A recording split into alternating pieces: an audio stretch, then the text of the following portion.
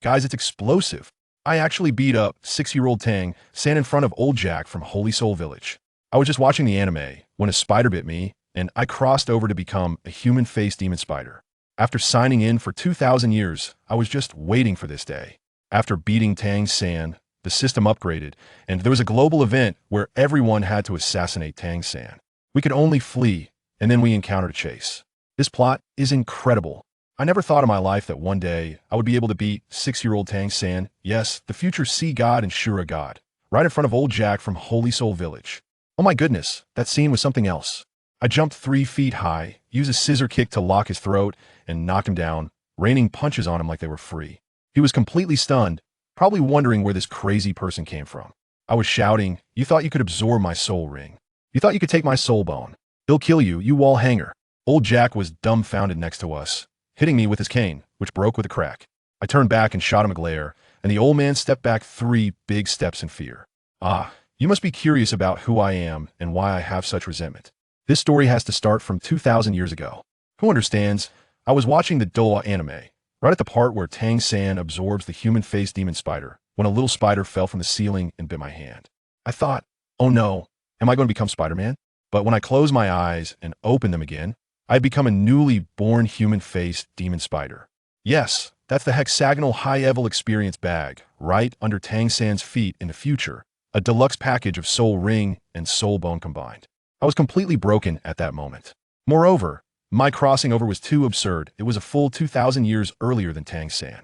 Fortunately, the heavens gifted me a sign-in system, which had no other functions, just a daily check-in for rewards. So, I, a spider with a human soul, began a Tuthow Zandier sign-in career in the Stardew Forest. Rain or shine, not a single day missed. You asked me what I was after? What was I after?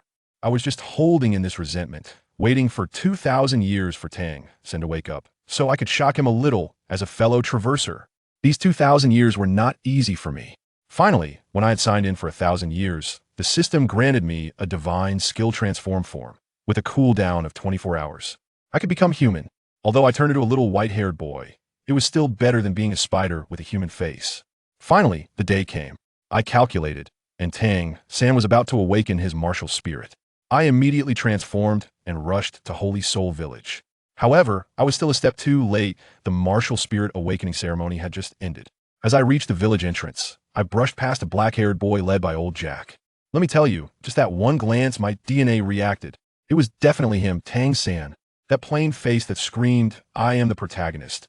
I would recognize it, even if it turned to ashes. I was so pumped that I yelled, "Tang San, stand there." And thus, the earlier scene unfolded. I beat him up until he was bruised and battered. He wanted to retaliate, but quickly realized he was no match for me. Of course, I was a spider who had signed in for 2,000 years. How could a 6-year-old child turn the tables on me? After I had my fun, I was about to leave when I heard a ding in my head. The system exploded. Ding. Wish fulfilled. System upgrading. Ding. Global descent countdown begins. Expected to arrive in 20 hours. Everyone will be born in the Douluo continent. I was dumbfounded. What the heck? Global descent? Now I couldn't leave, so I had to shamelessly follow Tang San back to his broken blacksmith shop. His father, Tang Hao, the legendary Hao Yanduo, was surprisingly not home. I felt a jolt in my heart. This was bad because with my beating, it seemed like the butterfly wings of the plot had flapped off course. Tang San was quite resentful and ignored me. I directly laid down on his bed, pondering my next move. I told him, "Little San, I'm not trying to scare you, but the world is about to change. Tomorrow, billions of people will parachute into this world, and 8 out of 10 of them have seen your life script." At first, he thought I was crazy until I revealed that he was also a reincarnator. Good heavens, my words nearly fried his CPU. The look in his eyes was filled with murderous intent, as if he was about to pull out his Juga divine crossbow. I quickly waved my hands. "Calm down. Those little hidden weapons of yours won't work on me right now. Besides, billions of people, can you kill them all?" He fell silent. I continued to persuade. "Oh no, state facts. Now your father is missing, and outside are people wanting to kill you. You have no choice but to trust me." Just as I was speaking, the system chimed again. This time, it assigned me a Miss Iona survival mission that I couldn't refuse. Protect Tang San. If he lives, I live. If he dies, I die too. I was really going to die. So it was a force binding, huh? Now, it was impossible not to take care of him. The next morning, the sky suddenly turned dark, like a total solar eclipse. When the light returned, the whole world was different. A chat box similar to a game popped up in front of me, with world channels and regional channels. I opened the regional channel and saw a lively scene. Dragon Overlord, roar. I've arrived at Douluo continent. Earthquake Overlord, the one above, stop shouting. Is anyone forming a team to Holy Soul Village? Bull Big. Coincidentally, I'm in Holy Soul Village. Coordinates are Marshall Wolf. The one above is stupid identification complete. I was enjoying the view when a message caught my attention. Dragon Overlord, did you all receive the task to assassinate Tang San? The reward is actually the sea god position. This is the rhythm of becoming a god by killing one person. What the heck? I was shocked at that moment. Billions of people with the task to assassinate Tang San, and the reward is directly becoming a god. Now Tang San wasn't the protagonist anymore. He had become the walking ultimate boss, who kills and drops god-level gear. My mind buzzed, and my first reaction was, where's Tang San? That kid must have gone to the back mountain to practice his purple extreme magic early in the morning. I sprinted towards the small hill, and when I got there, oh my goodness, there was a crowd of people at the foot of the mountain, all dressed in strange clothes, all shouting at Tang San on the mountaintop. Little boy, don't be scared. We're all good people. Come down. Yeah. We have candy to eat. I really couldn't watch. These creepy uncles were putting on a terrible act, and I could smell the villainy from 800 miles away. Tang San at the top of the mountain frowned, not falling for it. After a stalemate, those people lost patience and charged up. Kill. The first blood is mine. Kill one person to become a god. And what happened? Tang San coldly laughed, casually picked up a handful of stones, and started throwing them down. Don't underestimate his young age. Tang's sex, hidden weapon skills are no joke. Those ordinary people who had just crossed over and were unarmed were no match for him. One by one, they were hit by stones, bleeding and howling as they rolled down from halfway up the mountain. While he was killing everyone, he noticed me. This kid was clever while dodging with ghost shadow misty steps. He quickly rushed over to grab my hand. Let's go. I was delighted, sure. The two of us instantly disappeared in front of that group of rookies. After running out of Holy Soul Village, I shook off his hand. All right, we're safe now. This kid actually gasped for breath and said to me, I didn't expect you to keep up. I rolled my eyes at him, thinking to myself, now you realize how awesome I am? After going through all this, he finally believed my words and truly regarded me as an ally. I shared everything I knew with him, including the system, the traversers, and their ridiculous task of killing you to become a god. In the end, I looked at his serious little face and added with a hint of mischief, by the way, I forgot to introduce myself. Actually, in the face-devouring demon spider that you will have to personally kill in the Star Doe Forest in the future, in order to absorb its soul ring and soul bone. Just look at his expression. He froze in place, more stunned than when he was surrounded and beaten by dozens of people earlier. It took him quite a while to accept this fact, and he asked me what we should do next. I shrugged. What else can we do? The entire continent is dangerous for you right now, but there is one relatively safe place. Come with me back to my hometown, the Star Doe Forest. Let's lay low for a few years and level up first. So, we set off on our journey to escape, catching a ride on a carriage heading to the Barak Kingdom. We lay in a straw like a couple of old men, legs crossed, watching a bullet chat box that only we could see, monitoring the movements of our pursuers. I tell you, before we could even see a few messages flash by, the carriage let out a loud creak as it came to a sudden stop, and I nearly rolled off the straw in a backflip. Well, I looked forward and saw 6 energetic guys, dressed in a mix of cyberpunk and ancient styles, clearly not locals, definitely from my hometown. They blocked the road directly, with the leader wielding a big sword that looked heavy as if he were struggling to carry it. Seeing the situation, I understood they were after my buddy, the moving super airdrop. I immediately told the old man driving the carriage to leave and not get involved in our mess. The old man hesitated for a moment, but seeing my determined attitude, he drove off with his beloved carriage. Once the old man was gone, I leisurely jumped off the carriage and looked at the leader, Zhang, right? I asked him, bro, it seems you came for this main character beside me, right? To be honest, I'm quite curious, how did you see through my disguise? He pretended to be a master, sneering coldly. You think I would tell you? I shook my head and smiled. You won't, but you will soon. I didn't even bother finishing my sentence. The face-devouring demon spider, martial soul, activated directly. That purple. As soon as the black shadow appeared, a toxic air instantly spread. And let me tell you, those people turned green right on the spot. The next second, it was as if they were paralyzed, collectively experiencing muscle atrophy and unable to move at all. I sneaked up to Zhang, smiling like a villain, and asked him, now, can we have a proper conversation? You're the fish, and I'm the knife, got it? This guy got scared and started bargaining with me, saying that as long as he spoke, I had to let them go. I thought to myself, you're quite naive, but I said, all right, as long as your information is useful, it's not impossible. And guess what? There's a guy in their team, King, who had some kind of prophecy skill. and calculated that Tang San would definitely pass by here today. Family, who understands? This is getting intense. They're almost catching up to me. I asked whose skill it was, and a long-haired man next to Zhang Lang timidly raised his hand. I smiled at him. Then, without saying a word, the entity of the human-faced demon spider directly manifested. The Devour skill was activated, and my giant spider swallowed that long-haired guy in one bite, playing on the information gap and ensuring the enemy wouldn't get a second chance to cheat. Zhang Lang was so scared he almost peed himself, pointing at my shiny black 10,000-year soul ring, struggling to speak. T-10,000-year soul ring. Just then, I heard a ding in my head. The system notified me that the Devour was successful, and my first soul skill evolved into precognition. The effect was that I could see 30 seconds into the future. Goodness, isn't this just like having X-ray vision? I immediately used the new skill. Upon looking, it got furious. The image in my mind showed that this Zhang guy, appearing cowardly on the surface, was actually hiding a deadly move, preparing to take out Tang San while I wasn't paying attention and take me out along with him. Damn it, do you really think I'm a pushover? I immediately gave him a physical exorcism, concentrating my soul power in my fist, and with one punch, I smashed his skull open. Tang San next to me was dumbfounded, probably stunned by the bloody scene. I patted his shoulder and gave him a live lesson. According to the third rule of the Tang Sect's Xintian treasure record, once you've confirmed the enemy, don't hold back. Or you're just asking for trouble, got it? If I hadn't just seen the future, we'd both be done for by now. After hearing this, Tang San turned pale, looking at me as if I were a monster. After finishing this job, my head was buzzing. Tang San kept asking me about the Tang Sect, and I was so annoyed that I laid all out for him. Are you annoying or what? I've already said it. I'm just like those people, coming from another world. This Douluo continent is no longer what you think it is. Hundreds of millions of people have crossed over.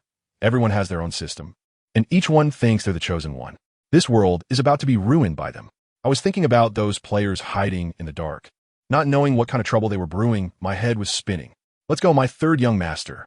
I let out a breath of foul air, pulling the still dazed Tang San along. It's useless to think too much. We need to survive first. Right now, we are racing against the entire world in a survival game. Either we become gods, or we end up in a box. There's no third option.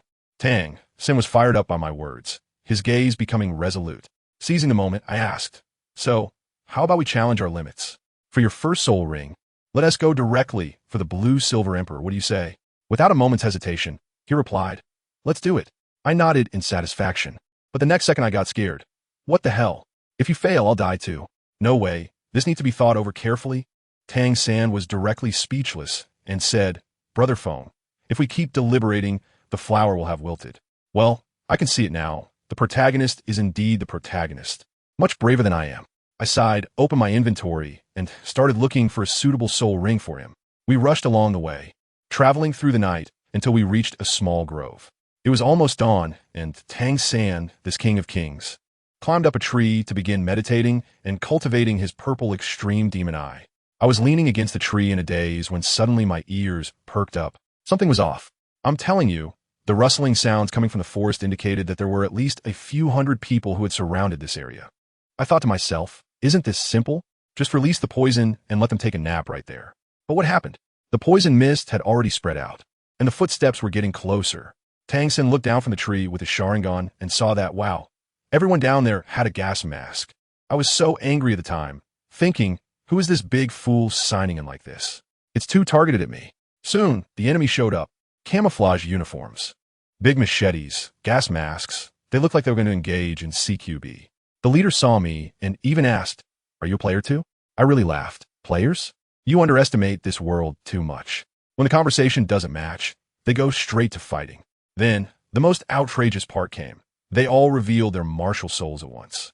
Let me tell you, they all had the same gold bell shield, and all of them had purple 1,000-year soul rings. I was completely stunned. How are we supposed to fight this? Each one of them is a big spender. Just when I was preparing to go all out, there was a loud bang from above, and a big sister fell down. She was dressed in clothes with blue and white porcelain elements, holding an oiled paper umbrella, gracefully landing between me and the enemies. I hadn't even gotten a good look at her face when she had already charged into the crowd. That umbrella in her hand was like a divine weapon, striking precisely with every poke, and with a snap, it shattered those golden bell shields along with the gas masks. Her movements flowing effortlessly. At that moment, I had one thought. It was the feeling of excitement. Oh no, Tang San still wanted to help. But that big sister directly transmitted a message to me, telling me to protect Tang San and be careful of tricks. As soon as I heard that, I thought, right? A dead comrade is not as important as the living. My life is the priority. At that moment, a few fish that slipped through the net charged towards us. Tang San was not hesitant either. He used his first soul skill, spider web binding, right away. You can't imagine that scene, when his purple soul ring shone. The blue-silver grass seemed to come alive, filled with poison and barbs, instantly binding those more than 10 people in a golden bell formation, making them all faint from the poison. I originally wanted to go up and throw a couple of punches, but there was no room for me to showcase my skills. All right, as expected of the main character, I'll just quietly watch you show off. But then, those bastards played dirty and lured the tiger away from its mountain. While the big sister was held back by a guy with a black eternal soul ring and a gold bell shield, the other three, also with eternal soul rings, instantly teleported over and surrounded us. I let out a cold laugh. I'd seen all of this coming with my foresight. I directly summoned the physical, human-faced demon spider. As soon as it appeared, it was like a small mountain with 8 legs that looked like spears. In just 2 quick jabs, it skewered the 2 ancient golden bell shields like kebabs. Then it opened its big mouth and crunch, chewed on those 2 bells like they were potato chips. In the end, the last one trying to escape was pierced through the heart by that big sister from behind with her umbrella, and that was taken care of too. So what happened next? After the big sister finished cleaning up, the first thing she did was protect Tang San behind her, and with a wary look, said to me, "I don't trust you. Does anyone understand my family?" I exploded on the spot. "I worked so hard to save you all, and you play this with me?" I yanked Tang San back and confronted her directly. "Who are you? I think you're suspicious too. Who knows if you want to come and snatch our super airdrop?" As a result, that little traitor Tang San actually whispered behind my back, "Brother phone. I don't think she's a bad person." Good heavens, after hearing that, the woman lifted her chin, and her tail was almost pointing to the sky. I told you I was watching from the side. My blood pressure went up. I put in a tremendous amount of effort to make Tang San understand how treacherous human nature is, and in the end, this woman wiped out all my efforts with just her looks. So all the anti-fraud campaigns in this day and age were for nothing, right? They just focus on a digital honey trap. Huh? My temper flared up instantly, and I sarcastically said to Tang San, "Hey, you better think it through. The prettier the woman, the more scheming she is." And guess what happened? The woman directly fired back at me. "I think you're the one who's not a good person. Try to deceive kids. Your level is way too low." Damn, my bad temper. I grabbed Tang San and was ready to leave, but she suddenly grabbed Tang San's other hand, and we were in a tug of war. She even pointed her broken umbrella at me, provoking me. I made it clear, I used to not hit women, but that doesn't mean I won't now. She got even more fired up. Come on. Just as we were about to have a full-blown fight, my good brother Tang San finally exploded. Enough. With a loud shout, he pulled both of us apart, telling us to take our argument elsewhere and not to pin him in the middle. Fine, I will endure. I turned my head, and that girl was still spouting nonsense. Human-faced demon spider, you can tell you're not a good person. I swear, I really could have done without this. In the end, it was Tang San who kept his cool, shook her off, and followed me. That girl stomped her feet behind us, but there was nothing she could do but reluctantly tag along. You think this is the end? Naive. As soon as we entered the territory of Soto City, something felt off. The atmosphere in the entire city was strange. And later I found out that this place had been completely taken over by a player organization called the Fiery Sun Guild. They already knew our every move. The leader of this guild was called Flame Hero, and I heard he was already at level 41 Soul Master, incredibly powerful. However, he was busy with a quest, so he sent his deputy to deal with us. Goodness, as we were walking down the road, ahead of us in the setting sun stood a huge man, as big as a bear, wielding a giant sword, just standing there upright. The scene was overwhelming. As soon as I saw the situation, my heart sank. I asked him, "Is it just you?" He was so confident, saying, "Yes, just me. That's enough." At that moment, I thought this guy talks a big game. Does he really have the skills, or did he just forget to brush his teeth? I quickly pulled Tang San and that girl aside and whispered, "What should we do? This guy's confidence is a bit scary. Could he be up to something?" Tang San also felt something was off. Then the girl started again, rolling her eyes at me. Do you think everyone is as dirty-minded as you? That's the confidence of a strong person, someone like you, a little spider. Would he understand a thing? I really don't want to argue with her." At this moment, the big man became impatient and asked if we had come to an agreement. I quickly put on a particularly rogue expression and said, Big brother, you're a big man. Bullying a weak woman and 2 children. Doesn't that sound bad if it gets out? Guess what he said? With a straight face, he replied with 2 words, not afraid. Incredible, this steel straight man, no wonder he's single. Just as I was complaining in my heart, he made his move. I heard him roar, and from behind him emerged a huge stone giant apparition, surrounded by flames. Martial spirit lava giant. I thought to myself, oh no, I've run into a tough opponent. Without wasting any words, I summoned the illusion of the human-faced demon spider, put on my poison gauntlets, and charged forward. As a result, that guy was even more ruthless. His first soul ring lit up, a black one, a 1,000-year soul ring. First soul skill, Meteor Fire Fist. Damn, that scene was like the Saint Seiya unleashing the Pegasus Meteor Fist, with fiery fists raining down on me from all directions. At that moment, I thought he was foolish for using an area attack in a 1v1 match. Turns out I was wrong, dead wrong. Those fire fists were just a decoy, a smoke bomb.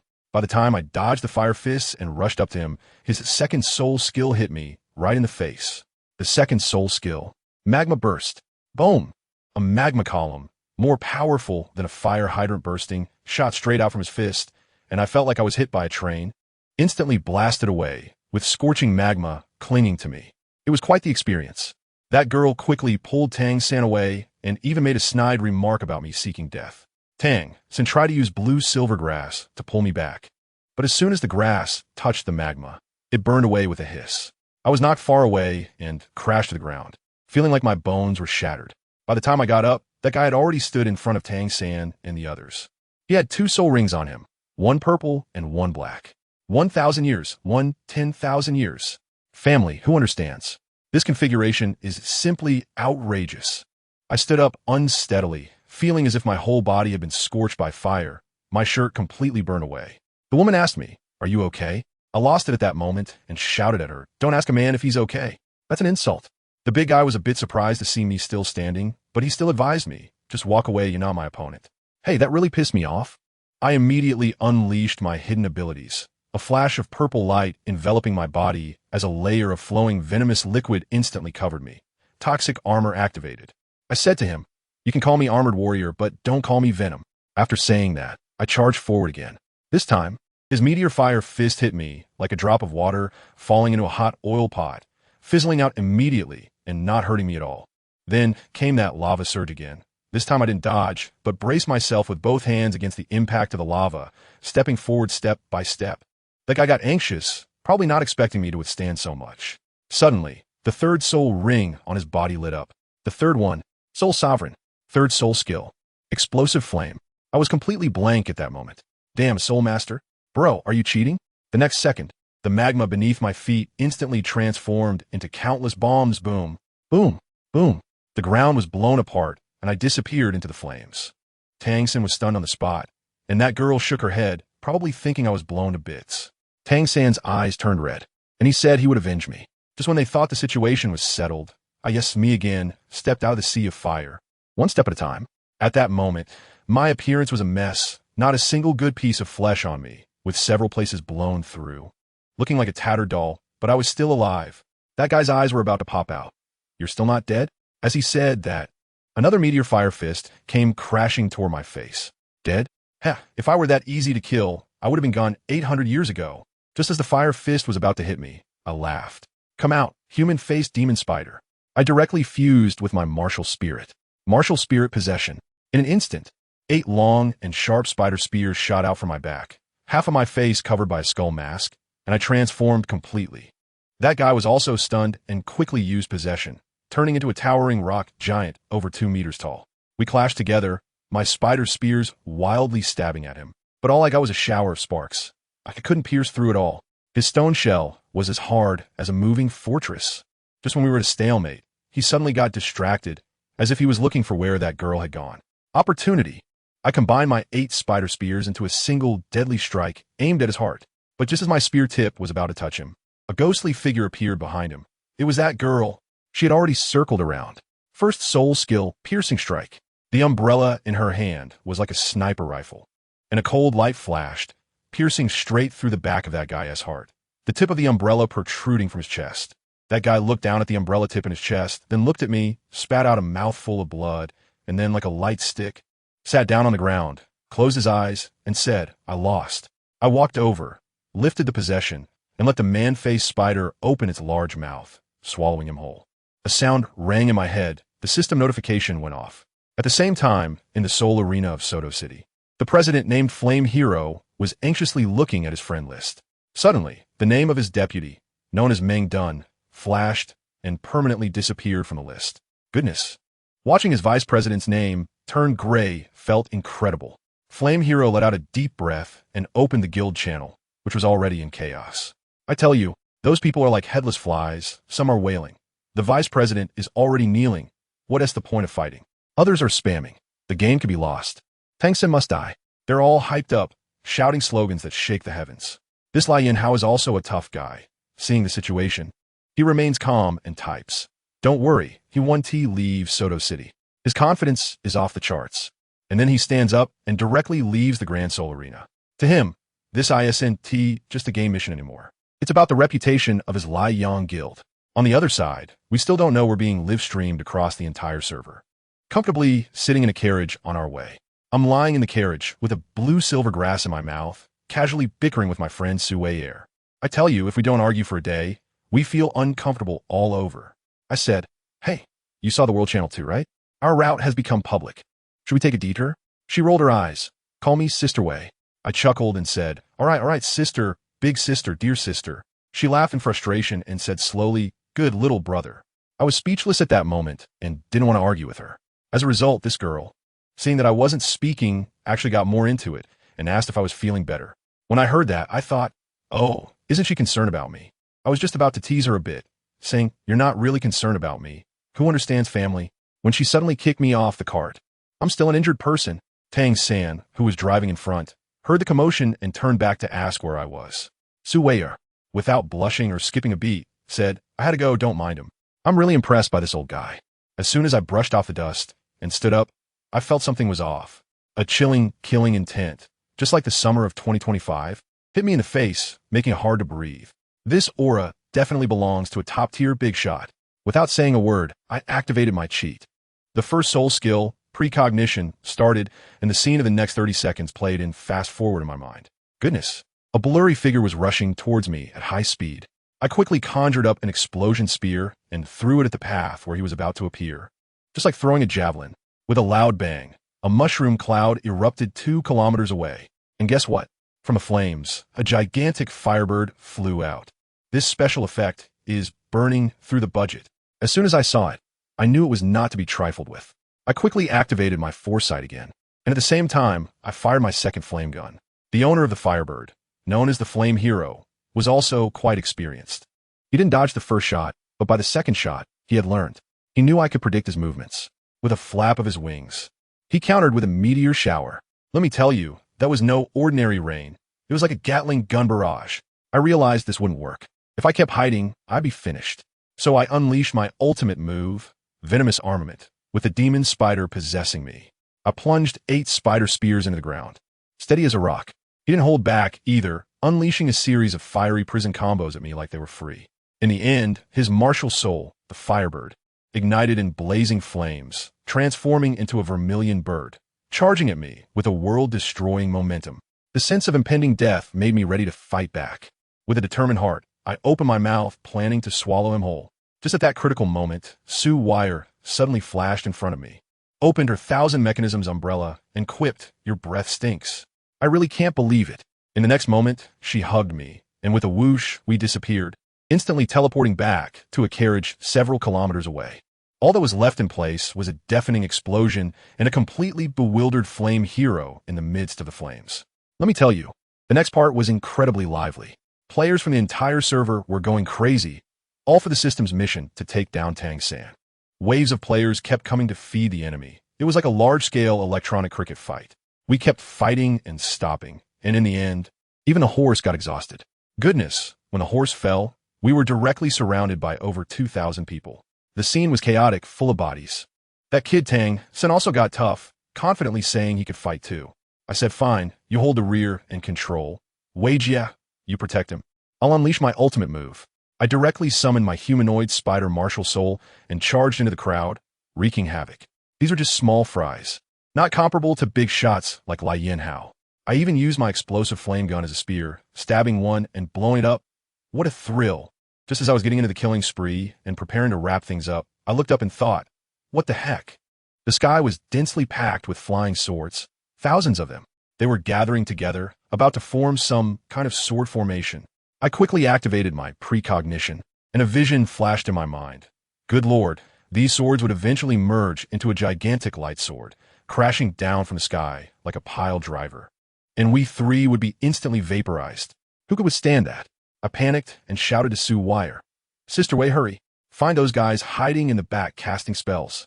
Meanwhile, I drew back my hands, conjured 2 explosive flame guns, and started firing them into the sky like anti-aircraft guns, determined not to let them merge.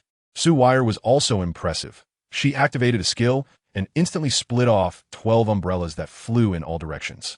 Then she disappeared, and the next second, she reappeared several dozen meters to the north, where a group of people was casting spells.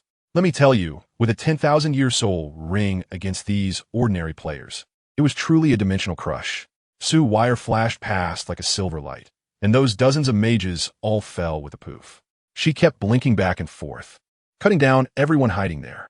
Once the sword formation in the sky was broken, I sighed in relief and quickly called out to them. Stop lingering, it's not safe here. Let's get out. We're making a run for it, and the world channel is almost in an uproar. At this moment, a guy named LV Weiming popped out of the crowd. With a name like that, his appearance is hard to describe, standing at only 1.40 meters. But he is really sharp. He looked at the brainless crowd chasing us and muttered, "A bunch of idiots," before taking a shortcut, heading straight for the Stardow Forest. He had already guessed we were going there. However, halfway there, he saw the world channel explode again. It turned out that the players from the Spirit Hall had directly sealed off the entrance to the Stardow Forest, not allowing anyone in.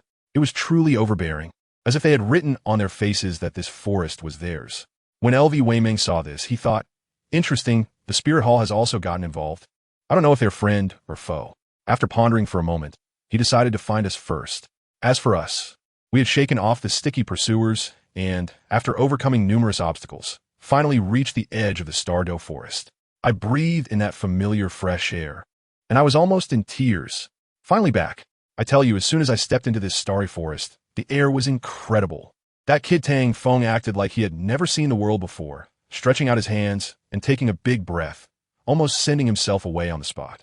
Next to him, Tang San was also looking intoxicated, while Su Wire, my good sister, had a face as dark as rolling her eyes to the sky and saying, I say, you too, we are here to escape, not to travel. Did you eat the pursuers behind us? Tang Feng was still being stubborn, saying that the Spirit Hall was guarding us, and they couldn't get in. Wow, what a statement. Su Wire exploded at that moment, and directly replied with 2 words, naive. Well, that was it. The two started to argue back and forth. Tang San and I stood by, dumbfounded, feeling like a full-on fight was about to break out any second. Sure enough, Su Wire could no longer hold back, and with a swish, she pointed her 1,000-machine umbrella at Tang Feng, coldly uttering 3 words, draw your sword. Folks, who understands? These two are really all about either fighting or being on the way to fight. Tang Feng still wanted to dodge, but Su Wire's umbrella seemed to have eyes, following him wherever he went. Just when the tension was palpable, suddenly, a round of applause came from deep in the forest. I was startled and thought, who is it? What a time to choose. Then a voice came through. Please welcome our main character to the stage.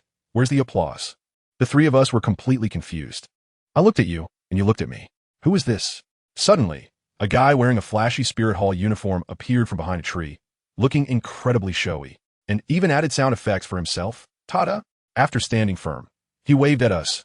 Warmly welcome your protagonist, Ling Hu Xiu, to the scene.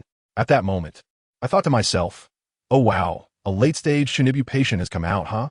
Su Wire was the quickest to respond, directly throwing out a precise jab at the narcissist. That guy acted as if he hadn't heard it, starting to clap again. Your protagonist has appeared. Put down Tang San. You can all take your lunchboxes now. The light is with you. Amen. What on earth is this? Tang Feng and Su Wire exchanged glances, and from each other's eyes, they saw 4 words, care for the mentally challenged. Tang Feng directly ignored him, turned to Su Wire and apologized. Sister Wei, I'm sorry, I was too naive. Su Wire surprisingly smiled, reached out to pat his head as if comforting a dog. Knowing wrong and being able to correct it is what makes a good child. Hey, you too. Is it really okay to flirt in front of the villain?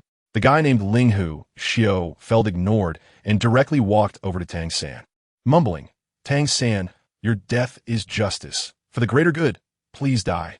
Su Wire immediately stood in front of Tang San, her thousand-machine umbrella held horizontally. "Justice? Greater good? I say, are you out of your mind?" Ling Hu Xiao looked at Su Wire with a pitying expression. There are always a few clowns trying to block the light. "All right, it's confirmed. This guy is seriously ill." Without saying a word, Su Wire directly attacked.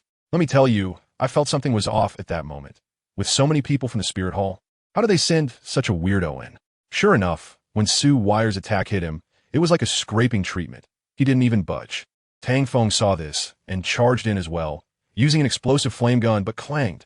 He was easily swatted away by the guy's wrist guard. Immediately after, Ling Hu Xiao threw a punch at Tang Feng. Bam! It landed squarely on Tang Feng's face. Tang Feng flew back, and I quickly rushed over with Tang San to act as a cushion, but we were still knocked far away. I helped Tang San sit up, and I could only feel one thing. This guy is ridiculously strong. Tang Feng spat out a mouthful of blood, rubbed his face, and his expression completely changed. "You don't hit the face when fighting. You've successfully provoked me. Come out, human-faced demon spider." He was serious now. Toxic armor. Human-faced demon spider possessed. But on the opposite side, Ling Hu Xiao was even more excited. A buzzing sound erupted from him, and 3 soul rings appeared. Wow, 1, 2, 3. All black. 10,000-year soul rings. He was chanting like a spell. First soul skill, defense of excellence. Second soul skill, attack of excellence. Third soul skill, speed of excellence. I was completely stunned at that moment. Are soul skills nowadays really this plain and outrageous? As a result, the 3 main attributes of attack, defense, and speed doubled instantly. And he vanished in a flash. By the time we reacted, Tang Feng had already been sent flying again, while Su Wei managed to dodge with the displacement of the thousand-machine umbrella. But the next second, Ling Hu Xiao appeared behind her like a ghost. Just as he was about to strike, Ling Hu Xiao suddenly stopped and fixed his gaze on Tang Feng. 8 spider spears, the root of sin, must be eradicated. This completely infuriated Tang Feng. Dark energy surged from his body, and he became monstrous. "You bunch of idiots! I don't care about your so-called righteousness. Ever since you players descended and turned the continent into a mess, what right do you have to talk about justice? System awaken. True form of the soul beast. Human-faced demon spider." Boom! In a surge of black light, Tang Feng's body rapidly expanded, transforming into a terrifying giant human-faced demon spider over 2 meters tall. Let me tell you, the expression on Su Weier's face at that moment was like her worldview shattered. Her CPU was probably about to overheat. She never expected that the guy who bickered with her every day was not even human. And guess what? Ling Hu Xiao not only wasn't afraid, but he also became even more excited, muttering something about the divine forgiving your sins, and then a black 10,000-year soul ring lit up around him. 4th soul skill, Ti Hua Ji Xiao. Who understands this, my friends? Ti Stai Hua Ti. Are soul skills starting to promote products now? I later found out that his martial soul was called One Branch Alone, and its effect was particularly bizarre. In one-on-one battles, all attributes doubled. But the more people there were, the worse the effect. This guy was a born lone wolf, focusing on being the standout. With 4 rings activated, Ling Hu Xiao was practically a war god, unleashing a set of authentic Shaolin martial arts. Bang, bang, bang. He pounded Tang Feng, who was in a miserable state, with spider blood flying everywhere, and his abdomen was pierced. It looked like he was about to be KO'd on the spot. Su Weier couldn't bear to watch and prepared to fight back. But just when Ling Hu Xiao said goodbye, that battered human-faced demon spider surprisingly wobbled and got back up, its wounds visibly healing. A thread shot out and stuck to Ling Hu Xiao's hand. Ling Hu Xiao was stunned, pulling on the thread for a long time without budging, his face turning green. He finally realized that this thing in front of him was not right. The two started fighting again, and Ling Hu Xiao activated his 5th soul ring, showcasing astonishing skills. Doubling all attributes again, his combat power nearing that of a soul sage. But the human-faced demon spider that Tang Feng transformed into had been signed in for 2,000 years. No ordinary soul beast at all. They fought fiercely, with Ling Hu Xiao's punches breaking Tang Feng's spider legs, only for them to heal instantly. Just at that stalemate, Tang Feng suddenly froze in battle, and I thought, oh no, why is he zoning out at such a crucial moment? Guess what? He suddenly remembered that he had forgotten to sign in today. System, sign in. Ding. Sign in successful. Outer area of Stardow Forest. Reward. 250 years of soul age. In that instant, Tang Feng's aura surged violently, and the entire spider grew a size larger. Ling Huxio's instincts told him danger. Without a second thought, he turned and ran. One escape. The human-faced demon spider let out a cold laugh, its 8 legs moving like lightning, instantly blocking Ling Huxio's path. Now, the tides had turned.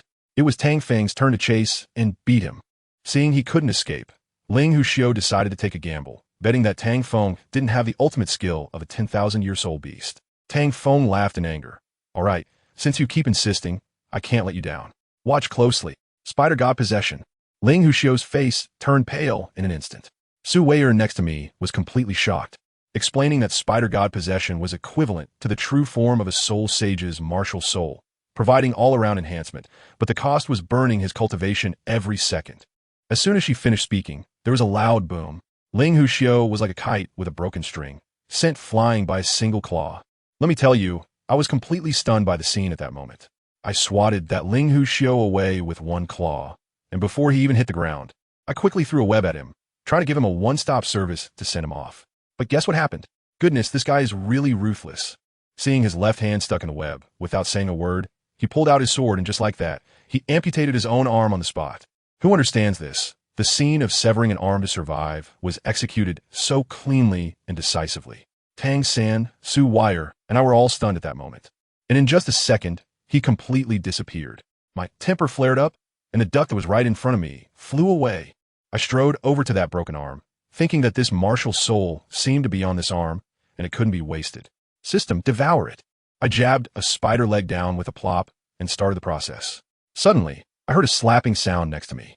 Turning around, I saw Su Weier looking so scared that her face had turned pale, staring at me as if I were some prehistoric giant beast. I hurried to explain, "Don't be afraid, girl, this is a system feature. I'm not some wilderness survival streamer. I won't eat that." But her gaze clearly showed disbelief. I was really at a loss. Just as we were staring at each other, suddenly there was a rustling in the grass, and a muscular guy jumped out, shouting, "Don't be afraid, beautiful. Your hero has arrived." I thought, which film crew has mistakenly arrived on the wrong set? He charged towards Su Weier like a little tank with his long legs. Then came the most explosive scene, just as this guy was about to perform a heroic rescue. He tripped over something under his feet and fell flat on the ground, executing a perfect faceplant. Due to his speed, he ended up doing a 360-degree spin on the ground, and, with a slap, his face landed squarely on Su Weier's calf. The air instantly went silent. Both I and Tang San were about to pop our eyes out. Was this guy sent by a monkey as reinforcements? Su Weier's face turned as dark as the bottom of a pot, and the temperature around us dropped by several degrees. She squeezed out a few words through clenched teeth. "Pervert, let go of your dog paw." Then she raised her right leg and kicked without mercy. With a thud, the guy was kicked into a V shape, spitting blood as he flew away. I felt pain just watching. If he had been a few centimeters closer, he would have experienced a life of shattered eggs without a trace. Tang San trembled in fear beside me, probably thinking that this woman was terrifying when she got serious. "You think I was the end?" No. Su Weier still felt unsatisfied. She walked over to that guy, grabbed his clothes, and started wiping the saliva off her calf. After wiping, she probably thought his clothes were dirty too and kicked him fiercely. Tang San and I exchanged a silent glance and took 3 big steps back, silently agreeing that women were truly terrifying creatures. Once Su Weier vented her anger, Tang San finally dared to approach me and quietly asked why I hadn't transformed back yet. I said, "Man, I want to, but this thing has a cooldown. I have to wait until midnight to refresh." Upon hearing this, Tang San got even more excited and asked, "Can I touch your leg?" To my surprise, he actually went for it, using his Xian Yu hand to feel my venomous legs, studying them with great focus. At that moment, Su Weier dragged over the now beaten-up Lu Weiming. Seeing Tang San being so handsy on me, her expression instantly changed, as if she was looking at some strange CP. Tang San quickly jumped down and asked who this pig-headed guy was. Lu Weiming, beaten so badly that he could barely speak, stammered that he wasn't there to kill Tang San, but to help because he knew Tang San was the protagonist. Wow, that was quite a bold reason. Meanwhile, the world channel outside had exploded. The story of Ling Huxio escaping with a broken arm was being exaggerated by those busybody players, spreading like wildfire. Wu Delang. All members of the Spear Hall, I heard your experts have changed their last name to Yang. Yang Kuo, Tet Yang, Doghead, Zhamba Tian. Laughing to death, That's what happens when you become a lackey. You deserve it. Long AOT on. Still blocking the Stardew forest? Is it yours? Now look, you got beaten back. Truly a delight. Just as everyone was frantically criticizing the spirit hall, someone suddenly shouted in the channel, "Damn. I think I saw Tang San. He's outside the forest, making gestures at us." As soon as this was said, everyone was stunned. Soon, more and more people claimed to have seen him. Those players couldn't sit still anymore. The chance to become gods was right in front of them. They rushed into the Stardew forest like madmen. The spirit hall members couldn't stop them. Once they rushed in, they found multiple figures of Tang San running in all directions. They didn't care if it was a trap. They thought that fewer people meant less competition, so they split up to chase. Eventually, a group managed to corner one Tang San. That Tang San, very straightforward, just raised his hands to surrender. However, one impatient guy rushed forward with a knife. With a slashing sound, guess what happened? That Tang San turned into a puddle of blue liquid.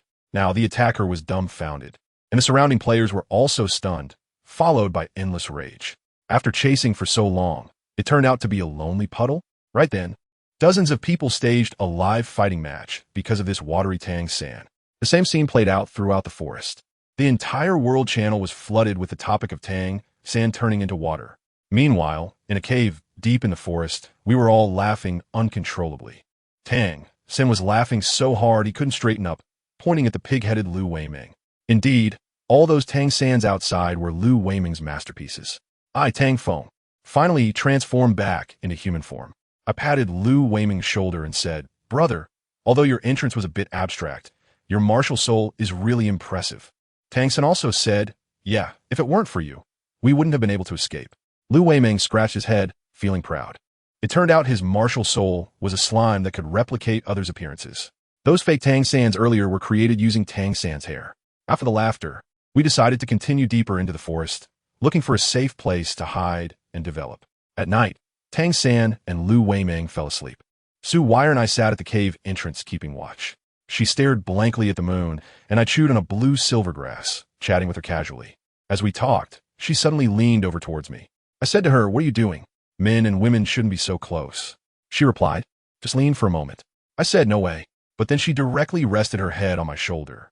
I was complaining, but my body didn't move. After a while, I felt my shoulder getting a bit numb, and when I turned my head to take a look, I was surprised to see that she had actually fallen asleep. Never mind, I'll just consider it borrowing a pillow. The next morning, we found a relatively safe area and prepared to set up camp there. I directly said to LV Weiming, "Brother, it's time for you to shine. Show us your slime and get to work." LV Weiming looked aggrieved, but still summoned his jelly-like slime spirit. He asked me for a few strands of hair, stuffed them into the slime, and then muttered some incantations. Before long, that blob of blue liquid fell to the ground, wriggled, and quickly transformed into another version of me. Then, LV Weiming's soul ring flashed, and that version of me began to split, doubling, then quadrupling. In the end, 32 identical clones of me stood neatly in front of us. I went up and hugged a clone, pinching his face. "TSK, TSK, TSK. So handsome." The clone narcissistically replied, "That's right. I'm incredibly handsome." Then, with 32 clones plus me, we all struck a pose in unison. "Please don't be infatuated with me. I'm just a legend." Some even started singing. Tang San and Su Wire were completely speechless beside us. Su Wire held her forehead and said, "Stop messing around. Let's hurry up and build the house. The clones have a time limit." I finally put away my playful spirit, drew a rough sketch on the ground, and asked my clones, "Can this design be accomplished?" The 32 clones huddled together and murmured for a while, then turned to me in unison and said, "It's not possible." I scratched out the drawing on the ground with a fork. "All right, I can't do that either, so let's build a simple wooden house instead, something like this." "Like this? It should be fine, right?" When those guys saw it, they exclaimed, "Oh, we can finally understand this drawing," and all nodded in agreement to give it a try. Only that guy Lu Weiming stood there like a telephone pole, looking utterly disenchanted. Let me tell you, his martial spirit is really bizarre. It's called a slime, sound impressive, full innate soul power, but what happened? It summoned a bunch of jelly clones, each with their own thoughts, and they even dared to strike and refuse their master's orders on the spot. It's unbelievable. L. Weiming was complaining to us at the time, saying he was also helpless, who knew this thing was so troublesome. Then the next second, I saw those dozens of slime clones suddenly turn their heads and stare at L. Weiming with intense focus. The look in their eyes, I tell you, was like catching your husband hiding his secret stash of money, filled with judgment. El Weiming immediately cowered, laughing awkwardly and urging us to get to work. I bet that guy was definitely thinking something dirty, like cyber succubus, just now. Otherwise, how could his martial spirit react so strongly? Su Wire, the girl, is quite sharp. She saw right through it and coldly snorted at El Weiming. Pervert. Anyway, the slime minions returned and diligently built the little wooden house. But when we ran out of soul power, I had to pull out my little sign-in pill and tossed it to El Weiming to let him take it and continue summoning. This guy looked shocked, saying he had never signed in for a pill before. Wow, how unfortunate could it be? Even the system is rejecting him. After the wooden house was built, we finally settled down in this cursed place. Days passed, and it was quite comfortable. But then Tang San, this useless guy, was cultivating at a rocket-like speed, and in no time, he hit a bottleneck again. It was time for a second soul ring. This kid is also tough. He immediately asked for a 10,000-year one, aiming straight for the cave-dwelling spider. I was taken aback. Brother, I'm also a spider. Are you trying to harm your own kind? But there was no choice. For the sake of the protagonist's growth, I had to painfully take him to find my unfortunate distant relative. The hunting process went relatively smoothly, but the absorption was quite thrilling. After all, it was a 10,000-year soul ring, and Tang San's little body almost exploded on the spot. His mental world was about to shatter into a QR code. Luckily, I was prepared and had already stuffed him with an ancestral strength pill. Oh no, a small dark green bead for him to hold in his mouth. Don't ask, just consider it a secret weapon. With this thing, he finally managed to hold on, and his soul power skyrocketed to level 28. Isn't that impressive? Just like that, another half-month of peaceful days passed. One day, Tang San went out for a stroll and actually brought back two elderly people who were low on health. The two old folks were holding Tang San's hands, filled with gratitude, saying that today, young people have forgotten the traditional virtues of respecting the elderly and loving the young. Their eyes are only on money and benefits. Lacking love. I tell you, at that time, me, Su Wire, and LV Weiming were directly silenced by this AoE. Who understands? It felt like my knees were pierced with arrows. This grandpa, Bai, and grandma son just stuck to us, saying they wanted to stay here. Fine, let them stay. But they were particularly stubborn, insisting on building their own house, not wanting to squeeze in with us. What could we little ones say? We could only go help. I have to say, helping the elderly finish their house gave me a sense of accomplishment that was even better than moving into a new home. After it was done, I brought them some food, and the old couple insisted on giving me money. It was this action that completely ignited a quirky little spark in LV Weiming's mind. This guy suddenly got all hyped up and started actively bringing warmth to the old couple, then indirectly asked me if we could lure nearby soul beasts to come over as neighbors. At the time, I didn't take it seriously, thinking he was just being silly again. But 3 days later, he actually led 7 groups of elderly men and women into our camp. I was stunned and went to ask him, and this guy actually told me he wanted to build a city in this star-dove forest. A city specifically for taking care of these lonely elderly people. He said he wanted to see what kind of amazing rewards the system would give for players building a city in Douluo continent. At that moment, I just wanted to punch him and say, "Speak human language." He then pointed his heart and said these old people are too pitiful, feeling empty inside. Well, I was moved by what he said. Let's do it. Then this guy suggested that the 3 of us become sworn brothers. I impulsively agreed. Just like that, Tang Feng, Lu Weiming, and Tang San bowed to the heavens and the earth. After the ceremony, I realized something was off. According to my age, I'm over 2,000 years old, so why do I feel like I've lost out in terms of seniority? Anyway, since I was now the sworn big brother, I couldn't take this lightly. I personally went to reason with the surrounding eternal soul beasts, and if reasoning didn't work, I would show them my 8-pack abs. Believe it or not, the effect was outstanding. A month, can you believe it? A month. A harmonious coexistence of humans and beasts. Oh no, a city called Initial Encounter, just like that, sprang up. The system notification sounded, saying I had successfully built the city and directly rewarded me with a 100,000-year soul ring. I still hadn't come back to my senses from the excitement when Lu Weiming, that guy, jumped over like a monkey, hugged me, and spun around. Grandpa Bai and the others surrounded us. Everyone was cheering, and in the end, they just threw me up into the air. At that moment, looking down at all the smiling faces and those soul beasts dancing along, I felt a lump in my throat and almost cried. This is our home. The news of the establishment of Initial City spread throughout the player community within a day, and the world channel exploded. My name, Tang Feng, had completely gone viral. However, the 4 words, "joy turns to sorrow," are the wisdom of our ancestors. Just a week after we successfully built the city, A colossal creature appeared outside initial city without any warning. That thing, a black gorilla the size of a mountain, stood there with its jet-black body and eyes like searchlights. Erming, king of the forest. It just stood there, and the pressure it exuded nearly scared the entire city of people and beasts into wetting themselves. Family. Who understand that feeling? It was like the server's GM had personally come down to the field. The city instantly fell into chaos. Some shouted to defend our homeland to the death, while others were already preparing to flee. I immediately realized that Erming would not easily leave the Lake of Life. It would come here for only one reason. I quickly instructed LV Weiming and Grandpa to calm the crowd, then turned to Tang San and said, "Ah San, activate your purple extreme magic eyes and quickly check if there's a little girl in a pink dress on Erming's shoulder." As soon as Tang San heard this, a flash of purple light appeared in his eyes, and he began to report. "Pink uniform, short skirt, those legs, long." I slapped him on the back of his head and said, "What are you talking about? I asked you to look at the person, and you're here reporting measurements? That's your future wife. Can you show a little ambition?" Tang San chuckled and said he was a bit nervous. I patted his shoulder and told him to show some manliness. First impressions matter a lot. Just then, the little girl really did jump down from Erming's shoulder and bounced over. Erming called out to her and then turned to disappear into the forest. But he didn't go far. I quickly went up to Tang San. The girl, just as described in the book, was wearing a pink outfit, had long scorpion braids, and had a pair of rabbit ear decorations on her head, looking incredibly cute. She winked at us and smiled, asking which one of you is Tang Feng, and which one is Tang San. As soon as Tang San introduced himself, the girl circled around me, sniffing with her little nose, and suddenly her eyes brightened. Familiar scent. "Are you that little spider from back then?" I was taken aback at the time. What the heck? A little spider? She continued, saying that back then.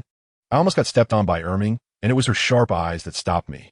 My mind was racing, and I immediately remembered that this girl liked others to call her sister. I solemnly clasped my fist and said, "Thank you, Sister Xiao Wu, for saving my life back then." Xiao Wu immediately burst into a giggle, clearly delighted. Tang San beside us was dumbfounded.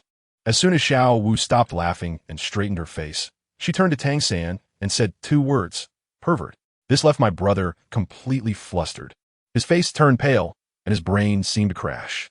I guess everything Wei Jie and I had told him earlier went straight out the window as he stammered for a long time before managing to say, "No, that's not it. I'm sorry." Goodness, I almost fainted on the spot. Despite all the reminders on the way here, he still messed up. I quickly stepped in to ease the situation, clear my throat, and said, "Cough, Sister Xiao Wu, don't mind him. He is not very bright. How about I take you to explore our initial meeting city? It's really fun there." Only then did Xiao Wu shift her gaze away from Tang San. After thinking about her purpose for coming, she nodded and said, "All right, then I'll trouble you, Xiao Fengzi." "Wait." I quickly waved my hand and said, "Sister Xiao Wu, you're being too formal. Just call me Xiao Feng." She was quite agreeable, saying, "All right then, Xiao Feng, lead the way." I immediately gestured for her to follow me and led her towards the city. However, after just a couple of steps, Xiao Wu turned around and shouted at Tang San, who was still standing in place drawing circles. "Hey San, you come along too?" I tell you, with just that shout, Tang San's soul instantly returned to its place. Like a little eunuch who received an imperial decree, scampering along. Family members, who understands? I can barely hold back my expression that is hard to look at. As soon as we entered the city, our local channel exploded. These uncles and aunties, with nothing to do, love to gossip online. Flower seller, oh, I see Sister Xiao Wu. So pretty, just like my granddaughter when she was little. Fruit seller, ISNT that right. So pink and tender. Who would tea like her? If only my grandson could. Knitting old man, area stop it. Can't you see that she is a couple with Asan? A match made in heaven. Just look at your grandson's figure. Fruit seller, you old man. Just because you can't have me, you attack my grandson, right? Shameless. I was speechless looking at the bullet comments. These old buddies are all about online battles. But as we chatted, the vibe suddenly shifted. Grandma's son, don't you think Xiao Wu and our Xiao Feng are quite a match? Grandpa by a wife. Don't say nonsense. Old Wong, I think Sister Son is right. Bystanders A, B, C, D, agreed one. Goodness, how did this fire end up on me? I quickly pretended not to see it. To be honest, Xiao Wu is indeed a lovely girl, full of spirit. Who wouldn't like her? But could I have that thought? She's the future wife of my sworn brother. I understand the principle of a friend's wife should not be violated. But my brother, can't you show some backbone? All along the way, whatever Xiao Wu wanted to eat or play, Tang San would buy it without a second thought. The uncles and aunts in the city also liked her, giving her gifts whenever they saw her. And Tang San just followed behind, grinning like a fool, purely the bill payer and bag carrier. After we finished exploring the entire initial meeting city, Xiao Wu was ready to leave, and she jumped over to me with a dazzling smile. Xiao Feng, thank you so much today. I had a great time. I'll come to play with you again next time. I just waved my hand and said you're welcome, and beside me, Tang San got anxious, pointing at his own nose, looking quite aggrieved. Sister Xiao Wu, what about me? Xiao Wu casually replied, oh, thank you too, with just that one line. Tang San started scratching his head and grinning foolishly on the spot. I was stunned. Is this really the cool guy Tang San I know? This can't be a high-quality imitation, right? As soon as Xiao Wu walked away, I slapped my hand in front of Tang San to bring him back to reality. The person was already gone. Looking at his lovesick expression, my head started to hurt. The way you performed today was simply disastrous. You must go back and take some lessons. He looked at me in confusion. Huh? Fengge, wasn't today great? Xiao Wu is really so beautiful. My head is buzzing, and unable to bear it any longer, I directly shouted his full name, Tang San. He was taken aback and weakly asked, Feng, brother Feng, what's wrong? I spoke to him earnestly. If you keep this up, Xiao Wu will definitely run off with someone else. Haven't you realized how outrageous your behavior is today? He seemed a bit flustered and stammered, asking, Am I really going to lose Xiao Wu? Of course. I patted his shoulder. If you don't want to lose her, go back. Go learn properly from Grandpa Bai and Grandma Sun. Next time Xiao Wu comes, I want to see a brand new you. When we got home, we told Grandpa Bai and Grandma Sun about Tang San's situation today, and they got anxious too. Grandpa Bai came over and touched Tang San's head, looking like someone who had been through it. Don't panic, kid. Who isn't he lost in love? Before he could finish, Grandma Sun slapped his hand away. Go away. That's not even a breakup. Little San, don't listen to this old man-ass nonsense. Back in the day when he was chasing me, he was even sillier than you. Grandpa Bai wasn't happy and complained. Come on, dear, be reasonable. It was clearly you who was pestering me every day. I was just young and naive to fall for your tricks. Grandma Sun got angry right away, grabbing Grandpa Bai's ear. Oh, you old fool. Now you regret it, huh? Still thinking about your first love, are you? Kneel on durians tonight. Ouch, ouch, ouch. Grandpa Bai quickly begged for mercy. I was almost laughing so hard next to LV Wei Ming that I was about to injure myself. This old couple is simply our source of happiness. After a long while, we finally got back to the main topic. Grandpa Bai said he didn't have much experience either, but he called in external help. We were all curious when Grandpa Bai mysteriously said, I called Old Wong over. When it comes to chasing girls, no one in this city understands it better than him. Old Wong? The one who is as strong as LV Wei Ming and even a bit chubby? Him? A love guru? We were suspicious when a loud voice suddenly came in. Old Wong rushed in, slapped Tang San on the shoulder with great enthusiasm, and said, No problem. You can count on me. Tang San, right? From now on, you're with me. Without caring whether Tang San was willing or not, he pushed him out while shouting, Brother Bai, I'm taking him away. 1 week. Hellish training. I guarantee you'll get a brand new Tang San back. Looking at Tang San's expression of despair as he was forcibly dragged away, I felt uneasy and asked Grandpa Bai, Is this really okay? Grandpa Bai and Grandma Sun exchanged a strange glance. Grandma Sun sighed. I'm just afraid Old Wong will lead him astray. Grandpa Bai added, Our ear is aesthetic. Was all about long trench coats and various strange styles. After listening to it with LV Wei Ming and Su Wire, we all shivered and could only silently pray for Tang San in our hearts. In the following days, Tang San really started his hellish training. That guy, LV Wei Ming, was very curious and found excuses to sneak a peek every day, and by the third day, he himself joined in. Su Wire even teased me. Why don't you go learn too? It's a must-have skill for chasing girls. I don't want to go. Being a soul beast and living my lazy life is great. The other day, I was so bored that I scrolled through the World Chat channel, and I really saw a message that made my heart skip a beat, feeling like the plot of Douluo continent was about to take a strange turn. Just as I was feeling annoyed, I accidentally broke a plate while cleaning up, and I even cut my hand. Truly, misfortunes never come singly. It was at that moment, in Old Wong's basement. Let me tell you, the scene was simply the most explosive performance art of 2025. Tang San and L Wei Ming, two big guys, dressed in Peking opera costumes, with heavy makeup, were singing Farewell, My Concubine. You heard that right.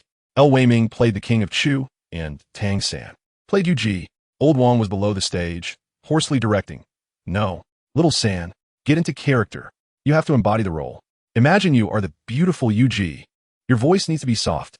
Yes, just like that. I later heard from El Wei-ming that after Tang San finished a performance, he was doubting life itself, fearing that before he could pursue Xiao Wu, he would be led astray by Lao Wang. After finishing the show, Lao Wang began discussing character portrayal. Let me tell you, a man's image is as important as a woman's makeup. You can be sloppy at home, but when you go out, you must tidy yourself up. People rely on their clothes, just as Buddhas rely on gold adornments, you understand? After almost a week of this, it was the last day. El Wei-ming rushed into the training ground in a panic, his voice hoarse. Not good. A San. Big trouble. Xiao Wu is here. Feng Gu is currently receiving her. Tang San was putting on makeup at that moment, and upon hearing this, he just froze for a moment, without much of a reaction. Lao Wang, however, walked over unhurriedly and said, "Today's face paint is specially made by me. It's different from usual, so." El Wei-ming's eyes widened. "So it can't be removed?" Lao Wang, not that. It's over. It's a disaster. I can imagine how desperate Tang San felt. In the end, El Wei-ming really came through, snatching the paintbrush from Tang San's hand. "At this point, we can only go for it. I'll help you with the makeup." Lao Wang pushed him away. "Your skills aren't good enough, just watch me." Goodness. Lao Wang was calm and collected, and with a flurry of movements on Tang San's face. He quickly produced a vivid Monkey King face paint. While they were busy, the atmosphere on our side was quite subtle. I am cooking in the kitchen while Su Wire and Xiao Wu are chatting in the living room. That girl Xiao Wu, while talking to Su Wire, keeps glancing over at me. After a while, she even ran into the kitchen saying she wanted to help me serve the dishes. "Xiao Fengzi, the food smells really good," she praised while serving the dishes. Su Wire couldn't sit still outside either. She wanted help too, but I stopped her. "Sister Wei, just sit there. You don't even touch water, don't break the plates." As a result, the two girls suddenly started to compete with each other. Xiao Wu said, "Xiao Fengzi, what about mine?" insisting that I serve her food. I just finished pinching her, and Su Wire shouted, "Ah, phone." At that time, I was overwhelmed. My CPU was almost burning out, so I quickly threw out a sentence about eating and bury my head in my meal, ignoring everyone. Fortunately, a savior arrived. Tang San and El Wei-ming finally showed up. As soon as Tang San entered, he joyfully shouted, "Sister Xiao Wu," I just looked up, and a mouthful of tea I had just drunk sprayed out. My goodness, I saw Tang San wearing a phoenix wing purple gold crown, dressed in a golden chainmail armor, and with a Monkey King face paint featuring golden eyes on his face. This isn't the Monkey King, is it? I can't speak fluently. "Ah, San, were you acting out?" As a result, Xiao Wu blinked her big eyes, circled around Tang San, and asked curiously, "The Monkey King?" I have to tell you, I was eavesdropping at the time, and when I heard those three words, I almost burst out laughing. Goodness. That guy Lu Wei-ming was next to me explaining that by the time he ran over, it was already too late. Grandpa Wang's hand speed was too fast, and he directly opened the seating for Tang San's face. He said the material was special, hard to wash. So he just finished drawing it. I thought to myself, fine, this move is ridiculous, but the effect is outstanding. ISNT, this is a success in getting Xiao Wu to go on a date alone. That Lu Wei-ming was still not being honest, constantly urging me, saying, "Brother Feng, come on, let us go follow them and see the excitement. I bet Ah Sam will definitely mess up." I kept saying no, I still need to wash my bowl, but inside, I was already unable to hold back. Who understands, folks? Who can resist the gossip of watching your silly brother's first date? Just then, my friend Su Wire, who is quite a character, showed great insight and directly took charge, saying, "You guys go ahead, I'll wash the dishes." I was stunned at the time, thinking, can you really handle this, big sister? Washing dishes is not something you can just experience. In the end, she pushed us both out the door and slammed it shut. Later, I found out that she was inside alone, looking at the pile of dishes with a green face, probably regretting it deeply and mumbling about how impulse is the devil. But that's another story. I exchanged a glance with El Wei-ming, grinning slyly, and we dashed towards the lotus pond. I must say, the scenery of the lotus pond was quite nice. We crouched down, sneaking like thieves, and parted a clump of reeds. Lo and behold, we saw those two sitting in a small boat, their feet splashing in the water, and the atmosphere was incredibly sweet, although I couldn't hear what they were saying. Seeing Xiao Wu laughing so joyfully, I knew everything was going well. My old father's heart finally felt at ease. Watching them, I felt a bit dazed, thinking that having a confidant by one's side seemed pretty good. But alas, remembering my identity as a soul beast, I sighed and thought, never mind. Focusing on my career is more important. And guess what? I perked up my ears like antennas and finally heard clearly. That rascal Tang San was trying to make Xiao Wu laugh by completely rewriting the stories of Journey to the West, Legend of the White Snake, and Cinderella. What was it? Bai Long Ma paired with Bai Su Jun, Bai Jing Jing wearing crystal shoes, and Tang Sung being the White Prince. I was stunned on the shore, thinking this guy really understood the crazy literature of the post-00s generation. No wonder Xiao Wu was laughing so happily. Who wouldn't be confused listening to that? Tang San then seriously asked Xiao Wu which character she liked the most. After thinking for a long time, Xiao Wu said it was the supreme treasure from Chinese Odyssey. Upon hearing that, I thought, oh no, this question is beyond the syllabus. Sure enough, Xiao Wu's eyes sparkled with stars as she said with deep affection, my ideal partner is a great hero. One day, he will come to marry me riding on a rainbow. That rascal Tang San got carried away and patted his chest, promising, Xiao Wu, don't worry.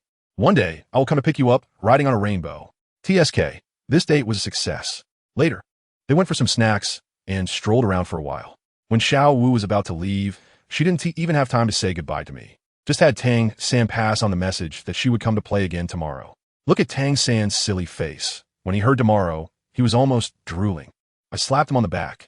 You're back to life, brother. Only then did he realize we had been eavesdropping, looking utterly speechless. But seeing him so happy, Wei Ming and I felt relieved and cheered him on. He even mysteriously asked us if we had ever seen flying soul beasts that looked like clouds, clearly having etched that phrase into his DNA. When I got home, I blew up. Good heavens, the trash can was full of broken dishes. Su Wire had wrecked half of our cutlery. My anger flared up, and just as I was about to explode, I saw her coming out of the room, looking all sleepy, with band-aids all over her 10 fingers. When she noticed me looking at her hands, she hurriedly hid them behind her back. My heart softened instantly. Well, this young lady probably had never done housework in her life, and for her to go to such lengths for us to watch the gossip, it was not easy. I quietly picked up the trash can, saying I'd take it out and buy some new dishes on the way back. Tang San suggested that we all go out for a meal in the evening, inviting Grandpa Bai and the others to celebrate. This matter definitely deserved a celebration. Just like that, the two of them enjoyed a sweet and sticky month of dating. But good times didn't last long. Xiao Wu had to go to school, and just as she left, trouble struck for Tang San. That morning, he was practicing the purple extreme magic eye as usual, and guess what he saw? A bunch of sneaky characters creeping towards our initial meeting city. Oh no, something bad was about to happen. Tang San rushed back to report with all his might. And when I heard, my scalp tingled. I immediately sent a message in the regional channel, urging everyone to prepare for action. These people were clearly up to no good. The entire initial meeting city channel exploded in an instant. My heart sank. My first reaction was to shout on the public screen for everyone to disperse. Every feast must come to an end. Initial meeting city should disband. As long as the Green Mountains remain, one need not worry about firewood. Wei Ming and I were responsible for covering the rear, buying time for everyone. To be honest, this city, every brick and tile, was built with everyone as hard work. It was truly my home. To disband it with my own hands nearly broke my heart. And what happened? These older players were more stubborn than ever. They directly fired back at me on the public screen, saying they were old bones, and besides here, they had nowhere else to go. Initial meeting city was their home, and anyone who dared to harm such a good kid as Tang San would fight to the death. I looked at the screen, feeling both moved and overwhelmed. Well, I was naive. These players would never let go for that task to kill Tang San and make him a god. At this point, we had no choice but to stand firm. I told Wei Ming and the others. These people clearly came at this time, right after Xiao Wu left. It's a conspiracy. Su Wire rolled her eyes. What is the use of saying this now? We need to think of a way. I said, the only way is to draw them away. Our gazes suddenly focused on Wei Ming. Wei Ming understood in an instant, patted his chest, and said, leave it to me. Then he rubbed his hands, but that little pill. No problem. I directly threw all the stock to him. Then I looked at Tang San, and this kid was so scared he held his head. No way, Brother Feng. I just got my hair cut. If you pull it again, I'll really be bald. I am preparing to persuade him. And Wei Ming weakly raised his hand. Brother Feng, I helped him with his haircut last time, and I still have his hair. Me? You should have said so earlier. The plan starts immediately. Just then, with a bang, Grandpa Bai, Grandma's son, and Old Wong, along with a big group of uncles and aunts, burst in, all excited, shouting something about defending Chu Jian City at all costs. After a lot of persuasion, I had no choice but to let Wei Ming perform on the spot. He summoned slimes, and, in front of everyone, poofed out more than 30 identical Tang Sans. At this point, the uncles and aunts finally believed that we had a way to escape and agreed to evacuate. We didn't dare to delay and immediately rushed out of the city. Grandpa Bai shouted from behind, "Xiao Feng, make sure to come back safely." My eyes got teary, but I didn't dare to turn back. As we ran, I commanded Wei Ming, "Create clones for us, for in a group, stir up the water." Lu Weiming looked at Su Wire, who sighed without hesitation, snapped her long hair short, and handed it over while mumbling, "Just think of it as a new hairstyle." The plan proceeded smoothly, and several teams of clones we sent out successfully diverted wave after wave of enemies. However, my heart felt uneasy, sensing that something was off. Lu Weiming's slime clone technique had been used before. The enemy would definitely be on guard. This seemingly smooth tactic of drawing the tiger away from its mountain might just mean we were the tiger being drawn away. Sure enough, what we feared came to pass. Just as we prepared to retreat, a thunderous explosion suddenly echoed from the direction of Chujian City. On the World Channel, enemy messages flooded in, boasting unabashedly, "Mo Wintian, Tang Feng, I know you're watching. If you don't want these old folks to die, then bring Tang San back. Trade his life for the lives of everyone in this city. Think it through yourself." Damn, these bastards. Their true goal, from the very beginning, was the old people in the city.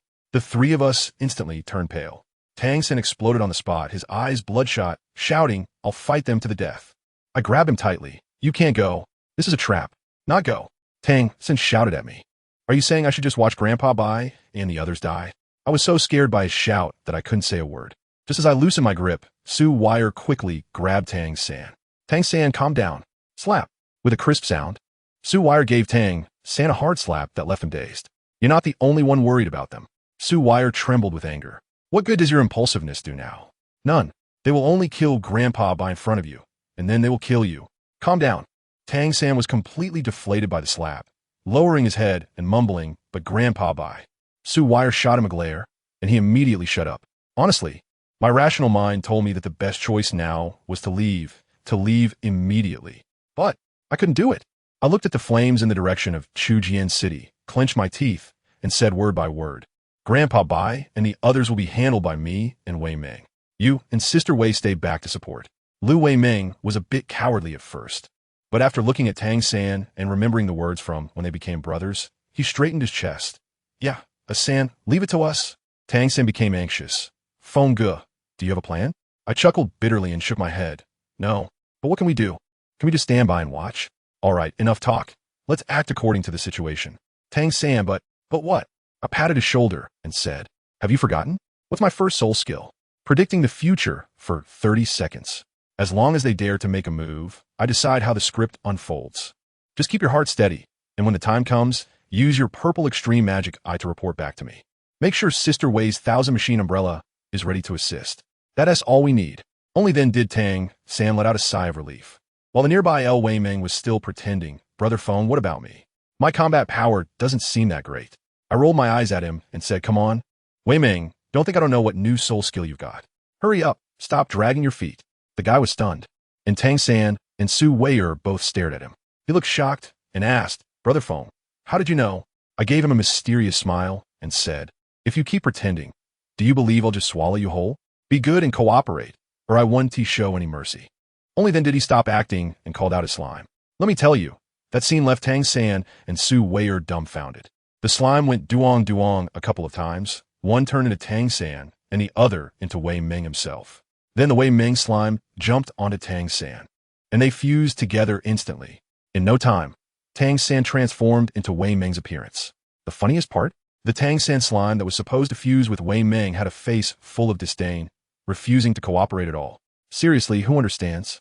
Even his own martial soul despises him, which shows what kind of mischievous things this guy usually does with slimes.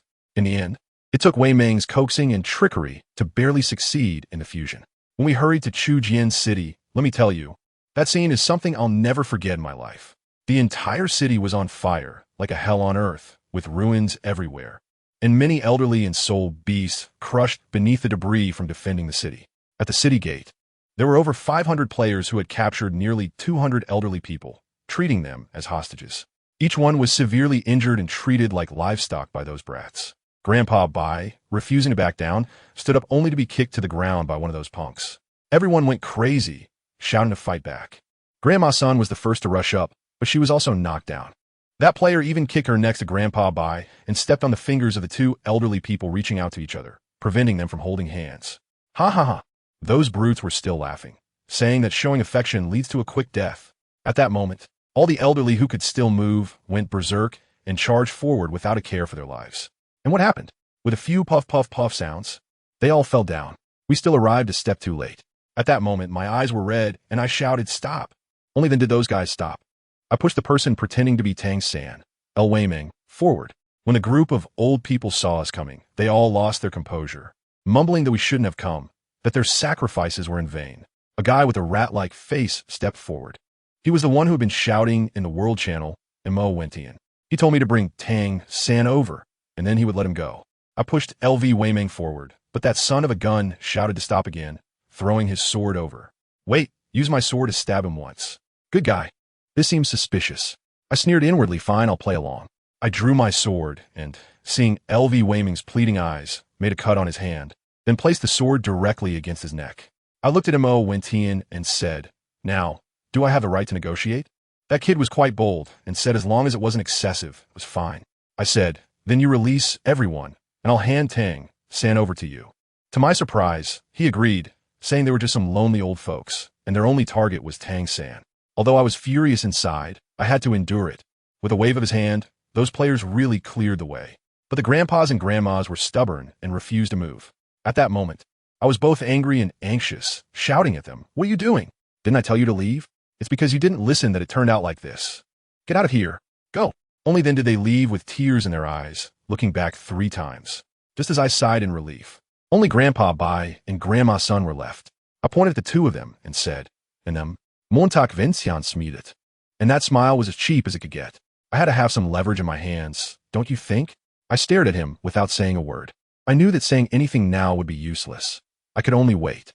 Once all the elderly were safely evacuated, I would think of a way. Grandpa Bai and Grandma San looked at me, their eyes seeming to plead for something, but I was completely focused and had no time to guess. As the elderly were being evacuated, over 500 pairs of eyes fixated on me and El Weiming. That bastard Mo Wentian lifted his foot off the hands of the grandparents and said with a smile, "Cash for hostages, let's switch." I didn't move. And I said, "How can I trust you? With so many of you, would you let me go?" He laid it all out. "Do you have any other choice besides trusting us? From the moment you brought Tang San here, the outcome was already determined. You have to hand it over, whether you want to or not." I laughed, threw the sword to the ground, and said, "All right, you win. I have no choice." I pushed El Weiming forward, and just as I was pushing him towards Mo Wentian, I signaled to Sue Wire in the shadows and quickly grabbed Grandpa Bai and Grandma San to retreat. It really was a trap. That brat Mo Wentian reacted extremely quickly. With a flash of his soul ring, the sword on the ground flew over in an instant. The target wasn't me at all. It was Grandpa Bai and Grandma San. It was too fast. I couldn't react in time. That sword was his martial spirit. No. I watched helplessly as the sword pierced through the bodies of the two elderly people in my arms. I fell to my knees, tears streaming down my face uncontrollably. Grandpa Bai and Grandma San looked at me and were actually smiling, as if to say they had no regrets.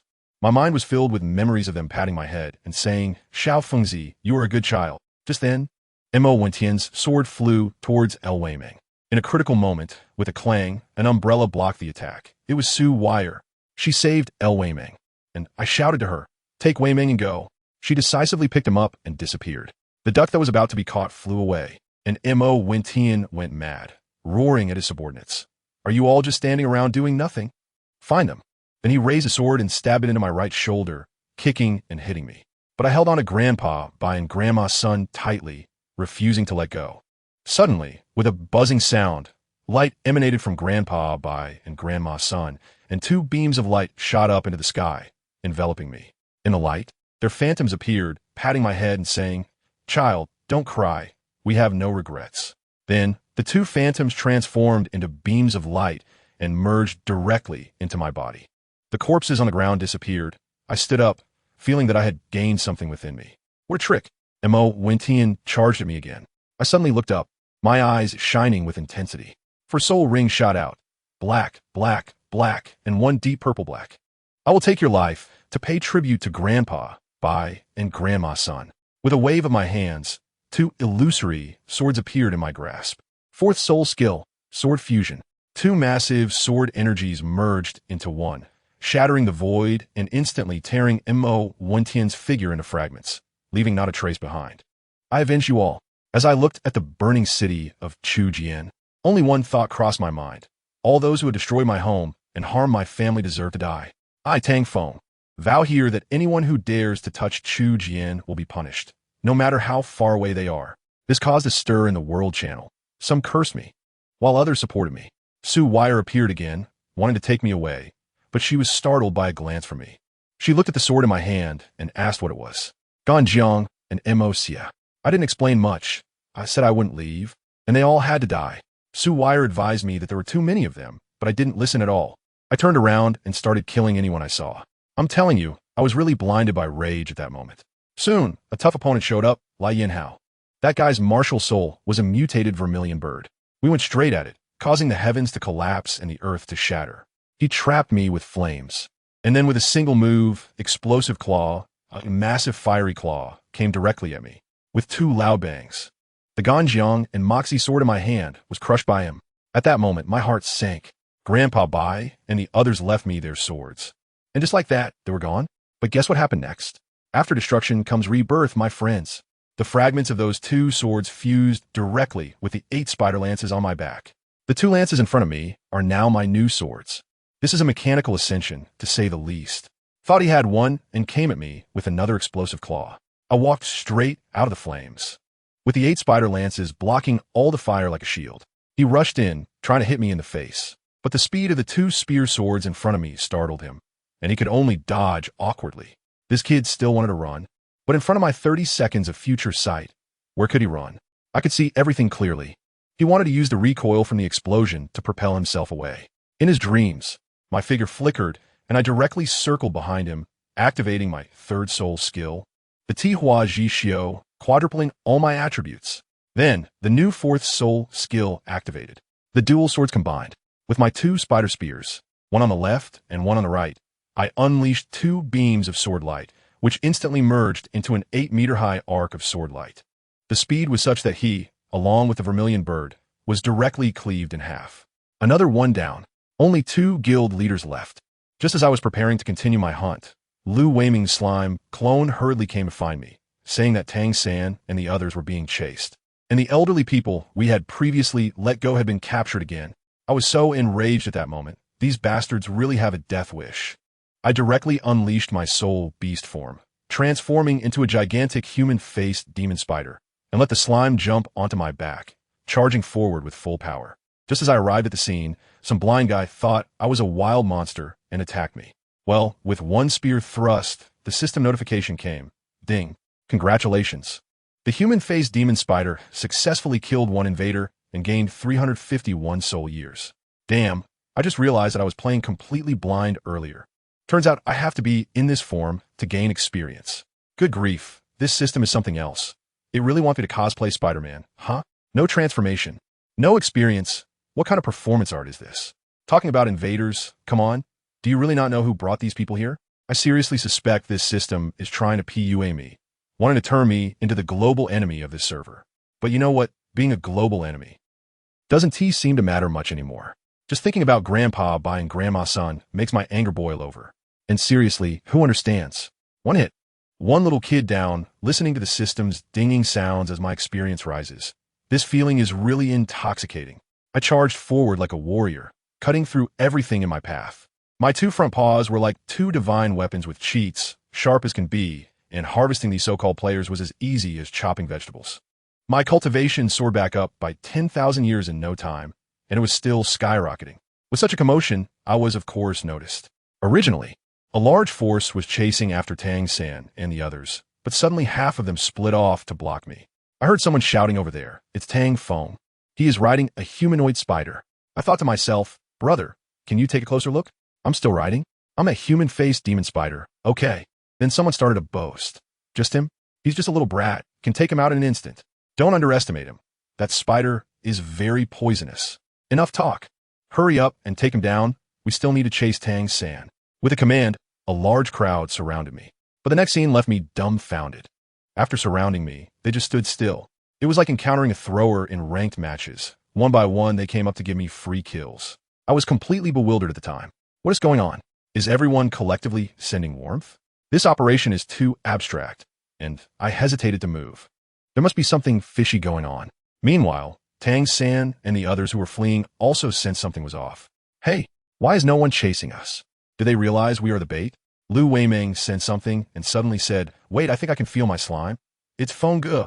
Tang San became anxious upon hearing this, quickly climbed up a tree, and took out his ancestral eightfold mirror, the purple extreme demon eye, to look in my direction. After seeing, he was stunned. Damn, Feng Ge has turned into a human-faced demon spider and is surrounded. These people are so strange. They surround him but don't attack. They just go up one by one to die, like they're acting. Lu Weimeng and Su Wire exchanged glances and instantly realized, it's a puppet master. That ability is just as perverse as Ming Ge's string fruit. That's right, they guessed correctly. Behind these actors stands a master of puppetry. The president of the laughing carefree guild, Dalu. This guy's martial soul is the puppet, capable of turning all the members of his guild into his puppets, forcibly unifying their martial souls, making them work like a production line for swords, shields, and bows. He is simply a control freak. Just when I was still puzzled, Dalu finally stopped pretending. With a loud shout, he commanded, "Swords come." Suddenly, half of the people in his team drew long swords. Shields up, bows drawn. The scene was quite grand.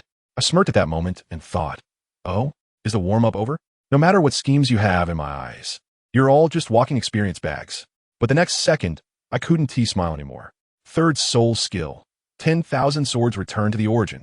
Oh my, dude, are you serious? Those countless swords in the sky, each splitting into dozens with hundreds of thousands of swords hanging over my head. It was an incredibly spectacular scene. Then came the shield wall, piercing through the rain of arrows, various soul skills raining down like they were free. This situation really scared me, and I hurriedly started attacking wildly. But it was useless. The numbers overwhelmed me. Hundreds of thousands of swords and tens of thousands of arrows poured down on me like a torrential rain. Boom! As soon as I summoned that slime clone, it was blown to bits. Countless arrows pierced my body, making a puff puff puff sound. Although most of them were deflected, they still left me with a bunch of cuts. These people are really ruthless, wave after wave, and my self-healing speed is starting to struggle to keep up. At that moment, I had a thought. No, I can't just sit here and wait for death. In the spirit beast form, I can't use soul skills. This setting is too disadvantageous. Are they really forcing me to activate the Spider God possession? Just as I was about to unleash my ultimate move, I subconsciously glanced at my two scythe-like front legs. Wait a minute, since this thing looks so much like a sword, what would happen if I infused it with soul power? Let's give it a try. Trying won't get me pregnant. I immediately poured my soul power frantically into those two pairs of spider legs, then swung my arm fiercely towards the sky. Go, Pikachu! Two beams of sword light flew out in an intersecting manner, forming a massive cross slash. With a loud bang, it forcefully carved a gap through the rain of swords. I did it. I actually created a soul skill. In the distance, Daluotian's eyes were almost popping out. Huh? The face-snatching demon spider can perform a cross slash? Is this spider a joke brought by Monkey? Do you think you're swordsman? He probably didn't see clearly and thought my main body was blown up. Still talking to himself.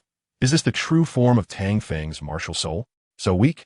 Or is my team just too strong? Ha ha! It must be that my team is too strong. I listened to his silly laughter and was speechless. You think you're strong? What are you strong at? My unorthodox cross slash took out a third of his puppets in one go, most of them still being the shield soldiers at the front. The smile on his face instantly froze. Fourth soul skill. 10,000 swords return to truth. Fourth soul skill. Crimson Flame Arrow. He panicked. The nearly 100,000 swords remaining in the sky began to hum and actually started to morph and combine like some kind of transformers, merging into a giant sword. At the same time, countless fiery arrows shot towards me like a meteor shower, exploding upon contact and forcing me to retreat repeatedly, making it impossible to stop the formation of that giant sword. Damn, this fusion soul skill is too ruthless.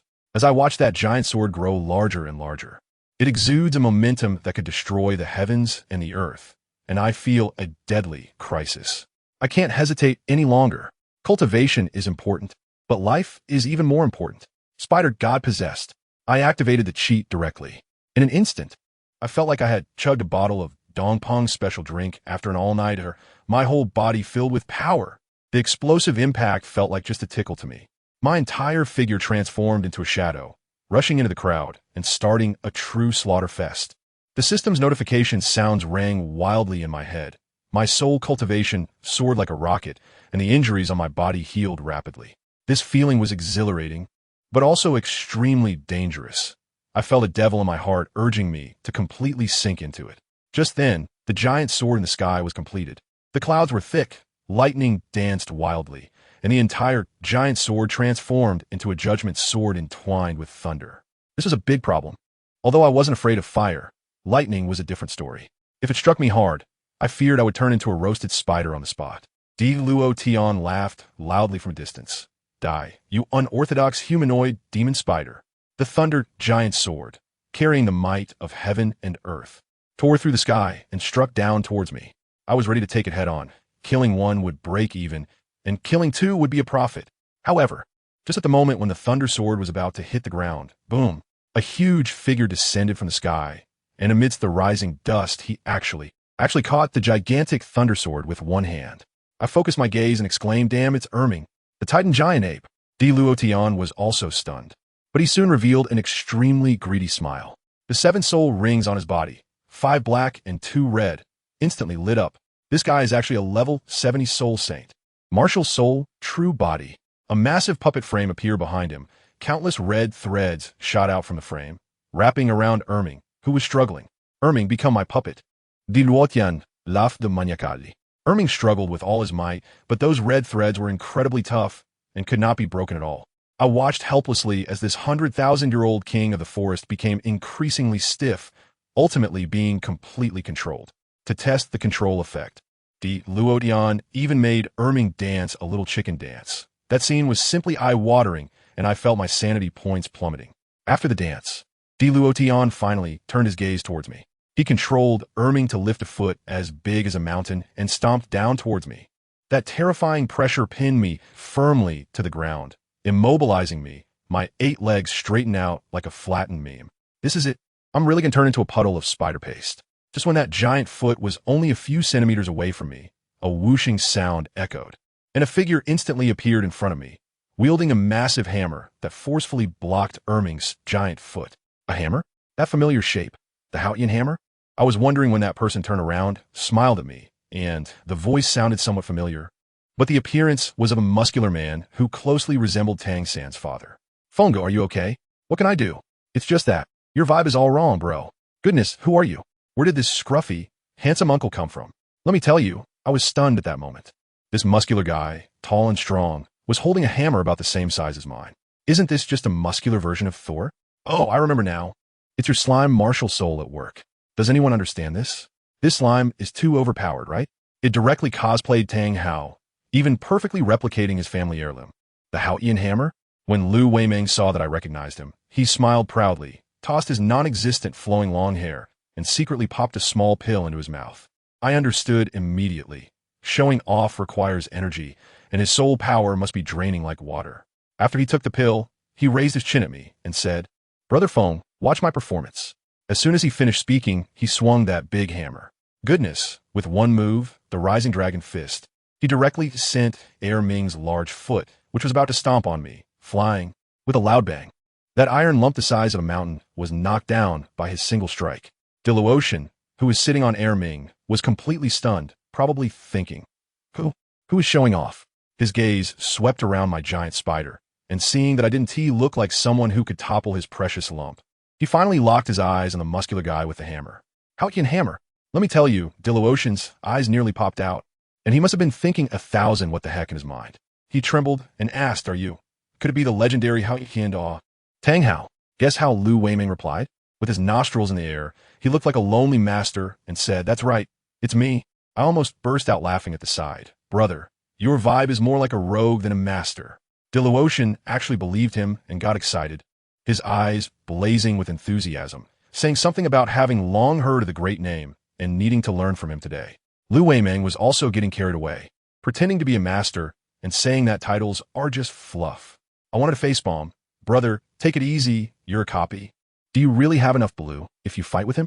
In the end, the guy opposite didn't hold back either, shouting to be taught a lesson, and directly let Ming swing that lightning great sword at him. Lu Weiming raised his hammer to block, and even had the leisure to joke. Young people don't follow martial ethics. I advise you to drink rat poison. Dilution. Me? Who understands? My toes were almost digging out a Barbie dream castle. Big brother, this joke is stale. Okay? Are we going back to 2020? And what about the lightning 5-hit combo? Why don't you come up with a main hit about companionship? As soon as I saw the situation, I thought, well, you two enjoy your performance art, but I can't just sit around. Those little puppet accounts nearby are all my experienced babies. I silently gave him a boost, then turned around and went crazy harvesting the chives. I'm having a great time cutting, while LV Weiming is also having a heated match, making a lot of noise. This kid is completely absorbed. He probably has never experienced this feeling of being the best. He's so engrossed that he even starts to lose focus while playing. He's pondering whether to get some hair from BB Dong to replicate it. I'm really speechless. Doing this on the battlefield is just asking to get killed, right? Sure enough, as soon as he got distracted, the opponent Douluo immediately seized the opportunity and started smashing down with the lightning greatsword as if it were free, finally kicking him away. Douluo was dumbfounded, thinking, is this legendary Tang how really at this level? Is he just a fake brought in by? He ignored LV Weiming and turned his attention to me, controlling Ming's big foot to stomp towards me again. I was speechless at the time, wondering why it was me again. But I completely ignored him because I knew that L. Weiming would definitely come to the rescue. Sure enough, that guy turned over and rushed back, once again using the Haotian hammer to block the big foot. All right, you two continue your duet. I'll continue my great mission of clearing the wilderness. Douluo also understood that to kill this annoying spider me, he had to first deal with this fake Tang Hao. So he got serious, and Ming's movements became faster and more ferocious, forcing L. Weiming to retreat step by step, while he occasionally got zapped by electric snakes, making him look quite embarrassed. Just then, there was a crisp crack. The thunder sword in Ming's hand was shattered by L. Weiming's Haotian hammer. Douluo and my side strongman were stunned for a moment, but Douluo quickly reacted. He turned around and saw that all those sword martial soul puppets providing sword energy had been turned into scrap metal by me. Damn! Douluo threw away the broken sword and started instructing Ming to punch. He probably was still calculating that after this fight, he would have to arrange a training class for Ming in Jeet Kune Do or Muay Thai, just as he was imagining the future. I also welcomed my moment of glory. Ding! Let me tell you, that feeling was like a forced upgrade on a phone system. And suddenly a series of notification sounds rang in my head. It said that my soul's experience had reached 50,000, and it was time to evolve. The system even thought my name, Human Face Demon Spider, sounded bad, so it automatically fixed it for me and changed it to Human Face Sword Spider, and then directly evolved into Human-Faced Sword Emperor. At that moment, I wanted to complain, system, can you be any more perfunctory? Just changing a word counts as evolution? But just as I thought that, and was about to move, suddenly I found myself 15 meters away. I was startled myself. This speed had at least doubled. Moreover, I landed silently. It was simply like being possessed by an assassin from Assassin's Creed. I casually waved at the remaining puppet, and it took a second before it split into two halves with a loud bang. The cut so smooth, it could be used as a mirror. I just realized that my two front claws now look like two extraordinary swords with sharpened edges, gleaming coldly and looking incredibly cool. All right, as long as I've gotten stronger. The Sword Emperor is indeed a powerful title. Sounds quite impressive. Once I finish harvesting the last few chives and turn around, I see that LV Weiming is almost at his limit, struggling to keep up with the blood loss even with drugs. Well, it's time for me, the freshly minted emperor, to take the stage. I thought to myself, to catch the thief, one must first catch the king. I needed to find a way to take down that Douluo who was controlling things from above. But that guy was standing on Ming's shoulder, so high up, it would be difficult for me to handle it alone. I had to call for help. While signaling to Tang San in the distance, I quietly made my way toward the battlefield. My speed is ridiculously fast now, leaving a trail of afterimages in the blind spot of Douluo's vision, almost like teleportation. Lu Weiming saw me and desperately signaled me not to come over. Don't worry, brother, I'm not here to deliver. Seeing that I ignored him, he had no choice but to fight harder with Ming to create an opportunity for me. I climbed up like a gecko, quickly sticking to the heel of that big iron lump and climbing up. My 8 legs were as steady as nails. When I reached Ming's shoulder, that bastard Dilotion finally noticed me. You indecent spider. How dare you crawl up here? He scolded while controlling Erming's big hand to swat at me. I relied on my new form's abnormal speed, repeatedly dodging under his palm, refusing to let him hit me.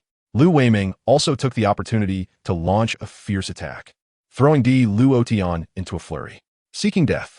Frustrated by the two of us, he directly gave Erming a berserk buff, causing the entire iron lump to start glowing.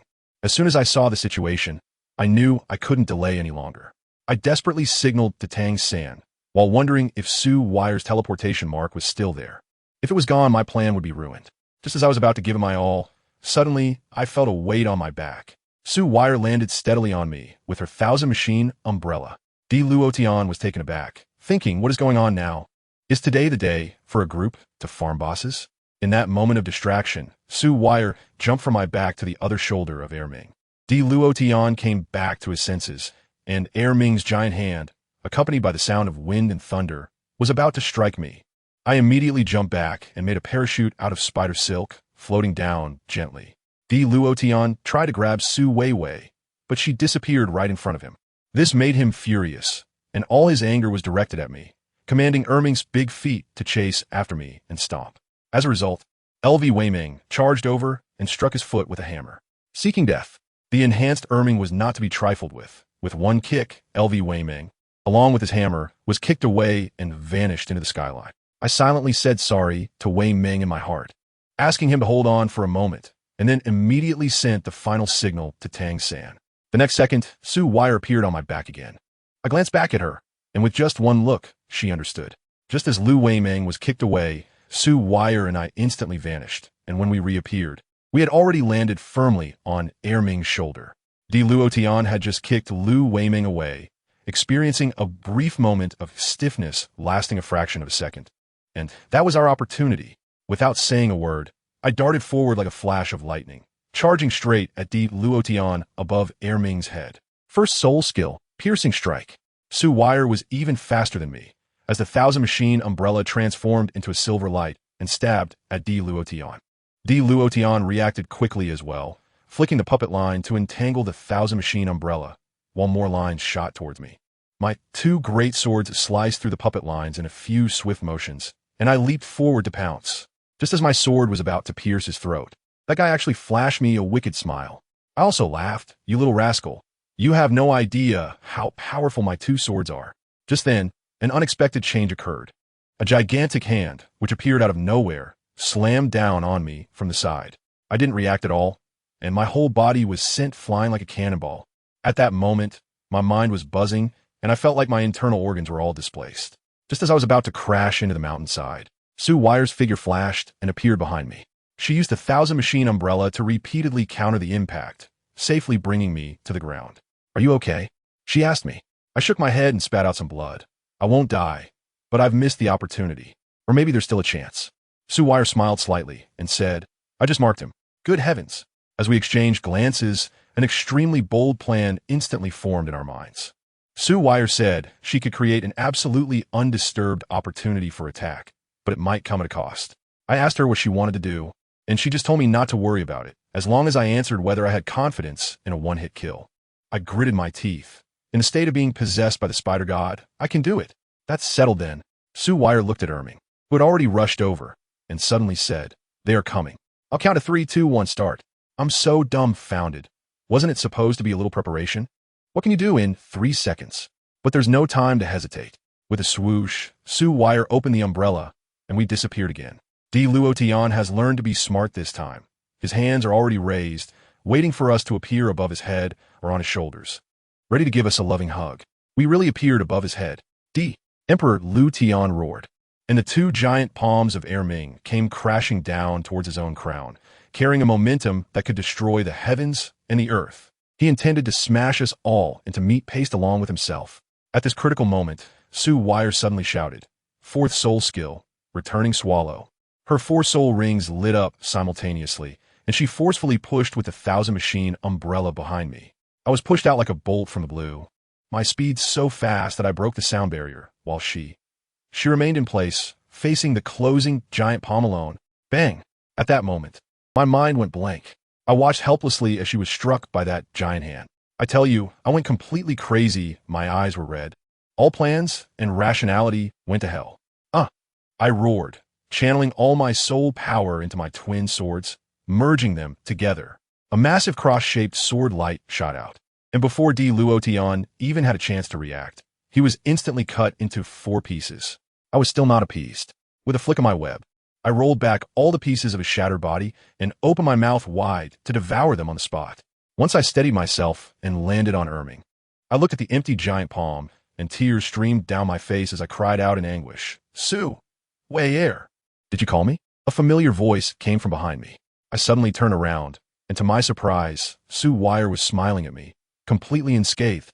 At that moment, the tears were still on my face, and as I cried, I suddenly laughed. "Sister Wei, are you okay? What could happen to me?" She came over and poked me. "Are you crying?" I quickly rubbed my eyes. "No, it's just the wind Sin got into my eyes." Sue Wire let out an "oh" and smiled with a meaningful expression. After that big battle, the world channel in the game exploded. But good heavens, these players have such unique thought processes. Not a single one guessed it was us.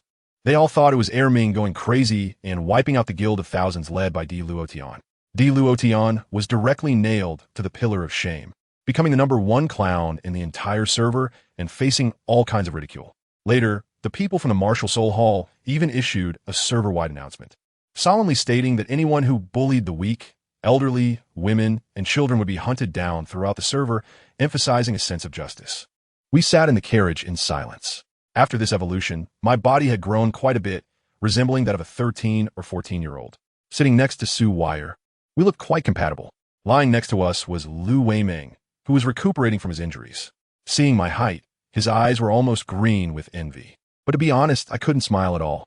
Whenever I closed my eyes, I saw the scene of Grandpa and Grandma's son falling down in the city. Sue Wire noticed something was off with my expression, so she patted me and gently said, "Don't think too much. Once a person dies, they can't come back to life." I let out a sound of acknowledgement. I understand the reasoning, but I just can't get over that mental hurdle. At that moment, I truly realized that in this world, if you're not strong enough, you can't protect anything. Becoming stronger became my strongest desire. Moreover, I always felt that behind that fool, Dalu, there must be an even more sinister figure that hasn't shown up yet. But let's set that aside for now. We have a more pressing goal waiting for us. I'm almost fully healed from my injuries, and Sue Wire watches over me every day like a supervisor. Goodness, her stare is so intense that I, a solid guy, can't handle it at all. I just lie down and play dead, too lazy to deal with her. Women are creatures that are harder to understand than spirit beasts. Now, on to serious matters. Our next stop is the Sunset Forest outside of Tiendo City. The goal is very clear. We're heading straight for the lair of the poison Douluo, the Eye of Ice and Fire.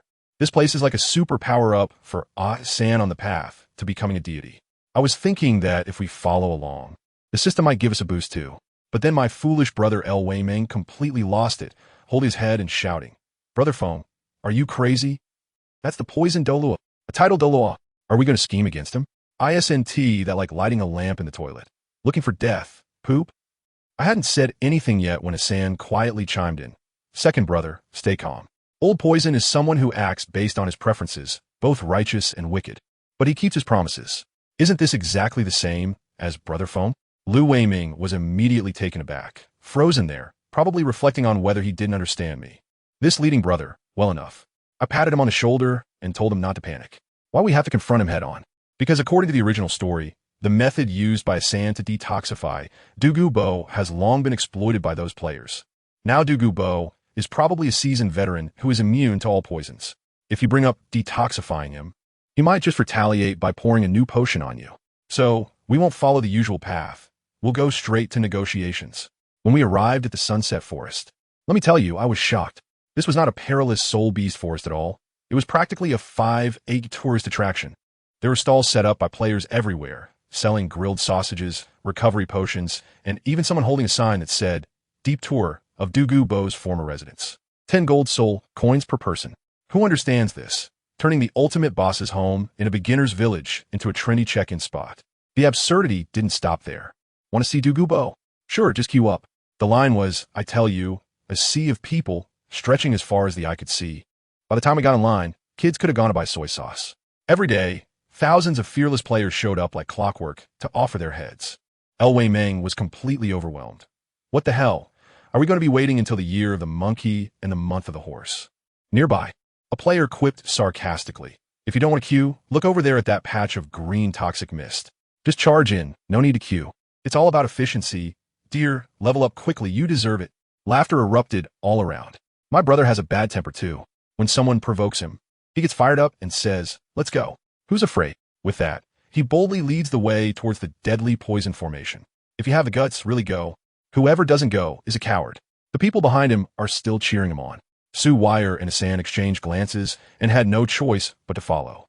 Halfway there, El Weiming's courage faded, and he timidly approached me, whispering, Fongo, why didn't you stop me? I roll my eyes. Why should I stop you? I also think waiting in line is a waste of life, so I might as well go see how impressive that poison formation really is. A few of us walked up to the front of the poison formation under the countless bewildered gazes. I casually signed in, and the system beeped, rewarding me with 1,500 years of soul power, along with a dose of the biphosphorus snake king's venom. Well, since we're here, they even gave us a gift. I broke a branch and reached forward. Just as I pulled it back, the tip of the branch snapped with a crack and turned to ash right in front of us. A three instinctively wanted to reach out and touch the powder, but I quickly pulled him back. Don't. There are too many people around. Do you want to expose your identity? The group of players waiting in line started mocking again. Haha, where did this fool come from? Still want to touch it? Kid, if it weren't for your buddy holding you back, your hand would be good for making spicy chicken feet by now. I couldn't be bothered with these chatterboxes. So I directly stood up and beckoned to the loudest guy. What's wrong, want to fight? I'm always up for it. I wouldn't mind turning you into my nutrients. The guy's companion quickly stopped him. Don't fall for it. If you make a move, this team will be wasted. The guy immediately backed down and threw out a tough remark. If you have the guts, then don't leave. I shrugged, turned around, caught a toad, tied it with a string, and threw it into the poisonous mist. In less than a second, the toad turned belly up. El Weiming's face also turned pale. An old man nearby couldn't bear to watch and pointed to a pile of white bones not far away, saying to me, young man, do you see that? Those are all who, like you, try to take a shortcut. Now their bones are still warm. Let me give you some advice. It's better to turn back before it's too late. I gave him a fist bump. Although this old man has a foul mouth, he has a good heart. However, I still have to give it a try. We found a remote corner where the white bones were almost piled high, like a mountain. I had LV Weiming use my hair to create a slime clone. Then, in the shocked gazes of everyone, the white-haired version of me swaggered into the deadly poison formation. The people in line behind us were almost speechless. 1 minute, 2 minutes. 10 minutes passed, and my clone was still moving forward. Those who had just mocked us now looked like they had seen a ghost. Finally, after holding on for a full 30 minutes, my clone finally collapsed. The crowd first fell silent, then erupted into even greater laughter and ridicule. Such is human nature. But what we didn't know was that deep in the valley, the true mastermind, Douluo, was sitting back with his legs crossed, watching with great interest. He had just brought a dozen players to the side of the ice and fired 2 in eye and carelessly tossed them to the ground, lying on a large rock and yawning. Those players were quite something. Instead of figuring out how to temper their bodies, they all pulled out their system panels and signed in unison. The next second, the 2 top-tier immortal herbs, Flame Apricot and Octagonal Mysterious Ice Grass, were distributed like they were free, with each person getting 2. Goodness, top-tier immortal herbs given away just like that. Then, these clowns gathered together for an academic seminar. Brothers, should we eat the red one first or the blue one? Is it possible that we need to jump into the spring water before eating? How does it say in the novel? Who remembers the details? Douluo was almost laughing himself silly on the rock, probably thinking, this group of players is the worst I've ever led, all about abstract ideas. Just as he was about to take a nap, he suddenly exclaimed, sensing our group of intruders. Interesting. It had been a while since he had seen such bold newcomers.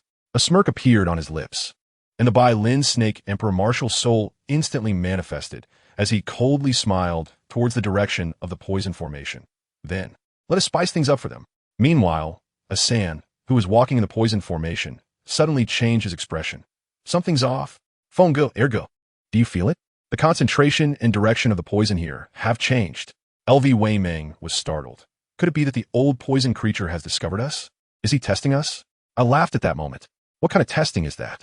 I understand the psychology of this old rogue too well. He is not testing at all. No, I looked into the depths of the poisonous mist and said lightly, he simply feels bored, has an itch in his hands, wants to find a few tough nuts to bully, and just wants to have some fun. Let me tell you, that guy Lu Weiming was completely stunned at the time and directly asked me, how do you know? The third will also chimed in, looking curious. What could I say? I shrugged and told him that it was intuition, a kind of telepathy between honest people. I just felt that he wanted to bully us. And guess what happened? This kid, the third wheel, suddenly twisted his logic and said, wait, didn't you say that the old poisoner-esque personality is similar to Wine Brothers? Could it be? Goodness, I felt like punching him at that moment. Lu Weiming was fanning the flames beside me, laughing slyly, saying that this speculation was very likely. I was really a loss. How could a sunny and cheerful guy like me be similar to that gloomy old poisoner? This was simply the biggest joke of 2025. Seeing my face darken, the third will quickly change the subject, saying Win brother, so what's next? I understood instantly, nodded, and told him exactly, we're going to the old poisoner-esque back garden, that place with the ice-fire duality eye, where you can forge a body impervious to ice and fire. As soon as this was mentioned, the third will switch to study mode, looking at the volcano in the distance, and starting to recite. That's south the legendary place where the Water Dragon King and the Fire Dragon King both fell, gathering the wonders of heaven and earth, creating mysterious transformations. Hearing this made my head and Lu Weiming's hurt. We exchanged glances and laughed in unison. The third was pleased and asked what we were laughing about, wondering if he said something wrong. Lu Weiming, holding back his laughter, told him, you didn't say anything wrong. It's just that you said it word for word like a textbook, so. The third wheel was so angry that he turned to leave, mumbling about being bored and calling us fools. We quickly followed him, joking aside. We couldn't delay the serious matter. To be honest, that place was no joke. Poison gas was everywhere, but it was just like that for us. Before long, we reached the halfway up the mountain. Lu Weiming's curiosity kicked in again, and he mischievously asked me, Wind brother, do you really think there are 2 Dragon Kings buried down there? Why don't we dig and see? He actually rolled up his sleeves and prepared to take action, and the third wheel was there, enjoying the fun and not caring about the trouble. I angrily scolded him at the time. Are you out of your mind? Is this ice and fire eye joke to you? If you want to perform a sudden ascension, I won't stop you. That really scared him, and he kept waving his hands, saying he wouldn't dare anymore. I couldn't be bothered with him. Turned to the mistress and was about to say something when I heard a sinister voice coming from behind us. I'm just an old man, nothing special. What's there to see? Damn, does anyone understand this mysterious way of appearing? The 3 of us were startled and quickly turned around, only to see that old guy Douluo, with his emerald-like eyes, staring at us like a venomous snake. I forced myself to stay calm and asked knowingly, are you the old poison master? I had to assert my presence, but he completely ignored me, and in a flash, he was in front of the third party, pinching their face and examining it from left to right, exclaiming, well disguised. No wonder you dare to come here so boldly. You are Tang San from the Tang sect? The third party was also tough, holding their head high and replying yes. You are the old poison master Douluo? Upon hearing this, the old man burst into a wild laugh that sent chills down my spine. Watching the fearless expression on the third party's face, I couldn't help but feel nervous. Dude, he's a titled Douluo. Can you show some respect? After Douluo finished laughing, his face turned cold, and he said, not bad, just as those players said, full of tricks. But unfortunately, your heart is too dirty, and I don't like that. As soon as I heard this, I felt something was off. Just as I was about to say something, the third party spoke up first with a shocking statement. Douluo thought he was going to say he could cure his poison, but the third party shook his head. Just when everyone was curious about what he was going to say, this guy astonished everyone by saying, I can marry your granddaughter. My jaw dislocated at that moment, and I shouted in unison with El Weiming. What the hell? Douluo was also stunned, but you can't deny that this old fox reacted really quickly. His eyes instantly lit up. A protagonist. This is a being that comes with a heavenly buff, getting a protagonist as a grandson-in-law for free. What a lucrative deal. He was originally just looking for some fun, and now the fun has come right to his doorstep. The third party even calmly smiled slightly and asked him back, Old poison, what do you think? I exchanged frantic glances with LV Weiming, meaning, is the mistress really crazy or just pretending? Can he make the decision on this matter? Douluo was saying on the surface that the children and grandchildren have their own blessings, but his mind was racing, probably thinking about how to put an end to this marriage. Seeing his expression, the mistress pretended to sigh dramatically. What a pity.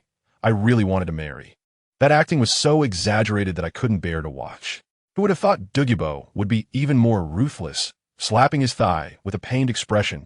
Fine. Since you want it so much, I'll put my old face on the line and bring her over for the wedding. Uffed. LV Weiming and I couldn't hold it in anymore and shook with laughter. Serves you right for pretending. How does it feel to shoot yourself in the foot? As a result, The mistress, with a face as thick as a city wall, said without changing her expression, "Old poison, don't you see how young I am? I haven't even grown all my hair yet. If you bring her over, I can't do anything either." Wow, this extreme tug-of-war is unbelievable. Douluo was actually convinced by her and nodded. "That makes sense. Then wait for 2 years, and you two will get married in 2 years. By then, you'll have to call me Grandpa." As soon as the mistress heard this, she immediately turned into a drama queen, jumping back and pointing at his nose. "Good for you, old poison. I took you as a friend, and you actually want to be my grandpa? What are your intentions? I really can't stand it anymore. If they keep performing, it will be dark soon." I stepped forward, wanting to smooth things over. "Senior Douluo." Suddenly, with a crisp sound, Douluo slapped me hard and coldly said, "Who gives you the right to speak here? Do you believe I will beat you up?" I was really angry at that moment. Is this old man tired of living? But when I saw his expression, I backed down. A wise man doesn't suffer losses right in front of him. I could only force out a smile that looked worse than crying. "Of course not. I'm convinced, especially convinced. You two carry on. You two carry on." I returned to Lu Weiming's side and signaled him to be quiet. Only then did Douluo nod in satisfaction and turn to the third party, saying, "Did you see that? If you have strength, you can stand and speak. If you want me to protect you, fine, marry my granddaughter." Now it was the third party's turn to be silent. This old guy had stated the matter directly. The third party took a deep breath and laid his cards on the table. "That's right. I want to use your protection to grow quickly and get rid of those players chasing me." Douluo laughed heartily, saying he liked him being so straightforward. In the end, the two reached an agreement, setting a 2-year contract. As long as the third party married his granddaughter in 2 years, Douluo would protect him during that time. I seem to hear the system notification sound. Ding, the protagonist Tang San has just acquired a fiancé. If this kid really lets go, a harem is just around the corner. Then the old and the young, these two toxic beings, walked into the herb garden like they had found a kindred spirit, chatting about poisons and antidotes, none of which I could understand. As soon as we entered the herb garden, the scene was incredible. In the middle was a spring, half ice blue and half bright red, bubbling away. I blurted out, "Using this as the base for spicy hot pot would definitely be out of this world." LV Weiming shot me a look of disdain. "Take a bite and you'll go straight to heaven. Stop joking." I was just about to refute when I heard a splash, and a few players jumped directly into the spring. L. Weiming said, "Is there even a need to ask? They're definitely after the ice and fire physique, willing to risk their lives to become stronger." Xiao San frowned and asked, "Aren't they afraid of dying?" I watched those people in the spring instantly turn into half-ice sculptures and half-charred remains, shaking my head. People die for wealth, birds die for food. The temptation of this ice-fire physique is too great. I turned to Xiao San and asked if he was confident. He told us to observe for a few days, feeling that something was off about this matter. He told Douluo that he wanted to stay here for a while, and the old man had no objections, even saying it was a good opportunity to discuss marriage. Xiao San directly ignored the latter part and began to bargain with him for the fairy herbs. Douluo was quite generous, saying those fairy herbs were originally reserved for him. But then he changed his tone, his expression becoming serious. "Little poison, there's something I need to remind you about. One of your future Shrek 7 monsters, the little princess of the 7-treasure glazed tile sect, Ning Rongrong, has joined the Spirit Hall." "What?" The three of us were completely shocked. This news was like a bolt from the blue. How could this be possible? How could Ning Fengji agree? And such a big event. Yet there was no hint of it on the player forum? No, there was indeed a post in the initial city saying that Oscar had been killed by players. At the time, I thought it was fake. But now that I think about it, if Oscar is really gone, then it's not impossible for Ning Rongrong to join the Spirit Hall in a fit of anger. It's over. I only have one thought in my mind. The plot of Douluo continent has completely collapsed. L. Weiming was going crazy, unable to figure out who was behind this. The third wheel's face was already so dark it could drip water, and his fists were cracking. "Are these guys coming for me?" I patted his shoulder. What else could I say? I could only comfort him to take it easy. Douluo also said beside me, "The temptation of becoming a god is too great. If it were him, he would do it too." The third party's eyes instantly turned cold, and he said word by word, "If this is fate, I will defy the heavens. If I become a god one day, it will be their end." Do they really think Tang San is easy to bully? If they want to treat me as a pawn, I will jump out of this chessboard to show them. Wow, the protagonist's aura is fully unleashed. Douluo was cheering beside me. Just then, the remaining players near the ice and fire eyes started to make trouble again. One guy, following the method from the book, grabbed a stalk of fairy grass in each hand and stuffed them into his mouth. As soon as he did, his body split apart, half frozen and half on fire. And he died on the spot. Douluo explained that these players could receive a portion of the 8-pointed mysterious ice grass and the fiery apricot blossom by checking in. And they all hoped to rise to fame in one step, but none succeeded. The third party seemed to ponder and said, "It might be related to my Xintian skill." I listened to LV Wei Ming and thought, well, aside from the mistress, no one else would do this. Just as I was saying that, another buddy started his performance. I saw him walk to the edge of the spring, quickly strip down to nothing, and then jump in with his bare shoulders. The scene was simply eye-watering at a quantum level. With a splash, there was nothing that followed. I was stunned. What are they after? Is it fun? In the end, only one person was left, shivering like a leaf. Douluo sneered and said, "He won't give up. Greed will consume everything." I opened a small cheat, took a glance at the next 30 seconds, and then calmly said, "Yeah, I also think he's about to take action." The other woman and LV Wei Ming immediately rolled their eyes at me. "Fenggu, put away your skills. We're still good friends." I smiled and didn't say anything, explaining my abilities to Douluo. The old guy looked at me with a completely different expression, scanning me from head to toe with shock in his eyes. In a flash, more than half a month passed. During this half month, players came to their deaths without interruption. Douluo acted like a guide every day, bringing people in, explaining the rules, and then returning to eat breakfast with us, watching others make foolish mistakes. El Wei Ming also returned to his original appearance. And Su Wire came over with her magical martial soul. Today, Xiao San finally decided to take action. Douluo was still a bit uneasy and advised him, "Little Poison, you need to think it through. You've seen over the past 10 days, this is no joke." But Xiao San looked confident. "Old Poison, don't worry. Since I succeeded in history, I can succeed now as well. Besides, my cultivation has reached a bottleneck, and I must rely on it to break through." He paused, looked at me, and smiled like a little fox. "Moreover, Old Poison, have you forgotten?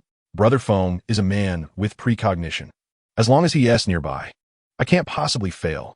Douluo was taken aback, then suddenly realized, "Right, how did I forget about this? Your plan is to have him watch from the side, while you complete all the operations within 30 seconds? I also curiously looked at Xiao San. This plan had been concocted with Lu Wei Ming for more than half a month, and I really didn't know the specific details.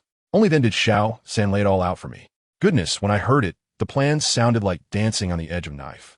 He was whispering with Old Poison, saying they needed to maximize the ghostly shadow and try to rush to the center of the ice and fire eyes within 20 seconds to get those 2 immortal herbs. Old Poison looked serious, but still patted his chest and guaranteed that as long as I signaled from my side, he would immediately pull Xiao San back. I told you, I felt my eyelids twitching and I was anxious inside. No matter how I thought about it, this matter seemed unreliable. While the mistress was sneaking off to a corner to practice, I quickly pulled the Old Poison aside. "Senior Douluo," I whispered, "I'm feeling really uneasy. I have a bad feeling something is going to happen." The Old Poison glanced at me. "Just say it. What do you want me to do?" The senior is wise. I rubbed my hands together just in case. I'm saying just in case I do something impulsive later. Could you please keep an eye on Sister Wei and Wei Ming for me? Especially Sister Wei. With her temper, don't let her make a fool of herself with me. And if necessary, you can knock her out. The Old Poison is a man of his word. He nodded and agreed. Only then did I feel relieved. As a result, our secretive conversation was all seen by that little girl, Su Weier. She immediately poked Lu Wei Ming, urging him to go eavesdrop. With his cowardly demeanor, Lu Wei Ming was easily controlled by a glance from Su Weier, and he wanted to sneak over to us, but ended up hearing nothing. The next day, everything was ready. As the 5 of us stood there, the atmosphere instantly became tense. The mistress stood at the front, her eyes fixed like knives on the 2 immortal herbs, and her whole aura was different. I placed my hand on his shoulder. "Are you ready, San?" He took a deep breath and nodded. "Brother Feng, let's go." I wouldn't waste any more words. I gave a glance to the Old Poison and then counted down 3, 2, 1. The first soul skill, precognition. As soon as I finished speaking, Xiao San shot out like an arrow. With Ghost Shadow mysterious steps fully activated, he was as fast as a phantom. The entire world before me instantly felt like it was paused, and the scenes of the next 30 seconds played out in my mind like a fast-forwarded little movie. Let me tell you, the first half of this movie is perfect. Every step of the mistress is calculated, precise, and flawless. At 20 seconds in, he suddenly dives into the spring water and starts picking herbs. Everything is going incredibly smoothly. But just when I thought it was all set, I hurried a few steps forward, braving the extreme temperature changes, and activated my foresight again. I wanted to see the next 30 seconds. A new scene unfolded in my mind. In the first 25 seconds, the mistress was still in the water, absorbing the medicinal power, steady as a rock. But in the last 5 seconds, the mistress in the scene suddenly started convulsing, and the situation took a sharp turn for the worse. Something's about to happen. Who understands? Family? Only 1 second has passed in reality. I didn't have time to figure out what the problem was. My brain hadn't even processed it yet, and my body was already moving on its own. With a splash, I jumped in. As I jumped down, the situation immediately exploded. Su Weier screamed and was about to rush over, but was knocked unconscious by old poison with a single strike, clean and swift. Lu Weiming beside her was dumbfounded, his mouth agape enough to fit an egg, but he quickly reacted, realizing this was something I had arranged in advance. The kid still had some brains. Though he looked guilty, he followed old poison's instructions and retreated with Su Weier to a safe place. At that moment, the entire ice and fire duality I suddenly erupted with a loud bang, and the spring water began to boil violently, as if it were on the verge of boiling over. To be honest, the moment I jumped down, I regretted it. I had completely forgotten one crucial thing. I hadn't signed in today. I didn't have those 2 celestial herbs to protect me. The dual forces of ice and fire instantly surrounded me, and the sensation was like being half in the Antarctic and half on the equator. My body felt like it was about to be torn apart. I endured the excruciating pain, screaming in my mind, "Sign in! Let me sign in!" Ding! Sign in successful. Ice and fire duality I. Reward. Soul year 8734, ice and fire body refining pill. I'm so dumb, man. What I wanted was the fairy grass. What do you mean by giving me a pill? There's no time to complain. I quickly did a foresight again to see what this pill is really for. Wow, I didn't know until I looked, and it's shocking. This thing is the key to breaking the situation. If I had used the sign-in earlier, I'd definitely have nowhere to cry now. I endured the excruciating pain and desperately swam towards the third person. Luckily, my martial soul has a bit of fire attribute. Otherwise, I would have been cooked long ago. In just 3 breaths, I reached his side. At that moment, the third person was still cultivating and had no idea I was there. But I knew from my foresight that in 5 seconds, he would be finished. I held the ice-fire refinement pill in my mouth and looked at the naked little third party in front of me. Who understands this scene among my family? It's simply unbelievable. But when it comes to human lives, I couldn't care less. Sure enough, the next second, the little third party started shaking violently, on the verge of exploding. Now's the time. Without any hesitation, I grabbed him and kissed him mouth to mouth, with a pop, to make him swallow the pill. I had to push it down with my tongue. I swear, this is definitely the most outrageous thing I've ever done in my life. After a fierce internal struggle, I finally pushed the pill down his throat. Just at the moment the pill entered his body, there was a huge bang. The spring water of the ice-fire duality, I shot up into the sky, transforming into an ice dragon and a fire dragon in midair. The 2 dragons twisted and roared above, and the scene was witnessed by players all over the Sunset Forest, flooding the World Channel with discussions about whether the Ice-Fire Dragon King had manifested. In the spring water, the little third party and I were tossed around like 2 pieces of clothing in a washing machine. I could only hold onto him tightly. This was the protagonist's halo. Holding on tighter was definitely the right choice. At that moment, it seemed something inside the little third party shattered with a crack, and then a dazzling green light erupted from his body, instantly enveloping both of us. The ice and fire dragons in the sky merged into one, transforming into a gigantic ice-fire dragon that roared down toward us. It looked like it wanted to swallow us along with the entire spring. I panicked. I couldn't care less anymore. I directly used my ultimate ability. Martial Soul, human-faced sword emperor. Come out for me. My martial soul appeared instantly, and under the enhancement of the green light, my size surged wildly. I opened my huge bloody mouth towards the descending dragon head. Devour. It's all about mutual harm. Don't you want to swallow me? I'll swallow you first. With both swords drawn, I directly sliced open the ice and fire dragon head, then opened my mouth wide and began to devour crazily. Some energy fragments fell onto Shao San, and they were instantly absorbed by the green light within him. I'm even more exaggerated here, with the system notification sound in my head ringing nonstop like a screen full of alerts. Ding. Passed the Ice Dragon King's test. Ding. Passed the Fire Dragon King's test. Ding. The first soul skill's premonition enhanced to prediction. Ding. The third soul skill, Tihua's Show, enhanced to Tihua's Heavenly Show.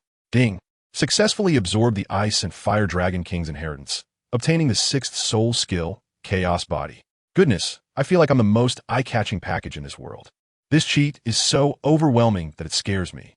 This skill called Chaos Body, once activated, increases my defense by 20 times and can also reflect damage. This is simply a godly technique for fighting in groups. But I quickly calm down and use my new skill, Prediction, to take a look at the future 30 seconds of the little third party.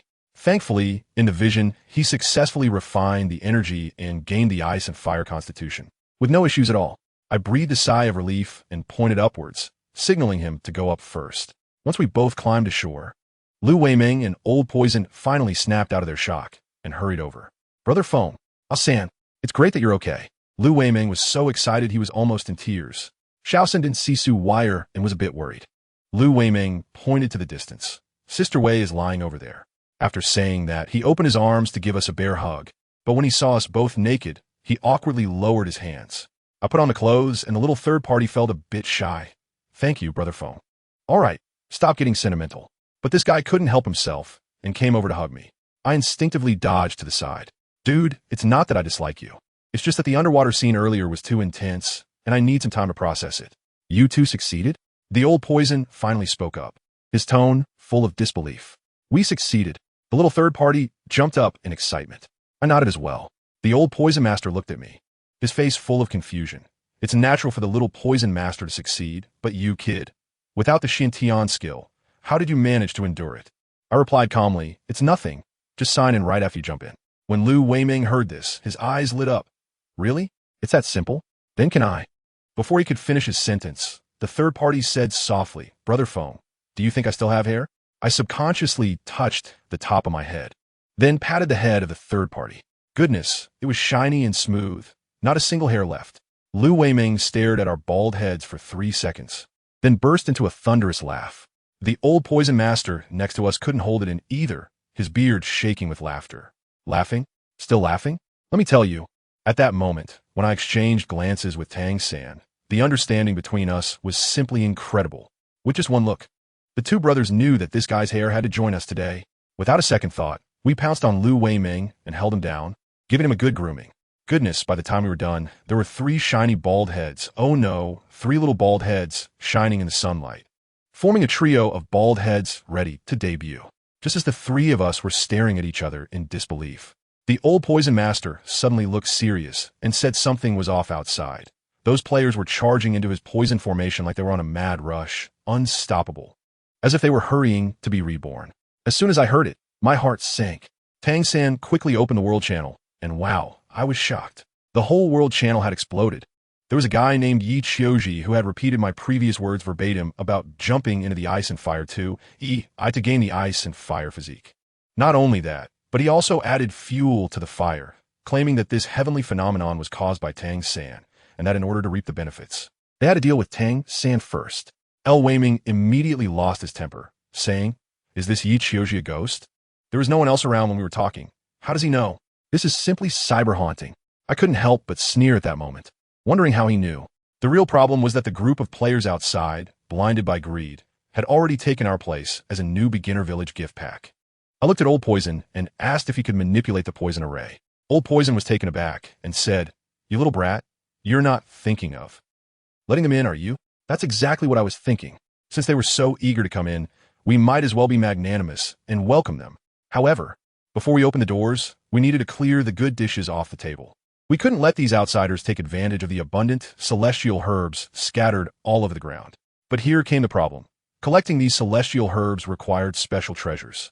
I gave Lu Weiming a look, and he, being clever, immediately began to hint to Old Poison, saying, Oh, Senior Dugu, in the original story, you gave Tang San a treasure, allowing him to collect all these celestial herbs.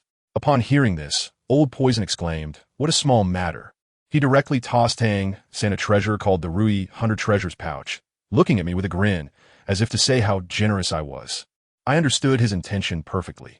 He was treating Tang San as a future grandson-in-law and giving him a gift in advance. Tang San took the 100 Treasures pouch and went to collect the celestial herbs while I briefed Old Poison on my plan. The plan was simple. Old Poison would pretend to be overwhelmed and run away, signaling the idiots outside that the area was unguarded and to rush in quickly. I would hold the rear, acting as a tank, drawing all the initial firepower to buy them some time.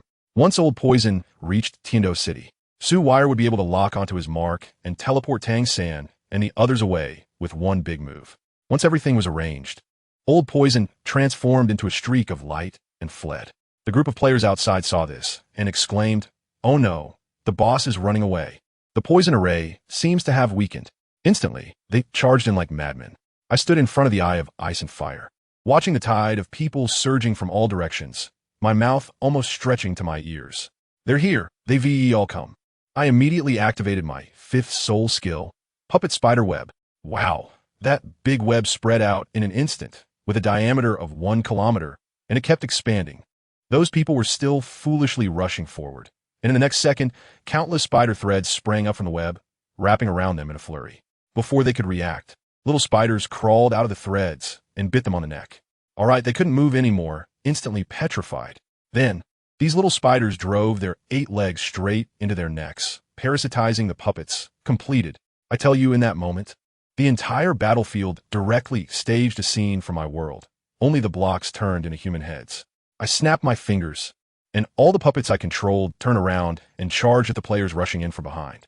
Allies attacking allies. The scene was simply too beautiful. Tang San and the others were dumbfounded, and Su Wire murmured, "How did I become so strong?" I waved my hand at them, signaling them to hurry up and leave. Watching the 3 of them disappear in the teleportation light, I finally breathed a sigh of relief. Next, it was my personal showtime. Watching my little brothers fight got a bit dull after a while. Just as I was yawning, someone suddenly acted without honor, directly using a soul skill to lift the ground, forcefully breaking my indestructible web. I shot up in an instant. Isn't this just slapping me in the face? I was wielding 2 explosive flame guns, charging into the crowd like a rampaging warrior. Wherever the flame spear went, chaos ensued, leaving a scorched earth behind. After taking out a large group, the remaining people surprisingly got smart. They stopped fighting me and started running around me, heading straight for the Eye of Ice and Fire. Wow, they're treating me like I'm invisible. Just as I was about to unleash a big move to take them all down, a loud bang echoed. A giant iron hammer, taller than a building, came crashing down from the sky, shattering my gathered sword energy to pieces. I looked up and saw a figure shimmering with silver light, 7 soul rings behind him blinding my eyes. A soul sage, a level 70 powerhouse. He had even unleashed his martial soul true form. I was completely stunned at that moment. How long has it been? Why does the upgrade feel like riding a rocket? That big hammer was like it was free, crashing down on me relentlessly. I could only use my first soul skill to predict and dash around like a rabbit, while leading him into a crowd to use others as shields. But I was still careless. He launched a lightning AoE attack, and I felt a jolt through my body. In just a fraction of a second, that big hammer firmly smashed into my face. I felt like a bowling ball crashing through a line of people, and finally, with a splash, I fell into the Eye of Ice and Fire. When the people outside saw me fall in, they thought I had taken a lead and started jumping in one after another like dumplings. And that hammer guy strolled over to the spring. Who understand, my friends? This guy probably thought he was possessed by Thor, ignoring the warnings from those around him, raising that giant hammer wrapped in lightning, and smashed it down into the Eye of Ice and Fire. What happened next? As soon as the hammer touched the spring, there was a bang, and his mighty martial soul shattered like glass. Then he was sucked in by a tremendous force. Let me tell you, that move was truly a classic case of self-inflicted suffering. I was originally in the water thinking about how to counterattack, but those people outside kept jumping down, almost pushing me to the bottom of the water. Then, a brilliant idea suddenly struck me. I shouted directly to the system. Switch form. Soul Beast True Form. Human-faced Sword Emperor. After transforming into a soul beast, the feeling was completely different. A primal sense of hunger surged up. Those guys jumping down were no longer human in my eyes. They were just walking experience points. I didn't even need to lift a finger. I just waited underwater, and when one came down, I touched them, and the system chimed, and the soul years were credited. The experience gained was faster than riding a rocket. Soon, the system's notification sound came. Ding. Human-faced Sword Emperor's soul years have reached the requirement for evolving into a 10,000-year soul beast. Would you like to evolve? Do I even need to think about it? I must evolve. But guess what happened? The system beeped again and coldly told me 2 words. Evolution failed. I was just about to curse when the system started beeping nonstop, saying something about not having enough soul years. What the heck? Is it playing word games with me? All right, system, you have a final say. With a thought, I shouted, Evolution. Ding. consuming 10,000 soul years. Evolution begins. The next second, let me tell you, the feeling was incredible. With a crack, the old shell in my body exploded, and two swords shot out from inside. One looked like a glowing hot iron, emitting a fiery red flame. The other was just the opposite, a deep blue, exuding a chilling aura. Immediately after, a brand new head popped out, significantly smaller than the previous one, but covered in a layer of pitch-black armor, looking incredibly sturdy. When I crawled out of the old shell completely, I was shocked. Who understands, my upper body was like a knight in armor, each hand holding a sword of ice and fire, looking super cool. But then I looked down and realized, great, my lower body was still that of a spider with 8 legs, covered in thorns. Who designed this cyber centaur look? It's ugly cool, and honestly a bit trendy. I was standing on my old shell, admiring my new skin, when I saw those players below, jumping down one after another like dumplings. Oh, my heart ached. The experience I wasted from the failed evolution. Wasn't it all coming back now? Let me tell you, I had just one thought at that moment. Since that is the case, it's your honor to become my experience. There will always be a limit to how many headshots can be given. Once the last player turns into my experience points, the whole world will be quiet. Just as I was about to crawl out from this ice and fire yin-yang, my super hearing caught a wave of killing intent. Without a second thought, I dove back into the water. With a loud splash, the water erupted high. 3 people jumped down from the shore, 2 men and 1 woman, moving swiftly and cleanly. One of the men immediately asked, "Did you see it clearly?" The woman replied, "It looked like a soul beast." The other man, who was carrying a bow, chimed in, "Something that can casually bathe in the ice and fire yin-yang. I can't be simple, right? It looks quite strange." The leading young man in black, whom they called Brother Chio, directly ordered, "A phone, try another arrow." Got it. The one called a phone didn't hesitate, drew his bow, and shot a light arrow that went into the water with a zing. Let me tell you, my current speed made dodging such attacks incredibly easy. "How is it?" "Sistana, no good." He dodged. The 3 of them murmured as they walked towards the water while chatting. I was lurking in the water. My ears perked up like a radar, hearing their conversation clearly. They turned out to be sent by Boss Bai, planning to turn this place into some kind of amusement park, and they said that the big guild members would be arriving soon. Goodness, I was shocked.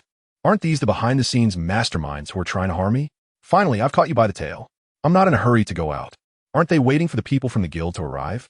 All right, then I'll stay and have some fun with you. But before that, I need to let my family know I'm safe, so my silly wife Sue Wire doesn't get worried and teleport over to use me as a target. I immediately opened the world channel, my eyes darting around as a plan formed in my mind. I crafted a message saying that the ice and fire duality was an incredible opportunity, and many people had successfully gained the ice and fire physique, making them invincible. The trap is set. I just have to see how many fools take the bait. After sending the message, I logged off and began to think of countermeasures.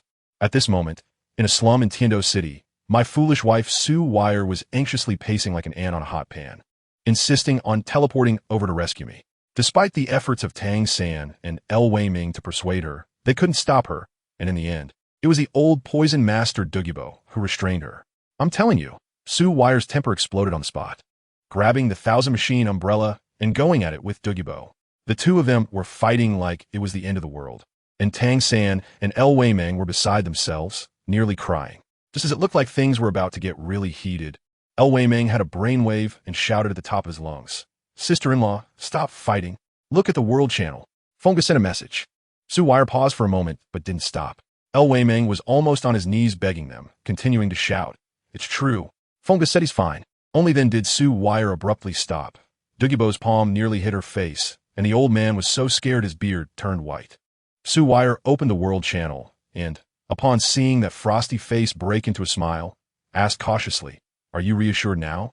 "Who asked you to care? So much for chatting today." The scene shifted to the falling sun forest, where the 5 major guilds had surrounded the entire forest, clearly intending to monopolize the treasure.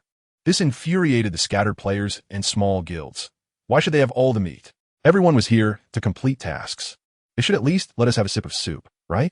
But the big guilds ignored them completely. Anyone who dared to approach was directly killed. This ignited the powder keg. A small guild leader named Situ directly activated his martial soul, transforming into a massive bear king, charging in with a group of scattered players. With a loud crash, he tore open a gap in the defense line. Just as he was about to rush in, a guy named Wangya appeared out of nowhere, blocking the way with a giant spear. It seemed these two were old foes, and upon meeting, they immediately entered taunting mode. Situ, not taking this traitor seriously, was stunned when they clashed.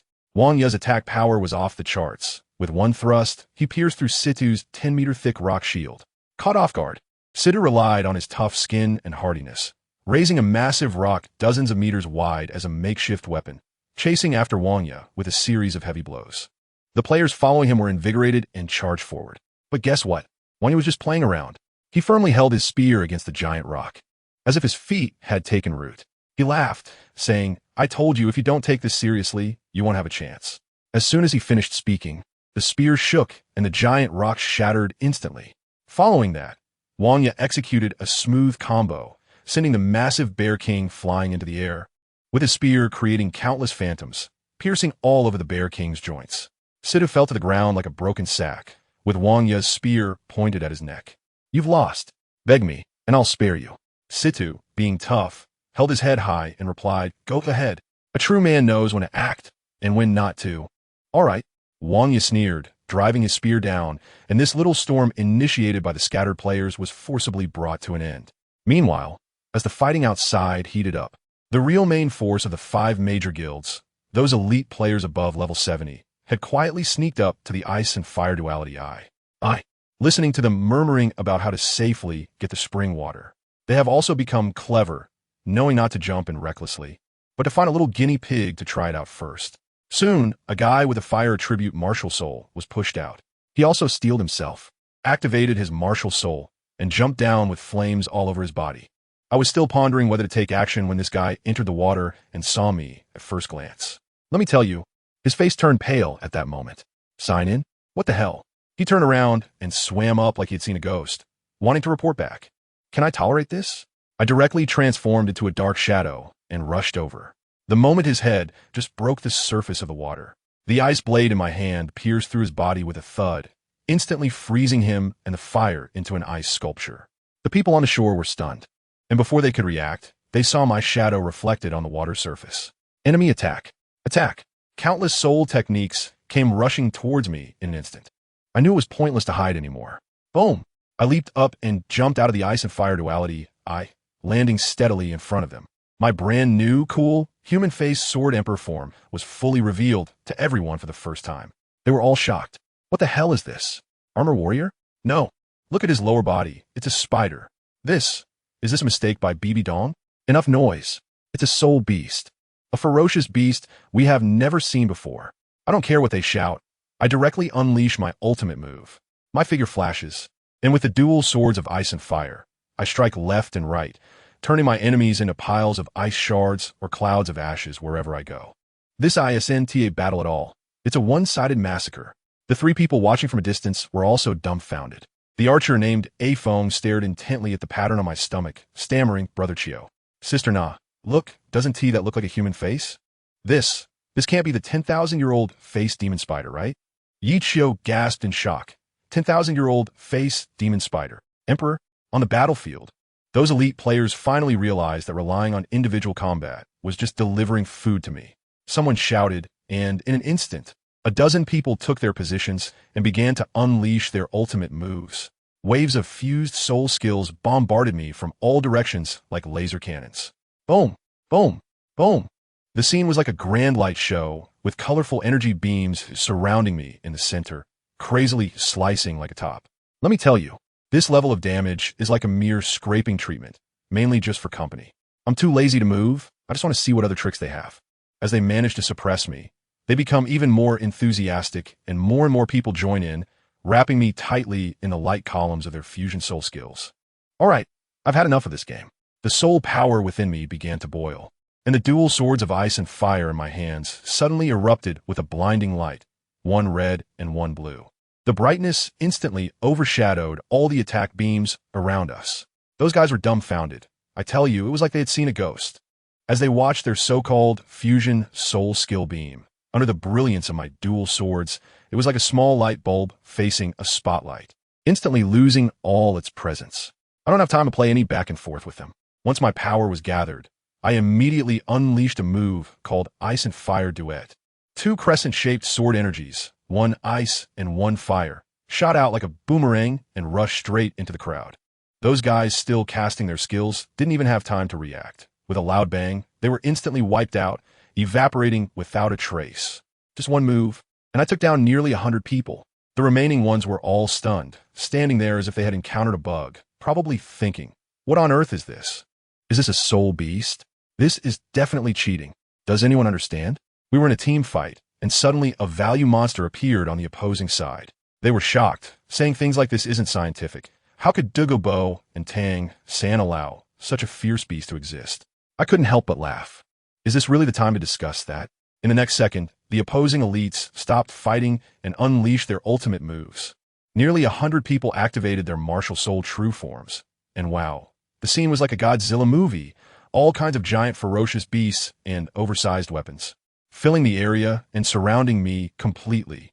They were flying in the sky, running on the ground, ranged fighters, melee fighters, and support characters. Everything was there. The display was so impressive, it was just short of lighting incense for me. Did they think that just because there were many of them, they could show off and defeat me? How naive. I felt like I had stumbled into a crazy zoo, with a bunch of bizarre creatures chasing after me. A little spider. They coordinated surprisingly well, taking turns to wear me down. Their damage wasn't high, but they were incredibly annoying, buzzing around like flies. Skills weren't working? Fine. Let's change the game. I directly activated my domain, Spider Web Domain. An invisible giant web suddenly spread across the entire battlefield.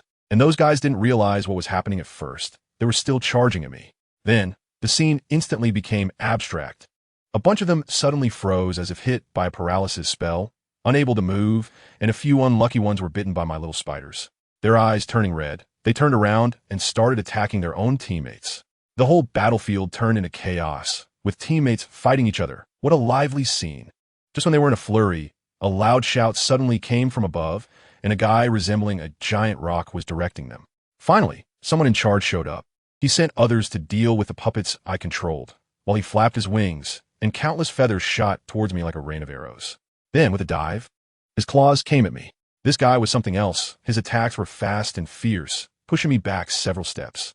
He executed a spinning thrust, drilling towards me like a power drill. I crossed my dual swords, and with a clang, sparks flew as I blocked his attack. He reacted quickly.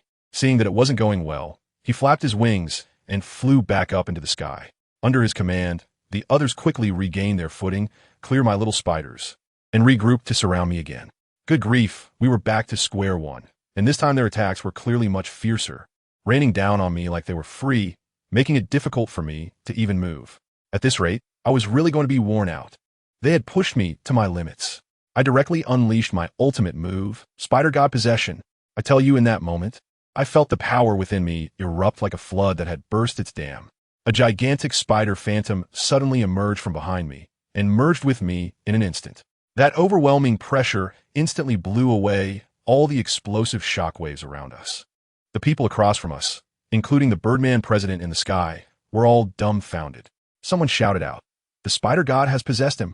He is the human-faced demon spider king." Too late. Now you realize it's already too late. The president of the Great Peng reacted relatively quickly, immediately screaming for everyone to scatter, try to engage in guerrilla tactics to stall and wear me down. Those people thought they could play tactics with me. Trying to kite me? Laughable. I would directly show them what it means to dominate with sheer physical prowess. As soon as they started to run, I transformed into a black-red flash of lightning, vanishing from my spot in an instant. The next second, I had already appeared behind a player. My sword raised and struck down, giving him no chance to react and instantly killing him. Wherever I go, I leave behind lingering shadows that haven't even dissipated. When they turn back, they realize it seems like I haven't moved at all, yet their teammates are falling one by one. The fear is simply overwhelming.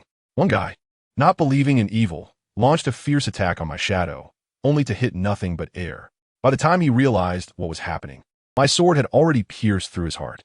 His last words, "How is this possible?" were filled with despair. Just as I was in a killing frenzy, I could sense that 3 little mice were hiding nearby. They thought I hadn't noticed and were whispering to each other, planning to wait until I was done to swoop in and snatch my soul rings and bone. Such beautiful thoughts they had. I couldn't be bothered with them. I decided to finish this dish in front of me first. I chased after that group of so-called elite players and struck them down one by one with my sword. Clean and swift, just like harvesting wheat.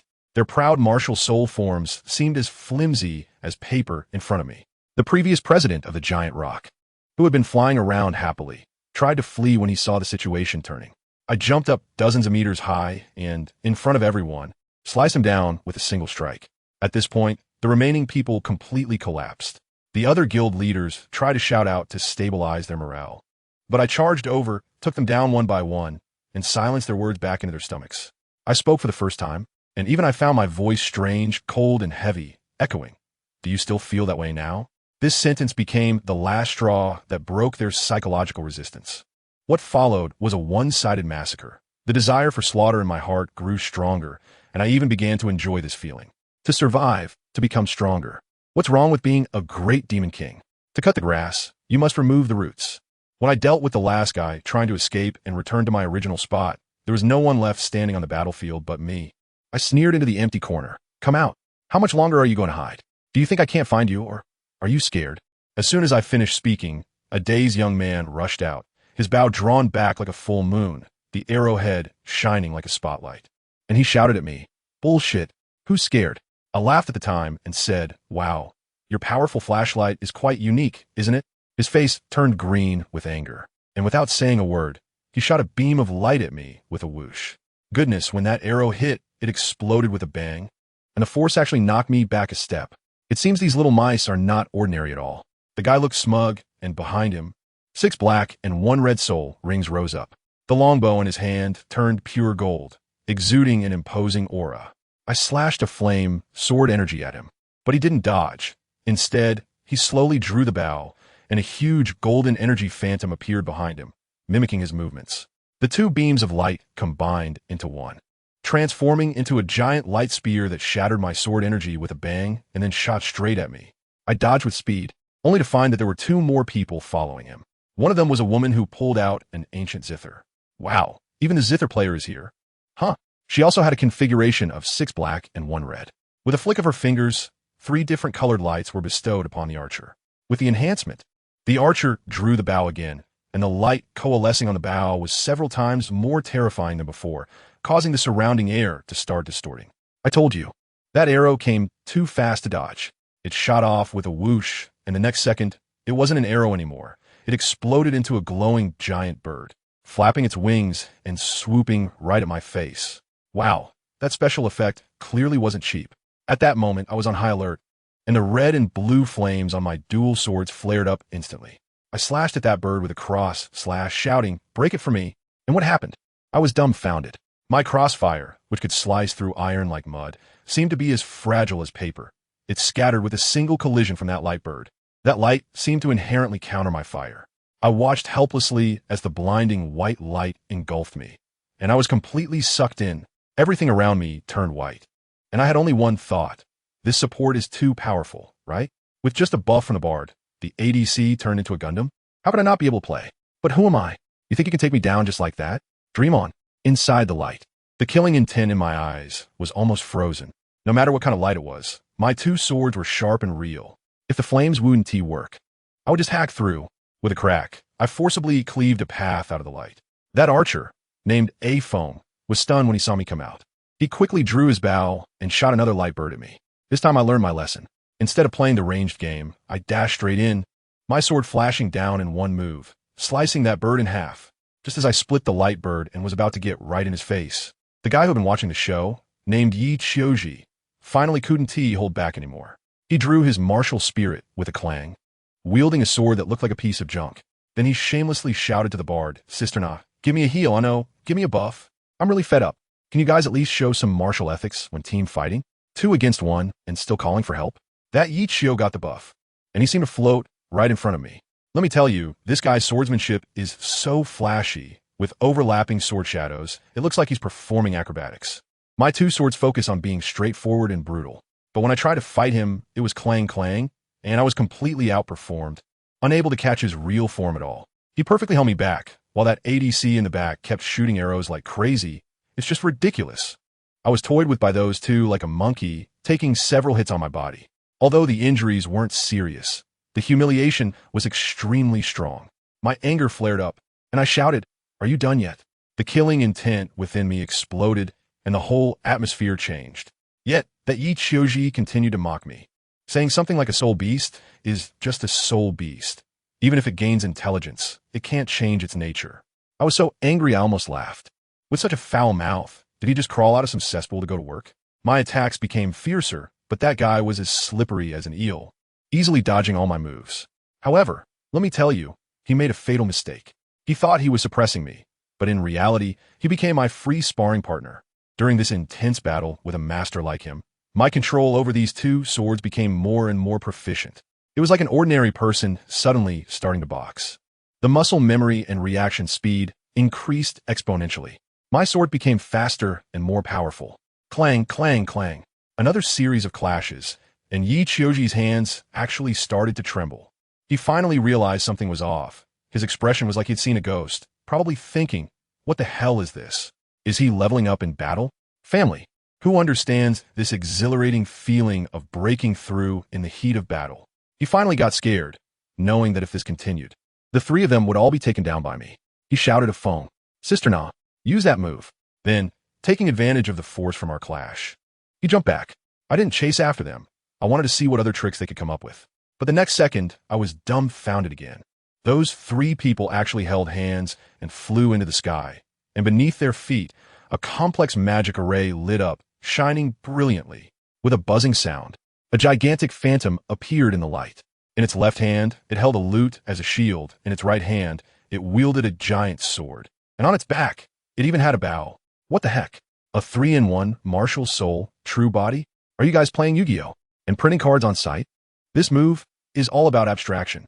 I hadn't reacted yet when the giant swung down with a sword, and with a loud crash, the ground cracked. I dodged in a very awkward manner, wanting to counterattack, but when I swung my sword, it was blocked by that Qin's shield, and I got slapped back onto the ground. I was so frustrated at that moment, I felt like I was going to vomit blood. This was definitely cheating.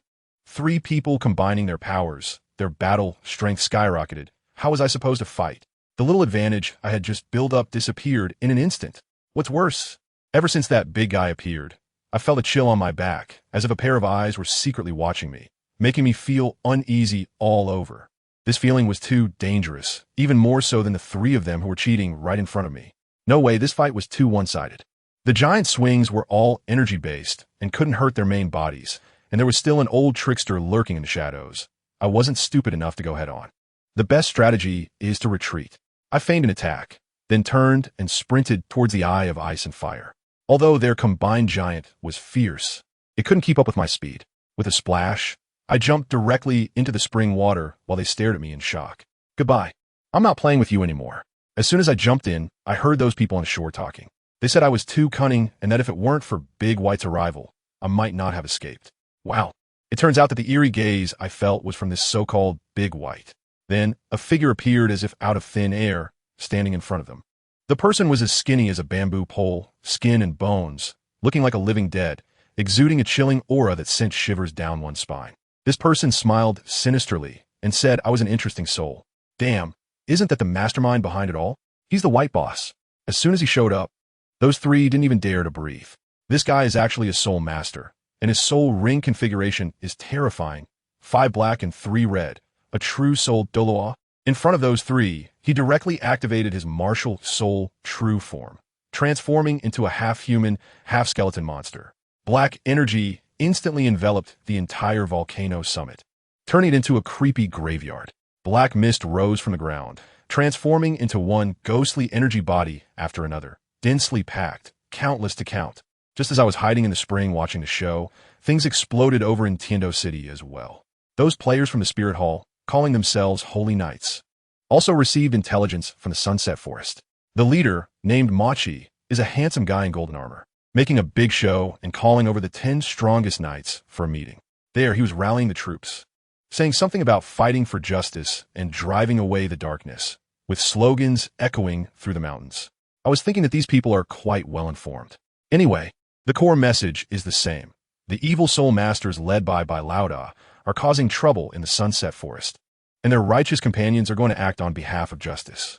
So, this group of knights gathered in Tianshou City in the middle of the night, marching in an orderly and grand manner outside the city like a military parade. A bunch of onlookers also followed to watch the excitement. But when they arrived at the edge of the forest, They were all dumbfounded. That place, it can hardly be called the Sunset Forest anymore. It was practically the entrance to hell. Dark mist rolled in, and the sounds of wailing echoed. Even from afar, one could feel a chill. Just a glance would scare an ordinary person into fainting. Tang San and the others were also mixed in with the crowd, looking serious at the scene.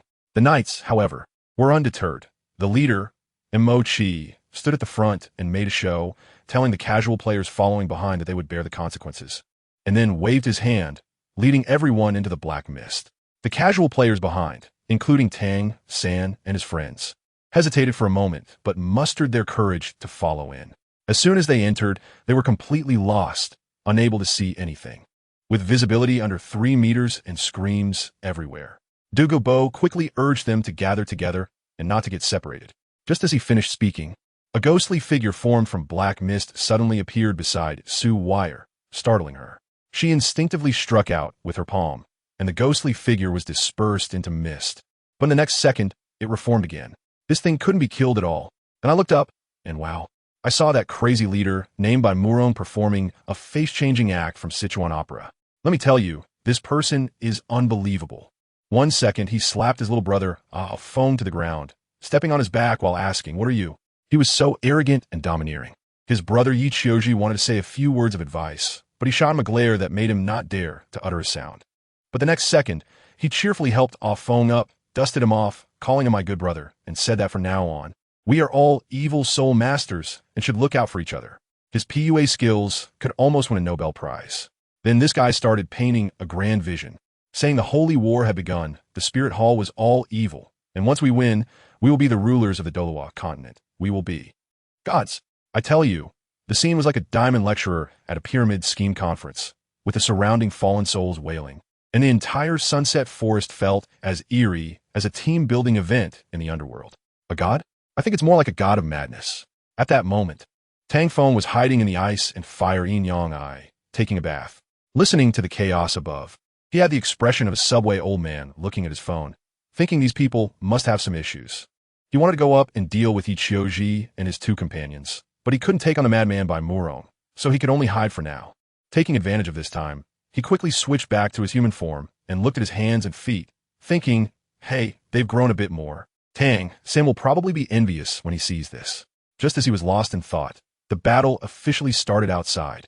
The Knights of the Spirit Hall charged in, and wow, they were so professional. All their martial spirits were light attributes, and their weapons glowed, cutting through these ghosts like chopping vegetables. A chaotic slaughter ensued. On the other side, Tang San and his 3 companions were in a worse situation. They were surrounded by a group of ghosts, unable to hit back since they felt like they were hitting cotton, but being touched by a ghost would deal real damage, attacking their souls and causing excruciating pain. El Wei Ming was hit several times and nearly died on the spot. Thankfully, Tang San's blue silver grass was somewhat useful, able to temporarily trap these things. While they fought and analyzed, the old expert Douluo speculated that this was probably the work of the legendary evil soul masters. While they were struggling to advance, the main force ahead had already encountered the big boss. The Knight Regiment reached the foot of the volcano, and by Murong descended like a final villain, shrouded in black energy, dramatically introducing himself. Welcome to the gates of hell. I am one of the 10 Yama of the Dark Temple, the white-faced Yama. However, the leading holy knight, Mo Chi, maintained a cold, indifferent expression throughout, barely lifting his eyelids, as if to say, who are you? Bai Murong rambled on about sentencing death and proclaiming justice, and Mo Chi simply replied with 2 words, so weak. Then, with a swift motion, he stood up from his throne, his martial spirit manifesting, and shot out like a cannonball. The god said, let there be light. Mo Chi punched out, radiating brilliant light. Bai Murong tried to bind him with dark energy, but as soon as that dark energy touched the light, it melted away like ice and snow, instantly evaporating. The next second, Mo Chi was right in front of him. Bai Murong just reached out to catch his fist, wanted to taunt him, but with a bang, Mo Chi's kick landed on his face, and he disdainfully remarked, so much nonsense. Then it was a one-sided beating. As they fought, Yi Chioji and his trio emerged, turning into a gigantic energy giant to ambush Mo Chi. What happened? Mo Chi didn't even pay him any mind, effortlessly swatting away the light arrow with a casual expression. Seeing he couldn't win, Bai Murong got anxious and directly summoned all the little ghosts to merge into a giant even bigger than Erming. Roaring, Mo Chi, The game is just beginning. Mo Chi shook his head and calmly replied, your beginning is already an end. As soon as he finished speaking, his martial spirit true form appeared, and a massive beam of light, like a laser cannon, blasted the giant precisely, perfectly like playing golf, directly sending it into the ice and fire yin-yang eye. This delighted Tang Feng, who was hiding in the water, as it felt like his enemy had delivered themselves right to him. Without a second thought, he transformed into the human face, sword emperor form, drew both swords, and chopped Bai Murong down, then opened his mouth to begin devouring. Bai Murong never expected that after spending his life on sneak attacks, he would ultimately be ambushed by a soul beast. It was truly poetic justice. Tang Feng finally avenged everyone in the village. Just as he finished off this guy and was about to happily absorb the spoils, the big boss Missouri Chi in the sky, probably suffering from OCD, felt the need to deal a finishing blow to ensure the enemy was thoroughly dead. A dazzling golden holy spear shot down, exploding directly in the water. Family, who understands? This was purely a work-related injury. The devouring process was interrupted, and Tang Feng was severely injured, losing half of the duck he had almost caught. So furious, he nearly spat blood. He originally wanted to thank the guy, but now all he felt was he. Tang Feng sighed and decided to play dead at the bottom of the water. The next day, as the sun rose, the entire sunset forest had been flattened. Tang San found the still sleeping Tang Feng at the bottom of the spring and pulled him up. As soon as Tang Feng reached the shore, he looked at his reflection in the water and found he had grown quite a bit, looking almost 20 years old, admiring himself while narcissistically pinching his chin. Tang San watched beside him in speechless disbelief, thinking if you keep growing, I might have to call you uncle. Just as the two of them walked a few steps, they spotted Su Wire and the others. Tang Feng was about to speak when Su Wire dashed over like a little cannonball and hugged him tightly. I was frozen at that moment, not knowing where to put my hands. Buddy, this topic is beyond the scope. I tell you, at that moment I was completely petrified. I felt a drop of warm something splash onto my shoulder, instantly soaking a patch. My heart sank. Oh no, this girl is crying. That feeling, does anyone understand? It was like being doused with a bucket of ice water in winter or having a thunderclap explode on my forehead in summer. My whole spirit was thrown off. My mind was buzzing completely blank, just 2 words. It's over. I was still dealing with CPU overload when Su Wei suddenly let go of me, and then she actually opened her mouth and started gnawing on my shoulder. Damn, the strength of her bite. I was about to pop my eyes out. It hurt. It really hurt. But could I scream? I didn't dare. I could only grit my teeth and silently roar in my mind, feeling like my shoulder was a faucet, blood gushing out. After she finished gnawing, she finally let go and gently asked me, does it hurt? At that moment, I blurted out, it hurts. After saying it, I regretted it. I'm a tall guy. What the heck am I talking about pain for? I quickly tried to make up for it, stiffening my neck and shouting, it doesn't hurt. And guess what happened? She burst out laughing and quietly muttered, silly. And she warned me fiercely, it's supposed to hurt. If you do something silly again, I'll bite you. I feel so bitter inside. Sister, haven't you already bitten it? But seeing her look of both anger and concern, what else could I say? I could only obediently nod and say, I know. There won't be a next time. Only then was she satisfied, pushed me away, and as she turned around, she left me with one last remark. You really have no sense of fun. What can I do? Besides pretending not to hear, what else can I do?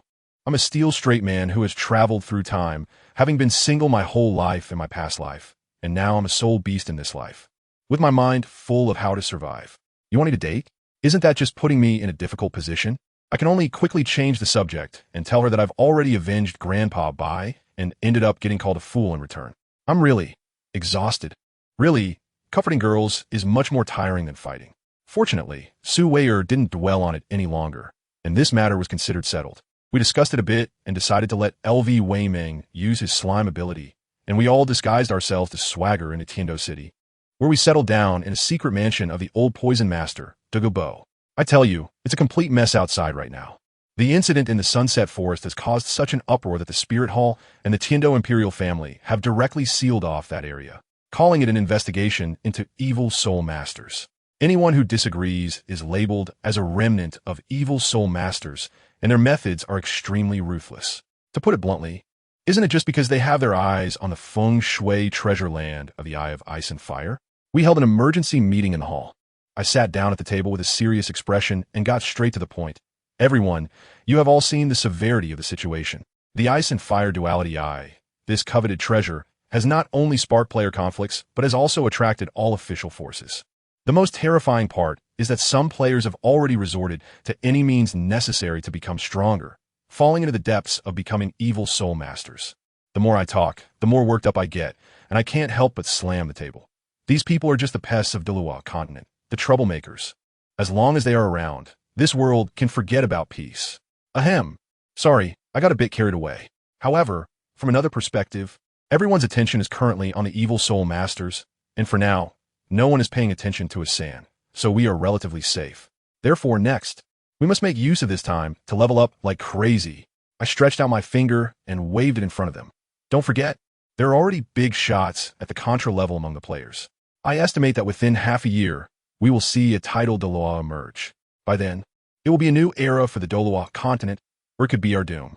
We must possess the strength to protect ourselves before that happens, or, I change my tone, my gaze sharp, to prevent them from becoming titled Douluos. Lu Weiming was stunned at the time. Prevent? Brother Feng, how do we prevent it? We can't beat them. I wave my hand. That's all talk for later. What's most crucial now is to improve our own strength. Tang San sighed and said dejectedly, You still have a chance, but I haven't been able to grow at all in these past 6 months. Douluo also nodded. Yeah, times have changed. Even if the little poison is the protagonist, he can barely protect himself in front of those perverted players. I listened, and with a grin, I took out a small porcelain bottle from my pocket and placed it on the table, making a crisp sound. So, in extraordinary times, extraordinary measures must be taken. Lu Weiming's eyes lit up. Brother Feng, do you mean? I chuckled and opened the bottle, and an unusual medicinal fragrance instantly filled the air. No kidding. It's exactly what you think it is.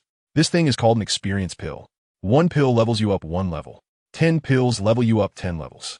There are 100 pills in this bottle, and as long as your soul rings keep up, let me tell you, you can directly ascend on the spot and become a deity. What the hell? Lu Weiming was so scared that he jumped up from his chair. Douluo and Tang San also had expressions that screamed, Are you kidding me? Filled with disbelief in their eyes. The old poison master, being cautious as a poison expert, immediately asked, What are the side effects of this medicine? I shrugged and said bluntly, As for the side effects, they're not clear yet. I pointed to myself, saying that this was a special reward for my 1,000-year sign-in, and I hadn't dared to try it myself. After all, medicine can be toxic, and with something this overpowering, who knows what might happen if I take it?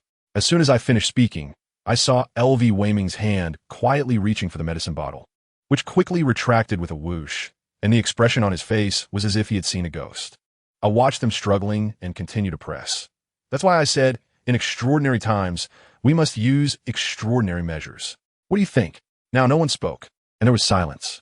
Indeed, in just half a year, let alone Tang San, even if a deity came, they couldn't become a title Douluo. Those players didn't follow the script at all, and completely didn't give the protagonist time to develop. Since no one is speaking, I'll take it as your default agreement.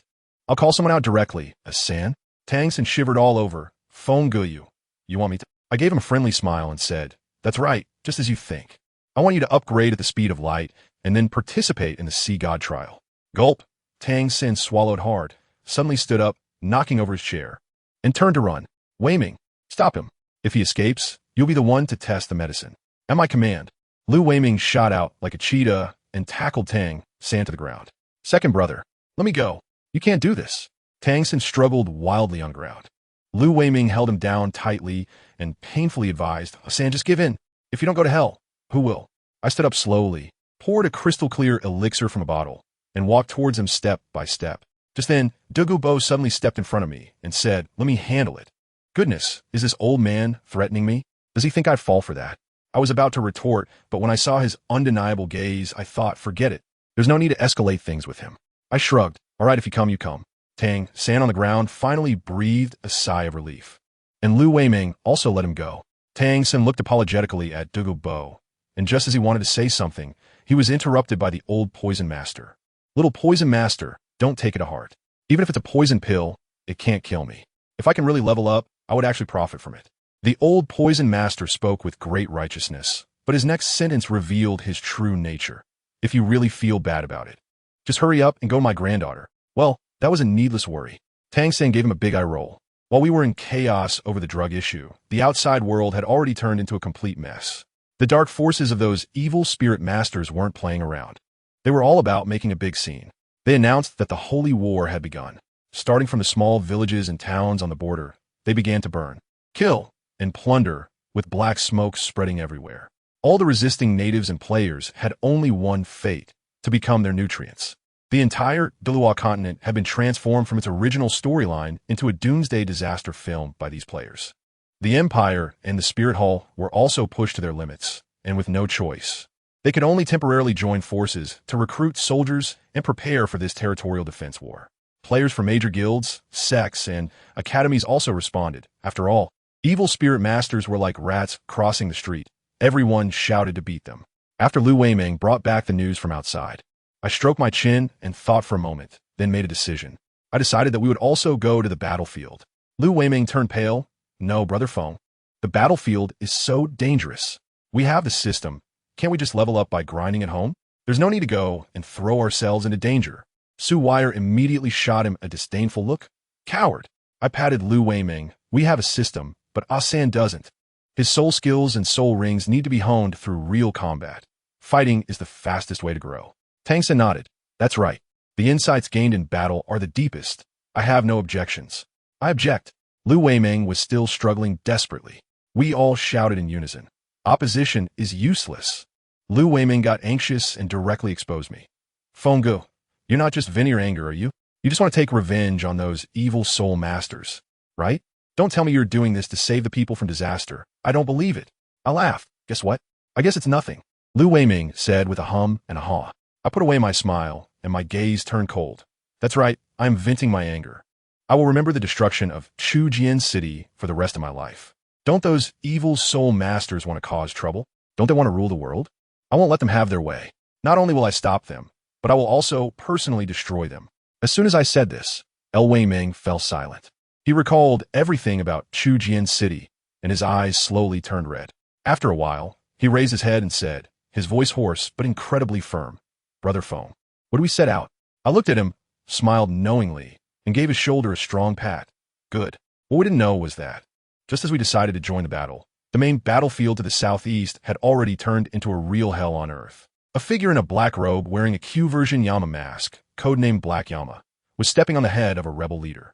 Behind him was a dense army of evil soul masters.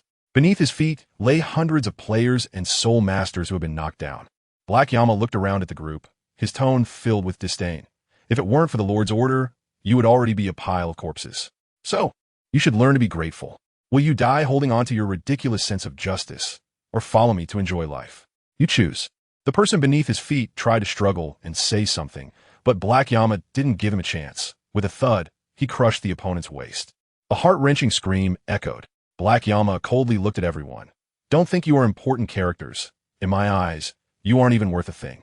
Next time, it won't just be a broken waist. He unleashed his martial soul, with a total of 8 soul rings lighting up.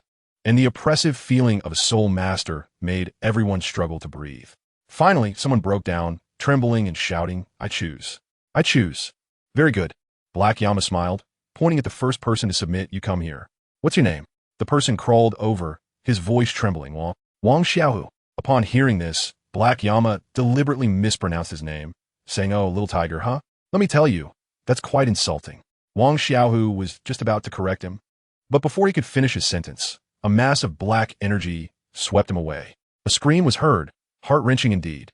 Everyone present felt their hair stand on end, thinking this guy was definitely done for. But guess what? With a loud bang, the black light exploded, and Wang Xiaohu stood up again. But his eyes and aura had completely transformed into a dark version of a spirited young man, exuding an eerie vibe.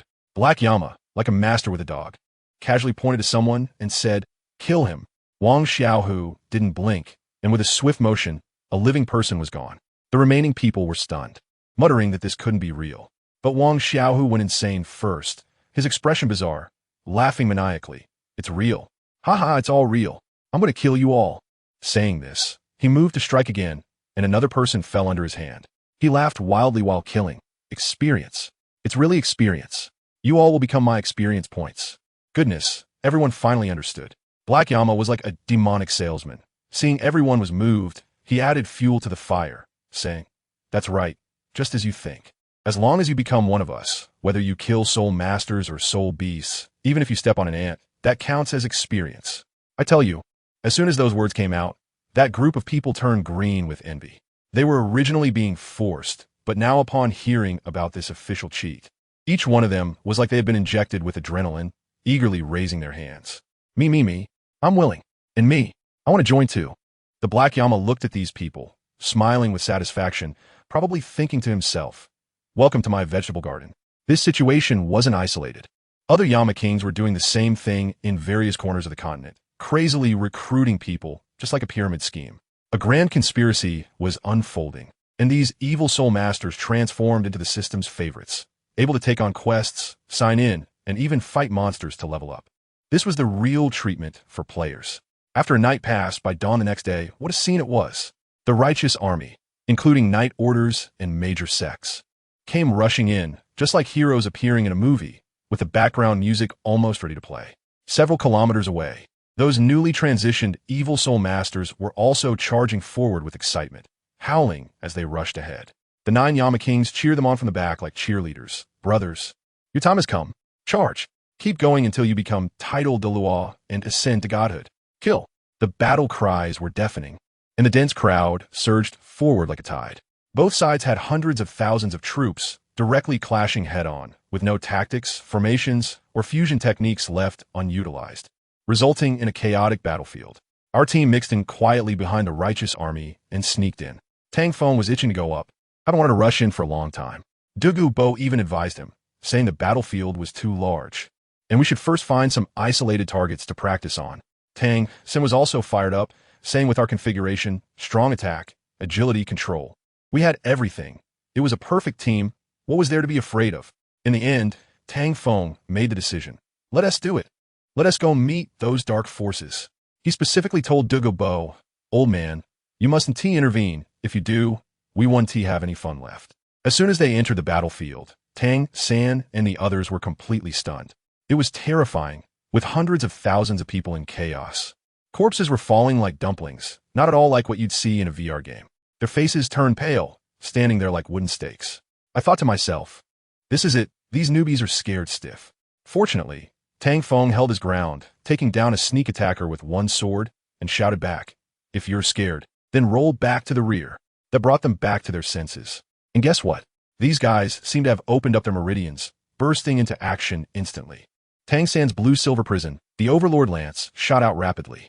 Su Wire S-1000 machine umbrella was even more outrageous, transforming directly into a Gatling gun. I was dumbfounded. This equipment was simply too flashy. It was like physical exorcism too. 0. As I watched the 3 of them coordinate better and better, Tang Feng was also reassured. He charged into the enemy's depths like a wild horse, cutting through them effortlessly. However, as he was killing, he realized something was off. What was going on? After fighting for a long time, there wasn't even a single ultimate skill from the other side. It was all low-level players in the 60s, just scraping against each other. Looking at our side, it was the same. Not a single person was using their martial soul true form. Tang Feng scratched his head, muttering, what the hell? Are over 20,000 people just acting? This battlefield is too big for only the small fry to squabble. Where are the heavy artillery and cavalry? He looked up at the thick, killing intent in the sky, feeling that something was fishy, but he was also bold. He thought to himself, let it be if there really is a trap. We can just have Su Wire open a portal to escape. After all, he hadn't avenged the destruction of his city by Douluo yet. So today he had to make it a good fight. Just as he was thinking this, the battlefield finally changed a bit. Both sides started to have experts join the fight, and when the martial soul true forms were unleashed, the atmosphere was different. Tang Feng's eyes lit up. Finally, a bit of challenge. But before he could rush over, an expert from the other side jumped out to counter him, leaving him with nothing to do. Tang Feng was quite frustrated, having to continue bullying the little kids. But then a light bulb went off in his head. He suddenly remembered something. Wait, I seem to have forgotten something. Right, title Douluo. Not a single title Douluo had appeared from either side. A bad premonition surged in his heart as he looked at the chaotic battlefield in front of him, suddenly understanding that all this talk of intensifying and final battles was an illusion. Right now, it was just the beginning. The scene shifted to the main camp of the Righteous Alliance, several kilometers away from the battlefield. The paladin Mochi was sitting at the head of the table in a meeting with Juthuo and Fei standing behind him, while Ning Fengji Jinduo Douluo and other big shots from the Haotian sect sat on either side. Mochi expressed that these evil soul masters were acting strangely, growing too quickly, and it must be title Douluo level players backing them up. Just as he finished speaking, someone below objected, sarcastically saying, "What a joke. Wanting to become a title Douluo in just half a year? Who do you look down on?" Mochi's face turned cold at that moment, saying, "If you don't believe it, go out and try. Don't just talk nonsense here." As the conversation escalated, both sides got heated, almost leading to an internal conflict. In the end, it was still the old fox Tang Feng who stepped in to mediate, stabilizing the situation. After the meeting, Tang Feng kept Mochi behind and asked him, "Little Chi, who do you think is the most formidable opponent among these evil soul masters?" Without thinking, Mochi replied, "That mysterious master of the Dark Temple." Tang Feng looked grave, saying he felt the same way. There was no intelligence at all. It was as if they had appeared out of thin air. Then the old fox began to subtly inquire about Mochi and his daughter Ning Ronron. But Mochi rejected him with a look of disdain. "You must be curious, with such a huge setup. What kind of great demon is the mastermind behind the evil soul masters, right? Let me tell you, I was shocked when I saw it." At the very back of the battlefield, those so-called Tenyama kings were surrounding a man. That man was the final boss, the master of the Dark Temple, named Douluo. He looked completely ordinary, the kind of person you'd lose in a crowd in 3 seconds. While hundreds of thousands of people were fighting fiercely, what was he doing? Sitting back, munching on seeds, nibbling on peanuts, drinking a little wine, and watching the show with his legs crossed. Whenever one side made a great move, he cheered like he was watching the World Cup, raising his cup and shouting, "Beautiful! Good shot! Cheers!" Hey Douluo leaned over and asked him, "Boss, what exactly do you want to do? Do you really want to conquer the world?" Guess what this guy said? He took a sip of wine and casually replied, "Who likes to do such a boring thing? I'm just too bored and want to find some fun." At that moment, I saw an old man on the subway looking at his phone, and I thought, who understands a family? After all this time, this so-called holy war that swept across the continent, killing countless people, started because a certain ultimate pleasure seeker found life too boring. The Black Yama was still arguing about whether to destroy the world, while the fight had already started to become tiresome for the pleasure seeker. After a while, the battle over there intensified, and he had already set up a barbecue stall, grilling skewers while watching. The Black Yama handed him a grilled chicken wing, trying to cheer him up, saying, "We will definitely win." The pleasure seeker just responded with an "Oh," took a bite of the chicken wing, and his expression seemed to say, "I got it, don't disturb me while I eat." What he was actually thinking was, why are these people so stupid? Isn't there anyone who understands me? Why are there no pure people like me in this world? I was lying there at a 45-degree angle, gazing at the starry sky, lamenting how hard it is to find a kindred spirit, when suddenly I felt a bit bored. Being the big boss has become a bit monotonous. How about we switch sides and try being a warrior for a change? I'm almost done with the barbecue here. Let me tell you, over on the battlefield, the Justice League is actually gaining the upper hand. I'm not happy about that. I just smashed the bottle of alcohol in my hand. What the hell? We're evil soul masters. We're the villains, getting beaten down by the heroes. Where am I supposed to put my face if this gets out? I was just about to personally step in and handle things for them when an old man named Lu stood up, trembling, and said, "Master, don't dirty your hands. Let me handle this." Good heavens, he pulled out something that looked like a revolver, but without a handle, and it merged with him. He turned into a humanoid giant that was the grip of a gun. At the muzzle, he started to form a ball, a huge black energy sphere that kept growing, distorting the surrounding air, resembling a small black hole. The craziest part? He was also spinning a wheel at his chest, like playing Russian roulette, and with a ding, the wheel stopped on a 3. The next second, that black ball exploded in size, tripling its volume. I stood up from my chair and applauded, saying, Good job, reward. This is what art is. This is what war is." Then I heard a whoosh and that cannon fired. Let me tell you, 2,000 people on the opposite side just evaporated. 2,000. Both the people and their martial souls disappeared in an instant, leaving not even a trace. The main character team was so shocked that they almost got swept away in the process. Fortunately, one of their support members ran fast and teleported them out. They thought it was some tidal Douluo unleashing their ultimate move, but then Douluo said with a serious expression, "No, this is a soul-guiding device." They were dumbfounded and said, "If this thing is used by a tidal Douluo, wouldn't it be capable of slaughtering gods?" Then these guys were bold enough to turn around and start chatting casually. The protagonist, Tang Feng, started chewing on the blue silver grass on the ground like he was chewing betel nut, leaving me speechless. Originally, This cannon had turned the situation around, boosting our morale like we were on a blood rush. But guess what happened? The NPCs on the opposite side also started to go wild. Various sects, teachers from the academy, a bunch of old fossils all came down to the field, working together seamlessly, and they managed to push us back. I couldn't help but laugh at the time. Oh wow, this is interesting. These AIs are quite impressive.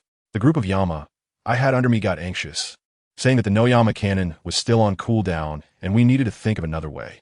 So they sent someone called Buddha Yama to rally people, saying we needed them to take action. These guys were really bold, surrounding Black Yama and saying he was too serious, not like a villain, but a good person. I looked at Black Yama, whose face was as dark as the bottom of a pot, and almost burst out laughing. Soon, Buddha Yama came back and said the people were rallied. In the next second, there was a buzzing sound on the battlefield, and we directly opened a domain. The opposing team, who were trying to coordinate their tactics, entered the domain and instantly turned into headless flies, getting slaughtered in no time. I was munching on seeds, watching various skills flying in the sky, feeling like I was at a New Year's fireworks show, while muttering, "Amazing, so amazing." At that moment, I switched out to check the World Channel, and wow, it was like a large-scale cyber funeral scene. A bunch of players were leaving their last words, saying, "Brothers, I'm leaving," but then the conversation took a turn, and they started pairing up on the spot, creating some kind of male-male pure love, which completely baffled me. The main character, Tang Feng, also saw this and seemed a bit emo.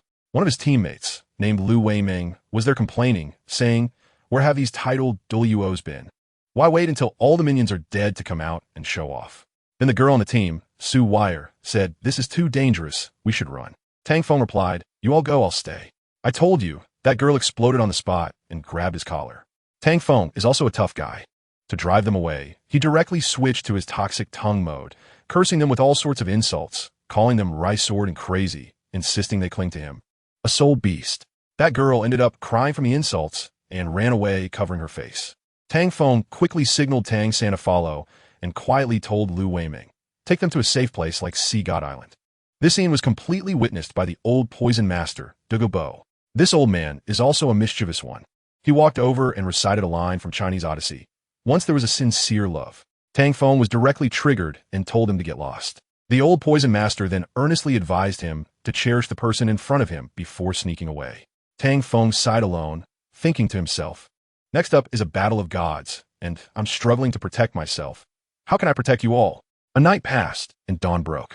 The real battle of gods finally began. The sword Douluo and bone Douluo from the spear hall, along with a group of title Douluo, all flew into the sky. Our side was the same, with the remaining Yama and hidden experts all heading up. That kid Tang Feng was down below, munching on some grass, complaining that if they had fought like this from the start, it would have been over already, instead of using a swarm tactic. He was also pondering that when the big boss, that is me, gets severely injured, he could go up and take a kill. The battle in the sky was truly spectacular, like it had entered unlimited firepower mode, with skills flying everywhere, unable to stop. Halfway through, the tech-savvy Wu Yama stood up again.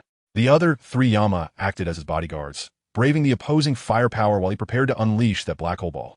This time he went all out, overloading the operation. "Blasphemy," he shouted, and a beam even thicker than before shot out, instantly taking down 2 titled Douluo from the opposite side. His precious soul guide also exploded into fragments right then, when Wu Yama returned to report. I gave him a thumbs up.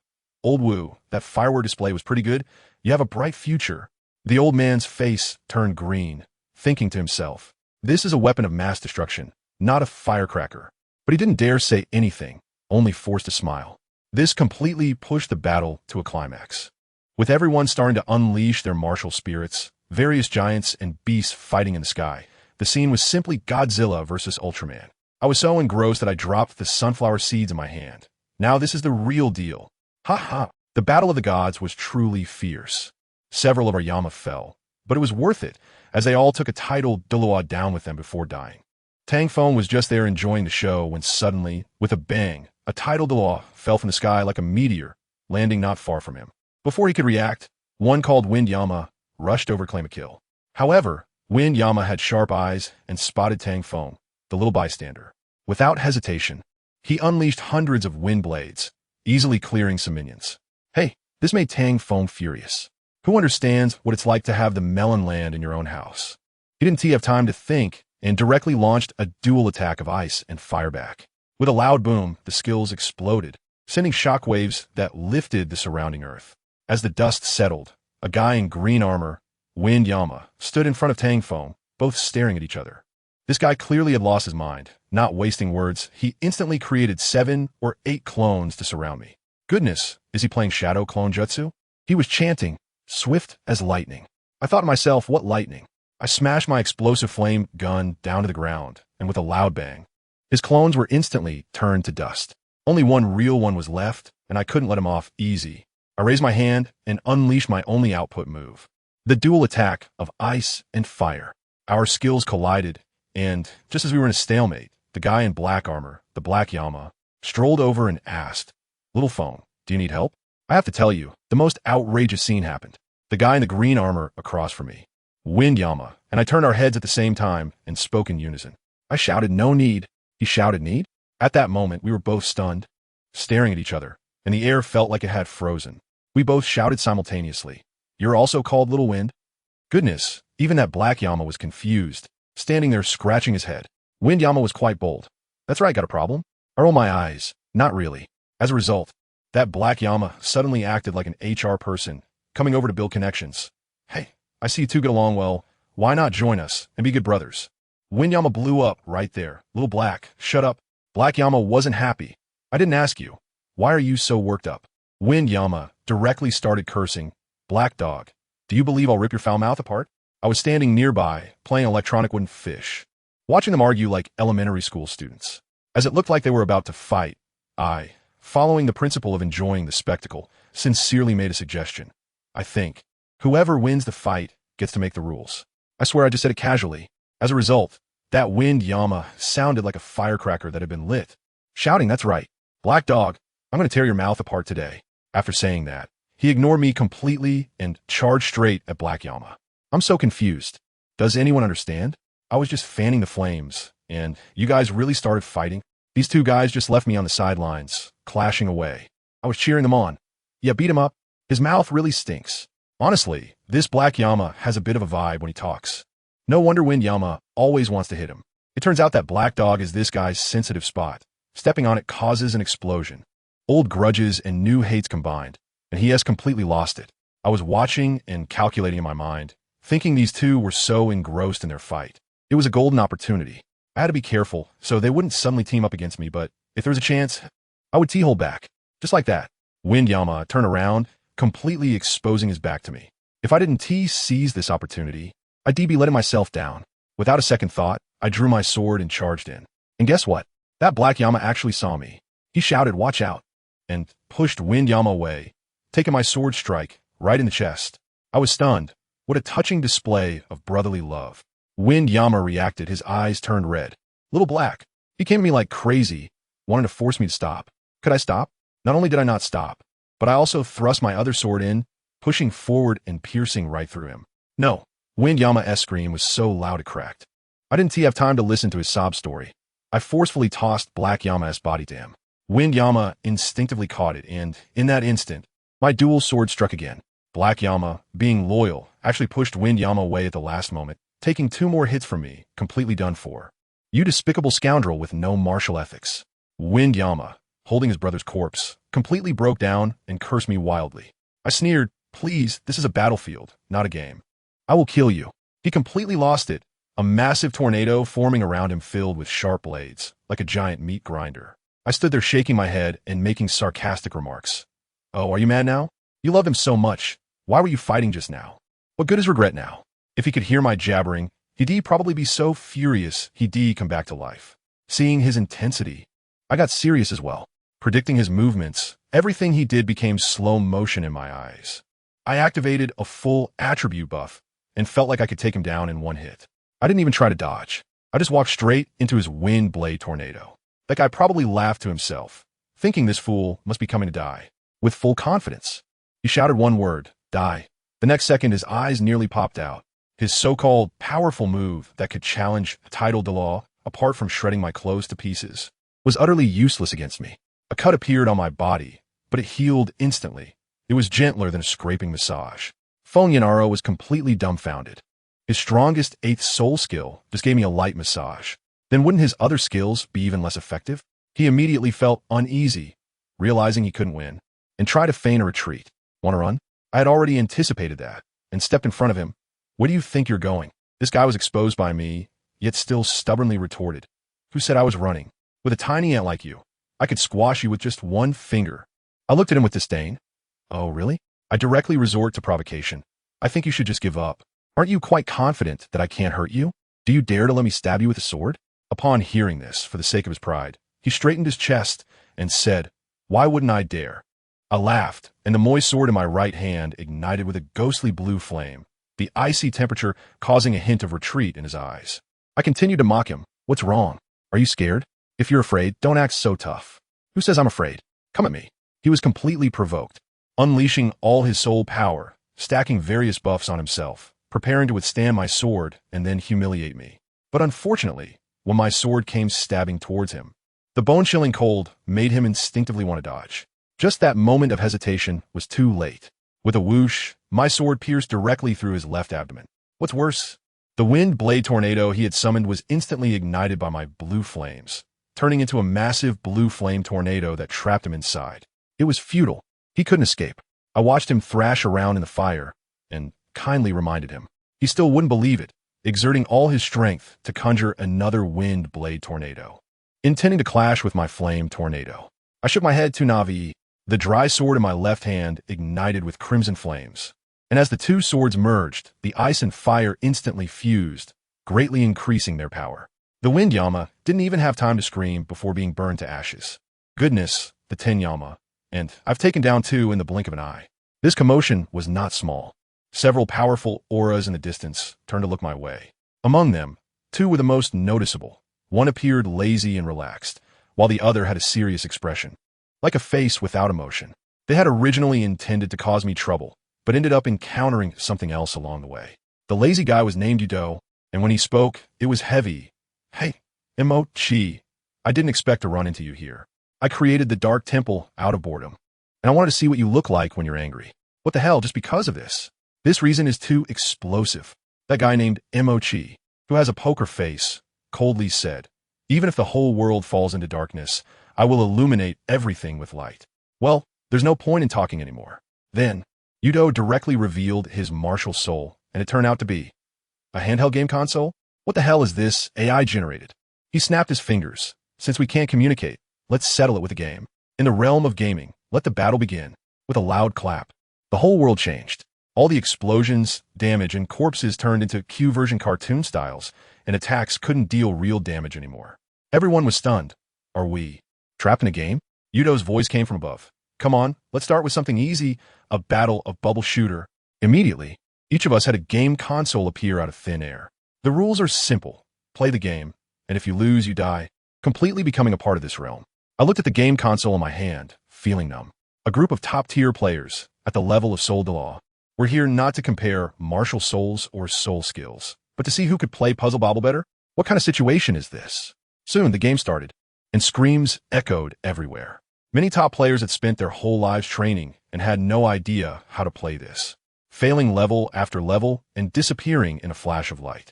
By the end of the game, only half of the players were left. When the game ended, Emo-chi was so angry that he smashed the game console directly at Yudo's face, but the attack had no effect at all. Yudo smiled and said, Don't be impatient, this is just the first game. Next, we'll play a survival game. As soon as he finished speaking, all the dead players on the battlefield, including the 2 Yama from earlier, crawled out of the ground and turned into zombies. Yudo announced the new rules. All players' martial soul skills were completely ineffective. They could only use specific weapons to fight the zombies. If killed by a zombie, they would also become a zombie. Only by killing a certain number of zombies could they unlock their soul skills one by one. To make matters worse, with a wave of his hand, the surrounding wilderness instantly transformed into a dilapidated post-apocalyptic city, just like in Resident Evil. Then this guy disappeared, leaving us all in disarray. Others were fine, as they all spawned in a safe house. But me? When I opened my eyes, I found myself in the middle of the street, surrounded by layers upon layers of zombies, and I didn't even have a single hair on me. The game balance was terrible. As I saw the zombie horde about to pounce, I steeled myself and charged forward. With a loud bang, I directly knocked the closest zombie flying. I was stunned for a moment before realizing that although my soul skills were gone, my physical abilities seemed to still be at that bug level. So what was there to fear? I charged through like a rugby player, carving a bloody path through the horde of zombies and rushing into a nearby small house. Once inside, I finally saw my starter weapon, a sniper rifle. I held the gun, listening to the zombies' howls outside, a cruel smile spreading across my face.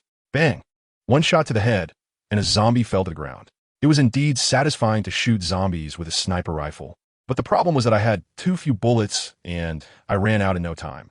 Moreover, the gunfire attracted all the zombies within a few hundred meters, surrounding my small cabin tightly. I threw the empty sniper rifle aside and rummaged through the room, but I couldn't find even a fire stick. Suddenly, there was a loud bang downstairs, and the door was smashed open. I quickly picked up the sniper rifle from the floor. Even without bullets, it could be used as a club. I blocked the staircase on the second floor, watching the zombies rush up one after another, swinging the sniper rifle in my hand and bringing it down. Let me tell you, the scene was simply outrageous. Thud, thud, thud, smashing down like whack-a-mole. Before long, the stairway was completely blocked by bodies, creating a physical deterrent. These brainless idiots want to come up? Sure, let's deal with this pile of corpses like Lego first. As I looked around, it seemed temporarily safe, but didn't that also mean I was cornering myself? I rushed to the window to take a peek outside, and good grief. It was a sea of zombies down there, all crowded together like it was a market. Jumping down from here wouldn't kill me, but wouldn't that just mean serving them a buffet? Staying here was just waiting to die. It was ridiculous. Neither option was good. I was out of ideas, so I decided to go for it. I straightened out the sniper rifle in my hand, which had already been twisted like a pretzel, took a deep breath, and leaped out of the second-floor window in a leap of faith. I stumbled as soon as I landed, nearly losing my balance. I got up without a word and charged towards the building across from me, swinging my limited-edition iron rod. I knocked over a dozen zombies along the way and finally reached the door, banging on it loudly. What happened? The people inside played dead and wouldn't open the door. Does anyone understand? Family? These guys would rather see me die than stick their necks out. Zombies were already lunging at me from behind, so I had no choice but to turn and keep running, knocking one away and rushing toward the next house. The result was the same. Every door was locked. Not a single one opened. I was furious and cursed under my breath, having already been scratched several times. At this rate, these bastards would wear me down to nothing. And I discovered a huge problem. Leveling up was way too hard. I felt like I had taken down dozens, if not hundreds, of zombies. Yet my experience bar didn't budge an inch. My sniper rifle finally couldn't take it anymore and broke with a loud crack. My heart sank. It was over. I was done for, and now I really had to fight them hand to hand. Just when I felt like I was on the brink of despair and couldn't hold on any longer, suddenly, a surge of power welled up inside me. Ding! You leveled up. I was so excited at that moment. My first soul skill, finally unlocked. Here it comes. It must be a predictive skill. But when I tried to use it, failure. System prompt. Activation failed. No way, sir. I was stunned. Looking closely, my first skill was surprisingly called Devour. At that moment, I couldn't care less. I shouted at a zombie that lunged at me. Devour. Guess what? A huge shadow of a spider suddenly appeared and devoured that zombie in one bite. I felt like I was just stung by a mosquito, losing a tiny bit of energy. Damn, isn't this just the unlimited firepower mode? I've got the cheat code in hand. I went completely insane, devouring every zombie in my path as if they were experience points. I thought I could scare them off, but it turned out these creatures had no idea what fear was. No choice but to keep charging forward. I couldn't believe there wasn't an empty room somewhere. I devoured my way through, estimating I had taken down about 500 zombies and my stamina was down to half. To level up again, could it really take 1,000? The game developers must be out of their minds. As my stamina dwindled, I thought I should conserve some mana, so I didn't use any skills and just punched one zombie right in the forehead. Boom! One punch. I knocked its head clean off. I was stunned. Am I really this strong? After all this time, I realized that after leveling up, I had become a superhuman. Why was I even wasting stamina on all that? Once I figured it out, everything clicked for me. Now, I just needed a decent weapon. While I was busy racking up kills, what I didn't know was that the whole game was like a giant breeding ground for zombies. Some cowards were hiding inside houses, too afraid to come out, and ended up getting trapped and killed by zombies, which only helped the zombies level up. Can you believe it? Zombies only needed to kill 10 players to level up, while we had to kill 100 zombies. Moreover, as I was slicing through them like vegetables, I inadvertently gave others the impression that they could do it too. Several guys saw me fighting barehanded and mustered the courage to open their doors, only to get their heads handed to them immediately effectively refilling the zombie horde. Thus, a team led by leveled-up zombies quietly formed right behind me, and I, the instigator, remained blissfully unaware, still searching for higher-level zombies. I was having a great time killing when suddenly a big fireball flew towards my face. Instinctively, I punched it and shattered it. Then I realized, oh no, there's a mage. Not just one, there are two more nearby, throwing wind blades. These zombies know about the battle strategy of mages and priests. Huh? At that moment, I locked onto the one using fire, cleared out the small monsters blocking the way in a few moves, and rushed over to deliver a punch to its head. Just when I thought I had cleared the small monsters, an ordinary-looking zombie suddenly got me with a hit. I'm completely stunned. In this day and age, even zombies are starting to play Mission Impossible. That crafty zombie sneaks back into the horde after stabbing me, making it impossible to find him. There's no choice but to go all out. Predict. Let me tell you, this skill consumes a huge amount of mana. Half of my stamina is gone in an instant. But in front of me, a clear picture of the next 30 seconds appears. And I could distinctly see that crafty zombie sneaking up from behind me again to stab me. I couldn't help but laugh. The same trick wouldn't work on the Saint Seiya. Still trying to follow the script? I directly aimed at where it would appear in the future and unleashed a devouring attack. With a command, the phantom of the human-faced Sword Emperor appeared, slicing that leader zombie into several pieces and then devouring it. Once the leader was dead, the remaining high-level zombies immediately fell into chaos. Trying to run? No way. They all became my experience points. Just as I finished collecting this experience, I realized, wow, it turns out I'm not the only one exploiting sustainability in this game. Let me tell you, these guys come up with all sorts of crazy tactics just to level up. And guess who the most outrageous one is? The chrysanthemum Douluo from the Spirit Hall. This guy is even more ruthless. He directly raises zombies, fattening them up before killing them, just like we play management games. Except he has a zombie farm. He has unlocked 4 soul skills with this tactic, making him a big shot in the first tier. I also have 4 now, but I earned mine through hard fighting, unlike him with his wild methods. Just then, while I was wandering around, I spotted a high-level zombie with 4 skills. And since there was no one else around, I definitely couldn't let it go. Just as I was about to take action, a sharp voice suddenly screamed like someone stepping on an electric switch. Stop. I was wondering who it was when suddenly a woman rushed over and slapped me without saying a word. I was stunned and got knocked back. I got up and yelled, "Are you crazy? Why did you hit me?" And guess what she said? She sneered and said, "Hell, what a joke. You stole my prey, and you still have the nerve to ask me? I'm so dumbfounded. Your prey? Is your name carved on the zombie's forehead?" Just as I was about to argue, he introduced himself, saying he was Jew Douluo.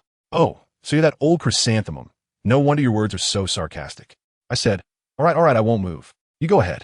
At that moment, I really stopped, thinking it was better to avoid trouble. But this old guy Woon T let it go and charged at me again, shouting, "Thinking of leaving now? Too late. You discover my secret of raising zombies, and for my reputation, you must die. Who understands this? What kind of thinking is this? You're doing something shady and are afraid of being found out. So you want to kill to silence me? It's simply insane." He even said he would feed me to that zombie, thinking maybe he could gain 5 skills. Damn. So in your eyes, I'm just a bag of fertilizer, huh? Fine. I won't waste words with you. I directly predicted the next 30 seconds and downloaded the script into my brain. The attack, route of this old guy, the release time of his soul skills were as clear to me as a slow-motion replay. He was confidently outputting damage, but all he hit were my afterimages, giving him a little player shock. After dodging a few moves, I found an opening and hit him with an explosive flame gun. But I didn't throw it at him. Instead, I aimed at the 4-skill zombie he had worked so hard to raise. At first, he wanted to mock me for missing, but the next second, his face turned green. I smiled at him and said, "Only just realizing? Too late." With a bang, my explosive flame gun blew that zombie to near death. The old guy panicked and tried to save it, but I was faster. I flickered over and devoured the low-health zombie. Ding! The experience points for leveling up came rolling in. I patted my belly and said to the furious old guy, whose face was turning the color of pig liver, "Thanks a lot, old guy. If it weren't for you, I wouldn't have leveled up this quickly. How does it feel to make clothes for others?" He was so angry he was shaking, pointing at me for a long time, but couldn't say a word. Finally, he left a harsh remark, saying he wouldn't let me go. At that moment, I directly activated my 4th soul skill, increasing all attributes by 16 times, and stood right in front of him. He glanced at me and probably realized he couldn't win, so he could only run away in disgrace. You think it's over? Let me tell you, this old guy's bad luck was still ahead. After I did that, his mindset completely collapsed. He thought that playing by the rules wouldn't work, and he had to make a big move. So, he started going crazy, specifically targeting solo players, injuring them, and then throwing them to a zombie as feed. Good heavens. Isn't this pure villain behavior? He used this method to forcefully raise a 5-skill zombie. He was madly laughing at his masterpiece, thinking about how to get revenge on me. But then, the mantis stalks the cicada, unaware of the oriole behind. Classic replay of the situation. Suddenly, there was applause behind him, and when he turned around, a guy named Budayama was smiling at him. Budayama was also a tough character, having been observing secretly, waiting for him to successfully raise the zombie, so he could pick the fruit. When the old guy saw someone coming to steal his business, he exploded right there, ignoring the 5-skill zombie and charging straight at Budayama. And what happened? It was like an egg hitting a rock.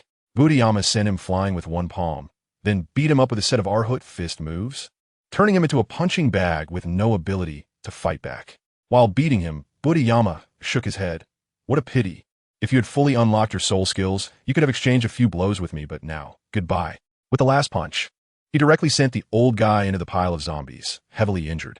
Budayama didn't even glance at him, turned around leisurely, and collected the 5-skill zombie, gaining the experience. Then he slowly walked over to the old guy, stepping on him one by one, and asked, "Tell me, if a zombie eats you, how many skills can it unlock?" In the end, the old guy was crippled by him and thrown to a regular zombie.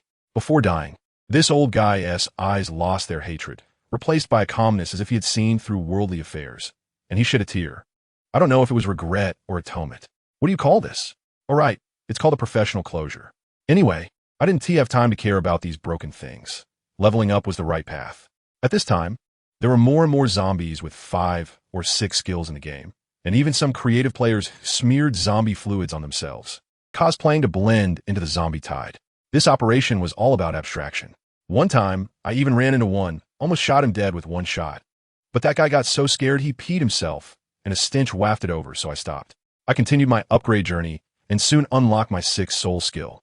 One day, I encountered a group of wild zombies with 5 or 6 skills, led by one with 6 skills. As usual, I shouted, "Who is in charge here? If no one is around, I'll be starting the feast." After shouting for a long time, there was not a single response. Fine, then I went to hold back. Just as I was using my Hua Jitian to wreak havoc, and had almost cleared out the minions, a cold voice suddenly rang out. "Stop." I didn't pay him any attention. "Where were you earlier? Now that I'm about to take down the boss, you come out shouting to stop? No way." My movements became even faster. In just a few moments, I directly devoured that zombie with 6 skills. After I finished collecting the experience, I slowly turned around. I saw a guy surrounded by black mist standing there, his face as black as the bottom of a pot. While I looked at his soul power, a sinister soul master, and one of the 10 Yama Kings, the Insect King. I couldn't help but laugh at that moment, shaking my head at him and saying, "You pests, just existing is a waste of air. You'd be better off dead." He immediately lost it, shouting, "I'll die, damn it. Corpse-eating bugs, come at me." In an instant, a swarm of black, creepy, crawly bugs exploded from his body, flying towards me in droves. My family, who understands, knows that my claustrophobia was about to kick in, but playing with bugs? You've come to the right person.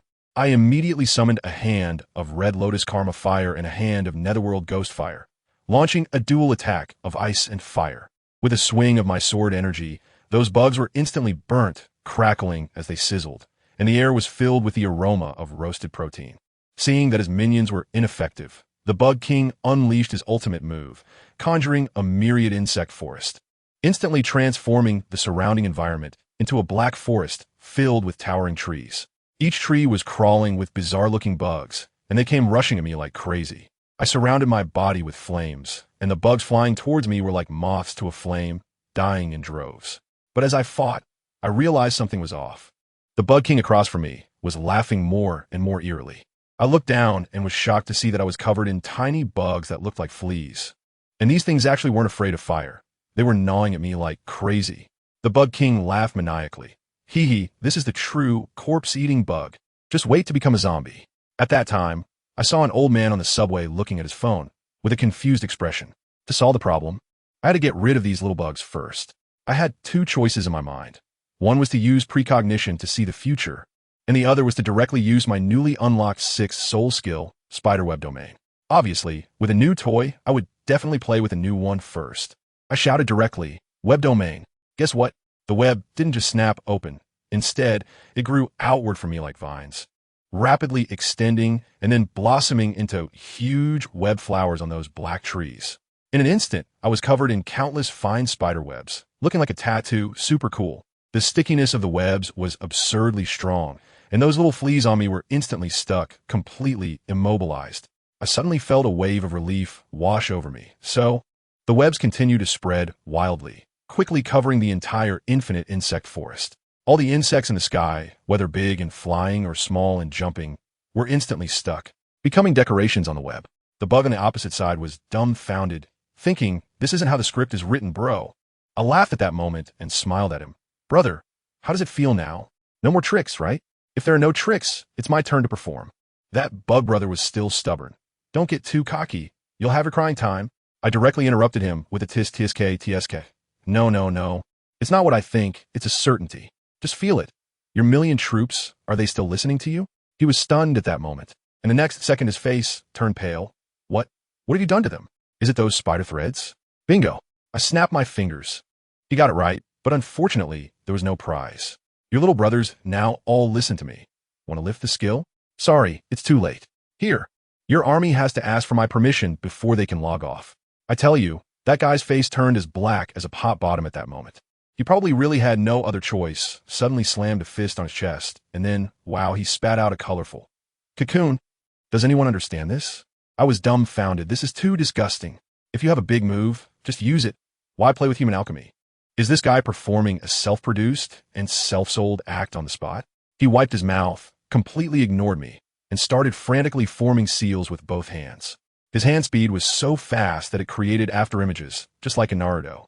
He was also chanting, "Insect path break cocoon, extreme evil king insect." As soon as he finished speaking, the cocoon on the ground buzzed and flew up, countless black runes drilling into it, as if they were free. The next second, crack. The cocoon split open. A green, slimy insect head popped out from inside, about the size of a baby's fist. I was stunned. This just a giant caterpillar? Just at that moment, when I was distracted, the million insect army online suddenly let out a series of strange screams. And then boom, all the insect shells exploded. They turned into countless little green light spots, like fireflies, all rushing towards that big caterpillar. I realized too late to stop it. My web can only control their shells, but I can't control their self-destruction. The problem lies with this big caterpillar. It's absorbing this energy and getting bigger. At that moment, I blurted out, "Caterpillar beast evolution." The bug guy on the other side immediately lost his composure and roared at me. "Damn you, caterpillar beast. Damn, evolution. Are you crazy? I don't care what he says. If he really evolves, what use is there for me?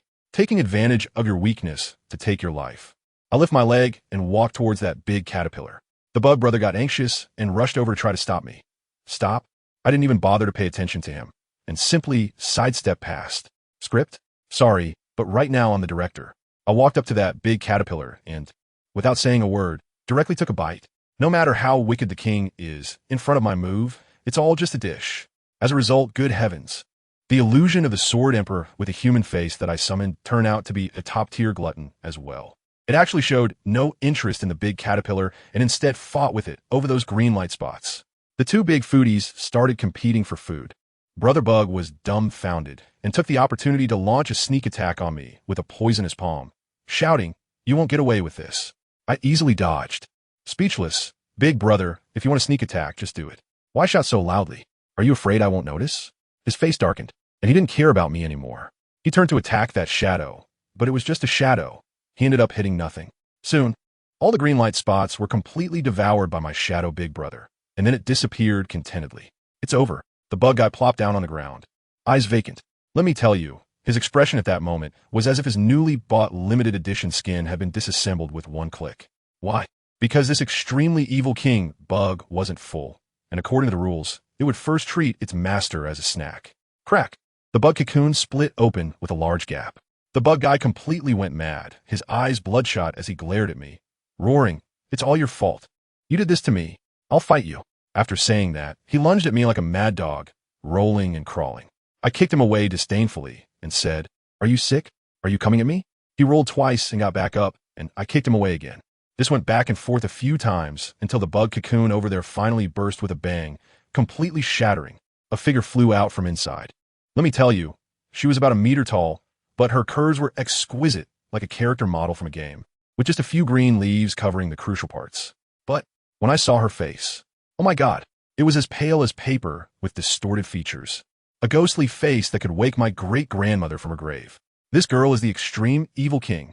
She let out a piercing scream that shattered eardrums, then turned to look at the bug guy, still going crazy on the ground. In the next second, she flapped her wings and flew over. Her straw-like mouth part plunged into the bug guy's neck with a pop.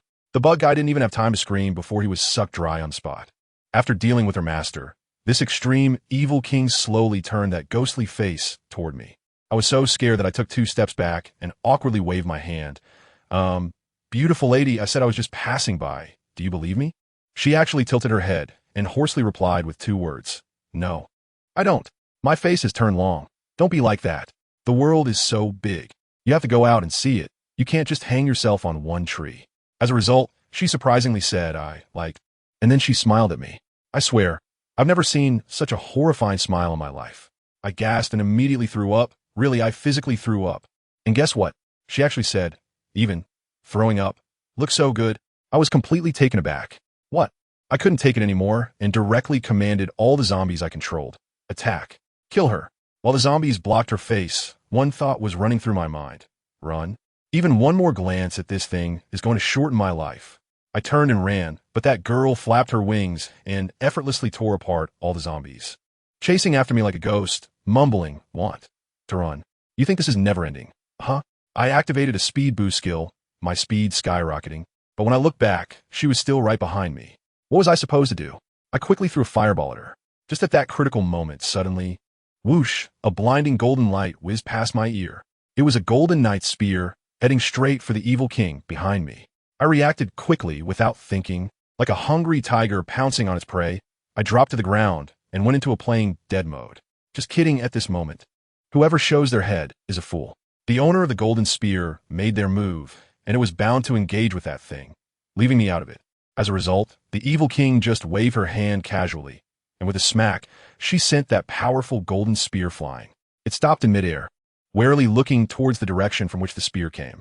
2 kilometers away, a figure clad in golden armor appeared. The evil king looked at that figure, then glanced back at me, who was lying on the ground pretending to be dead.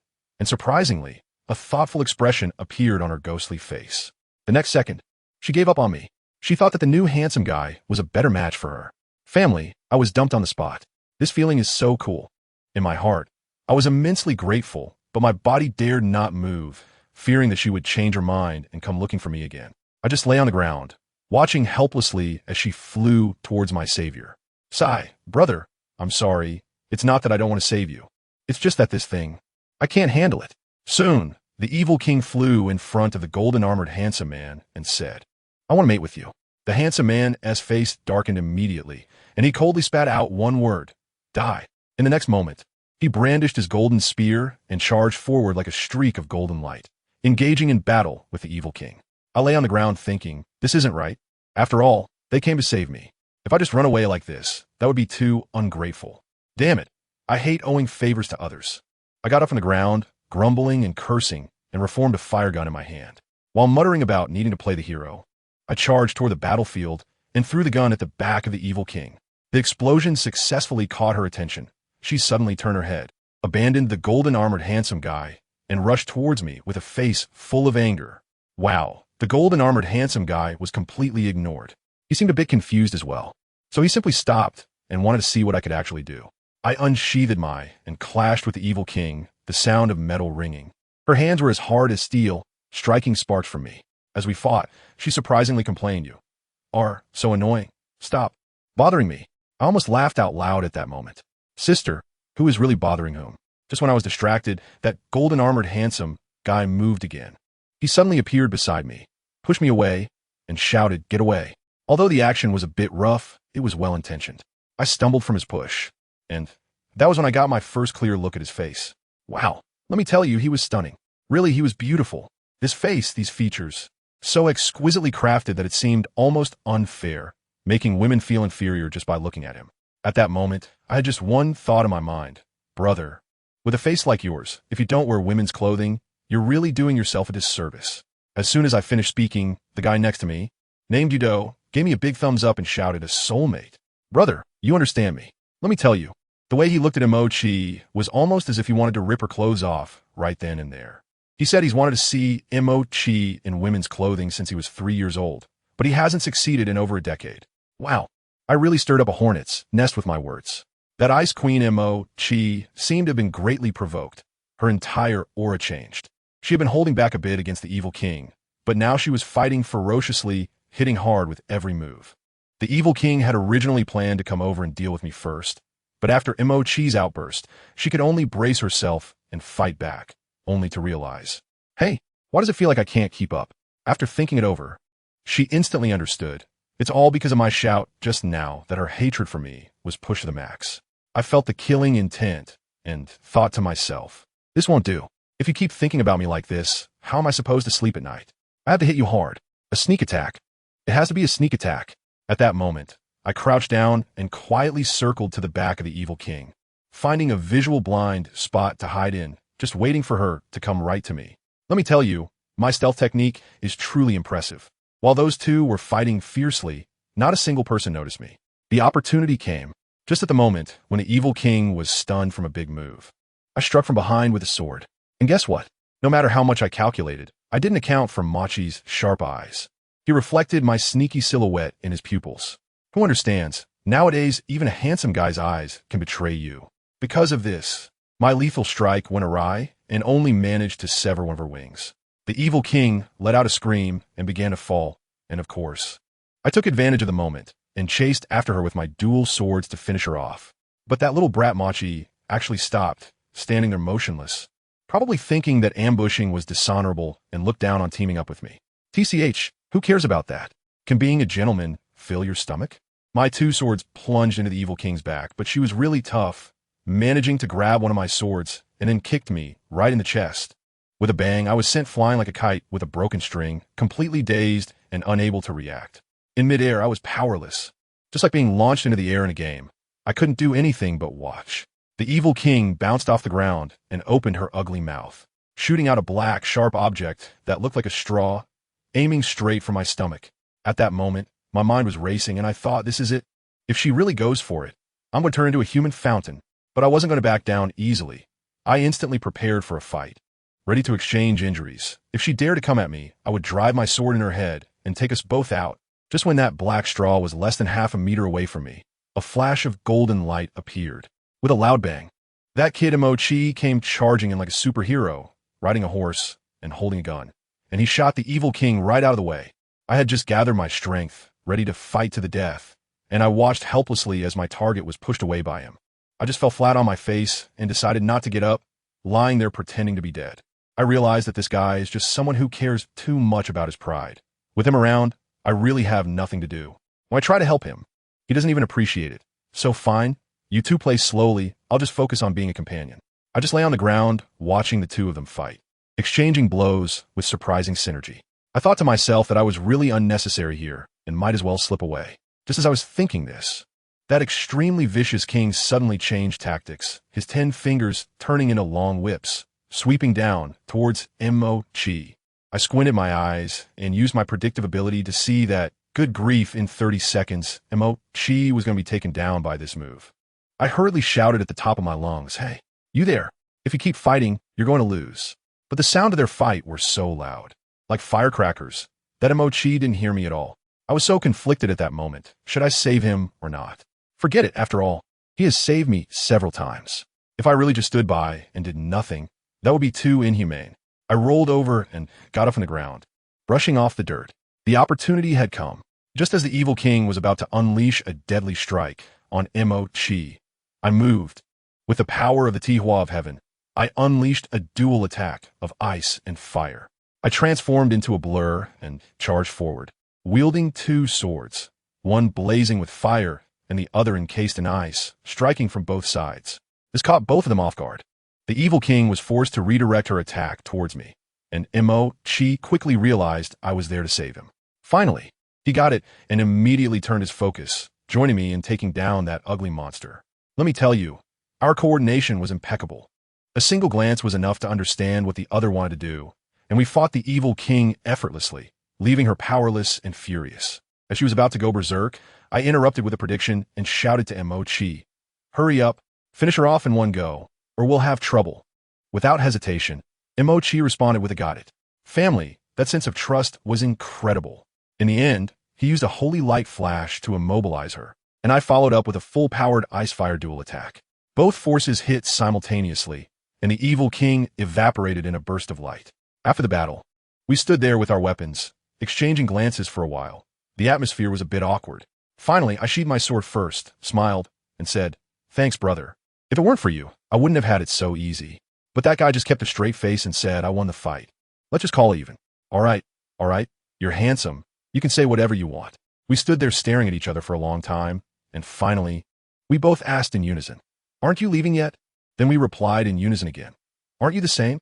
I couldn't help but burst out laughing. This guy's too funny. In the end, I waved my hand and said, "I'm leaving. See you if fate allows." He coolly replied, "See you if fate allows." It wasn't until I'd walked quite a distance that I realized, wow, we chatted for so long, and I still don't know his name. But that was just an appetizer. Let me tell you, the real horror of this game is just beginning. While we were fighting fiercely, a big genius, an evil soul master, was idle and actually developed a zombie on his own, managing to raise a zombie king with 7 skills. What a guy, boosting his own strength. This zombie king with 7 skills is no joke. It's on a completely different level from those silly things we faced before. It retains all the memories and wisdom from its life, and aside from being a bit slow, it's not much different from a living person. Even stronger in soul power than when it was alive. The worst part is, it can talk, and it can use its martial soul in its true form. That reckless, evil Douluo was still there gloating. I succeeded. Stinky zombie, I'll send you on your way. Before he could finish, with a loud slap, he was sent flying by the zombie king he created. Then, the zombie king unleashed a combo that turned its creator into a mess, finally transforming into a huge black bear and swatting the evil Douluo dead with a single paw. Now it's completely out of control. After the zombie king was born, it let out a roar towards the sky, and all the surrounding zombies gathered like they had received a royal decree. Standing on high ground, it declared itself the king of all zombies, intending to lead them to eliminate all of us players. From that day on, the atmosphere of the entire game world changed. Zombies were no longer mindless spirits. They became a disciplined army, capable of ambushes and encirclements, making life miserable for us players. Many who enjoyed being stealthy were directly dragged out and torn apart by the zombie army. Players had no choice but to band together. But the problem is, the righteous and the evil were originally deadly foes. No one trusted anyone, and it was already good enough if they didn't stab each other in the back. Speaking of backstabbing, I've recently done just that. I disguised myself as an evil soul master and infiltrated a 5-person team, pretending to be brothers with them for 2 days. When they completely let their guard down, I stabbed them all. The captain, named Lin, asked me why before he died. I told him, because righteousness and evil cannot coexist. He smiled bitterly and said, "I know very well, this has nothing to do with righteousness or evil. TSK, this kid understands me." But understanding doesn't help. As I watched them being torn apart by the surrounding zombies, I felt a pang in my heart. There's no choice in this broken game. It's either you die or I die. After taking out that team, I originally planned to find another evil soul master team to attack. Just as I had my sights set on a target, more than 36 skill zombies suddenly charged out from the woods, like they had activated a powerful ability, instantly annihilating that team. I was hiding in a tree, my scalp tingling at the sight. Wow, even the zombies can team up now? This game is unplayable. I realized the problem was serious. This was no longer something I could solve alone, so I had to hide and plan for the long term. Meanwhile, that ice-cold handsome guy, Mo-Chi, was also busy. He was smarter than me and had already started forming alliances, gathering all the righteous soul masters together, including big shots like Ning Fengji. With their numbers, they formed an enormous team, clearing zombies while rescuing survivors. They quickly noticed that the zombies had become organized and disciplined, and finally learned about the existence of the zombie king from a scout who had narrowly escaped. They immediately analyzed that the scout was intentionally sent back by the zombie king to trace their base. Mo-Chi and Ning Fengji exchanged glances, both recognizing the gravity of the situation. A great battle seemed inevitable. Mo-Chi looked at the 5 knights left beside him, his expression extremely serious. After this battle, who knows how many would still be left? All they could do now was prepare thoroughly, ready to face the Zombie King's fatal blow at any moment. I tell you, this Zombie King really seems to have GPS installed, following the internet cable right over. He never intended to let his minions survive. His mind was filled with thoughts of his own resurrection, planning something bigger than my face, tricking those newly awakened zombies into being cannon fodder for him. Goodness. The scene was dark and packed with zombies, surrounding us, few living like an isolated island. With a single command from the Zombie King, the commotion was incredible. Thousands of zombies rushed over like they were on adrenaline, shaking the ground. Folks, you know what I mean? We had a few buddies here with a decent mindset, actually shouting that the dungeon was open. Let's farm some experience. I was just there with the expression of an old man on the subway looking at his phone, thinking, are you really not afraid of death? Just as the fight began, suddenly another group of people burst onto the battlefield. I looked closely. Hey, aren't those the evil soul masters from the Dark Temple? Goodness, now it's lively, turning a two-army confrontation into a three-kingdom scenario. And we were caught in the middle. It was thrilling. It turned out that kid Tang Feng had secretly poked the evil soul master's lair, forcing these crazies to the front lines. Truly a good intention that ended up being a huge disaster. Just as we were about to be attacked from both sides, Chi from our side and a leader from the evil soul masters named Buddha Yama surprisingly stepped up to negotiate. I tell you, that scene was bizarre. These two sworn enemies, one moment wanting to smash each other's brains out, the next moment deciding to temporarily join forces for survival, pointing their guns outward, saying they'd clear the zombies first. You wouldn't believe it. Once these two top-tier fighters teamed up, they tore through the zombie tide like paper, creating a bloody path. Seeing their mainstays so fierce, the others got pumped up too, fueled by their inner juvenile spirit, shouting various anime move names, claiming they were the light and whatnot. It felt like Pangu opening up the heavens with all kinds of deities showing up. It was primarily a chaotic display of companionship. We pushed forward all the way. And finally, at the end of the sea of corpses and blood, we saw the King of Kings, the Zombie King. He was sitting casually on a throne made of corpses, propping his leg up and watching us as if he were watching a show. But as we got closer, I was stunned. My friends, those were not ordinary small monsters. The hundreds surrounding him were all elite monsters with 6 skills. Even the security at this boss's entrance was so intense. Chi and Luo exchanged a glance and rushed in without a word. It was a fierce battle with chaos all around. This Zombie King was anything but human. His speed was absurd, and his strength was monstrous.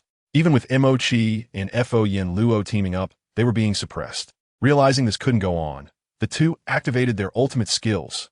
One summoned a shimmering paladin avatar, and the other unleashed a towering multi-armed Buddha, with effects that were simply extravagant as they charged towards the Zombie King.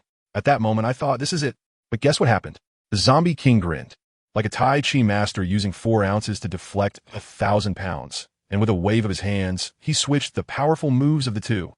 Chi's holy light struck at the Buddha Yama, while Buddha Yama's black Buddha seal slammed down on Chi. I was stunned by this operation, completely unable to react. Buddha Yama was momentarily confused by his own temporary ally's ultimate move.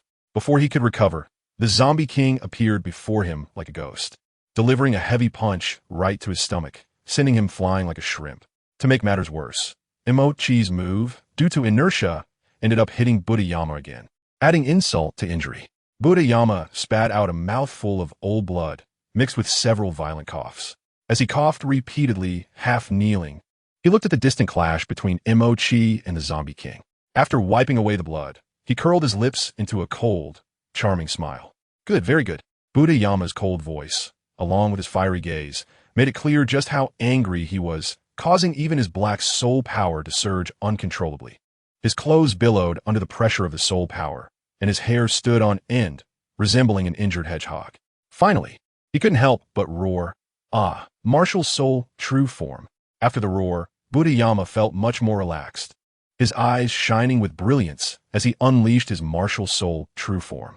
At that moment, a black 4-armed giant Buddha rose, with 2 hands facing forward and the other pair striking outwards, slaying the surrounding zombies. After rising, the giant Buddha began chanting, and after a moment, with a loud shout from Buddha Yama, it visibly shrank and attached itself to him. A 1-jong tall black 4-armed Buddha statue appeared, which was Buddha Yama's true form. The emergence of the 4-armed Buddha radiated an astonishing aura, sending the approaching zombies flying once more. However, in Budayama's eyes, there were no traces of these zombies. His gaze was locked onto the Zombie King and Mo-Chi, seemingly intent on taking them both down. Meanwhile, Mo-Chi and the Zombie King, who were facing off, froze, both drawn in by Budayama's black Buddha form. The Wenzhong tall black, four-armed Buddha form looked polished, darkened like ink, but what was most shocking was its ferocious appearance. After unleashing his Buddha form's martial soul true form, Budayama charged toward them, his gaze exuding intimidation and his movement speed remarkably impressive. In the blink of an eye, Budayama was already close. The Zombie King tried to escape Mo-Chi's attack range to focus on dealing with Budayama. But how could Mo-Chi allow the Zombie King to have his way? He relentlessly pursued the Zombie King, preventing him from getting too far away. At that moment, Budayama's figure closed in on the two of them, delivering swift and decisive attacks, with black soul power gathering in his four hands. Boom, boom, boom, boom. Budayama's attacks were indiscriminate, causing Mo-Chi to also get caught in the crossfire, forcing him back several steps, causing his knight's armor to shatter and fall off. The Zombie King, however, fared slightly better. His punches were not any slower than Budayama's. While he couldn't be said to be evenly matched, it wasn't too terrible either. Budayama's attacks continued, but Mo-Chi stood frozen in place, feeling that Budayama's attacks were intentional, as if he could control his strikes but chose to hit him as well. Mo-Chi brushed off the remaining fragments of armor on him, his face calm as he thought, "It seems this guy has ill intentions, deliberately provoking me." His martial soul true form was indeed impressive. If he could force the Zombie King to use his martial soul true form, that would be even better. Mo-Chi flexed his muscles, and after the armor fell off, his perfectly explosive physique was enough to drive people crazy, while his movements were accompanied by loud whistles. At the same time, Tang Feng, who was witnessing this battle, was also astonished by Mo-Chi's physique, even fleetingly thinking, no wonder he received BB Dong's affection. In an instant, Tang Feng seemed to see an indescribable scene unfold. At that moment, only he, Tang Feng, was thinking about such things. Everyone else was fighting desperately, while he was scheming to undermine others, slowly taking down one evil soul master after another, making it seem like he was doing his best to support them. Tang Feng somewhat enjoyed this feeling of undermining evil soul masters. Only those who were tricked knew how dark his heart was. However, they would never be able to speak out, let alone expose Tang Feng's identity. Chapter 128. The Zombie King who knows Tai Chi. The situation was changing, and Mo-Chi's gaze never left Budayama and the Zombie King. Unconsciously, his hands gripped two knights' guns, ready to join the battle at any moment. The Zombie King, in the fight, seemed to be at a disadvantage against Budayama, appearing to be retreating step by step. However, the reality was not so optimistic, as he had yet to unleash his martial soul true form. Just relying on his own strength to withstand the attacks of the martial soul true form showed that things were not so simple. Still holding on? Budayama sneered, clearly not using his full strength, feeling somewhat playful, such was his confidence. He, the Zombie King, chuckled, unaffected by Budayama's words, continuing to focus on battling him and using his own strength to counter. Bang, bang, bang. The collision of their attacks generated a terrifying wave that spread out. The power of Budayama and the Zombie King's strikes was horrifying, creating tremors as if they were about to shatter space itself. The battle raged on in a blood-fueled frenzy, with the Zombie King's attacks seeming weak, forcing him to retreat once more. Budayama, however, gave him time to stabilize his footing, repeatedly pounding at his heart, as if to tell him that this was not enough. The emotional damage was minimal, but the psychological damage was significant. Boom! The Zombie King was once again knocked back. Thud, thud, thud. 3 steps back. This outcome told the Zombie King that if he hesitated any longer, Budayama would take his life with the next move. The Zombie King laughed, raising the left corner of his mouth, his aura continuously rising. Budayama did not attack immediately, but instead provocatively watched him. "You will regret it," the Zombie King roared, feeling very uncomfortable with Budayama's psychological tactics. "Are you finally going to get serious?" Montak ki mom ulit. The battle between the Zombie King and Budayama hadn't lasted long. Each time it was Budayama intentionally provoking and holding back. If he were to strike with all his power, the Zombie King wouldn't be so furious. However, Mo-Chi didn't believe that the Zombie King had no trump cards and would fall under Budayama's attack. That wouldn't be considered holding back. The strategy of playing with the enemy was often used in many battles, deliberately provoking the opponent to make them angry while remaining calm and searching for their flaws. If the enemy didn't get angry, that was fine, but once they did, it would play right into his hands. Martial Soul, True Form. The Zombie King unleashed his Martial Soul, True Form, transforming into a rotting black bear, slightly taller than the Buddha form. Roar. A roar erupted from the bear's mouth. The zombie bear's expression fierce, resembling the Buddha's expression closely. The Zombie King unleashed his full power, and Buddha-yama did not dare to slack off, receiving the blow with seriousness. Boom! The ground cracked, and Buddha-yama's Buddha form sank down. Buddha-yama shed his playful demeanor, focusing seriously on battling the Zombie King, trying to find his weaknesses for a decisive blow. However, during the battle, Fo Yenluo discovered that this decaying black bear had even greater explosive power than him, and its strength was slightly superior, turning the situation from active to passive for him. Montaki, how much longer are you going to watch? Do something. Fo Yenluo had no choice but to seek help from Mo-Chi. Only by teaming up could they make things easier. If Mo-Chi didn't help, he would have to struggle against the Zombie King alone. Mo-Chi was already prepared to take action. Even without Fo Yenluo's reminder, he had no intention of just watching. If he were to sit back and watch, Fo Yenluo probably wouldn't agree, and at that point, they would both lose out without significant benefits, possibly even suffering losses. However, to snatch the Zombie King's head from Fo Yenluo would require some effort, as the opponent was not foolish and wouldn't simply hand it over. Holy Knight Embodiment. Phantom Spear Technique. After activating the buff, Mo-Chi lunged at the Zombie King, his barrage of spear strikes hitting the Zombie King, but having no effect whatsoever.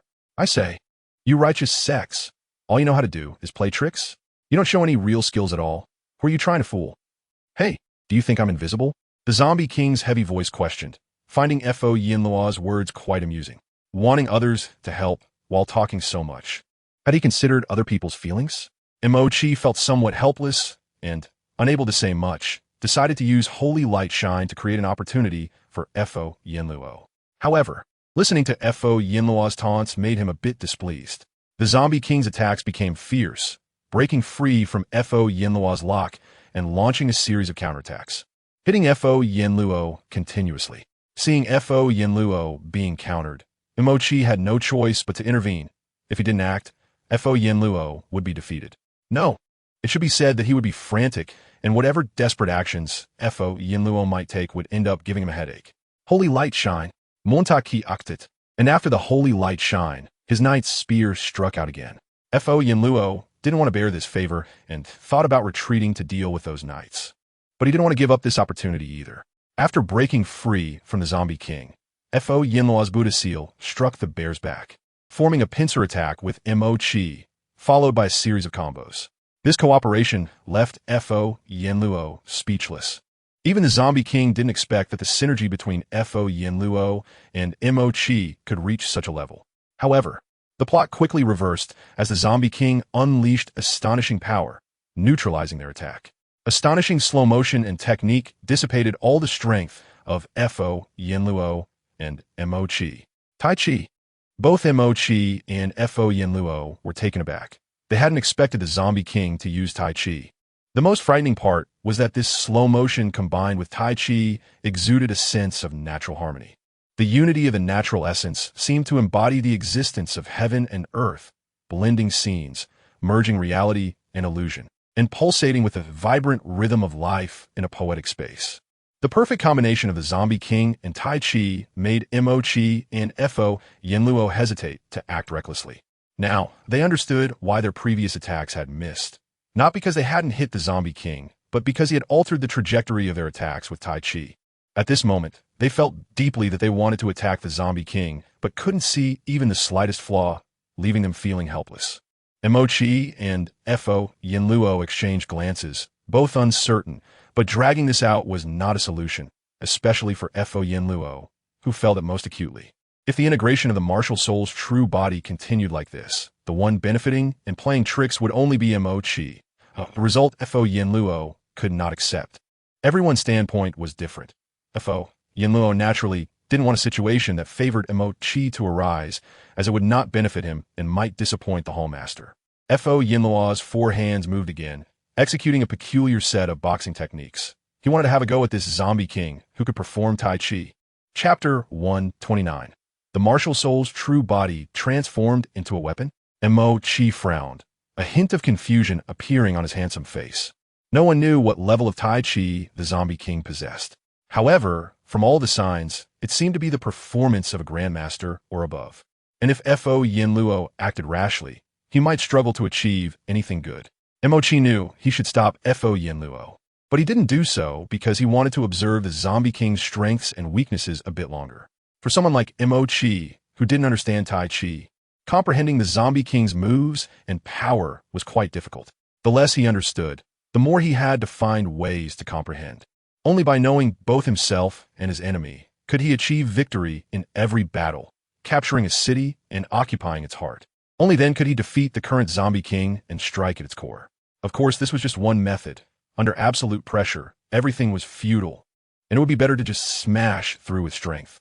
Simply put, there is no face that can't be smashed down. It's just about whether you're putting in enough effort. Thus, if Mo Chi wanted to crush the Zombie King, he only needed to exert enough strength, without needing to complicate things. Mo Chi understood this. He realized it but still chose to observe first, assessing the gap between the two, determining whether Fo Yinluo could take down the Zombie King, and if he could, he would act immediately. After all, Mo Chi didn't want Fo Yinluo to succeed. Otherwise, his own situation would become troublesome, and he believed Fo Yinluo felt the same way, not wanting him to succeed either. In any case, Fo Yinluo had already acted. His boxing technique was peculiar, and Mo Chi couldn't tell which school it originated from, but the sheer toughness of his punches didn't seem suitable for dealing with Tai Chi. Is he an idiot? Mo Chi thought to himself.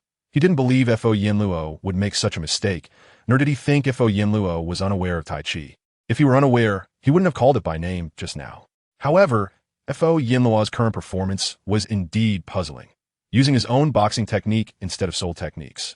And a very rigid and powerful technique at that. What was going on? Just as he thought, Fo Yinluo's boxing technique made contact with the Zombie King, and the outcome was exactly as Mo Chi had imagined. His strength was neutralized. The strength of both hands was neutralized. Yet Fo Yinluo's Buddha form did not consist of just two hands. The power of his other two hands also struck towards the Zombie King. However, the Zombie King's slow hands had already blocked Fo Yinluo's other hands in the next moment, as if he had four hands. Mo Chi stared closely for a long time, unable to discern whether the Zombie King's speed was fast or slow. He could clearly see it, yet couldn't grasp it. Furthermore, as the Zombie King engaged with Fo Yinluo, he used that slow motion to dissolve Fo Yinluo's moves while simultaneously delivering several slaps to Fo Yinluo, with the final blow sending him flying. One could say that the Zombie King series of moves left Mo Chi dumbfounded. The techniques were clearly the most ordinary Tai Chi moves.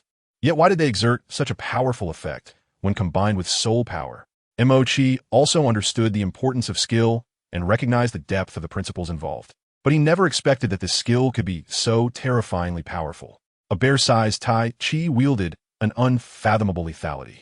The Zombie King turned around, his gaze landing on Mo Chi, not pursuing Fo Yinluo, seemingly considering Fo Yinluo no longer a threat. Who? After Mo Chi exhaled a breath of turbid air, he looked at the Zombie King with a vigilant gaze. He knew that this bear was not to be trifled with, and he also understood that fighting it would be somewhat thankless. However, this battle still had to be fought.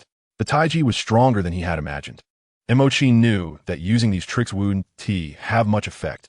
At least, he had to use his martial soul true body. He was very fond of the martial soul true body. The last time, it was precisely because of the side effects of the martial soul true body that he almost fell into that woman's hands. The woman Mo Chi referred to was naturally the current pontiff of the martial soul hall. He and Bibi Dong were really innocent, but he had never explained it. And even if he did, no one would believe him, right? The Zombie King chuckled. Since it's so forced, then don't use it. Give up resisting, and let me give you a quick end. As soon as the Zombie King finished speaking, he slowly moved towards Mo Chi in a Taiji-like manner. Mo Chi also chuckled. What a joke. Do you think it is possible? The answer to this question was definitely impossible. Therefore, the Zombie King did not respond, or rather, answered with action and directly attacked Mo Chi. Martial Soul, True Body. A phantom appeared on Mo Chi, blocking the Zombie King's attack. It was the phantom of a paladin, creating a defensive barrier that prevented the Zombie King from getting close. The golden figure of the paladin fully manifested. It was a 6-meter tall giant, and after the paladin appeared, it grabbed Mo-Chi. As Mo-Chi was held in its hand, he transformed into a knight's spear. The details of this transformation need not be elaborated, but this change made the zombie king laugh out loud. Ha! I now understand a bit why you don't want to use your martial soul true body. You actually turned into a weapon of the martial soul true body. Ha ha ha. The zombie king laughed heartily, curious about how the parts of that paladin spear were divided. Stop talking nonsense, Mo-Chi said coldly. The words came from the paladin's mouth, and its thick golden armor showed no flaws, making it seem like the spear was just a weapon. The paladin's spear thrust towards the zombie king, who quickly used leverage to stop the spear. Hey, I feel like my hands are a bit dirty, and I don't even know what position I'm holding you in. Just thinking about it makes me sick. Montak Ki. This is why he didn't T like the martial soul true body. Why he didn't T like. Forget it. It's no use saying these things now. The paladin's spear swung again, and seeing his attack, the zombie king couldn't help but want to tease, thinking this was too funny. On the side, the Buddha Douluo stood up, unsure of what to say as he watched this scene. He also understood the awkwardness Mo-Chi spoke of. If it were him, he wouldn't want it either. Moreover, the side effects of the martial soul true body were probably not that simple. Just thinking about it was terrifying. Whatever the side effects were, they were definitely eye-catching. On the other hand, Tang Feng, who had just killed another evil soul master, was also stunned by Mo-Chi's martial soul true body. He was a bit worried about the appearance of his own martial soul true body. He could now use the martial soul true body, but these forms seemed strange, and none of them felt normal. He didn't dare to use them rashly. It seemed that it was better not to use it without knowing, and the side effects were a problem. Tang Feng thought with a bit of fear. He felt it was unnecessary and would rather freeze his martial soul true body. If possible, he would prefer to directly transform into the human-faced Sword Emperor. Speaking of, ISNT, the human-faced Sword Emperor, my martial soul true body? Chapter 130. The revived paladin Mo-Chi's figure was agile, his soul power illuminating with golden light. As the golden paladin continuously thrust towards the zombie king, the zombie king countered with skill, not taking Mo-Chi's attack head-on. In every aspect, Mo-Chi's attack power was stronger than Buddha Douluo's peculiar fist technique, and coupled with the cold light of the holy spear. The zombie king had to be cautious. Although there was continuous laughter, only the zombie king knew what was really going on. This was a battle of equal measure or an unfair contest, especially in terms of height. The explosive and strong body of the paladin made the zombie king feel like a little bear. It was clear why he didn't dare to confront it directly. Mo-Chi's attacks remained fast, precise, and ruthless. When dealing with evil beings, he would never hold back. In this battle, he aimed to let the light illuminate the entire arena. The light grew brighter, and the knights on the field were encouraged, their combat power increased. This was the enhancement effect of Mo-Chi's paladin true body. Anyone with a straight and righteous heart would receive an effect boost. And the more resolute these companions were in their beliefs, the stronger their counter effects would be. Boom! The spear's light illuminated a vast area, and a golden beam shot out from the spear tip. Phew! The laser-like golden beam pierced through the zombie king's left shoulder and clavicle area. Roar! The zombie king let out a beastly roar. In pain, the zombie king went berserk, swiftly closing in on Mo-Chi, unleashing a flurry of fast Taiji strikes that dazzled the eyes and hit Mo-Chi. Clap! Clap! Clap! The sounds continued in succession. In a final blow, the zombie king flashed behind Mo-Chi, grabbing him and performing a back throw. Boom! Mo-Chi was smashed apart, his armor pieces shattered and scattered. Only the holy spear remained floating intact. The zombie king seemed unsatisfied. He angrily stomped on the nearest armor pieces several times. Ah, letting you hurt me, you bastard. You bastard. And you. The zombie king's fierce gaze turned toward Buddha Douluo, clearly seeing him as another detestable presence. He didn't want them all to survive. The zombie king approached with heavy footsteps, and Buddha Douluo felt an impulse to curse. He had just rested for a little while and was about to face the zombie king again. He thought Mo-Chi was too useless. He usually boasted so much about being the strongest player in the martial soul hall, but in the end, he was nothing at all. Buddha Douluo mocked inwardly. But his movements did not dare to slacken. Despite the zombie king's shoulder being pierced, his combat power showed no sign of decreasing. Instead, it seemed to be surging. It was evident that the zombie king was going all out. If he maintained a playful attitude, he might just get beaten to death by the zombie king. As the saying goes, timing is everything. The Zombie King's attack came, and Douluo used all his strength to face it. Black soul power swirling around his forehands. Bang, bang, bang. As the saying goes, two fists can hardly defeat four hands. Yet the Zombie King managed to do just that, leaving Douluo feeling very frustrated. The Zombie King's speed was incredibly fast, wasn't it? Taiji, can't you slow down a bit? Douluo's mindset exploded. No matter what, he could only face it with all his might and not slack off at all. One can imagine how bitter and frustrated Douluo felt. Being beaten like this was simply embarrassing, but even if it was embarrassing, he had no choice but to continue to endure. What would happen if he persisted? Douluo didn't know, but aside from holding on, he had no other option, and besides, no one was there to help. Just as Douluo was thinking about the lack of help, he subconsciously glanced at the Golden Paladin's holy spear. As if the holy spear was his true body, Douluo felt that Machi was watching a play, believing that the holy spear was Machi himself, and that the paladin armor was just a decoration. Distracted, die for me. The Zombie King roared, and Douluo secretly thought it was bad. He had just been thinking about Machi, lost his focus, and now he was truly careless. It was really bad. Boom! The bear paw struck Douluo's abdomen, bending him over, and a whirlwind-like manifested airflow appeared behind him. Then Douluo's body spun and flew out. Buzz! Crackle! Meanwhile, the floating holy spear emitted a lightning-like golden energy chain, connecting the scattered armor parts on the ground. Clank! Clang! The parts made dragging metal sounds as they rolled towards the holy spear. This noise disturbed the Zombie King, who had just knocked Douluo away. He turned to look. Not dead yet. No wonder, it turns out to be that holy spear. I had overlooked it. The Zombie King quickly figured out the trick. Or rather, he had already seen through it.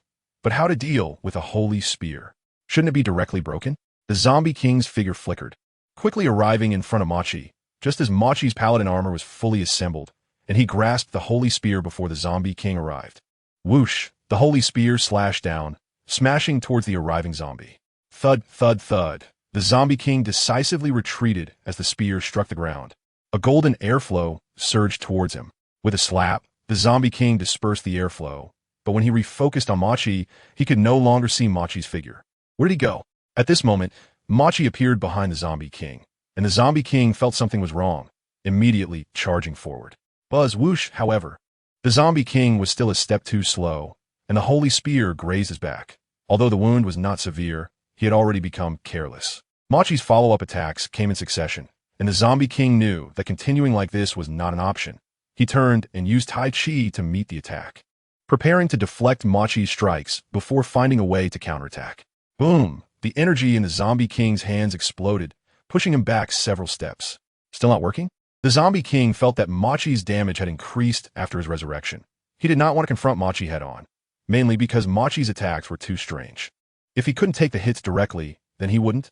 The Zombie King quickly made a judgment, no longer trying to take Machi's attacks, but instead directly retreating while moving towards Douluo. Machi did not notice the Zombie King's abnormality. Everything seemed like a natural dodge, without a hint of flaw, so he did not think about that aspect. Moreover, the Zombie King occasionally got injured, which made Machi overlook this point. Seeing that he was so close to finishing off the Zombie King, he naturally wouldn't let the opportunity slip. Machi coldly declared, only to see the Zombie King smiling at him. It was then he discovered the severely injured Douluo behind the Zombie King. It turned out he was playing this trick. Machi realized and understood what was happening. The Zombie King was guiding him, aiming to slay Douluo to gain a breakthrough for an upgrade. This left Machi helpless. It was too late to stop now, but he still wanted to heavily injure this guy. Chapter 131. Tang Feng takes advantage. Machi's golden beam reappeared, and this time the Zombie King was not so lucky. Within the beam's range, he lost an arm. The Zombie King lost his left hand while simultaneously eliminating Douluo. His right hand piercing Douluo's heart and finishing him off. Douluo's Buddha form dissipated, and he could only watch as his heart was pierced.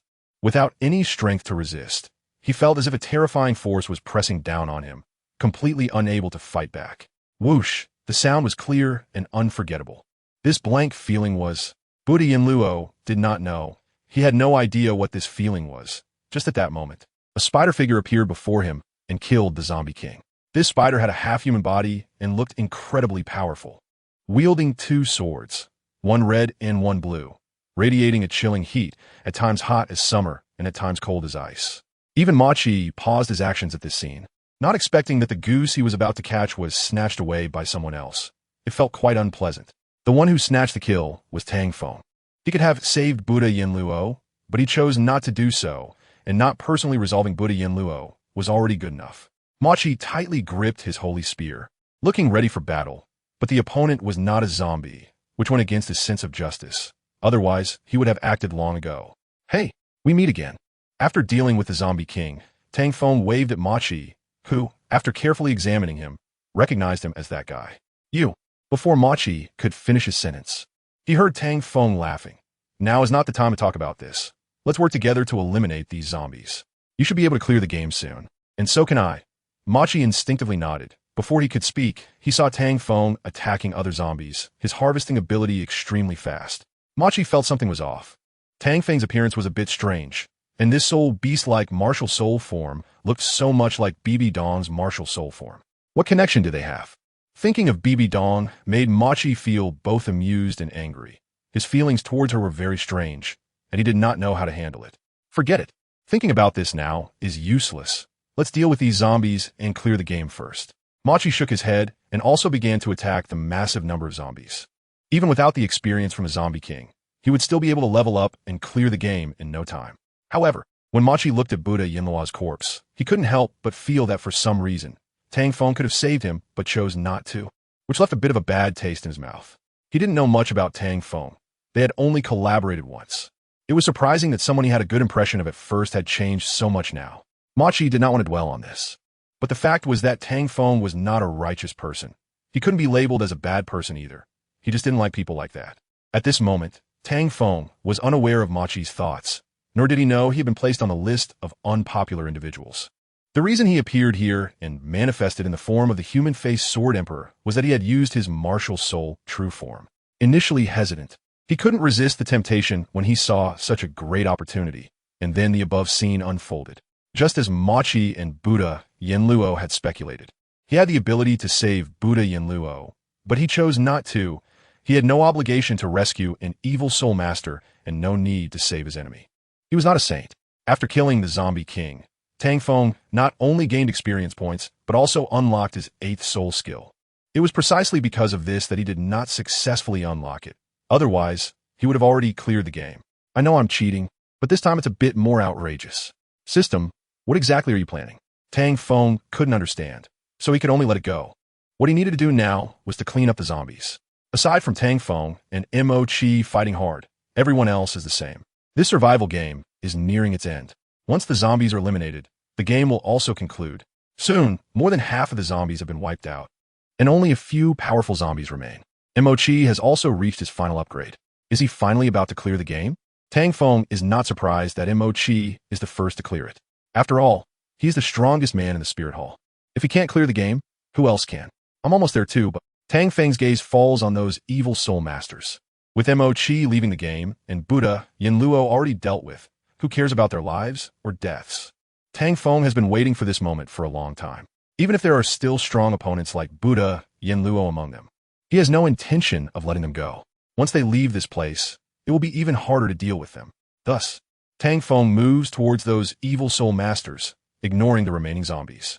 No one notices his abnormal behavior. To many, he appears to be on the side of the evil soul masters. After all, he has saved quite a few people one after another.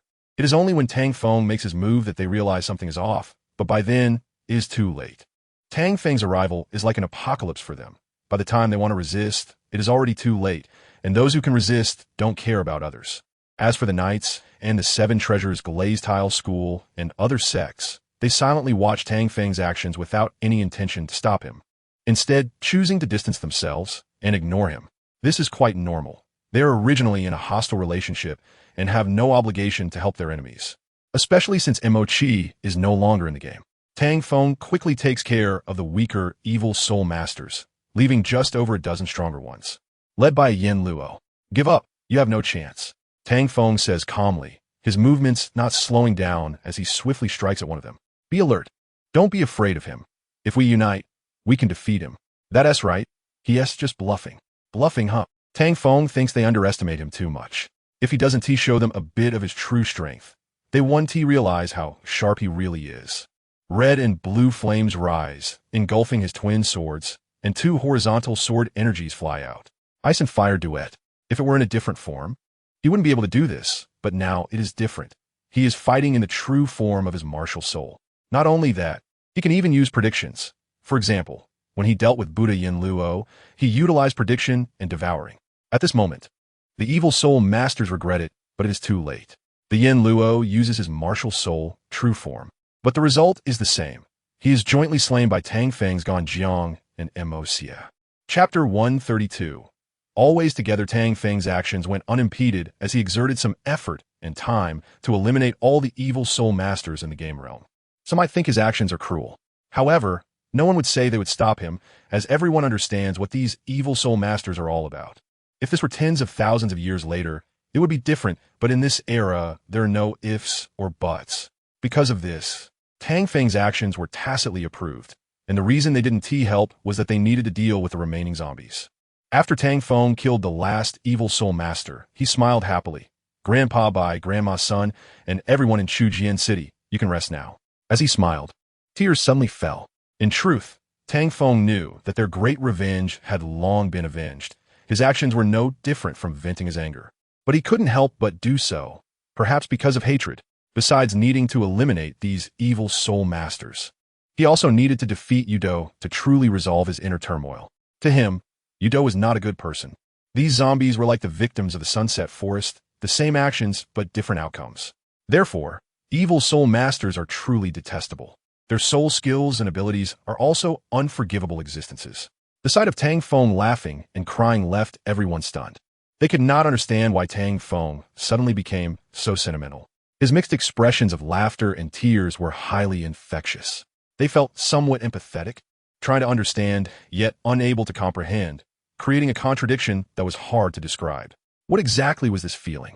However, they knew that this sadness did not belong to them. They could only assume that the evil soul masters had done something unforgivable to him, which made him so upset. At this moment, when they looked at Tang Feng's expression, it was no longer fierce and cruel. Instead, it was filled with pity, as if he were one of the pitiful ones. Tang Feng was unaware of their sudden determination to kill zombies. If he knew, he would definitely mock them, as his own actions almost sealed his own path. Tang Feng was still thinking about conquering the game realm and challenging Yudo. If this was the case, it would be impossible for him to seek trouble with Yudo. After all, no one would wait for you in one place. People grow and change. Therefore, Tang Feng needed to find Yudo now, teaming up with Mo Qi to defeat him. Of course, this could also be Tang Feng's one-sided wish. He did not know how Mo Qi would choose, nor did he know whether Yudo would fight with Mo Qi. Tang Feng then made his move. At the same time, Mo Qi encountered Yudo on the surface above the game realm. The game realm was right beneath their feet, and they could see through the glass of the surface, getting a clear view of the entire game realm. Upon meeting Yudo, Mo Qi instantly understood what was going on. In Yudo's eyes, their efforts and contributions were merely a performance to please him. You still have such a wicked sense of humor. Mo Qi's cold words rang out, and Yudo chuckled dismissively. Xiao Qi, that's just my nature. If you would just comply with me, I promise to treat you wholeheartedly and no longer harm others. What do you think? Monta Qi smiled coldly. Hey, not much to think about. Mo Qi glanced at Yudo with disdain. I advise you to be kind, yet you want me to conform. I consider you a friend, yet you want to pursue me. Are you out of your mind? Ha ha ha. I truly love you, you know. Only enough love makes everything a non-issue. Yudo gazed at Mo Qi affectionately, directly expressing his feelings. I shouldn't be asking you. You were already sick. Mo Qi was utterly disappointed, thinking Yudo would be able to listen, but this guy was beyond saving long ago. Speaking of medicine, Mo Qi's heart skipped a beat. He once saw a special medicine in Yudo's backpack. At that time, Yudo said he was just playing and used the medicine box to store candy. And he really took out candy. Mo Qi didn't take it seriously at the time, but now thinking back, it might not be that simple. It seems I've been an incompetent friend. Mo Qi knew that thinking about this now was pointless. The time and plot missed could never be returned. Xiao Qi, I really dislike you all looking at me like that. Sympathy? Pity? Mockery? Or do you think I'm a freak? After noticing the change in Mo Qi's gaze, Yudo saw the look of disdain he hated the most. He despised being looked at like that by others. Indeed, Mo Qi was just like everyone else. All the same, you people are all the same. Ado, don't be like this if... Ha, Yudo's laughter interrupted, leaving Mo-chi feeling inexplicably heartbroken. After laughing, Yudo crazily said, Ado, hee, Xiao-chi, how long has it been since you called me that? But it's okay, really, it doesn't matter. You will soon become a part of me, and soon, we will be together forever. Mo-chi. As expected, he is a hopeless guy, but Mo-chi wanted to express it directly. But he knew it was inappropriate and that he shouldn't provoke Yudo any further, because if this continued, how long had it been since he took his medication? Mo-chi suddenly recalled a serious question. If Yudo hadn't taken his medication for a long time, how crazy would he become? This question was obviously evident. The current situation was due to Yudo not taking his medication for a long time. Yudo's figure suddenly froze. Xiao-chi, I don't like this, really. I thought you were different from them, but it turns out you're just the same. What Yudo saw in Mo-chi's eyes was pity. Such a friend, it's better not to have. Yudo collected himself again. Forget it, I understand. You didn't listen to what I said. What you said, I also can't take in. We have nothing more to say. Mo-chi did not want to admit it, but he eventually nodded, agreeing with Yudo's words. They had nothing more to say, because after saying it, neither of them could take it in. Yudo smiled. Hee, then let us use our fist to talk. A man shouldn't just talk. Whoever wins, whoever decides. Mo-chi was taken aback for a moment and finally agreed. Okay, whoever wins, whoever decides. Yudo laughed heartily. That's what I was waiting for. Xiao-chi, you want to win, just prepare to be with me, forever together. Mo-chi's face darkened. I've been deceived in feelings. Is Yudo really crazy? Mo-chi paused. Let us see if he can beat me first. Until the end, who wins and who loses is unclear. You're so confident that I'll lose? Yudo smiled confidently. That's a must. As Yudo spoke, he gathered all his soul power back. After all, Mo-chi was in his martial spirit true body state now, and he couldn't afford to be careless. Chapter 133. Spider Spirit Domain. How will our story begin and end? Was their meeting destined, a coincidence, or an intentional arrangement by the author? There is no answer. Or rather, the answer is not important. Please don't dig deeper. Cherish the person in front of you and listen carefully to this story. I hope that when the curtain falls, you won't be left with tears of regret. Mo-chi did not want any regrets, and neither did Yudo. In fact, their feelings were the same, the difference being their thoughts and attitudes towards this relationship. One regarded it as friendship, once, while the other saw it as love, persistent, right or wrong, genuine feelings or jokes. Only true love understands. Yudo also knew that this feeling would not be recognized by the world and would not receive blessings. But he had not given up, not for a moment.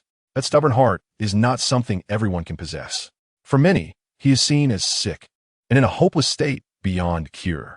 But he believes he is not sick, as his thoughts are clear and not chaotic. His love for Mo-chi has not diminished at all. This is not a sickness. Yes, this is not a sickness. He has always firmly believed that. Is Yudo wrong? No. Pursuing love wholeheartedly and devotedly. How can this sincerity be wrong? Ask yourself, how many people can love someone like he does? If it is wrong, then blame the heavens for giving Mo-chi a peerlessly beautiful face that made Yudo fall for him. It is human nature to love beauty. Everyone has it, and Yudo is no exception. It is easy to imagine that Mo-chi's extraordinary beauty, even surpassing Bai Dong, captivated him, and this is not a joke, but a statement of fact. Mo-chi's extraordinary beauty became more enchanting as he grew up, and many people around him liked him, which gradually changed his character. Yudo had encountered others like him afterward, but none were as persistent and abnormal as Yudo. To get back on track, Yudo was already preparing to face Mo-chi's challenge. Meanwhile, due to Yudo retracting his soul power, the game domain began to show signs of collapse. And the people in the game domain no longer needed to continue playing. As the game domain collapsed, the zombies inside fell to the ground and rose. Without the support of soul power, they reverted to corpses. What is happening? Are these zombies all dead? Everyone was confused, and Tang Feng, who was about to collect some experience, was also puzzled about what was going on. Look! Suddenly someone pointed to the sky and shouted. There was a transparent glass surface with two figures inside, engaged in a battle. This, a glass mirror in the sky? They are fighting on the glass mirror? Also, is this glass bulletproof? You must be joking. Can bulletproof glass be this solid?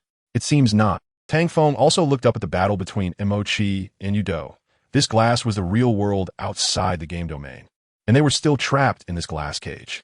Tang Feng looked around and noticed the four surrounding walls. In fact, this space wasn't that large. But why couldn't they open it and were still trapped inside?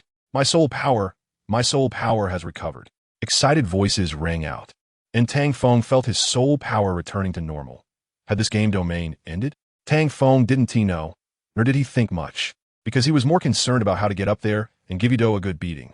Mo-Chi was still up there, fighting Yudo, and he felt he needed to help. He thought so. Of course, regardless of how Tang Feng thought, he couldn't get up now. So he couldn't help Mo-Chi and couldn't fulfill his own idea. The recovery of soul power was a good thing for everyone. Those whose soul power had recovered didn't want to stay here. Many wanted to escape this game domain, this hellish place. Yes, if it weren't for the inability to escape, if it weren't for being forced, they would have left long ago. Now it was an opportunity. With someone leading the way, naturally there were followers, there could be risks, but losing one's life would not be worth it. Tang Feng paid no attention to the commotion around him. His gaze was still on the glass mirror. He wanted to participate in this battle. If he couldn't get up, then it would be better to break it. Tang Feng muttered to himself. There were few ways to get up, but breaking it was worth a try. His new domain might be useful. Tang Feng's second domain had the ability to resurrect and control spirits, a power that came from the murderer of the initial site of destruction. The more people die, the more ghosts are generated, and higher-level ghosts are even more powerful. Such a ghost army can be deemed invincible. Spider Spirit Domain, activate. Tang Feng stabbed his twin swords into the ground, and red and blue fire circles spread out, expanding in concentric circles. The flames were only an inch high, yet they covered the entire game domain. As the flames appeared, those fleeing around stopped in their tracks, warily trying to understand what was happening. It wasn't until their gazes landed on Tang Feng that they realized he was behind it all. Almost all eyes turned towards him simultaneously. Soon, they discovered that these flames didn't cause any harm. It was just a strange black smoke produced by the flames that was unsettling. Indeed, what came into their view was a vast expanse of intangible black smoke, which grew thicker and denser. As the smoke thickened, eerie faces began to appear, leaving everyone speechless. The sour-faced Lemon shouted in his heart, "No way. We just finished fighting zombies, and now we're facing ghosts? Are we not allowed to live?" Clearly, they were not. With the appearance of so many ghosts, they had to enter a combat state. Some timid individuals were so frightened they wet themselves, while bolder ones launched attacks against the ghosts. However, ordinary attacks had little effect on these ghosts. Their strikes barely harmed them. It seemed these ghosts were even more terrifying than zombies, which left them puzzled as to why such powerful abilities were only being used now. While everyone was baffled, Tang Feng was equally confused. Was his skill and domain really that powerful? Or was it because so many had died here that this happened? At the same time, the fierce battle between Yudo and Mo-Chi was shaken by the changes below. Mo-Chi asked, "Your domain has such follow-up abilities?" Yudo shook his head. "It's not me, it's that guy. He's indeed an interesting person." Mo-Chi inquired, "Who?" Yudo pointed to Tang Feng's location, and Mo-Chi instantly understood. However, Mo-Chi soon realized something was off. They were still fighting. Mo-Chi's massive paladin form moved again and struck toward the small Yudo. Chapter 134. The correct solution to the system's martial soul, the battle between giants and dwarves. From an appearance standpoint, giants have the advantage in strength in all aspects. No matter how strong dwarves are, they cannot compete. This is theoretically speaking. Reality differs from imagination, and not everyone is the same. Yudo and Mo-Chi are exceptions that do not conform to this example. As a dwarf, Yudo possesses strength that can match giants and is even superior. It should be noted that at this moment, Yudo had not yet revealed his martial soul's true form, yet he could evenly match Mo-Chi, who had revealed his true form. If Yudo were to use his true martial soul, Mo-Chi might not be able to keep up. There are many factors at play, and Mo-Chi also did not exert his full strength. After leaving the game domain, Mo-Chi's combat power returned to normal and could not be compared to himself during the game domain. Moreover, Yudo had consumed a considerable amount of soul power maintaining the game domain, and with other reasons combined, it was uncertain if he could defeat Mo-Chi. However, considering everything Yudo had done and the counteracting force when deactivating the game domain, Mo-Chi could not be sure of Yudo's strength. Otherwise, he would have gone all out already. Mo-Chi contemplated various reasons, including the assumption of Yudo's system and rewards, and the fact that the opponent's martial soul was a game console, which forced him to think in those directions. "Shao-Chi, it's quite lively down there. I want to watch the show. How about we temporarily cease fire?" During the fight, Yudo made a suggestion. After all, Mo-Chi wouldn't take it seriously. This back-and-forth testing was quite pointless. "No, Mochi directly refused. What a joke. How could he accompany Yudo to watch a show? He must win this battle no matter what. I refuse. Mochi added that he still wanted to defeat Yudo and make the other party listen to him. He would give up until he achieved this condition. If he gave up now, he truly wouldn't be able to help this friend. It was precisely because of giving up, due to a lack of a devoted heart and insight, that the other party became what he was now. To be honest, he quite liked Yudo as a friend. At least when playing with him, he felt the happiest and most carefree, unlike with others, where he had to be cautious at every turn. What a pity. Yudo's gaze remained on Tang Feng. When it came to matters that interested him, his speech became normal, and his character was quite peculiar. Mochi ignored Yudo. Although the latter could understand human speech now, he knew in his heart that if he didn't defeat the other party, he wouldn't listen to him. Mochi didn't hold back and used the phantom gun technique, rapidly transforming into dozens of gun shadows, simultaneously stabbing towards Yudo, sealing off his retreat. Game coin. Just then, Yudo revealed his martial soul and used his first soul skill, producing a game coin in his hand. Arcade. At the same time, Yudo activated his second soul skill, and an arcade machine appeared in front of him. As the gun shadows approached with a clang, Yudo inserted a coin into the arcade machine. Boom! Every gun shadow struck Yudo, and white smoke rose. Did we win? Mochi didn't feel it, and couldn't be sure, as striking Yudo felt somewhat unreal. Nope. Soon, Yudo answered, dispersing the white mist, revealing an image of a character embodying peak Chinibyu, middle school second-year syndrome, in front of Mochi. Not only appeared before Mochi, but others also saw it clearly. Even Tang Feng, who was about to attack, was left dumbfounded. Yagami? Yagami, full name Yagami Iori. A virtual character from the King of Fighters arcade game, a fictional character. Coincidentally, this character's image appeared as if possessing Yudo, aside from the unchanged face. All changes matched the image of Yagami from King of Fighters 97.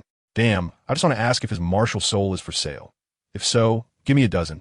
Meow, this is too cool. It's actually my idol possessing him. I wonder if he has its Sanyan? Isn't that obvious? Of course, he must have it. Ha ha, Godi. Enough. Stop being so Chinibyu. You're even playing Yagami's catchphrase. Godi, Godi, Godi. Tang Feng was speechless at these guys. However, for many people born in the ADS, Yagami was indeed a cool, aloof male god, the most profound expression of youthful rebellion, an image that was hard to extinguish in their hearts. However, was Yudo playing this out, directly summoning Yagami through martial soul possession? Or were we too ignorant of the system? Is this the true essence of martial souls? Yudo's series of actions left everyone dumbfounded, while also truly recognizing the importance of martial souls, which are not limited to the Douluo continent. Some people have wondered what it would be like if their martial spirit were a mobile phone, a computer, a refrigerator, etc. Others have speculated that if their martial spirit were a car, they could play with Transformers. The possibilities are endless, and expectations are high. However, the opportunity to awaken a martial spirit comes only once, and additional martial spirits are quite rare. Obtaining a dual martial spirit depends on luck. Nonetheless, there are chances, and if luck strikes, these ideas might not just be dreams. At the very least, their horizons have broadened, and their imaginations have been unleashed. Yagami? Monta ki frowned, realizing that he had frowned more often since encountering Yudo, feeling as though he was a natural enemy who easily affected his emotions. The King of Fighters arcade games were also part of Mochi's memories with Yudo. They played arcade games back then, as they were the trendiest and most glamorous at the time. Even now, countless people love arcade games. For many, it is not just entertainment, but also carries the beautiful memories of a generation. People find it hard to forget beautiful things. They want to hold on to them. And this initial feeling of beauty cannot simply be forgotten. It's easy to imagine that Mochi and Yudo feel the same way. They cannot forget this emotion. Yudo's actions are indeed persistent, but that persistence fully expresses his love and purity. Yes, indeed, our favorite characters once upon a time, Yudo said, his hands igniting with purple flames. He raised his hand, feeling the activity of the flames. Look, as long as one has dreams, one day it could be achieved. If there are no dreams at all, what is the difference from being a salted fish? Mochi. Don't let Yudo's seemingly reasonable words fool you.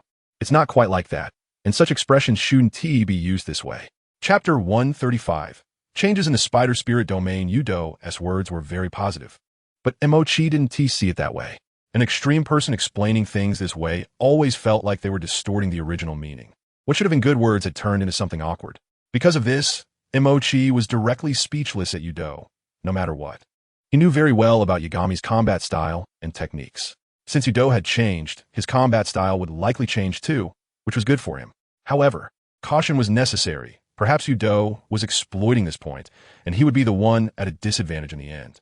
As Emochi thought this, he launched an attack on Udo, thrusting the Knight's lance forward, hitting Udo with a brilliant golden light. Boom! Udo used Yagami's Oni burn, the purple flames blocking the light. Emochi's Knight's lance followed, and Udo clawed onto the Knight's lance, then ran towards the Holy Knight. Rip apart! Udo's claw strikes came quickly, unleashing a flurry of rapid attacks before the Holy Knight, clawing madly, which was Yagami's ultimate move, the 8 Maidens. Cry, scream, and then die. After a furious flurry of claw strikes, Udo grabbed the Holy Knight's head and delivered the final devastating blow. His maniacal laughter echoed, akin to Yagami's madness. Whether he was immersed in the character or just being himself, only he knew. The purple flames continued to erupt, spreading downwards and filling every inch of the Holy Knight, and after being filled, they exploded again. Boom, boom, boom, boom, boom. The sound of explosions echoed, and many parts of the Holy Knight were blown away, with Udo's explosive output still raging on. The purple flames shattered the Holy Knight into pieces, leaving only the helmet in Udo's hand, which he let go of, causing it to tumble and roll. Clang! The helmet rolled a few times before stopping. Udo's gaze fell on the Holy Knight's holy spear, the true essence of the Holy Knight's martial spirit, which was also the true form of Emochi's martial spirit. I say, Xiaoqi, you should stop pretending. If you keep this up, I might just take action. You should know that I've been watching you all along. I've seen the moves of your martial spirit's true form, so there's no need to hide. Moreover, our competition has just begun, Udo said casually, looking at the holy spear.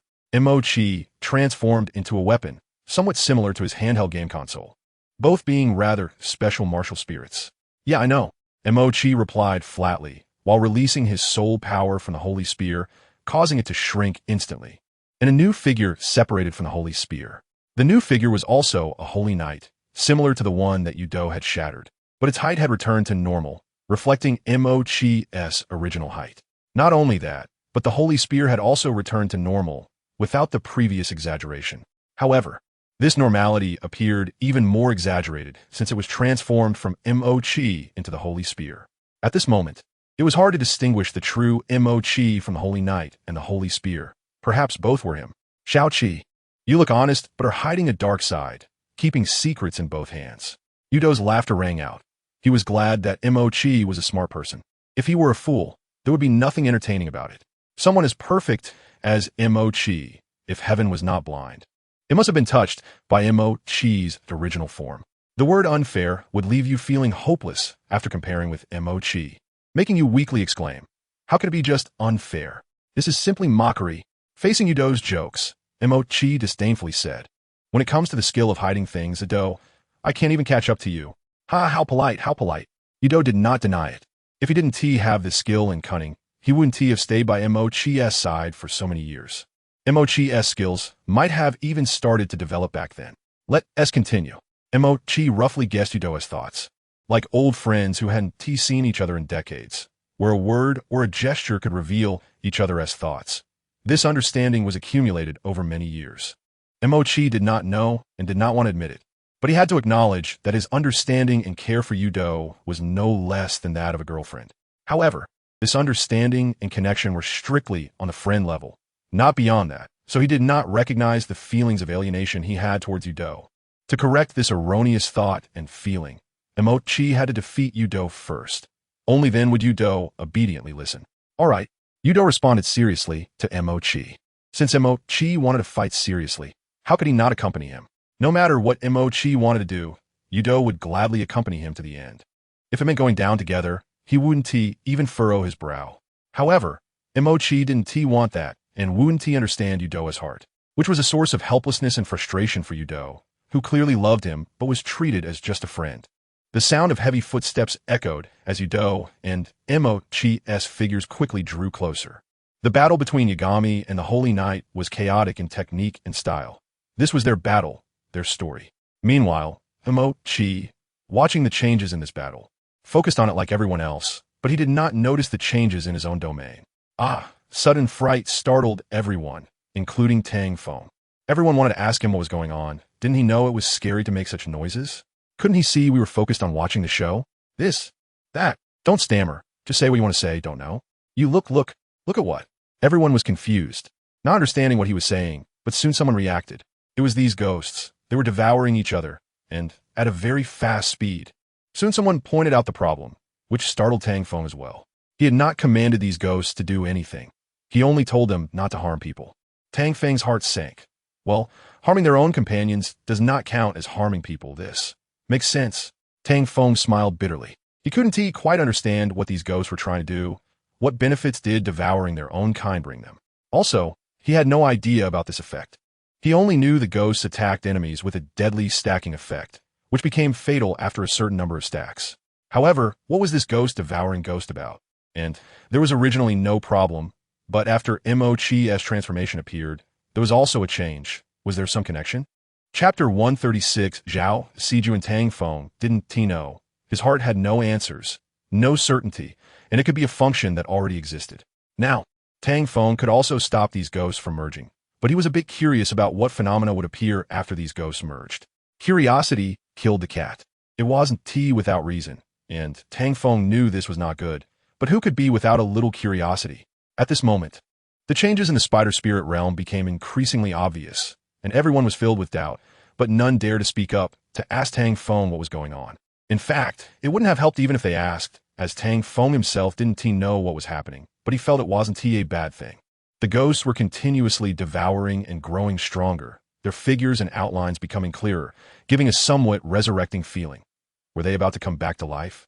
Tang Feng thought of a zombie survival game, and these ghosts in his realm seemed to be the same, going further down the road of survival, wanting to live by devouring other ghosts. What was this survival game unfolding in the spider spirit realm? What would these ghosts eventually become? Would they be resurrected, like in the zombie survival game? Tang Feng didn't know. There were too many unknowns, and these unknowns left him guessing for answers, only waiting for the game to end to get results. Just as he thought this, the ghost devouring was much faster than he imagined, and the battles above were no match for their speed of devouring. It was like a snake that kept eating and eating, somewhat reminiscent of Tang Feng's devouring ability. Perhaps because of the devouring, the spider spirit realm had such a special effect. However, the side effects were also considerable, and it would be wise to use it sparingly if unnecessary. If the side effects were negligible, the conditions of the spider spirit realm were also quite harsh. To exert maximum effect, it was necessary to have situations like this one. It is conceivable that, under normal circumstances, such sacrifices would not occur. This wasn't a battlefield. Even on the battlefield, this battle was an epic holy war. However, it was fortunate that this holy war had succeeded. Only one dark force remained, and if they could defeat him, the evil soul master would no longer appear. The story of Douluo continent could also come to an end, at least with a long buffer period, enough for Tang San to become the sea god. The devouring among the ghosts was nearing its end. From nearly 1 million ghosts, only less than 1,000 remained. It wouldn't be long before this game ended. These two guys' tricks were too fake. Feeling like they were acting, Tang Feng's gaze was above. He could feel the changes and numbers of these ghosts, and there was no need to focus. So he kept watching the battle between Mo-Chi and Yudo. The battle between the paladin and the 8 gods felt contrived. Or perhaps they were too familiar with each other, leading to their moves being predictable. It was like two fighters who could anticipate each other. No matter how exciting it was, it felt a bit lacking in passion. It seemed there was nothing worth watching anymore. No matter how gorgeous, it was just flashy. Tang Feng shook his head, and at that moment, he noticed a different ghost. Just now, it seemed, Tang Feng recalled that this ghost had just been on the verge of losing when it made a desperate counterattack and devoured the 10 ghosts surrounding her. And her appearance was quite good. The female ghost had managed to hold on for so long, which was truly not easy, aside from her. There wasn't another female ghost. The other ghosts seemed, forget it, you all don't move, let her devour. Tang Feng conveyed his thoughts. He didn't know if they would obediently listen. He just said it casually, and if they didn't listen, there was nothing he could do. The result surprised Tang Feng. He didn't expect these ghosts to really obey, not resisting at all, and that one female ghost looked extremely excited, continuously devouring the other ghosts. The ghosts being devoured all emitted unwilling sounds, seemingly dissatisfied with Tang Feng's favoritism. Tang Feng shrugged. You can't blame me. If you were also slender ladies instead of muscle men, I think I would let you compete fairly too. Humans have an innate love for beauty. Isn't that natural? Can you blame me? No, right? It was precisely because of Tang Feng's words that the female ghost's evolution speed increased rapidly, and her color became more beautiful, undeniably human-like. Gulp. Did you notice she looks less like a ghost and more like a person? We are watching. We're not blind. Something's off. These ghosts, after being devoured, their skin color and outlines are becoming more human-like a reversal of death, which defies logic. Come on. The system has such high tech. Who still cares about these? I think it has something to do with their devouring. Everyone transitioned from fear to curiosity. Speculating about the reason these ghosts were devouring each other was to resurrect. The answer was evident, just as they imagined. The ghosts were devouring each other to come back to life. Boom! The last ghost was swallowed by the female ghost, and a terrifying soul power erupted. A human woman appeared. At this moment, the female ghost had completely restored herself, with long hair, a white dress, and fair skin, looking so beautiful that the term stunning came to mind. Her swan-like face, perfect almond-shaped eyes, willow-like brows, double eyelids, and cherry-like lips made her look like a white swan. The woman walked gracefully, stepping like a blooming lotus, and came before Tang Feng. Under Tang Feng's astonished gaze, she knelt down before him without a care in the world.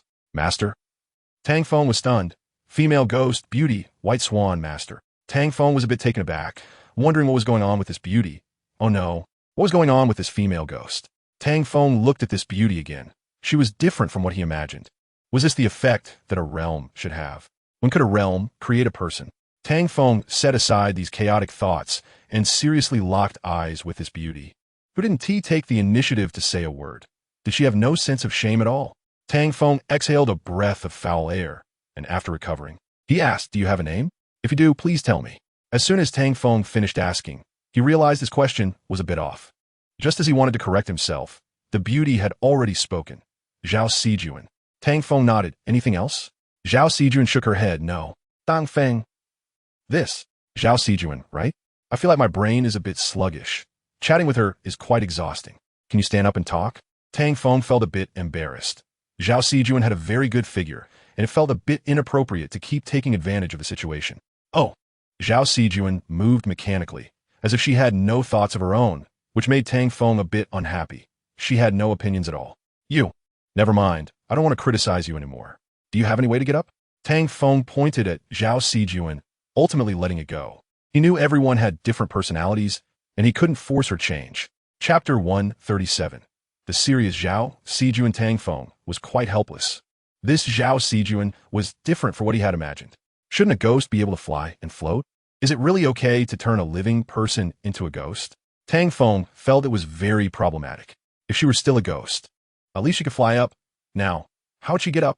With several questions in mind, Tang Feng didn't have high hopes for Zhao Sijuan. Even if he asked, he felt it would be pointless. No, Zhao Sijuan answered honestly. Tang Feng thought to himself, I knew it would be like this. I shouldn't have had any hopes. I knew this field was useless. Tang Feng kept complaining in his heart, feeling very disappointed with the ghostly realm. What good was it to turn a living person into a ghost? Apart from being good-looking, he had heard nothing else useful about it. Zhao Sijuan looked at Tang Feng with a deadpan expression. Do we really have to go up? Can't we just knock them down? Tang Feng shot her a glare. If you have the ability, go ahead and hit them. What a joke, knocking them down. Why don't you just fly? No. If you could fly, you would have flown up long ago instead of saying there's no way. Oh no. Tang Feng felt a bit silly. After Zhao Sijuan turned into a ghost, he found himself enjoying the act of complaining. How long had it been since he last complained? He couldn't remember. He was almost forgetting that he used to have this skill, crying and laughing. However, Zhao Sijuan wasn't joking with Tang Feng. She directly turned around, facing away from him, and got to work. Seriously? You're really doing it, Tang Feng muttered, unable to stop himself from complaining again. He felt that Zhao Sijuan was being a bit intentional. Was she waiting for him to say something to make her not do it? Couldn't she just not act recklessly? I'm really at a loss for you. Even though Tang Feng was complaining in his heart, he didn't say anything out loud. Who said men had to take the initiative to show kindness and bow down? Besides, he was her master.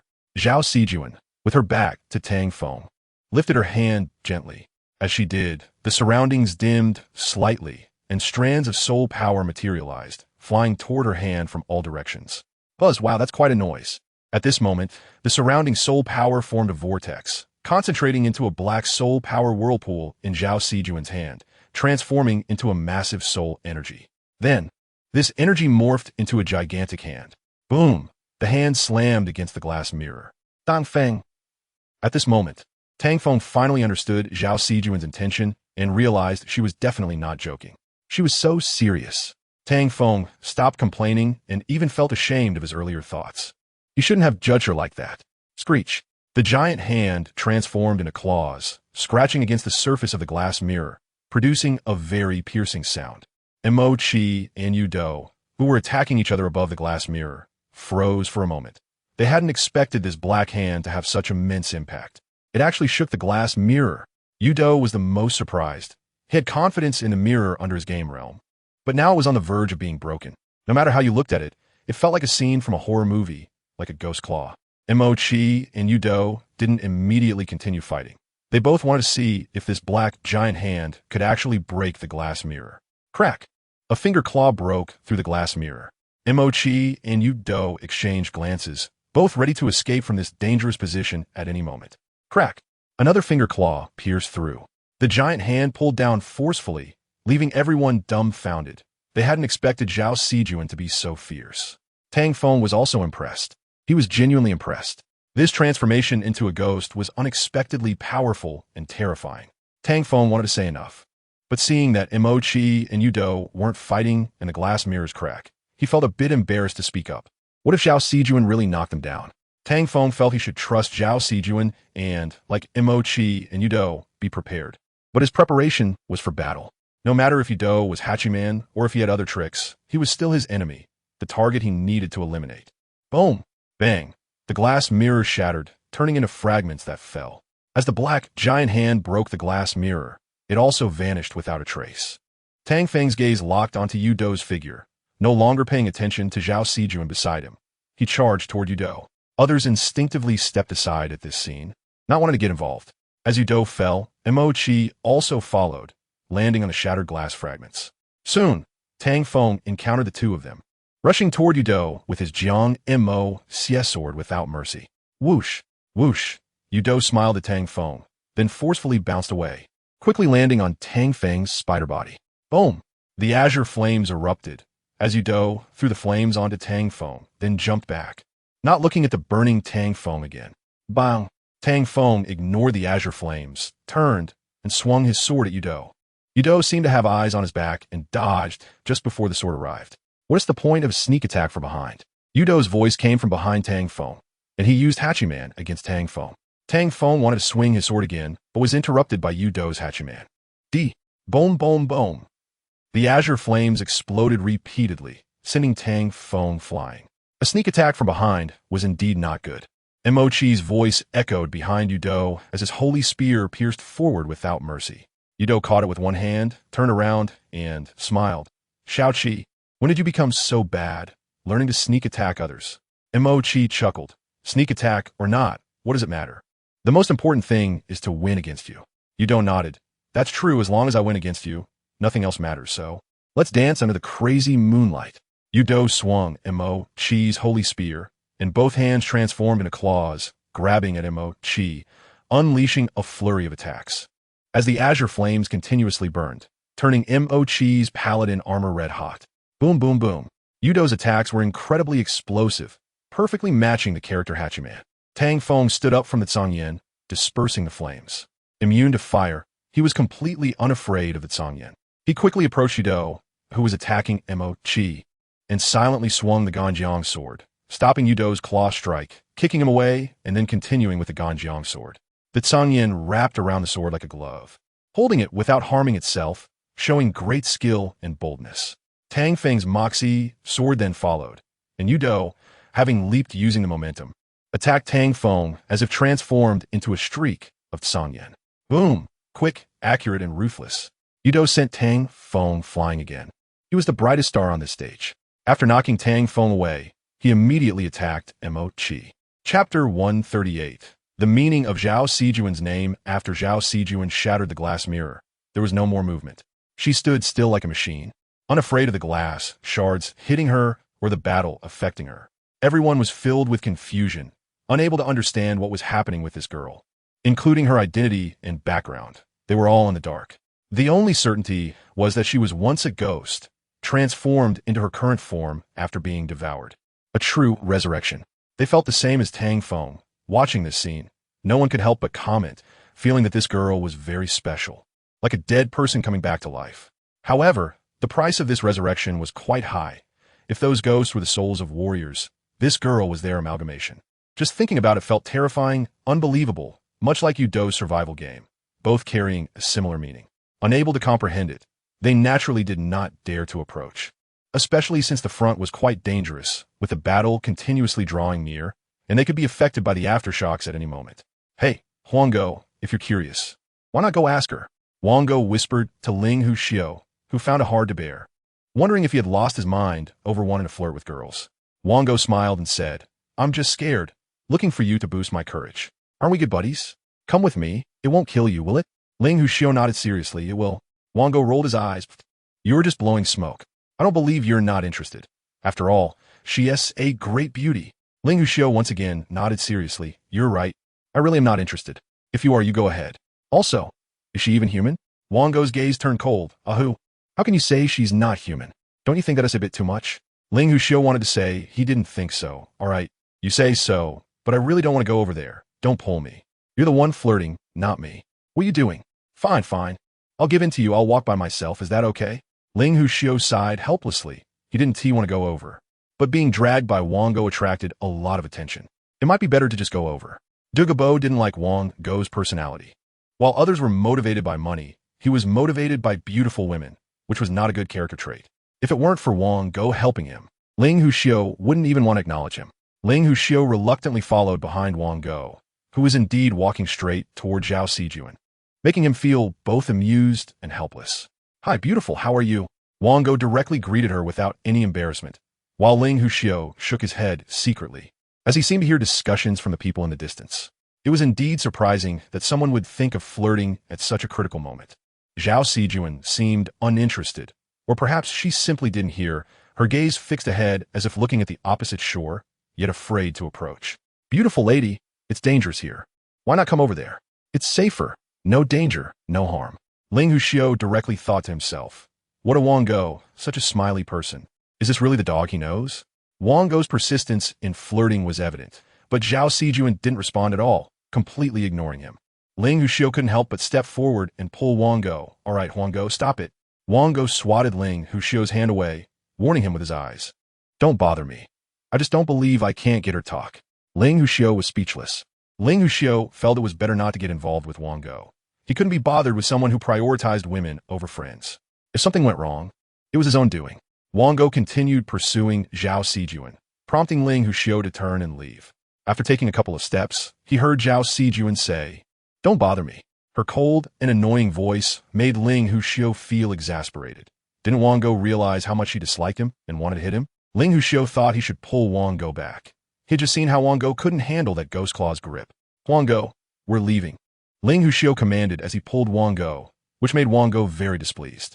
Don't bother me. Ling Huxiu slapped him. Huanggo, listen up. If you don't want to die, keep it up. Only then did Huanggo wake up. This wasn't Blue Star. This was Douluo continent. Despite Zhao Sijuan's delicate appearance, if a fight broke out, he wouldn't stand a chance. But he genuinely, fine, he couldn't move her. He had been enchanted by the desire to understand this girl, yet Huanggo quickly came to his senses and stopped bothering Zhao Sijuan, but he still asked, if you want to go help, why not just go instead of watching from here? The master hasn't given an order. I can only wait here. Zhao Sijuan seemed afraid of Huanggo or something, and surprisingly answered him. Even Huanggo was taken aback. He wanted to say more, but Ling Huxiu shook his head to stop him. Huanggo sighed. I get it. I understand. I was enchanted. Let's go. Ling Huxiu nodded, guessing Huanggo wanted to express something. People like Zhao Sijuan seemed a bit like puppets, lacking autonomous awareness and feeling cold and unfeeling. Zhao Sijuan ignored Ling Huxiu and Huanggo, as if they had never existed, her gaze fixed on Tang Feng. Did she have no soul? Not really. She had memories, or else she wouldn't know her name. Perhaps this was Zhao Sijuan's character, or perhaps it was due to too many experiences. No one knew how she had managed to endure. For her, what did it mean to be alive? It seemed her purpose for living was to protect her master, Tang Feng, obeying his every command. So, did she still need a heart? For Zhao Sijuan, It seemed unnecessary. It was precisely for this reason that her personality was so bland and unfeeling, like a mechanical puppet, sealing off her heart, leaving only a name. Sijuan, Sijuan. Who was she thinking of? Zhao Sijuan herself didn't know what significance this name held. She only knew that when Tang Feng asked her, she instinctively blurted it out. As for the reason, perhaps it's human instinct to not forget one's original intention and to remember the essence of being human, the names given by parents. Or maybe it's something else. Zhao Sijuan didn't think too much about it, because in her view, this name was no different from any other name, just a label. She wasn't incapable of thinking. Rather, her thoughts were a bit contradictory. Chapter 139.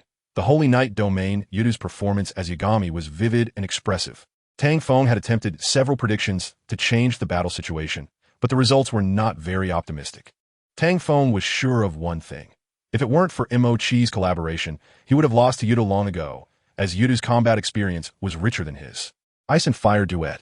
Tang Feng unleashed the Ice and Fire Duet again. After Yu cleverly dodged it, he released his super kill move, knocking Tang Feng to the ground. Legend of the Holy Knight. Mo Chi took a breath and quickly rushed towards Yudu. Now was a good opportunity for a sneak attack. But Yudu directly abandoned his next attack on Tang Feng and shifted his focus to him. Yahtzee. Yudu's moves linked again, making Mo Chi smile wryly. What went wrong to make him feel completely toyed with? Why was Yudu so strong? Give me an explosion. Boom, boom, boom. Yudu was holding his own against two opponents.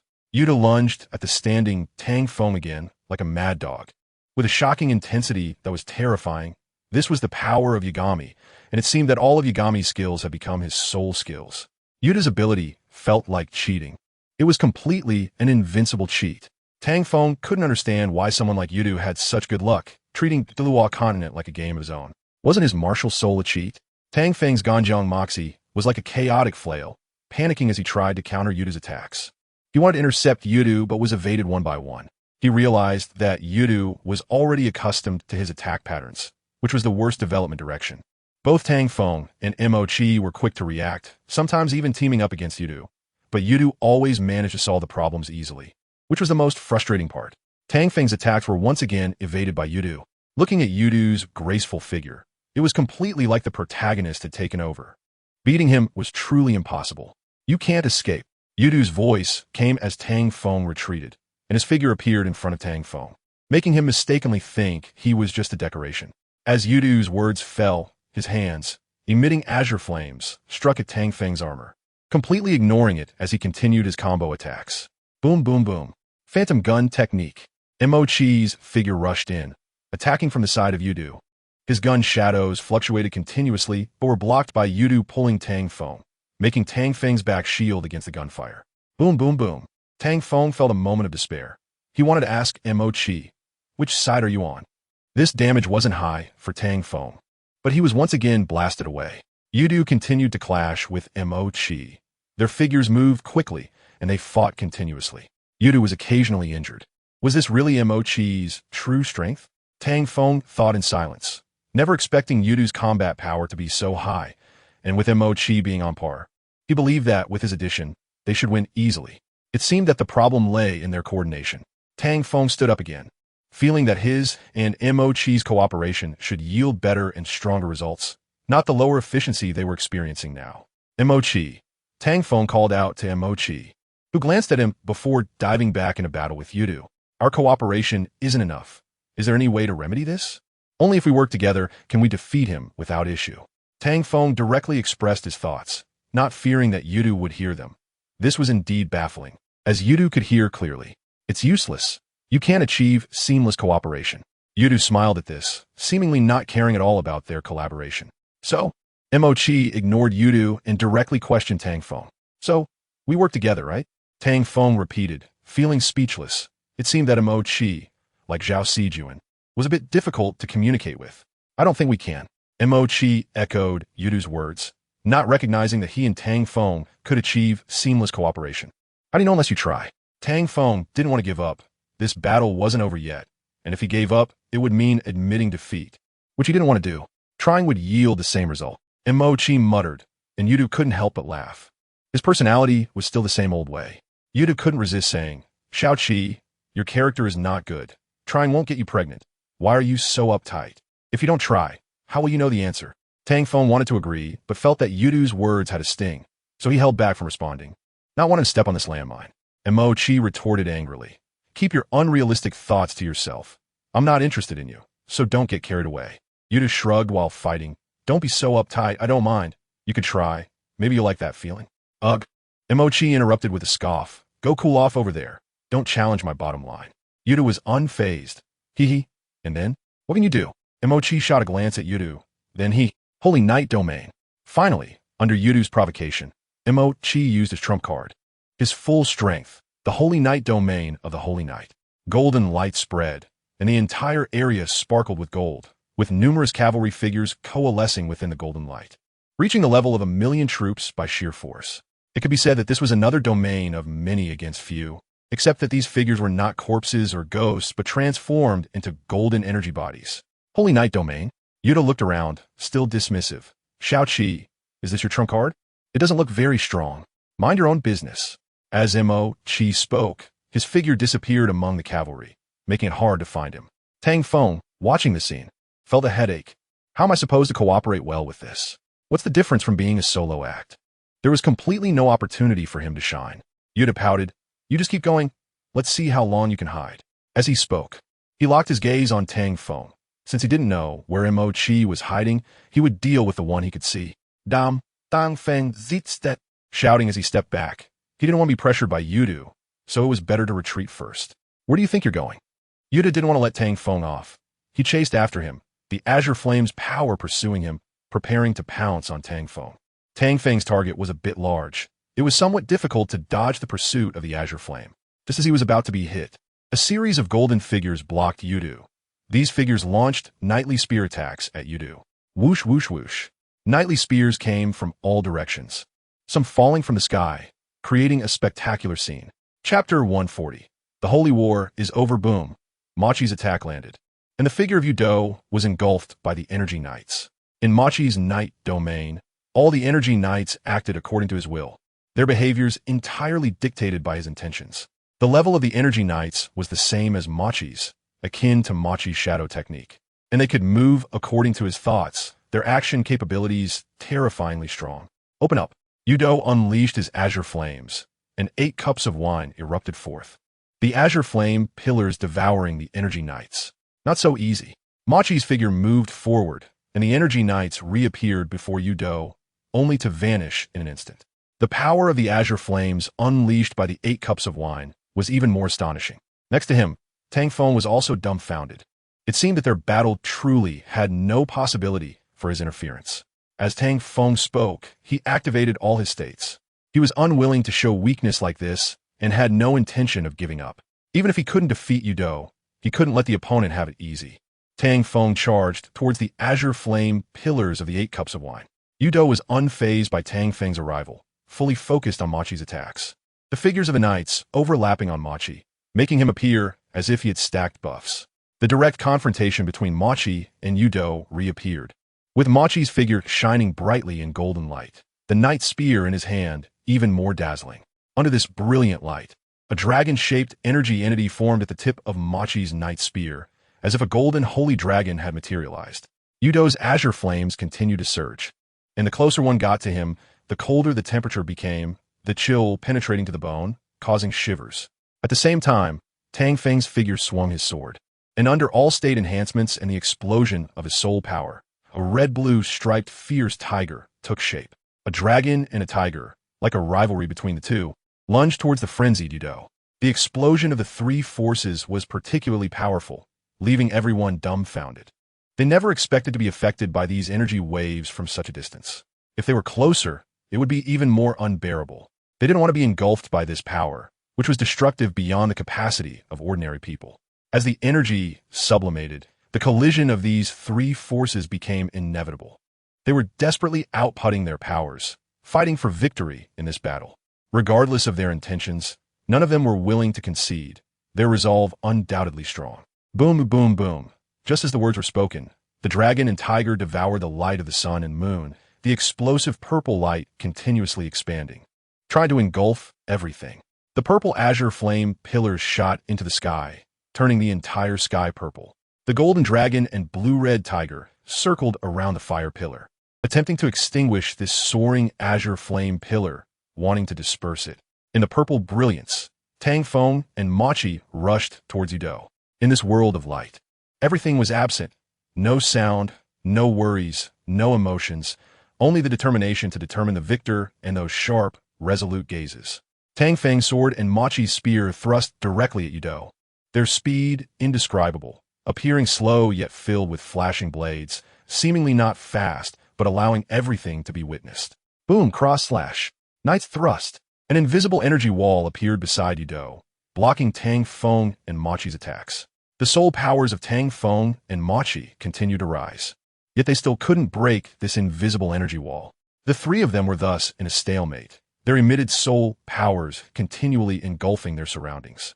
The terrifying destructive power spreading. Meanwhile, another person within the Azure Flame Pillar was Zhao Sijuan, who appeared due to Tang Feng's spider spirit domain. And she was also in this bright world. Zhao Sijuan's figure stood dazed, seemingly contemplating something, occasionally lost in thought, occasionally shaking her head lightly. After a while, her gaze fell on the three who were in a standoff, pondering what her next move should be. Standing there in a daze didn't seem right.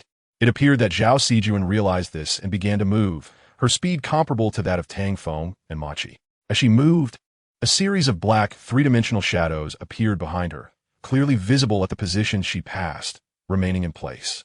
Just as Zhao Sijuan had walked halfway, these three-dimensional shadows seemed to gain consciousness, moving on their own, each busy with their tasks, as if discussing something. After a discussion, the strange shadows followed behind Zhao Sijuan, heading towards the center where Tang Feng, Yudo, and Machi were. The three of them, engaged in their fierce battle, were oblivious to Zhao Sijuan's changes. They not only failed to notice her, but even forgot their sense of time in this place. Uncertain how long had passed, perhaps a long time, perhaps less than a minute, Zhao Sijuan's figure appeared next to Tang Feng. Her sudden appearance startled Tang Feng, as well as Yudo and Machi. Need help? Zhao Sijuan clearly didn't speak, but Tang Feng understood her intent.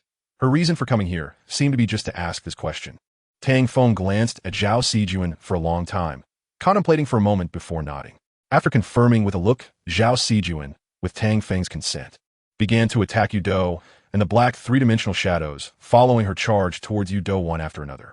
Boom, boom, boom. The black three-dimensional shadows transformed into bombers, continuously self-exploding. Tang Feng, Yudo, Machi. The three were speechless. However, this seemingly nonsensical action broke through Yudo's defenses, allowing Tang Feng and Machi's attacks to land on Yudo. Puff, puff, puff. Just as it happened, after Zhao Sijuan shattered Yudo's defensive energy shield, Tang Feng and Machi's swords and knight spear lunged towards Yudo. Time seemed to freeze at this moment. None of them had expected it would end in this way.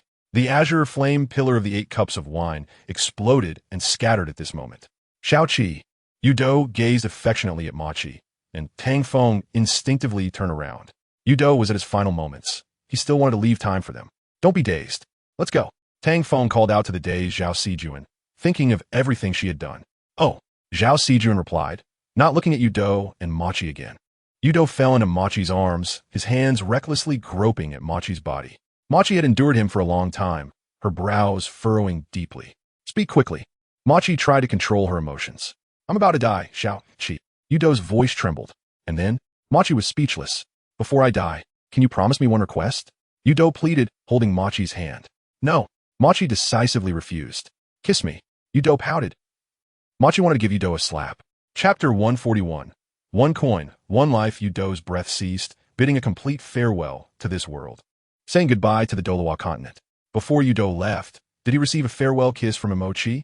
Only they know in their hearts. Tang Feng and Zhao Sijuan had already left this place. If he had known this earlier, why bother in the first place? Emochi put Yudo down, the knight's spear in his hand, digging into the ground. The scorched wasteland wasn't very suitable for burial, but leaving Yudo's body exposed in the wilderness wasn't good either. After all, they had known each other, and Emochi never intended to take Yudo's life. It was just an accident that no one could predict. Emochi's plan was to defeat Yudo in the final battle, and then talk to him about the principles of life, guiding him back to the embrace of justice. A prodigal son returning is worth more than gold. Emochi felt he should give Yudo a chance to turn back. In any case, it was too late to say anything now.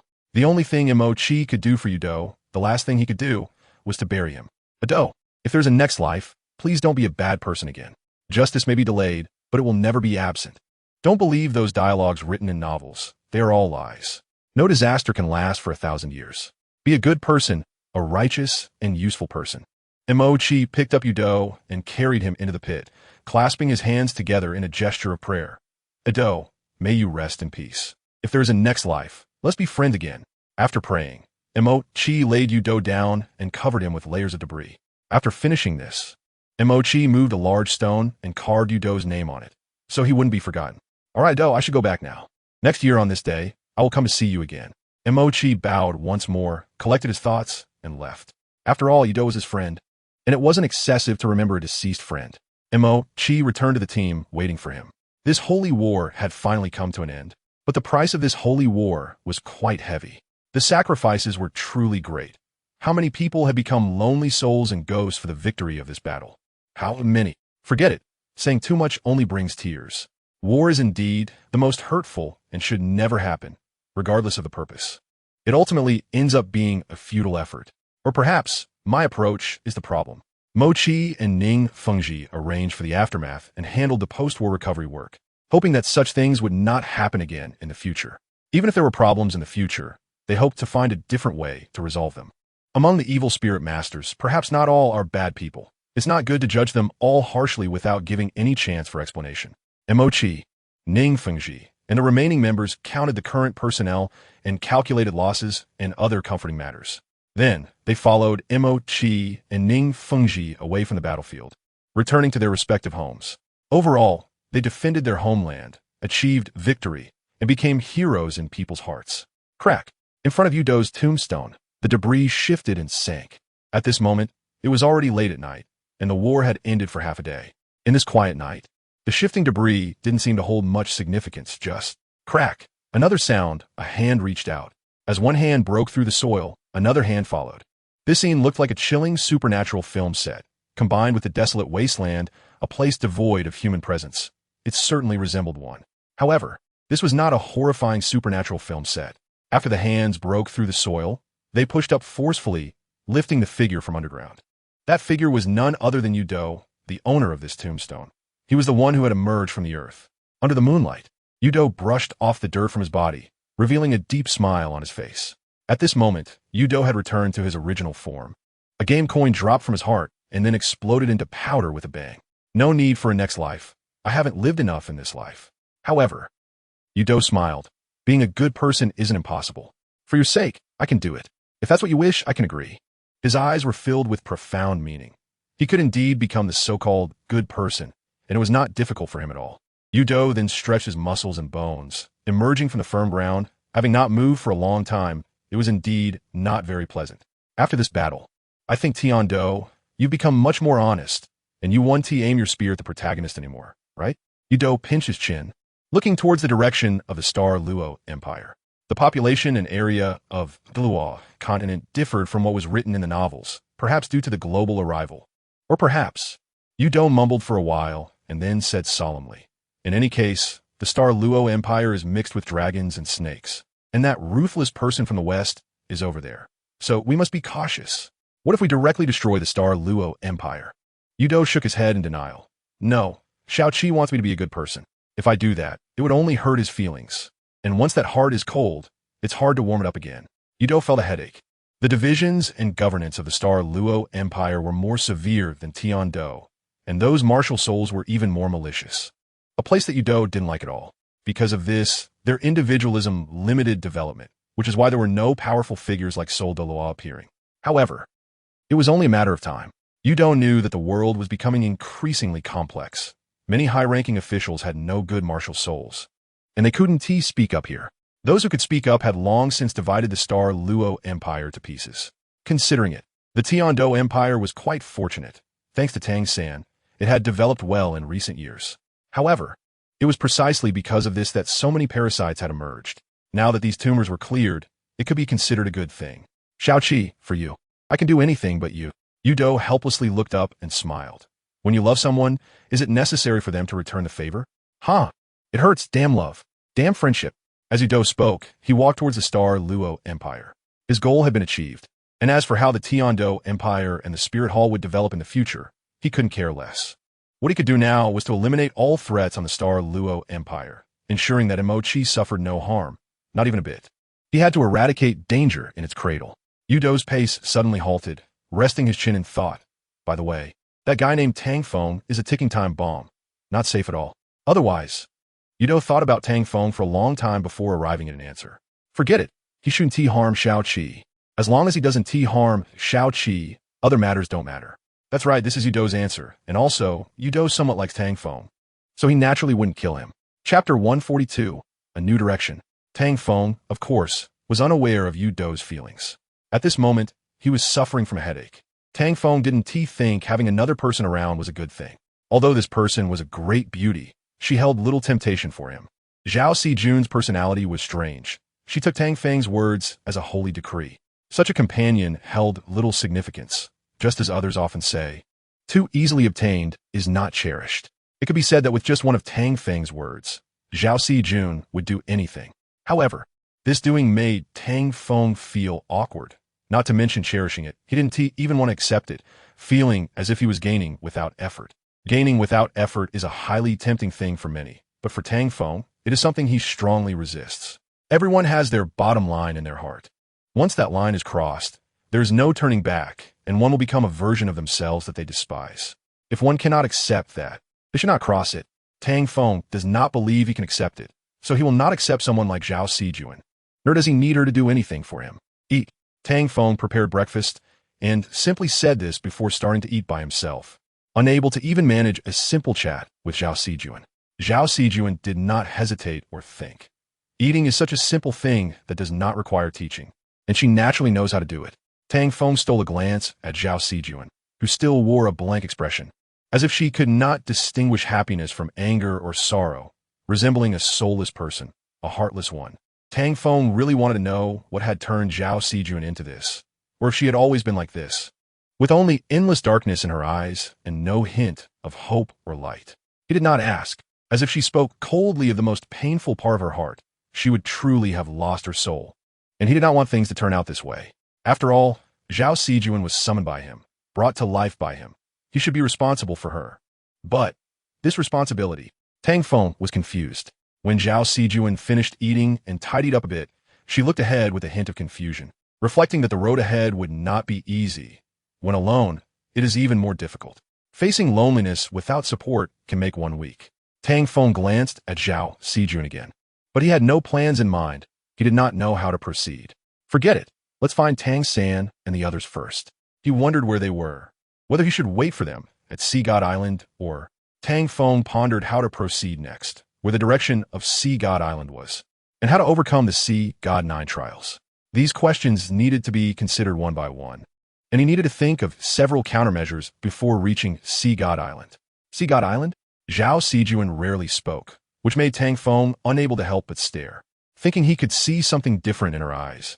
However, he was disappointed. He saw nothing. It seemed her words were just a result of his mumbling. Yes, I'm going to Sea God Island. Do you know the way? Tang Feng casually asked, not really believing Zhao Sijun would know the way, preparing to ask someone else for directions to head to Sea God Island. I know. However, to Tang Feng's surprise, Zhao Sijun actually said she knew the direction to Sea God Island, which was a bit strange. Have you been there? Tang Feng instinctively asked, feeling that Zhao Sijun could not possibly have gone there, but it was still possible she had been near the port. No, I stayed nearby before. Zhao Sijun answered truthfully, having no intention of deceiving Tang Feng. Oh, Tang Feng elongated his tone, looking at Zhao Sijun meaningfully, several scenarios flashing through his mind. Something similar would do. Tang Feng abruptly changed the subject. What are you doing there? Zhao Sijun directly replied, mission, assassination. Tang Feng was speechless at her simple response. Be more detailed. Zhao Sijun responded with an secret mission, assassinate a ninja. Tang Feng. Well, that was a bit more detailed. A secret mission. How secret could it be? However, the assassination of a ninja was intriguing, not something Tang Feng had anticipated in his script. What kind of ninja is it? It can't be the type of ninja I am thinking of, right? Tang Feng thought it probably wouldn't be. It was just a simple martial soul, which seemed more likely. Yes, that's right. Zhao Sijun nodded, understanding Tang Feng's thoughts, but the truth was, it was indeed that type of ninja, so Tang Feng had not guessed wrong. All right, let me sort this out. Tang Feng felt a bit overwhelmed. After all, he had never encountered people from other countries, naturally neglecting their existence. Now it seemed that was not the case. The so-called global arrival truly meant that the entire Douluo continent was experiencing a global arrival. Not just members from their own country, but also from other countries arriving on the Douluo continent. This meant that there were many things he did not know happening on the Douluo continent, and he had missed many exciting stories. What could be discussed in the World Channel, what was known to the public, was merely the tip of the iceberg. The real matters concerning survival were completely unknown. Tang Feng did not like this feeling.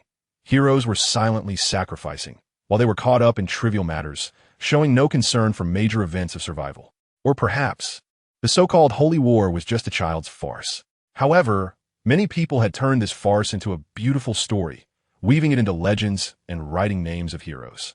In reality, the true heroes were unknown, silently giving everything for them, including their lives.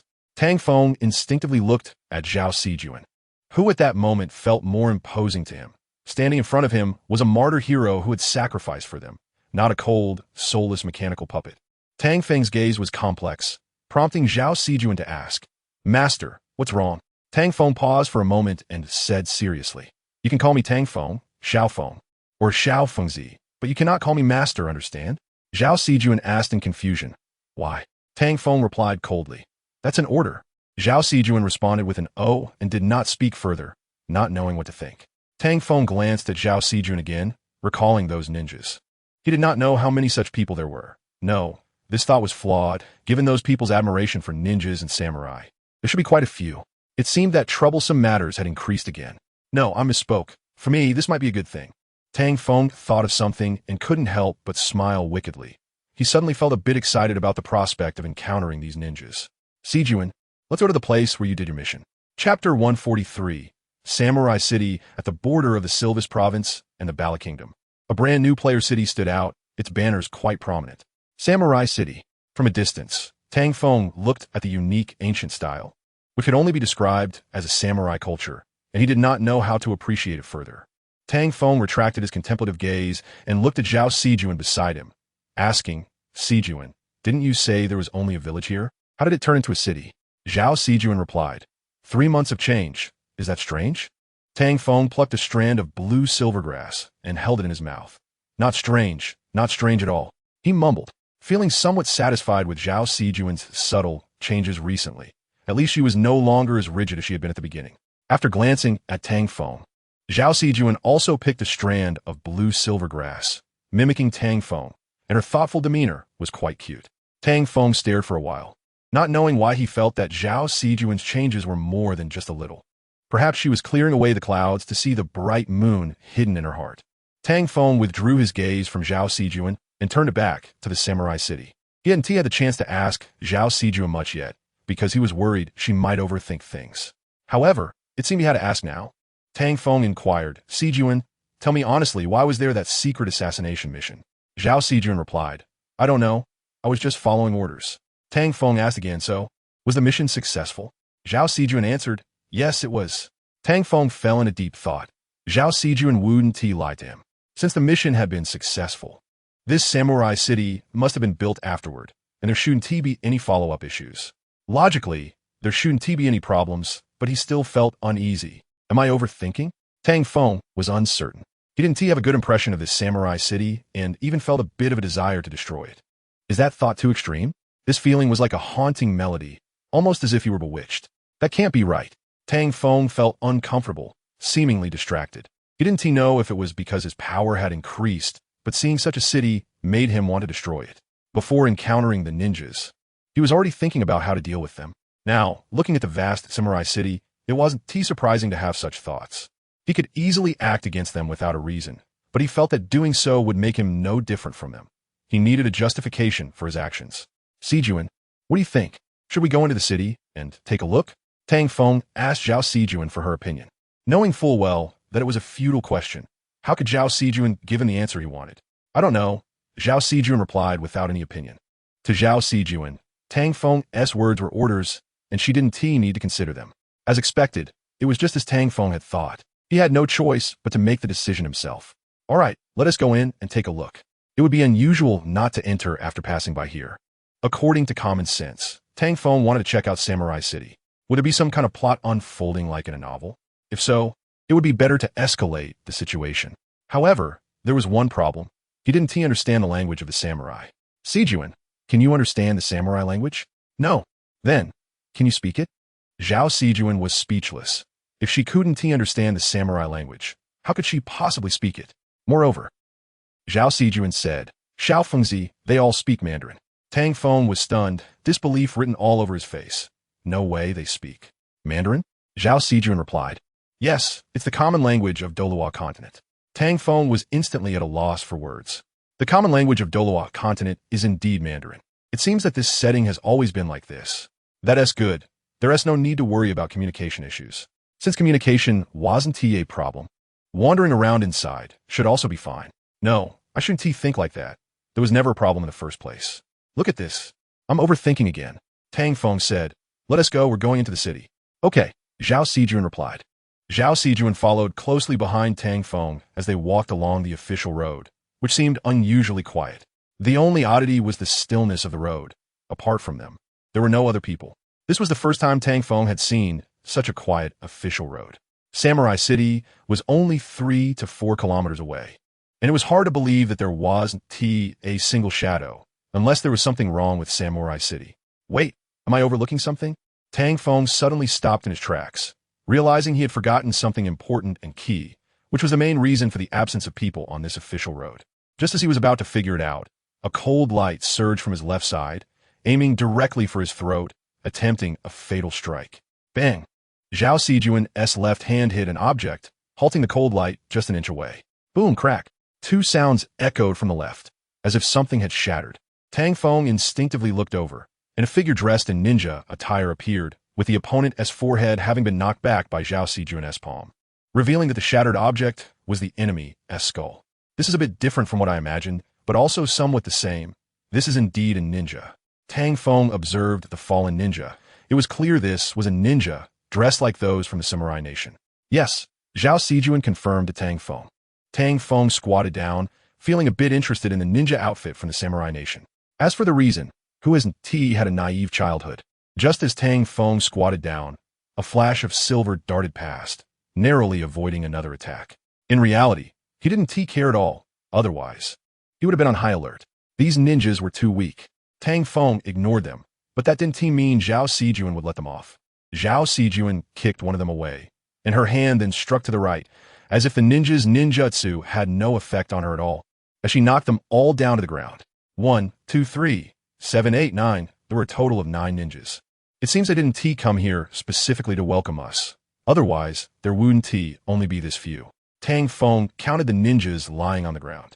Since they were so close to Samurai City, even if the commotion wasn't large, someone should have noticed it soon. It appears this Samurai City is unclean. What are these guys up to? Are they trying to dominate the world again? Baka! Just as Tang Feng felt they would be discovered, he heard angry voices coming from nearby. He couldn't help but smile. Looks like it's impossible to stroll around Samurai City quietly. Sijuan, you don't need to step in. Let me handle this. Zhao Sijuan lowered her hands and stepped back behind Tang Feng, saying, all right. Chapter 144. The which Tang Feng realized the problem. Without using his martial soul true form, he gained no experience from defeating enemies. In other words, it was all in vain. Reality was indeed not as good as he imagined. To earn experience by defeating enemies, he had to meet a condition. Only enemies killed in the human-faced sword emperor form of the martial soul true form could become his experience points. This meant that if he wanted to gain experience, he had to transform into the human-faced sword emperor, which allowed for transformation and the use of the martial soul true form. Regardless of which option, revealing his trump card was a risky move, and it was unnecessary to do so. If he did, he would have to destroy the entire Samurai City. Wait, it seems he could actually destroy Samurai City now. These guys were acting recklessly and definitely had ill intentions. Tang Feng felt he could take action, but upon reflection, he thought it unnecessary. There were only 20 or 30 opponents, which was hardly enough to fill a gap in his teeth. However, Tang Feng felt reluctant to engage because at that moment, he felt it was meaningless. Baka, I'll slaughter you. Die, you little brat. How dare you invade our samurai city. Don't even think about going back alive. Kill, for the honor of the samurai way. They surrounded Tang Feng, their samurai swords aimed at him, their expressions fierce as they shouted the spirit of the samurai way. Tang Feng was reminded of the term seppuku. They stepped forward in unison, the sound of their footsteps echoing, and the warrior swung his sword down with tremendous momentum, shocking Tang Feng. As Tang Feng watched them approach step by step, he made no moves, slightly interested in their morale. By the time they got close enough to swing their swords, they would be able to kill Tang Feng. "Hey, D!" they shouted, the light glinting off their swords, their soul rings appearing, and they struck down heavily at Tang Feng. Clang, clang, clang. The sound of countless breaking metal echoed, but the warriors' swords did not injure Tang Feng. Instead, they all shattered. What? Baka! They couldn't believe what was happening in front of them. This seemingly 17 or 18-year-old white-haired boy had actually broken their fully powered sword strikes infused with soul power, which was impossible. Yet the fact was right before their eyes, making it hard for them to deny. "Is that all you can do?" Tang Feng said in a disappointed tone, giving them a thumbs up, then slowly lowering it and arrogantly asking, "Is that it?" They immediately got angry, cursing at Tang Feng, and launched a signal flare, a piercing arrow summoning thousands of troops. Tang Feng did not stop them or attack. He wanted to see how many would come, whether it was truly an army of thousands. Hud, hud, hud. Moments later, a large wave of warriors and ninjas appeared from the warrior city. Their numbers indeed reaching nearly 10,000, advancing in unison. "Now do you understand how powerful we are?" The one who shot the signal flare was very arrogant. But Tang Feng directly knocked him down with a punch, then jumped up and sat on his belly, punching him in the face. As he hit, Tang Feng said, "I'll let you be powerful. I told you to be powerful, and you think you're something?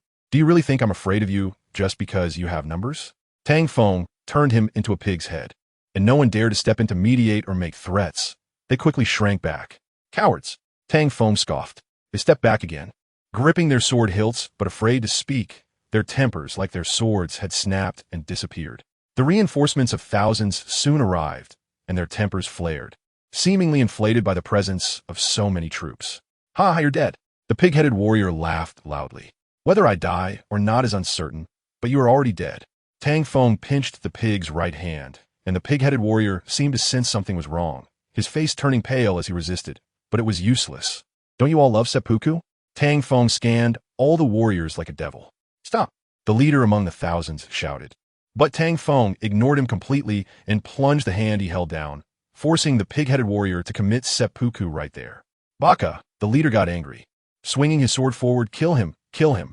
The spirit of the samurai does not tolerate provocation.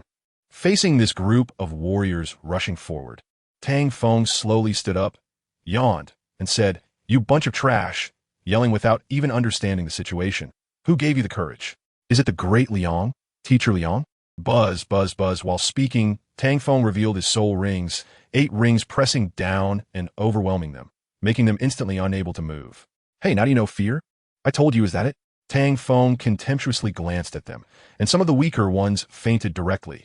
The gap in levels was too great, and merely revealing his soul rings was enough to stun them. "This is pointless. The so-called army of thousands is just this weak." Tang Feng couldn't understand what they had been doing all these years. The leader only had a level of 50, which was ridiculously weak. He couldn't help but look at Zhao Sijuan and asked, "Sijuan, are these warriors and ninjas this weak? Is there any need to take them seriously?" Tang Feng felt that compared to the evil soul masters in the Holy War, they were simply at a child's play level, utterly incomparable. They were unbelievably weak. Zhao Sijuan replied, "I don't know either. Before, during missions, they were like this." Tang Feng Tin Zhao Sijuan. Did it mean that the levels of these warriors and ninjas were always like this? Or had they always been this weak?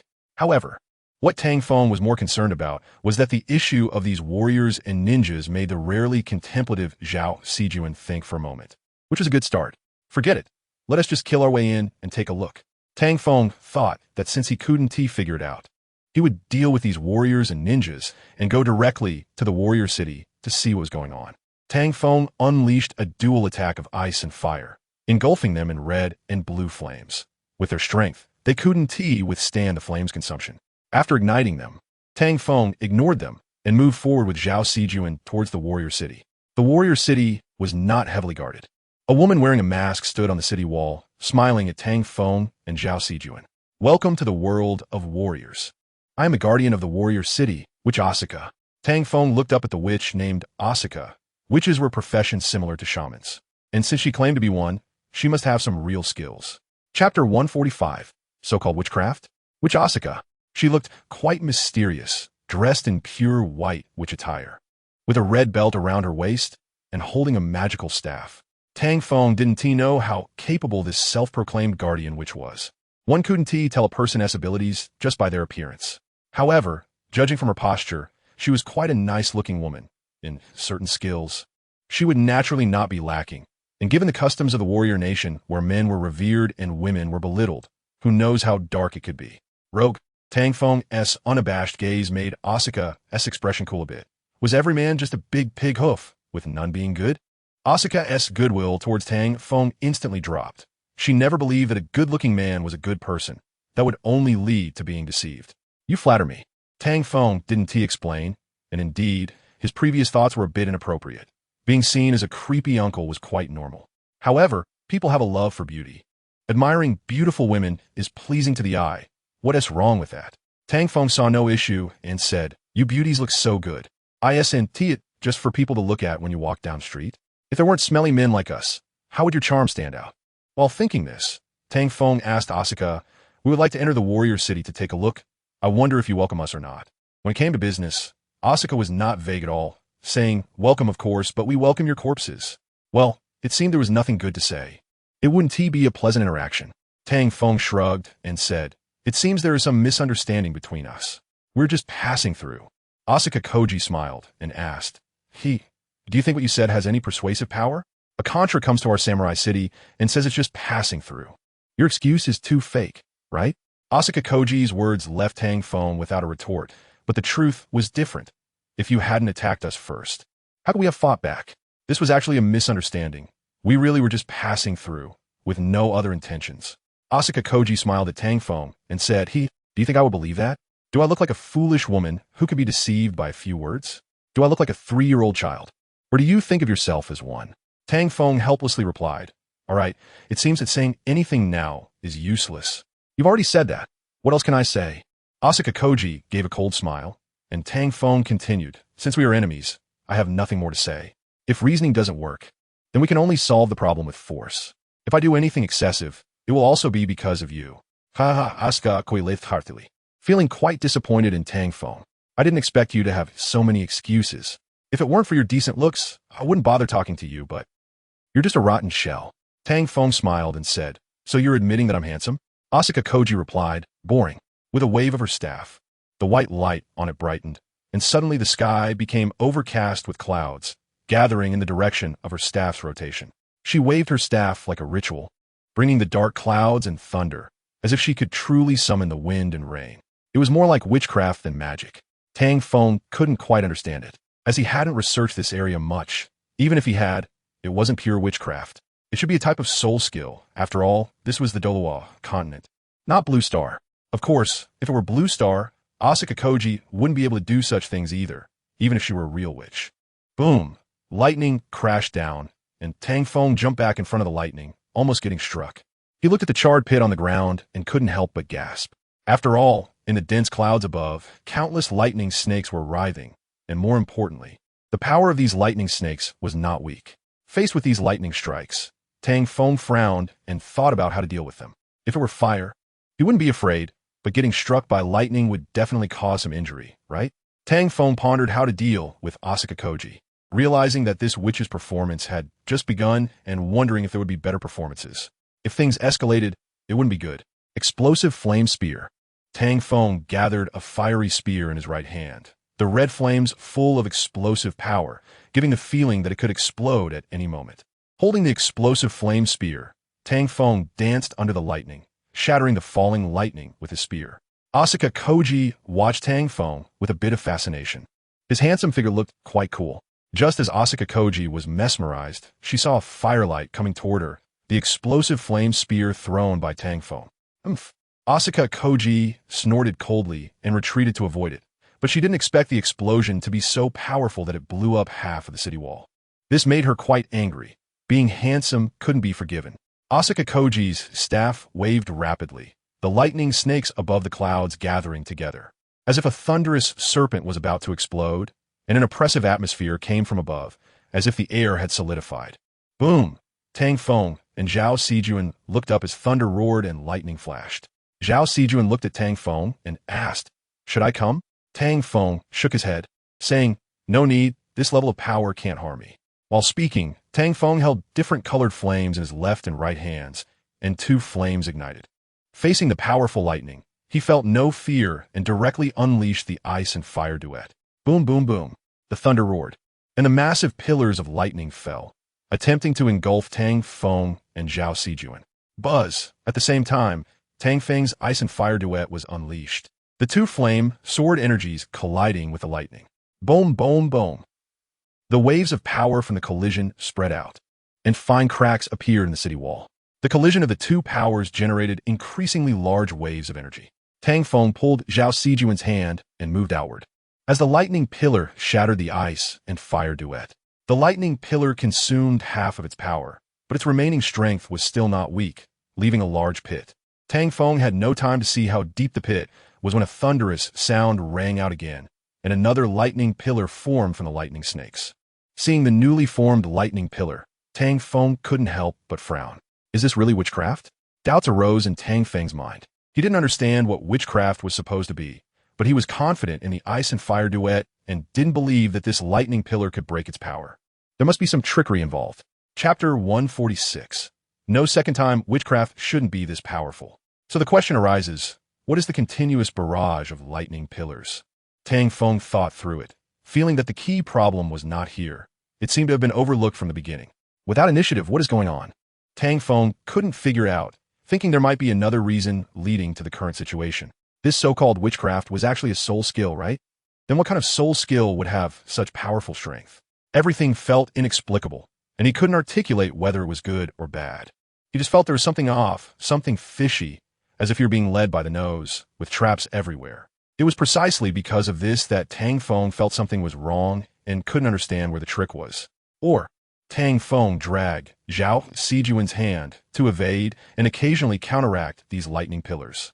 He felt like his head was a bit oxygen-deprived since he hadn't worked this hard in a long time. It was genuinely tiring.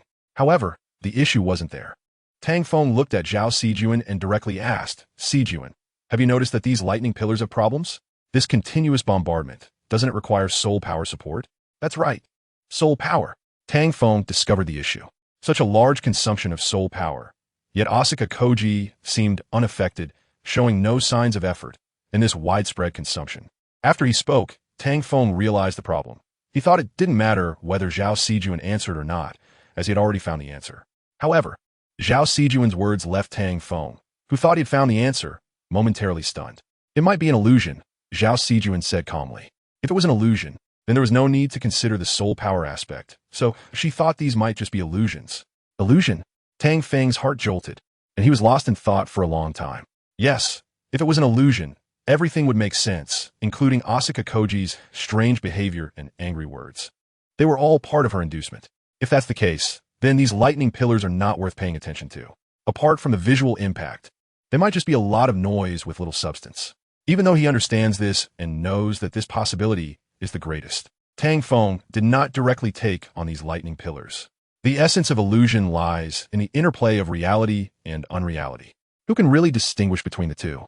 It is precisely for this reason that illusions possess a unique personal charm. The most frightening thing is not this hidden killing move. It can be said to be the most terrifying existence. However, if the damage from this killing move cannot harm him, then there's nothing to worry about. Tang Feng thought this way because he felt that these killing moves might not be able to break through his defenses. Since they couldn't break his defenses, everything was easy to say. He would simply withstand all attacks and then take down Asaka, who was controlling these illusions, and everything would be resolved. Boom! The lightning pillars struck again. Tang Feng unleashed the ice and fire duo, saying to Zhao Sijuan, "Sijuan, step back a bit and take care of yourself. I'll see what this illusion is all about."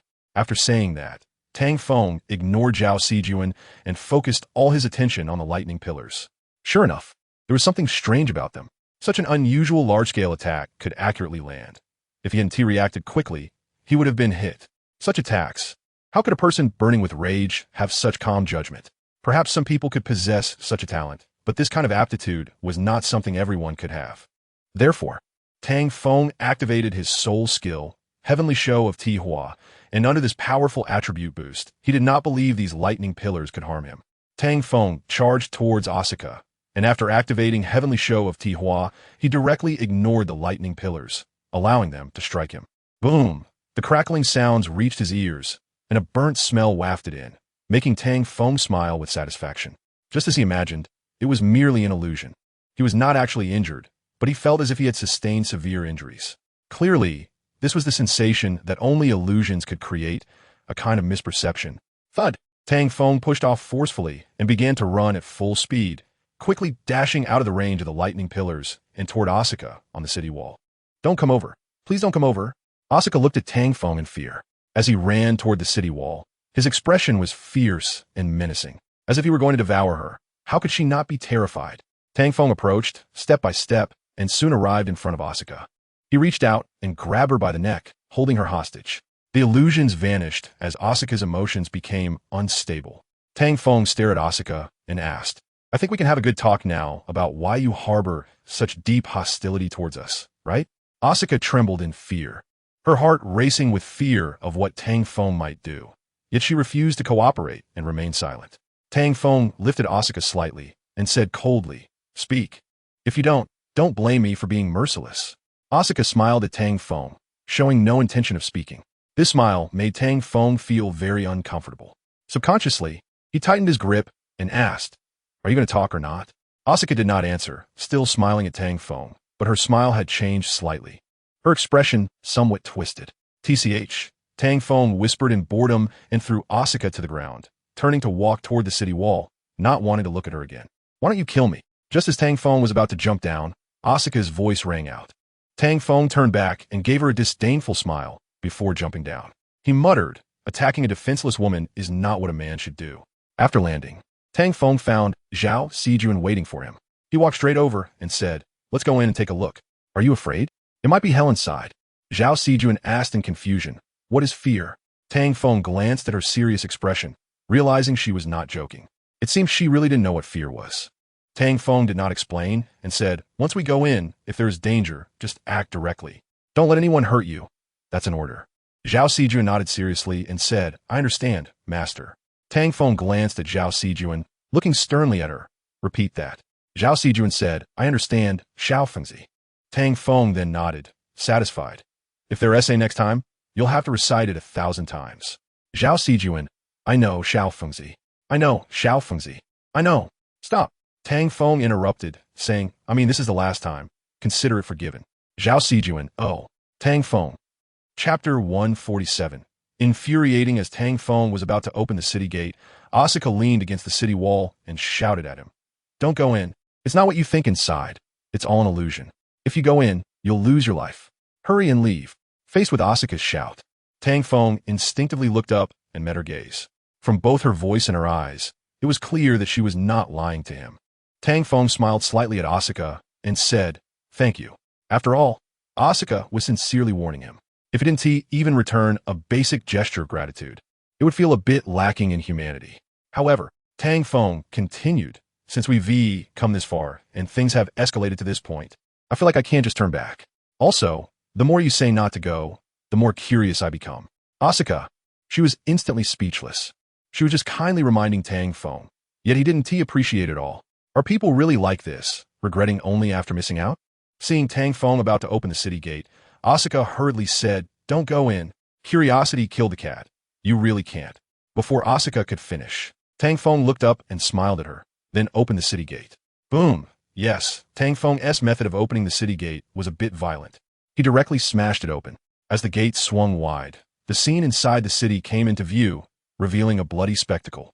The stench wafted in the wind, making one feel nauseous, resembling an environment out of hell. People were hanging along the street, connected to the ground with iron chains. The ground was designed like a drainage ditch, flowing with red water toward the center of the city. Their blood dripped slowly down the chains, their expressions pale, eyes closed, having lost consciousness from excessive blood loss, looking as if they were about to perish. Tang Feng was directly stunned. The warrior city he had seen from afar turned out to be like this. This was no longer a city. It was clearly a hell on earth. The air became oppressive. Looking at the densely packed people hanging on the streets, Tang Feng felt an indescribable sense of oppression in his heart, as if even breathing had become heavy and difficult. Although Asuka had already warned him and he had mentally prepared himself, this scene still left him in shock. It was simply unbelievable, too absurd to comprehend. Most of these people are dressed in kimonos, along with other styles, and they don't know whether it's voluntary or forced. From the way they're hanging around various houses, they look more like decorations of this samurai city. At this moment, Asuka Koji looks at Tang Feng's astonished expression and smiles wryly, muttering, "I told you, you would regret it. Curiosity killed the cat." After muttering, Asuka Koji shouts at Tang Feng, "You guys stop looking, hurry up and leave here. If the city guard arrives, it will be troublesome." Tang Feng is indifferent to Asuka Koji's shout, or rather, he didn't hear her words at all. His suppressed heart is a bit hard to calm down. Tap, tap, tap. After a moment, a team of samurai dressed in brightly colored clothing appears, their wooden clogs making a loud sound. The city guard has arrived. Asuka Koji smiles helplessly and shrinks back into the city wall. She wants to help Tang Feng, but now she feels powerless. The combat power of the city guard is much stronger than her, a gatekeeper witch. The main thing is that her witchcraft is all illusions, and in a one-on-one situation, there might be a chance. After all, these people are very familiar with Asuka Koji's witchcraft. Once facing multiple opponents, she has no chance at all. As the city guard operates in teams of 5, not opponents she can contend with. It's precisely because of this that Asuka Koji feels powerless. She thinks there's no need for her to fight hard. Just reminding Tang Feng is already repaying a favor. Tang Feng is disturbed by the sound of clogs. When he looks at them, he feels no goodwill at all, even disgust and a desire to be angry. "Is it your good deed?" Tang Feng coldly questions, his eyes blazing with fire. Anyone who sees this scene would also be angry, even if the other party might be their enemy. But that doesn't mean they can suppress this feeling of anger. "Are you talking about us?" The red-clad samurai is taken aback, glancing at his teammates, and responds somewhat confused. "Still pretending?" Tang Feng and Gliats. The red-clad samurai finds it amusing and replies, "Pretending? Haha, is it necessary? Although I don't know what you're talking about, we have no need to pretend. Besides, you're just prisoners with no right to know too much, okay?" Tang Feng's fists ignite with flames. He hasn't been this angry for a long time. He angrily declares, "It seems that this samurai city has no reason to exist." Huh? The 5 samurai burst in a loud laughter, as if they had heard the biggest joke. Someone in front of them being so brazen is simply laughable. "I can't take it anymore. Let me laugh a bit longer. This batch of prisoners is too funny, actually so arrogant, haha. Do they really think they are something? You are just prisoners. You will sacrifice yourselves for our great cause. To be able to give your lives for our great samurai nation, you should feel proud for your humble lives. Hey, why say so much to them? Just take them down directly. But that girl is pretty good. Now that you mention it, Captain, should we?" The red-clad samurai carefully examines Zhao Sijuan, finding that his teammate's taste is decent, and seriously says, "Okay, but I want to go first." "Of course, no problem." Tang Feng's face grows darker. He didn't expect these dogs to brazenly have thoughts about Zhao Sijuan. They are simply despicable creatures. Tang Feng angrily shouts, "You are looking for death." As he speaks, Tang Feng charges forward, his fist transformed into a beam of flame flying towards them, exploding upon impact with the 5. As Tang Feng approaches, just as he is about to get close, a figure rushes out from the explosion's flames. Upon closer inspection, the figure closely resembles Yun Zhongjuan from King of Glory. Yun Zhongjuan. Tang Feng furrows his brow, watching the opponent kick towards him, and he has no choice but to engage. He doesn't understand where this person came from. After all, they are not one of the 5. This means that the opponent appeared out of nowhere, like a magician's trick, or perhaps it is a summoning. While fighting, Tang Feng thinks, what kind of soul master are they? It feels more like a summoner. Could it be that, after crossing countries, even the system has changed? Tang Feng feels this is related to the sign-in system and the awakening system. The martial spirits of these samurai are quite strange, just like Asuka Koji. Whether her martial spirit is the witch staff in her hand or a weapon martial spirit is debatable. Chapter 148. Shikigami? The samurai martial spirits of the samurai nation have probably been strange from the beginning, like a handheld game console. It's not an issue with the sign-in system, but with the nature of the problem itself and the system's rewards. When these issues come together, they create subtle changes like a chemical reaction, leading to new developments. It is easy to imagine that this Yun Zhongjuan is such a product of a martial spirit. Treating him as a beast martial spirit is correct. Just like one's own human face, Sword Emperor. Tang Feng simply organizes his thoughts and roughly understands the opponent's state during the battle, but strangely, the effects of ice and fire on the opponent are not significant, which confuses Tang Feng a bit. Is it really that simple? Doubts arise in Tang Feng's heart. While dealing with the opponent, he remains wary of others attacking him, as sudden ambushes can be quite troublesome. Tang Feng's attention is focused, while also being cautious of his surroundings. From his observations, he finds that the red-clad samurai has 3 paper talismans in hand, and he can't tell whether the other party is putting on a show or if they really have talismans. Regarding the talismans in the samurai nation, Tang Feng only thinks of one profession, and that is the onmyoji. Could it be that they are all onmyoji? Tang Feng wonders, feeling this possibility is very high. It can only be this possibility. His speculation is soon confirmed as the red-clad samurai activates the talismans, and Tang Feng's opponent, the red-clad samurai Shikigami, unleashes its skill. You're onmyoji. After withstanding the attack from the Shikigami, Tang Feng directly asks the red-clad samurai and the others. Even if they don't answer, he already has a clue. That's right. The red-clad samurai produces 3 more talismans, while his 4 companions form hand seals, preparing to summon Shikigami to join the battle. These guys are quite good at pretending. Shikigami summon.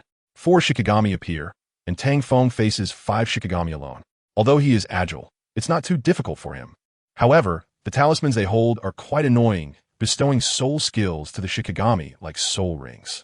Tang Feng still can't quite understand what the Shikigami martial spirit really is. The meaning of Shikigami seems to be the name for demons and monsters that have been subdued. So what exactly are they? Tang Feng looks at the bizarre 5-person group. Among the 5 Shikigami, only Yun Zhongjuan appears somewhat normal, while the other 4 are rather odd. Ice and Fire Duet. Tang Feng unleashes his second soul skill. The ice and fire sword energy strikes them, but after pushing them back several feet, they crush the ice and fire sword energy. Wind, Forest, Mountain, Fire.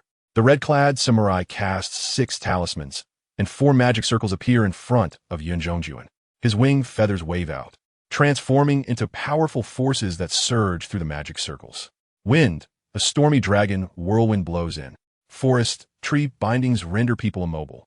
Mountains, mountain pressure, gravity attacks. Fire. Fire dragon strikes, explosive crushing. While Tang Feng defended against these attacks, the other 4 gods were also attacking, showcasing their teamwork, something that Tang Feng alone could not overcome. Facing the siege of this 5-member team, Tang Feng appeared somewhat strained, primarily because his attacks were not very effective, while theirs had a significant impact on him. Tang Feng himself was not entirely sure why this was happening. It might be due to the fact that these Shikigami had some inherent damage reduction effects. Whether physical or magical immunity was unclear. The confrontation was brief, and within a few exchanges, Tang Feng reached the conclusion that trying to defeat them alone would be a thankless task. He cast a glance at Zhao Sijuan. If his attacks were ineffective, then he would let Zhao Sijuan give it a try. Her attack style seemed similar to these Shikigami, consisting of moves he couldn't comprehend. With just a glance, Zhao Sijuan understood Tang Feng's intention without asking questions and directly engaged the Shikigami. Zhao Sijuan moved swiftly, closing in on one of the Shikigami and reaching for it.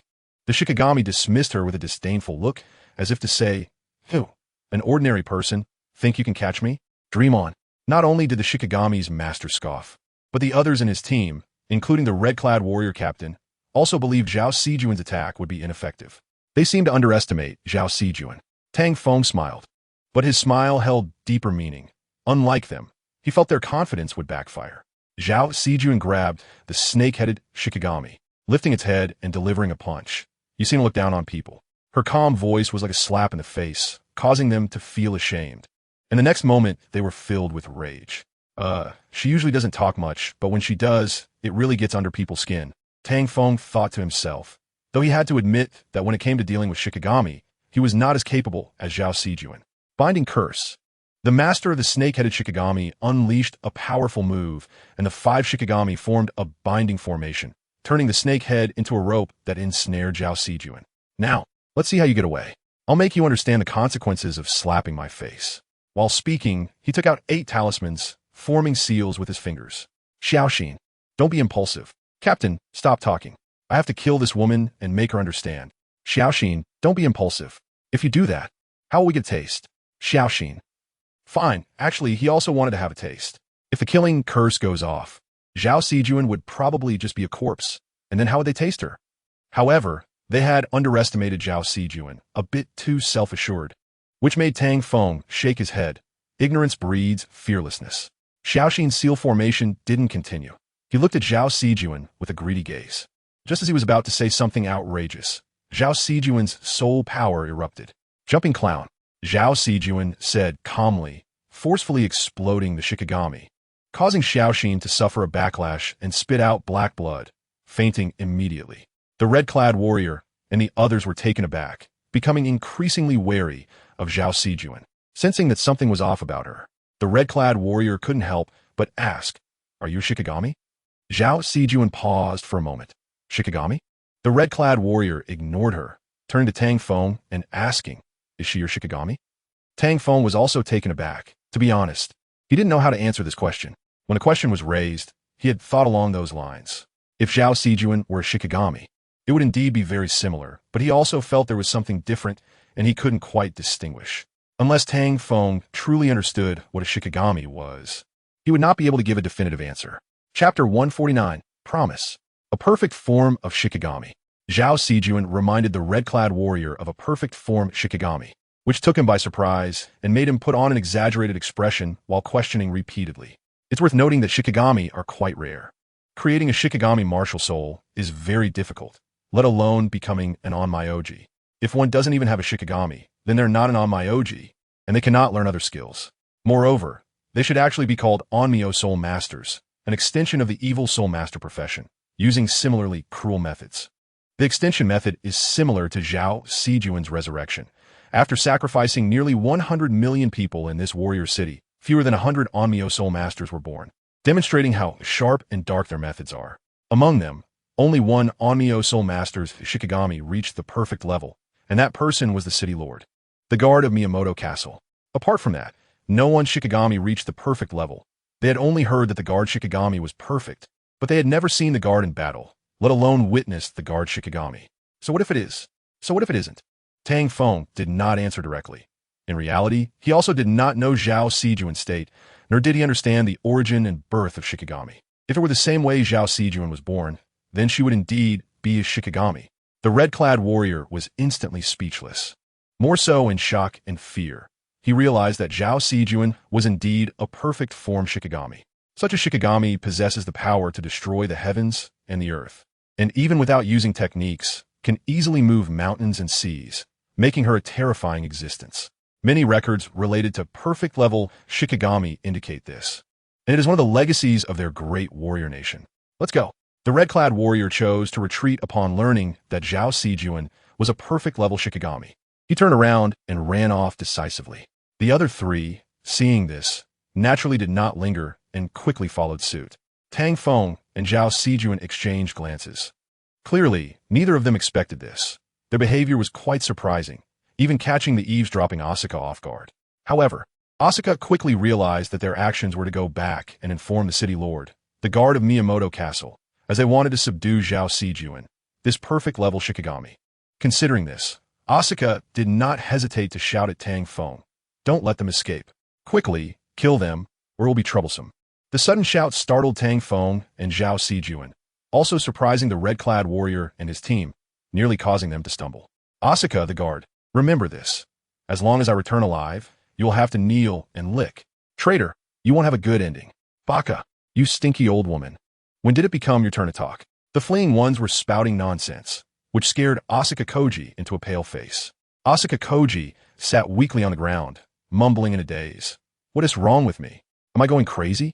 I must be crazy. Otherwise, how could this happen? Tang Feng, reminded by Asuka Koji, initially didn't want to pay attention to these fleeing soldiers, but upon hearing them threatening Asuka Koji, he had to make a decision. Tang Feng said to Zhao Sijun, "Sijun, go kill them all." Tang Feng originally wanted to do it himself, but that would take too much time. If one of them escaped, Asuka Koji would suffer, and he didn't want to see her suffer. After all, Asuka Koji had offended these fleeing soldiers to remind him, and for both emotional and logical reasons, he couldn't let anyone harm her. Tang Feng walked up to the city wall, came to Asuka Koji's side, and listened to her murmuring, finding it somewhat amusing. All right, stop mumbling. It's useless to regret now. I assenti it. Tang Feng squatted down, reached out to Asuka Koji, pinched her face to look closely, deeming her a delicate beauty. What are you doing? Asuka Koji's heart raced like a fawn. Her pale face suddenly turned crimson. She had never experienced such contact from a boy. She felt like a frightened little rabbit, unsure of where to hide, and she had to admit her feelings in her heart, unable to express whether she cared or not. No. Tang Feng lowered his hand and said seriously, I just saw you sitting there with a pale face, checking if you were hurt, and it seems you aren't. Asuka Koji responded skeptically with a drawn-out, oh, looking somewhat disappointed, even telling herself in her heart not to be shameless. It's good if there's nothing wrong. Can you stand up? Do you need help? I can. Asuka Koji's words were just out when she realized she was being foolish. She should have let Tang Feng help her. Tang Feng stood up and asked again, if they find out you're helping me, won't you have a bad ending? Asuka Koji stood up halfway, her heels softening again, forcing Tang Feng to reach out to support her. Are you okay? Asuka Koji shook her head. No, I'm fine. I don't know. Tang Feng sighed. Don't think about it. If it's too much, just leave. It's too oppressive here. It's not suitable to live in such an environment. Asuka Koji hesitated for a moment and said, I understand you. What you said makes sense, I understand. Tang Feng asked, then why not leave? Asuka Koji replied, I can't leave. If I do, they will. Asuka quis leaps trembled. Tang Feng glanced at her, deciding not to press further. Some things others don't want to say should not be forced. Asuka Koji asked, why don't you ask me? Tang Feng was taken aback. Okay, why can't you leave? Asuka Koji, gathering her courage, replied, my brother is in their hands. If I leave, they will turn him into that. Tang Feng quickly realized, not waiting for Asuka Koji to speak. He said, don't worry, I won't let such a thing happen again. I promise you, I will rescue your brother. And then you can leave together, okay? Asuka Koishali nodded, okay. We'll leave together, Asuka Koji added in her heart. Tang Feng said, wait for me here. By the way, what is your brother's name? Asuka Koji replied, Asuka Yoshinobu. Tang Feng nodded. Got it. I will definitely rescue him and reunite you siblings. Asuka Koji said, I'll wait for you. Tang Feng responded and turned to leave, feeling somewhat inexplicable about suddenly agreeing to help Asuka Koji. Is it because she helped him? Zhao Sijuan watched Tang Feng come down without asking too much. No matter what decision he made, she would accompany him to the end. Chapter 150. Overlooked details. Having inexplicably agreed to help Asuka Koji, Tang Feng could only lend her a hand. She looked quite pitiful, not wanting to stay here, but having to endure this. Hell on earth. It was a helpless bitterness, a sour feeling. If given a choice, Tang Feng believed Asuka Koji would not stay. She wasn't like these people, not a woman with a heart of snake or a scorpion. Otherwise, she would have reminded him multiple times. However, Tang Feng couldn't understand one thing. Since Asuka Koji had a reason she had to endure, why did she have to seek death after losing a battle against him? Was it for dignity? Or did she not want him to see the scenes in the city? Speaking of which, the reason he didn't look inside the city wall was precisely because of Asuka Koji's attempt at self-destruction. Tang Feng seemed to understand. He felt that Asuka Koji's actions were entirely for his sake. Otherwise, she wouldn't have done such foolish things. What a foolish woman, Tang Feng muttered, attracting Zhao Sijuan's inquiry. What? Zhao Sijuan thought Tang Feng was giving her orders, but the command seemed a bit vague and somewhat inexplicable. Tang Feng said, it's nothing. I was just saying these people are really foolish. Isn't there anyone who resists? Allowing them to trample on life if they give up on themselves. Who will save them? Zhao Sijuan said, well, they might have their own reasons. Tang Feng replied, what reason could be more important than one's own life? Zhao Sijuan said, there are always some. Some people think money is more important. Tang Feng was taken aback, looking at Zhao Sijuan, feeling that she seemed a bit different. Zhao Sijuan stopped as well, looking at Tang Feng, but she didn't know what he was looking at. Does my face have flowers? Xiao Fengzi. What are you looking at? Is my face flowered? Ah. Tang Feng was stunned again, smiling. It's nothing. You're becoming more and more like yourself now. Zhao Sijuan puzzled. Like myself? I've always been myself. Could I be someone else? Tang Feng smiled again. It's nothing. Tang Feng felt this was a good thing. After all, it was better than the cold and aloof Zhao Sijuan who never took the initiative to say a word. That Zhao Sijuan was really very cold. Tang Feng and Zhao Sijuan stepped forward again. Along the way, apart from the 5 Yin-Yang Soul Masters they encountered at the beginning, they hadn't seen anyone else for over half an hour, only the dense hanging figures on the streets. In this oppressive street, Tang Feng felt even heavy breathing. He really wanted to destroy all of this, but didn't he want to waste too much soul power since there was still a tough battle to fight. The road ahead was difficult, and he hadn't even asked about the location of Asuka Koji's brother, Asuka Yoshinobu. However, judging from Asuka Koji's performance, her brother was most likely in one person's hands. Only by finding this person would the problem not be big. This person was none other than the ruler of this oppressive samurai city. Only by finding this person can the problem be solved, saving Asuka Koji's brother, Asuka Yoshinosuke, and then allowing them to gain freedom and live a happy and joyful life. Tang Feng felt a bit like a saint. When did he become so overflowing with kindness? Maybe it was because others were good to him, and he couldn't help but respond to that kindness, not wanting to owe anyone a favor. At this moment, Zhao Sijuan suddenly pulled Tang Feng, bringing him back to his senses. He fixed his gaze ahead, where a 5-person team in samurai attire was approaching them. Another group of Yin-Yang Soul Masters? Tang Feng didn't know how many Yin-Yang Soul Masters were in this city, but he knew they all had to be killed. His intuition told him that the reason was that they would pose a threat to Zhao Sijuan. This judgment came from Asuka Koji's tense demeanor. Even if Tang Feng didn't ask, he could guess a bit, so when they encountered them, he never considered letting them live. Sijuan, make your move. Tang Feng wanted to quickly deal with them, and could only rely on Zhao Sijuan, whose power was quite special and just right for dealing with the Shikigami.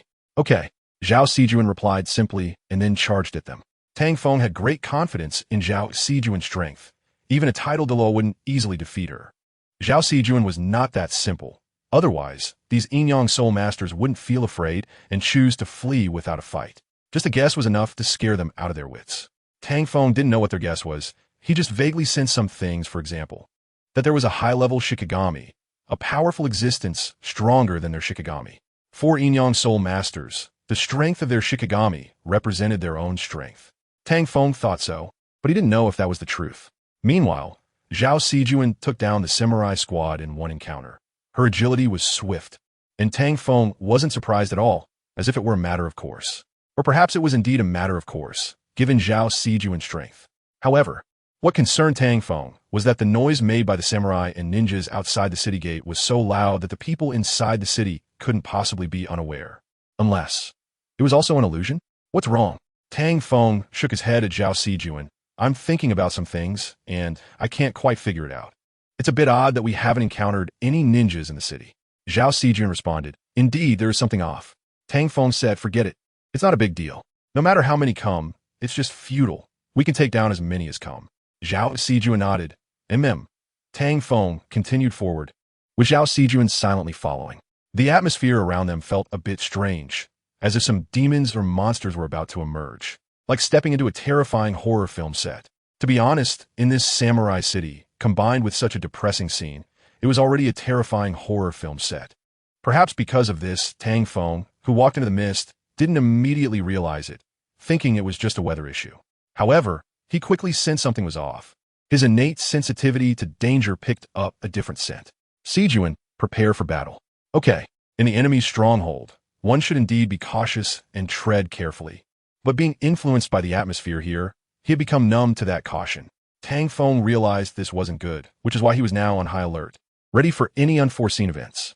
While Tang Feng was confident he could defend himself, being overly confident could lead to arrogance. It was better to remain vigilant in the face of a crisis to avoid unexpected incidents and ensure his personal safety. Chapter 151. Domain. The fog grew thicker. The temperature and humidity fluctuated, as if he had entered an ice cellar, making one shiver uncontrollably. The surrounding visibility narrowed, only allowing sight up to about a yard. With a moment's inattention, his heart almost leaped out of his chest. Those hanging figures and the clanking of chains created a terrifying scene. This was what they called horror.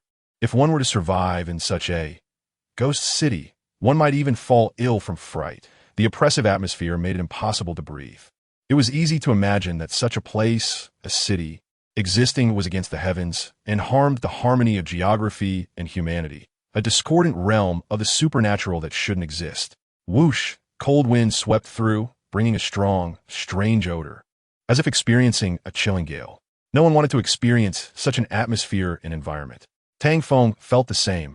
He didn't want to experience it. If he weren't in it, he wouldn't have come looking for trouble. Tang Feng remained vigilant, ready in case someone suddenly appeared to ambush him and Zhao Sijuan. Even if he wouldn't get hurt, he had to act cautiously. Caution ensures a long journey.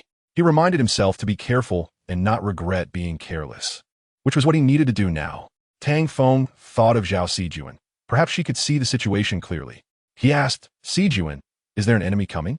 Zhao Sijuan responded to Tang Feng's question, yes, a woman in white with long hair. I can't see her face, but it looks like she's smiling at you. Tang Feng was stunned, his lips twitching as he asked, smiling. At me? Zhao Sijuan affirmed, For some reason, Tang Feng found it quite frightening. His mind involuntarily wandered to legends of demons and monsters, urban legends from the samurai nation. He wasn't interested in those urban legends at all. He didn't like tales of demons and monsters, especially the eerie stories from the samurai nation. Is she a Shikigami? I don't know. Tang Feng didn't know what to ask. He felt a prickling sensation on his scalp, torn between wanting to ask and not wanting to ask. If possible, he would rather leave it to Zhao Sijuan to resolve. Do you want me to deal with her? Zhao Sijuan voiced Tang Feng's thoughts, and he shamelessly nodded in agreement. However, right after he spoke, he felt something was off. Ever since entering the samurai city, he had made various excuses not to exert himself. And now, because he thought the other party was an urban legend, he handed the problem to Zhao Sijuan. It felt as if he was nothing at all. If this continued, he might become useless, right? Tang Feng hesitated for a moment, but still didn't call out to Zhao Sijuan. He didn't want to deal with this troublesome matter. If the other party was a Shikigami, his attacks wouldn't do much damage, and they might even be completely immune. So, in the end, it was just laziness, shoving all the problems onto Zhao Sijuan while he kept making excuses. People are like that. Once they find an excuse, countless excuses will follow. Tang Feng watched Zhao Sijuan disappear from view. Now that she was no longer by his side, even if he wanted to find an excuse, he couldn't. He could only solve the problem by himself. Speaking of which, this place was quite terrifying. Tang Feng looked around. Without thinking, he moved forward directly, as Zhao Sijuan was fighting ahead, and he couldn't just go left or right. All right, Tang Feng admitted that this was an excuse. He had gotten used to one excuse after another, let alone solving problems himself. He moved forward step by step, not hearing the sounds of battle. After walking for 10 minutes, there was still no response, as if he were the only one wandering in this place. The road remained unchanged, a desolate red, somewhat eerie. The buildings on both sides were identical, designed in the style of the samurai nation, which was not Tang Feng's favorite. It was precisely this bizarre style that made it hard to distinguish one's location. The people and chains hanging at the entrance looked almost the same from every angle. If one were a bit timid, a glance would make them want to close their eyes. Tang Feng began to observe carefully, paying close attention to these subtle details. However, this concentration caused his mental energy to deplete rapidly, and after 10 minutes, he felt faint. What was going on? Was it another illusion? Or were these designs really the same, and he had been walking forward the whole time? Otherwise, how could he not see the marks? The marks left by Tang Feng should have been visible if he was going in circles. But this straight street didn't seem to be as straight and long as it should be. Tang Feng couldn't make sense of it. If this continued, it seemed he would exhaust himself to death. Was this the opponent's goal? Tang Feng stopped to think about how to break free from this predicament. The opponent's ability was akin to a domain. A domain? A realization struck Tang Feng, and his eyes lit up. If this was a domain, then it made sense. To escape the enemy's domain, he only needed to break it. However, how to break it? Tang Feng fell silent. Under the system's enhancements and modifications, this domain had long since been distorted. Unraveling it was not so easy. This domain seemed related to urban legends about Shikigami. Only by defeating the enemy could the domain collapse on its own. The problem lay with this Shikigami. How could he find it and defeat it? He knew that Zhao Sijuan had already gone to find this Shikigami 20 minutes ago. If it were that easy to resolve, Zhao Sijuan wouldn't have taken so long to return. Tang Feng couldn't help but frown. So what I can do now is to use some means to find that Shikigami and defeat her to continue forward. Tang Feng didn't like playing hide and seek. It was impossible to make him obediently search. It would be better to cause a ruckus and blow this place up. Tang Feng summoned his explosive flame gun and began indiscriminately bombarding the surroundings. After all, it was all about consuming soul power. It was better to waste it spectacularly. Boom, boom, boom. Tang Feng threw the explosive flame gun around, disregarding the people and surroundings. These things shouldn't exist and had no reason to be. The continuous explosions made people's scalps tingle, and the surrounding houses billowed thick smoke. Stop. Finally, someone couldn't help but shout. Tang Feng stopped throwing the explosive flame gun and looked in the direction of a loud voice. He smiled at the person. All right. However, as soon as Tang Feng finished speaking, he threw the gun at the opponent, which exploded with a bang. You. The opponent was furious. A woman in white with long hair appeared before him. The battle resumed. Chapter 152. The ceremony of the serpent. The woman in white was indeed the opponent's Shikigami. The opponent's appearance was even more beautiful than that of this woman in white, whose face was invisible, resembling a faceless monster. She looked about 18 or 19, wearing a kimono, with an extraordinarily beautiful face. There was a mole on the left side of her chin.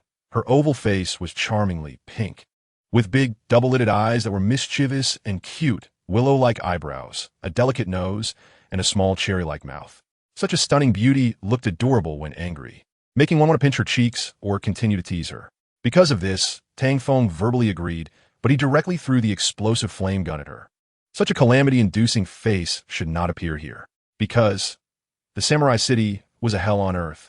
For whatever reason, Tang Feng felt that she was not a good person. Otherwise, she wouldn't have a Shikigami like this woman in white. Boom! With the explosive flame gun in hand, Tang Feng swept it toward the woman in white, attacking without hesitation, treating her as if she were not human. No, she wasn't human. She was just a faceless monster. Tang Feng kicked out, sending the woman in white back a few steps, and when she couldn't entangle him, he swung the explosive flame gun down. Don't! That cute and pleasant voice shouted again. Tang Feng chuckled, not only detonating the explosive flame gun, but also unleashing the ice and fire duet, mercilessly showing no pity. Boom! The sword energy of the ice and fire duet struck the woman in white. She could have chosen to evade, but instead took it head-on, which puzzled Tang Feng. Seeing the people behind the woman in white, Tang Feng understood. She was protecting them, not allowing harm to reach them. Could it be that I was wrong? She is not a heartless woman? Tang Feng questioned himself twice in his heart, thinking of no other reason besides being wrong. He felt this possibility was the greatest. Because of this, Tang Feng stood there stunned, not hearing the kimono girl's anger, nor seeing the woman in white's attack, and was directly embraced by the woman in white amidst the flames. Boom! The woman in white was engulfed in red and blue flames, tightly hugging Tang Feng, seemingly wanting to perish together with him, or perhaps wanting to prevent him from harming those people further. Enough, these flames can't hurt me. You don't need to continue, Tang Feng said calmly. He had come to understand the kimono girl's feelings. She was angry because he had set the houses on fire. Now, the other party didn't know if she was still angry. If you're still mad, then keep it up, but these flames really don't affect me. Try another method. And I think she's quite uncomfortable. Tang Feng referred to the woman in white, pointing it out to the kimono girl. He truly was not afraid of the flames. Continuing like this was pointless. Xiaozhen, come back. The kimono girl seemed to realize this, and, upon hearing the command, the woman in white released Tang Feng. However, before leaving, the woman in white, Xiaozhen, bared her teeth at Tang Feng, seemingly trying to intimidate him. Tang Feng couldn't help but laugh, finding Xiaozhen quite cute. She was a bit different from the urban legend's Xiaozhen, giving off an inexplicable feeling of cuteness. Zhao Sijuan, you come out now. After laughing, Tang Feng shouted. He felt that Zhao Sijuan was right here, watching this little farce the whole time. Hey bad guy, you better not bully Sister Xiaojun. The kimono girl glared fiercely at Tang Feng, her cute appearance showing her teeth, making him unable to help but smile. Tang Feng said, all right, who would bully her? I'm so happy to see her. Come out. Zhao Sijun heard that Tang Feng was not angry, so she slowly walked out.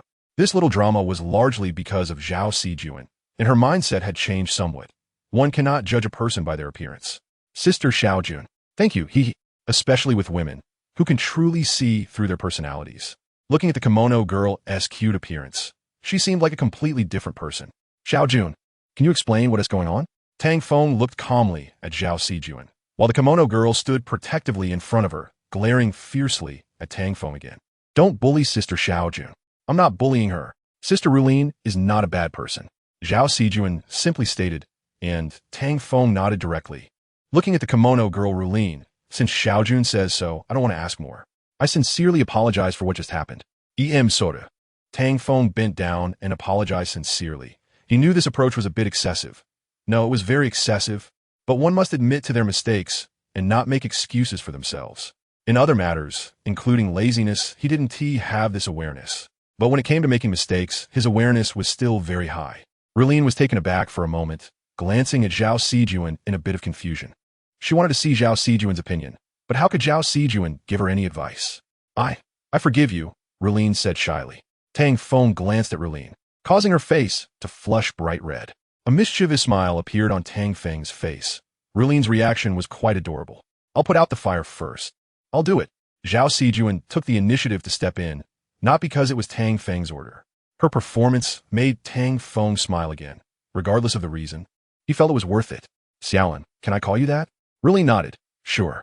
Tang Feng asked, have you been protecting them all along? Do you know why they become like this? Can you tell me? Rulin hesitated, looking at Tang Feng, and he smiled slightly before continuing, if it's inconvenient. Then forget it, Rulin shook her head, making Tang Feng pause. Then what is the reason? Rulin sighed and said in one breath, it's because the city lord, Miyamoto, wants to obtain the power of the legendary divine beast, so this is a ritual to become a god. Tang Feng was taken aback. Divine beast? Becoming a god? Rulin took a deep breath, exhaling a breath of foul air, and said, you must have heard quite a bit about the legends of the samurai kingdom, right? Like the tailed beasts from 1 to 10. Tang Feng nodded. Naruto, I quite like watching it. Rulin rolled her eyes and said impatiently, it's not a two-dimensional legend. Let me put it this way. This so-called divine beast is the strongest divine beast that has appeared in the samurai kingdom, the Yamata no Orochi, which has been followed by countless warriors. Yamata no Orochi? Tang Feng couldn't help but be shocked. There are so many legends about Yamata no Orochi, including stories from the king of fighters that revolve around it. It is said that Yamata no Orochi is a god, a will, and no matter what Yamata no Orochi is, if Miyamoto really obtains this power, who in Douluo continent could possibly be his opponent? Chapter 153 Castle Legend has it that Yamata no Orochi has 8 heads and 8 tails. With eyes as red as the gooseberry, its back covered in moss and trees, its belly rotten and oozing blood, and above its head, it often drifts with 8 colored dark clouds. Its body is massive as 8 mountain peaks and 8 valleys. The appearance of Yamata no Orochi is quite striking. A mythical monster in the samurai kingdom, with each of its 8 heads having different attributes, overall a supernatural existence. In the story of the king of fighters, Yamata no Orochi is even more powerful, with its story spreading throughout the entire king of fighters world, revolving around the bloodline of the serpent. Previously, when Yudo displayed the blood of the Orochi clan, the power of Yashiro, it had already profoundly showcased the strong power of the Orochi. So one can imagine how terrifying the real Yamata no Orochi is. If Miyamoto revives the real Yamata no Orochi and gains its power, it certainly would not lead to anything good. Looking at this samurai city, it's clear that the city lord, Miyamoto, is not a good person to achieve his goals. He would go to any lengths, even sacrificing the entire city's residents, all to revive Yamata no Orochi, showing how hard-hearted he is. After learning this information from Rulin, Tang Feng decided to stop Miyamoto, whether for personal reasons or for the so-called justice. He had to do this. The appearance of Yamata no Orochi would threaten the entire Douluo continent. Even gods might not be able to match it. After all, it is a bug monster created by the system. With Yamata no Orochi, Miyamoto would undoubtedly be a man on par with the gods, or even stronger. The current bug is no longer Tang San, but the system itself. With this determination, Tang Feng had Rulin lead him to the castle of Miyamoto. As it was completely normal for a city lord to have a castle in the style of samurai, he aimed to avoid unnecessary battles on the way to the castle. Escaping was not a choice, but he could choose to avoid unnecessary troubles. With Rulin guiding him, they quickly arrived near the castle. The number of enemies in the vicinity had clearly increased, making it a bit difficult to avoid them. Hiding around the corner of a building, Tang Feng peeked to the castle. It was situated in a red water pool, and more people were tied up around it, with blood flowing from Samurai City. Tang Feng withdrew his gaze and leaned against the wall. If he had a cigarette, he would want to light one. The atmosphere here was even more oppressive. Tang Feng slowly sat down and said while sitting on the ground, I can't describe how I feel right now. Am I angry or very angry? This oppressive atmosphere makes it hard to breathe. It's uncomfortable. Zhao Sijuan looked at Tang Feng without speaking, while Rulin seemed to understand Tang Feng's feelings. Rulin said, the stronger emotion should be sadness. Tang Feng looked up at Rulin and asked, why? Rulin replied, I can't really explain why, just a feeling. It feels like that. Sadness? Tang Feng looked up at the sky. He seemed to understand Rulin's meaning a bit. He also couldn't explain the reason, but he somewhat agreed with this statement. For this samurai city, having such a city lord was indeed a sad thing. What's even sadder is that knowing Miyamoto is such a person, they still do not resist, but instead accept it, ultimately losing their lives. Nothing could be sadder than this. Tang Feng fell silent for a moment, heavily sorting out his emotions before finally standing up against the wall. Honestly, I thought I had gotten used to it, this oppressive atmosphere and environment. I didn't expect it was just self-deception. Rulin said, "There's no way around it." Tang Feng asked, "Xiaolin, I know you want to protect them, but have you considered that they may have already died?" Rulin was taken aback for a moment. Zhao Sijuan stared at Tang Feng. "Xiao Fengzi, how can you say such things?" Tang Feng smiled bitterly, also noticing Rulin's discomfort, but he still had to say, "Xiao Jun, I'm speaking the truth. They have actually long since died." Zhao Sijuan interrupted. "Even if it's the truth, it doesn't matter." Tang Feng was instantly speechless. Why can't people even speak the truth anymore? Are women nowadays so domineering? Just as Tang Feng was about to say something, Rulin spoke up to persuade them. "Sister Jun, Brother Feng, please don't argue. Don't fight over Rulin. I understand in my heart, it's just." Zhao Sijuan hugged Rulin, signaling her to stop talking, and then shot Tang Feng a glare. Tang Feng innocently shrugged his shoulders. Tang Feng felt helpless inside. He hadn't said anything wrong. The facts were correct, but what difference did it make? Who could he explain it to? He didn't think anyone would listen, so he couldn't even be bothered to explain. Well, it was just another excuse for him not to explain. However, what was unexpected was that Tang Feng not only didn't explain, but also intensified the situation by saying, "I want to clarify that if I'm going to attack, I will take down those innocent people, so I'm letting you know in advance, and then I'll take action. After all, they're all dead, so it shouldn't matter." "Right." Rulin's eyes turned redder. Zhao Sijuan looked coldly at Tang Feng. "If you don't speak, no one will think you're mute." Tang Feng shrugged again, wondering why he couldn't help but speak out. Being an honest person was really painful. Should honest people not be understood? Is it wrong to be honest? Tang Feng shrugged again, too lazy to care about these two dramatic women who thought he was the bad guy. No, since it had come to this, why not just take action himself? With this thought, Tang Feng felt he could give it a try. To eliminate these enemies and then charge into the castle to trouble the gatekeeper of Miyamoto. After all, he was already hated, so there was nothing to worry about. He would deal with these enemies first. As Tang Feng walked out, he was immediately spotted by others. The enemies charged at him without a word. What a fool. Zhao Sijuan watched speechlessly. Tang Feng's actions were undoubtedly too impulsive. It would be a bit difficult for him to deal with these Shikigami by himself. "Shaolin, I need to help him." Zhao Sijuan released Rulin from her embrace, pressing her hands on Rulin's shoulders and speaking seriously. Rulin nodded and said, "Sister Jun, be careful. They're not simple. They're stronger than ordinary Shikigami." Zhao Sijuan replied, "Don't worry, it will be fine." After saying this, she nodded at Rulin and walked towards Tang Feng. At this moment, Tang Feng was surrounded by multiple Shikigami. Zhao Sijuan watched helplessly and had no choice but to rush in to help. Seeing Zhao Sijuan come to assist, Tang Feng smiled at the aloof beauty. "Xiao Jun, I knew you wouldn't leave me alone," Tang Feng said to Zhao Sijuan. "Stop being so glib." Zhao Sijuan kicked away the Shikigami behind Tang Feng and then leaned back against him, saying, "These Shikigami are not weak. Be careful." Tang Feng left, Xiuyun, you finally care about others. Chapter 154. A little temper faced with Tang Feng's mischievous smile, Zhao Sijuan frowned. "What kind of talk is that, you steel-hearted man? I'm a person who thinks, and it's normal to care about others. The most important thing is your life is bound to mine." While feeling speechless, Zhao Sijuan wanted to kick Tang Feng. As for the reason, she couldn't explain it clearly. If she had to say, it was probably because Tang Feng was too annoying, making her want to kick him. Ignoring Tang Feng, Zhao Sijuan fought against the Shikigami, making Tang Feng mistakenly believe that what just happened was an illusion. Tang Feng looked at Zhao Sijuan, who was fully immersed in battle and no longer paying attention to him, feeling a bit disappointed. He thought Xiao Jun would show concern, but it seemed he was overthinking it. He still had to work harder. While thinking this, Tang Feng didn't stop his efforts. The number of enemies was large, and soon someone surrounded him, which was also the reason Zhao Sijuan came out to help. Tang Feng's reckless actions undoubtedly alarmed all the enemies, making it impossible for him to avoid being beaten up. The result of charging in like this was clear. There was no safe route, which was why Tang Feng charged in directly without looking for excuses. If there were other routes, he would have found an excuse not to charge in because he knew it would alarm the enemies. He wasn't foolish. At this time, Zhao Sijuan fought alongside Tang Feng. To be precise, Zhao Sijuan was protecting Tang Feng in battle, worried that something would happen to him.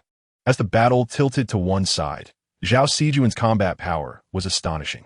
The main reason was that she could effectively counter the Shikigami, fully unleashing her combat power, while Tang Feng couldn't exert all his effective combat power.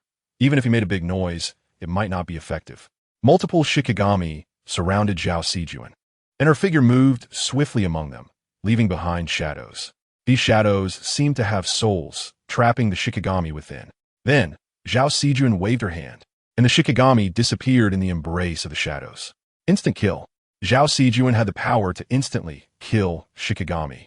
And what was even more frightening was that this power was far from its limit.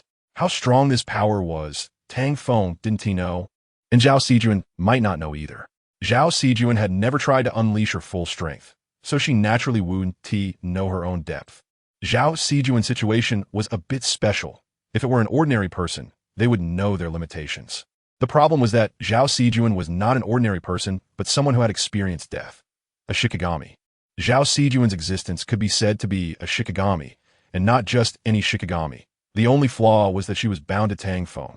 Soon, Zhao Sijuan dealt with these Shikigami. They were no match for her, who was at a perfect level. They found it difficult to escape from Zhao Sijuan's hands. With Zhao Sijuan's involvement, the destruction caused during the battle was not as severe as imagined, making Ru Lin glare at Tang Feng fiercely. Tang Feng felt a bit flustered under her glare and smiled awkwardly. Isn't it a good thing that I didn't hurt them? Why are you still angry? He chuckled awkwardly. Ru Lin sneered. Hee. Tang Feng. Ooh. Zhao Sijuan rolled her eyes. You were just being a freeloader. Tang Feng. What is going on? It seems I didn't say anything wrong, yet I angered both of them again. Are women really so hard to understand? Tang Feng couldn't understand at all, so he simply stopped thinking about it. After all, he didn't need to please them. Why bother? Do you want to come in with me? If not, I'll go in by myself. Tang Feng's attitude was a bit poor, as if he were speaking out of anger. After all, they were giving him such ugly faces, so he didn't need to give them a good face either. Sister June, I think Brother Feng can handle alone. Ru Lin said to Zhao Sijuan with a hint of discontent, feeling that Tang Feng's attitude was problematic. Yeah, I think so too. Zhao Sijuan nodded. She also felt that Tang Feng's attitude was an issue. If women didn't give way, he deserved to be single. Tang Feng glanced at Zhao Sijuan and Ru Lin, and finally said, I can't be bothered to deal with you. Tang Feng said angrily as he walked forward. And when he reached the edge of the red water pool, he hesitated and looked back. Seeing that they were still standing in place, he felt a bit flustered. Tang Feng couldn't help but shout, Are you coming or not? If not, I'm really going in. Zhao Sijuan and Ru Lin waved at Tang Feng. Goodbye. No need to send us off. Tang Feng didn't expect that the two of them would have such an attitude, which really made him angry. He kicked forward, but accidentally lost his balance. Plop! Tang Feng fell into the red pool, and the water splashed up, soaking him completely. Ru Lin laughed while holding her stomach, and Zhao Sijuan couldn't help but smile as well. Tang Feng's face darkened instantly as he looked at their gleeful expressions, wishing he could pull them in two. He was a bit angry, but soon calmed down, deciding it wasn't worth it to fuss over small things. When he stood up, he noticed that Zhao Sijuan and Ru Lin had already moved to the edge of the pool. Tang Feng could choose to pull them in or silently walk up. Everyone has the power of choice, and the outcome of an event often depends on those choices. A bad choice can influence the ending. Without hesitation, Tang Feng walked up. Just as he had said before, there was no need to nitpick too much. Although he could pull them into the water, it would dirty their clothes. And the water didn't smell good. Just as he stepped up, Zhao Sijuan suddenly rushed towards him, pressing down on his head. He didn't react in time and was pushed down into the water. Fine, I'm angry now, I've decided. As Tang Feng was fuming, he heard the sounds of fighting and looked towards the source of the noise. What he saw was a scene of battle. Zhao Sijuan was struggling with a large red fish, which had sharp teeth and looked a bit like a piranha. No. Don't come over, I can handle it. Tang Feng watched anxiously, and upon hearing Zhao Sijuan's words, he chose to trust her. Shaolin, what's up with this piranha? Tang Feng asked as he retreated to Ru Lin's side. I don't know, maybe it's a guard. Ru Lin was also unclear, then added, I haven't been inside the castle, so I don't know what it's like. The guards here are strict, and I can't get in. Tang Feng not that.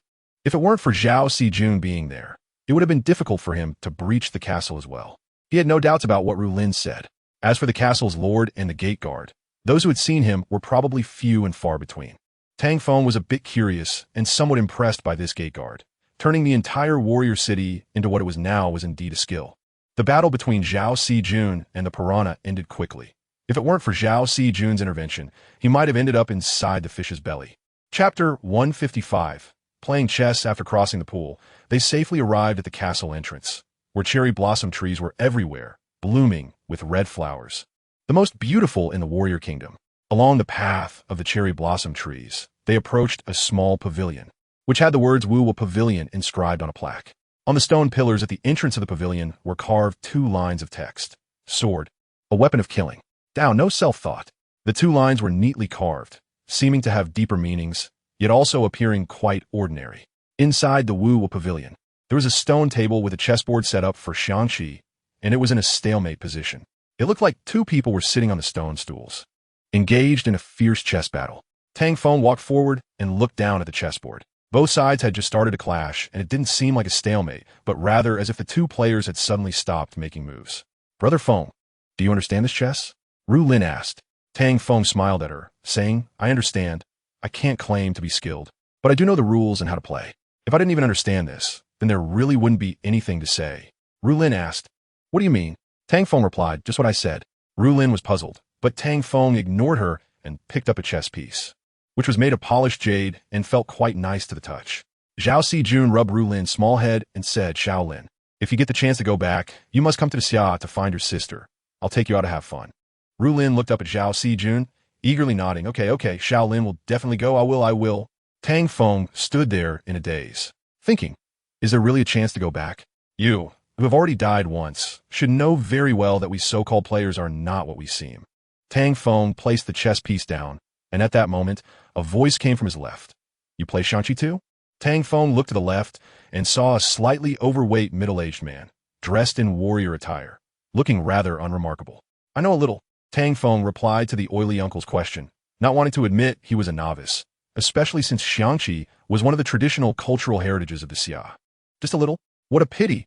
I thought you could be my opponent, the oily uncle said with a lonely expression. Tang Feng merely smiled along, not commenting on the oily uncle. As the oily uncle approached and saw Ru Lin, he paused for a moment and said, Xiao Ru Lin, I didn't expect you to be here. If you say that, the Lord won't be happy. I, the Lord. Ru Lin hugged Zhao Si Jun in fear. Tang Feng remembered that Ru Lin had said she hadn't been inside before, but this casually appearing oily uncle knew her, making it hard to believe she hadn't been there. I say, Uncle, it's not good to scare the little girl like this, is it? Tang Feng said, staring at the oily uncle. Regardless of whether Ru Lin had lied or not, knowing or not knowing the castle lord, the first issue to resolve was indeed this oily uncle. Of course, I don't have such a habit. I'm here not for her, but to find an opponent to spar with. The oily uncle smiled, shifting his gaze and not intending to pursue the matter with Ru Lin. Are you talking about me? Tang Feng was taken aback, as the oily uncle had already sat down, placing himself opposite Tang Feng. Who else could it be but you? The oily uncle said matter-of-factly, prompting Tang Feng to sit down as well, instinctively beginning to arrange the pieces. However, as he continued to set up the pieces, he suddenly felt something was off, thinking, why am I following him to play chess? My skills are so poor, this isn't good, I might get beaten. You go first, the oily uncle said casually. Oh, Tang Feng shyly picked a piece, his hand resting on the cannon piece. The central cannon is a typical opening move. Then he moved the horse and the chariot. As for the terminology of Xiangqi, Tang Feng didn't quite understand it. What Tang Feng never expected was that the oily uncle, who claimed to be a master, truly had skills that were far from master level. After a back-and-forth match, Tang Feng managed to checkmate him with a horse's rear attack. Is this really a master? Tang Feng seriously doubted, and at that moment, the oily uncle spoke up. This game doesn't count. I haven't shown my real strength yet. I was letting you win. Let's play another round, and I'll show you some real skills. Oh! Tang Feng expressed skepticism, but continued to play chess with the oily uncle, not expecting to win again. Perhaps the previous game was indeed him being let off easy. However, after another round, Tang Feng realized he had completely misjudged the situation. The oily uncle's skills were genuinely inferior to his own novice level. What kind of master is this? One more game. Fine. Tang Feng continued to set up the pieces, but the outcome didn't change. The oily uncle really wasn't that skilled. One more. No matter how many games, it would be the same. Again, well, Tang Feng was helpless and had to let the greasy uncle win a game. Otherwise, it would go on endlessly. After frequently letting him win, Tang Feng finally managed to let the greasy uncle win, and seeing the other's beaming face, he finally breathed a sigh of relief. Continuing like this really wasn't a solution. Fortunately, he was smart. Otherwise, it would have been a tragedy. See? Only when I take it seriously are you even a match for me. The greasy uncle patted his belly in satisfaction, while Tang Feng, Zhao Sijuan, and Rulin were left speechless.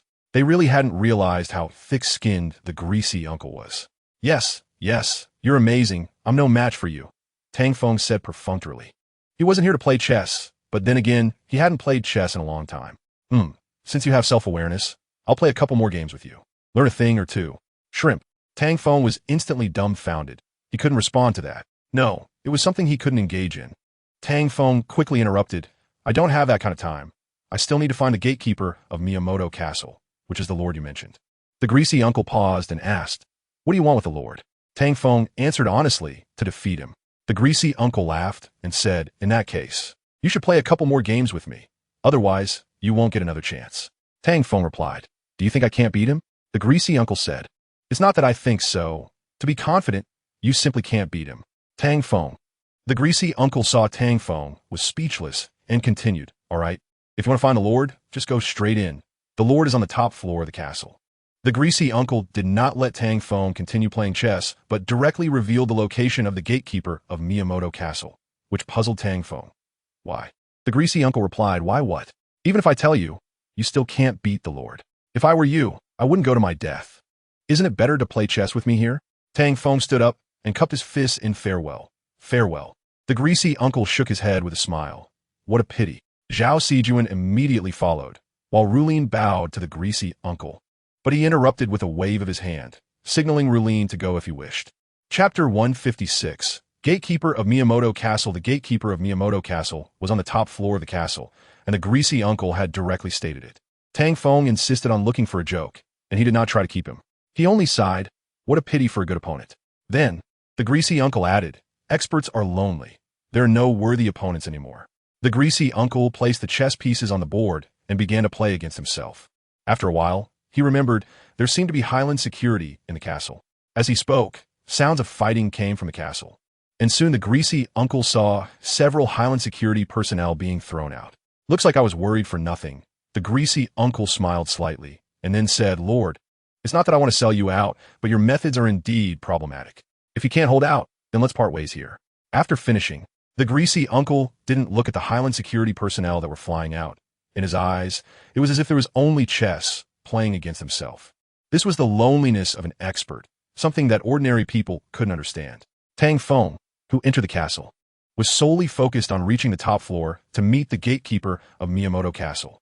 He found a somewhat stronger Highland security and minions quite annoying. The Highland security was stronger than the city guards outside, and the Shikigami were nearly perfect. Those minions were ninjas and samurai, their strength not too high or too low, capable of killing ordinary people but easily defeated by Tang Feng and Zhao Sijuan. At this moment, the only trouble was these Highland security personnel, but with Tang Feng and Zhao Sijuan teaming up, they managed to deal with them in no time. After resolving the Highland security, Tang Feng, Zhao Sijuan, and Rulin continued to ascend, which reminded Tang Feng of the death game, defeating enemies layer by layer, ultimately battling the boss, the gatekeeper of Miyamoto Castle. And defeating him would mean conquering this death game. If they lost, it would mean instant death with no further developments. Climbing layer by layer and defeating all the Highland security was not too difficult, primarily due to Zhao Sijuan's bug-like presence that lowered the difficulty. Soon, the three reached the top floor, where a person was facing the stairs, waiting for their arrival. This person was the gatekeeper of Miyamoto Castle. The top floor had no extravagant decorations, designed in a pure samurai style, simply adorned with old samurai swords and armor on the walls, and an expansive floor area of over 300 square feet. The ceiling was engraved with a mural depicting a samurai battling the eight-headed serpent, along with some scattered wooden clogs and tea sets. When Tang Feng, Zhao Sijuan, and Rulin arrived, they were drawn to the casually dressed gatekeeper of Miyamoto Castle. His piercing eyes, sharp like arrows, seemed to have the ability to see through them. The gatekeeper's handsome face, perfect curves, and striking features looked like a portrait or perhaps edited with beauty filters. This charismatic villain made Tang Feng want to say, hurry up and delete this. Don't give him a chance to appear on screen. I've been waiting for you for a while. You're quicker than I expected. I thought the tea would be cold. The gatekeeper of Miyamoto Castle said, scanning Tang Feng, Zhao Sijuan, and and Rulin, briefly pausing on Zhao Sijuan for a couple of seconds. Is that so? You were also quite surprised, right? Tang Feng replied with a smile. Before meeting the gatekeeper of Miyamoto Castle, he had many speculations. And the last thing he expected was for the gatekeeper to be this handsome. The gatekeeper nodded, not denying it. You could say that. I am indeed quite surprised. Tang Feng smiled. I don't know why, but hearing you say that makes me quite happy. Would you not invite me for a cup of tea? The gatekeeper of Miyamoto Castle gestured for him to sit, saying, If you're not afraid of me poisoning you, what do I care? A friend from afar. Would you like to try the warrior tea of my samurai country? As Tang Feng walked closer to the gatekeeper, he said to himself, Actually, I'm a rough person and don't understand tea tasting. Please don't laugh at me. The gatekeeper sat down and, after a while, began pouring tea for Tang Feng, saying, Many people say you are humble, but has anyone told you that excessive humility can be annoying? Tang Feng had already approached the gatekeeper of Miyamoto Castle, and Zhao Sijuan and Rulin could only follow. The gatekeeper prepared 3 teacups for them. Tang Feng sat down directly and said, Is that so? But I'm an honest person and didn't mean to be humble. I really don't know how to taste tea. The gatekeeper smiled at Tang Feng and pushed the filled teacup toward him, saying, Try it. The aroma of the tea should be on par with yours. As for the flavor, I wonder if it suits your taste. Tang Feng picked up the teacup and the gatekeeper smiled again, then pushed the other 2 teacups toward Zhao Sijuan and Rulin. Good tea. Tang Feng gulped it down and casually remarked, Oh, how good is it? The gatekeeper of Miyamoto Castle was not angry and poured another cup for Tang Feng. I don't know. After taking a sip, I felt nothing special, just casually said that.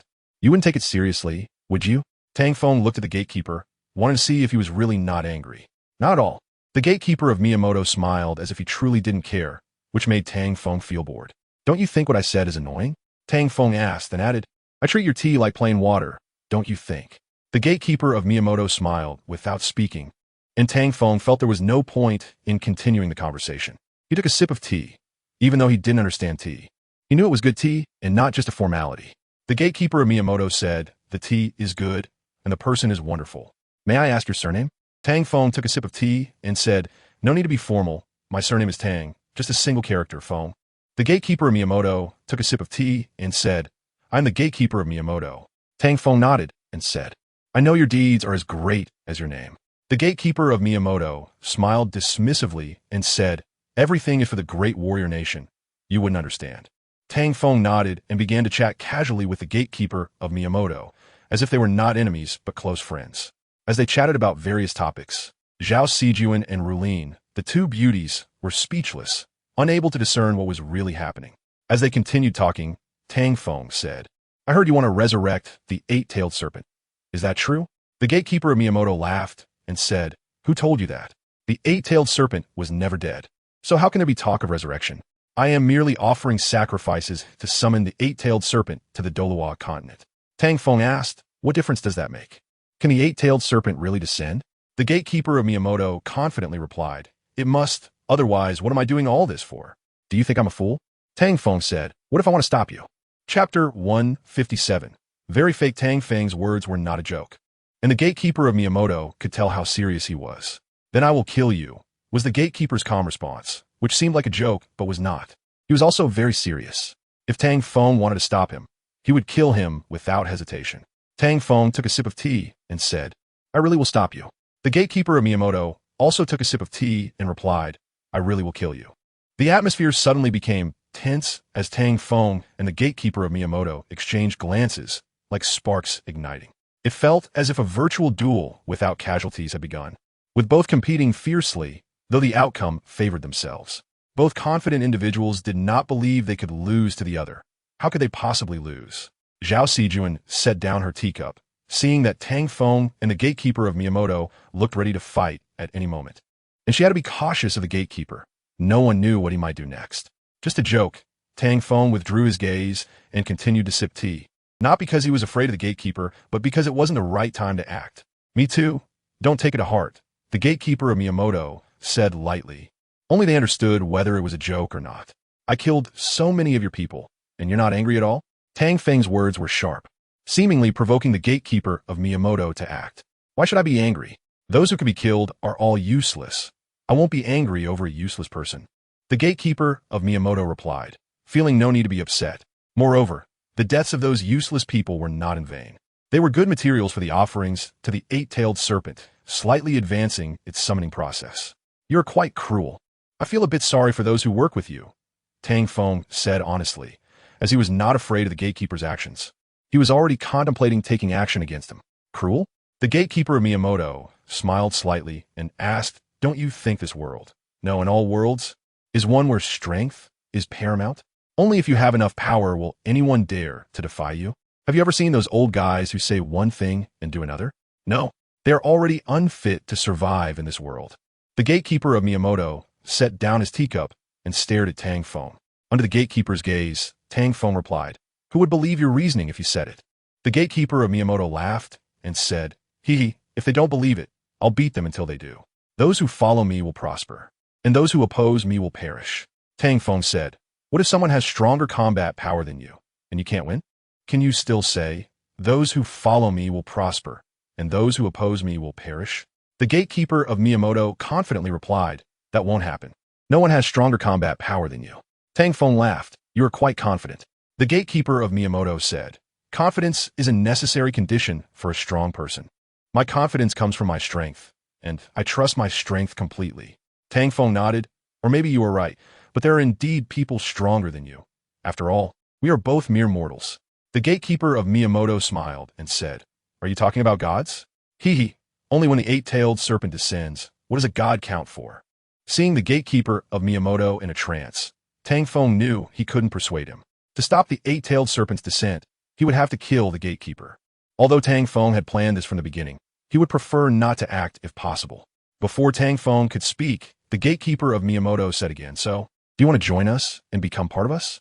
When the eight-tailed serpent descends, I can share some of its blood with you, and then... Tang Feng realized that the gatekeeper of Miyamoto had intended to recruit him from the very beginning, which explained why he had been so patient in chatting with him, even pouring tea and serving water. Listening to this, Tang Feng laughed. To betray the Great Xia, an ally with the warrior nation, was impossible. Such actions were not something he could do. Even if it meant death, it was impossible. So, I'm telling you, the more blood of the serpent you absorb, the stronger you will become. By then, few will be your opponents. The gatekeeper of Miyamoto had made his intentions clear. If Tang Feng refused, he would have to eliminate this unknown factor. Before I return to your matter, I have a question. Tang Feng did not answer immediately, but took this opportunity to ask, not knowing if the gatekeeper of Miyamoto could see through it. The gatekeeper of Miyamoto was unconcerned. Ask your question. Tang Feng, not holding back, asked, do you have a girl guarding the gate named Asuka? I wonder. The gatekeeper of Miyamoto understood immediately. I have nothing to do with her. If you like her, I can give her to you. Tang Feng shook his head. That's not what I meant. I want to win her over. And I don't need you to give her to me, but her family, Yoshinobu, I heard is in your hands. Yes. The gatekeeper of Miyamoto replied without a second thought, which puzzled Tang Feng. Logically, a person like the gatekeeper of Miyamoto should not remember the name Yoshinobu. Could it be due to Asuka's uniqueness? No, that possibility was slim. It seemed there was some trickery involved. Seeing Tang Feng silent, the gatekeeper of Miyamoto said, if you want to marry Asuka and need Yoshinobu from me as leverage, I can help. Tang Feng asked, so Yoshinobu is safe now? The guard at the gate of Miyamoto Castle smiled and said, of course, I'm not a bloodthirsty person. I won't kill without reason.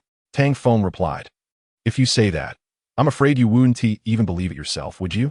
Tang Feng didn't mean to expose him, but after learning about the safety of Asano Yuzu, he felt relieved and asked, so where is he? The guard narrowed his eyes at Tang Feng, sensing that Tang Feng was a bit anxious. Was this Asano Kaori so important to him, or did he have other motives? Tang Feng immediately said, I'm just a little nervous, worried about Asano Yuzu's safety. The guard nodded. I can understand your feelings, but does that mean you don't trust what I say? Tang Feng explained, it's not that I don't trust you. Besides, if you want to recruit me, shouldn't you show some sincerity? The guard chuckled. That does seem to make some sense. With a swift motion, the guard drew his sword, cutting the tea table in half with a loud crash. They are spluttering, very pere. Zhao Sijuan and Rulin quickly retreated to the side. The guard strike was aimed at Tang Feng, but Tang Feng was quick enough to dodge the blade. Tang Feng leaped up and asked, how did you see through me? Which of my words had a flaw? The guard smiled and said there were no flaws. It was too perfect, which made it seem fake. Chapter 158. Miyamoto is a Shikigami. Hearing this, Tang Feng was stunned. No flaws. It did seem a bit deliberate. However, He never expected that his acting skills had reached such a level that the guard would rate them so highly. Unfortunately, it was precisely because he acted too perfectly that it seemed fake. He would need to improve on that next time. Now he understood. Tang Feng accepted this result with pleasure. At least he knew that Asano Yuzu was still safe, and all he had to do was defeat the guard. However, if it were someone else, they might not have been able to tell. The guard's words acknowledged Tang Feng's acting skills, making him smile involuntarily. Tang Feng said, "No matter how good the skill is, if it can't fool you, it's useless." The guard didn't care and said directly, "No one in this world can deceive me. You're no exception. Now, let us stop the idle chatter." The guard stood up, wielding his samurai sword. "These two swords of mine are not simple. Both are famous swords of Miyamoto, the Biki Country Unkun and Izumi no Kami Fujiwara no Kyotada. If you fight me like this, I will show you what it means to cut iron like mud." Tang Feng shrugged. The swords are good swords, but with such a long history, they might have become brittle. Besides, this is Douluo continent. The guard scoffed. "You don't need to remind me. These swords are not ordinary swords. You can consider them my martial soul." Tang Feng asked curiously, "Oh, so they are not your martial soul?" The guard replied, "Not just martial souls, but even greater than martial souls." As soon as the guard finished speaking, he lunged at Tang Feng. He looks quite impressive. While Tang Feng was chatting, he activated the enhancement of the Tihua Ji Tian Shio, eager to see the power of the Biki Country Unkun and Izumi no Kami Fujiwara no Kyotada. When the fire flashed, he thought there would be no problem, but suddenly he injured himself. Tang Feng looked at his injured arm and decisively retreated, distancing himself from the guard's attacks, or else he would lose an arm. Tang Feng's retreat prompted the guard to pursue him relentlessly. He certainly wouldn't let such a great opportunity slip by, nor did he plan to let Tang Feng go. With a swoosh, the guard's blade came down, and Tang Feng hurriedly dodged. The rapid slashes of the dual blades forced him to concentrate, as only that way could he evade all of the guard's strikes. Tang Feng seemed a bit passive. Although the battle hadn't started long, the initiative was already in the guard's hands, making it difficult for him to counterattack. The guard's blades were fast, and with his dual swords, he unleashed Miyamoto's technique, Nin Ichiri. Nin Ichiri? Tang Feng didn't understand sword techniques, let alone the moves of Nin Ichiri, but he knew the name of Miyamoto's famous dual swords, which are the names of the guard's dual swords and the name of Miyamoto's sword technique. Watching the guard's moves, Tang Feng couldn't help but think along those lines and blurted out, "That's right, it's Nin Ichiri." The guard did not deny it, and his moves became increasingly fierce, forcing Tang Feng to retreat until he was soon at the edge of the wall. No way to retreat? Tang Feng muttered to himself, knowing it wasn't that simple. With the guard's pursuit following closely behind, even if there was no way out, he had to roll away. With a swift motion, the guard slashed horizontally, as if he had heard Tang Feng's thoughts, perfectly coordinating with Tang Feng's performance. Tang Feng had no choice but to cooperate. He certainly didn't want his head chopped off by the guard. Of course, that possibility still existed. If his head were to be severed, it wouldn't be funny at all. Such jokes were better left untold. As Tang Feng rolled to avoid the attack and was about to escape, a figure appeared. It was Zhao Sijuan, who had been watching from the side. She could no longer resist intervening. It was only natural for Zhao Sijuan to join. Just now, Tang Feng had nearly lost his head, and if that happened, she would also have been in trouble. "Hey, are you joining the fight too?" The guard smiled at Zhao Sijuan, showing no intention of attacking immediately, which relieved Tang Feng, allowing him to regain his composure. "Yes," Zhao Sijuan simply replied. She didn't want to join in, but she had no choice. After all, who told her to have a master like Tang Feng? However, even without Tang Feng's involvement, she would still join the battle. She disliked the guard's way of doing things, hurting so many people and being so cruel. As a Shikigami, she shouldn't interfere too much. But since she had her own thoughts, it was worth her serious attention. "Show your weapon," the guard said, his words somewhat perplexing to both Tang Feng and Zhao Sijuan. Zhao Sijuan, unarmed, faced the guard. "I don't have a weapon." The guard smiled and said, "Impossible. A perfectly formed Shikigami cannot possibly be without a weapon. Look at my dual swords." Tang Feng blurted out, "You're also a Shikigami?" Zhao Sijuan looked at the guard, her face full of confusion. The guard replied, "That's right, I'm also a Shikigami, a perfectly formed Shikigami. My appearance is modeled after Miyamoto Musashi, and my dual swords are innate bloodline weapons. Biki Country Unkun and Izumi no Kami Fujiwara no Kyotada." Tang Feng stared at the guard. "Impossible. How could a Shikigami like you accomplish all this?" The guard looked at Tang Feng and said, "Some things you won't understand. Once we gain self-awareness, The ultimate form we evolve into is not something you can comprehend. Tang Feng admitted he indeed couldn't understand. The guard continued, "We Shikigami are the most qualified race to rule Douluo continent. You do not deserve it. Only we Shikigami are the true gods." Tang Feng frowned. "So, you summoned the Yamada no Orochi. It's not that simple, is it? You have other motives, right?" The gatekeeper of Miyamoto nodded. "Only by integrating the bloodline of the Yamada no Orochi can we break free from your human control and become our true masters." Tang Feng asked again, "So, your main purpose for doing this is not for the great samurai nation, but for yourself, right?" This time, the gatekeeper of Miyamoto shook his head and said, "I'm the true samurai. What are they? They have no spirit of Bushido at all. Just a group of cowardly guys. I want to rebuild the great samurai nation and revive the true spirit of the samurai." Tang Feng exhaled a breath of frustration. "Although I don't know what you're thinking, I know your idea is wrong." The gatekeeper of Miyamoto smiled. "So what?" Tang Feng replied with a smile. "So, I will stop you." The gatekeeper of Miyamoto laughed again. "Then you could try." Chapter 159, Inheritance of the Ice and Fire Dragon King. Try? How can you say it's just a try? How can it possibly be just a try? Tang Feng smiled. He felt underestimated by the gatekeeper of Miyamoto. Stopping the descent of Yamada no Orochi was a given, something that must be done. The fact that the gatekeeper thought it was impossible and that it required a try was quite infuriating. Tang Feng confidently believed that as long as he wanted, there was no possibility of not stopping the gatekeeper of Miyamoto. He would definitely stop him. Being referred to as a try by the gatekeeper naturally made him unhappy. A try is a try. You better not regret it. Tang Feng's words came out in a frustrated tone, which amused the gatekeeper of Miyamoto. "What's wrong? Not pretending anymore?" Tang Feng spat. "What is there to pretend? There's nothing more to say to you." After saying this, Tang Feng turned to Zhao Sijuan and said, "Xiao Jun, take action and deal with him." Zhao Sijuan smiled. "It should have been like this long ago." Tang Feng was taken aback. Indeed, it should have been like this long ago. There was no need to say so much to the gatekeeper of Miyamoto. If the other party wouldn't listen, saying more was useless. The reason the gatekeeper of Miyamoto spoke to Tang Feng was purely to recruit him. After learning from him that Asaka Koji's brother, Asaka Yoshinobu, was fine, Tang Feng felt it was a gain. If the gatekeeper of Miyamoto hadn't caught on, Tang Feng planned to continue probing for information. But who knew this guy was too clever and left no opportunity for Tang Feng. Tang Feng wasn't very good at deceiving people, perhaps due to his straightforward nature. He was seen through by the gatekeeper of Miyamoto.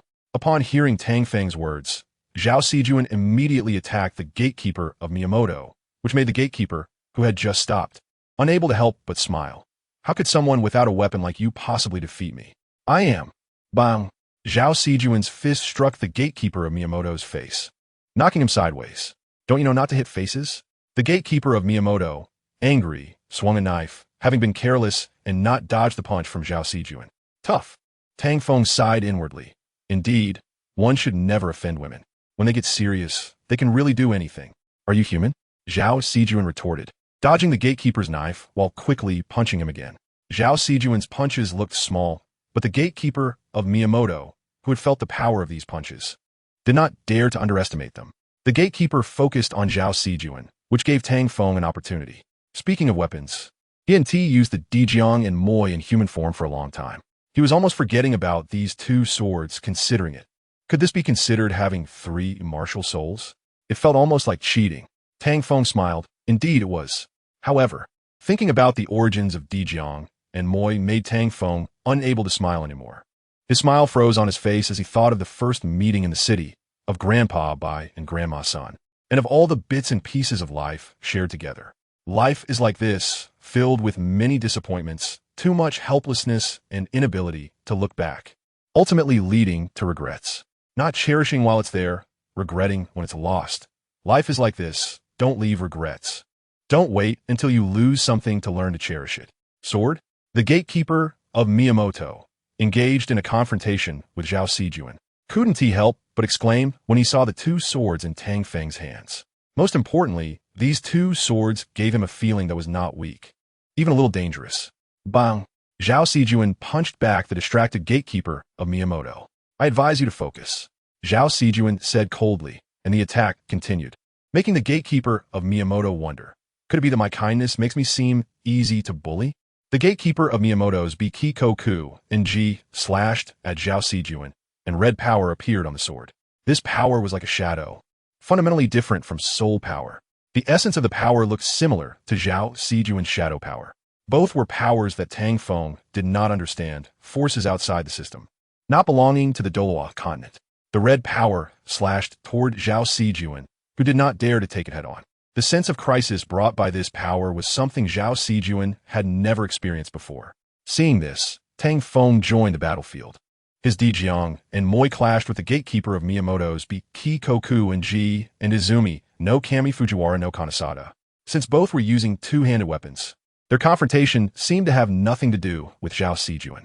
However, Zhao Sijuan did not think so. She rejoined the fight, seizing every opportunity to sneak attack the gatekeeper of Miyamoto, causing him to frown slightly.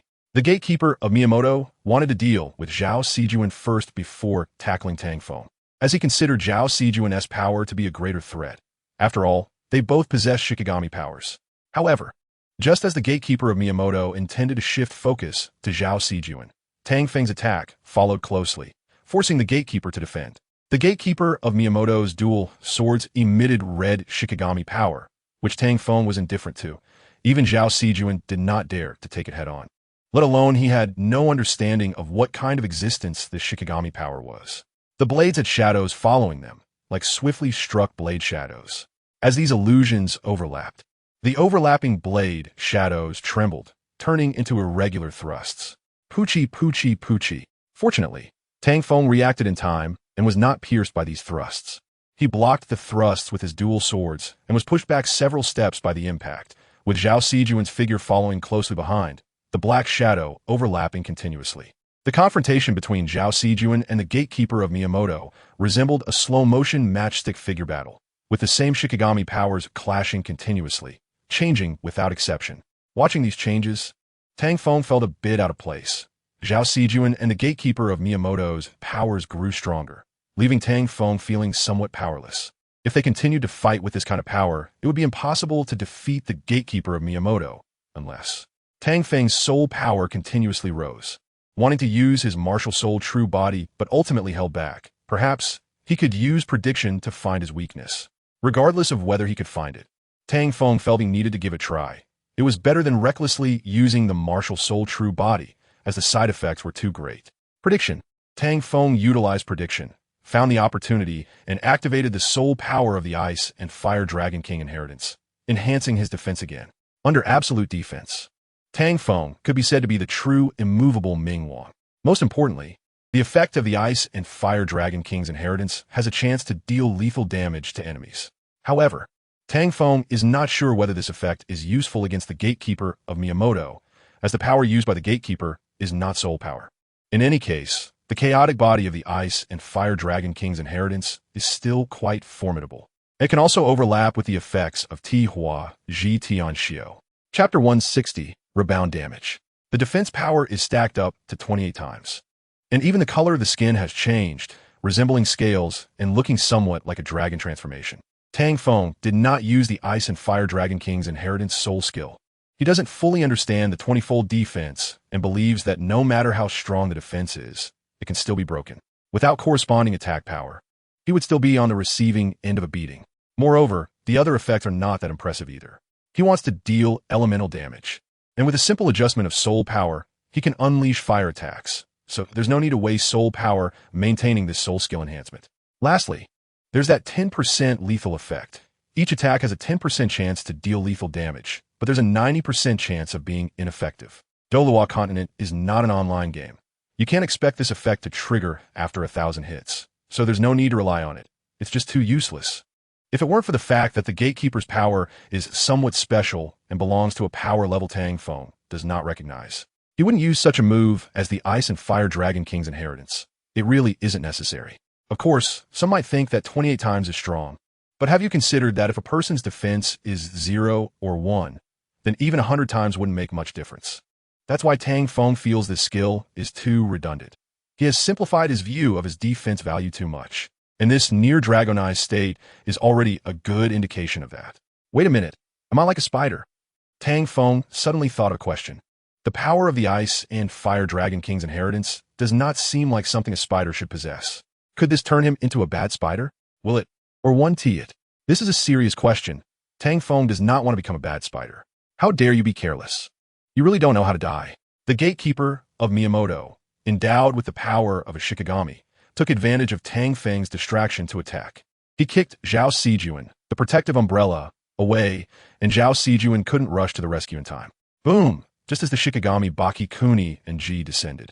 Two red and blue light shadows appeared around Tang Feng, blocking Baki Kuni and Ji. How is this possible? The gatekeeper of Miyamoto exclaimed. He did not believe that Baki Kuni and Ji could not strike down, as it was empowered by Shikigami powers. After the initial shock, the gatekeeper quickly reacted. The Shikigami power on Baki Kuni and Ji erupted, and chaotic thrusts appeared, aiming to turn Tang Feng into a porcupine. Tang Feng instinctively raised his hands to shield his face. He knew this action was futile, but he had no way to deal with the sudden change. Originally, Tang Feng did not think he could block Baki Kuni and Ji, as the Shikigami power seemed too overpowered. He didn't believe he had the ability to withstand it. However, to Tang Feng's astonishment, he actually blocked Baki Kuni and Ji. Just as he was about to breathe a sigh of relief, another unexpected change occurred, and he truly felt powerless against these thrusts. As the thrusts came, Tang Feng braced himself to become a porcupine. He was aware that if his head were pierced, he would be done for. Whoosh, whoosh, whoosh. The sudden change was so unexpected.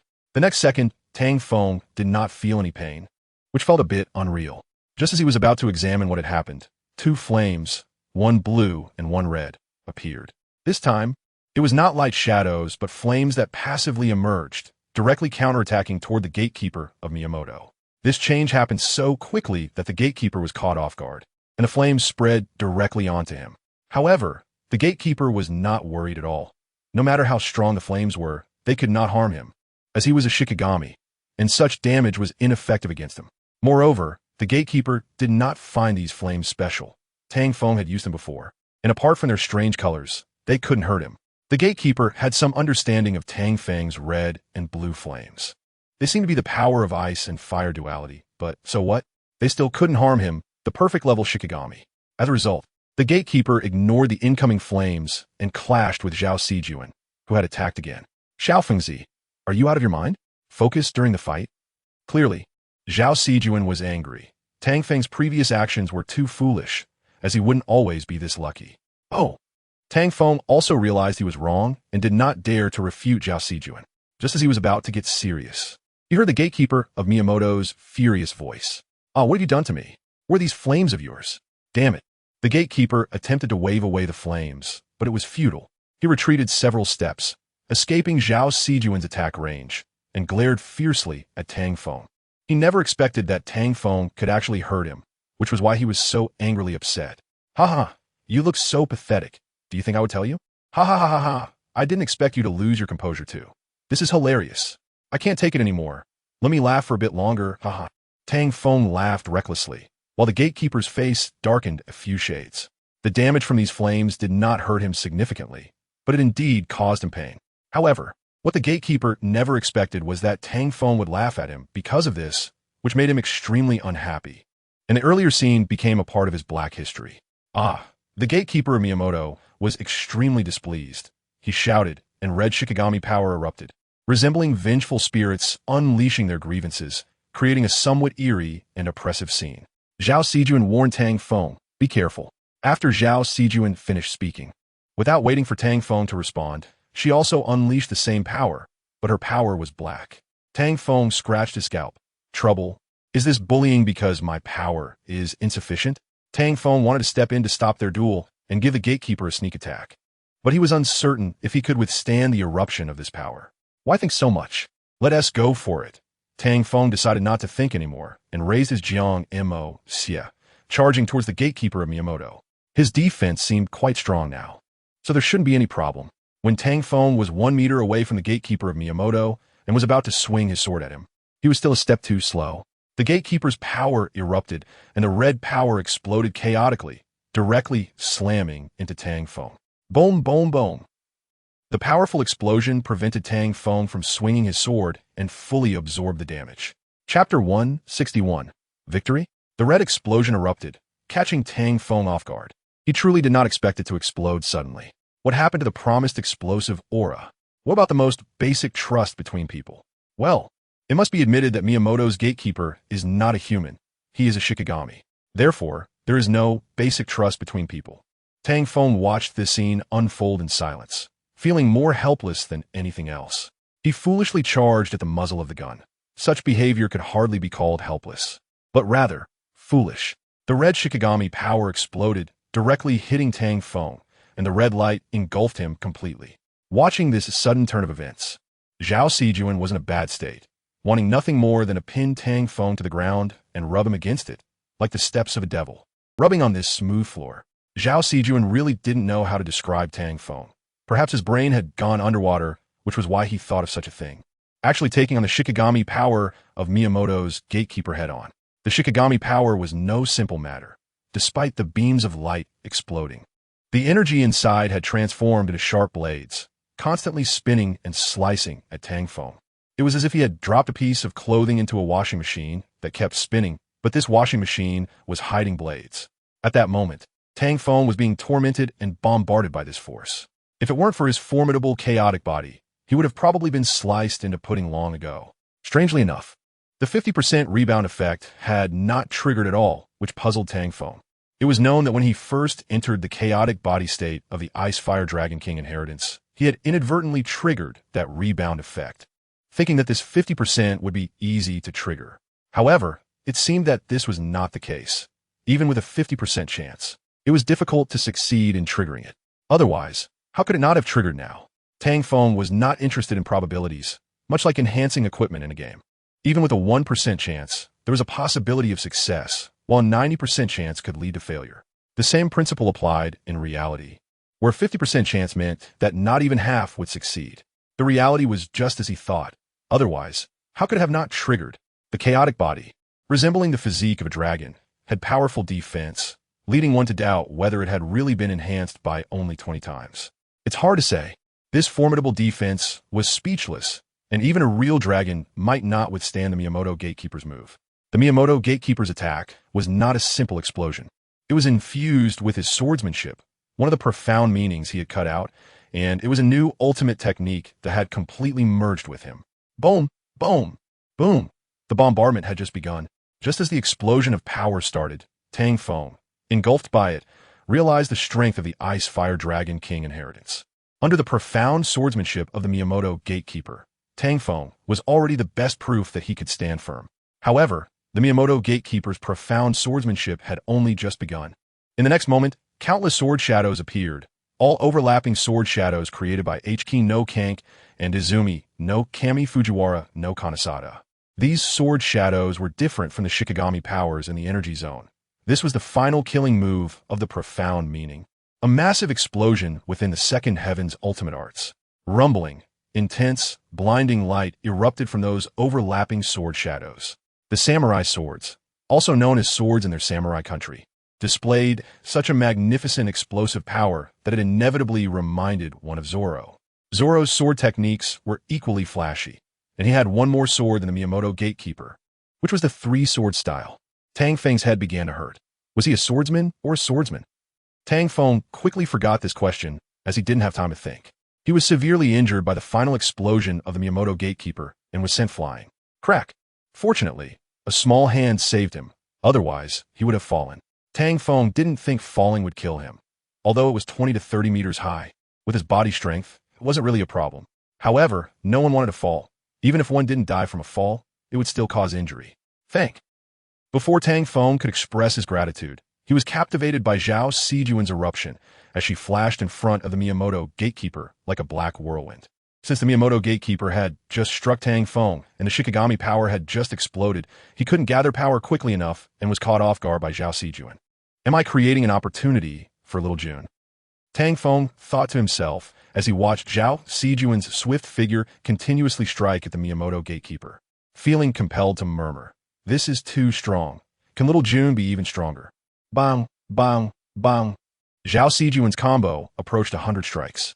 Her movements swift and graceful, leaving the Miyamoto Gatekeeper with no chance to fight back, only to be on the receiving end, igniting Tang Feng's spirit. As she neared 100 strikes, Zhao Sijuan's Black Shadow followed up with another round of attacks on the Miyamoto gatekeeper, repeating the nearly 100 hits. This is what they call mocking you 1,000 times. Tang Feng silenti gom lai. To be honest, if it were to end like this, it would be fine. Zhao Sijuan's moves reminded him of the Miyamoto gatekeeper's massive explosion, and he felt that there should be one last explosion. Boom, boom, boom. Sure enough, Zhao Sijuan did not disappoint Tang Feng. The final massive explosion began, and the Miyamoto gatekeeper's body wobbled as he was bombarded, being propelled upward, as if someone were firing him with a rocket launcher. Meow, don't be too powerful. Tang Feng watched Zhao Sijuan's eruption, feeling nervous for the Miyamoto gatekeeper. Even if he didn't die, he would be severely injured. Tang Feng stood up and said, "No, I can't just watch. I need to go in for the finishing blow." Ru Lin pulled Tang Feng and said, "Brother Feng, don't go and seek death. If you don't seek it, you won't die." Tang Feng turned around and looked at Ru Lin seriously. "How can this be called seeking death? I'm being a hero. No, I'm doing what a hero should do. Let go of me. I still have an important mission to save the world to complete." Ru Lin was left speechless but still let go. Perhaps Tang Feng was right. This world needed a hero like him. Without hesitation, Tang Feng activated his prediction. Seeing the landing point of the Miyamoto gatekeeper, he intended to completely resolve the Miyamoto gatekeeper so that he couldn't summon the Yamada no Orochi, and everything would come to an end. Just as Tang Feng thought, he saw the landing point of the Miyamoto gatekeeper. He had not died, but was severely injured. However, that didn't matter. Tang Feng would help the Miyamoto gatekeeper find relief, resolving the severely injured Miyamoto gatekeeper, ensuring that he couldn't summon the Yamada no Orochi, thus ending everything. Chapter 162. How far is forever? Is it over? In the Wuo Pavilion, the greasy uncle's chess game was suspended in mid-air, seemingly concluded. It seemed that you're not the destined one, Miyamoto gatekeeper. The greasy uncle put down his chess piece, looking regretfully at the game before shaking his head and turning to disappear from the Wuo Pavilion. Clearly, the greasy uncle and the Miyamoto gatekeeper were not on the same side, which also explained why he had informed Tang Feng of the Miyamoto gatekeeper's location. The reason for telling Tang Feng was to test both the Miyamoto gatekeeper and Tang Feng. Since the Miyamoto gatekeeper lost, there was naturally no need to assist him. With the departure of the greasy uncle, the failure of the gatekeeper of Miyamoto began, and it seemed that everything had come to an end. The Orochi would not descend. The arrival of Orochi meant that the Shikigami would break free from their master's control contract and gain true freedom, which was the objective of the gatekeeper of Miyamoto, to then create a world belonging to the Shikigami. However, now everything was over. After defeating the gatekeeper of Miyamoto, Tang Feng also breathed a sigh of relief. Orochi would not descend upon Douluo continent, and nothing unexpected would happen. Finally, it was safe. Next was to head to Sea God Island, which was Tang Feng's main goal. No, there was also Asuka Yoshinobu that needed to be found. Xiao Jun, Xiao Lin, let's split up next. Find someone called Asuka Yoshinobu, and then meet up in front of the castle. After a simple arrangement, they separated to act.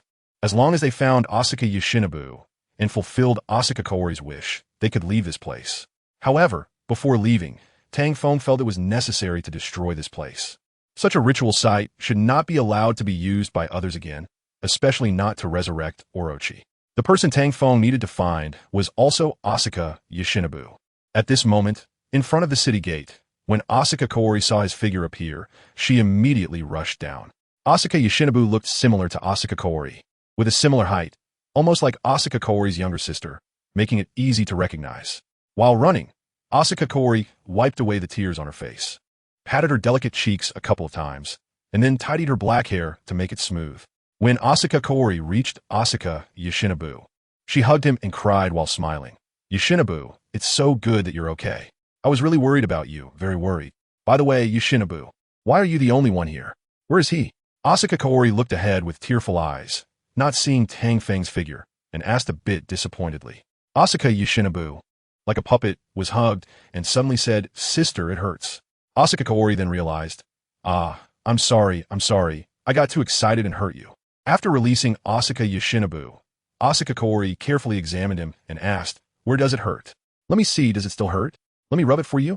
Asuka Yoshinobu forced a smile, and Asuka Kaori did not notice how strange his actions were, or perhaps it was just that concern was causing confusion. Asuka Yoshinobu said, "Sister, I'm fine." Asuka Kaori ruffled Asuka Yoshinobu's hair and smiled gently. That's good. Do you know how worried I was about you?" Asuka Yoshinobu nodded. "I know. I missed you too." Asuka Kaori smiled and said, I miss you too, Yoshinobu. I won't let you get hurt again, never again, forever. Asuka Yoshinobu said, Sister, let's not be apart anymore, okay? Asuka Kaori's heart skipped a beat, as if her heartbeat had stopped. Remembering the separation of more than half a year, her heart ached terribly, and tears flowed uncontrollably from her eyes. She even thought about ending it all, but had not considered how Asuka Yoshinobu would feel. She realized how selfish she was. If something happened to her, how would Asuka Yoshinobu live? With tears in her eyes, Asuka Kaori nodded. I promise you, Yoshinobu. I will never separate from you again. Never, ever. We will be together forever. Sister, really? Asuka Yoshinobu seemed to still not believe it. These words pierced Asuka Kaori's heart again, making her feel that she had let Asuka Yoshinobu down for the past 6 months. Asuka Kaori gently hugged Asuka Yoshinobu and, feeling heartbroken, promised, Really, I won't lie to you. We will be together forever. We will be together forever. Asuka Yoshinobu stretched out his hands, wanting to hug Asuka Kaori as well.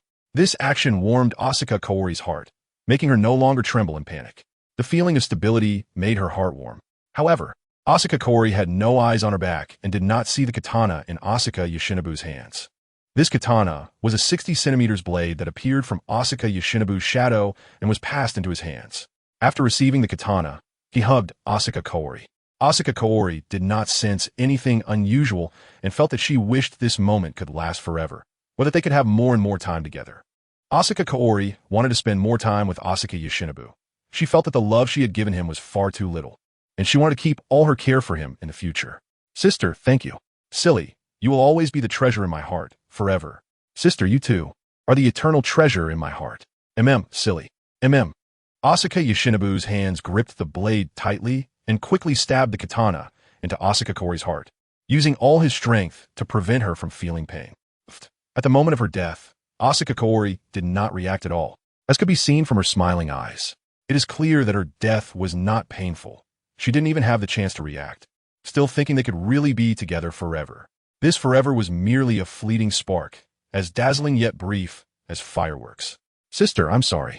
Tears shimmered in Asuka Yoshinobu's eyes, and crystal-clear tears flowed down.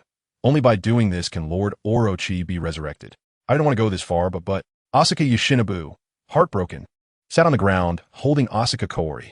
He thought he would not have feelings anymore, but he was wrong. His heart hurt so much that he couldn't breathe.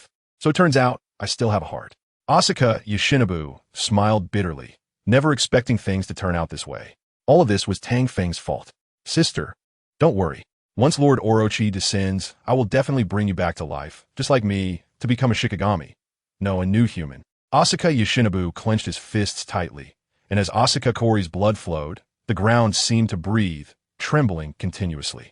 Chapter 163. The Descent of Orochi. The ground of Samurai City trembled. Clink, clink. Chains rattled continuously, tightening. It was as if the chains were being pulled back, like reeling in a fishing line. As the chains tightened, those who were hanging were dragged down to the ground. Bang, bang, bang, bang, bang. The sound of things being dropped echoed continuously, covering the entire Samurai City. Every object that was hanging, without exception, was pulled down to the ground and into the red drainage channels. Gurgle, gurgle. After being pulled in, these channels made swallowing sounds. An earthquake? Tang Feng, who was searching for Asuka Yoshinobu, was startled by the tremors of the ground. The sudden earthquake, with aftershocks and strange noises, felt anything but normal. Abnormal phenomena kept occurring, with multiple places collapsing in the earthquake. Tang Feng gazed into the distance, thinking that trouble was about to happen, and felt he should hurry to find Asuka Yoshinobu. Hopefully, he was just overthinking. Tang Feng turned away from the window and continued searching throughout the castle. Finding someone was not an easy task, especially at this time.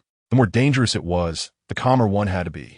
Tang Feng continued to look for Asuka Yoshinobu, believing that Zhao Sijuan and Rulin were also putting an effort to find him, and he couldn't let himself fall behind them. He stopped thinking about it and observing the changes outside, letting the sky fall. Nothing was more important than his promise to Asuka Kaori. Boom! The places collapsing were increasing, and this phenomenon was not a good sign.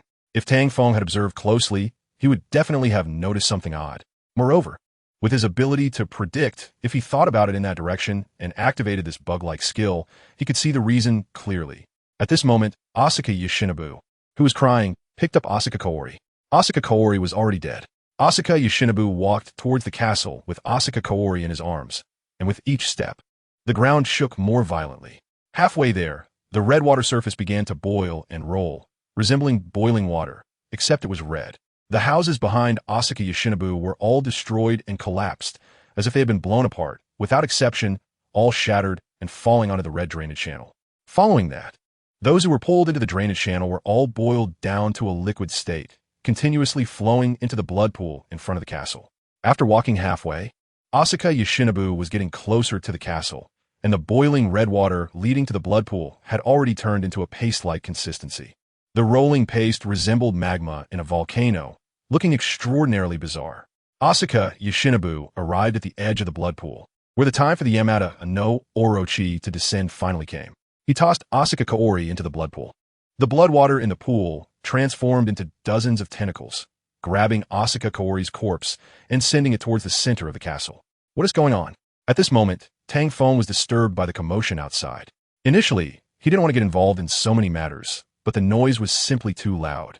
He had to look out the nearby window again and saw the scene of Asuka Yoshinobu throwing the body. Who is he? And why does he look so much like Asuka Kaori? Without hesitation, Tang Feng jumped down from the third floor and ran towards the castle entrance, wanting to know what was going on with Asuka Kaori. Who is that person? Could he be the Asuka Yoshinobu that Asuka Kaori was looking for? If it is Asuka Yoshinobu, why did he throw Asuka Kaori into the blood pool? Also, Asuka Kaori's eyes were closed, and there were bloodstains on her chest. What was going on? Is Asuka Kaori already dead? A series of questions appeared in Tang Feng's mind. He wanted to find out what was happening, so he had to ask that person. He ran towards the castle exterior and quickly reached the entrance, locking eyes with the person who threw Asuka Kaori. Who are you? Asuka Yoshinobu. Tang Feng shouted loudly, and Asuka Yoshinobu's answer made his heart tremble. Was it your sister, Asuka Kaori, you just threw in? Yes. Tang Feng was instantly speechless. A bad feeling surged in his heart. He glared at Asuka Yoshinobu angrily, and then jumped into the blood pool. Tang Feng didn't understand why Asuka Yoshinobu did this, why he threw Asuka Kaori into the blood pool. He also didn't know why Asuka Kaori didn't resist, or if she couldn't resist. To find out the answers to these questions, he had to hear them from Asuka Kaori or Asuka Yoshinobu. However, what was more important now was to pull Asuka Kaori out of the water and see her condition. Hopefully, it wasn't too late. Asuka Yoshinobu coldly watched, as if everything had nothing to do with him. His indifferent eyes, dried tears, showed no trace of remorse. Asuka Yoshinobu's gaze was exceptionally cold. The boy who had cried for Asuka Kaori seemed to have never existed. After all, the real culprit was Asuka Yoshinobu. Tang Feng quickly swam around, but couldn't find Asuka Kaori. She was clearly nearby, right here. No. Tang Feng couldn't understand why she wasn't here. It was clearly the spot. Splash. Tang Feng dove to the bottom of the water. It wasn't deep, yet he couldn't find her anywhere. Asuka Kaori, where are you? Tang Feng surfaced. The blood pool was no longer water. It was still boiling hot. If it were an ordinary person, they would have turned to paste by now. Could it be? Tang Feng looked at the boiling water surface and swam forcefully towards Asuka Yoshinobu, his face turning the color of liver. He never expected Asuka Kaori would have such a brother. Did you kill your sister? Tang Feng emerged from the water, grabbing Asuka Yoshinobu by the collar, glaring at him in fury. Before Asuka Yoshinobu could respond, Tang Feng demanded, "What did you do to your sister? What happened to the wound on her chest? Where did you throw her? Tell me. Speak up." Asuka Yoshinobu brushed off Tang Feng's hand, responding coldly. "Don't you already know? I killed her." Tang Feng was struck like a bolt from the blue. This was the most absurd thing he had ever heard. He grabbed Asuka Yoshinobu's shoulders. "Tell me this isn't true." Asuka Yoshinobu smirked coldly. "If you hadn't meddled, my sister wouldn't have to die. But don't worry. After Lord Yamada descends, she will be revived and will be with me forever." Tang Feng nearly roared. "What did you say?" Asuka Yoshinobu smiled without answering, pointing towards the blood pool. Tang Feng turned to look, and a massive whirlpool appeared in the blood pool, as if some creature was feeding off it. Chapter 164. The Descent of Yamada no Orochi. Tang Feng couldn't imagine that Asuka Yoshinobu would carry out the ritual for Yamada no Orochi. Didn't he realize how serious the consequences of this would be? Didn't he know? When Tang Feng thought of Asuka Kaori, his heart twisted in pain. What a wonderful girl she was, yet Tang Feng wanted to scold Asuka Yoshinobu, wanted to slap him hard, wanted to... Tang Feng's thoughts were chaotic, but in the end, he became indifferent. He didn't know what right he had to teach Asuka Yoshinobu a lesson, nor did he know if he should. It seemed that now was not the time to discuss right or wrong. If Yamada no Orochi truly descended, it would be a big problem. The ritual sacrifice for Yamada no Orochi. Suddenly a flash of inspiration struck Tang Feng, and he asked Asuka Yoshinobu directly, "Did you use your sister as a sacrifice?" Faced with Tang Feng's exhausted and hoarse question, Asuka Yoshinobu did not lie, replying, "That's right." Asuka Yoshinobu's words pierced Tang Feng's heart like an arrow. They were too hurtful. Even a lie would have been better. Tang Feng, already burning with anger, could no longer contain his rage after hearing this answer. His anger drove him to swing his fist at Asuka Yoshinobu. However, at this moment, a tremendous wave surged behind Tang Feng, followed by a tremor that shook the earth, making the ground undulate like a worm. Boom, boom, boom, boom, boom. Tang Feng couldn't care less about venting his anger on Asuka Yoshinobu. He needed to find a way to face the Yamada no Orochi and figure out how to slay this terrifying monster. Otherwise, this fearsome creature, Yamada no Orochi, would become the force that leads to the destruction of the Douluo continent. It was impossible to know whether Yamada no Orochi possessed divine power or what level of strength it had reached. At this moment, the scene of shaking earth and collapsing mountains was unfolding continuously, and the entire warrior city had become a victim. Perhaps warrior city never really existed. What existed was merely the ritual site of Yamada no Orochi. And at this moment, Yamada no Orochi was about to descend upon the Douluo continent from this ritual site. The gatekeeper of Miyamoto City had said that by merging with the bloodline of Yamada no Orochi, one could break through the contract with the Yin-Yang Soul Master and obtain true freedom, becoming a new race and the sovereign king of the Douluo continent. Therefore, when facing Yamada no Orochi, Tang Feng dared not slacken in the slightest. He even tried his utmost to prevent Yamada no Orochi from descending. However, unexpectedly, Yamada no Orochi still descended through the ritual, and it was only after sacrificing a kind-hearted young girl that it gained the opportunity to arrive. Boom, boom, boom, boom. The scene continued to collapse as the 8 heads of Yamada no Orochi appeared, stretching out, while the people in Warrior City, who had not been sacrificed, began to fall to the ground, with one exception. Asuka Yoshinobu. Tang Feng wanted to say something, but he could only call out a name and did not have time to say anything else. He watched helplessly as Asuka Yoshinobu stood on one of the snake heads. Yamada no Orochi had descended, and because of the sacrifice of Kaori Asuka, it had come to the Douluo continent, leaving Tang Feng feeling particularly distressed. Yet he could only feel powerless. There were many thoughts, perhaps too many to count, and none could be realized, ultimately turning into regrets. Regrets, perhaps. As Tang Feng fell, he noticed Asuka Yoshinobu on one of Yamada no Orochi's heads, and maybe this truly was a regret. It was useless to dig deeper now. Kaori Asuka was dead and could not be brought back to life. What significance was there in pursuing further? In truth, Tang Feng understood very well in his heart, but he still wanted to know the truth and the answer. Clearly, not asking and ignoring it would have been the best answer. Yet he still wanted to see if there was any inside story. Boom! Tang Feng landed on the ground and ran back to avoid being hit by falling debris. The falling objects included not only buildings, but also many people. Among these people, some unfortunate ones fell into the mouths of the snakeheads, becoming food for Yamada no Orochi, with a tragically sad ending. Originally, there weren't many people in the warrior kingdom, and now there were even fewer. As Tang Feng walked and dodged, he saw a familiar figure falling, less than 20 meters ahead of him, still a distance from the ground. Tang Feng exerted himself and ran towards that figure, leaping to catch them, landing gracefully afterward. Brother Feng?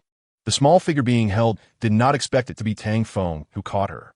Xiaolin, now is not the time to talk. Let's get away first. Indeed, this familiar figure was Ru Lin. Tang Feng had no time to put Ru Lin down and continued running forward while holding her. Yamada no Orochi has indeed descended. Ru Lin stared blankly at Yamada no Orochi and muttered that she seemed to not want to see its descent. Yes, it has just descended. Once we reach a safe place, you can walk on your own. I still need to arrange things. Arrange things? Yes, we can't leave it alone. If Yamada no Orochi gets out, it will be a catastrophic monster for the Douluo continent. It must be slain. Brother Feng, do you have a plan? Not really. Tang Feng shook his head and said, even if I don't, I can't just watch. It shouldn't be here. Ru Lin felt a bit speechless. What should or shouldn't be is irrelevant. There are things that must be done and things that are unnecessary.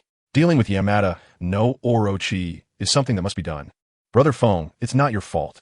Do you really need to take responsibility? It's not about right or wrong. If possible, I wouldn't want to interfere. All right, this should be far enough. You should retreat. Brother Feng, are we going together? I can't agree to that. Tang Feng shook his head, waved his hand to Rulin, and said, go, don't look back. But Tang Feng turned around, waved his hand, and said, just go. Staying behind won't help. I don't have time to take care of you. Rulin wanted to step forward, but hesitated in midair, glanced at Tang Feng's back, and finally turned away with gritted teeth. Goodbye. Tang Feng murmured softly, looking at the legendary Yamada no Orochi, which looked just like the mythological monster it was. Yamada no Orochi. Roar. The roar of the beast echoed, and the terrifying power of Yamada no Orochi erupted. Boom! Tang Feng saw a figure attacking Yamada no Orochi. Upon closer inspection, he recognized it as his familiar Shikigami, Zhao Sijuan. Li. Tang Feng rushed towards the gigantic creature. Regardless of whether it was Yamada no Orochi or Kyuketsuki, he wanted to see Zhao Sijuan first. If possible, he naturally wanted to eliminate Yamada no Orochi. Even if he couldn't destroy it, he needed to weaken its soul power. Martial soul, true body. With his current strength, it was impossible for Tang Feng to defeat Yamada no Orochi. Only by using his martial soul true body did he have a chance to fight. Tang Feng's human-faced sword emperor appeared, and then he activated his dual buff skills, significantly enhancing his defense. Chapter 165. The powerful Yamada no Orochi. Yamata no Orochi. Its body was as large as 8 mountains, with 8 massive heads and 16 eyes as red as gooseberries. Its back was covered in moss and trees, while its belly was rotting and bleeding, and above its head floated 8-colored dark clouds. Zhao Sijuan, fighting against Yamada no Orochi, had transformed into a 3-meter giant due to the overlay of shadows. However, in front of Yamada no Orochi, this giant was no different from an ant. It was more of a one-sided assault from Zhao Sijuan, as Yamada no Orochi completely ignored him. This battle could be described in 3 words: unable to move. On the other hand, Asuka Yoshinobu, who had merged with Yamada no Orochi through the ritual, stood on the central snake head, positioned at the bridge of the serpent's nose. Asuka Yoshinobu was forming hand seals with both hands, completing a spirit summoning seal. Author's note: I don't even know what hand seal it is. With one hand pressing on Yamada no Orochi's nose. Buzz! A brilliant red light burst forth, and once the red light faded, Asuka Yoshinobu had merged with Yamada no Orochi, with her lower body already integrated into the serpent's nose. Her originally black pupils had turned deep red, her hair had become deep red, and her skin was inscribed with ancient-looking symbols, emanating a powerful wave of energy. Ha ha! The mad laughter of Asuka Yoshinobu echoed. Now that she had fused with Yamada no Orochi, she was filled with power and could even touch the barrier of divine power, just one step away from divinity. For more than half a year, almost a year, Asuka Yoshinosuke has reached the pinnacle of existence on Douluo continent, unmatched by anyone. Unless you possess divine power, don't even think about defeating the current Asuka Yoshinosuke. Ants. Asuka Yoshinosuke noticed the little ant Zhao Sijuan and swung one of his 8 tails towards her. Bang! Zhao Sijuan was sent flying. Tang Feng watched this unfold, and without thinking, caught Zhao Sijuan.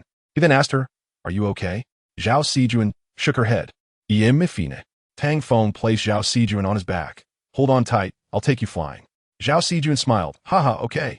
Tang Feng's 8 spider spears moved swiftly, while the 2 heads of the 8-headed serpent continuously spat fireballs and earth spikes, like a machine gun firing. Clearly, Asuka Yoshinosuke had gained control over the 8-headed serpent, and it was his consciousness that was launching the attacks. Tang Feng thought this, but soon felt something was off. If that were the case, the consciousness of the 8-headed serpent would be too weak, right? With 8 heads, there must be a leader among them. Could it be that the head occupied by Asuka Yoshinosuke was the strongest? In other words, the red glowing head where Asuka Yoshinosuke resided was the most powerful?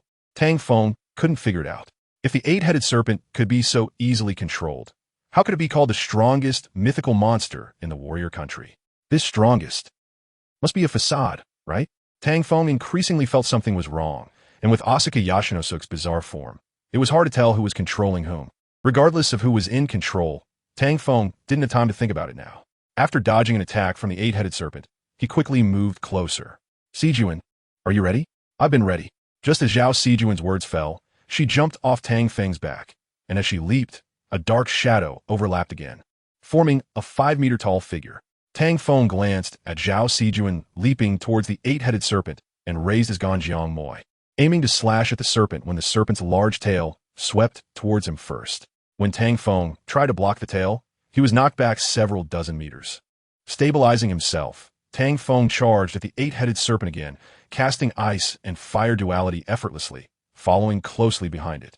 With a slap, the ice and fire duality was dispersed by the 8-headed serpent. Whoosh, whoosh, whoosh. Spikes suddenly erupted from the ground, and Tang Feng swung his sword to cut them down, changing direction. The other 2 heads of the 8-headed serpent extended out, opening their mouths to unleash toxic mist and a hurricane. Boom! The toxic mist and hurricane hit simultaneously, catching Tang Feng off guard as he was sent flying once more. Damn it! Tang Feng was furious. He couldn't even get close to the 8-headed serpent. How could he not be angry? While Tang Feng was angry, Zhao Sijuan's swift figure was attacking the 8-headed serpent, which made Tang Feng realize, it turned out my speed was too slow. If I were a bit faster, I could do it too. Tang Feng moved again, this time without distraction, fully concentrating on observing the 8-headed serpent while his body instinctively took action. He completely forgot his own situation, swiftly dodging the attacks of the 8-headed serpent, and time and again, he finally got close to the front of the 8-headed serpent. Spider web domain. After getting close to the 8-headed serpent, Tang Feng opened a spider web, attempting to trap the 8-headed serpent for 2 to 3 seconds. The idea was rich, but reality was stark. He didn't even achieve a second of binding effect. The body of the 8-headed serpent was like 8 towering mountains, and trying to bind it with a single web was clearly an irrational act. This slap in the face was too quick. However, Tang Feng then gathered his soul power and unleashed ice and fire duality at the 8-headed serpent, delivering a close-range strike. Roaring flames ignited, and Tang Feng instantly transformed into a matchstick figure of red and blue. The red and blue flames swirled around Ganjiang Moi, and he slashed down at the 8-headed serpent. With a boom, flames erupted, igniting on the body of the 8-headed serpent. The scorching heat spread continuously, and the 8-headed serpent was surrounded by fierce flames. With Tang Feng's efforts, he finally broke through the 8-headed serpent's defenses. With several strikes, the intense heat was unbearable, and a wave of meat aroma wafted through. However, the area of the 8-headed serpent was astonishingly vast, and it wouldn't just stand there for him to slash. It was still quite difficult for Tang Feng to sever the 8-headed serpent's body. With each sword strike, what appeared to be huge wounds were actually just small gaps, causing no real pain to the 8-headed serpent. Zhao Sijuan also dealt tons of damage to the 8-headed serpent, but to the serpent, these tons of damage were merely small gaps. Yes, just 2 small gaps, which could not inflict fatal wounds on the 8-headed serpent. The 8-headed serpent did not move, seemingly watching the monkeys perform. Where exactly did it go wrong? Tang Feng narrowed his eyes and looked at the 8-headed serpent, realizing that it seemed quite difficult to deal with, and the 8-headed serpent did not look easy to handle. At this moment, Tang Feng saw the eyes of Asuka Yashinosuk. He noticed the mocking gaze in the red eyes. Yes, those mocking eyes were ridiculing him. Tang Feng, what exactly is he plotting? Chapter 166. The powerful 8-headed serpent. What exactly is the 8-headed serpent plotting? What thoughts does Asuka Yashinosuk have? Why does he not fight back and allows Tang Feng and Zhao Sijuan to injure his body? This is a bit illogical. Just as he thought this audacious behavior happened in just a few breaths. The mysterious actions of Asuka Yashinosuk made Tang Feng unable to help but frown. It goes without saying that this sense of mockery is quite headache-inducing. Not understanding Asuka Yashinosuk's thoughts is the most troublesome part. Boom, boom, boom. What Tang Feng could do was to strike the 8-headed serpent with devastating blows, while Asuka Yashinosuk seemed to have some unknown plan. Ideally, he would directly kill it. Tang Feng understood well that this was an impossible task, but even knowing and understanding that it was impossible, he couldn't give up. If he didn't try, no one would know the final outcome. Understanding in his heart was not an excuse for not trying, even if this effort might not lead to success. At least we all tried. If we don't try at all, then we definitely want to succeed. Boom, boom.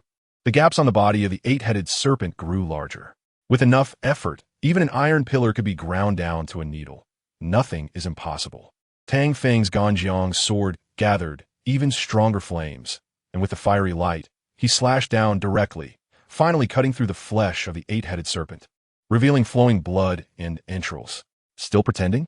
Tang Feng looked up at Asuka Yoshinosuke, and he saw that the latter remained indifferent, only mocking him with a smile, as if saying, "Go on, hit harder, is that all? Is that all? Hurry up and slash harder. Haven't you eaten? Use your strength, do you understand?" Tang Feng's face showed no color. He found Asuka Yoshinobu extremely infuriating. He decided to make Asuka cry soon, wanting to see how long he could act so arrogantly. Ice and fire duality, explode. Tang Feng's ice and fire duality erupted completely, the flames rising 20 zhong high, the raging fire making it impossible to approach, like a hurricane tornado that could swallow everything. On the other hand, Zhao Sijuan's shadows also overlapped, a black shadow scythe appearing like the Grim Reaper's tool, slicing through the gap on the other side of the Yamada no Orochi. The power of this scythe was no less than Tang Feng's explosion. Both struck the Yamada no Orochi simultaneously, their powers surging into its body. Boom, boom, boom. Almost simultaneously, the powers of Tang Feng and Zhao Sijuan erupted, continuously bombarding the inside of the Yamada no Orochi, their strength pouring in like seawater. Explosions rang out incessantly, and the gap was nearing 100 meters, still expanding. It was evident that Tang Feng and Zhao Sijuan's destructive power was considerable, and the force bombing the wound was enough to make the Yamada no Orochi uncomfortable for a while.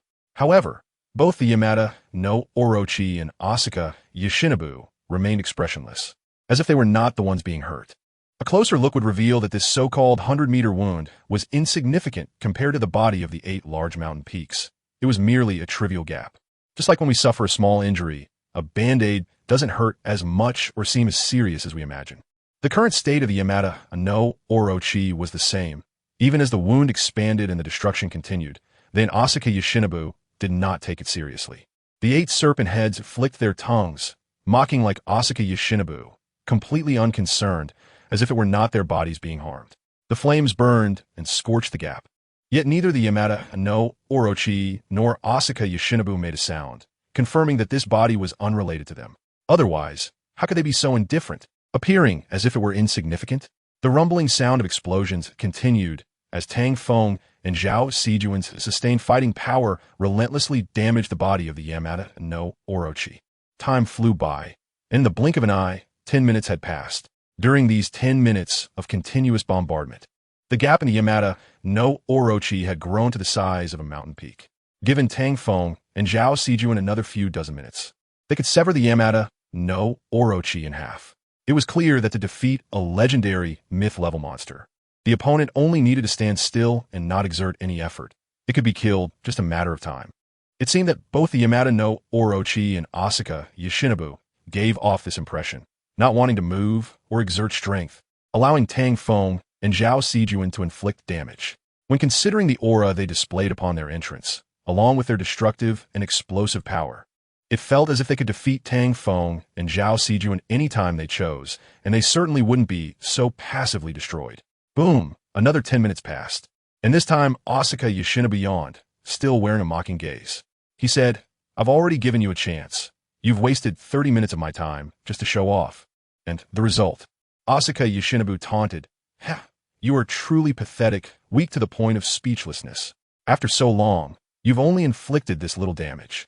Tang Feng and Zhao Sijuan paused, feeling that Asuka Yoshinobu's words were a bit arrogant, but he had the right to be. Tang Feng coldly said, "You talk as if you're so great. If you have the ability, don't move. Let me chop for another 30 minutes and see." Asuka Yoshinobu laughed heartily. "Haha, don't say 30 minutes.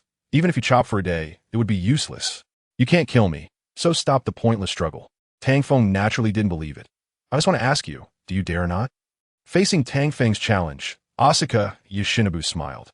Feeling that he had given Tang Feng face, a flush of red appeared on his face, which was unacceptable. Asuka Yoshinobu looked down on Tang Feng disdainfully, saying, "Who do you think you are?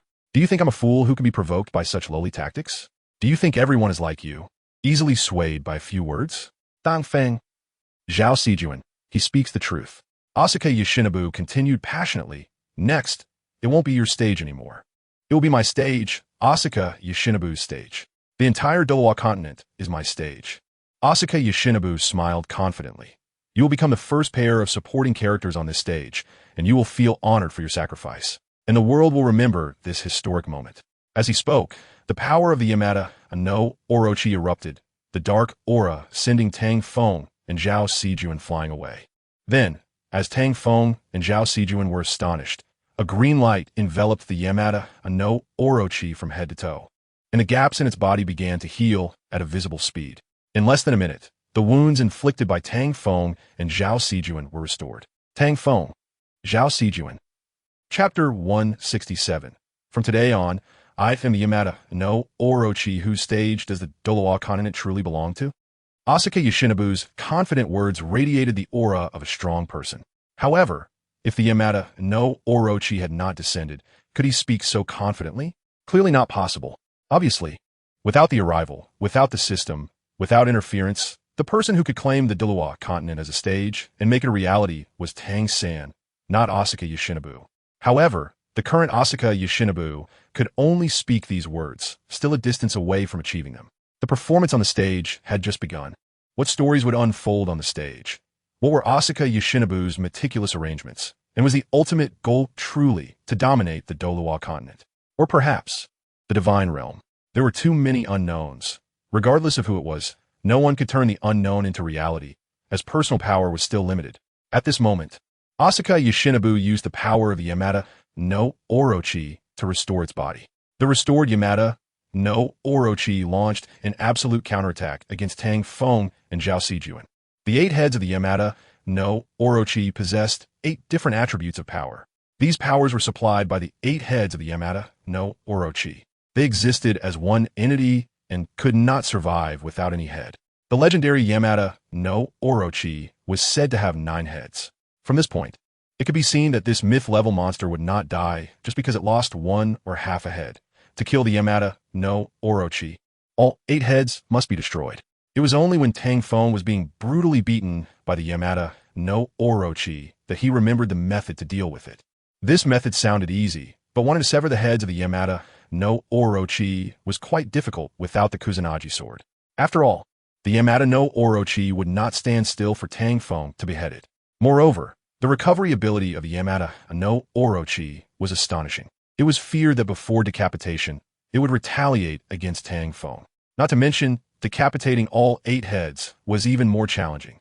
And the head that gave the Yamada no Orochi its powerful recovery ability was found.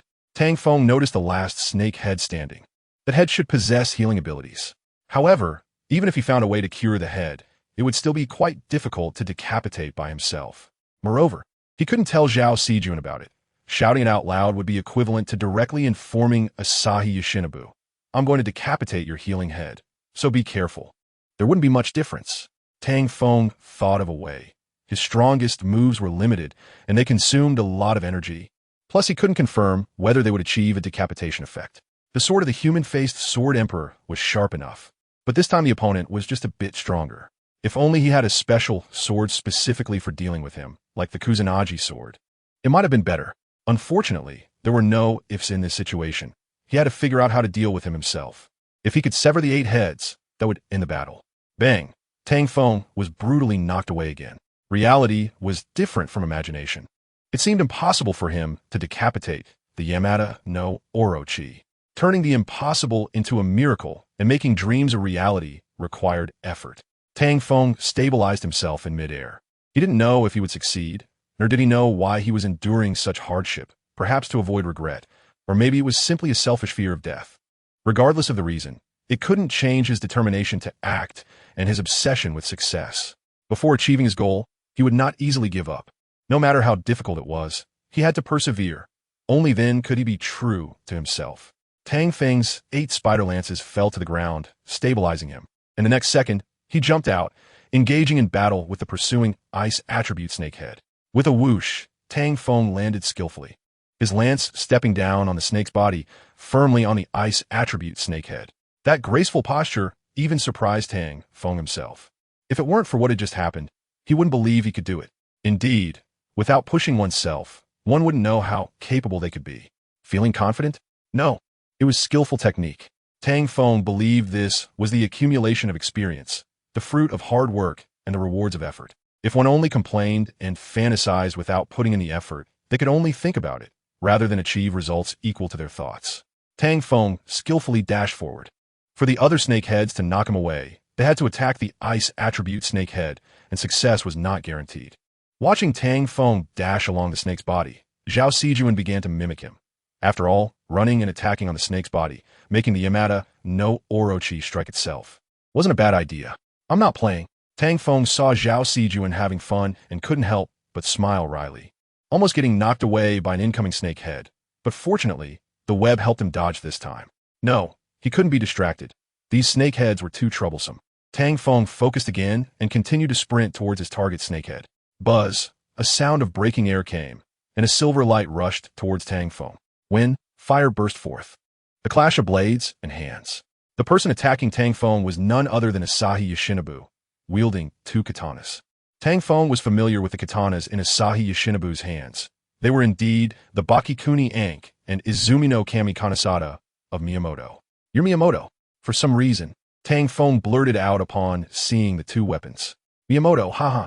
Asahi Yoshinobu raised his snake head slightly, missing the chance to kill Tang Feng, which was a bit of a pity.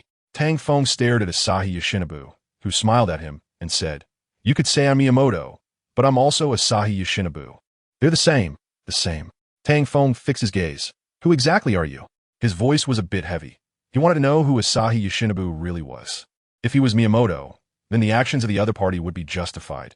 It wouldn't be surprising if Miyamoto, who would do anything to achieve his goals, killed Asahi Kaori. Asahi Yoshinobu smiled and said, "If you feel a bit better thinking I'm Miyamoto, then I am Miyamoto." Tang Feng frowned. "Who exactly are you?" Asahi Yoshinobu smiled again. "Who I am? Is it really that important to you?" Tang Feng note that. Asahi Yoshinobu said, "From this moment on, I am neither Asahi Yoshinobu nor Miyamoto. I am the Yamada no Orochi." Well, it seems this guy really thinks he is a god. No, he's the Yamada no Orochi now. Tang Feng wanted to say something more, but Asahi Yoshinobu's Bakikuni Ank slashed at him. A wave of black sword energy flew towards him. Puffed! Tang Feng dodged, and the sword energy injured the ice attribute snakehead. Asahi Yoshinobu attacked Tang Feng again. Chapter 168. Striving the 8 heads of the Yamada no Orochi continually attacked Tang Feng and Zhao Sijuan. The snakehead that Asahi Yoshinobu was on directly bit towards Tang Feng, not fearing injuring the ice attribute snakehead. As they got closer, Asahi Yoshinobu's dual blades swung down, and after Tang Feng clashed with one blade, he landed back on the ice attribute snakehead. The sword energy generated from Asahi Yoshinobu's strength constantly struck towards Tang Feng. PFFT, PFFT, PFFT. The sword energy injured the ice attribute snakehead, but after a burst of green light, the injuries of the ice attribute snakehead healed. Asahi Yoshinobu's behavior could be described as quite willful. Tang Feng didn't know what to say. Besides continuing to fight with Asahi Yoshinobu, he could only keep moving towards the healing snakehead. Tang Feng's actions were swift, and Asahi Yoshinobu's attacks were not slow either. Plus, there were other snakeheads obstructing him, making it difficult to get close quickly. Even though his movements were quick, getting near the healing snake head was futile, let alone decapitating it. Tang Feng dodged left and right, occasionally needing to turn back. Achieving direct movement was impossible, and not getting hit by these attacks was already quite challenging. Many times, reality never quite matches up to our thoughts, leaving us feeling powerless in many situations. Tang Feng was experiencing this now. Reality wasn't keeping up with his thoughts. He could perform better. He should be able to do it. Boom, once again. Tang Feng was knocked away, and this time the web saved him again. However, using the same technique repeatedly didn't quite work. Asahi Yoshinobu wouldn't allow the same thing to happen. After knocking Tang Feng away, he swung Izumi no Kami Kanasada at the web. Bang! Tang Feng cursed under his breath. He wanted to stop Asahi Yoshinobu from doing this, but he could only watch helplessly, unable to change anything. Yes, this is reality. Tang Feng accepted the reality and quickly made a judgment. Time seemed to freeze at that moment, and he felt as if he was seeing a still time-space. This feeling was very similar to predicting.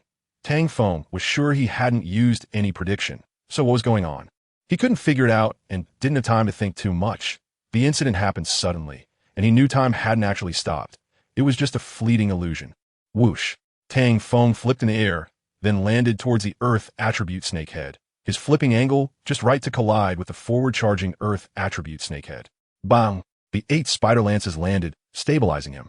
Tang Feng's descent was as swift as a shooting star, reaching his destination in an instant. Aided by the impact force from the Earth attribute snakehead. Bang! Leveraging that force, Tang Feng launched himself directly towards the healing attribute snakehead. Ice and fire duality.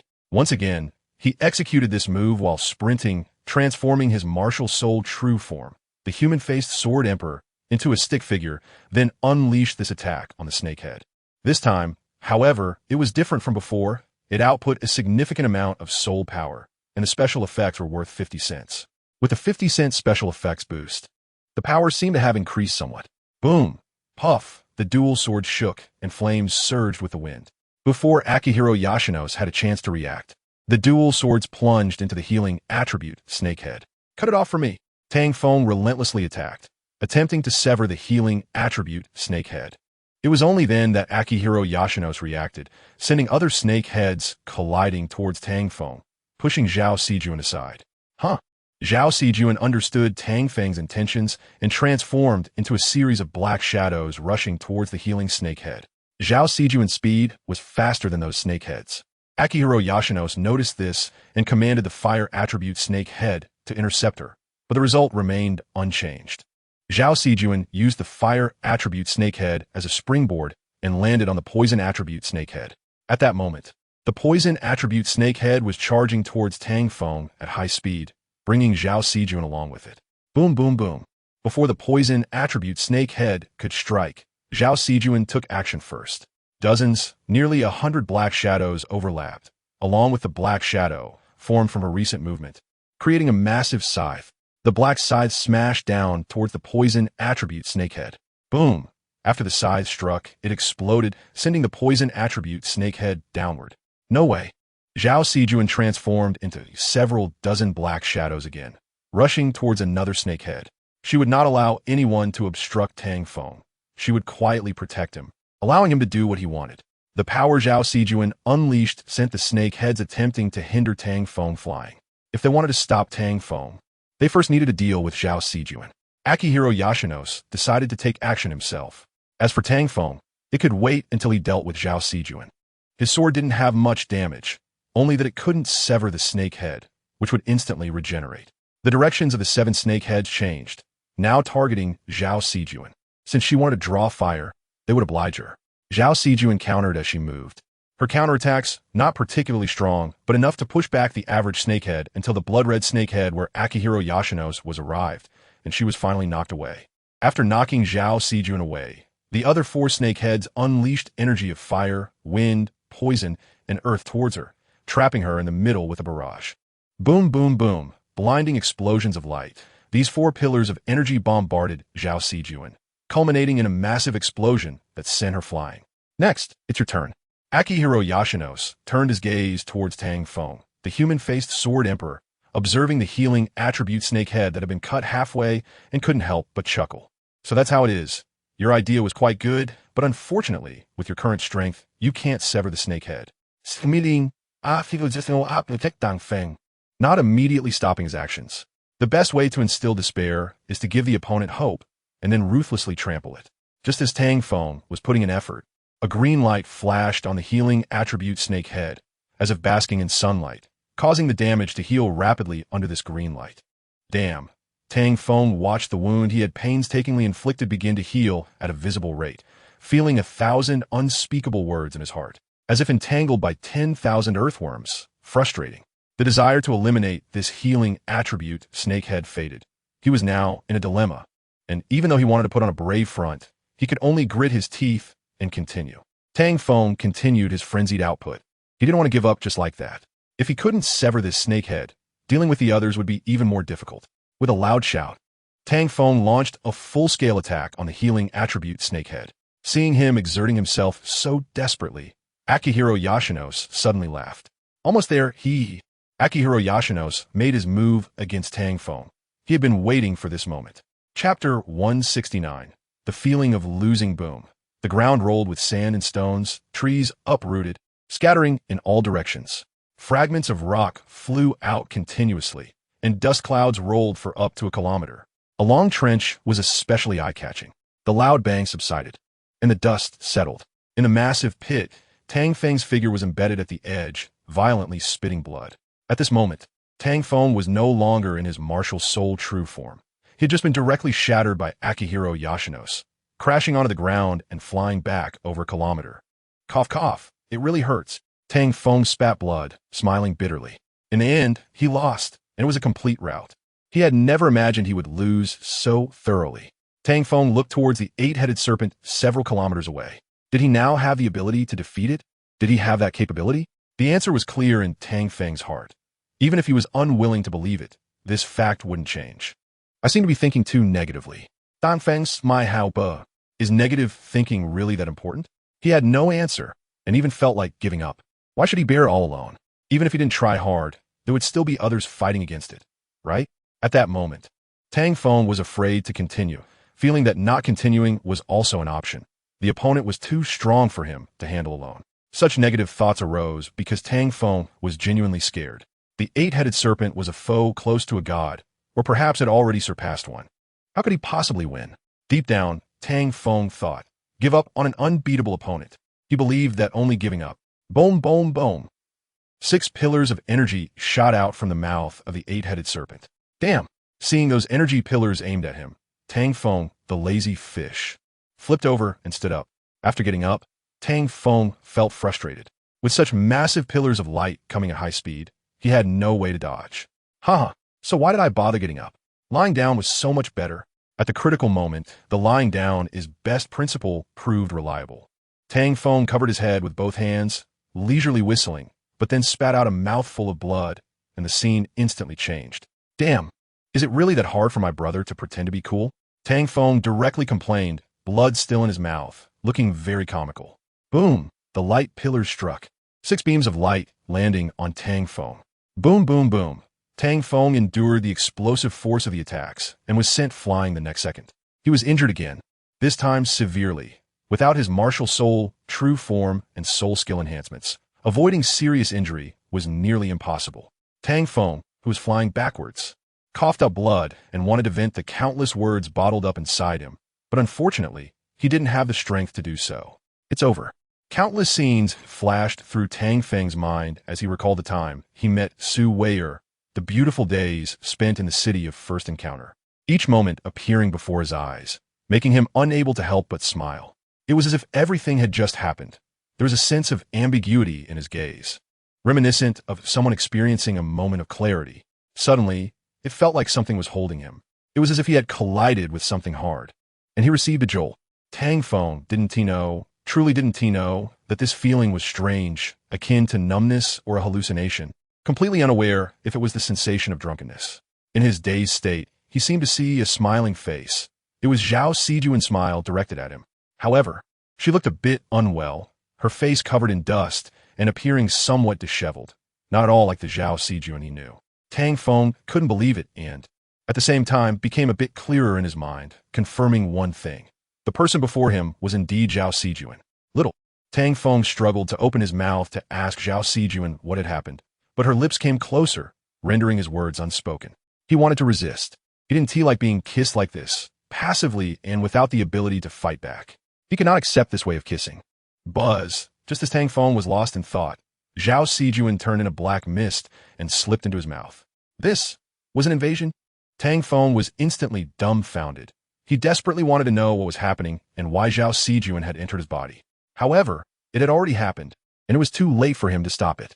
At this moment, Tang Feng was surrounded by a black shell, becoming a black villain. Why was it called a villain? From a shell's perspective, Tang Feng looked bewilderedly at the pitch-black space, not knowing what had happened. He only knew that his consciousness had awakened, and this dark space was transformed by Zhao Sijuan. Little June. Tang Feng clenched his fists. An inexplicable emotion surged within him, as if something important was gradually leaking away from his heart. Is this what loss feels like? Tang Feng felt he had lost Zhao Sijuan. The feeling of losing someone is truly hard to accept. Tang Feng, in a daze, threw punches at the dark space, which felt like an unshakable darkness. In this dark world, a person's emotions could easily turn negative. Faced with such a place, Tang Feng lacked the courage to stay. Loneliness, darkness, sadness, and endless cycles felt like a severe torment, leaving him battered and bruised. To escape, he had to shatter this place. He didn't know how large this space was, but it surely couldn't be too big. Outside the shell, Asahi, Yashinosuk, and an 8-headed serpent surrounded the black, 2-meter-high giant egg, curious about what it was. What is this thing? Asahi Yashinosuk observed it for a while, but couldn't discern any issues. So he decided to take action against the giant egg. No matter what it was, he knew Tang Feng was inside. The 8 heads of the 8-headed serpent encircled the black egg, and Asahi Yashinosuk examined it seriously. It looked strange and couldn't be ignored. Even the egg had to be blown up. Asahi Yashinosuk did what he said, and the serpent's heads gathered energy, directing it toward the black giant egg. Boom! The energy beams of 8 attributes, like beams of destruction, simultaneously struck. Boom! The strong aftershocks spread through the space, shattering trees within dozens of kilometers. In the center of the energy beams, the black giant egg endured the assault of the 8 attribute powers. The force continually pressed against the egg, which emitted faint sounds, drowned out by the massive explosion. Crack! A piece of eggshell the size of a fingernail shattered. With the cracking of the eggshell, cracks began to appear, ultimately breaking apart completely. Chapter 170. The black armor, the black eggshell shattered. Inside the giant egg, Tang Feng, unable to break free from it, saw a ray of light shining in.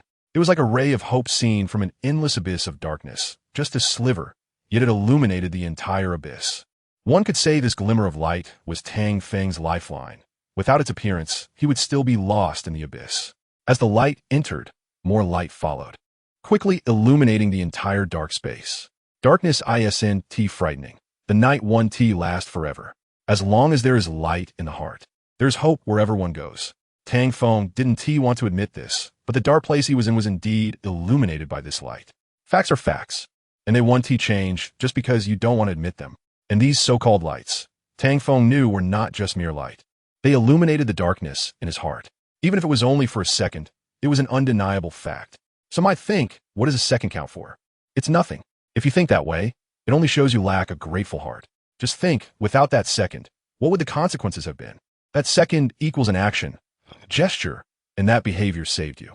Isn't gratitude something that should be natural and taken for granted? Faced with such a reality, Tang Feng didn't deny it, but gratitude is one thing. It cannot change the decisions in his heart merely with a thank you. Moreover, when the harm outweighs the kindness, that kindness doesn't hold as much weight. Crack! The black eggshell completely shattered. Boom! Yes, this kindness was actually a mistake. Asahi Yashinosuk's true intention was to kill him. Tang Feng naturally knew this, but it didn't hinder his heart. Holding gratitude is his principle of being human. Everyone has their own principles and bottom lines, and one won't deny everything just because they hate the other party. As the light consumed the darkness, it engulfed Tang Feng. Boom, boom, boom. Like an explosion of blinding light, it continually pressed down on Tang Feng, attempting to erase him. Asahi Yashinosuk's goal was to kill Tang Feng and Zhao Sijuan and to attack other cities, announcing his arrival with great fanfare. Regarding Asahi Yashinosuk's thoughts, from the ritual of the 8-headed serpent to his descent, he had loudly expressed them. Through Miyamoto and his own words, there was nothing to hide. This was his confidence. At this moment, Tang Feng, engulfed by the light, thought he wouldn't last long, nor could he possibly last long. However, Tang Feng felt no pressure, leading him to mistakenly believe that his injuries hadn't healed, thinking it was the illusion of being severely injured, believing. Yes, Tang Feng's self-righteousness began again. Believing this was the truth, when in reality, it was not the case. Tang Feng didn't notice that he was different at this moment. In the destructive beam of light, Tang Feng was clad in a black armor that closely resembled his human-faced sword emperor form. However, this armor had sharper details in multiple areas, as if it had been tailored to fit him perfectly, emphasizing his physique. It was akin to the difference between wearing casual clothes and tight-fitting attire. The contrast was particularly striking, making the armor appear even more perfect and refined. Unaware of the changes, Tang Feng naturally thought highly of himself, which was his usual demeanor. Behind the black armor, 8 black spider spears spread out like black wings, with the 2 upper ones being longer, their ends resembling black swords. The only difference was that Tang Feng's armor lacked a helmet. Instead, numerous black, strip-like tendrils extended from his neck. These tendrils varied in length, some reaching his forehead, while others only extended to his collarbone. Overall, these black strips resembled tree roots growing, giving the impression of taking root, directly piercing into Tang Feng's mind and connecting him together. Notably, Tang Feng's hair had changed, resembling a character from an anime, shining as if reflecting blade-like light. It was easy to imagine how sharp Tang Feng's hair was, capable of being used as a sword. He himself did not notice this until he realized it was over 5 minutes since he had endured the damage from these beams. I'm not dead. It's been several minutes, and I feel nothing. Could it be such a serious illusion? Tang Feng pondered blankly for a few minutes before attempting to move his hands, only to see the black gauntlets. Oh, what's going on? Tang Feng was stunned, observing the sleek, form-fitting black gauntlets, and, looking down, confirmed it. This was not just his imagination. He was indeed wearing armor. No wonder he felt fine. However, was this a manifestation of his martial soul? Little buddy, do you have a lot of questions? Tang Feng was filled with doubts. He had no idea when he had activated his martial soul manifestation. Could it be subconscious? Moreover, this martial soul manifestation looked different. Compared to before, it was a bit too black, entirely black in fact. Most importantly, this long black armor felt somewhat different, not merely a simple martial soul manifestation. It was crucial to note that even the true form of the martial soul could not withstand these beams, yet this black armor had. No one would believe it, not even Tang Feng himself. Could it be a transformation of Xiao Jun? Tang Feng recalled everything Zhao Sijun had done for him, and this was the only explanation he could come up with. Zhao Sijun was protecting him, sacrificing herself to become the armor that guarded him. Tang Feng sighed. Xiao Jun, why go through all this for me? I'm not worth it. Zhao Sijun's life was bound to Tang Feng's. She had no choice. If given a choice, she would still choose to do this, believing that Tang Feng was more suited to protect this world than she was. Protect. If Tang Feng knew Zhao Sijun's thoughts, he would undoubtedly laugh and say, "You must be overthinking it. I'm a selfish guy. How could I possibly protect the world? How could I be a hero?" After sighing, Tang Feng loosened his muscles, gradually getting used to his body's fit and feeling no issues. He took a step forward. In the explosion of light, Tang Feng felt no pressure and moved freely. The explosion covered just over a kilometer, and it didn't take long for Tang Feng to walk out. As Tang Feng's figure reached the edge, the gazes of Asahi Yoshinobu and Yamada no Orochi noticed him, increasing their firepower, yet the outcome did not change. They could not stop Tang Feng from emerging. Asahi Yoshinobu simply ordered Yamada no Orochi to cease the bombardment. Continuing would be pointless and merely a waste of energy. They needed a different approach to attack Tang Feng. Chapter 171. Slay a Serpent Head. The black, long armor, the root-like black strips on his neck, and the wing-like spider spears on his back made Tang Feng's appearance resemble that of a darkened armor. To Asahi Yoshinobu, it looked more like a suit of a masked knight, and a darkened knight at that. Thus, upon seeing Tang Feng's appearance, he couldn't help but frown, causing Yamada no Orochi to halt its attack on Tang Feng. Tang Feng raised his head, locking eyes with the slightly surprised Asahi Yoshinobu. Yoshinobu felt that Tang Feng's gaze was filled with provocation. That look of yours, looking down on others, is quite annoying. Same to you. You seemed to look at me that way before. It seemed. Asahi Yoshinobu did not deny it. Even now, he still looked down on Tang Feng. But he did not expect Tang Feng would return the same look. As a ruler and a king, Yoshinobu could look down on Tang Feng. But Tang Feng could not look down on him. Undoubtedly, Tang Feng was challenging Asahi Yoshinobu's will, the will of a strong person. Yoshinobu's unexplainable anger ignited, and the desire to kill Tang Feng grew stronger, forming a murderous aura directed at him.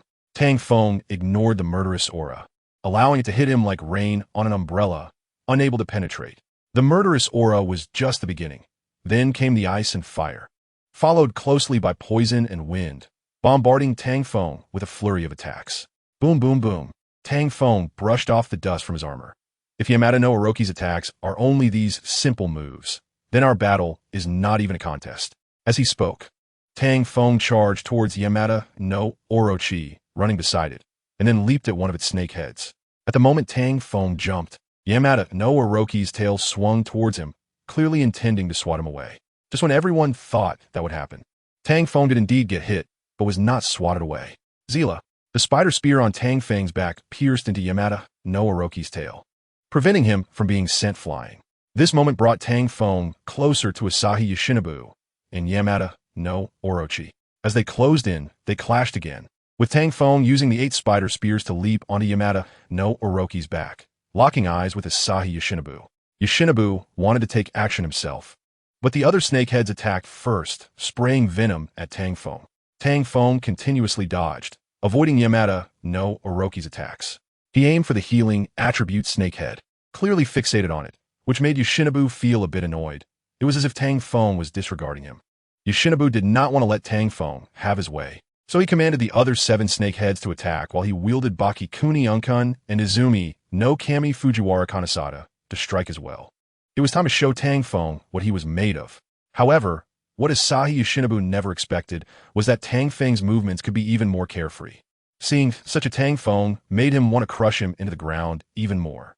The red sword aura from Yoshinobu surged as his katana approached, the sound of a hum resonating like tearing space itself. When, boom, Tang Feng's spider spear and dual swords clashed with the katana of Baki Kunitaka and Izumi no Kami Fujiwara Kanesada. A thunderous sound erupted, followed by a wave of energy formed by flames, scattering intense light in all directions, and then an explosion occurred. Fierce black lightning snakes were born from the explosion, whipping around, solidifying and shattering the air, with cracks in space particularly evident, resembling shattered glass. The scene was repeatedly frozen, the energy fluctuations separating the two, neither able to harm the other, as if their powers were equal, resulting in such a situation. However, that was not the case. Neither of them felt that way, as they were both not using their full strength. After the explosive energy separated them, the 7 heads of Yamada no Orochi attacked again, launching various fierce assaults on Tang Feng. Elemental projectiles, energy beams, light attacks, headbutts, and even attempts to swallow Tang Feng whole. Despite the simplicity of these moves, they became complex when considering the different responsibilities of the 7 heads. Facing these attacks, Tang Feng naturally began to dodge, his speed remarkably fast. But when the healing attribute Snakehead approached, he directly countered with his explosive flame gun and dual swords. Boom! With one strike, the healing attribute Snakehead was injured by 1/3. With 2 more strikes, it could be decapitated. Clearly, Tang Feng's combat power had increased exponentially.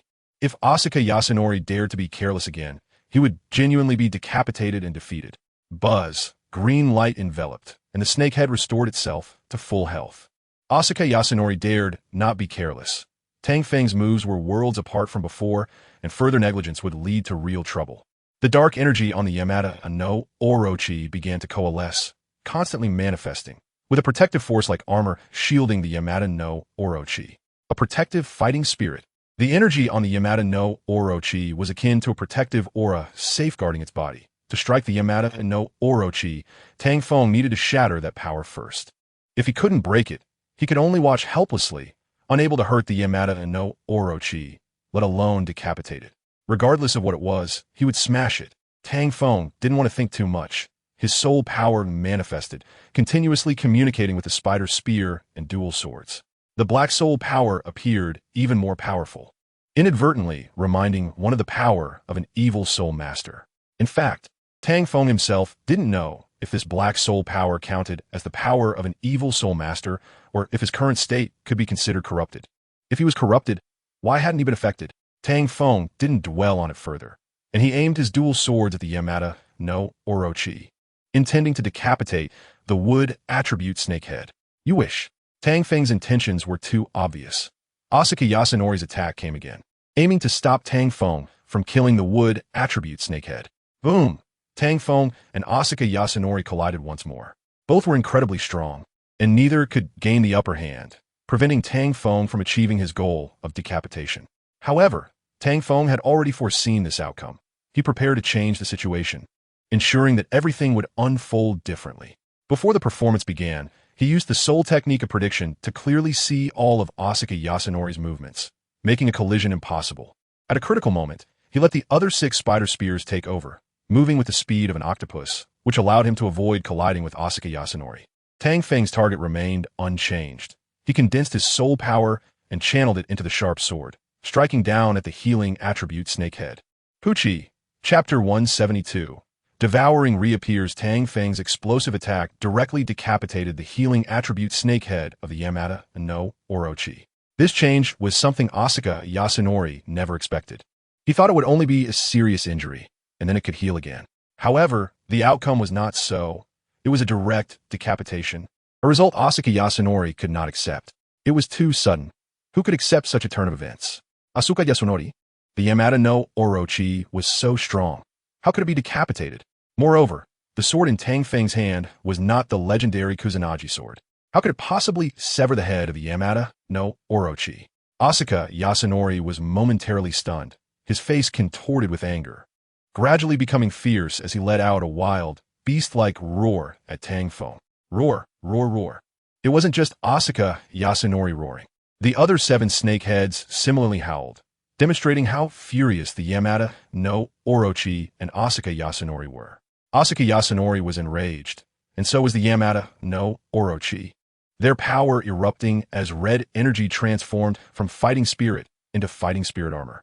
The energy materialized instantly. This change was very quick and sudden, catching Tang Feng off guard as he was blasted away by this energy.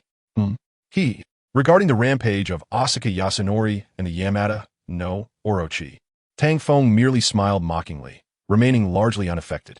No matter how crazed they became, Tang Feng remained unfazed, leisurely dodging under the attacks of the Yamada no Orochi and Asuka Yasunori. However, the only downside was that Tang Feng had no opportunity to strike at the other snakeheads of the Yamada no Orochi. Continuing like this would only lead to mutual exhaustion. Boom, boom, boom. Rocks rolled as the Yamada no Orochi wreaked havoc, the ground continuously erupting with explosions as if bombarded by artillery. He needed to think of a way to shatter this fighting spirit armor and decapitate another snakehead. However, while maneuvering, Tang Feng's gaze fell upon the severed healing attribute snakehead on the ground, which no one was tending to. This snakehead was a valuable asset. Tang Feng's gaze rose again, looking at the severed neck of the snake body, which had already formed a scab, resembling a severed finger. The most frustrating part was that it could still move. One word to describe it would be disgusting. Tang Feng withdrew his gaze, not having the luxury of time to linger, as the attacks from Asuka Yasunori and the Yamada no Orochi would not simply pause. Boom! He nearly got flattened by the massive tail. Tang Feng patted his chest and laughed at Asuka Yasunori. Just this. Come on, the clown is you. Tang Feng didn't forget to raise a finger, provoking Asuka Yasunori. He didn't care how angry Asuka Yasunori was, or rather, the angrier, the better. He had new plans and wanted to test his current maximum speed. Seeking death. You're seeking death. Roar, roar. Asuka Yasunori and the Yamada no Orochi roared. Asuka Yasunori was furious, greatly angered by Tang Feng, continuously shouting that Tang Feng was seeking death. Ha, come on. If you can, come on. Tang Feng was not afraid of trouble, nor of escalating it. He laughed mockingly again, maintaining his provocation towards Asuka Yasunori, becoming even more arrogant. Some say that arrogant characters are usually minor figures who don't last a single episode. Regarding this, Tang Feng also recognized it, but he had no choice but to act this way. Facing an enraged beast was better than facing a rational beast. Seeing it was about time, Tang Feng quickly began to run with all his might under the frenzied attacks of Asuka Yasunori and the Yamada no Orochi, preparing to execute his plan. Whoosh, however, what Tang Feng never expected was that his full-speed run resulted in him using Zhao Sijuan's shadow technique. This was something Tang Feng couldn't have imagined even in his dreams. Shikigami? Arishizusuke was stunned. This was clearly the power of Shikigami. What on earth was happening? Was there a Shikigami power he didn't know about? This was impossible. Arishizusuke couldn't accept it. No one understood Shikigami power better than him, and this was definitely not Shikigami power. Arishizusuke self-deceived? Yes. This is not Shikigami power. Soon, Arishizusuke was once again consumed by anger, attacking Tang Feng's shadow. A spectacular explosion of speed and passion unfolded as he was led away from the original spot by Tang Feng. At this moment, Tang Feng thought about circling back, using the shadow for cover, temporarily driving Arishizusuke to lose his rationality, which would make it easy to achieve his goal. Arishizusuke was following Tang Feng's script as if it was predetermined. He could only go along with it, unable to change or even think about it. Tang Feng's speed did not decrease, and Arishizusuke chased with all his might. If it weren't for the massive body of the Yamada no Orochi, he might not have been able to catch up to Tang Feng. It wasn't easy either. The explosions of these shadows affected Arishizusuke somewhat, and with the swirling dust and gravel, it was difficult to catch a glimpse of Tang Feng, so he could only follow the shadow. Because of this, Arishizusuke was guided by Tang Feng, but it also had to do with his anger. If he had been calmer, he wouldn't have bombarded the shadows. Nor would he have ended up like this. Boom, boom, boom. Dust and stones flew, obscuring the line of sight between Arashizusuk and Yamada no Orochi. Very good. Even better than expected. Tang Feng looked back and smiled in an instant. This was the effect he wanted. This was the script. Prediction. Then Tang Feng used the bug skill of prediction. He wanted to see what would happen next, whether Arashizusuk would follow the script. No problem. Tang Feng smiled. There was no issue with the script, just a slight deviation, but it wasn't a big deal. As he watched the severed snake head writhing, Tang Feng couldn't help but laugh. The vitality is quite strong. No wonder it's a myth-level monster. However, Tang Feng rolled his tongue, grinning maliciously, and ran straight towards the snake head, unleashing his soul power. He quickly reached the front of the snake head, and then it was time to act. Devour. That's right, Tang Feng's script was to devour the snake head, to integrate its power. That was his goal. Tang Feng's sword divided the snake head as if using a knife and fork, slicing it into pieces, and then the human-faced Sword Emperor emerged. Hey, it's time to eat. Tang Feng said to the human-faced Sword Emperor Martial Soul. It seemed that after hearing Tang Feng's words, the human-faced Sword Emperor smiled in response and elegantly began to act. Tang Feng was very satisfied with this result, and now it was a matter of luck whether he could devour the last fifth. Boom, boom, boom. Arashizusuk and Yamada no Orochi were getting closer and closer. They were a threatening presence to Tang Feng. Chapter 173, Regeneration Ability. The threat was getting closer. Just like the predicted situation, and the food was dwindling, soon to be completely devoured. Tick-tock. The prediction time ended. There was 1/5 of the snake head left, exactly as in the script. However, on Arashizusuk and Yamada no Orochi's side, the obscured line of sight was restored in the next second. Roar anger. Arashizusuk was extremely furious. Just as he regained his sight, he saw the scene before him, and his emotions spiraled out of control, reaching a peak of rage. It was important to know that Tang Feng was currently devouring the snake head of Yamada no Orochi. It was crucial to know that Tang Feng guiding Arashizusuk was precisely to devour the snake head of Yamada no Orochi. How could Arashizusuk accept this? Not only could he not accept this, but he also could not forgive it. Arashizusuk's anger instantly exploded.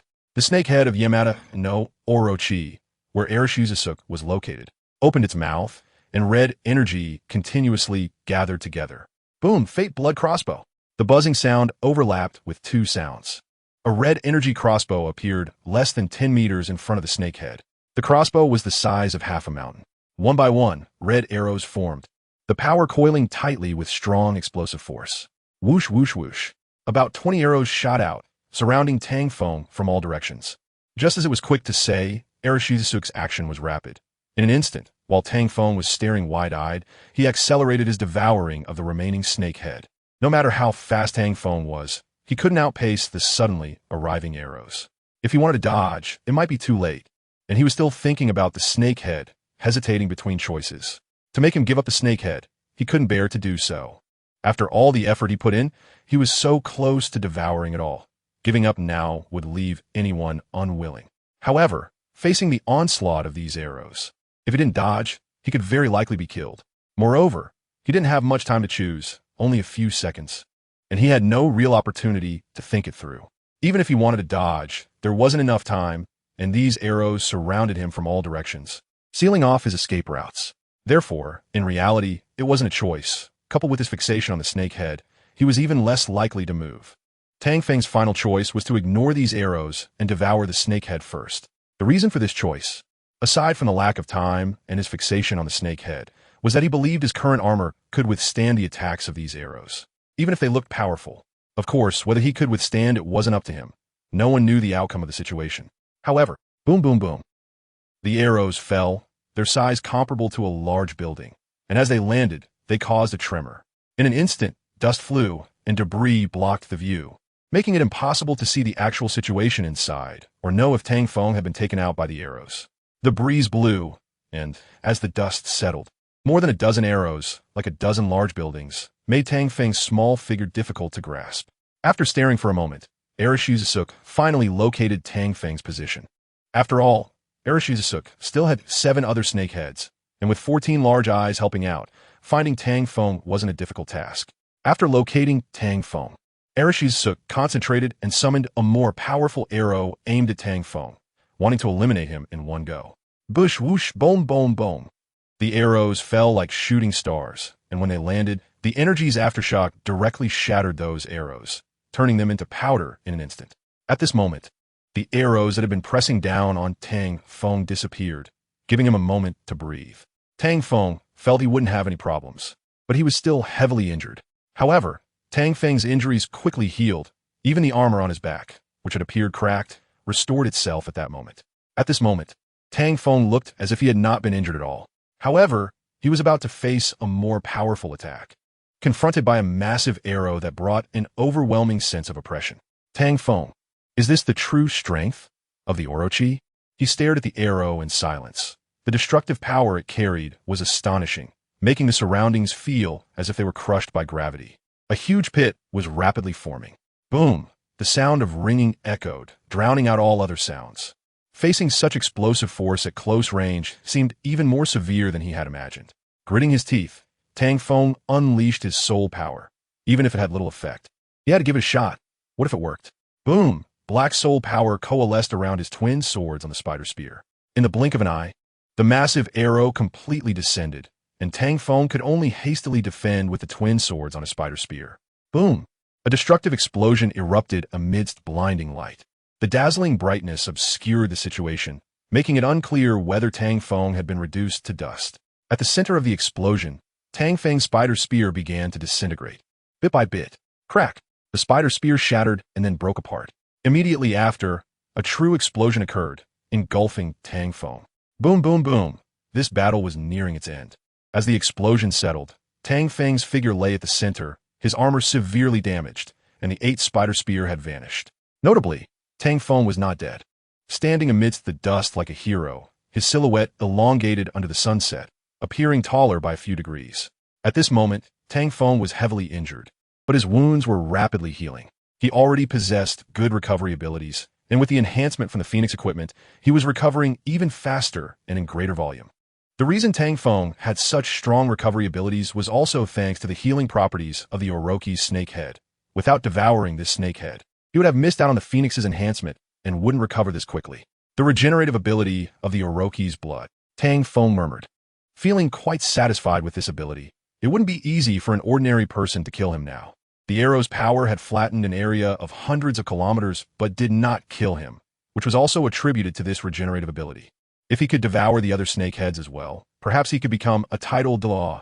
Tang Feng looked up at Akatsuki Yoshinobu and the Orochi. His gaze was not friendly, even a bit greedy. Clearly, Tang Feng had bad intentions, which Akatsuki Yoshinobu noticed at a glance.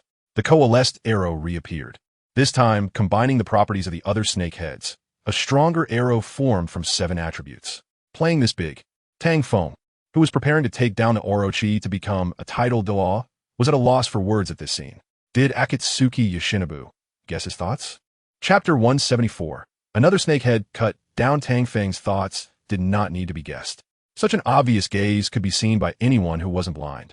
The 3 words, "there's a problem," were particularly glaring. Since he knew there was a problem, there was no need to speculate. It was better to eliminate the problem directly. Besides, they were enemies. Neither would let the other off, so there was no need to consider these things. Akatsuki Yoshinobu's thought was simple, to directly annihilate Tang Feng. He did not think of Tang Feng as a kind person, especially with the shift in the balance of power in this battle being so evident. It was precisely for this reason that Akatsuki Yoshinobu, filled with anger, gradually calmed down. However, even in his calmness, his temper was explosive, and his attitude towards Tang Feng was naturally not good.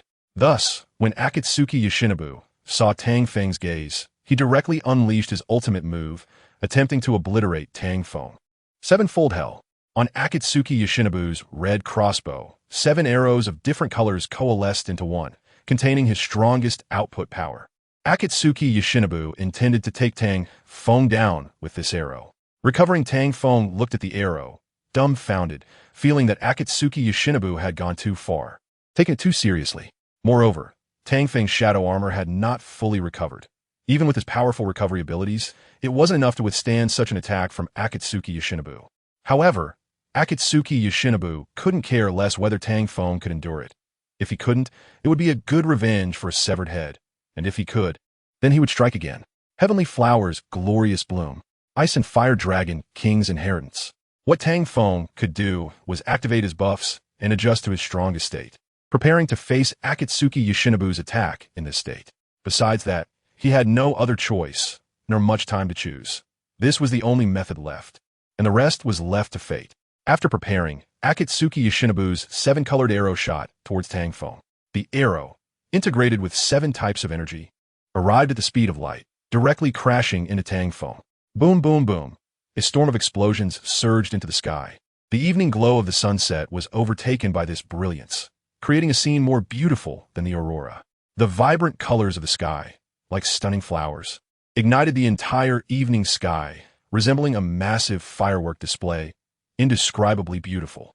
At the center of the explosion, Tang Feng's skin began to char. If it weren't for the destruction and regeneration continuously repeating, his charred skin would have already become his flesh or bones. It could be said that this regenerative ability was constantly refreshing at this moment, with experience points rising just like leveling up skills. However, this process was incredibly painful. Even with regenerative abilities, the pain of being bombarded by such force wouldn't diminish. Moreover, as the power of the explosion intensified, it wasn't just charring. Even flesh was burned. And multiple spots turned to ashes. The pain was truly excruciating. I'm burning. I'm burning. I'm burning. I'm burning. Tang Feng shouted hoarsely, but no matter how loud he yelled, it couldn't compete with the explosion's roar. His painful cries turned into silent screams. Time passed slowly, and Tang Feng, in immense pain, wanted desperately to end it all or break free, but the overwhelming force made it impossible for him to move. Tang Feng had no choice but to silently endure the bombardment of this force. After all, he had adjusted his state to the best, used his buffs, yet was still tormented by this pain. He was helpless. Boom, boom, boom, boom, boom.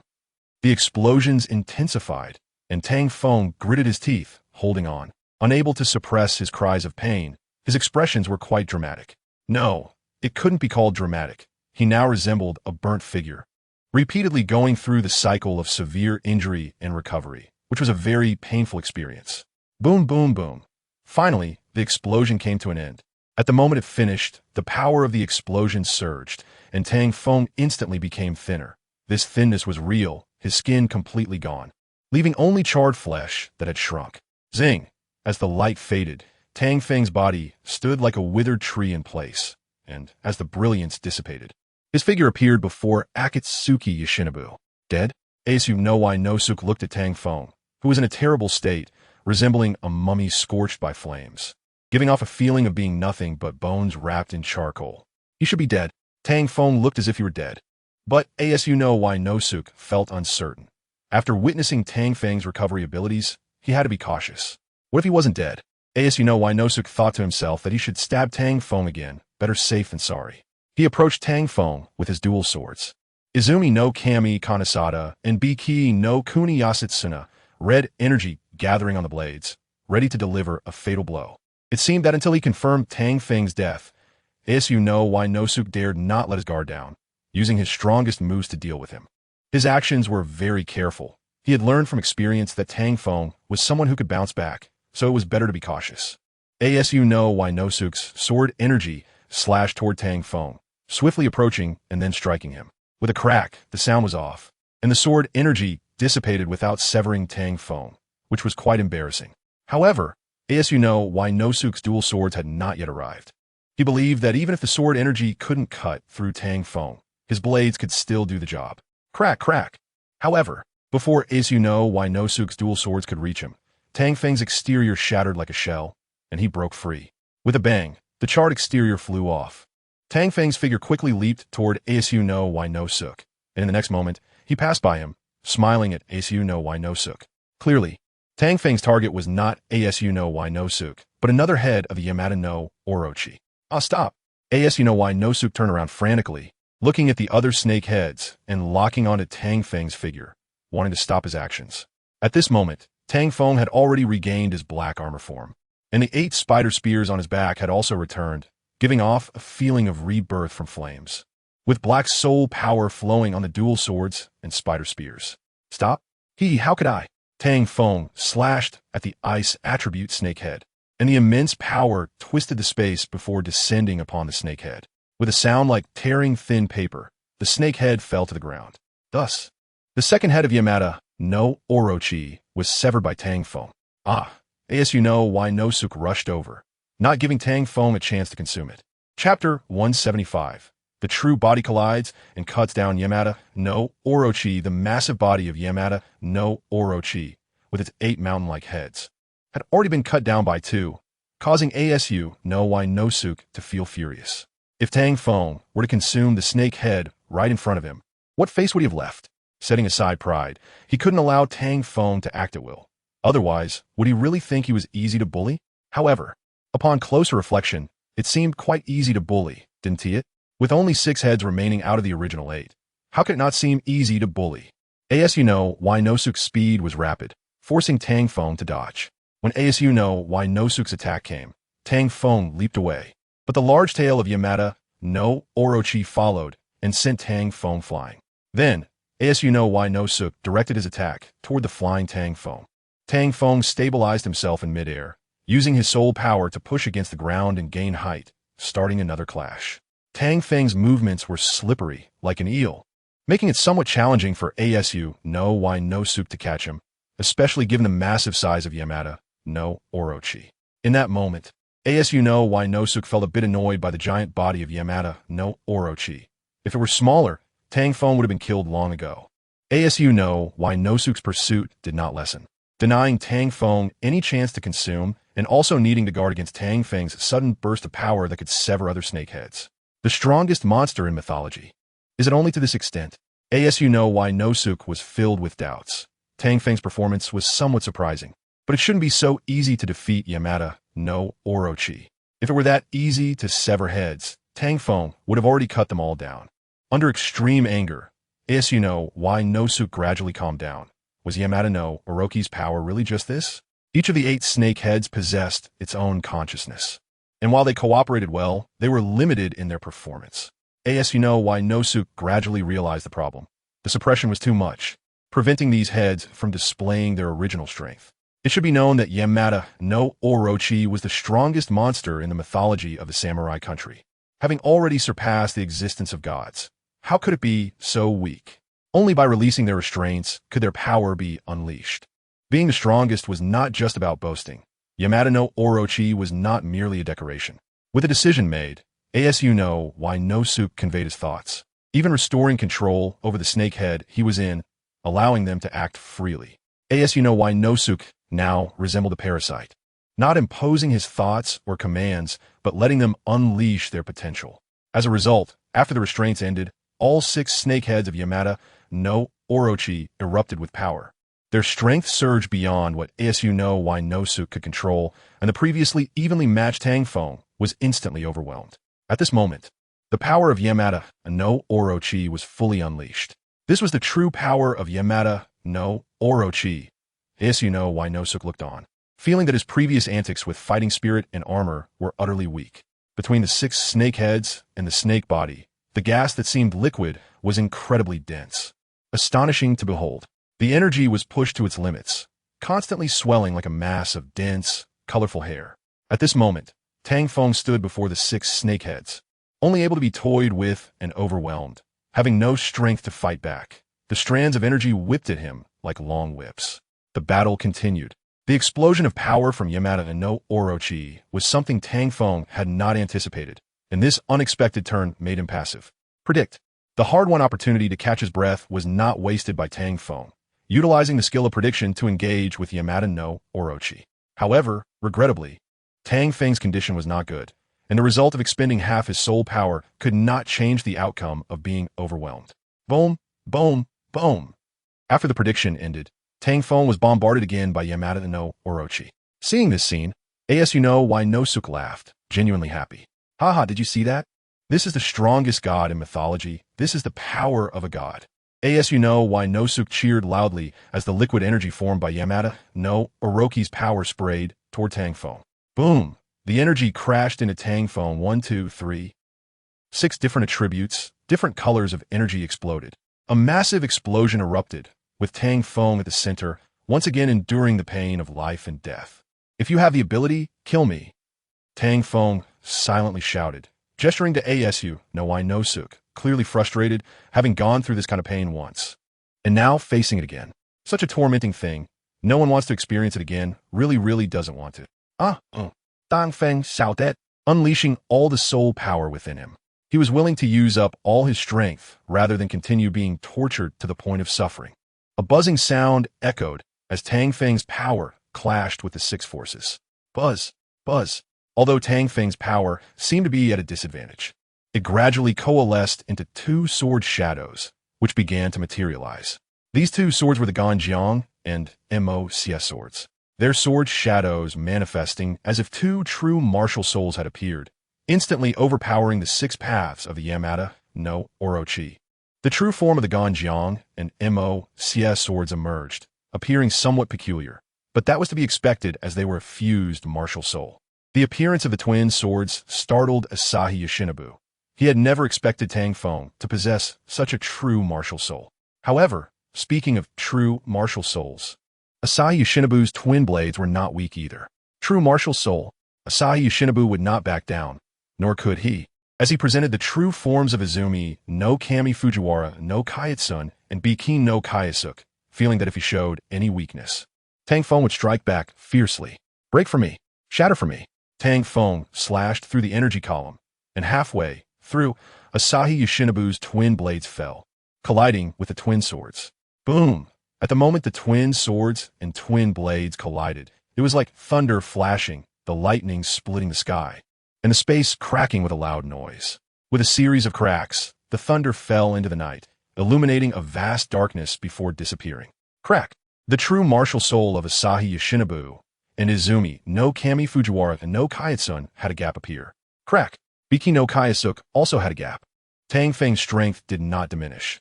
Even if he wanted to, he couldn't hold back. In his full power explosion, he couldn't restrain this force. Boom, boom! The true martial souls of Asahi Yoshinobu's Izumi no Kami Fujiwara and no Kaiatsun and Biki no Kaiasuk were severed by Tang Feng's Ganjiang and Mo-Sia. The Ganjiang and Mo-Sia did not stop. They slashed towards the fire and wind attribute heads of the Yamada no Orochi. Boom! Once again, the Yamada no Orochi was beheaded. From healing ice to now fire and wind, the Yamada no Orochi had been severed 4 times. It could only be called the Four-Headed Serpent now. Chapter 176. Cocoon again bang. The Ganjiang and Mo-Sia under the true martial soul shattered after severing the 2 heads of the Yamada no Orochi, turning into countless black squares that floated high into the air. Roar, roar, roar. Asahi Yoshinobu's furious roar stirred the roar of the Yamada no Orochi, filled with pain, sorrow, and even more uncontainable anger.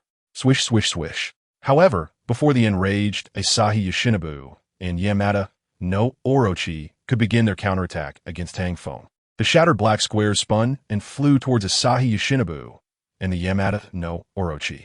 Whoosh, whoosh, whoosh. Like a meteor, the machine gun-like rain fell rapidly and ferociously. Boom, boom, boom. The falling black squares exploded upon contact with Asahi Yoshinobu and the Yamada no Orochi. The sound of explosions continued. Smoke and mist rose endlessly. It quickly obscured the view, leaving only the staggering images of the Yamada no Orochi. Tang Feng, exhausted, knelt on the ground. Did it succeed? Did I win? It shouldn't be that easy. He bitterly smiled, knowing that it wasn't easy at all. It couldn't be that simple. If he could truly win by exhausting all his strength, he would have won long ago. The small pills were already used up, with no means of recovery. This was troublesome. Tang Feng secretly calculated in his heart, thinking that it seemed impossible to sever the last head of the Yamada no Orochi. After the explosions ended, what kind of consequences would he face? Or, Tang Feng turned his gaze towards a snake head 100 meters away. The ice attribute head. If he could devour it, perhaps he could recover some stamina and soul power. Tang Feng forced himself to stand up, moving towards the ice attribute head, needing to devour it before the explosions ended to have a chance to achieve his goal. Tang Feng started running slowly, then faster, and as he got closer to the ice attribute head, he accidentally threw himself down, collapsing in front of the snake head. Roar! It was not the ice attribute snake head roaring, but Asahi Yoshinobu. Tang Feng turned his head to look. Asahi Yoshinobu approached angrily, and the 4 heads of the Yamada no Orochi glared at him. Hi there. Tang Feng gave a silly smile, not believing that such a silly and monotonous greeting would get a response from Asahi Yoshinobu. Even if it did, it would likely be a beating. Do you have any last words? Asahi Yoshinobu coldly looked at Tang Feng, a question completely unexpected, something Tang Feng never anticipated. Tang Feng didn't expect Asahi Yoshinobu to reply, and so gently. It was indeed surprising. Last words. Oh, there's so many I don't want to say them. Even if I did, you wouldn't listen. Tang Feng said lightly, not believing Asahi Yoshinobu would listen to his last words. Even if he did, he wouldn't. Wait, why was he talking about last words? No, that's a pity then. Asahi Yoshinobu smiled. Tang Feng focused on Asahi Yoshinobu, a bit confused about what Asahi Yoshinobu regretted. However, can you give me a quick end? Tang Feng made a request, his only request. Sure. Asahi Yoshinobu directly agreed, seeming not to dare to torment Tang Feng any longer. In the end, it would only hurt himself. Thank you. Tang Feng smiled in gratitude. He had managed to hold on till now, which was already quite difficult. If he persisted any longer, he wouldn't have any stamina or soul power left. Otherwise, he would want to lie on the ground without getting up, just to enjoy the coolness of the ground. One can imagine how tragic his current state was, and that's why he made such a request. Asahi Yoshinobu's power focused on Izumi no Kami Fujiwara no Kaiatsun and Biki no Kaiasuk, the true forms of the two samurai swords appearing once again. It really seemed to hurt enough and fast enough.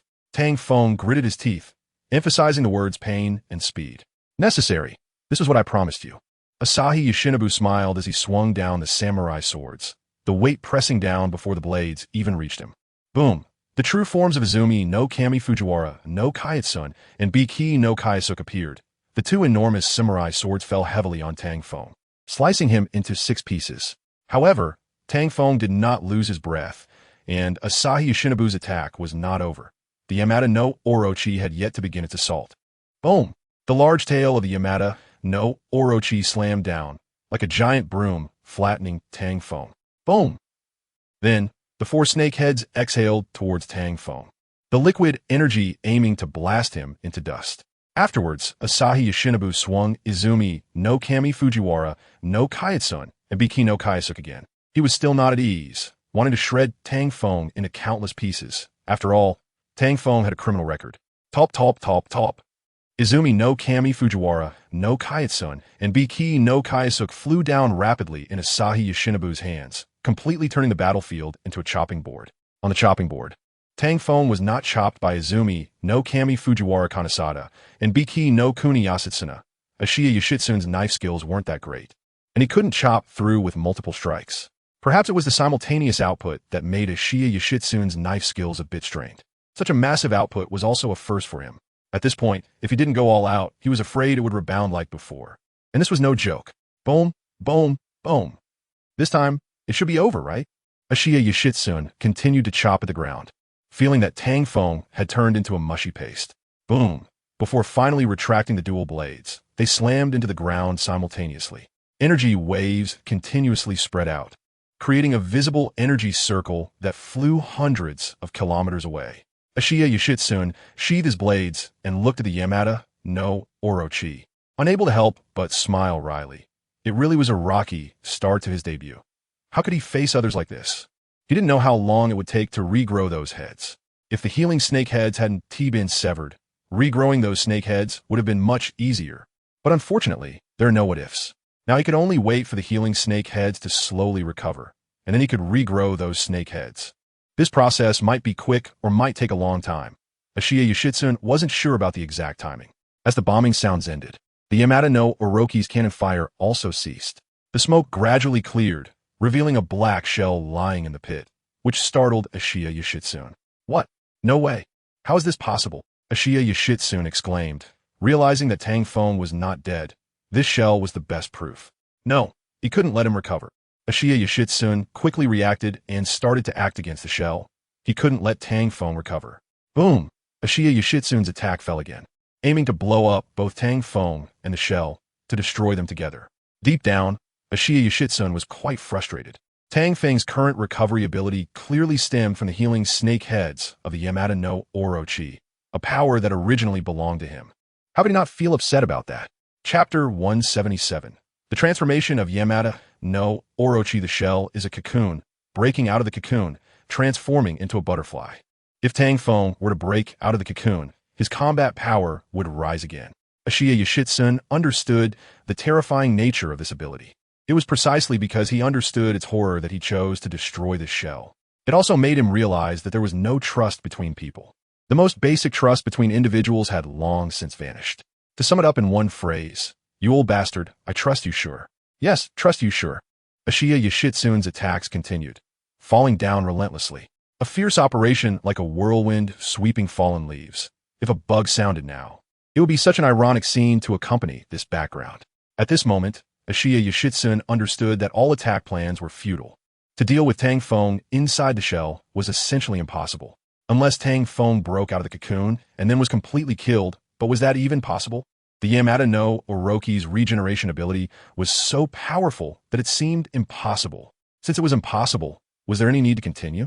Ashiya Yashitsun's anger had already cooled. His mood was very bad, like a straight man being flirted with by a high EQ girl, suddenly feeling conquered. He had already been conquered. Boom, despite this, Ashiya Yashitsun unleashed his maximum explosive output, igniting the flames of battle, smashing Tang Feng's shell fiercely. However, this time, the satisfaction did not come quickly and carried a bit of emotion. Crack. The shell Tang Feng was enveloped a fissure. Crack. Tang Feng broke out of the cocoon again. His injuries perfectly healed. One must admit that the system and the Yamada no Orochi's abilities were powerful, elevating his recovery capabilities several levels. It was truly regeneration. But it really hurts. Tang Feng cried out loudly. Although this regeneration ability was powerful, the torment he endured was extraordinary. He didn't quite like such torment, and probably no one would. The pain of dying and living again was not as easy as imagined. When Tang Feng broke out of the cocoon, Ashiya Yashitsun had already stopped attacking. After stretching, Tang Feng locked eyes with Ashiya Yashitsun. After just coming out and shouting loudly, he noticed Ashiya Yashitsun had become alert. "Hey, hello there." Tang Feng casually greeted him, while Ashiya Yashitsun stood still, seemingly having given up resistance. Tang Feng waved at Ashiya Yashitsun, feeling ignored. The fact was that Ashiya Yashitsun was directly ignoring Tang Feng. Tang Feng waved again, and seeing Ashiya Yashitsun still unresponsive, he wanted to provoke him a bit. "Look at this sword, the true form of my martial soul." Tang Feng's black soul power surged, and the true form of the dual swords BeatsYoung and Mo appeared, but Ashiya Yashitsun did not react. The dazed Ashiya Yashitsun seemed to have completely given up resistance. Tang Feng wanted to see if Ashiya Yashitsun had really given up. If he had truly given up, then he would kill both Ashiya Yashitsun and the Yamada no Orochi. With a couple of sounds, two heads of the Yamada no Orochi were severed. Had he really given up? Watching this scene unfold, Tang Feng couldn't help but murmur. It seemed Ashiya Yashitsun had truly given up, his pupils devoid of luster and color. "Forget it. Let me give you a pain and quick death." Clearly, Tang Feng still remembered the pain and quick death Ashiya Yashitsun had previously given him, which was pain and quick death. So now, it was his turn to give Ashiya Yashitsun pain and quick death. Goodbye. The true form of Tang Feng's martial soul, BeatsYoung and Mo, swung down toward the last two heads of Ashiya Yashitsun and the Yamada no Orochi. When a red energy shield like blood blocked the attack, Tang Feng became alert, thinking Ashiya Yashitsun had recovered and was preparing to counterattack. However, that was not the case. What is happening here? Ashiya Yashitsun's eyes were still devoid of light, appearing very negative, motionless, as if he had lost all motivation. It looked like he had completely given up. But what was this blood-red shield? A person who had given up shouldn't have such an energy shield. Moreover, it managed to block the attack of the true form of the martial soul, which was no small feat faking it. No, it wasn't faking, but Tang Feng couldn't understand, and when he slashed toward Ashiya Yashitsun again, the result was the same. It had no effect, meaning further attempts would be futile. Tang Feng frowned. It seemed this matter wasn't going to end so quickly. The hidden power of the Yamada no Orochi was just now truly triggered. Tang Feng felt that it was very likely this way, and only in this way could it explain the current situation, meaning the Yamada no Orochi was undergoing a transformation. "I don't know what it will turn into," Tang Feng murmured, carefully examining the remaining snake heads of Asuka Yoshinobu. He didn't expect them to have the attributes of darkness and his own blood attribute. It certainly didn't seem like a good thing, given my current state. After he successfully transforms, I would only be at his mercy. So, Tang Feng's gaze fell on the snake heads on the ground. The only way to quickly enhance my strength is to rely on these snake heads. Moreover, Asuka Yoshinobu is currently too busy to pay attention to me. Tang Feng did not waste any more time. No one knew when Asuka Yoshinobu would wake up, and if he did while I still had this level of strength, I would definitely be finished. Although the ability to regenerate is powerful, it is not invincible. What if I couldn't regenerate? Wouldn't that mean certain death? Devour.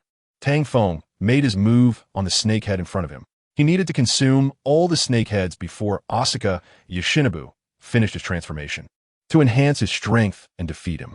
Only by surpassing Asuka Yoshinobu in power, ideally breaking through to the title Douluo level, could he interrupt Yoshinobu's transformation. This way, he could eliminate both Asuka Yoshinobu and the Yamada no Orochi, and it would be the easiest and least troublesome way to do it. The last one, Devour. Tang Feng quickly consumed the snake head, absorbing the energy from these snake heads. After all, they were the heads of the Yamada no Orochi. So the energy was significant and not simple. He just needed to devour the last fire attribute snake head, and it would be done. However, Asuka Yoshinobu's transformation was also nearing completion. At this moment, Asuka Yoshinobu and the Yamada no Orochi had completely merged. Asuka Yoshinobu's figure had vanished, and the form of the Yamada no Orochi was changing, with 5 snake skins sticking to its body, making it appear much smaller. Only when the 6th snake skin appeared would the transformation of the Yamada no Orochi be completely finished. It seemed he had to hurry. Tang Feng focused on devouring the fire attribute snake head, no longer looking at the Yamada no Orochi, nor caring who was faster. He couldn't afford to think about that now. Chapter 178. A grateful heart. Tang Feng wanted to be quicker, and he felt like he was getting faster. In reality, everyone knew it was just a psychological effect. He wasn't actually moving any faster. As he was about to finish consuming the last snakehead, Tang Feng immediately turned towards Asuka Yoshinobu. The moment he turned, he was stunned. The Yamada no Orochi had completely transformed into a 2-headed snake the size of a mountain peak. It had only one tail left and looked like an ordinary 2-headed snake, just much larger. The Yamada no Orochi transforming into a 2-headed snake could be considered a transformation, right? It should be. As Tang Feng felt somewhat speechless, he didn't hesitate for a moment before charging at the Yamada no Orochi, black soul power swirling around him like fighting spirit. The soul power erupted and concentrated on the dual swords of his spider spear, which had fused with the Ganjiang Moi sword to form a new martial soul form. The fusion of the Ganjiang Moi sword could be called a miracle. Tang Feng would never forget this miracle, and it would always be a pain in his heart. Tang Feng let out a roar. Flames erupted from the Ganjiang Moi sword, a blue and a red flame, with a black core in the center. The flames had clearly changed quality due to the influence of the Yamada no Orochi snakehead, gaining another boost. Ice and fire duet. Tang Feng unleashed 2 overlapping flames of sword energy at the Yamada no Orochi. Boom! The overlapping sword energy struck the energy shield. The red shield was protecting the transforming Yamada no Orochi. Boom! The power of the sword energy exploded, creating a series of explosive sounds. The explosion's range spread, and the red shield was fully revealed. Tang Feng's attack followed, with the Ganjiang Moi sword on the double spider spear slashing towards the energy shield. Boom, boom, boom. The energy continued to erupt. Tang Feng increased his output, his fists following up with strikes against the energy shield. The soul power continually surged, boosted by the Tihua Jitian Xiao and the inheritance of the Ice Fire Dragon King, making his power rise explosively. Explosive flame gun. After a while of striking, Tang Feng unleashed the explosive flame gun, bombarding the energy shield alongside the ice and fire duet. Boom, boom, boom, boom, boom. The sounds of explosions rang out continuously. Crack. After Tang Feng's relentless efforts, cracks began to appear in the energy shield, and it wouldn't be long before it shattered. It seems I win. Once the energy shield is shattered, Tang Feng can kill the Yamada no Orochi. Taking advantage of the fact that the Yamada no Orochi had not fully transformed, he aimed to sever its 2 heads. Bang! The sound of thunder resounded. Crack, crack. Fragments of the energy shield scattered everywhere, many pieces flying towards the Yamada no Orochi. With the energy shield broken, the outcome became very clear. Tang Feng knew that this conclusion meant he had won. The Yamada no Orochi's transformation had not yet ended, but its defenses were gone. If he didn't win, who would? Tang Feng unleashed all his soul power, aiming to sever the last 2 heads of the Yamada no Orochi, ending this absurd battle. and then devour the Yamada no Orochi to achieve the title Douluo rank. Give me a break. The true body of the Ganjiang, Moi martial soul, reappeared, as if his martial soul's true form was somewhat strange. Only when the soul power reached a certain level could the true form of Ganjiang Moi be manifested, seemingly without side effects. The Ganjiang Moi sword slashed towards the transforming Yamada no Orochi. Poof! The sound of something as thin as paper tearing echoed. Sure enough, just as Tang Feng had imagined, the Yamada no Orochi was still in the process of transforming. It was easy for the Ganjiang Moi to sever its head. Splurt good. One snake head has fallen. Tang Feng continued to exert himself, aiming to sever the last one as well, so he could end everything. Finally, it was over. Tang Feng felt extremely exhausted, looking at the two snake heads on the ground and the severed snake body, finally able to breathe a sigh of relief. Next, he could quietly level up. As a title Douluo, he didn't know what skills the Yamada no Orochi would bring him. Tang Feng felt a bit of anticipation. After all, this was a legendary mythical monster. If Asuka Yoshinobu hadn't been careless and had been calculating against him step by step, it would have probably been him who ended up defeated. In fact, many times, Tang Feng had felt he would meet his end, given how many unexpected events had occurred. If it weren't for the regeneration ability, he would have been reduced to ashes by the Yamada no Orochi. Fortunately, he had been careless. Tang Feng la set, walking toward the last two snake heads. Regardless of anything, the winner was him, not Asuka Yoshinobu. The facts prove that even a lion must use all its strength to catch a rabbit. Any underestimation or carelessness could turn a seemingly sure victory into a graveyard. However, Tang Feng's footsteps paused. The reason he was able to defeat the Yamada no Orochi was entirely due to Zhao Sijuan's contributions. At this thought, Tang Feng's heart twitched. Even though he had won, it didn't seem as joyful as he had imagined. Even if he became a title Douluo, what was lost would not come back. Tang Feng sighed. The things he had lost were increasing, and he had become cautious, not wanting to lose anything more. Yet he lacked the ability to protect.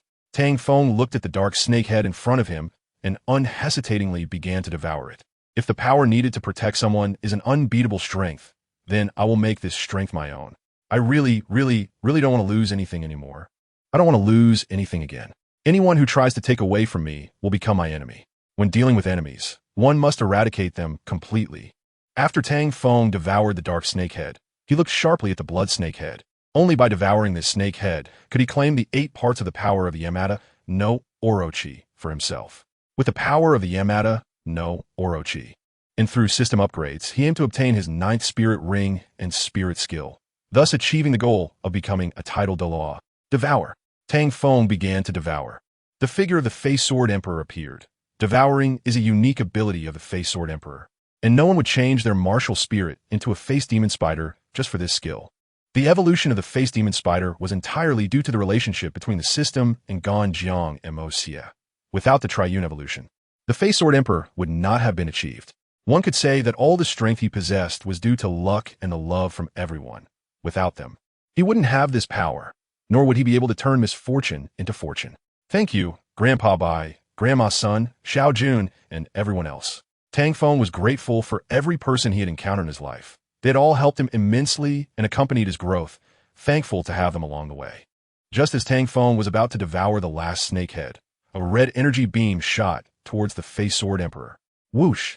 Before Tang Feng could react, the beam severely injured the Face Sword Emperor, stopping his devouring. Poof! The Face Sword Emperor was severely injured and recoiled back to Tang Feng. Tang Feng turned to look, and a familiar figure came into view. Unexpectedly, in the end, it was still Mirai Yoshinari, who successfully transformed. Chapter 179, The Wu Wei Taiji. At this moment, Mirai Yoshinari had a mucous membrane on his body, having just emerged from the shell of the Yamada no Orochi. Mirai Yoshinari's transformation was clearly successful. With a human body and a snake tail, Mirai Yoshinari looked more like a mythical monster. The Yamada no Orochi no longer existed, but this form of Mirai Yoshinari had evolved from it, likely stronger than the Yamada no Orochi. Just now, he had interrupted the Face Sword Emperor's devouring and reflected the damage back to Tang Feng. From this alone, it was clear that Mirai Yoshinari was no simple opponent. Mirai Yoshinari wielded Izumi no Kami Fujiwara no Kanasada and Biki no Kuni Yasutsuna. With a human body and snake tail, Mirai Yoshinari looked even more handsome, with translucent skin that would surely make many envious. While Tang Feng was sizing up Mirai Yoshinari was also sizing him up.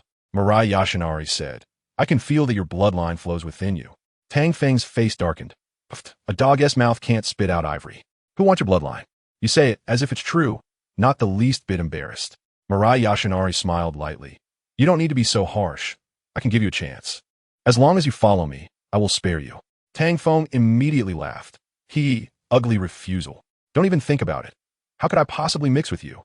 Looking like a half-human, half-ghost." Tang Feng said disdainfully. "Just looking at you makes me feel sick. Don't you feel the same way?"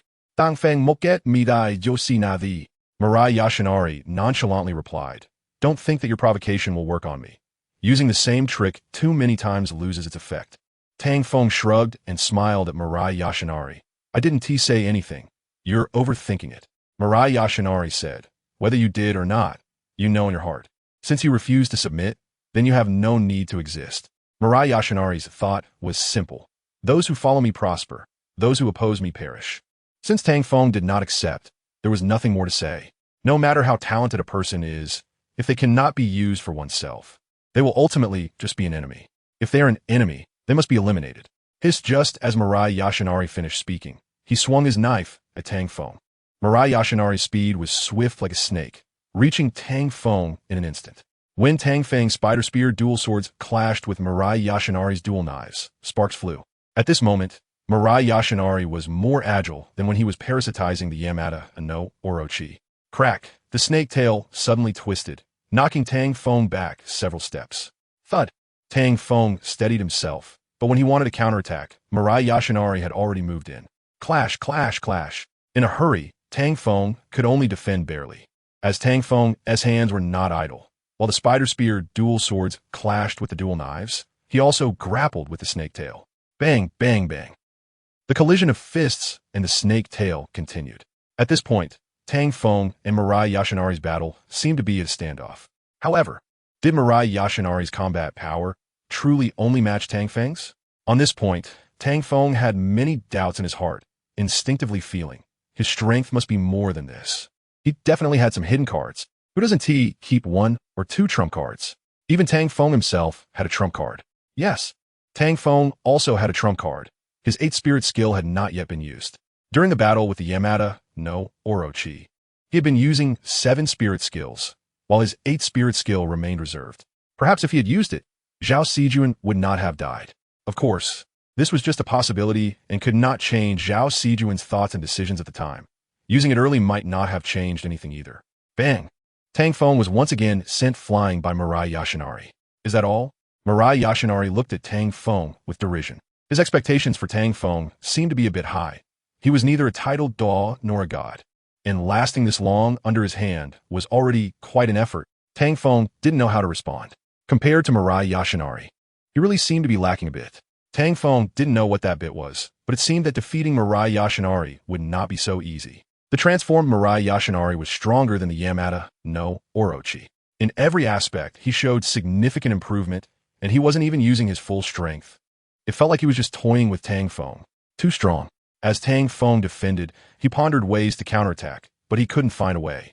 Mirai Yoshinari's agility and flexibility were both superior to his. The gap was significant. Tang Feng had to admit this after being knocked back multiple times. He couldn't deny it even if he wanted to. Tang Feng was being overwhelmed, nearly injured multiple times, but he had narrowly escaped each time. This also made Tang Feng realize that things were not that simple. Tang Feng activated his prediction skill. He felt that if he didn't use it again, there would definitely be big problems. This intuition had always been very accurate and could not be ignored. As his soul power was drained by half, Tang Feng also saw a vision of the future. Mirai Yoshinari was indeed just playing around, or rather, he had not fully adapted to this body. Once he fully adapted, Tang Feng would not be his opponent. What worried Tang Feng even more was that the wounds on his body could not stop bleeding. This meant that Mirai Yoshinari's attacks had a heavy bleeding effect, rendering his regeneration ability ineffective. This is troublesome. The future scene played out in an instant, and upon learning about Asuka Yoshinobu's methods, Tang Feng couldn't help but frown. If he didn't think of a way soon, he would have to follow the script. And by then, he feared that even resurrecting would be impossible. It truly felt like he was going to die. It seemed that only that move was left. The reason Tang Feng had been reluctant to use his 8th soul skill was that he had seen the effects of the regeneration ability through prediction and the explanation given by the system. He always used prediction to see the results at critical moments, and since the outcome was that he wouldn't be harmed, he acted boldly. However, this time was different. Not only was he uncertain, but even the prediction was the same. If things continued like this, he would truly be defeated. 8th soul skill, Wu Wei Taiji. Tang Feng finally made his move. This was an attack outside of prediction, and after using this move, the future was reset. This 8th soul skill was Tang Feng's last trump card, as well as his secret weapon. Wu Wei Taiji could nullify the opponent's attacks, absorbing half the damage for 10 minutes, after which it would return all damage 100-fold using the principle of borrowing strength to attack. It sounded impressive, but in reality, it wasn't that great. If his absorption capacity reached its limit and he couldn't endure those 10 minutes, the effect of Wu Wei Taiji would fail. Therefore, during the use of Wu Wei Taiji, he had to rely on the Tihua Ji Tian Xiu and the Icefire Dragon King's inheritance to lessen the burden. Otherwise, he would be blown up by Asuka Yoshinobu's power. Chapter 180. Under Wu Wei Taiji, Tang Feng's Wu Wei Taiji buff appeared. However, not knowing the Taiji techniques, he couldn't fully utilize the essence of this move. What is Taiji? What is nullification? Is Wu Wei Taiji 2 forms? Or is it just the name of Taiji? How to deal damage? Tang Feng knew none of this. He only understood the effect of this move, like having a treasure mountain but not understanding its meaning, only superficially believing in his own assumptions. To learn real Taiji, one had to put in considerable effort. And the most important thing was that even if he wanted to learn now, he might not find anyone to teach him. This was no longer Blue Star, where one could find free explanations online and easily locate tutorial videos. In Douluo continent, martial arts combined with martial souls produced effects, soul skills, which led to another new realm. Many players had noticed this, with rising martial arts experts who would become the new generation of influential figures in Douluo continent. And whether these people would pass on their martial arts heritage was certain. However, when selecting disciples, they would start from the aspect of character. Back to the point, Tang Feng didn't understand Taiji. When using Wu Wei Taiji, he could only mimic and engage with Asuka Yoshinobu's attacks. Asuka Yoshinobu's attack followed, and Tang Feng imitated the motions of Taiji, trying to learn the principle of borrowing strength to see if he could do it. Zing! Asuka Yoshinobu's attack came, and the red energy suddenly disappeared. Tang Feng and Asuka Yoshinobu were both filled with question marks. What was going on? Asuka Yoshinobu retreated a bit, gathering the red energy again. There was no problem. What just happened? He couldn't quite understand. Tang Feng also couldn't comprehend. This was clearly not have damage. It was obviously damage immunity. Asuka Yoshinobu charged at Tang Feng again, thinking that the best way to understand the situation was to challenge it again. Asuka Yoshinobu's approach didn't make Tang Feng careless, facing the dual-wielding attacks. He cautiously used his sword to intercept. Energy could be absorbed, but he couldn't absorb the slashes of the blades. Moreover, the so-called nullification. Was it to turn all energy into nothingness? Tang Feng didn't know and felt uncertain. The system couldn't answer either. How nice it would be if there was an AI system. Zing once again. The energy suddenly disappeared, as if entering a magic nullifying realm. Asuka Yoshinobu thought, could it really be a magic nullifying realm, where any magic would be ineffective? Was there any possibility of that? Otherwise, how could there be multiple nullifications, with techniques turning into ordinary attacks? Asuka Yoshinobu couldn't make sense of it, but the attack didn't stop as he tried to find the right distance for an attack. Boom! A long-range sword chi attack. Asuka Yoshinobu wielded the Baki National and Gangs to unleash a sword chi that slashed straight towards Tang Feng. Tang Feng was momentarily stunned, but quickly understood. Asuka Yoshinobu was clearly testing him. If Asuka Yoshinobu wanted to test, why wouldn't Tang Feng want to see if Wu Wei Taiji could nullify all techniques for 10 minutes? Bang! Tang Feng let down his guard, resulting in being pushed back several steps by the sword chi. He couldn't nullify the sword chi, but the effect of absorbing half the damage was still there. This meant that Wu Wei Taiji only supported nullification in close combat. No, it couldn't be so objective. Perhaps it could only nullify upon contact. The conditions for nullification had limitations. Thinking about it, if there were no limitations, wouldn't it be invincible? Embracing the true fragrance principle, Tang Feng felt that such restrictions were reasonable. It wasn't an invincible skill.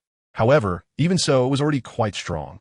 As Tang Feng thought this, he attempted to close the distance to Asuka Yoshinobu.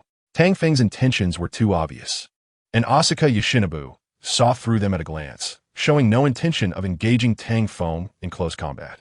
The previous sword chi was merely a test. Now, he was serious about attacking. Asuka Yoshinobu still had quite a few long-range techniques. Boom, boom, boom. Asuka Yoshinobu's red energy erupted, with continuous bombardments of sword chi, beams, energy cannons, etc. Tang Feng was pushed back repeatedly, making it difficult to approach Asuka Yoshinobu. The bombardment's power gradually increased. However, the damage from these attacks was not enough to do much to him. Buzz, the bombardment suddenly stopped, and Tang Feng thought he had a chance to get closer. But then he saw Asuka Yoshinobu gathering a stronger and denser energy sphere. The red energy sphere, with an explosive appearance, looked like it had a large damage value, making it intimidating to approach. Should he retreat first? Tang Feng didn't want to face it directly. It looked too frightening, and he didn't think he could take it. But there seemed to be no time to dodge, as the previous bombardment was a cover for this strike, making evasion impossible. It wasn't easy to take it head-on either. Tang Feng smiled helplessly, realizing that he still needed to prepare, raising his soul power. With a bang, black soul power erupted, forming a protective shield around Tang Feng. Buzz, the red energy sphere, like the sun, was exhaled by Asuka Yoshinobu. The energy sphere flew towards Tang Feng like a cannonball, straight and fast. Crack, crack, crack. The energy sphere approached like a vortex black hole, sucking in countless materials as it tore through space, becoming part of the energy sphere. As the energy sphere drew closer, Tang Feng took a deep breath and shouted at the energy sphere, "Come on! Buzz! Crack!" The energy sphere seemed to respond to Tang Feng's shout, quickly lunging forward. Boom, boom, boom, rumble! A massive explosion occurred, unprecedented in its magnitude. If the samurai city were still standing, it would likely have been obliterated by this explosion. The energy of the explosion was devoured along with Asuka Yosuke, yet he remained unaffected. However, Asuka Yosuke did not end his assault there. He moved at high speed towards the center of the explosion, intending to finish off Tang Feng with his dual blades. Yes, after multiple battles and understanding the bloodline of the Yamada no Orochi, Asuka Yosuke did not believe these moves could kill Tang Feng. Therefore, he did not plan to rely on this to kill Tang Feng, but merely aimed to severely injure him for better separation and cutting. Just as Tang Feng had predicted, Asuka Yosuke's abilities had improved, and the bleeding effects caused by samurai blades were enough to threaten Tang Feng's life. Thus, Asuka Yosuke prepared to deliver a fatal blow to Tang Feng while he had not fully recovered, hoping to injure him mortally. Soon, Asuka Yosuke spotted Tang Feng, who at that moment was being engulfed by the energy of the explosion. Seeing Tang Feng unable to move, Asuka Yosuke struck directly, his dual blades shining with light. Silver flashes appearing on Tang Feng's body. Chapter 181. The Wu Wei Tai Chi counterattack. Asuka Yosuke's samurai blades were terrifyingly sharp. If they inflicted a wound, it would lead to a fatal injury, carrying a tearing effect that prevented recovery, specifically targeting regenerative abilities. Tang Feng wanted to dodge, but being unable to move, he could only stare wide-eyed as Asuka Yosuke's blades came down. The flaw of Wu Wei Tai Chi was revealed at that moment, while it absorbed half the damage. Reducing the effect, it left Tang Feng unable to escape the range of harm. Otherwise, he would have run away long ago, rather than remaining here to suffer and allowing Asuka Yosuke to unleash a flurry of lethal strikes. As the flames were quickly extinguished, Tang Feng's body proved too resilient. Asuka Yosuke's multiple attacks couldn't inflict damage. However, no matter how strong the resilience, under a barrage of concentrated and forceful strikes, it would still be insufficient. To tear Tang Feng into pieces, Asuka Yosuke was naturally unreserved. With effort not wasted, Tang Feng's defenses were broken. At the moment of the breach, Asuka Yosuke thought to himself, "I really didn't expect this guy to improve his strength so quickly and have such poor defenses. If it weren't for my own combat power soaring, I might not have been able to break through." Asuka Yosuke grasped the power and focus, making it much easier to breach defenses again. Asuka Yosuke's attacking methods proved effective once more. Tang Feng's wounds multiplied, although they didn't appear very deep. They all carried tearing effects, making such wounds the most troublesome. One careless move could lead to excessive blood loss, ultimately resulting in death from bleeding out. "Enime, move for me, move," Tang Feng shouted in his heart, roaring within, wanting to resist and fight Asuka Yosuke, not wanting to be slaughtered like this. He felt like meat on a chopping block, cute but helpless. Was he stunned? Tang Feng could only helplessly complain. Besides being stunned, what else could he say? Moreover, he truly felt dazed. PFFT, PFFT, PFFT. Well, it was useless to say anything now. Tang Feng shrugged his hands in his mind, simply not thinking about anything anymore. Whatever happens, he wouldn't use this 8th soul skill, Wu Wei Tai Chi, again. If there was a future, great. There might really be no future. Tang Feng bitterly smiled in his heart. That was the reality. There might not be a future, and if there was, he would never be this foolish again. Learning from mistakes and not changing, he could only give up hope. He felt very frustrated. He didn't want it to continue like this. This passive feeling was completely different from what he had imagined. Tai Chi wasn't supposed to be like this. There must be some issue in a certain link. He sensed something was wrong. Otherwise, how could he be so passive? Wu Wei Tai Chi. Does it mean to be ineffective? It could very well be. Tang Feng suddenly felt uncertain. If it meant being ineffective, then he was completely done for, feeling colder than a salted fish. Thud thud. Asaka Yosuke's blade came down, and Tang Feng's heartbeat echoed. Huh? Did I just hear my heartbeat? Tang Feng felt a slight chill in his heart. No, it wasn't just a feeling, it was genuinely a bit cold. Like a breeze. Tang Feng quickly realized why he felt this way. It was because his heart had been cut open, which explained the cool sensation. So that is how it is, you ghost. Tang Feng wanted to flip the table. His heart had been cut open, and with just one stab from Asaka Yosuke, he would be done for. Goodbye. Asaka Yosuke waved at Tang Feng and said. Asaka Yosuke held the hilt of the Bi-Ki Kuni Unkun sword with both hands. Having tossed aside the Izumi no Kami Kanasada, he intended to use the Bi-Ki Kuni Unkun for the assassination. Wait. Tang Feng wanted to call out to Asaka Yosuke to stop, but he couldn't produce a voice. He felt helpless and powerless, only able to watch as the Bi-Ki Kuni Unkun aimed for his heart. Buzz, like the sound of a mosquito breaking through the air, it reached Tang Feng's ears.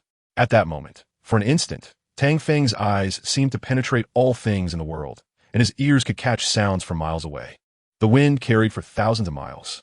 It seemed that in this world, nothing could escape his senses. Naturally, as if by hallucination. Life is like this, reflecting back. Nothing extraordinary. Buzz, but if the real sound is like a slowed-down film, is it really just an illusion? Tang Feng didn't know. He felt uncertain. It seemed like he had experienced this feeling before, yet also seemed like he hadn't. Is this the great enlightenment at the brink of life and death? Maybe. Perhaps yes, perhaps no. Tang Feng didn't think about the answer. Even if he did, it wouldn't matter. What mattered was how to deal with the thrust of the Bi-Ki Kuni Unkun. The distance to the Bi-Ki Kuni Unkun grew closer, about to pierce his heart in less than a second. At that moment, he would undoubtedly die. Thud! Just as Tang Feng contemplated how to intercept this strike, his hand had already grasped the blade. It could be said it was a matter of life and death. If he had been even a moment slower, it would have been hopeless. Tang Feng's hand tightly gripped the blade, and the Bi-Ki Kuni Unkun felt as if it were stuck against steel. How is this possible? Asaka Yosuke was shocked. The situation occurred too quickly and suddenly. He didn't even see how Tang Feng had made his move. It was as if the action formed in an instant, eluding the eye. How could this be? Even Tang Feng himself felt it was incredible. But the fact had occurred, proving he had caught the blade, as if he had caught a white blade with bare hands in a split second. However, he only caught it with the palm of his hand. But now wasn't the time to talk about catching a blade. Tang Feng and Asaka Yosuke both miscalculated at the same time. Asa Yasuno subconsciously wanted to pull back the H-key national safety string. But no matter how hard he tried, he couldn't move it. Because of his tugging, Tang Feng also reacted. He slapped at Asa Yasuno with his left hand. Bang! Tang Feng didn't expect that such a simple slap would send Asa Yasuno flying off the ground, nor did he expect that Asa Yasuno wouldn't dodge. He watched as Asa Yasuno floated in midair, decisively letting go of his right hand, and then striking out at Asa Yasuno. Bang, bang, bang. With each punch and kick, there was an implicit mastery in the air. The black and white energy interacted with each other, while Tang Feng himself entered a different state, selflessness. Tang Feng didn't know what was happening. More accurately, he had no idea what was going on. All he wanted was to defeat Asa Yasuno, and as long as he hit, that was enough. This singular focus became a crucial point, completely changing his attack style, giving it a certain mastery. Moreover, his methods of attack resemble Tai Chi. Chapter 182. Final counterattack, the counterattack of Wu Wei Tai Chi 10 minutes of calm, followed by an explosion 10 minutes later. The absorption of Wu Wei, the counterattack of Tai Chi. Wu Wei Tai Chi, the absorbed energy transformed into his own energy, and through the form of Tai Chi, he sent this energy out. The yin and yang energy of black and white struck the enemy in this form, completely exploding forth. The seemingly slow movements were actually so fast that the human I couldn't keep up, creating an illusion of instantaneous change. The forms and techniques of Tai Chi are numerous. As long as one remembers the key points of Tai Chi, all techniques become irrelevant. A true master displays style in every tension and relaxation. Tang Feng executed his techniques with impressive flair. He not only didn't understand the techniques, but also didn't grasp the key points. However, the passive counterattack of this soul skill had already highlighted the key points. It was as if a novice in martial arts had gained invincible internal power. It wasn't a problem to defeat a master with a single punch. At this moment, Tang Feng was nearly in this state. Despite not understanding Tai Chi, the connection with the Wu Wei Tai Chi soul skill imbued his techniques with the essence of Tai Chi, allowing him to counterattack Asa Yasuno Shige effectively. Whatever katana or nit ri, they were all insignificant in the face of Tai Chi. Tang Feng's Tai Chi wasn't yet exquisite, merely casual and instinctual. Yet even so, he could toy with Asa Yasuno Shige, overpowering him in all aspects, technique, strength, exertion, and so on, leaving Asa Yasuno Shige completely defenseless. Bang, bang, bang, bang, bang. Amidst the explosive aftermath, Tang Feng pursued Asa Yasuno Shige, quickly counterattacking with Tai Chi, returning all the absorbed power. The black and white energy prevented Asa Yasuno Shige from landing. He had no chance to stabilize himself, let alone use nit ri, spending the entire time being knocked away. Tang Feng's state was also quite mysterious, as if he had endless power. He had just been beaten by Asa Yasuno Shige for 10 minutes, and now he was going to return the favor double. Tang Feng's combos were continuous, with an elusive quality that left Asa Yasuno Shige without a temper. These techniques couldn't be perceived with the naked eye. Congeal. Asa Yasuno Shige attempted to solidify Tang Feng's movements. Red beams shot from his eyes, like an ex-special police officer, aimed at Tang Feng, but were evaded by Tang Feng's bizarre movements, leading to a fierce counterattack. Asa Yasuno Shige, battered by Tang Feng's continuous strikes, felt extremely frustrated. Realizing that the petrifying beam had no effect and had been dodged, it seemed that, as he thought, he couldn't rely on his eyes to see. As they couldn't catch Tang Feng's movements, he could only rely on other methods to perceive them. Asa Yasuno Shige closed his eyes, appearing as if he was about to give up, completely surrendering his sense of self. Tang Feng slightly tilted his movements, and Asa Yasuno Shige tightened his grip on the H-key national safety string, swinging it towards Tang Feng, slicing off several strands of his hair. "Are you pretending?" Tang Feng quickly reacted, the black and white energy moving again with his hand. The Tai Chi techniques were unleashed once more, but this time the skills Tang Feng used were more complex, making Asa Yasuno Shige's accidental counterattack difficult to read. Although Asa Yasuno Shige seemingly didn't look, he could still control his movements, which felt a bit like cheating, as if he was using hacks. However, the energy absorbed by Tang Feng's Wu Wei Tai Chi hadn't fully exploded yet. It seemed it was time to unleash it. Boom! The black and white energy intensified significantly. The impact of Tang Feng's strikes on Asa Yasuno Shige also increased considerably. This prolonged the time Asa Yasuno Shige floated and significantly reduced his chances of counterattacking Tang Feng. Tang Feng's pace and movements became exaggerated, making them hard to grasp, but one thing remained unchanged. The timing of his strikes against Asa Yasuno Shige showed no variation. One can imagine how proficient Tang Feng was in this aspect, yielding unimaginable results. Facing Tang Feng's attacks, Asa Yasuno Shige continuously reminded himself not to rush, to remain calm, and that opportunities would come soon. He waited for a chance and felt the rhythm brought by Tang Feng's attacks, aiming to disrupt Tang Feng's rhythm and counterattack. There would only be one chance. When it came, it would be the moment to determine the victor. As Tang Feng's attacks and energy intensified, nearing the moment of delivering the final blow, at this point, there was a change in the power of Tang Feng's strikes. This change caught Asa Yasuno Shige's attention. For him, it was an opportunity. Nit Ittri, Sword of the Gods. Asa Yasuno Shige suddenly broke free, moving like a dragon in the air, unleashing all the energy he had accumulated. This strike was like a divine intervention, the red energy tearing through space, swiftly descending.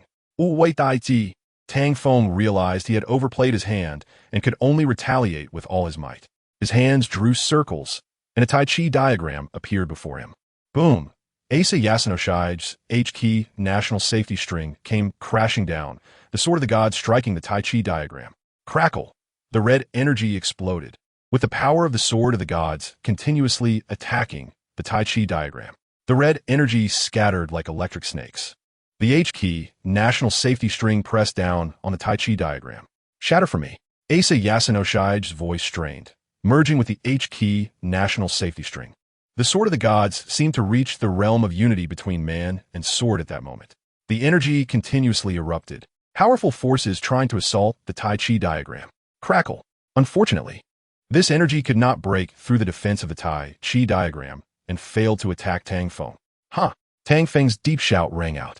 The Tai Chi diagram began to spin, like a rotating disc, pulling Asa Yasunoshi along with it. Bang, bang, bang. The speed of the rotation accelerated from slow to fast, lifting Asa Yasunoshi up, creating gusts of wind, astonishing like a hurricane. Buzz! Asa Yasunoshi felt a ringing in his ears, but did not give up on suppressing the Tai Chi diagram. Boom! Tang Feng's Tai Chi diagram spun rapidly like a motorcycle engine. Asa Yunosuk was struggling to hold on, and it wouldn't be long before he was thrown out. This was not the outcome he desired. He wanted a different result. Boom!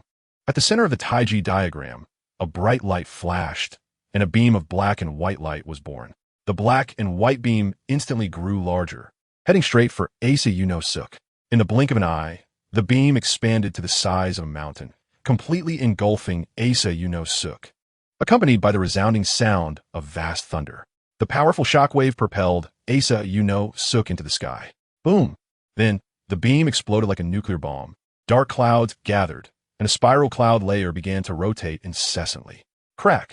The explosion shattered the surroundings, and there were visible glass-like cracks in the sky. The sound of explosions echoed repeatedly in the sky. Chapter 183. Shikigami Yamada no Orochi in the sky. Asa Yunosuk had already turned into raindrops, scattered by the wind across the land.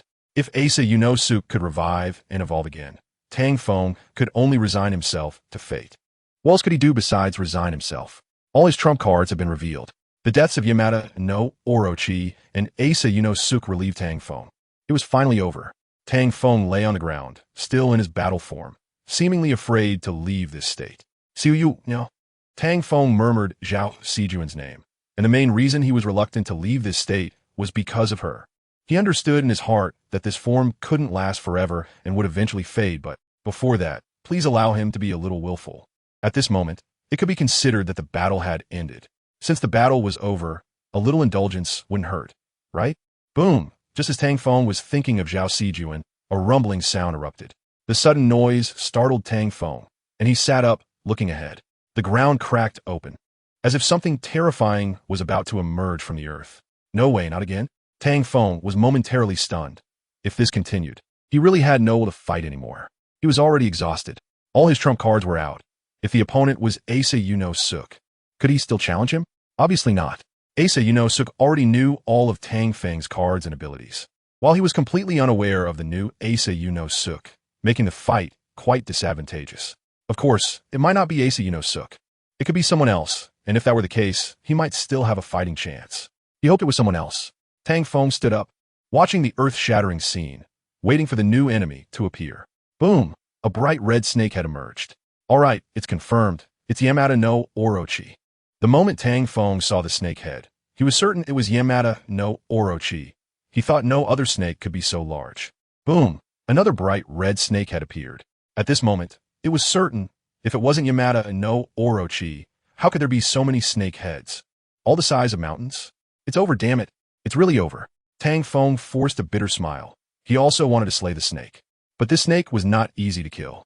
He had just defeated one Yamada no Orochi, and now another was coming. Wait a minute. Tang Feng suddenly felt something was off. Looking at the newly emerged snake head, there were now 3 snake heads. Why were they all bright red? Logically speaking, the 8 heads of Yamada no Orochi should have the same attributes, colors, and appearances, but all these heads looked exactly the same. As Tang Feng mumbled while looking at these snake heads, a 4th bright red snake had appeared. And this time it could be confirmed that the appearances of these snake heads were completely identical. So the question arises, is this Yamada no Orochi really Yamada no Orochi? What has caused Yamada no Orochi to take on this appearance? And where is Asa Yunosuk? Could it be that he is also within this Yamada no Orochi? Tang Feng couldn't figure out these questions. Was this Yamada no Orochi the one he had fought before and had devoured? If so, then what was with the bright red snake heads and body? Tang Feng stared at this newly emerged Yamada no Orochi. Now 6 snake heads had emerged from the ground, all bright red, giving the impression that the skin had been completely destroyed, leaving only the color of blood and flesh, looking exceptionally terrifying. Could it be? Tang Feng had a conjecture in his heart, thinking that this Yamada no Orochi was in a soul state, meaning that after its physical body died, it crawled back from hell. In other words, a Shikigami. No way. Tang Feng was startled by his own bold speculation, truly dumbfounded. If this was the doing of Asa Yunosuk, such a thing could indeed happen. No, it shouldn't be said to be Asa Yunosuk. More accurately, it should be Miyamoto's gatekeeper. Tang Feng exhaled a breath of foul air. Regardless of whether it's Asa Yunosuk or Miyamoto's gatekeeper, they are both troublesome characters, and this Shikigami Yamada no Orochi is truly deadly. Tang Feng's gloomy smile looked at the 7 snake heads that had already appeared, with only one left to fully emerge, but it was about to succeed soon, and at that point he would really be done for. Damn it. I absolutely cannot allow such a thing to happen. Tang Feng charged towards the Shikigami Yamada no Orochi. He didn't want the Shikigami Yamada no Orochi to be born so smoothly, as this might be the true goal of Asa Yunosuk and Miyamoto's gatekeeper. He had to stop them and the Shikigami Yamada no Orochi. Wuwei Taiji. Tang Feng activated his Wuwei Taiji, simultaneously stacking the buffs from Tihua Zhitianxiu and the Ice Fire Dragon King's inheritance onto himself, maximizing the damage he could endure and inflict. Then, Tang Feng's Taiji energy shot towards the Shikigami Yamada no Orochi. Boom! His palm struck one of the snake heads of the Shikigami Yamada no Orochi, but passed right through, the force hitting the air, creating a loud noise in the air. Tang Feng was once again dumbfounded. The attack was nullified. How was he supposed to fight this enemy? The Soul State Shikigami Yamada no Orochi. Wait a minute. After merging with Xiao Jun, I should be able to hit him. Bang! Just as Tang Feng was thinking something was off, a snake tail slapped him like swatting a fly, sending him flying. Boom! Tang Feng was embedded in the rocks, spitting out dark blood in frustration, his face pale and weak. Damn it, Tang Feng coughed weakly. It was just one hit, and it had severely injured him.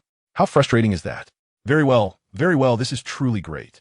The effects of Wuwei Taiji activated, and Tang Feng couldn't help but smile, since you were so. Boom! Before Tang Feng could stand up, the red shockwave from the Shikigami Yamada no Orochi came rushing towards him. Boom! The Shikigami Yamada no Orochi, as Tang Feng wished, continued to attack him. Poochie, after taking this hit, Tang Feng was unable to move, even after his defense was increased by 30 times. And coupled with the damage having effect of the Wuwei Taiji, he was still directly beaten to a near-death state. One can imagine how strong the attack power of the Shikigami Yamada no Orochi is. What frustrated Tang Feng the most was that he couldn't hit the Shikigami Yamada no Orochi. Such an enemy completely countered him. Boom! The red shockwave appeared again. Rumble! Tang Feng was directly killed, and the shell of his regeneration ability emerged as he broke out of the cocoon. Boom! The cycle played again. And the Shikigami Yamada no Orochi was officially born, with the intent to kill Tang Feng. Chapter 184. Changing the outcome, the attacks of the Shikigami Yamada no Orochi were simple and direct, with red shockwaves spewing out like breaths. Faced with the shockwaves from the Shikigami Yamada no Orochi, Tang Feng could only be bombarded. The number of times he broke out of the cocoon gradually increased. As time passed, the number also increased, leaving Tang Feng with a sense of numbness. Continuing like this was not a solution. Tang Feng was very frustrated. What on earth was going on with the Shikigami Yamada no Orochi? Was it fun to drag this out? Whether it was fun or not was not up to Tang Feng to decide. He wasn't clear on the Shikigami Yamada no Orochi's goals. But one thing was certain, it aimed to put him to death. Therefore, the purpose of the Shikigami Yamada no Orochi's actions was definitely to kill him. He felt that things were not so simple. The Shikigami Yamada no Orochi's intentions might hold deeper meanings in the end. Tang Feng kept guessing while the Shikigami Yamada no Orochi kept attacking, giving him no chance. Boom, boom, boom. The same plot was continuously replayed. Tang Feng wanted to resist, wanted to break free, but it was not that easy.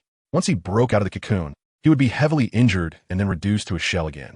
The shockwaves from the Shikigami Yamada no Orochi continued, and it was incredibly difficult for Tang Feng to escape his current state.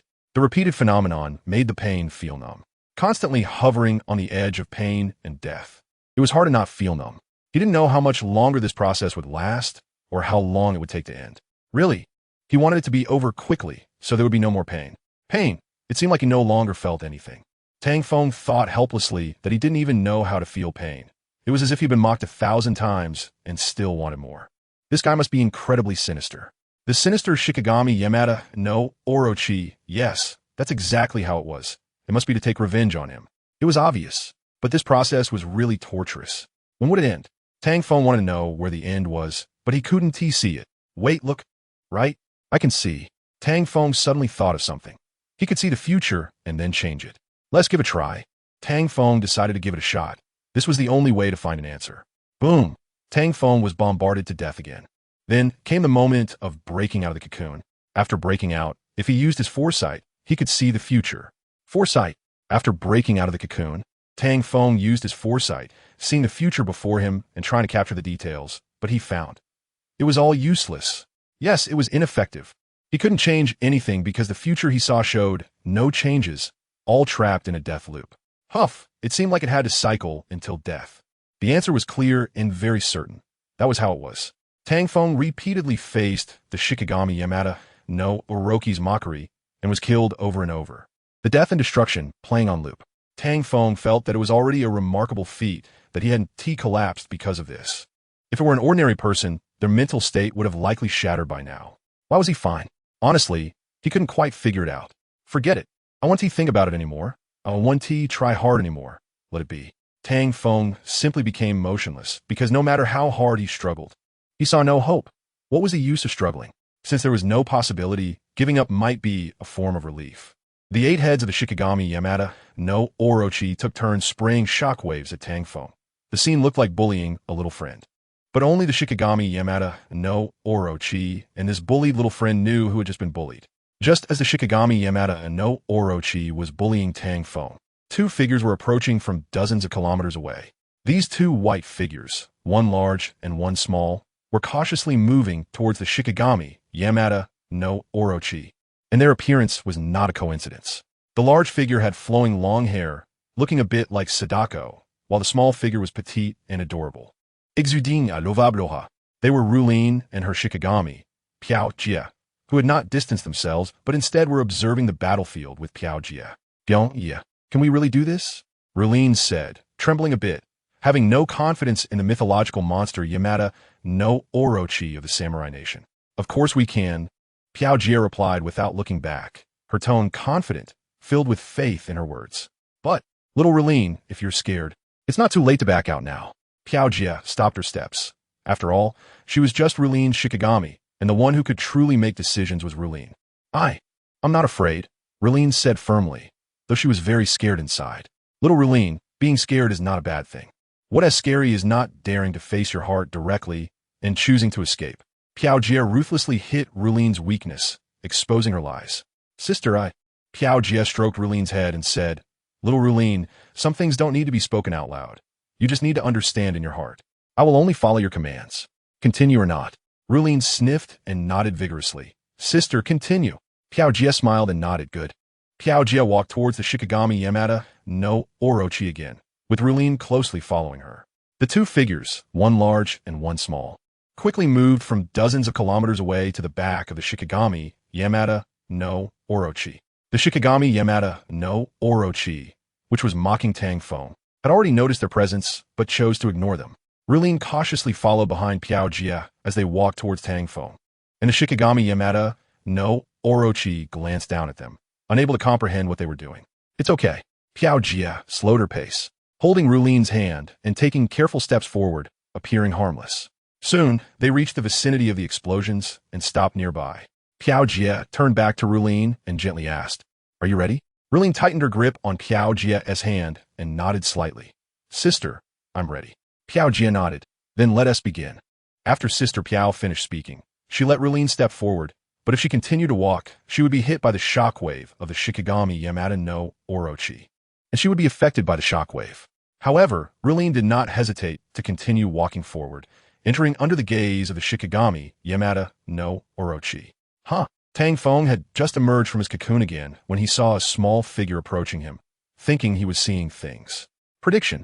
The moment Tang Feng broke out of his cocoon again, he used his prediction ability. This time, the outcome changed. Chapter 185, a domain useful for Shikigami. In the prediction, Tang Feng saw clearly who the small figure was. It was Rulin, who had left and returned. Her arrival changed Tang Feng's fate. Tang Feng did not want to see such a change because it would sacrifice Rulin. Yes, she sacrificed herself to save his life, and as a result, the outcome changed. Her sacrifice and her Shikigami going berserk temporarily hindered the Shikigami Yamada no Orochi, giving her a chance to speak. Why do this? Brother Feng, all I can do is this. Sister Piao is left to you. What? You can use the ritual to resurrect Sister June from Sister Piao. Only then can you defeat him. Hey, don't die yet. Can you explain this clearly? Damn, what Tang Feng saw as the future was like this, and he was powerless to change it because he was seriously injured.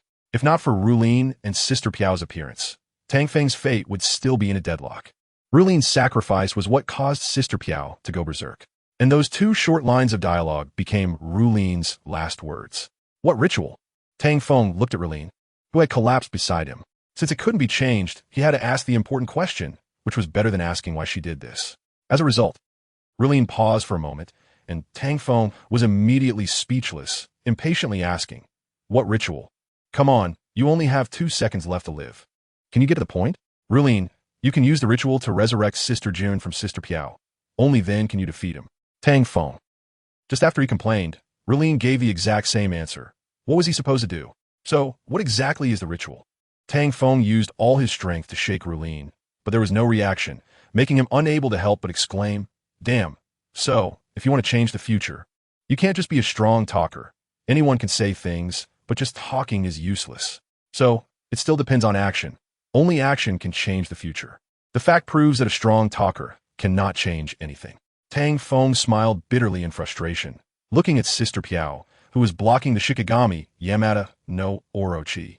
Feeling uneasy about how to resurrect Zhao Sijuan and what ritual to use. Little Rulin, why can't you be clearer? Regardless, Rulin changed her future through action. If he continued to be depressed like this, would he still be human? Not human.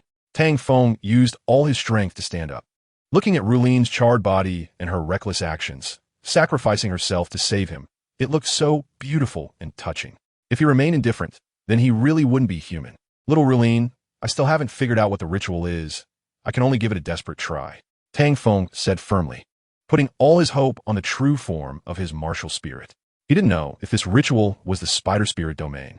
Because it was the spider spirit domain that created Zhao Sijuan, he could only give it a try. True form of martial spirit. Tang Feng activated the true form of his martial spirit, and the figure of the Sword Emperor appeared. Then he put all his soul power and hope into this domain. Spider Spirit Domain. As the Spider Spirit Domain unfolded, bizarre phenomena reappeared, and a hellish scene appeared here, with black ghosts being born one after another. Seeing this phenomenon, Tang Feng couldn't help but be stunned.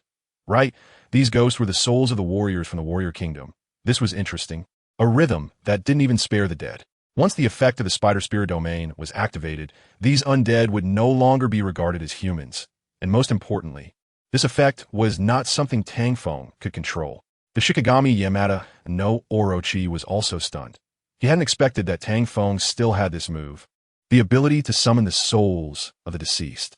If he could subdue Tang Feng, this move would become the method of summoning Shikigami, allowing Shikigami to be born infinitely in this world, which meant prosperity. The Shikigami Yamada no Orochi looked at Tang Feng, hesitating whether to kill him or subdue him. As for Sister Piao, to be honest, only if the Shikigami Yamada no Orochi was willing. She couldn't last long. She surely knew that. While the Shikigami Yamada no Orochi hesitated, these ghosts began to tear each other apart, and Sister Piao also fell to the ground, engaging in a battle with those ghosts. Interesting. Seeing the scene unfold, the Shikigami Yamada no Orochi actually spoke human words. He had never spoken before, but now he did.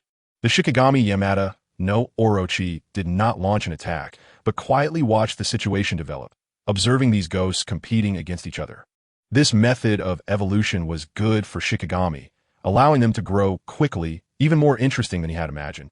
The Shikigami Yamada no Orochi analyzed the current situation, never expecting that Tang Feng's ability would be so strong, completely the creator of Shikigami. Huh? She hasn't disappeared yet? The Shikigami Yamada no Orochi's gaze locked on his sister Piao. The reason he hadn't killed her earlier was to see how long she could survive after her master died.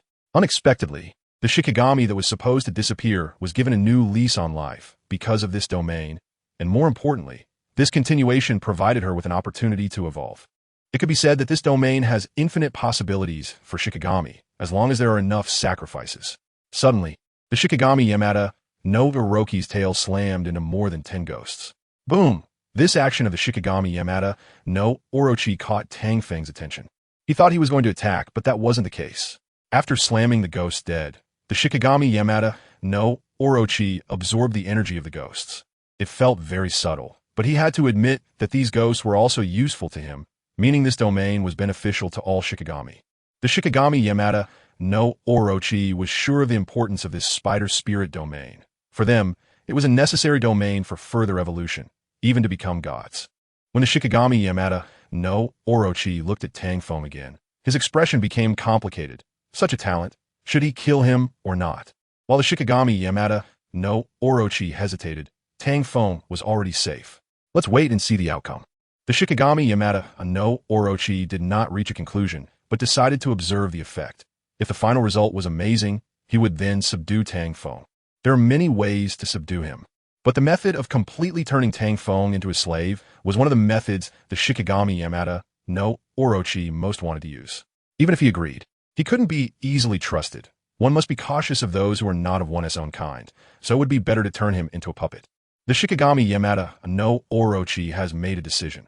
Since only Tang Feng's spider spirit domain is effective, he will turn Tang Feng into his slave and puppet. It is precisely because the Shikigami Yamada no Orochi has this idea that it gave Tang Feng the opportunity and time. But when he saw the ghost of Rulin appear, he hesitated. Chapter 186. Zhao Sijuan's resurrection. All the ghosts in the spider spirit domain are competitors. To obtain the chance of resurrection and gain self-awareness, they must continuously devour and defeat their opponents. In this cruel world of slaughter, they must survive to get what they want. Moreover, before they obtain this opportunity, they exist as unconscious beings like wandering souls. In other words, the ghostly figure of Rulin that appears before Tang Feng is actually an unconscious wandering soul. Tang Feng wants to help Rulin and protect her from being devoured by other ghosts, but he finds himself powerless. Tang Feng is momentarily stunned and then bitterly laughs. Hey, just a moment ago, I hesitated between reviving Zhao Sijuan or Rulin, and now I realize how laughable it is. I've thought too much. Not to mention choosing whom to resurrect. Even saying thank you is beyond my control. This ritual has nothing to do with me at all. Tang Feng says a lot to Rulin, but the current Rulin is unconscious and cannot hear him, and he cannot protect her. Damn it. Tang Feng cannot stop the other ghosts, nor can he stop Rulin. He can only watch her leave his range and walk towards the group of ghosts. No, I can't let them hurt her. Without hesitation, Tang Feng rushes into the group of ghosts. Those ghosts notice Rulin's frail figure and want to attack her. Get lost. Tang Feng, enraged, strikes out, scattering the ghosts, but in no time, those ghosts recover and continue approaching Rulin unharmed. Tang Feng turns helplessly and strikes out at these ghosts again, but the result is the same. He cannot stop them from attacking Rulin. Just as they are about to pounce on Rulin, Tang Feng screams frantically, waving his dual swords. Ah, get lost. All of you get lost. However, no one hears Tang Feng, and no one leaves. No matter how loudly he shouts, it has no effect. Tang Feng watches helplessly as they bully Rulin. This feeling of powerlessness piercing his chest like a sharp arrow. Just when Tang Feng is in despair, a white figure appears, defeating all the ghosts that were about to pounce on Rulin and absorbing them. It's you. Tang Feng looks at Piao Jie in shock. She is Rulin's Shikigami. And it was she who dragged the Shikigami Yamada no Orochi, giving him the chance to use the spider spirit domain. Yes, it's me. Piao Jie responds to Tang Feng, and he is once again taken aback. You can speak? Piao Jie, speechless. Aren't you stating the obvious? Tang Feng chuckles foolishly. What's going on with you? And what about little Rulin? Piaoji interrupts Tang Feng. You don't need to worry about that. Just watch quietly. I'll handle the rest. Tang Feng is instantly speechless. How can this be? Piaoji ignores Tang Feng and takes Rulin's hand to leave. Tang Feng is momentarily dumbfounded, and the words he wanted to say don't continue. He wants to call out to Piaoji and Rulin, but he opens his mouth and cannot find the words. He doesn't know how to stop them or what to say afterward. He has so much he wants to say, but doesn't know where to start. He wants to ask questions, but doesn't know how to ask. Am I just supposed to watch quietly? Tang Feng is stunned for a moment, then looks at the Shikigami Yamada no Orochi, which shows no intention of acting, appearing to be watching a show. If even the Shikigami Yamada no Orochi is watching, I have no reason not to watch. Tang Feng considers finding trouble with the Shikigami Yamada no Orochi, but he cannot afford that trouble, given his current combat strength. He would only be ridiculed. Tang Feng exhales a breath of foul air. Now, the only thing he can do is wait for this ritual to end, which is the spider spirit domain. Tang Feng feels a bit relieved, thinking that fortunately his guess was correct. Otherwise, it would be a big problem, and Rulin would have been sacrificed for nothing. Wait, it seems like it's not much different now. Tang Feng smiles bitterly again. The current situation hasn't changed much. It's not different from the beginning. Tang Feng's gaze returns to Piaoji and Rulin, who are battling other ghosts, absorbing the energy of the ghosts they have defeated. Rulin's movements become increasingly agile, thanks to the energy she has absorbed. In addition to them, the other ghosts also become more agile, and the competition begins to heat up. Time gradually passes, and half an hour goes by in the blink of an eye. During this half hour, the Shikigami Yamada no Orochi patiently watches, showing no urgency, which feels strange. During this time, the competition among the ghosts reaches its final stage, with only 9 ghosts remaining, including Piaoji and Rulin. Piaoji protects Rulin as they approach Tang Feng, who is momentarily stunned but quickly walks forward happily to greet them, while the other ghosts remain still, looking on, which feels a bit strange. You all, shut your mouth.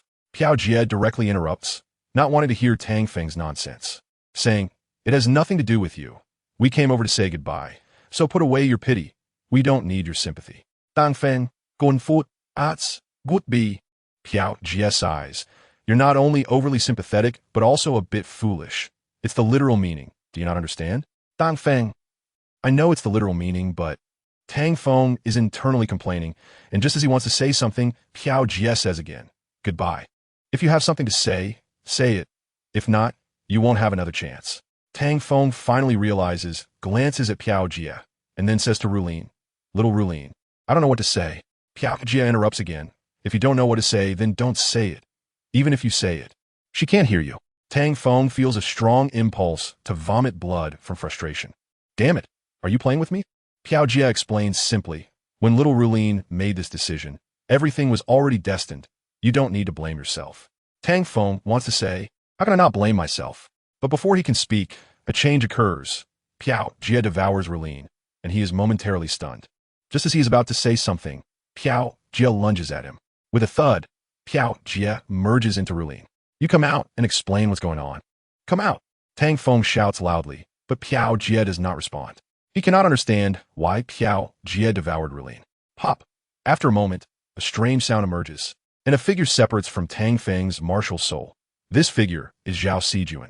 At this moment, Tang Feng finally reacts, staring at Zhao Sijuan in shock, his heart filled with complex emotions. Zhao Sijuan charges at the other 7 ghosts. They're no match for her at all. Unable to resist, they directly give up. Chapter 187. Insignificant buzz, a black vortex forms. The black energy continued to gather, converging from all directions around Zhao Sijuan. As the center of the vortex, Zhao Sijuan absorbed this black energy continuously. The energy merged into Zhao Sijuan's body, like starlight entering. The competition in the spider spirit realm had ended. Why did they ultimately enable Zhao Sijuan? From Tang Feng's perspective, it wasn't about enabling her. It was about fear. The power that Zhao Sijuan displayed and radiated was beyond their comparison, which is why they chose to give up and enable her. After absorbing this energy, Zhao Sijuan, fully recovered, walked towards Tang Feng in 3 steps, but in 2 strides, and slapped him across the face. Slap! The loud slap landed on Tang Feng's left cheek. Tang Feng looked at Zhao Sijuan in confusion, wondering if she had taken the wrong medicine. Why was she hitting herself? What had he done wrong? You shouldn't have resurrected me. Zhao Sijuan's cold words made Tang Feng instantly understand the reason for her anger. That slap was well-deserved. Shaolin is a good girl, Zhao Sijuan said abruptly, leaving Tang Feng a bit puzzled. What did she mean by Shaolin is a good girl? Tang Feng's eyes were filled with confusion, and he had a mind full of questions. Just as he was about to ask Zhao Sijuan what she meant, the Shikigami Yamada no Orochi spoke up. We meet again. I didn't expect you to be resurrected. That's quite surprising. Zhao Sijuan shifted her gaze from Tang Feng to the Shikigami Yamada no Orochi and retorted. What does that have to do with you? The Shikigami Yamada no Orochi replied. You can't say that. I've waited so long just to see the outcome. Let's have a match. Zhao Sijuan glanced at the Shikigami Yamada no Orochi and said, a match is fine, but you better not regret it. The Shikigami Yamada no Orochi loga. Regret. In front of God, there is no such thing as regret. Zhao Sijuan looked down on the Shikigami Yamada no Orochi and said, a god? Just you? The Shikigami Yamada no Orochi grinned proudly. That's right, I'm a god.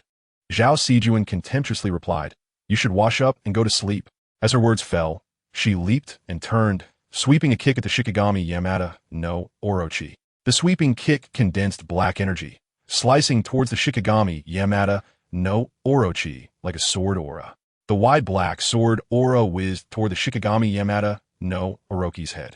However, before the sword aura could reach, another head opened its mouth and bit it apart. Whoosh, whoosh, whoosh. As Zhao Sijuan landed, she had already kicked out several sword auras. One was bitten apart, but the others came one after another. But the Shikigami Yamada no Orochi had more than one head, and this battle had just begun. Zhao Sijuan's moves were exaggerated, giving a flashy impression, but against the colossal Shikigami Yamada no Orochi, such exaggerated moves couldn't inflict any damage. Boom! Zhao Sijuan's attacks exploded, and her black shadow was shifting, launching a series of bombardments to the Shikigami Yamada no Orochi. Boom! The Shikigami Yamada no Orochi also refused to back down, shooting beams at Zhao Sijuan, continuously exhaling towards her. Their confrontation continued, seemingly probing each other's depths while depleting each other's combat power. Watching the battle unfold, Tang Feng was dumbfounded. There was nothing he could do besides watch, completely unable to participate. This was too fast. Flashy moves, magnificent effects, yet not a single scratch was made. Tang Feng stepped back with a bitter smile, feeling like nothing but a burden, completely like an audience watching a show. Damn, I never want to feel this powerless again. It really feels awful. Tang Feng hated this feeling, hated this version of himself even more. Probably no one liked this version of him. He was no different from a useless person. As a man, to only watch his woman fight hard while he felt like a kept man being protected, who could accept such a loss of dignity? Tang Feng's retreat came to a halt. If he retreated any further, he would truly lose his self-respect and dignity as a man. He looked up at the battle between Zhao Sijuan and the Shikigami Yamada no Orochi, which was becoming increasingly intense, leaving no room for him to intervene. But his pride wouldn't allow him to retreat any further. If he retreated, he would completely become spineless, unable to stand tall again. Such repeated retreats. It was because of such repeated retreats that he had lost so many precious people he wanted to protect. He didn't want to lose anyone else. Tang Feng charged towards the aftermath of the battle. His regeneration ability allowed him to resurrect, and he wasn't afraid of death anymore. So what was there to fear? He also knew that this ability wasn't infinite. It would run out, and then he would truly die. The Shikigami Yamada no Orochi had continuously consumed Tang Feng's resurrection multiple times, depleting his regeneration ability, and that was precisely the point. The Shikigami Yamada no Orochi's purpose was not hard to guess. Tang Feng had already figured out its methods during the process of being killed. It was just that he had no ability to change that death loop. If it weren't for Ru Lin and Sister Piao's words, he would still be at the mercy of the Shikigami Yamada no Orochi. Ru Lin and Sister Piao changed his fate, but left his heart wounded. If this continued, he would become even weaker, almost losing his dignity as a man. Boom! Crack! Tang Feng broke free from his cocoon again, and upon recovering, he immediately used his martial soul, true form, and Wu Wei Taiji. His appearance didn't change anything. Zhao Sijuan was speechless at him, and the Shikigami Yamada no Orochi completely ignored him. His attacks had no effect on the Shikigami Yamada no Orochi at all. Zhao Sijuan wanted to shout, stop messing around. All right. However, she didn't have time to pay attention to him now, letting him continue his antics. Tang Feng's unreasonable behavior continued. He wanted to injure the Shikigami Yamada no Orochi wanted to devour. Wait, would devouring work? A flash of inspiration struck Tang Feng. He felt it was worth a try. What if it succeeded? Devour. Without hesitation, Tang Feng used his devouring ability on the Shikigami Yamada no Orochi. The human-faced sword emperor overlapped with the martial soul true form, as if a phantom was swaying continuously. It was Tang Feng's first time experiencing such a strange feeling, swinging the Ganjiang Mo CS sword to cut at the Shikigami Yamada no Orochi. Whoosh, a piece of energy block was sliced away by Tang Feng. Tang Feng stared at the half-meter square red energy block, momentarily stunned, wondering if this energy block could be devoured. It should be possible. The Shikigami Yamada no Orochi didn't notice Tang Feng's small actions, and the lost small energy block was insignificant to it. Chapter 188. The opportunity for breakthrough the skill that could harm the Shikigami Yamada no Orochi turned out to be this passive skill, devouring. Tang Feng felt both amused and frustrated, laughing and crying as he devoured the red energy. As the red energy was digested, his soul power didn't increase much. However, not increasing much didn't mean there was no growth. There was indeed some growth. As long as there's growth, that's enough. Moreover, Tang Feng feels that the growth is not just about soul power. Whether he can break through to become a title Dalu is likely greatly related to this. He is always just a little bit away from breaking through to title Dalu, but how much is that little bit? Even Tang Feng himself cannot say for sure. However, it seems that the key lies here. If the method is right, the next step is to put it into practice. As for the Shikigami Yada no Orochi, with Zhao Sijuan holding it back, there is no immediate issue. As long as he can resolve the matter before the Shikigami Yada no Orochi discovers it, that will be enough. Tang Feng's idea is simple. Before the Shikigami Yada no Orochi notices, he should try to devour its energy as much as possible to enhance his own strength, ideally to successfully become a title Dalu. This way, he would have more confidence in fighting against the Shikigami Yada no Orochi. The battle between Zhao Sijuan and the Shikigami Yada no Orochi continues, and it is not easy to make any small moves amidst it. However, Tang Feng is not like others. He will not be easily thwarted or give up. If he were to give up, he would have done so long ago, and there wouldn't have been the recent scene. Retreating is no longer an option. It is all for that damn dignity. What sets Tang Feng apart is that he possesses a soul skill that allows him to see the future. Prediction. As long as he activates prediction, quietly devouring the energy of the Shikigami Yada no Orochi bit by bit is not impossible. However, it is difficult to say how long this will take. Tang Feng knows that the issue he should consider now is not the time, but preventing the Shikigami Yada no Orochi from discovering and interfering. Prediction. Tang Feng's soul skill activated, and the entire future of the next 30 seconds unfolded before his eyes. The future is no longer a secret. He can clearly see the battle trajectory between Zhao Sijuan and the Shikigami Yada no Orochi, allowing him to prepare in advance and then proceed to devour. Tang Feng's method is simple, almost direct. While the 8 heads of the Shikigami Yada no Orochi are distracted by Zhao Sijuan, he takes action against it.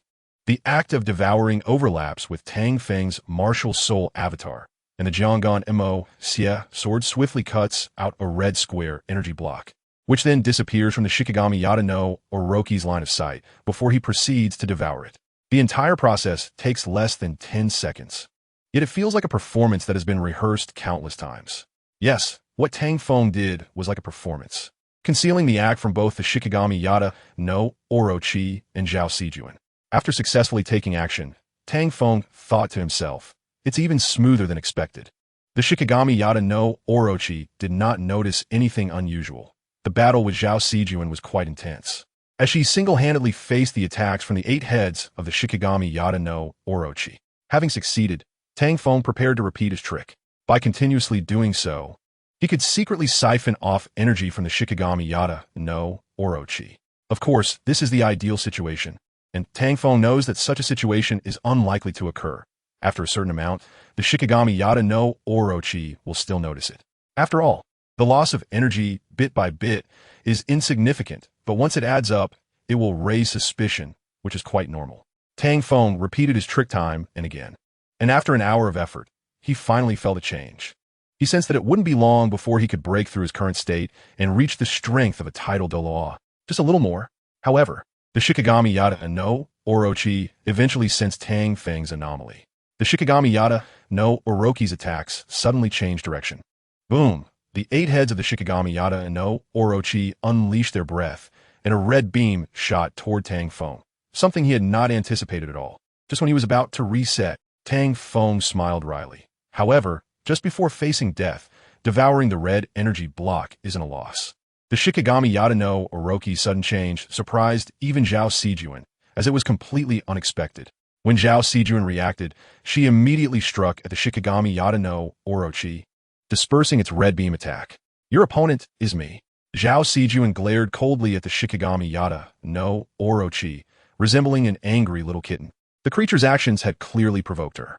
Just as Zhao Sijuan finished speaking, a surge of black Shikigami power erupted, and her figure moved stealthily towards the Shikigami Yata no Orochi. She charged at the Shikigami Yata no Orochi with the scythe, cutting through its beams of light one by one. The blade glimmered sharply as it aimed at one of the Shikigami Yata no Orochi's heads. With a puff, one of the heads of the Shikigami Yata no Orochi was severed. Boom! Moreover, after the black scythe cut off the head, a violent explosion occurred. The sound of friction echoed as the Shikigami Yata no Orochi was pushed back several miles. Just as Tang Feng broke free from his shell, he stared at the severed snake head in front of him, momentarily dumbfounded. He realized that he had expended so much effort over the past half-day, but hadn't gained as much energy as this one action. So, what was the point of all his hard work? Tang Feng laughed foolishly. Whatever, I'll just devour this snakehead first. It's all red energy, and I can't let any of it go to waste. Devour. As soon as he finished speaking, the phantom of the human-faced Sword Emperor appeared again, overlapping with Tang Feng's martial soul avatar, and this time there were no more hesitations. Of course, the Shikigami Yata no Orochi wouldn't let Zhao Sijuan off so easily, nor would it allow Tang Feng to devour the snakehead. However, if the Shikigami Yata no Orochi wanted to stop Tang Feng, it first had to deal with Zhao Sijuan. Angered by having one of its heads severed, the Shikigami Yata no Orochi locked onto Zhao Sijuan as its target. You seek death. One of its heads hissed, while the other 6 heads launched an attack on Zhao Sijuan with various assaults. Zhao Sijuan constantly shifted her position, either using her scythe to block the attacks.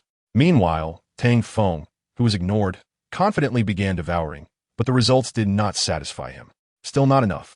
Tang Feng smiled wryly, watching the fluctuations of the attacks, feeling increasingly helpless. If he wanted to devour more, it wouldn't be that easy, and little June couldn't take it down all at once. Tang Feng muttered to himself, and then said, "Should I tell little June that I'm still not full and would like another serving?" Tang Feng Joka, realizing that some things still had to depend on himself. Only by doing so could he devour more energy and successfully break through to Title Dalu. Chapter 189. Thinking too much, relying on oneself. What if I can't be relied upon? This is a very serious question. If I can't be relied upon, how can I rely on myself? Faced with such a question, Tang Feng felt that it might be better not to rely on himself. Since he couldn't rely on himself, he could only depend on Zhao Sijuan. It would be fine for him to just play a supporting role. Watching Zhao Sijuan, who was fighting hard and clashing with the Shikigami Yata no Orochi, Tang Feng felt a bit embarrassed. After all, he was a grown man, and such behavior lacked dignity. When Tang Feng thought of this, he fell silent again. Facing the Shikigami Yamata no Orochi, I am no longer afraid. Devouring can also injure him. The only downside is that it's really too slow if I rely on myself. The Shikigami Yamata no Orochi is huge, and getting some energy blocks as supplements is not difficult. The challenge lies in how to do it efficiently. Making tiny breakthroughs is too slow. After eating pork, potatoes have no taste. Fried pork chops are definitely more fragrant than fried potatoes. There's no doubt about that. So the question arises, how can I get some pork? Should I let Zhao Sijuan explode in anger like before, take off another head of the Shikigami Yamata no Orochi, or directly kill the Shikigami Yamata no Orochi and then slowly enjoy the meat myself? Or should I continue to predict and nibble on potatoes? With potatoes, I can rely on myself, but pork is so much more fragrant. Tang Feng thought amidst the explosions about how to butcher the Shikigami Yamata no Orochi like a pig, completely throwing all other matters aside. Potatoes really have no flavor. I still want to find a way to get some pork. Boom. While Tang Feng was lost in thought, he was blown away, completely unable to react. It felt like a sudden black screen countdown. Not to mention whether to eat pork or potatoes, he didn't even have the chance to eat. However, with his regeneration ability, Tang Feng revived again. The bloodline ability of Yamada no Orochi is indeed powerful. After all, the sign-in system is amazing. Without the system's assistance, I wouldn't have obtained this ability. After breaking out of the cocoon, Tang Feng thought that this ability could be considered a new passive skill, existing like devouring, but was added by the system. He wasn't sure if other systems could also do this, or perhaps their systems were even more powerful. For example, the systems of Mochi and Yudo should be quite special. There are also the anomalies of the Samurai Kingdom player systems, etc. This shows that systems do not have unified functions. Like people, there are prodigies with extraordinary talents and ordinary people. As for myself, I should be an ordinary person, and my system is also an ordinary system. The system is an ordinary system, but Yamada no Orochi is not an ordinary monster. This regeneration ability is something I obtained after experiencing life and death. While Tang Feng was thinking this, he lamented, "If it weren't for the devouring ability of the face demon spider, I wouldn't have been able to obtain a passive skill like regeneration. And even the system couldn't provide complete data. Yes, the system does not have complete data displayed. Regeneration, like devouring, is not fully shown." Tang Feng didn't know what was going on. He couldn't distinguish whether these two passive skills counted as abilities given by the system. No matter what, if there were no system, I would probably be nothing, right? The answer is definitely yes, but the system can't be fully trusted. After all, the global arrival of this farce originated from the system's hand. If it weren't for the system, there wouldn't have been a series of farces. What kind of plan does the system have? I should be a bit wary, otherwise. Tang Feng didn't think further. It would be useless to continue thinking. He knew it wouldn't help, and most importantly, he didn't know if his guesses were correct. What is the relationship between the system and the global arrival, as well as the system and the continent and us? Well, let's just call us hosts. What kind of hierarchical relationship do we have? Is everything controlled by a great hand behind the scenes? And is this person a god? God seems to lack that ability, right? It seems I'm overcomplicating things. The problem isn't that complex. Only by finding the person who created the system will all truths be revealed. However, who is that person, and how to find them? Wait a minute. Why am I worrying about these problems? Let someone else think about these things. If I can't think of these problems, others can definitely think of them too. Those warlike folks who talk about defying the heavens and changing fate can just go poke the heavens. If that's the case, Douluo continent collapsing doesn't seem to matter, right? Tang Feng suddenly realized that his initial thoughts were quite silly. Thinking so much about irrelevant matters was completely useless. It's not too late to understand now. Everyone goes through this journey. Who hasn't been confused? Who hasn't regretted? Who hasn't thought about going back to the past? Without experiencing confusion, how can one grow? One just needs to come out of it. If I can't eat pork, I can't force it. I should do what I can and fulfill my own duties, and let everything else happen naturally. Tang Feng no longer forced it. After using prediction, he focused on eating potatoes. However, wanting to eat potatoes wasn't easy. The battle between Zhao Sijuan and the Shikigami Yamada no Orochi was becoming increasingly intense, and trying to profit from it required quite a bit of skill. Tang Feng gradually realized that even if he had prediction, it didn't necessarily mean he could reset the future. Due to a lack of power, many things couldn't be changed. In the face of absolute power, some tricks can only be considered underhanded, and they won't succeed easily. One still needs to rely on strength to achieve results. With a loud bang, Zhao Sijuan was sent flying. At this moment, the Shikigami Yamada no Orochi had time to pay attention to Tang Feng. Tang Feng was momentarily stunned. Just as he was preparing to make some small moves, he was discovered by the Shikigami Yamada no Orochi, and the timing was just right. Right at the moment when the prediction ended. Who can he blame? He can only blame himself for being too slow. Tang Feng forced a bitter smile. The large tail of the Shikigami Yamada no Orochi came crashing down, and with a loud slap, Tang Feng was squashed like this. Without needing to look, he knew this squash state wasn't pretty and was somewhat disgusting. Crack. Once again transformed into a shell, Tang Feng, after breaking out, used his martial soul true form. After regeneration, everything resets, and the martial soul true form can refresh infinitely. If it weren't for being a little weak, this skill would truly be invincible. Wait a minute. If one is strong, others can't kill him, then regeneration wouldn't have much effect. So regeneration is a self-deprecating skill? Tang Feng was speechless. It seemed that was the case. Chapter 190.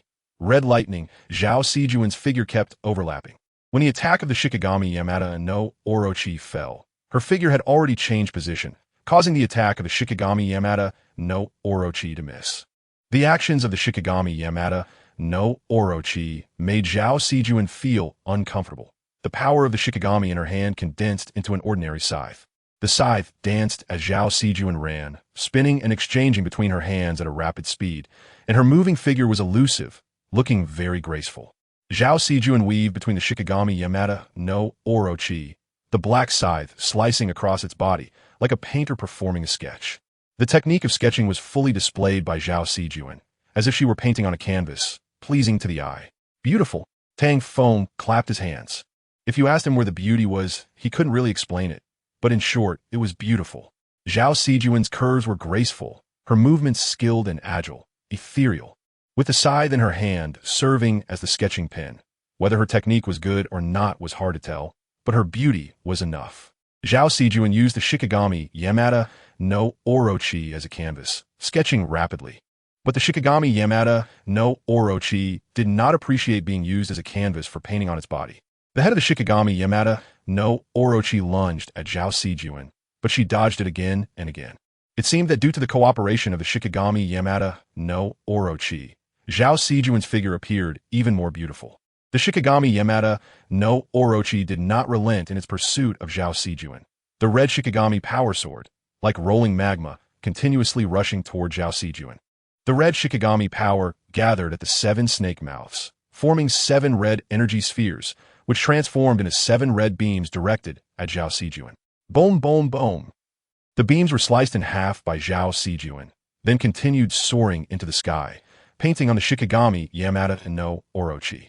Without much technique, it was as if she walked on flat ground on the Shikigami Yamada no Orochi, with her scythe spinning like a cutting machine. After a fierce struggle, the Shikigami Yamada no Orochi struck Zhao Sijuan, sending her flying. Then, the energy beams of the Shikigami Yamada no Orochi sprayed toward the flying Zhao Sijuan. Boom! Zhao Sijuan was bombarded at a single point by the 7 red beams. Suyun. Tang Feng, who was sneaking a bite, could not help but shout at the sight, worried that Zhao Sijuan might be in serious trouble. Both Zhao Sijuan and the Shikigami Yamada no Orochi did not hear Tang Feng shout, as his voice was drowned out by the sound of explosions. Tang Feng wanted to do something, but found it quite difficult to do anything other than sneaking bites of potatoes. The attacks of the Shikigami Yamada no Orochi did not stop, as if it intended to unleash its full power and put Zhao Sijuan to death. Stop it! Tang Feng couldn't bear to watch and directly used Devour on the Shikigami Yamada no Orochi. Not sneaking bites of potatoes made him quite terrifying when he got angry. His series of exaggerated actions successfully drew the attention of the Shikigami Yamada no Orochi. One of the heads of the Shikigami Yamada no Orochi ceased its attack on Zhao Sijuan, turning its large goldfish-like head down with a terrifying gaze, locking onto Tang Feng's figure. Tang Feng, who was locked on, did not care and continued to stab the Shikigami Yamada no Orochi. The Ganjiang Moi sword swiftly sliced through the Shikigami Yamada no Orochi. Originally, the Ganjiang Moi sword could cut through the Shikigami Yamada no Orochi quickly, but he had been careful to avoid excessive movements. Now, due to Zhao Sijuan's situation, Tang Feng couldn't hold back so much. As the Devour skill activated, he overlapped with the Martial Soul Shadow, fiercely swinging the Ganjiang Moi sword, attempting to completely sever the Shikigami Yamada no Orochi. Roar! The snakehead locked on a Tang Feng opened its mouth and roared, trying to annihilate him. It must be said that Tang Feng's previous actions once again attracted the attention of the Shikigami Yamada no Orochi. It was evident that the Shikigami Yamada no Orochi realized that Tang Feng's threat was no less than Zhao Sijuan's. You're seeking death. The enraged Shikigami Yamada no Orochi fully unleashed its red Shikigami power, and the dim sky was filled with red light like dawn, while the dense clouds turned red. The clouds swirled around them like a vortex, with unpredictable winds and sudden changes. Boom! Red lightning flashed within the clouds, and dense lightning snakes moved toward the center of the vortex. With the appearance of the red thundercloud and lightning snakes, the body of the Shikigami Yamada no Orochi shrank by 1/10, seemingly due to energy consumption. At the same time, because Tang Feng had angered the Shikigami Yamada no Orochi, Zhao Sijuan got a chance to catch her breath and escaped the bombardment of the beams. However, The expression on Zhao Sijuan's face was not good as she looked at the swirling red clouds and lightning above her head, appearing both helpless and amused. Xiao Fengzi, you really know how to stir up trouble. Zhao Sijuan glared at Tang Feng, having witnessed everything that had happened. Indeed, Tang Feng's actions were a bit reckless. Tang Feng shrugged and asked, "Is it my fault?" Zhao Sijuan did not respond, and Tang Feng continued, "I had no choice. You looked pretty bad at the time. If I didn't do this, what if something happened to you?" Zhao Sijuan shot him a glare. "What do you mean by something happening to me? Can't you speak properly?" Tang Feng shrugged. "Nope, whether you like it or not. It's useless to say anything now. You should think a way to see if you can withstand this attack." Zhao Sijuan was speechless. "Xiao Fengzi, are you even a man? I look down on you." Tang Feng puffed out his chest. "How am I not? Want to give it a try?" Zhao Sijuan pushed Tang Feng. "Get lost." Tang Feng snorted. "Fine. I'll get lost." Just as he finished speaking, the thunder roared in the sky, and the red light surged, with the lightning about to fall. Tang Feng looked at the alert Zhao Sijuan and wanted to say something, but the words just wouldn't come out. "I can only rely on you now, Xiao Jun." Tang Feng mumbled, feeling helpless. Indeed, he was not reliable. After provoking the Shikigami Yamada no Orochi, Tang Feng did not regret it. Instead, he wanted to double down. Simply put, since he was already in trouble, he might as well indulge himself further. If he let it waste away completely, it would be hard to eat later. Boom! Just as Tang Feng prepared to take action, the sound of thunder echoed in the sky, and a massive bolt of lightning fell from the red clouds, turning the entire world red. Boom, boom, boom. Zhao Sijuan's Shikigami power surged continuously, and a huge scythe appeared, attempting to disperse the falling lightning. As for Tang Feng's situation, Zhao Sijuan had no time to concern herself with it. Besides, she had witnessed Tang Feng's regeneration ability, so there was no need to worry about him. Zhao Sijuan kept swinging her scythe, forming a protective shield like an umbrella, but she could not disperse the falling lightning and could only protect herself temporarily. She understood in her heart that dispersing this lightning falling at the speed of light was impossible. She could only hold out until the lightning dissipated. Chapter 191. The Shikigami Yamada no Orochi strikes back. The red lightning continued to fall. Zhao Sijuan kept dispersing the lightning. Below, Tang Feng was somewhat safe in the shade. Since he was in a safe environment, he didn't need to consider his own issues. Well, it seemed he never really had to consider that. Therefore, he could do something big and continue with what he had just thought of but hadn't had the chance to do. Devouring the energy blocks of the Shikigami Yamada no Orochi was the only significant thing Tang Feng could do. Weakening the energy of the Shikigami Yamada no Orochi could also be considered a form of assistance to Zhao Sijuan. Many times, we have many things we want to do, but we do not know where to start or how to do them. We want to do every task well, but we don't have enough time. All we can do is focus on the one thing we can manage.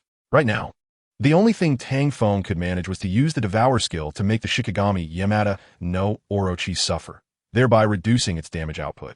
Thinking of it, Tang Feng activated the Devour skill, the shadow of a human-faced Sword Emperor overlapping with his martial soul's true form. The distinct layers of a human-faced Sword Emperor's martial soul's true form, along with the Ganjiang Moi sword, charged toward the Shikigami Yamada no Orochi. Tang Feng's actions were observed by the Shikigami Yamada no Orochi, which was wary of his every move. After all, to the Shikigami Yamada no Orochi, he was also a dangerous presence. The massive tail of the Shikigami Yamada no Orochi swiftly and ferociously approached. With a loud slap, it slammed down to the ground.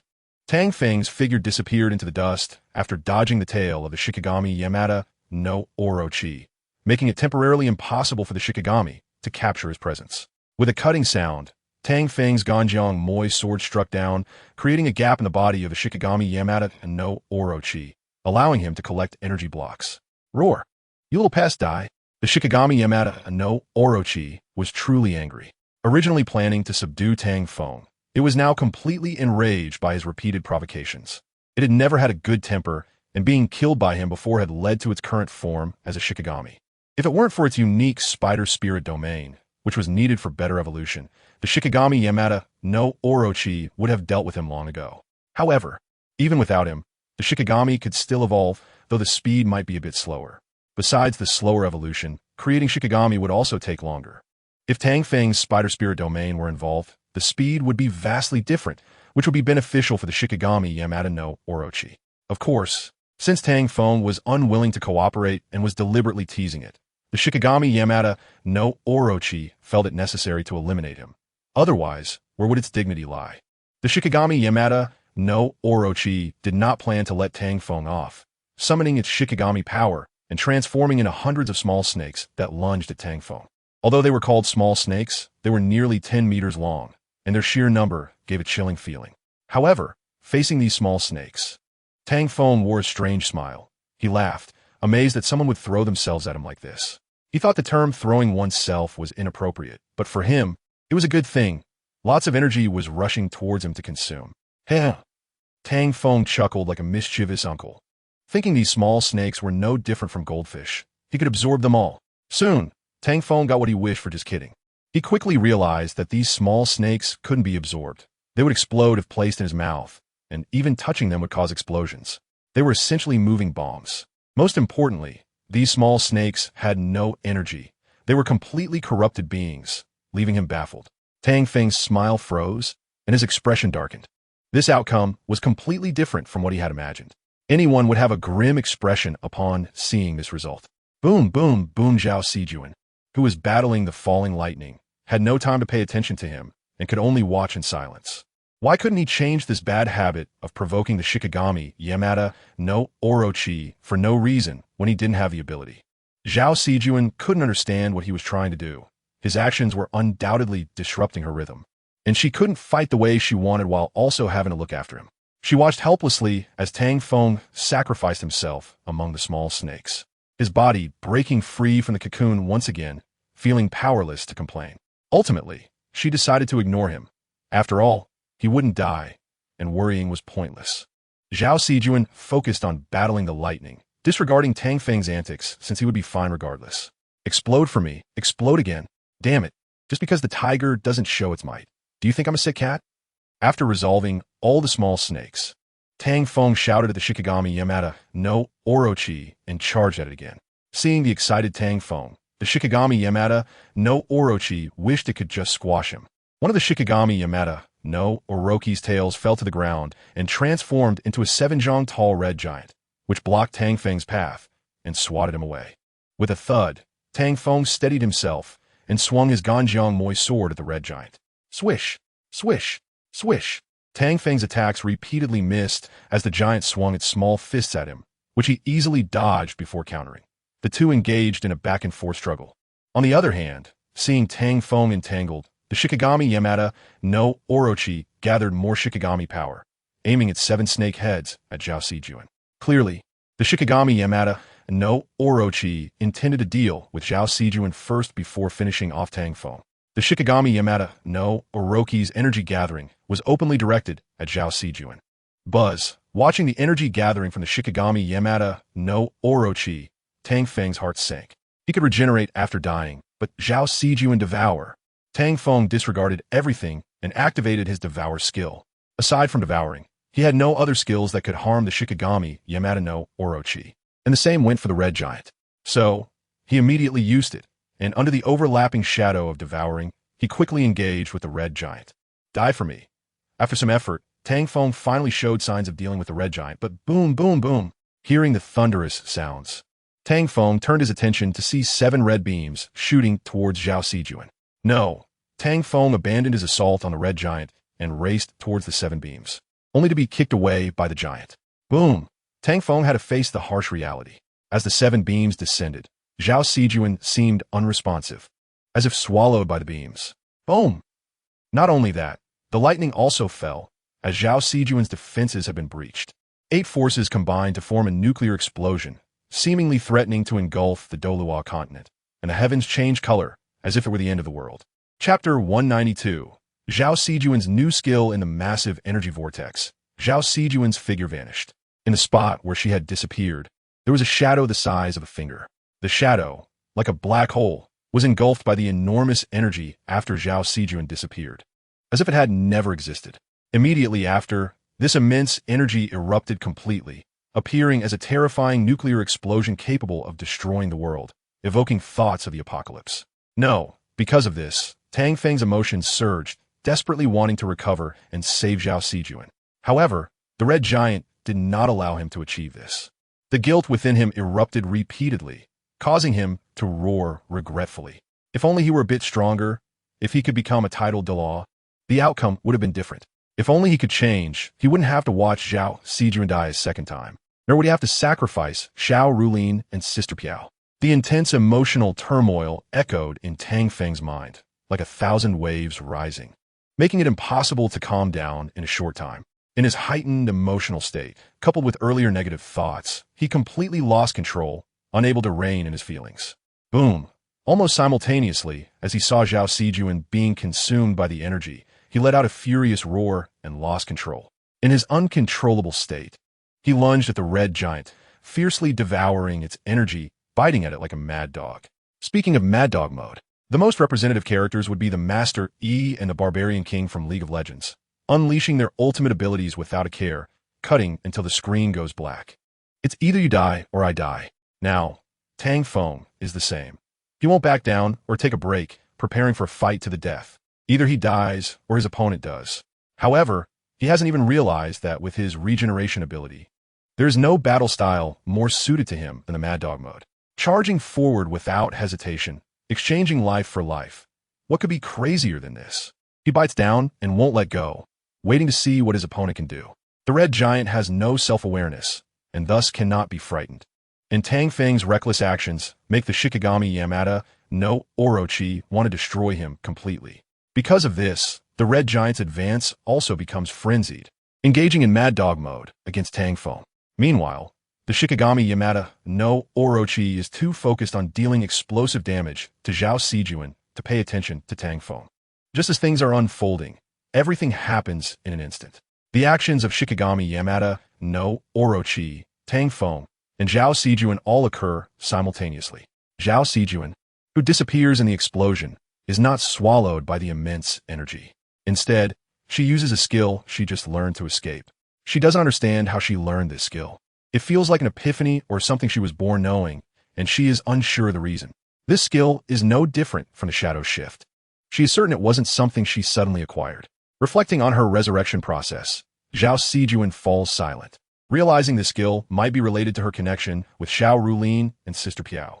She feels a bit lost. At this moment, she has already moved behind the Shikigami Yamada no Orochi, still unleashing energy, and in Mad Dog mode, Tang Feng naturally does not see her appearance. Her emergence is like her disappearance. First, a small shadow the size of a finger appears, then wisps like hairlines seep out from this small, black hole-like shadow, and the number of hairlines increases until they merge into a human figure. Thus, Zhao Sijuan appears behind the Shikigami Yamada no Orochi. The entire process happens almost instantaneously, which is why Zhao Sijuan's appearance goes unnoticed by the Shikigami Yamada no Orochi, who is busy bombarding Zhao Sijuan. At that moment, lightning shatters the defenses of Zhao Sijuan's original position. Now appearing behind the Shikigami Yamada no Orochi, suspended in midair, Zhao Sijuan condenses a massive black scythe in her hand. The scythe is formed from shadows, and her Shikigami power is these shadows, with abilities akin to those of Shadow. Whoosh! After the black scythe is formed, she swings it down towards the head of the Shikigami Yamada no Orochi. The sharp, radiant scythe, as she swings it, strikes the neck of the giant head of the Shikigami Yamada no Orochi, cutting it in half. Then, she cleaves the other half, and the giant head falls. Boom! Tang Feng, fighting desperately, almost gets hit by the falling head. That would be an unjust death. He freezes for a moment, giving the red giant a chance to catch its breath. He does not continue to pursue the giant, but looks up instead. What he sees is a large black scythe descending toward the other head of the Shikigami Yamada no Orochi. In the next second, the black scythe penetrates the neck of this giant head. Suyun! Tang Feng calls out uncertainly, and at that moment, the Shikigami Yamada no Orochi also reacts, directly counterattacking Zhao Sijuan. However, Zhao Sijuan shows no intention of holding back, seeing that this snake head has lost half of it. She disregards the counterattack from the Shikigami Yamada no Orochi and directly chops off the head. Enduring multiple attacks from the Shikigami Yamada no Orochi, she is sent flying, unsure of the severity of her injuries. Watching this scene, Tang Feng's emotions tighten again. His calmed heart rises once more. At the same time, the red giant stealthily attacks from behind Tang Feng. Tang Feng senses the wind of the giant's swift approach. Without looking back, he strikes with his sword, hitting the giant's hands just as it swings down. Huh! He lets out a loud shout, propelling himself into the air and spinning like a dragon drilling upward, crippling the giant's hands and then charging towards its head, directly exploding it. Afterward, he lands on the fallen giant's body, observing Zhao Sijuan and Shikigami Yamada no Orochi in battle, choosing not to intervene immediately. His gaze shifts back to the red giant at his feet and the two massive snake heads. Devouring these should be enough to level up, right?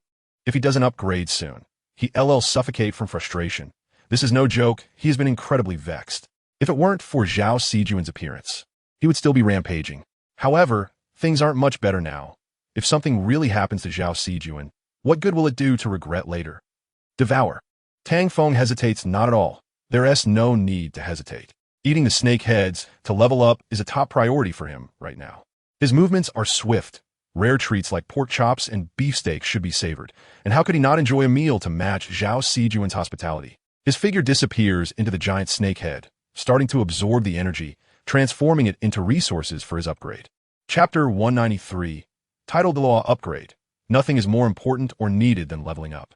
What Tang Feng wants to do now, what he must do, is to reach title Douluo and eliminate the monster Shikigami Yamada no Orochi. With a clear goal, he no longer wants to lose anyone. He wants to protect Zhao Sijuan's heart and occupy all his thoughts. He cannot give up because of difficulties. As long as there is a glimmer of hope, he will persevere. In the face of challenges, he grits his teeth and does not easily concede defeat. In our life's journey, it is impossible to always go smoothly. We will encounter headwinds and adversity, which may temper our youthful recklessness and cool our passion. But no matter when, we must bravely challenge the towering mountains of difficulty ahead. One day, we can flatten these mountains. Whether it is persistence or the spirit of moving mountains, there is no difficulty that cannot be overcome. If there is, then it is your effort that is insufficient. Is your determination strong enough? Do you truly have the resolve to face difficulties? When a person has nothing, there is nothing left to lose. As long as they are alive, there is hope, isn't there? Should one shy away from facing challenges out of fear, choosing to escape and give up? If so, it would be better to strive hard to change. Only by not giving up will one eventually see a light called hope. Boom! It's as if a switch has been flipped on Tang Feng. As the system's voice echoes, he finally breaks through. At this moment, he obtains his 9th soul skill and successfully becomes a title Douluo. Unlike others, his soul rings must be obtained through devouring. He cannot acquire soul rings and skills by absorbing them on their own. It is for this reason that he desperately uses devouring, and just now, his 9th soul ring and skill finally appeared, successfully breaking through the title Douluo level. The eruption and cyclone caused by Tang Feng's breakthrough alert the Shikigami Yamada no Orochi and Zhao Sijuan. He didn't expect such a commotion from the breakthrough. He had originally wanted to surprise the Shikigami Yamada no Orochi, but now it seems unnecessary. Huh! Boom! Tang Feng suddenly unleashed his soul power, leaping towards the Shikigami Yamada no Orochi like a cannonball. He swung his dual swords, executing an ice-fire duet, with the sword energy reaching the target before he did. But it caused no damage to the Shikigami Yamada no Orochi. After the sword energy landed, his figure appeared, and he attempted to slash at the Shikigami Yamada no Orochi, only to be knocked away by one of its heads. Boom! Tang Feng hit the ground, creating a large crater beneath him. Meanwhile, Zhao Sijuan's attack did not cease. After glancing at the steadily landing Tang Feng, she swung her black shadow scythe at the Shikigami Yamada no Orochi. Swish! Swish! Swish! The Shikigami Yamada no Orochi dodged Zhao Sijuan's attacks. As for Tang Feng, the Shikigami Yamada no Orochi chose to ignore him for the time being. Observing the battle unfold, Tang Feng did not hesitate and charged at the Shikigami Yamada no Orochi once more. Devour! The human-faced sword emperor's phantom overlapped with his martial soul's true form in midair. The Ganjiang Mo-CS sword, under the enhancement of soul power, broke its seal, and the phantoms of both martial souls appeared. Swish! Swish! Tang Feng felt the thrill of the breeze and instantly reached the side of the Shikigami Yamada no Orochi, coordinating with Zhao Sijuan for a pincer attack. Zhao Sijuan's black scythe and Tang Feng's Ganjiang Mo-CS sword both dealt damage to the Shikigami Yamada no Orochi. After it withstood their attacks with 2 of its heads, 3 beams of light shot out towards them. Boom, boom, boom. 2 beams were aimed at Zhao Sijuan, and 1 at Tang Feng. Facing the incoming beams, Tang Feng used the BeatsYoung to block them. The beams were sliced in half and flew off to the sides. Zhao Sijuan had it easier. She directly shifted positions and continued her assault. However, the moment she reappeared, the Shikigami Yamada no Orochi's large tail struck, sending her flying. After knocking her away, the tail aimed at Tang Feng. Tang Feng slashed at the large tail with his left hand. With a swish, it collided with the tail. Only during the collision did the tail subtly sway, avoiding the sharpness of the blade and instead striking against the sword body. In terms of power, he was not a match for the Shikigami Yamada no Orochi. Slap! He was sent flying by the Shikigami Yamada no Orochi's large tail. Boom! This time he did not land steadily, rolling a few times before getting up. Spit! Tang Feng spat out some saliva, looking unfriendly at the Shikigami Yamada no Orochi. It seemed that he could no longer hold back his ultimate move. Tang Feng decided to use his ultimate technique. Having just leveled up to title Douluo, he had planned to play around a bit before striking, but now it seemed he could not afford to play any longer, or he would be humiliated again. Most importantly, if he was humiliated, overusing the regeneration effect could be problematic, and if something went wrong, he would truly be at a loss. 9th soul skill, Yamada no Orochi Spear. Tang Feng's figure swelled to twice its size, and the phantom of Yamada no Orochi appeared behind his martial soul's true form. The phantom of Yamada no Orochi was vividly lifelike, the same size as the Shikigami Yamada no Orochi, but fortunately, it was just a phantom. However, even a phantom was enough to be frightening. The Shikigami Yamada no Orochi had never imagined that Tang Feng could summon the phantom of Yamada no Orochi, and it seemed to overlap with him. This guy, even Zhao Sijuan was speechless. Tang Feng's skills were a bit exaggerated, and the oppressive feeling from the Yamada no Orochi was even stronger than its true form. Roar! After a moment of shock, the Shikigami Yamada no Orochi screeched like a startled cat. It was easy to imagine how much of a grievance this was for the Shikigami Yamada no Orochi. As the saying goes, the damage was not great, but the humiliation was enormous. Provoked, the Shikigami Yamada no Orochi could no longer hold back. After letting out a furious roar at Tang Feng, it directly attacked. Observing this scene, Zhao Sijuan facepalmed, utterly speechless at Tang Feng. He was really courting death. Boom, boom, boom. However, something unexpected happened. The phantom Tang Feng created actually shot out 8 beams of light of different attributes, which the Shikigami Yamada no Orochi had not anticipated. Within the phantom of Yamada no Orochi, Tang Feng, in his martial soul true form, merged 3 martial soul true forms into one, transforming into an earth-shattering sword that slashed at the Shikigami Yamada no Orochi, which was countering its attacks. Whoosh! Swish! Swish! A massive black sword appeared. The tip of the sword soared into the clouds, reaching an unattainable height. The merged martial soul true form of Gon, Jiang, and Moxia, along with the enhancement from the human-faced sword emperor true form, made this sword descend like a holy sword. Boom! A tremendous sense of oppression fell from the sky, pinning the Shikigami Yamada no Orochi down, rendering it unable to move. Then this giant sword cleaved the Shikigami Yamada no Orochi in half. On the ground, a gigantic chasm appeared, stretching for thousands of miles. Boom, boom, boom. The earth shook and the mountains trembled. Tang Feng had not expected this sword to be so powerful. Furthermore, after this strike, 8 beams of energy crashed into the 2 halves of the Shikigami Yamada no Orochi, completely obliterating it. Chapter 194. City of the Other Shore, like a guest in Silvis Province's port. A brand new tourist city established by players. Cities, towns, and villages like this have been appearing frequently on the Douluo continent, becoming commonplace. The port city leading to Sea God Island, where tourism and sightseeing are thriving, is undoubtedly a profitable place. Not everyone loves power. Some people simply love money, some enjoy beautiful scenery, and others like to travel the world, etc. Clearly, the lord of this city of the other shore is someone who enjoys making money. The fees here are quite high, and the entire port of Silvis province belongs to his territory. In the city of the other shore, there are many entertainment facilities and charge projects. It is a modern managed city, also hiding some black enterprise chains. One could say that anything that can make money can be found in the city of the other shore. It is a good tourist city. Walking on the bustling streets, Tang Feng felt a bit out of place. It had been a long time since he had stood in such a lively place, brushing shoulders with others. This city of the other shore was indeed quite bustling. Tang Feng took 3 steps and turned back to check, worried that Zhao Sijuan might have gotten lost. His strange behavior left Zhao Sijuan confused. If you have something to say, can you stop staring at me like that? Zhao Sijuan asked angrily when Tang Feng turned back again. She really couldn't stand it any longer. No, I just don't want you to get lost. Tang Feng's bluntness made Zhao Sijuan speechless. I'm not a 3-year-old child. That's not what I meant. Tang Feng tried to explain. Then what do you mean? Zhao Sijuan interrupted angrily, leaving Tang Feng speechless. It doesn't mean anything. Louder? Zhao Sijuan raised her voice, startling Tang Feng, who turned around directly. Let's go eat. Oh. Zhao Sijuan replied casually. Seeing that he had barely passed the test, Tang Feng did not bring up what had just happened and walked forward casually, not looking back at Zhao Sijuan again. From the channel chat, Tang Feng saw that the Rulai Inn had received good reviews, so he asked for directions and headed towards the inn.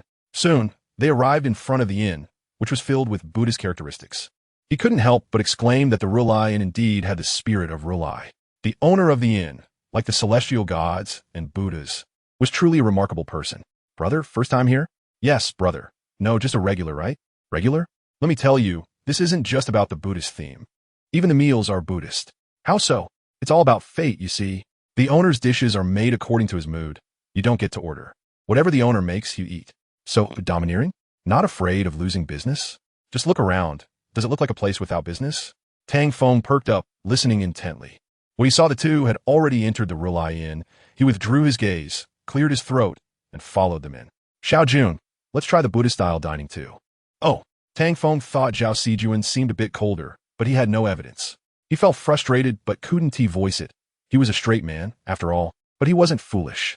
Tang Feng walked into the Rulai Inn, feeling a sense of authority wash over him. The noise from outside seemed to be cut off here. This place is extraordinary. He observed the isolated environment and the way everyone sat quietly, waiting for their meals. The atmosphere felt quite special. A realm? The only answer Tang Feng could think of was this, and it was the only explanation. He didn't ponder for long before he and Zhao Sijuan walked to an empty table to sit down. Then, he began to take in the Rulai Inn around him. He couldn't recognize many of the deities, but the style was indeed deeply moving and beneficial. The solemn statues of Buddha in the restaurant, the scriptures on the walls, and the intricate carvings seemed to tell little stories, giving a sense of enlightenment. A sense of enlightenment? Tang Feng chuckled to himself and was about to look at others when the aroma of food wafted in, making his nose twitch. It smelled good, and the fragrance was enticing. Wow, roast suckling pig. Tang Feng almost shouted out loud. He took a deep breath to calm himself and couldn't help but continue to complain. What happened to the Buddhist style? Damn it, this is way too Buddhist, right? I was expecting to eat vegetarian, and you bring me this? You almost scared me into flying away. He looked at the servers, all of whom had shaved heads and wore monk robes, their expressions stern, showing no joy or sorrow, almost like machines. However, their dedication might be because they carried the Buddha in their hearts. With the Buddha in their hearts, they could eat and drink without restraint. Yet, in such an atmosphere, eating roast pig felt strange in front of so many Buddha statues. Tang Feng watched in silence. The situation wasn't as severe as he imagined, as others were eating calmly and didn't seem affected by the environment. Am I overthinking this? Tang Feng silently thought, looking at the monks serving food. He felt he was thinking too much. If one's heart was free of Buddha, it wouldn't matter where one ate meat. Would a Buddha mind such rituals? No. This owner seems to be a truly remarkable person. The Rulai Inn has the spirit of Rulai and the celestial gods and Buddhas, yet there is no sense of ritual or formality. The Buddha helps the suffering in the world, aids all beings, and helps those in the mundane world. All beings suffer, and the Buddha helps them. How could the Buddha possibly mind? If the Buddha did care, there wouldn't be the saying of putting down the butcher's knife to become a Buddha. The Buddha's heart is vast enough to embrace the world. It seems I've understood a little bit. Tang Feng murmured, picked up his chopsticks, and the Buddha statues seemed to vanish. All that remained was a simple, sumptuous dinner in himself, who was starving after a busy day. He felt that what he needed wasn't to think or observe, but to be grateful. Only with a grateful heart can one truly savor the rich flavors of life. What he was eating no longer mattered. What mattered was the heart.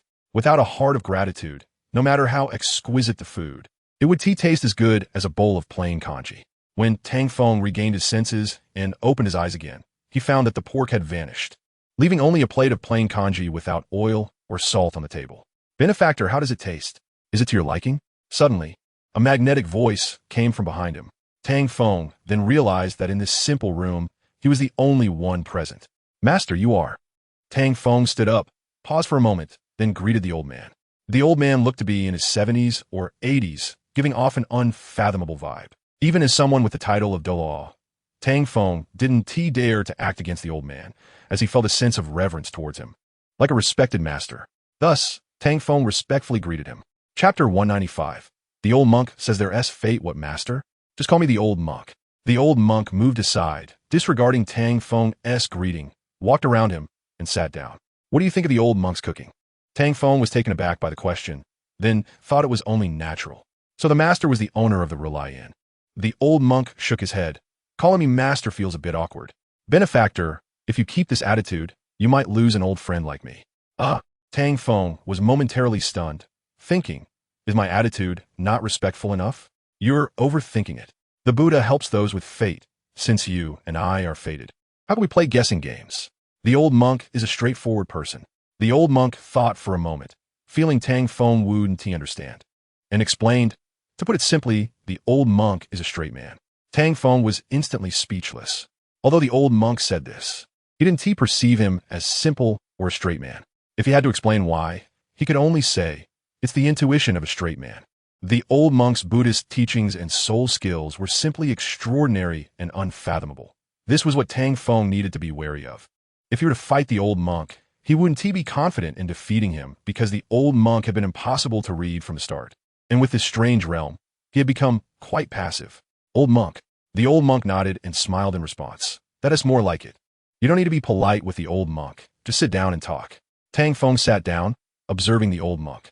He looked like an ordinary old monk, devoid of any solemnity or imposing presence, and didn't seem to exhibit profound Buddhist teachings. However, the instinct of the demon spider warned him that this old monk was very dangerous. Little benefactor, have you seen enough? The old monk smiled with squinting eyes, looking at Tang Feng. Tang Feng finally came to his senses and exchanged a glance with him. In just that brief moment, it felt like he saw an endless abyss filled with darkness. Tang Feng shivered, fully coming back to his senses, muttering, what just happened? Where was that? Why?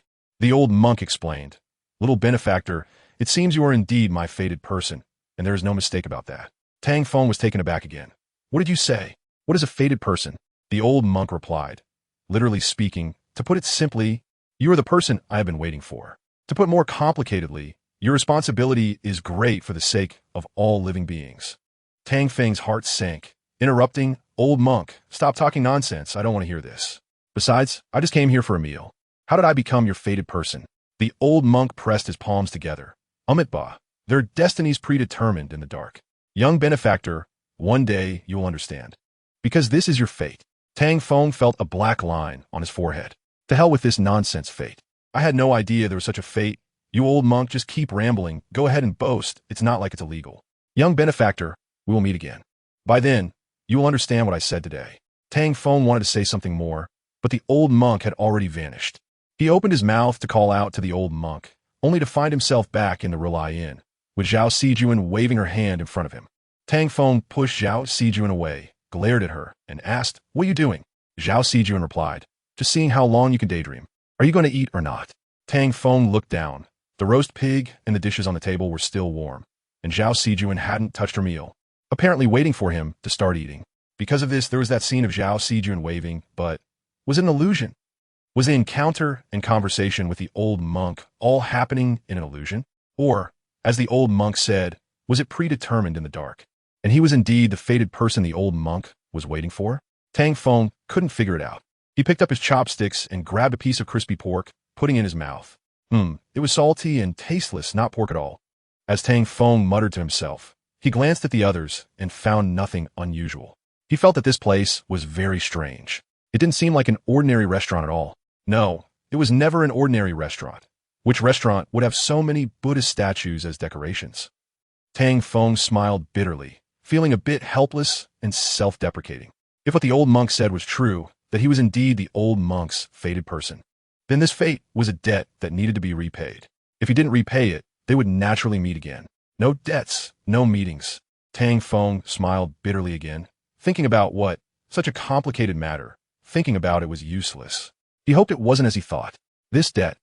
Tang Feng put down his bowl and chopsticks, feeling he couldn't eat anymore. If he continued eating, he would only incur more debt. It's one thing to owe others. That could be solved with money, but the old monk's words surely wouldn't involve money. It was better to owe less of this debt. Tang Feng suddenly stood up, and Zhao Sijuan looked at him in confusion, as if asking, "What's wrong?" Tang Feng replied, "Let's not eat anymore. Let's go back." His words were inexplicable.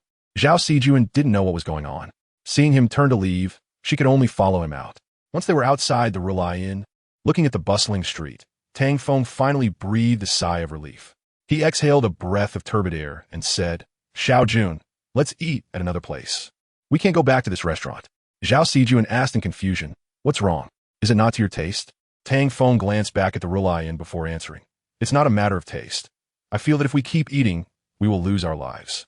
Zhao Sijuan didn't believe it. "We just had a meal. How could we lose our lives? You've been acting strange since the food was served." Tang Feng didn't know how to explain. "Just trust me. Let's go eat somewhere else, and after we finish, we'll leave for Sea God Island." Zhao Sijuan glanced at Tang Feng and nodded. "Okay."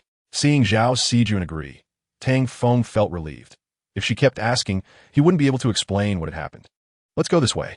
Tang Feng walked casually in one direction. The chat channel was completely closed, and he swore he would never look at the chat channel again. Those guys were really too much. After eating, Tang Feng decided to go to the port to see if there were any boats to Sea God Island. He didn't want to stay in the city of the other shore any longer, nor did he want to encounter the old monk again. Soon, they found a place to eat, and this time there weren't so many strange encounters, just a simple meal with nothing special happening. Afterward, they set off for the port. Chapter 196. The Other Shore of Huangquan, the Other Shore of Huangquan. At the port of Sea God Island, a stone tablet stood tall, engraved with the majestic words, "The Other Shore of Huangquan." Traveling by boat from the city of the Other Shore to Sea God Island, they didn't encounter the legendary sea soul beast. The journey was smooth to the point of being unbelievable. It was known that this was Sea God Island, where Tang San and the others had put in great effort to successfully land.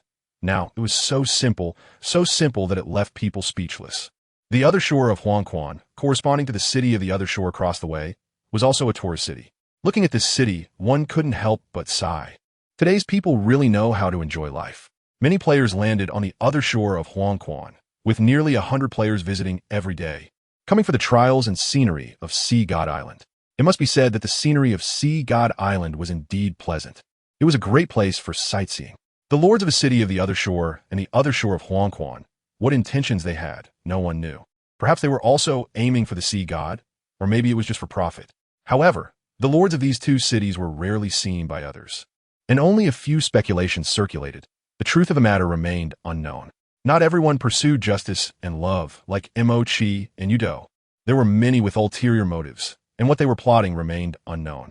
Since the global arrival of Douluo continent, there have been designs and layouts by individuals. The broader a person's vision, the greater their achievements will be. They would not be limited to one place or one thing. Gods, or perhaps are not their ultimate goal. There are many such people. Their crazy ideas and plans are hundreds or thousands of times more terrifying and insane than those who only pursue personal interests and do not understand forbearance. Just like the greasy uncle who appeared in the warrior city, you wouldn't think he was just a passerby, would you? And the old monk in the city of the Other Shore, you wouldn't think he was a hidden boss, would you? There are also some ancient martial families, and you wouldn't think such people are rare, would you? All along, the opponents Tang Feng encountered and the people he met could only be considered ordinary players. The real experts were just Mo-Chi and Yudo.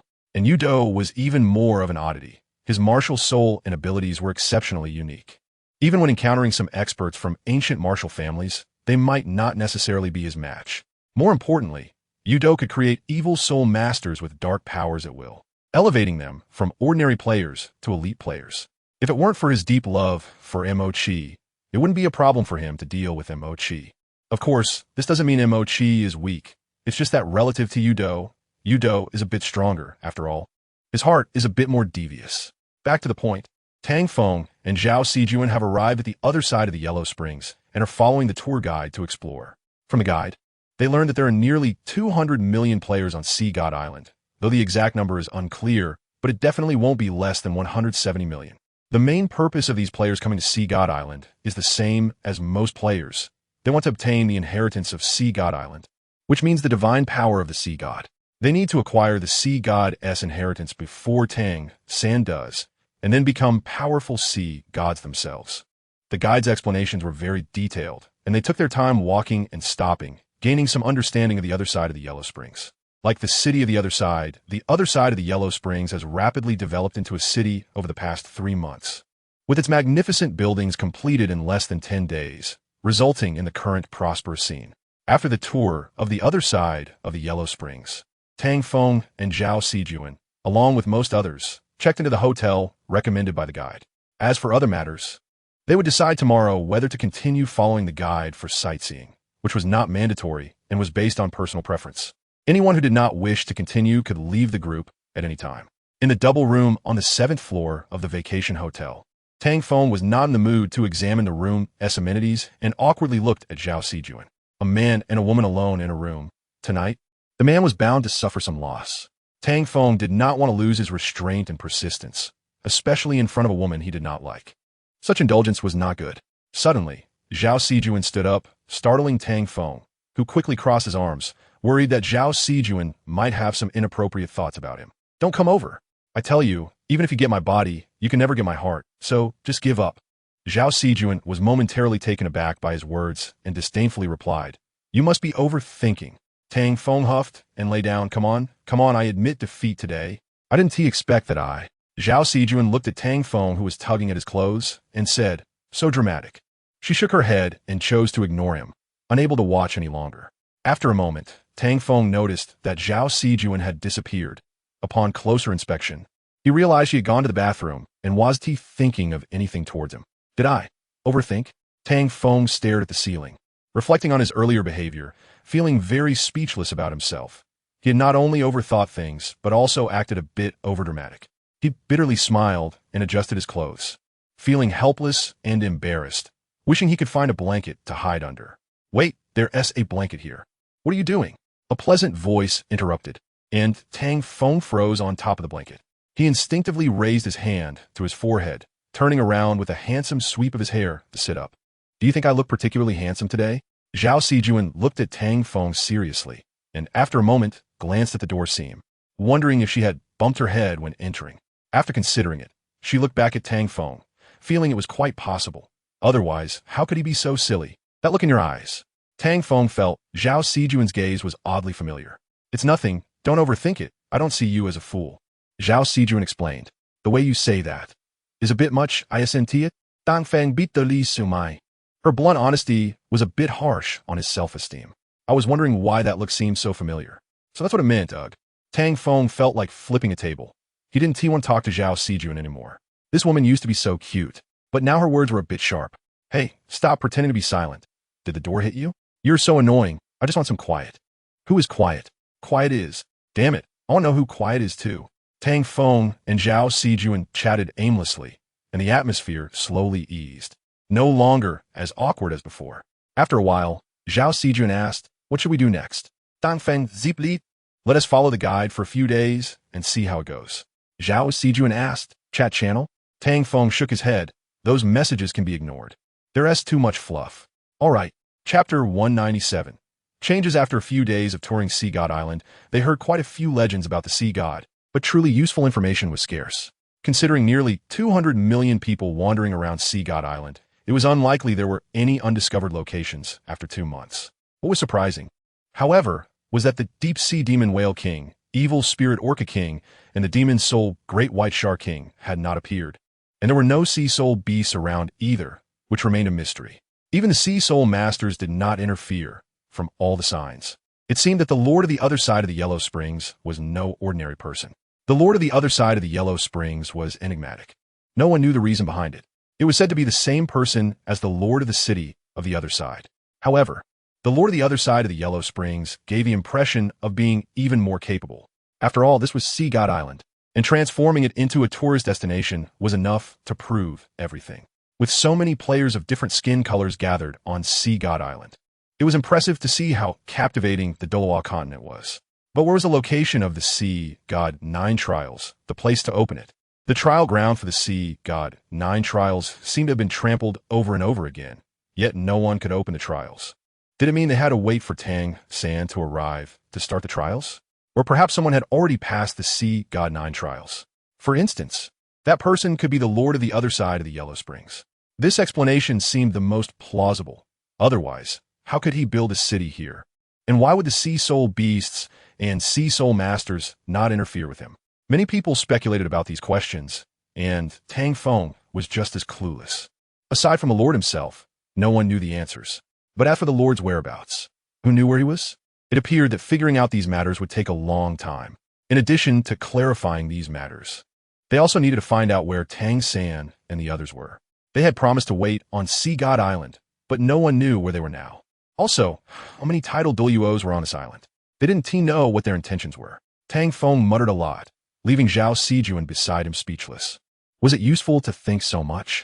It was better to take action. Thinking wouldn't yield answers. Zhao Sijuan wanted to remind Tang Feng, but thought better of it. There was no need. Let him think however he wanted. She just wanted to sleep, as it was truly exhausting to deal with him. Zhao Sijuan lay down to sleep. Although she had been quite happy wandering around with him these past few days, she felt a sense of unreality, as if his happiness did not belong to her. Moreover, continuing aimlessly like this was not a solution. Her intuition told her that Tang Feng was being overly cautious, and his methods were not quite right. Not long after Zhao Sijuan lay down, Tang Feng noticed her movement, and an evil thought flashed through his mind.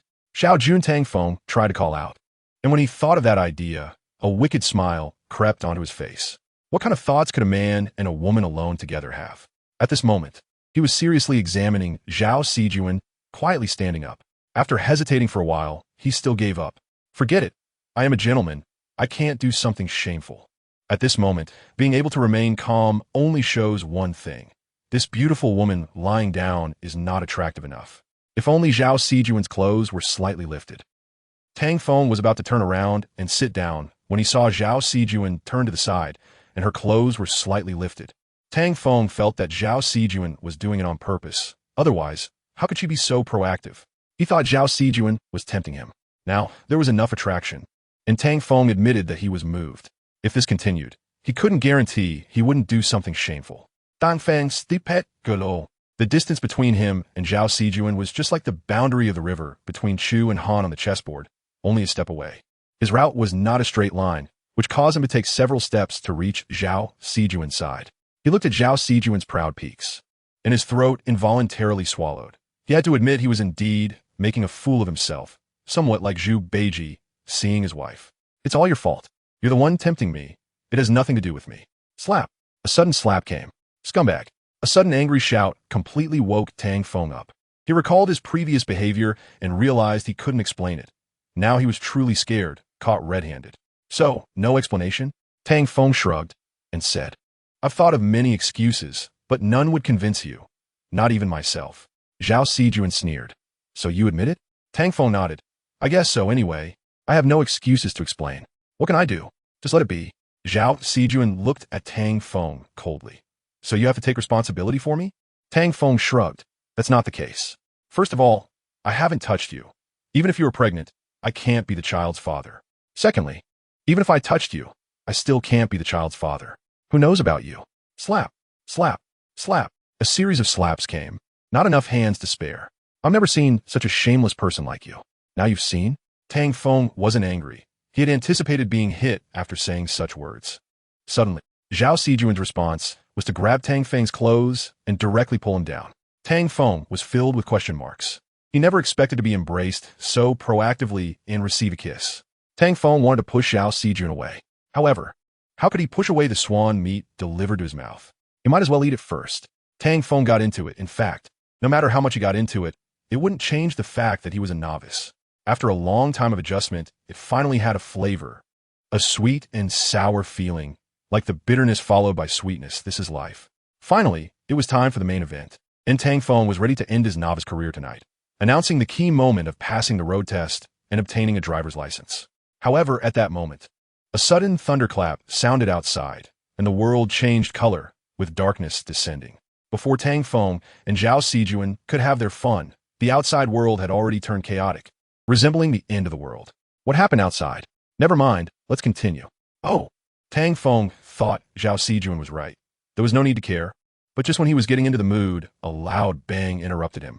Boom! Chapter 198. Don't offend beautiful women. A loud bang shattered the wall, completely freezing Tang Feng, who was in the middle of doing something good. You have to know, this was the 7th floor. Who was so tasteless as to smash up to the 7th floor? How could anyone be happy now? Tang Feng almost took off his pants. He was ready to graduate tonight, but it couldn't go as he wished. Being interrupted while doing something good was very bad. At best, there would be no love anymore. And at worst, he would lose his virility. Damn it! Tang Feng was furious, his anger skyrocketing, and he was so mad that his lungs turned black. Almost saying something like, "What's wrong with your lungs?" Furious, Tang Feng left Zhao Sijuan and looked at the culprit who smashed the wall, his eyes blazing with anger, wishing he could swallow the other person whole. Wow, what the hell? This was too much. This guy was really something. Tang Feng, consumed by rage, suddenly jumped up, his tone of sarcasm shifting as he stared with wide eyes at the reflection in the other's pupils, which was indeed quite terrifying. It was a burly guy with skin as hard as rock, red eyes that were ghostly and frightening, sharp bull-like horns, and a pair of tattered bat wings on his back that sent chills down the spine. At a glance, one would recognize this terrifying guy. It was unlikely he was the only one who recognized them. There was no way around it. Their appearance was too easy to identify, and it was unforgettable after just one look. A demon. As Tang Feng was startled, Zhao Sijuan also looked over, and the other's appearance was unmistakably that of a demon. Demons were familiar to everyone, so there was no need for further explanation. Behind this demon, there were several other demons flying in the air, and the smoke of battle was rising. This was not a good sign. Swish! Swish! The demon seemed to hear Zhao Sijuan shout and angrily waved its wings, dark energy condensing into sharp projectiles that rained down like arrows. Damn! Tang Feng waved his hand, unleashing a sword energy formed from his soul power that shattered the dark energy. Then he jumped over the bed and charged towards the demons, kicking one of them away. Stepping on the demon, Tang Feng saw the shores of the yellow springs of the Sea God Island, now in ruins, turning into a battlefield of slaughter. So many demons? Floating in midair, Tang Feng glanced around, seeing demons rampaging and destroying everything, while soul masters in the city were fighting them. What on earth was going on with these sudden demons? Where did they come from? Were they summoned by players, or? There seemed to be no answer. Just as Tang Feng pondered their origins, they had already surrounded him. Oh, you really see me? Tang Feng smiled, appearing unconcerned. These demons didn't seem like experts at all.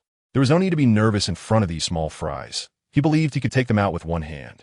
He had the ability to be arrogant and the skill to back it up.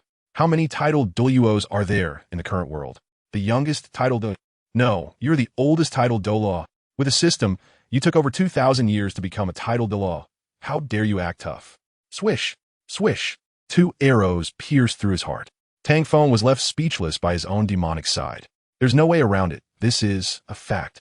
That's why I really dislike it when others keep bringing up facts and asking questions that leave me a loss for words. My emotional intelligence is so low. Tap, tap, tap, tap, tap. The dark energy of the demons surged in, as if 1,000 Gatling guns were sweeping the area. What a spectacular scene. Tang Feng smirked, claiming that he wasn't bothered by these attacks at all. Boom! Countless bullets exploded around Tang Feng, creating a massive mushroom cloud. This guy is just showing off again. Is this how all men are? Such a disappointment. Zhao Sijuan stood at the edge of the room, watching Tang Feng surrounded by demons, feeling no tension at all. She believed these demons couldn't harm Tang Feng in the slightest.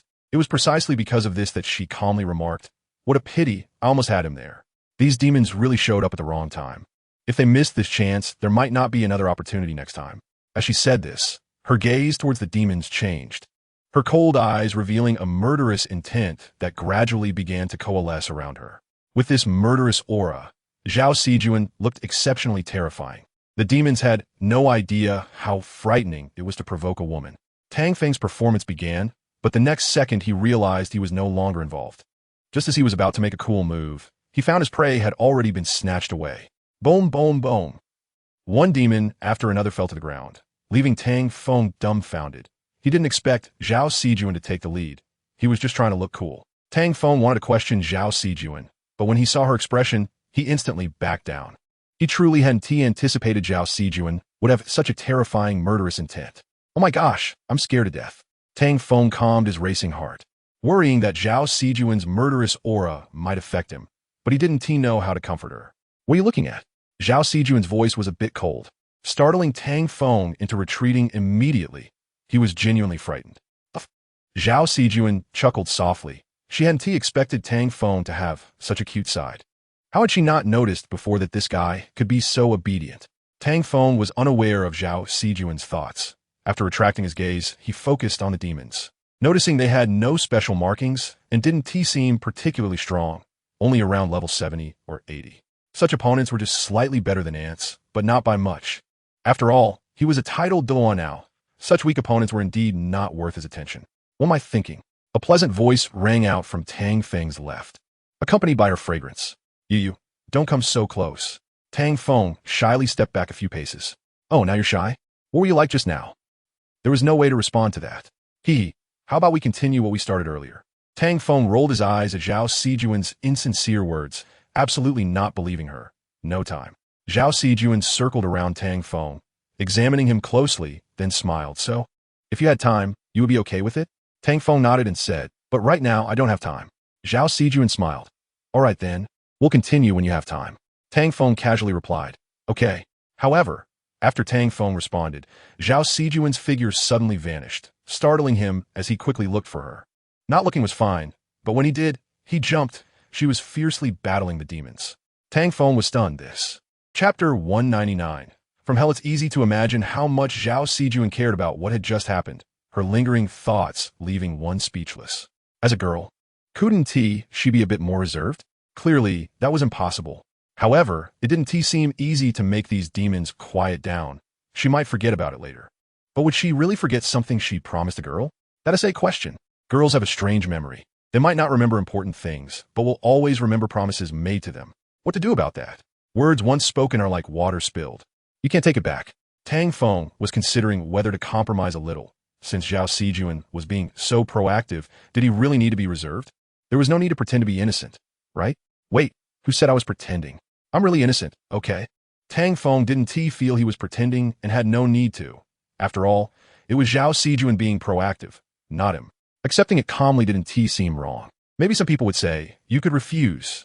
But I just want to ask, if such a good thing happened to you, would you refuse? The moment you think about explaining, it indicates you wouldn't refuse. Flatly rejecting such a good opportunity, unless the other party is a dinosaur.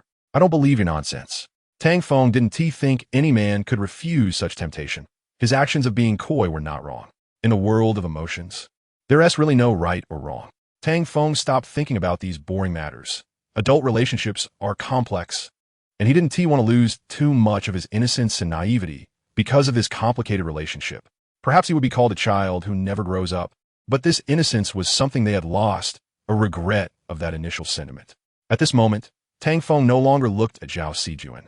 Not because he was no longer concerned, but because he believed in her. Trust is more important than anything else. Of course, the only reason Tang Feng had this trust was that Zhao Sijuan had the strength to deal with these demons. Without that strength, he would still keep her at a distance. Swish, swish. Just as he refocused on Zhao Sijuan, he saw several demons flying towards him. Explosive flame spear. A spear made of black flames was thrown by Tang Feng. Boom! The demon was blasted down by the explosive flame spear, falling to the ground like a dead little bird. Dealing with these demons didn't even require Tang Feng to get serious. They were truly weak. Weak enough to feel like mere minions. He didn't even know how many of these little demons there were. Were they trying to flatten Sea God Island? A sea of flames billowed with thick smoke. Looking towards the inferno, one could see a group of little demon imps setting fires. The destructive power of these little demon imps was not to be underestimated. They seemed intent on turning Sea God Island into a flat land. It was clear that there were more than just one or two people who noticed this. Others felt the same way. And they wouldn't allow the little demon imps to wreak havoc. Did the little demon imps damage their interests? Not really. At first, they didn't care about these little demon imps, believing that as long as they didn't provoke them, the little demon imps could do whatever they wanted. But then the little demon imps provoked them, playing with fire around them, which was a blatant provocation. How could they endure that? If uncles and aunts couldn't endure it, how could they, as passionate youths, possibly hold back? It's easy to imagine that a great battle with the demons began just like that. Most people are like this. They don't want to get involved, but they have to participate. It's their involvement that has eased this war. Of course, no one thinks this war is a farce. If it were a farce, it would have ended long ago and wouldn't have lasted until now. The number of demons and the way they have descended remains a mystery. The more powerful demons have not yet appeared. Only these weaker ones have shown up. Even so, some people have been defeated by these demons, losing to these minor characters. In the great battle, a scythe-wielding demon has emerged, and this demon is no ordinary one. He is stronger than those lesser demons and the ones flying in the sky. His scythe is a deadly tool for harvesting lives, and legends about him are widely circulated on Blue Star. The Grim Reaper. The figure of the Grim Reaper has appeared among the demons. The Grim Reaper is not an ordinary demon. His strength is not something that ordinary people can handle. Many have tried to confront him and ended up being killed by him instead. As a high-ranking demon, his power should not be underestimated, and those who look down on him deserve to be killed by him. The Grim Reaper? Many are interested in him, and Tang Feng is just one of them. He didn't expect him to be so popular. Tang Feng wanted to go see and challenge the Grim Reaper, but the Grim Reaper was more sought after than he imagined, and there was no chance for him. Now that a high-ranking demon has appeared, I wonder if the fallen angel Lucifer will also show up? No, I shouldn't think that way. Lucifer will definitely appear, but his location. Tang Feng glanced at Sea God Island, thinking it wouldn't be easy to find Lucifer there, as there were too many demons. Besides Lucifer, would other fallen angels appear? What about the 7 demon lords of hell and the Lord of Hell, Satan? Would the entire hell show up on Sea God Island? After thinking for a moment and dealing with several demon minions, Tang Feng pondered, wait, things aren't that simple. The appearance of these demons might not be human-made. There could be hidden truths. If there are hidden truths, the story behind this will be interesting. Tang Feng paused. Wait, this isn't a matter of whether it's interesting or not. I don't really need to delve too deep. It doesn't mean much to me and is ultimately meaningless. Tang Feng casually dealt with a few demons, and his gaze fell back on Zhao Sijuan, who was still desperately fighting against the demons, which made him feel a bit uncomfortable. He initially wanted to pull Zhao Sijuan away, but at that moment, he didn't follow through with the thought and didn't pull Zhao Sijuan away. As for the reason, he wasn't clear in his own heart.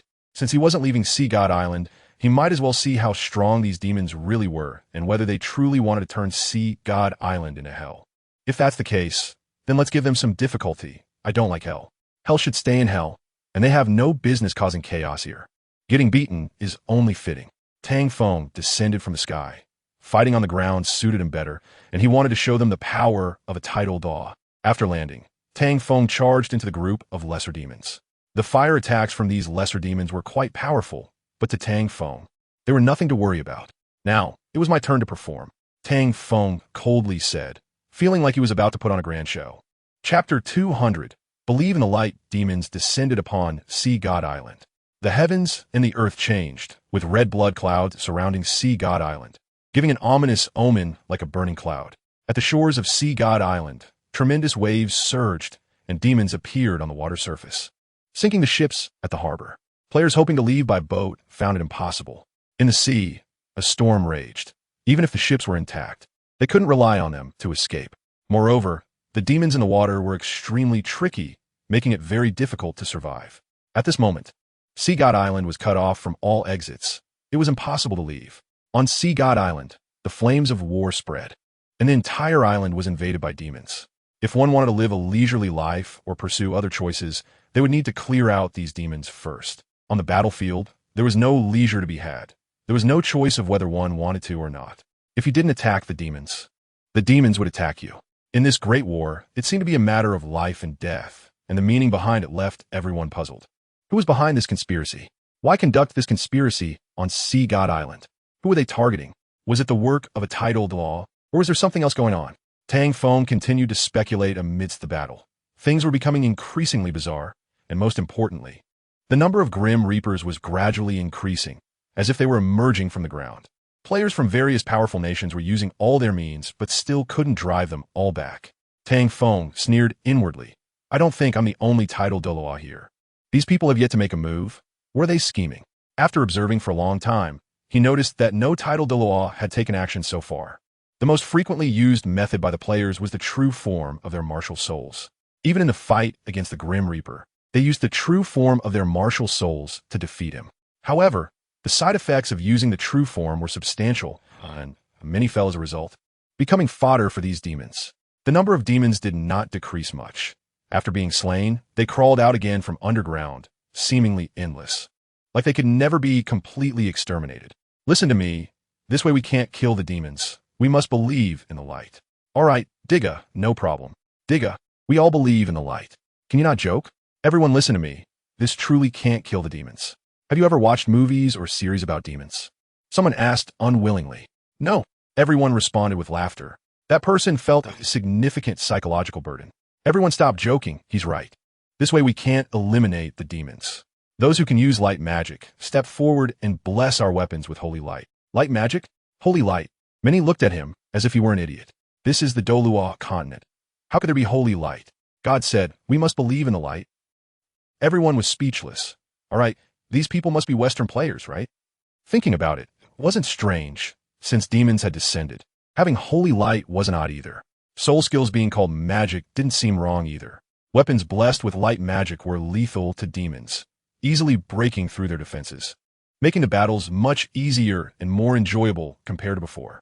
So, only by finding the right techniques can things be accomplished with half the effort. Sometimes, you shouldn't rely on brute force to solve problems. When it's time to think, you should think well, or else your brain will rust. The methods to deal with demons became effective, and many began to imitate them, even thinking of surpassing them. And for a time, this war took on a different flavor. However, their method works well against these lower-ranking demons, but when it comes to the Grim Reaper, it's better to just go all out. Because of this, their sacrifices have been greatly reduced. Unlike before, where they lost their fighting ability after their martial soul true body ended. Now, they don't even need to use their martial soul true body. They could defeat these demons directly using skills, achieving comprehensive suppression. Watching Tang Feng, who is active and thinking, can't help but feel. After all, they're all arrivals from Blue Star. How could they not have brains? There might be a few exceptions, but such people wouldn't last through so many episodes. They would have long been eliminated and are very rare. However, the players on Sea God Island are not in a much better situation. They're not doing any better, as these demons are tough characters and very difficult to deal with. With someone backing them, even if they clear out these demons, they cannot let their guard down. Only those who survive to the end are the victors. Tang Feng silently watched, simply performing the act of catching a white blade with bare hands. Oh no. I mean tearing a white-cut chicken with hands. On the battlefield, the experienced players continued to engage with the demons. The majority of their reasons for fighting demons were to protect themselves.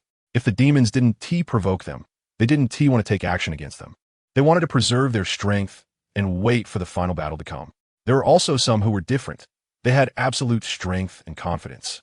Looking down on these demons and the Grim Reaper, they tried to search for Lucifer or the demon Lord Satan, believing that fighting these small fry was a meaningless waste of time, and only defeating Satan would lead to a perfect strategy.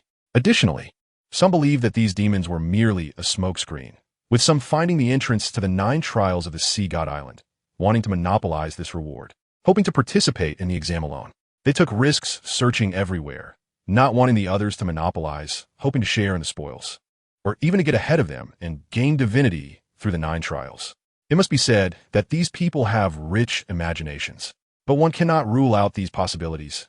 After all, the demons appeared without any signs, and no one can say for sure what is or isn't.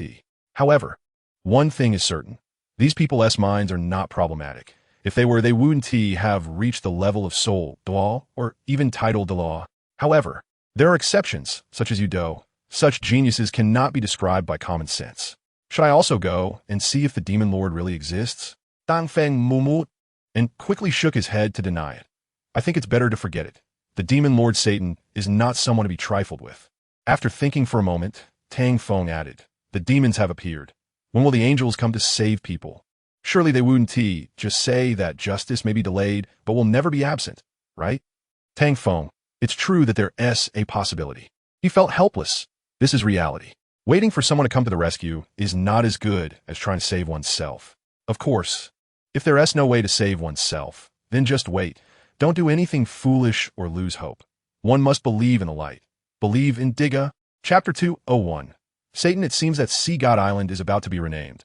If this continues, Sea God Island will have to be called Demon Island. The demons descending upon the Sea God Island of Douluo continent. Are they deliberately summoned by someone, or do they really exist? After experiencing the incident with Yamada no Orochi, Tang Feng held a possible attitude towards this matter. There are multiple possibilities. One cannot rule out any of them. Another possibility is that, like Udo, someone possesses a demon martial soul, and not just any demon martial soul, but the demon martial soul of the demon Lord Satan. The demon's descent on Sea God Island is very likely aimed at the sea god deity. Tang Feng's speculation ends here. He didn't think further, as overthinking wouldn't be useful. Whether the result is what he thinks doesn't actually matter.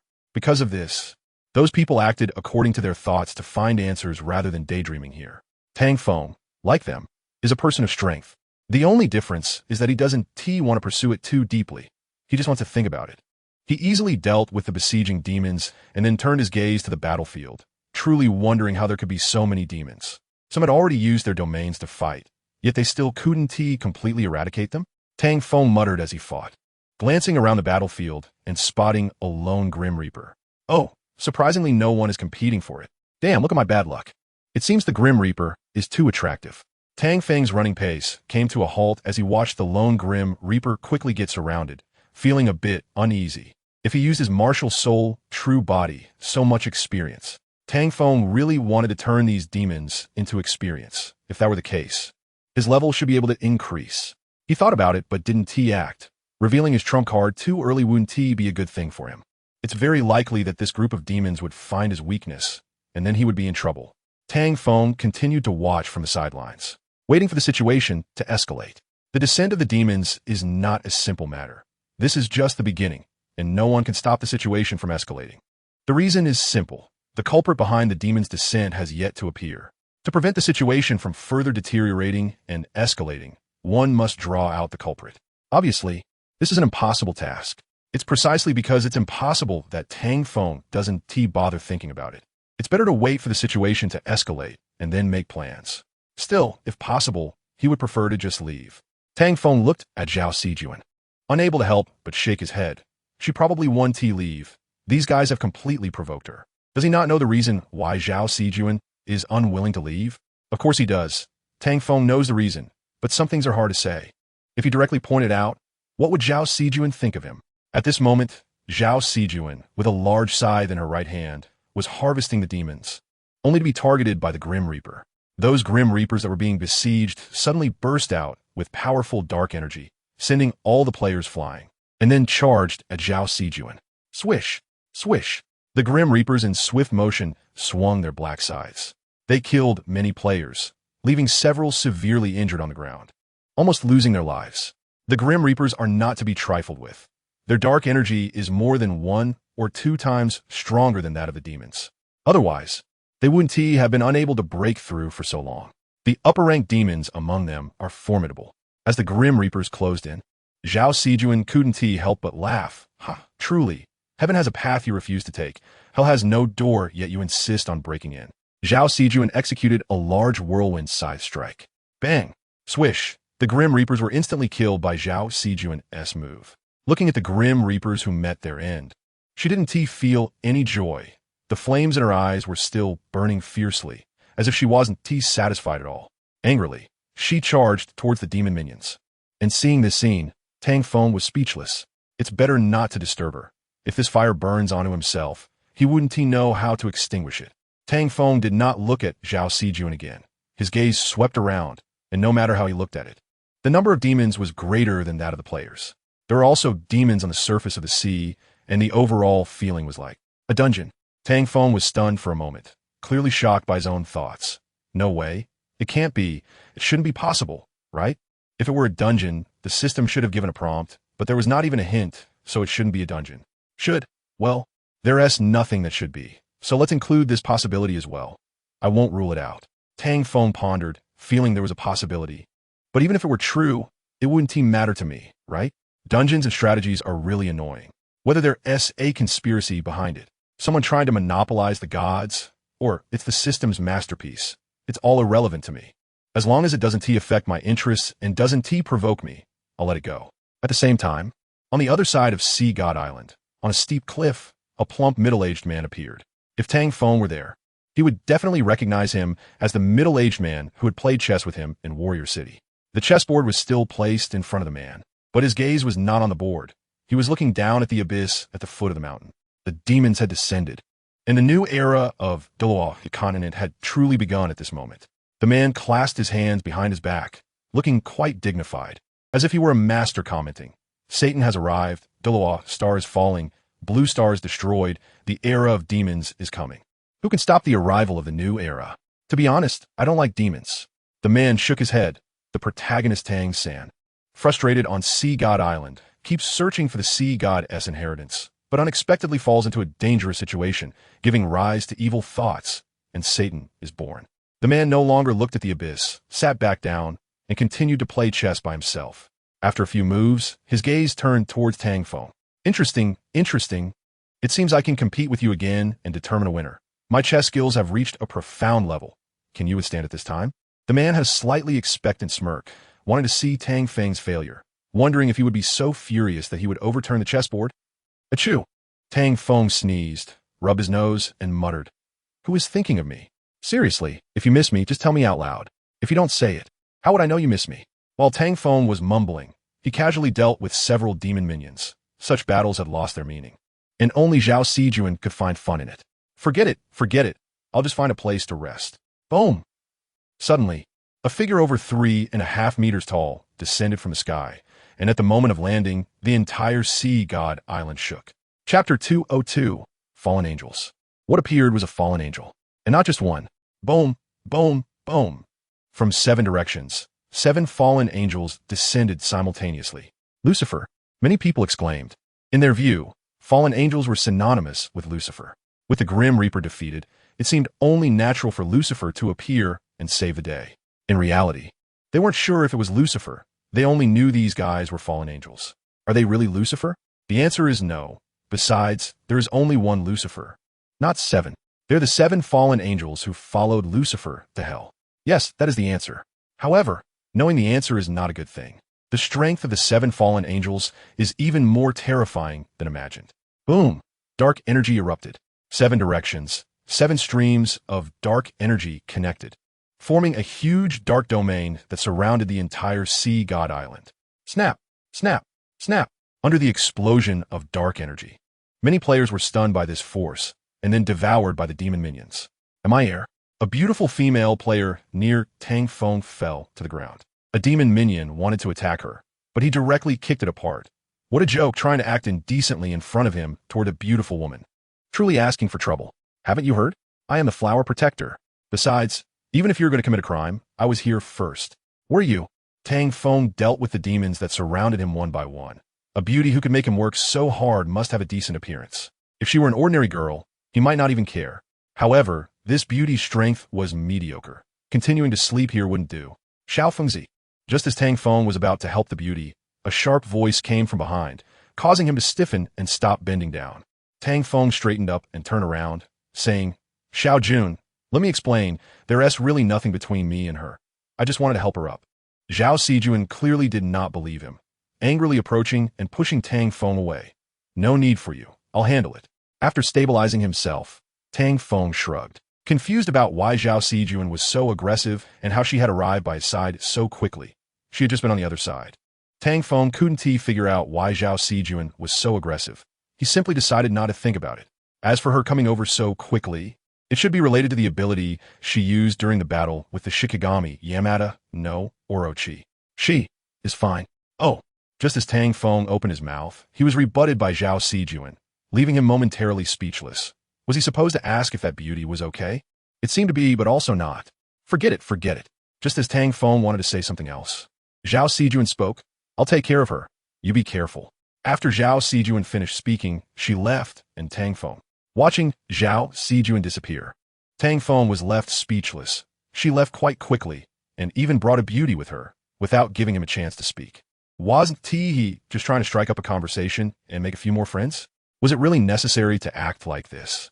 At this moment, Tang Feng had no intention of continuing to look at the beauty. There were no beauties around, which completely cut off his thoughts. Tang Feng's gaze fell on the fallen angel nearby, who was closest to him. Should he go over and fight him? It sounded a bit violent. I'm not a fighting fanatic. While thinking, Tang Feng rushed towards the fallen angel. He really didn't want to make things difficult for the fallen angel. He was just a bit annoyed. Get down. Tang Feng's whirlwind stomp landed on the fallen angel's neck, knocking him directly to the ground. You ambushed me. After the fallen angel stood up, he looked coldly at Tang Feng, and he couldn't be bothered to look at the others because they weren't worthy. Right? It's obvious. Tang Feng nodded, patted his pants, and said, Big brother is in a bad mood. You can either stand there and let me hit you, or lie down and let me hit you. You choose. Ha ha ha. The fallen angel laughed loudly, as if it were the funniest joke he had ever heard. Human, who gave you the courage? An angel? Tang Feng shook his head. I don't believe in God, nor do I think there are angels. What I believe in is Buddha. The fallen angel laughed loudly. I'm the angel, human. Tang Feng looked seriously at the fallen angel. You're just a birdman. Don't flatter yourself. Besides, who gave you the courage to speak to me like that? The fallen angel, enraged, laughed in anger. Very well, very well. You have successfully angered me. Human, I will let you know the cost of provoking me. Tang Feng responded indifferently with an O. Then swiftly appeared in front of the fallen angel, delivering an elbow strike from behind, followed by a sweeping kick, and then an uppercut, sending the fallen angel flying. Just as Tang Feng was about to follow up, the fallen angel regained composure, flapping its wings in the air, pointing a hand at Tang Feng, then drew back as if knocking a bow, a black arrow coalescing. Whoosh, swish, swish, swish. One arrow shot out, splitting into nearly 1,000 arrows, all rushing towards Tang Feng. Small tricks. Tang Feng unleashed his ice and fire duet, two sword energies colliding with the arrows. Boom, boom, boom, boom, boom. Explosions erupted, and Tang Feng leaped through the energy waves created by the blasts, launching a dragon-rising fist at the fallen angel. Bang! Boom! The fist wind pierced through the aura of the fallen angel, taking form. This, so strong. The audience below collectively sighed. They thought Tang Feng was there to take advantage, but it seemed that it was actually them waiting for an opportunity. Tang Feng's performance was stunning. Unable to harm the fallen angel, they could only express their awe. At this moment, after a dragon-rising fist, Tang Feng continued to unleash a flurry of attacks on the fallen angel, not giving it a chance to catch its breath. However, the fallen angel was not weak. And besides, this domain was created by them. Ah, bang! The fallen angel's burst of power sent Tang Feng flying several meters, dark energy swirling around it, exuding a look of a king's descent. Interesting, this is truly interesting. Tang Feng couldn't help but smile. If the fallen angel could be defeated so easily, it wouldn't be called a fallen angel. Ice and fire duet. Tang Feng's expression remained unchanged, not appearing serious, which made the fallen angel quite displeased. However, displeased or not, Tang Feng's ice and fire duet was quite powerful. After all, he was a titled Douluo. Swish, swish.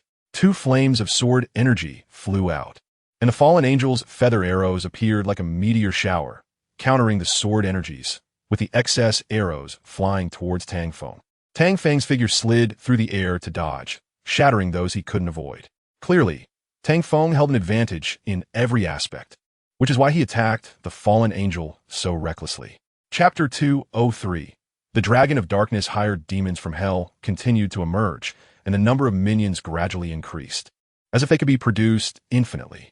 One can imagine what Poseidon Island looks like now. Those who don't know might think it was Demon Island. Demons, endless darkness, hellish purgatory. The world was evolving in a certain direction. As a mysterious figure who understood the plot's development, the fat, greasy uncle witnessed everything happening, waiting for the complete awakening of the demon Lord Satan. With the arrival of the fallen angel, Lucifer was not far behind. When the 7 demon kings of hell fully descended, it would be the moment of Satan's resurrection. The uncle's chess pieces moved erratically. The new era of Douluo continent would be opened by demons. Is that really okay? Moreover, the protagonist Tang San would also become a victim, consumed by evil thoughts. And Douluo would no longer have Tang San. The uncle pondered, beginning to hesitate. Without Tang San, there would be no Douluo, and the Douluo world would be renamed. I still don't like demons. After thinking for a while, the answer he arrived at was dislike. Things he disliked would not turn into things he liked.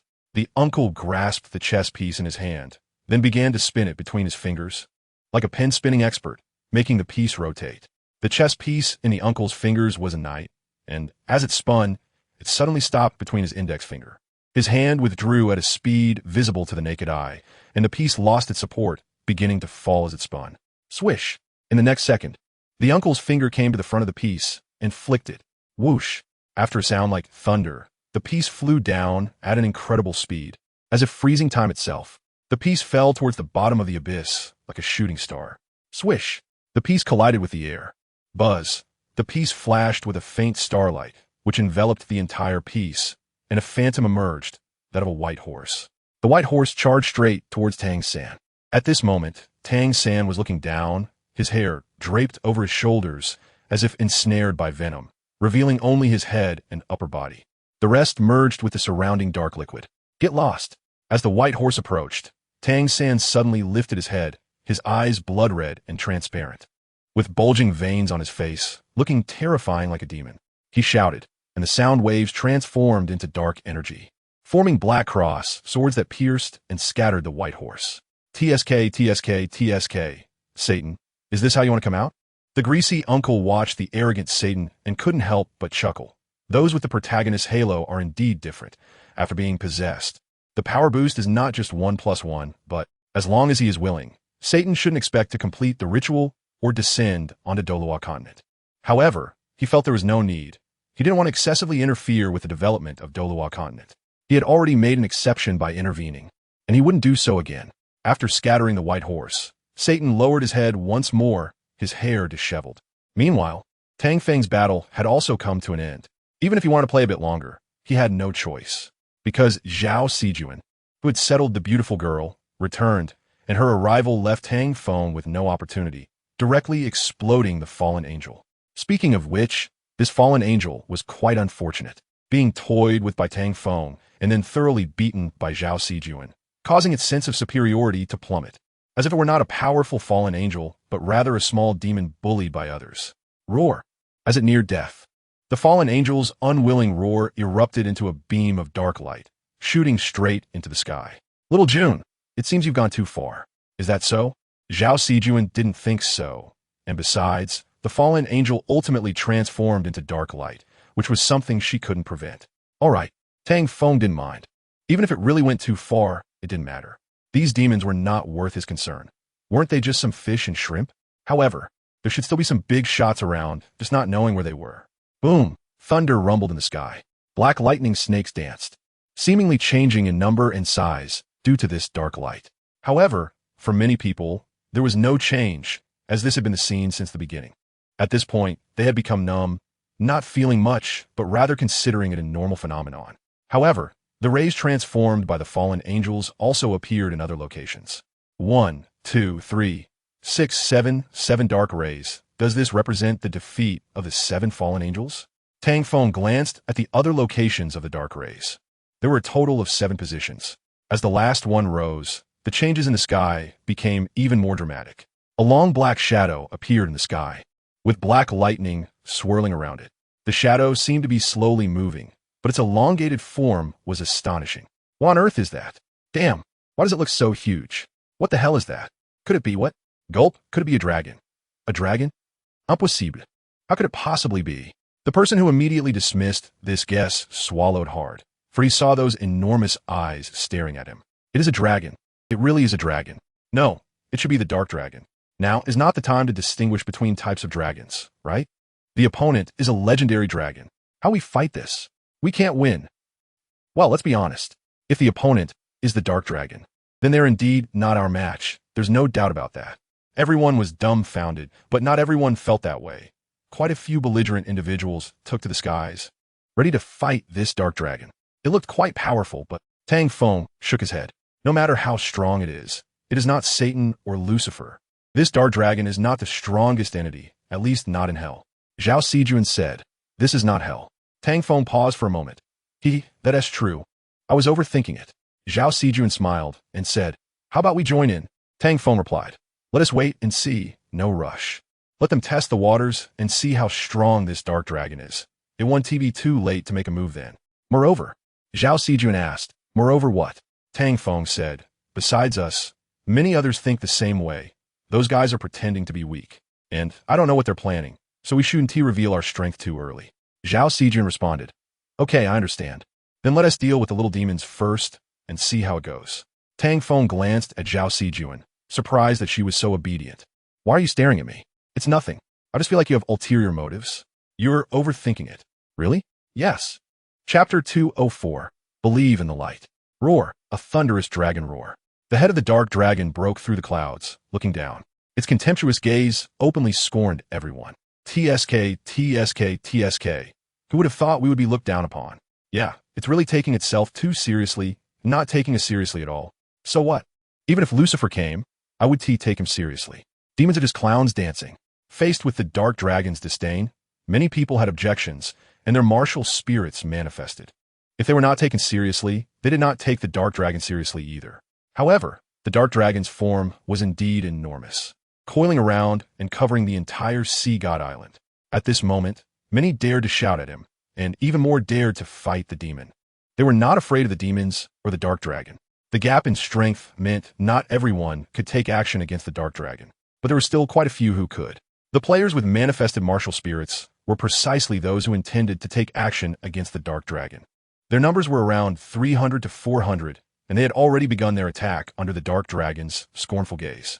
Despite facing a dragon, they were not intimidated at all, and this dragon seemed a bit arrogant. How could they tolerate its taunts? Boom, boom, boom. They acted without hesitation, launching their soul skills. Powerful soul skills bombarded the dark dragon from all directions, and the sky seemed to add a layer of illusory candy coating, obscuring the dark dragon's figure. Swish! A gust of wind blew. As the illusory candy coating began to disperse, the dark dragon's figure reappeared in the public's view. What? It didn't suffer any damage at all. This is too strong, right? The players on the ground were astonished. The aerial players' attacks had such destructive power. How could they not hurt the dark dragon? Is this the defense of a dragon? While the ground players were speculating, the aerial players attacked again, not stopping their assault due to this. They were slightly surprised by the dark dragon's defense, but that was not a reason to stop attacking. Boom, boom, boom, boom, boom. Their attacks not only did not cease, but became even more ferocious, relentlessly striking at the dark dragon. Kill! Tear this group of dogs to shreds. Buddha's light shines. The players below, witnessing the fervent attacks above, were also infected by this sentiment and launched their own attacks against the surrounding little demons. Their attacks were not weak, driving the demons back step by step. Seeing they were on the verge of defeating the demons, they were even more invigorated. In response, Tang Feng smiled slightly, making no comments. This had already been going on for a while. How could the demons be easily dealt with? If it were that easy, they would have long eradicated these demons.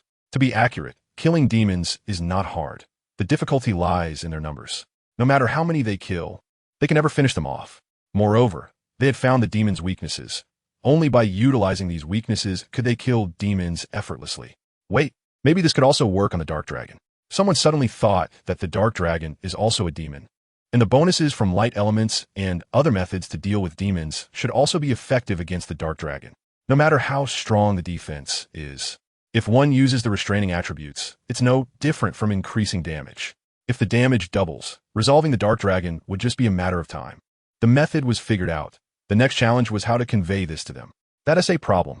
No matter how loudly he yelled alone, he couldn't communicate it. Right, the chat channel, the world channel. Just as he thought of a solution, the dark dragon retaliated. Boom, dragon's breath. Whoosh. A hurricane surged. Boom, boom, boom. The breath's hurricane violently struck the players, sending dozens of players plummeting from the sky. A small breath from the dark dragon was like a sneeze that knocked down dozens of people. Such a record was quite terrifying. No, I have to hurry. Having thought of a solution, he shouted in the world channel and then yelled out loud, hoping someone would follow his lead. Only if everyone worked together to transmit the message could defeating the dark dragon be feasible. The problem was that he was alone and had no support. No one could hear his shout. Just as he was desperately shouting, a demon approached him. Be careful. Someone is still paying attention to him. After all, his hoarse voice is very loud. Unfortunately, the shouts from the other party not only failed to save him, but also harmed him. WH. What? His last question. Looking at the person who fell and those around him, they all fell silent. To convey the message, this guy is too desperate, even willing to risk his life.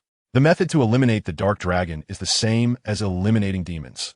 Light attribute elements, mithril, etc. are all its weaknesses.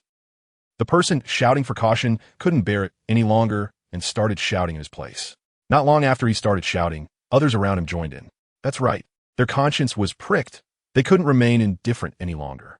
The number of people shouting increased, their voices becoming loud and unified. The dark dragon is also a demon. Huh. So that's it. There really is this possibility. Their voices reached the ears of the players in the sky. Upon hearing their words, everyone involuntarily thought that what they said made a lot of sense. Yet, no one knew that to convey the message, more than 10 people had already sacrificed themselves. The players in the sky, after hearing their words, began to consider an experiment. If it really works, defeating the Dark Dragon wouldn't be hard. As long as they could deal damage, they could wear it down. Light Cross Slash. Just then, a player had a soul skill that was a light attribute skill. However, the skill's level was a bit low, so he hadn't used it yet. Believed in the light. Meanwhile, another player's buff was light attribute, and he generously activated it. With the support of light, many players' attacks followed suit. They didn't want the light cross slash to be the only one showing off. Boom, boom, boom. After the light attribute enhancement, their attack power increased significantly. Clearly, for the Dark Dragon, light indeed has a damage enhancement effect. However, the Dark Dragon is not someone who would let them bully it easily. Suddenly, the sky trembled with lightning. The Dark Dragon emerged from the clouds. And with a shake of its dark energy, countless lightning bolts appeared, colliding with the light attribute attacks and dispelling them. Then, the Dark Dragon's dark energy trembled again, releasing energy that transformed into thousands of dark cross swords, rushing towards the players. Puffed, puffed, puffed. The lightning-fast dark cross swords knocked down dozens of players. Chapter 205. Seeking Heritage. The Dark Dragon's display was powerful. A mere shake of its dark energy was enough to repel these light attribute-enhanced players. Moreover, multiple players lost their lives in this strike. It is easy to imagine that if the Dark Dragon were serious, its strength could easily lead to the demise of these players. So strong? Watching this scene unfold, Tang Feng frowned, looking a bit incredulous. No matter how strong the Dark Dragon is, it shouldn't be unscathed. Besides, they don't look weak either. Or, if they use their martial soul true forms, it might be better. Tang Feng thought this way, but then felt it wouldn't be that easy, unless it was absolutely necessary. No one would want to use their martial soul true form. After all, this isn't a competition. If they were successfully ambushed by a small demon after using their martial soul true form, wouldn't that be a huge loss?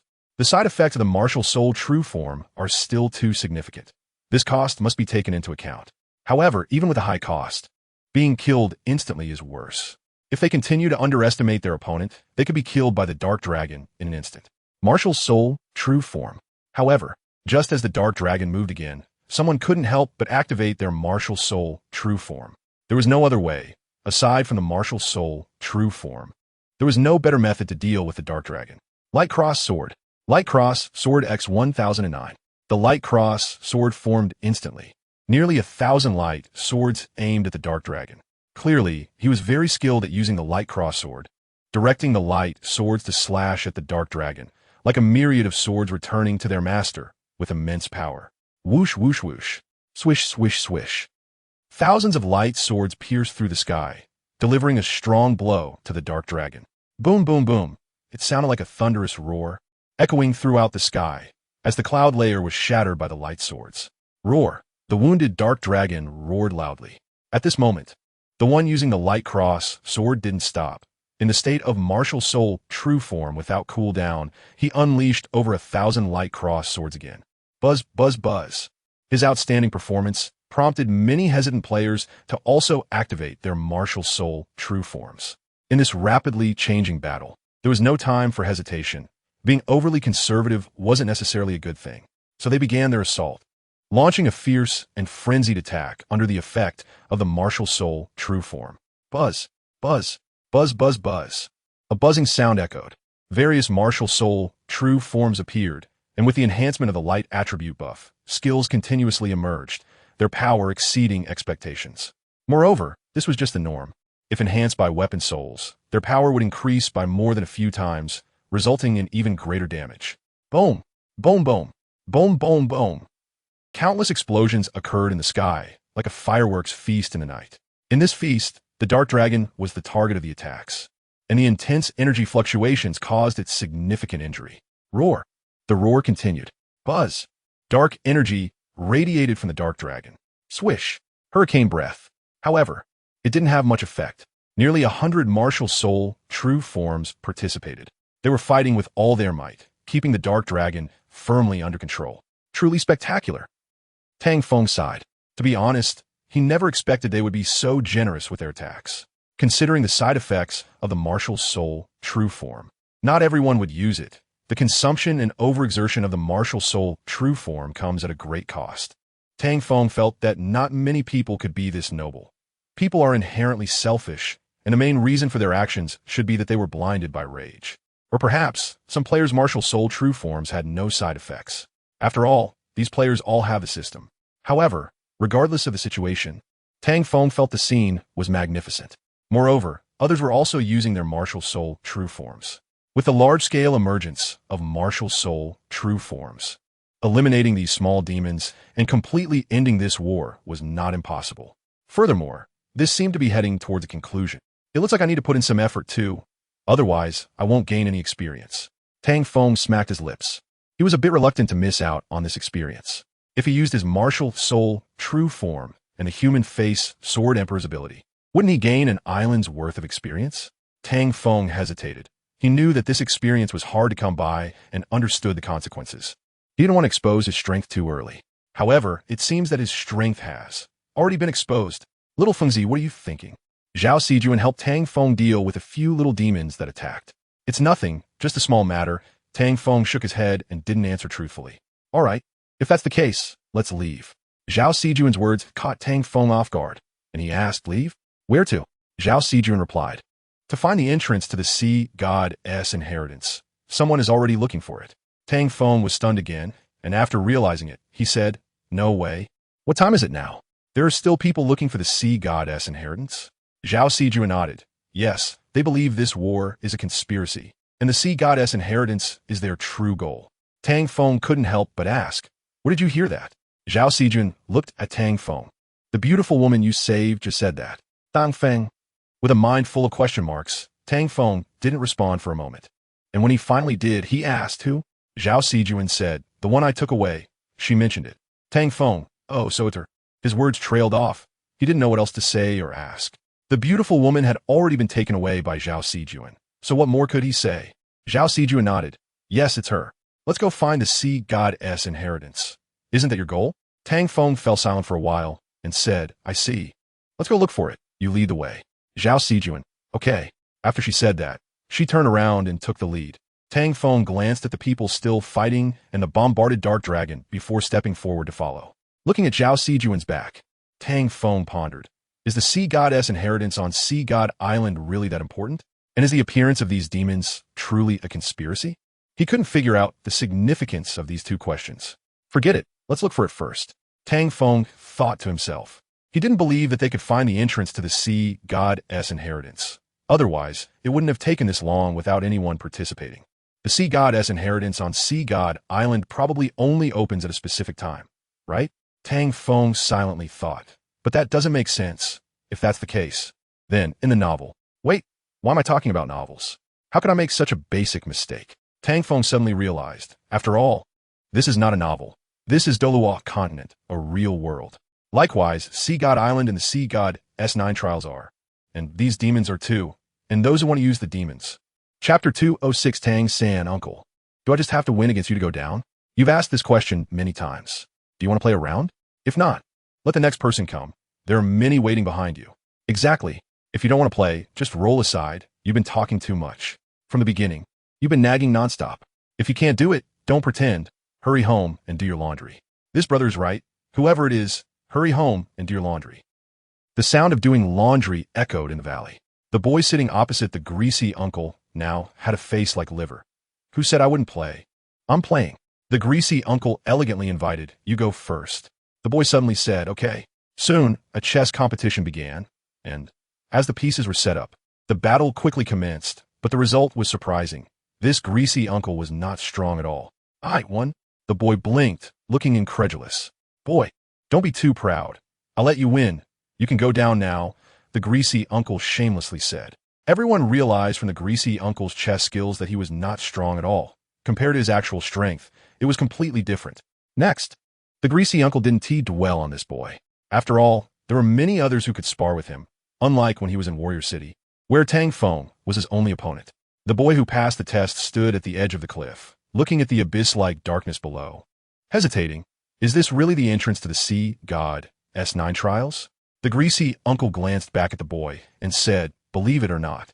But I must warn you, There are even more terrifying beings guarding this entrance. The boy was taken aback. The greasy uncle ignored the boy and said to his opponent, "Come on, let's start." At the foot of the mountain, there was a stone tablet for the sea god S9 trials on the right side of the road going up the mountain. It seemed to say that this was the entrance to the sea god S9 trials. This is too fake, right? Tang Feng was stunned on the spot, wanting to cry, but having no tears, complaining, such obvious big words saying this is the entrance to the sea god S9 trials. Doesn't anyone find it suspicious? Tang Feng looked at the players rushing towards the peak, then at the dark dragon in the sky and the scene of war behind him, feeling that something was off. A bit of a sense of incongruity.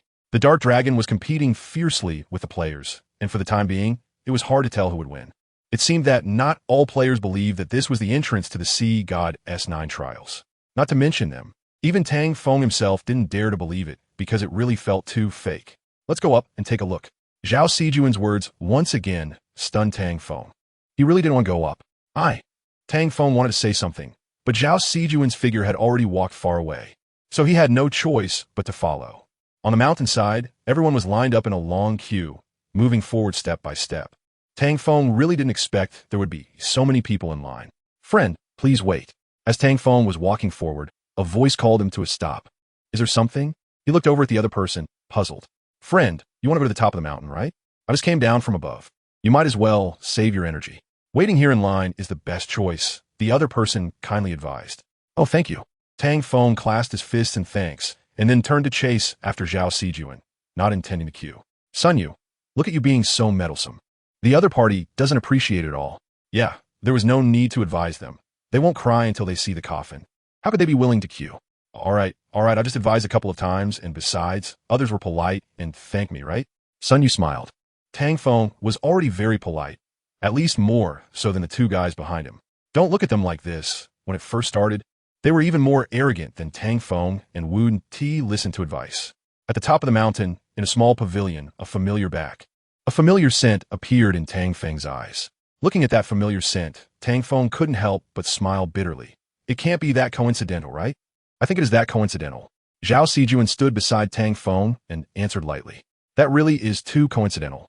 There was a hint of helplessness in Tang Feng's voice.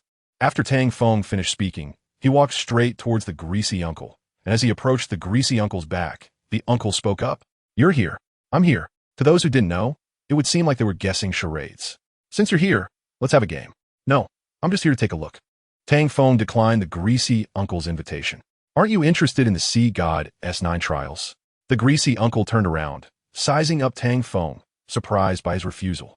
"Not really." Tang Feng shook his head and suddenly asked, "What about you? How did you set up a chessboard here? What tricks are you playing?"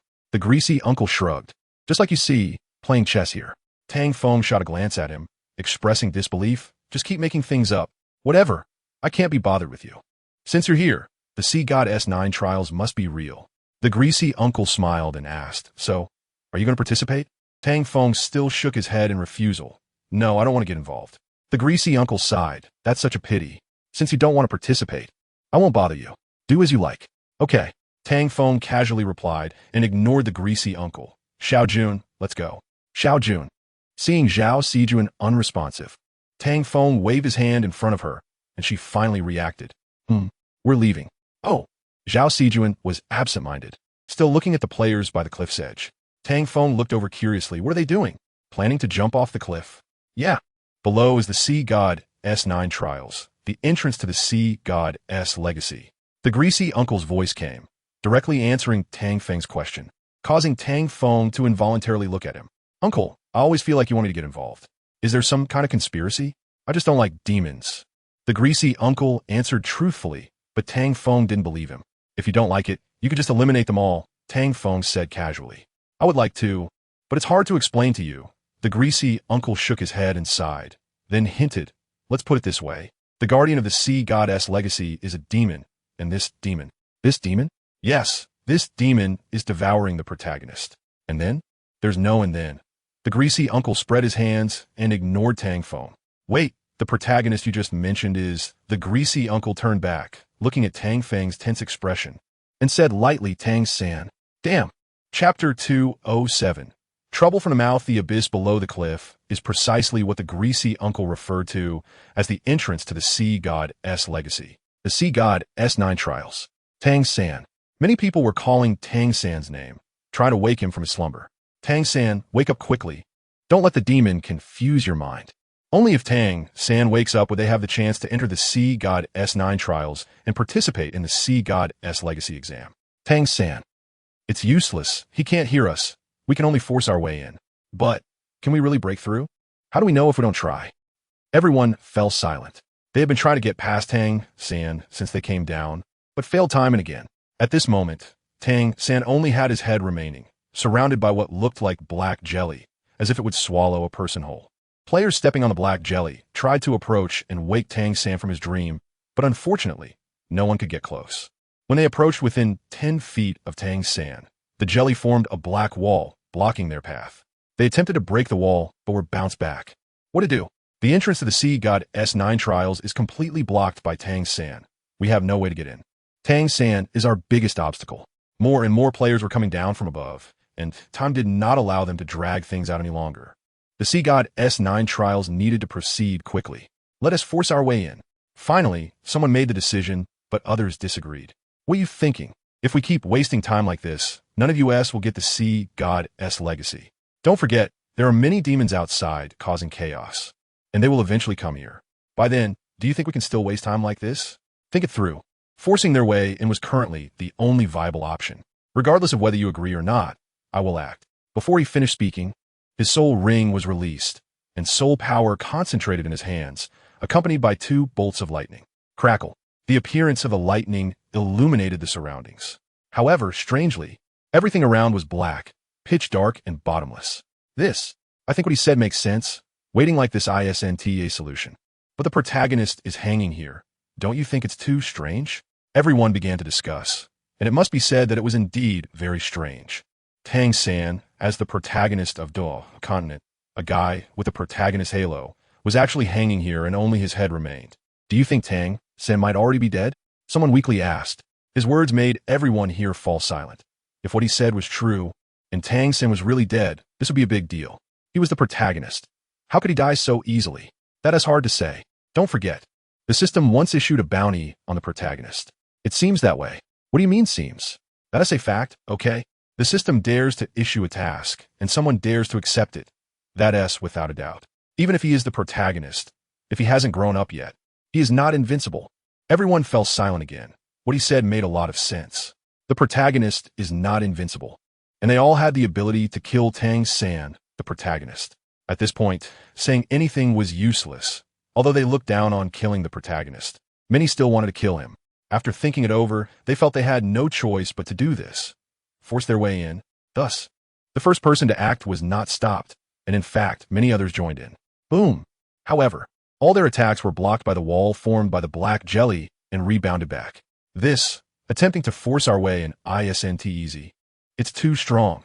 Relying on just our words may not be enough to break this defense. Let us join in too. Okay. Right now there is no better option.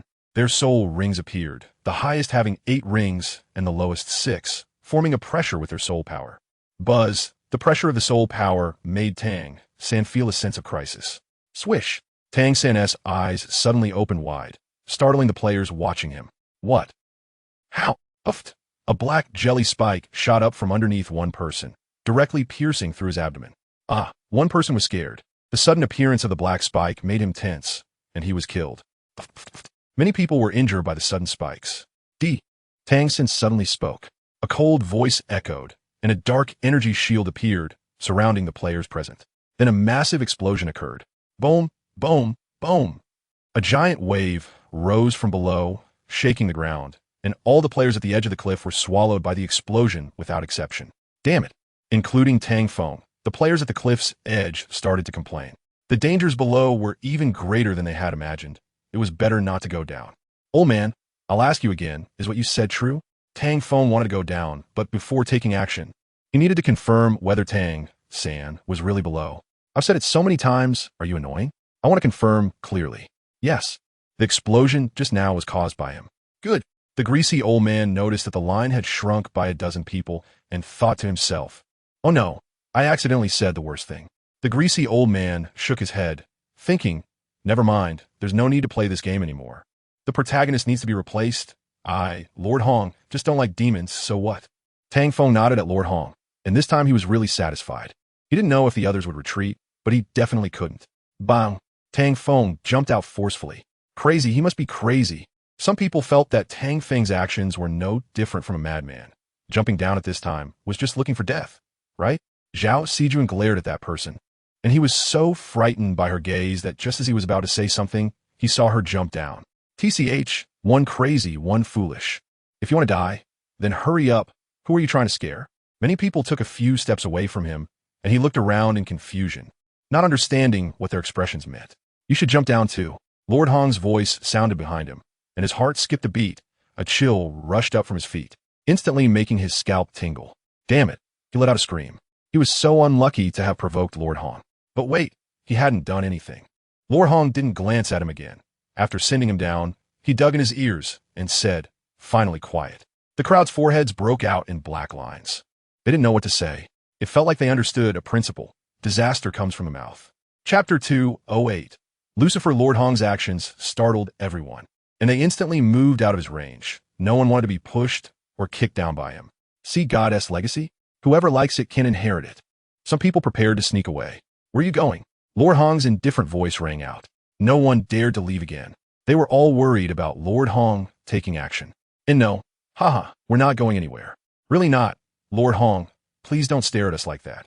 It's making us anxious. Lord Hong looked at them and said, if you want to leave, hurry up before I change my mind. Thank you, Lord Hong. We're leaving.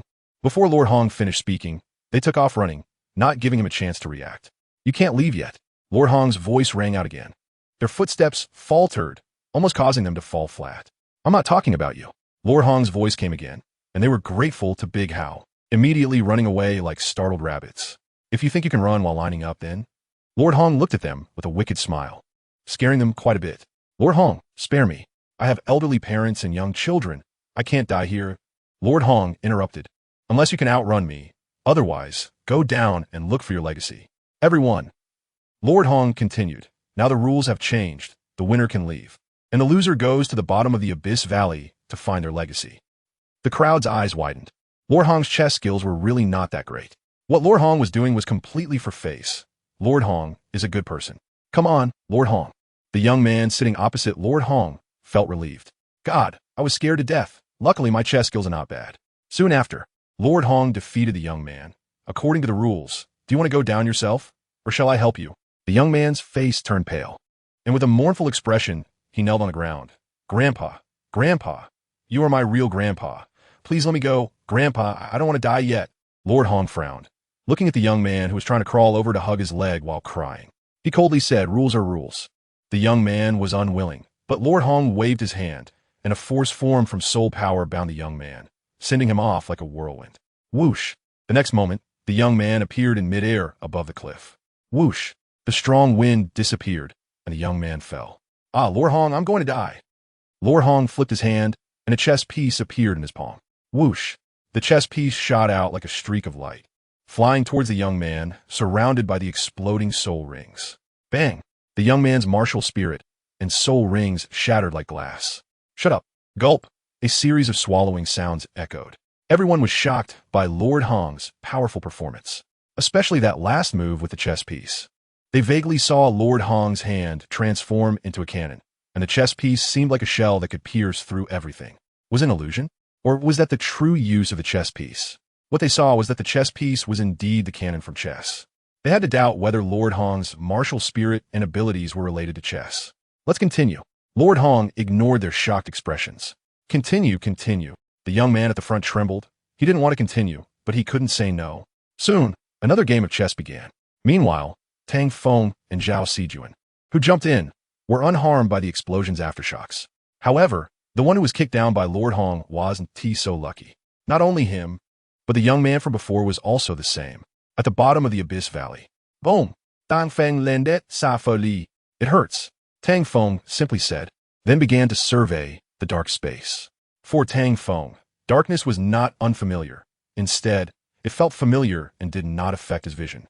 He glanced around, suddenly widening his eyes, stopping at a certain spot. Little San, Tang Feng exclaimed, walking towards Tang San. Bang! Tang Feng crashed into a black wall. After falling to the ground, Tang Feng stood up again and shouted, "Who is it? Who's there? Come out." Boom! A sound came from behind him. Tang Feng turned around to see little June. The figure that appeared was not an enemy, but Zhao Sijuan. "How'd you come down too?" Tang Feng asked in confusion. Zhao Sijuan rolled her eyes at Tang Feng, not wanting to answer his question, and similarly scanned the surroundings. When she saw Tang San, she froze in place. "Is he Tang San?" Tang Feng nodded, unsure of how to express himself. His emotions were quite complicated at the moment. Only Tang San was here. But where were the others? Su Weiyer, Elle Weiming, Douluo. Where were they? Tang Feng didn't want to guess. He was afraid of thinking in a negative direction. This was his personality. He had a habit of thinking the worst and preparing for the worst. Simply put, Tang Feng's thoughts were somewhat pessimistic, which was a result of his character, and that's why he didn't want to speculate. He decided to bring Tang San down and ask him directly. "Xiao Feng, don't rush. First, let's figure out the situation."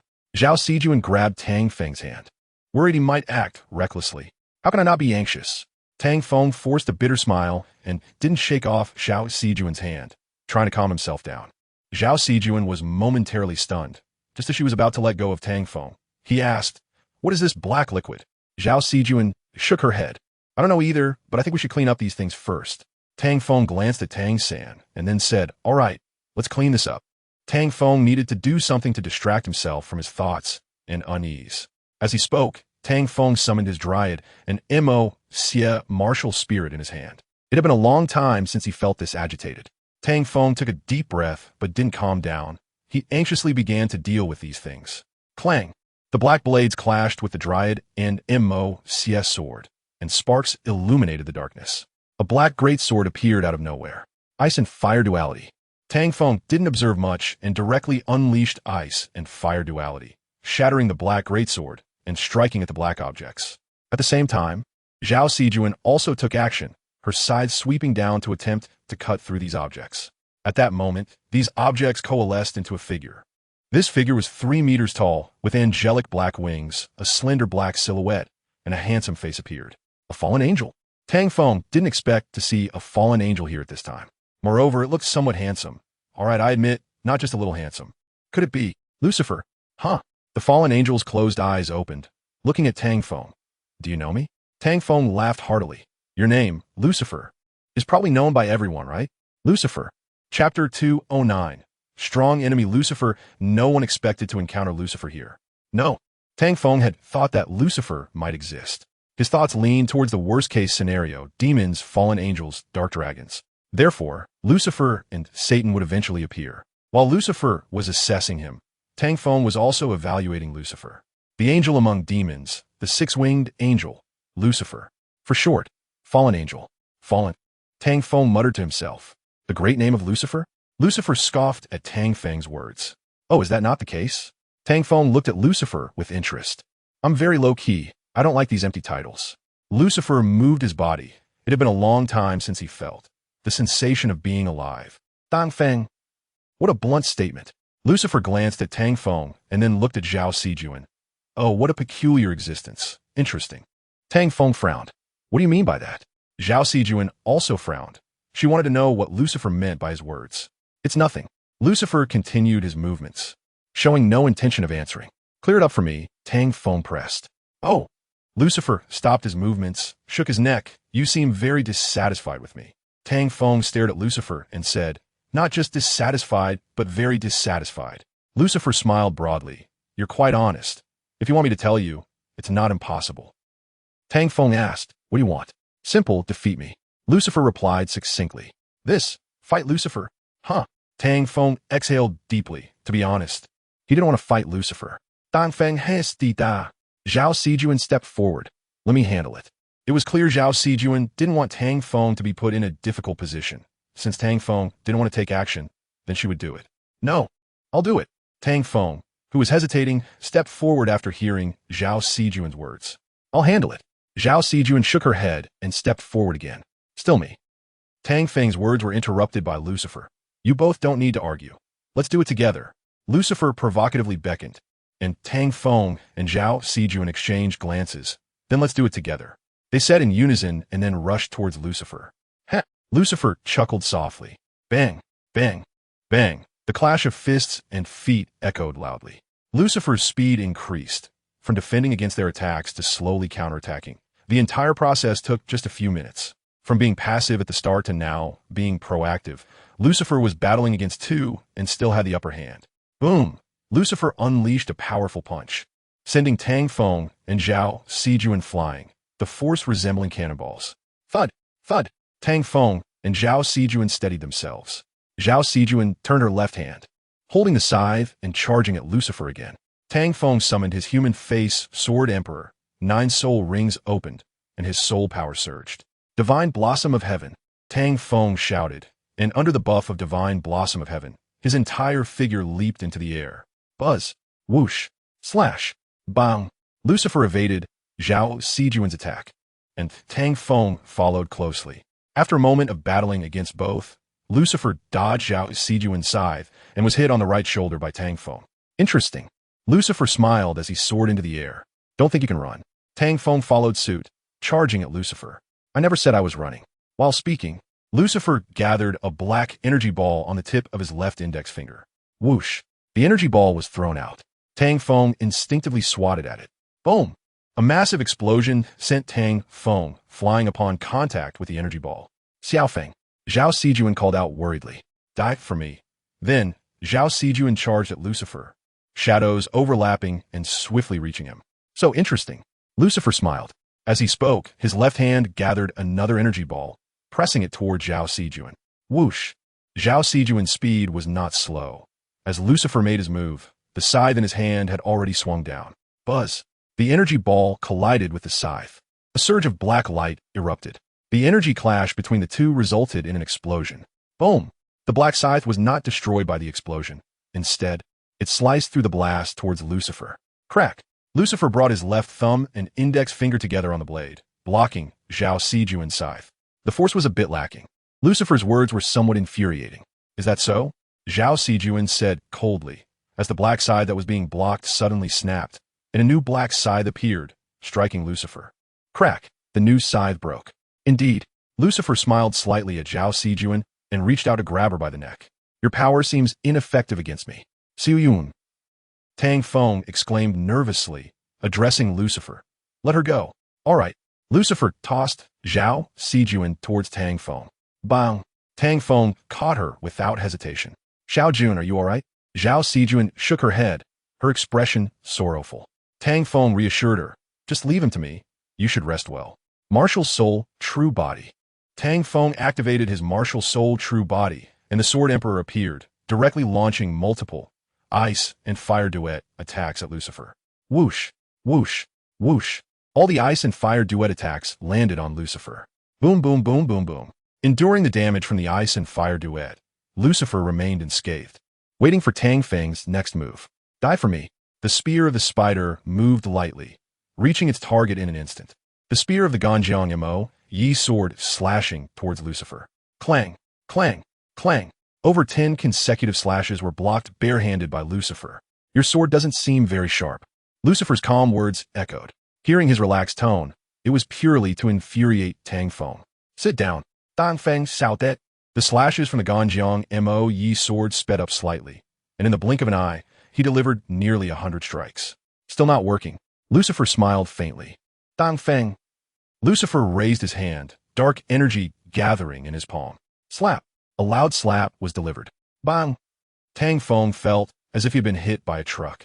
Crack! The martial soul, true body shattered completely. This is way too strong. Tang Feng smiled wryly, having never expected Lucifer to be this powerful. Whoosh!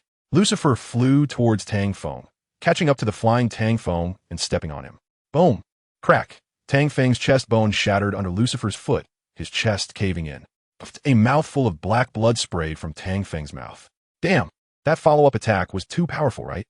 After silently complaining in his heart, Tang Feng completely lost consciousness. Just kidding. The regeneration ability activated. Chapter 210. Time stop. Lucifer's strength was evident to all. Zhao Sijuan's heart sank as she worriedly looked at Tang Feng's body. If he were to regenerate and Lucifer stepped on him again, continuing this cycle would be meaningless. Zhao Sijuan stood up thoughtfully, gazing at Lucifer. Take your big pig's hoof away. As she spoke, Her figure overlapped and rushed forward. Whoosh! The black scythe reappeared in Zhao Sijuan's hand. Hee, since you want it so much, I'll give it to you. Lucifer grinned, lifting his right foot and kicking Tang Feng like a soccer ball. Zhao Sijuan did not hesitate, directly catching Tang Feng and giving up her attack on Lucifer. Lucifer frowned slightly. Zhao Sijuan's actions were too decisive and straightforward, giving the impression that she had been prepared all along. Could it be that this was her goal? Watching Zhao Sijuan quickly retreat while holding Tang Feng, Lucifer seemed to sense her fear of him pursuing them. This was quite strange, even a bit perplexing. What was she plotting? Lucifer did not pursue, feeling there was no need to consider Zhao Sijuan's thoughts or any other factors. Just like a cat playing with a mouse.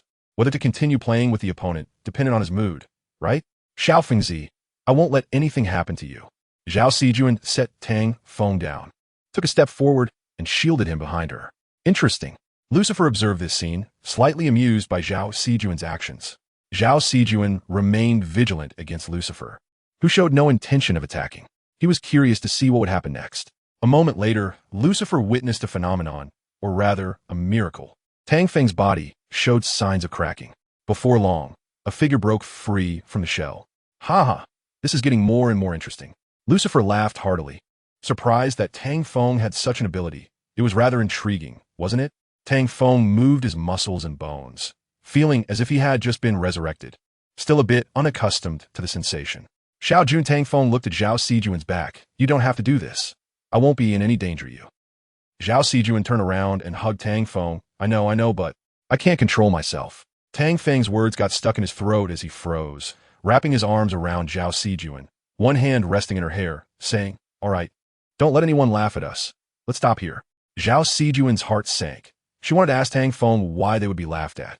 Tang Feng pushed Zhao Sijuan away, smiling slightly at her. Don't worry, I won't be in danger, nor will I let you be.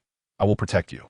Zhao Sijuan felt a lump in her heart, almost shouting that she didn't need his protection, that having him by her side was enough. This thought couldn't be voiced at that moment, and she felt she wasn't weak either. She just happened to be countered, so she didn't need protection. Tang Feng pulled Zhao Sijuan behind him, standing in front of her, staring directly at Lucifer. Round 2 now begins. To this, Lucifer responded with a smile. I'll look forward to your second round. Martial soul, true body. Tang Feng didn't hesitate, taking a few steps forward and directly activating his martial soul, true body. Sky Show of Tihua, Ice and Fire Dragon King's Inheritance. Puppet Spiderweb, Ice and Fire Duet. The Sword Emperor appeared, and under various enhancements. All skills were repeated multiple times. Prediction. Continuous predictions were Tang Feng's strongest. No, the biggest bug combat strategy. Interesting. Lucifer found it increasingly amusing. Tang Feng's attacks were completely aimed at his blind spots, targeting his weaknesses and movements, almost as if he could see into the future. It had been a long time since he had encountered such an interesting battle. Surrounding Lucifer was a cloak of dark energy, like a protective aura. Boom, boom, boom. Lucifer faced Tang Feng's attack and directly withstood it. However, this level of power was not enough to hurt me. Lucifer quickly approached, and with no other choice, Tang Feng had to use Wu Wei Tai Chi. Oh, you spider are really interesting. Lucifer paused his steps, and his hands gathered multiple dark energy balls, which exploded towards Tang Feng like cannonballs. Boom, boom, boom. Tang Feng endured the damage and once again used Prediction and Ice and Fire Duet. With the assistance of Prediction, Tang Feng endured Lucifer's attack again and counterattacked with Ice and Fire Duet, clearly just going through the motions. 10 minutes is neither long nor short, and after finally getting through it, Tang Feng finally breathed a sigh of relief. Next, it's my turn to perform. Tang Feng smiled at Lucifer, waiting for this moment for a long time. Oh, really? Lucifer stopped his attack. Yes. Dan Feng Zipli Hap Fi Mai Si. And the soul power of the human face, Sword Emperor, burst forth with a clang. Boom! The soul power radiated, causing the surroundings to tremble. The black soul power continuously surged, forming a dark energy pillar that shot into the sky. Such a familiar power. Lucifer smiled as he looked at the energy pillar. Buzz. The energy condensed on Tang Feng's Ganjiang Moe. Die for me. A powerful cross slash appeared, striking towards Lucifer. Rumble. The destructive power was immense, like a devastating force that could swallow everything in the world. It seems I need to get serious. Lucifer smiled to himself. Buzz. Dark energy erupted, exploding layer by layer, as if the air had solidified. Time stopped. Crack, crack, crack. The dark energy emitted by Lucifer solidified the surroundings, causing everything within this area to stop flowing. Lucifer slowly walked towards a cross slash, throwing countless punches at it before heading towards Tang Feng. It's a pity, but it's time to end this. Lucifer's hand pierced through Tang Feng's chest, crushing his heart. Snap! The time stop ended. Tang Feng looked at Lucifer in front of him, his mind filled with question marks. When did you walk over here? As Tang Feng spoke, he realized he had no strength left, and even the cross slash he had just unleashed had now turned into tiny energy particles dissipating in the air. Look down. Lucifer didn't answer directly, and after speaking, a smile appeared at the corner of his mouth. Xiao Fengzi. The first to react was Zhao Sijuan. No, don't come over. Tang Feng looked down, spat out a mouthful of blood, and shouted to stop Zhao Sijuan from approaching. You're quite the man. How about I help you a bit? How about going to hell?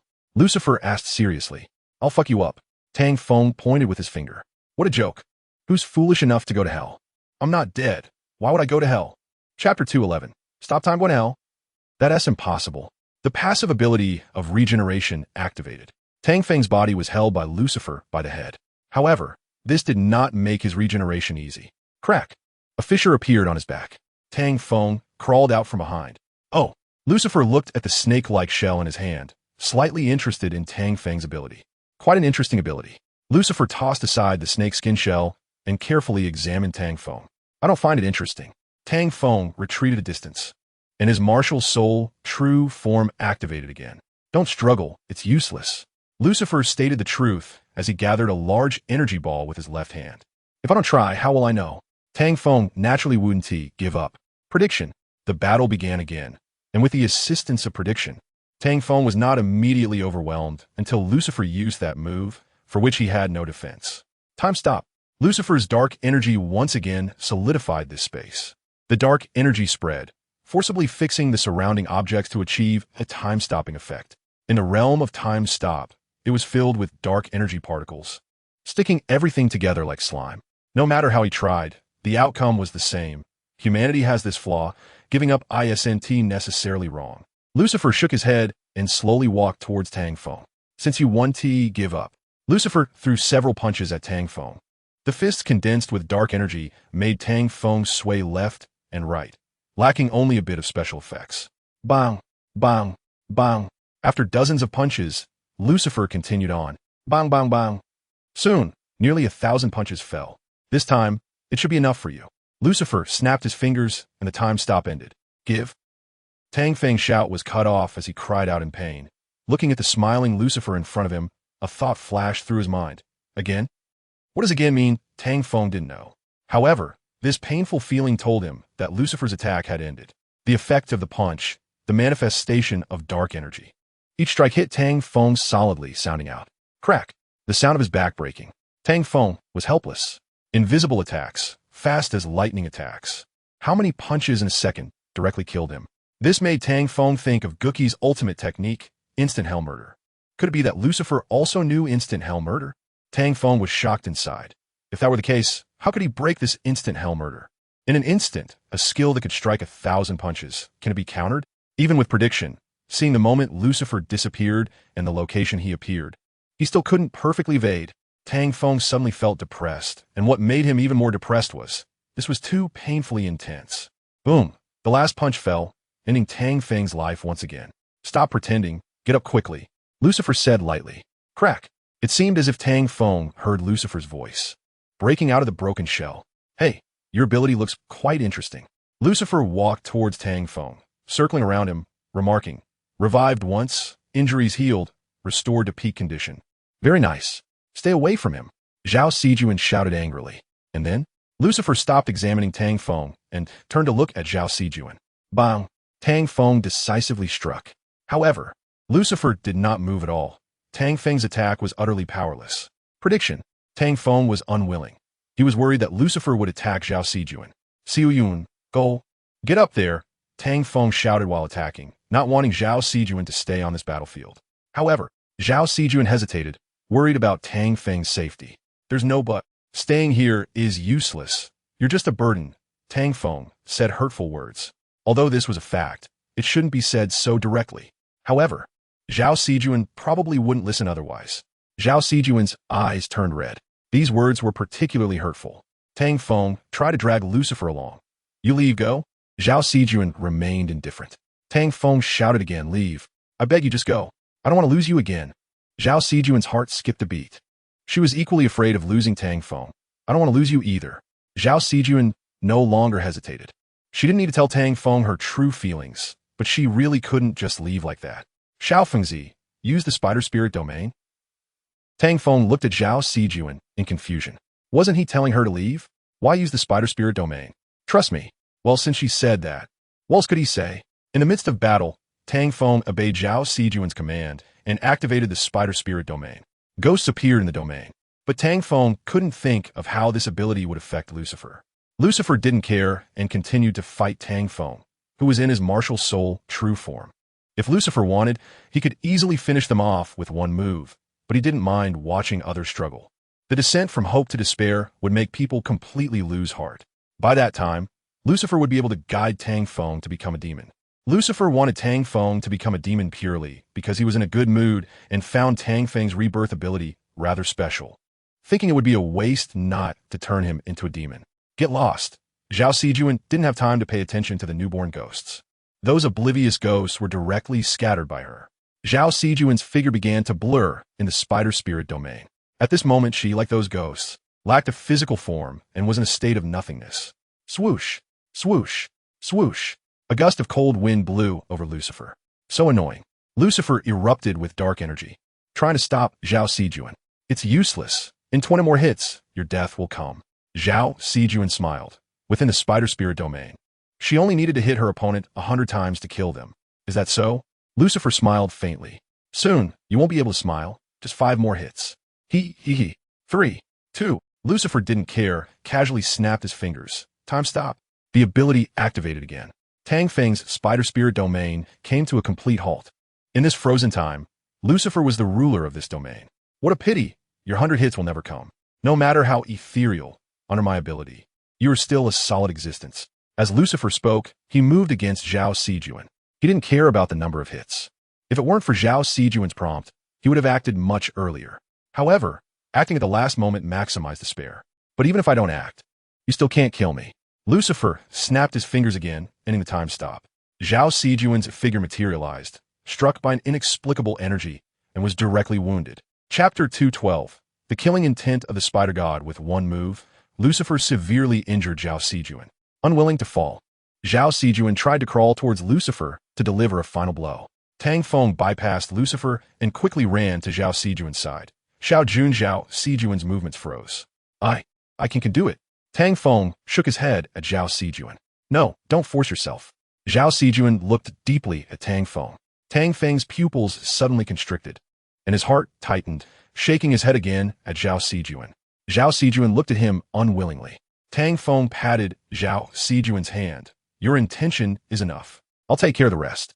Zhao Sijuan hesitated to speak, but Tang Feng smiled gently at her.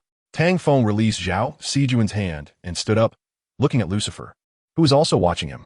Let's fight over there. Tang Feng pointed to a spot. Lucifer casually replied, no problem. Don't worry. I won't make a move against her. If you're still worried. Tang Feng interrupted coldly. There's no need for that. I still believe your words, Lucifer, but safety first.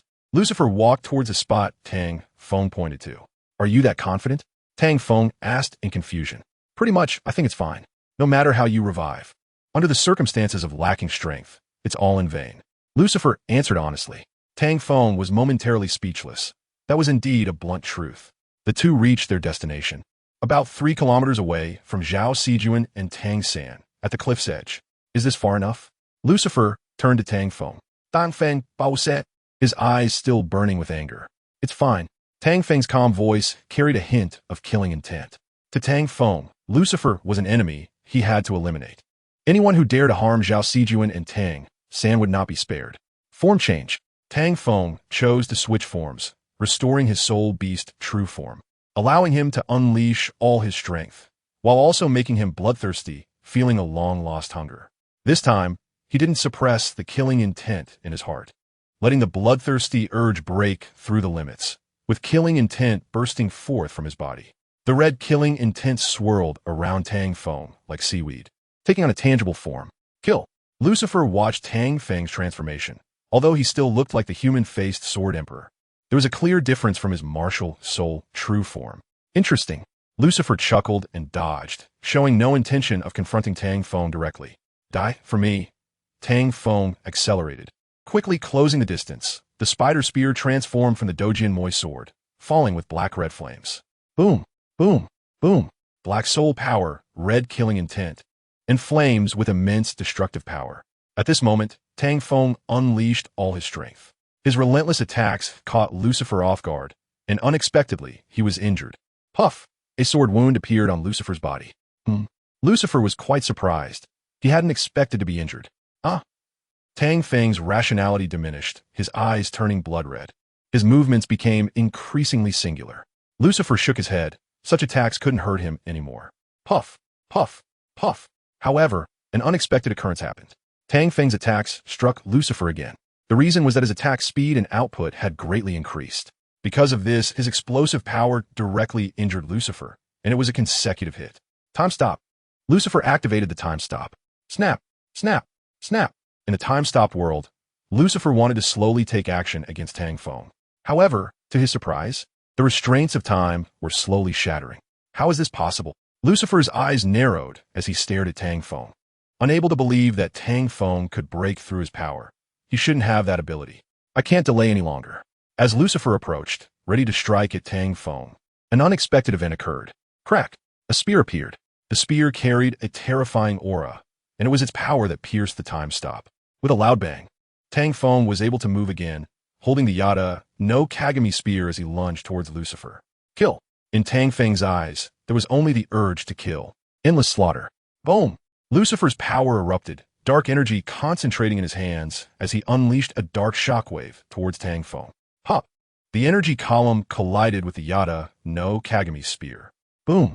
A massive explosion occurred, and the world of time stopped collapsed, time flowing once more. Amidst the explosion, Tang Feng rode the waves, wielding the Yada no Kagami spear as he broke through the shockwave and stabbed straight at Lucifer. Thud! Lucifer's left shoulder was pierced. With a snap, Lucifer grabbed the Yada no Kagami spear and snatched it away from Tang Feng. He then discarded the spear and lunged at Tang Feng. Boom! Boom! Boom!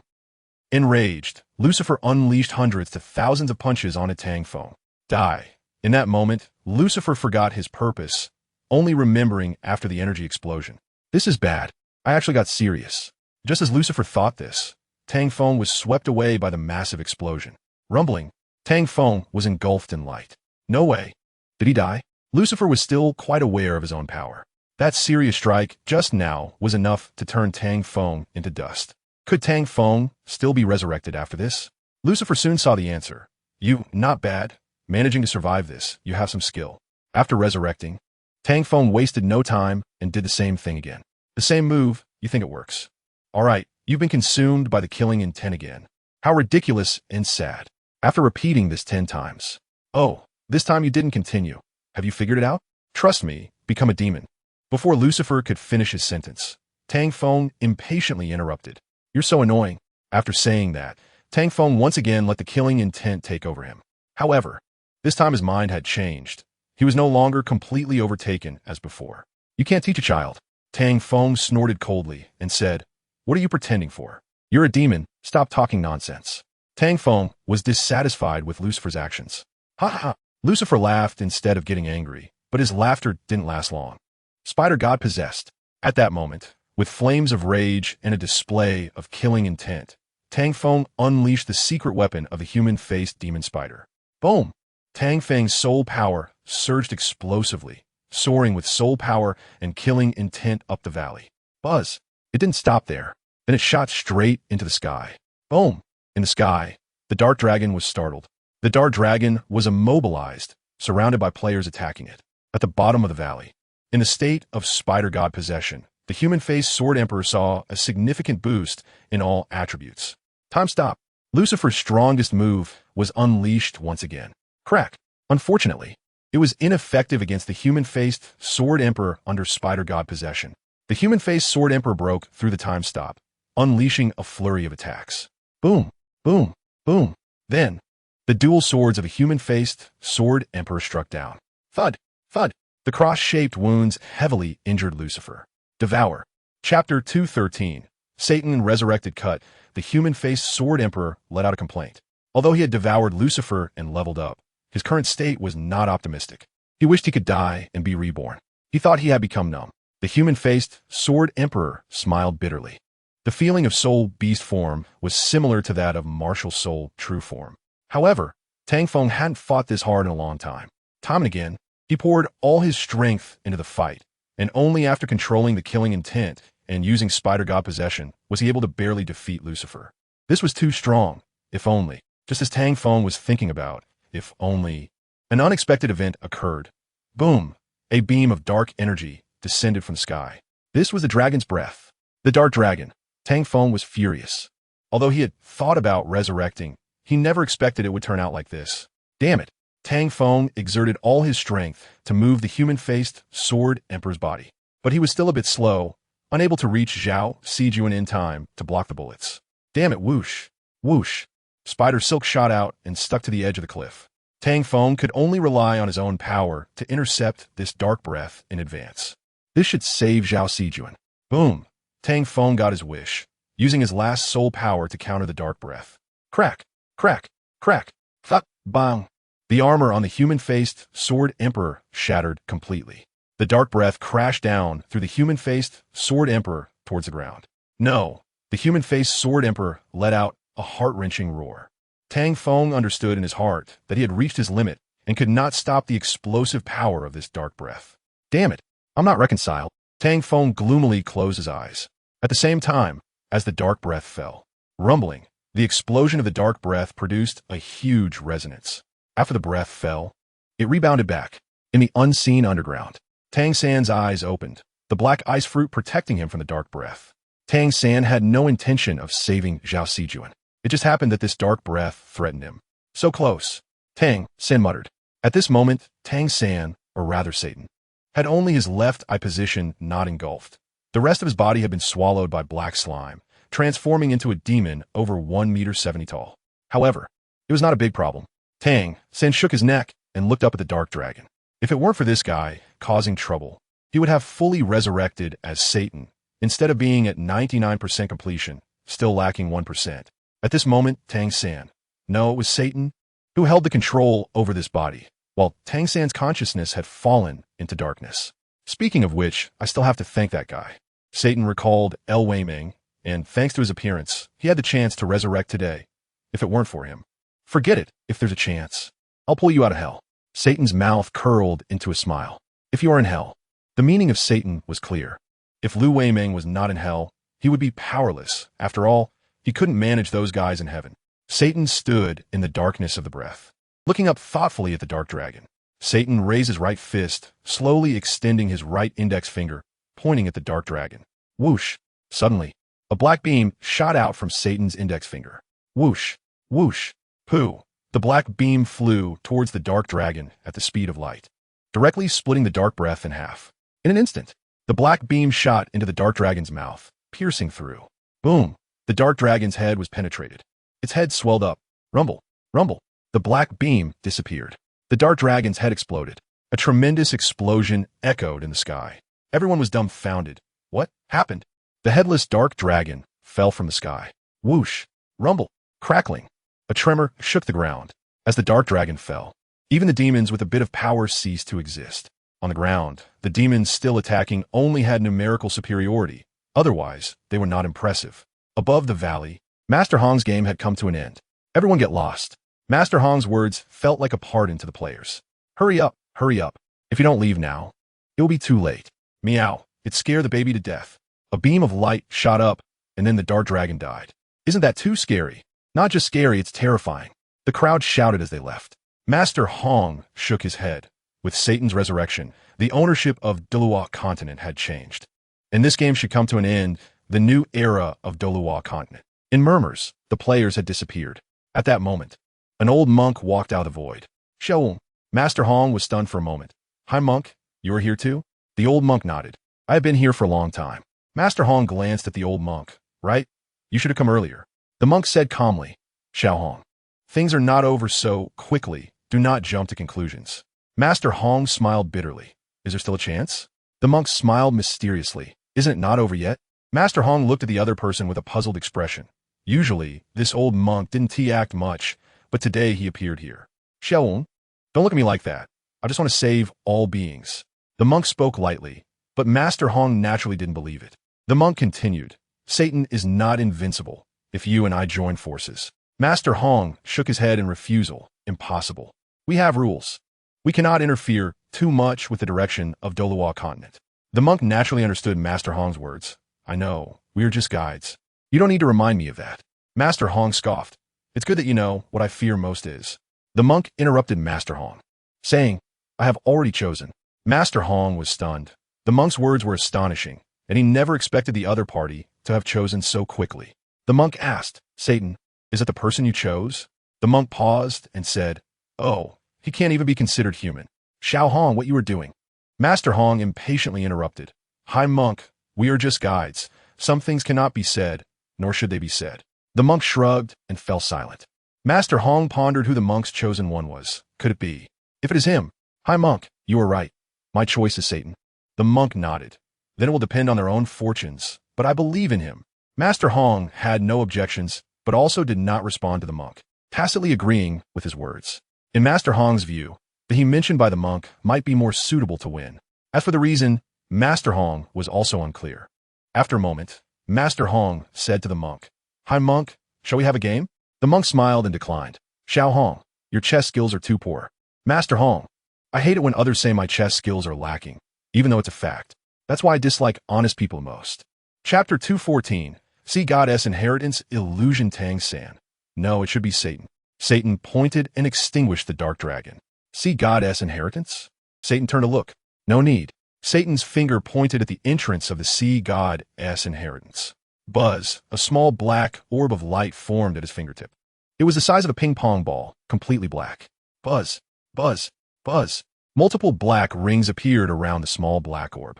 The black rings were connected by ancient runes. The runes were black, resembling abyssal script with a mysterious quality. Go! Satan simply spoke, bending his finger to flick the black rings. Clang! A metallic sound echoed. The small black orb trembled and moved at the speed of light, quickly reaching the entrance. Boom! The door was pierced. Whoosh! The small black orb flew inside. Crack! Boom, boom, boom. The environment inside was being destroyed. In an instant, the small black orb accelerated forward. Moments later, it reached the center of the sea god S9 trials. Crack, crack, crack. The small black orb made strange sounds. Then, the black rings protecting the small black orb exploded with a bang, forming a huge circle of runes. The power on the rune circle, black and gold lightning, connected to the small black orb. Crackle. The lightning rooted itself, pulling the small black orb. Rumble. The energy of destruction emerged, surrounding the entire sea goddess inheritance. Just as it was about to begin, the entire process unfolded almost in an instant. Satan's power was suffocatingly strong. With the rise of a massive mushroom cloud, the sea god S9 trials also declared an end. Buzz! Suddenly, an anomaly occurred. A white beam of light shot up into the sky. Then, as if a barrier was formed, it spread towards Sea God Island. Oh, dying struggle. Satan smiled, lowering his raised finger. Since you want a chance, I will give you one. Satan did not stop, watching with a smile. Sea God, your desired successor is unlikely to appear. Regarding the sea god's deeds, Satan had heard about them from Lu Weiming. The one who inherits the sea goddess inheritance is precisely the owner of the body Satan currently occupies, Tang San. Besides Tang San, can you find another successor? Satan smiled at the thought. I'm looking forward to it. Boom, boom, boom. Sea God Island trembled violently, shaking like a volcanic eruption. The sea goddess inheritance began ahead of schedule. Ding! The sea goddess inheritance illusion is generated. Ding! The sea goddess inheritance illusion is born. Ding! Attention all players on Sea God Island. By conquering the Sea God inheritance illusion, you will obtain the Sea God deity and the divine artifact, Sea God Trident. Ding! The Sea God inheritance illusion has been activated. The trapped players were stunned. They never expected that the Sea God inheritance would begin in such a manner. Is this really the Sea God inheritance? It can't be fake, can it? Has the illusion of the Sea God inheritance started? It definitely can't be fake. The system prompt has appeared. Many players couldn't accept this reality. The happiness came too suddenly, making them feel emotional yet unreal. Yes, they had searched for so long and found no answers, yet suddenly it appeared, a happiness that knocked at their door unannounced. Slap, slap, slap. In multiple locations, nearly 10,000 players were slapping their own faces to distinguish whether they were dreaming. After finding the answer, most jumped up and shouted, "It's real, it's real. I'm not dreaming." However, they seemed to have forgotten one important thing. The demons still existed, and their carelessness and negligence were fatal. It's easy to imagine the results of a joy turned to sorrow. Before they could rejoice for long, they had already died at the hands of demons. Stop celebrating. If we don't deal with these demons, no one will be able to participate in the Sea God 9 trials. These annoying demons just die already. All of you die. No one can stop me. I will definitely win. The Sea God deity belongs to me. Everyone get lost. Grab it. No one will give up. This is the Sea God deity inheritance. Becoming a deity is at stake. There were no opportunities before, unable to compete with others. Now that there's an opportunity and ability, who would still give up? No one will give up. At the same time, scenes of players fighting each other appeared in every corner of Sea God Island. Players who teamed up against the demons suddenly turned on each other at this moment. There's only one Sea God inheritance. In the end, only one person can obtain the inheritance. So, everyone present is your opponent. If you want to increase your chances, then kill them all. This is a brutal test. Almost everyone thought this way, which was also the reason for their sudden hostility.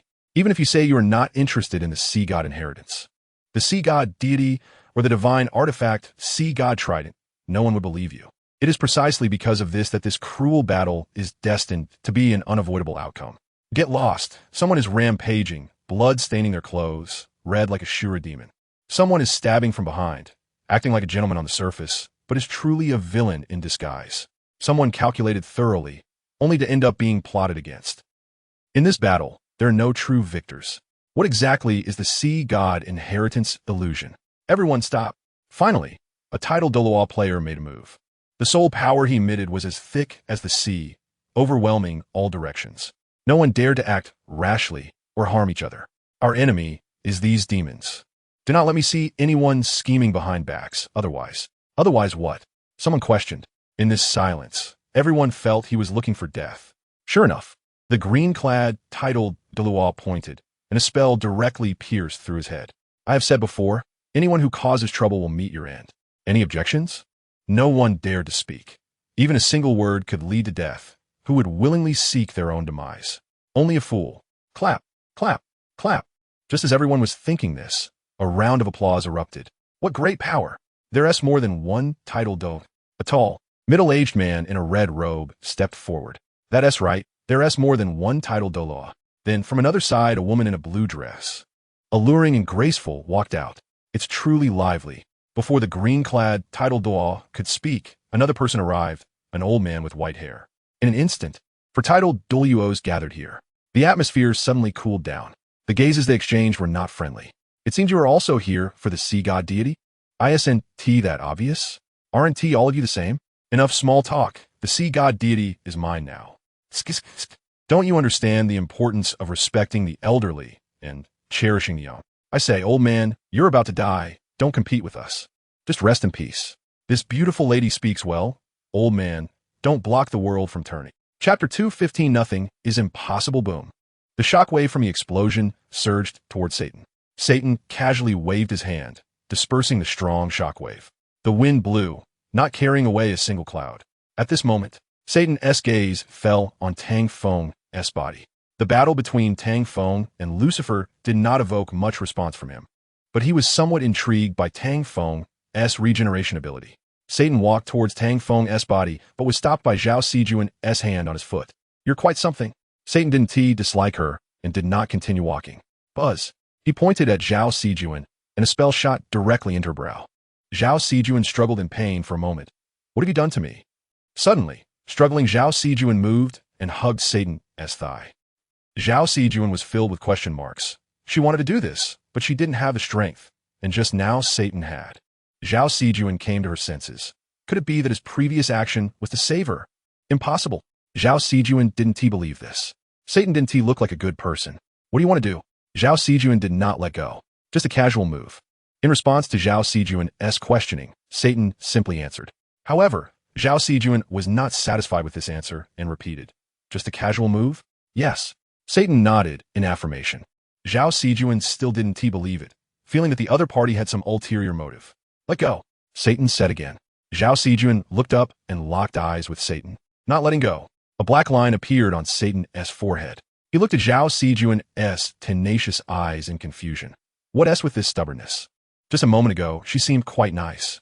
After a while, Satan said, "Let go, I didn't do anything to him." Before Satan could finish his sentence, Tang Feng's body shattered.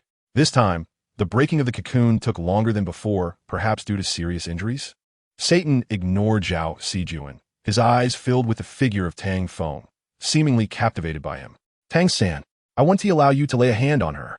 Tang Feng emerged from his shell, unable to process the system prompt regarding the sea god's inheritance, illusion, and information. Seeing Zhao Sijuan being bullied, his expression darkened, and his voice turned cold. "Oh, you want to move her?" Satan chuckled. "Look closely before you speak. Is it I who am moving her, or is she moving me?" Tang Feng. Upon closer inspection, it did seem as Satan said. It wasn't him moving Zhao Sijuan, but I don't care. Moving her is your fault. Tang Feng Shaman Li Atga. And then? Satan replied lightly, unfazed by Tang Feng's provocation. Then, Tang Feng shifted his gaze away from Satan. "Xiao Jun, why are you still dazed?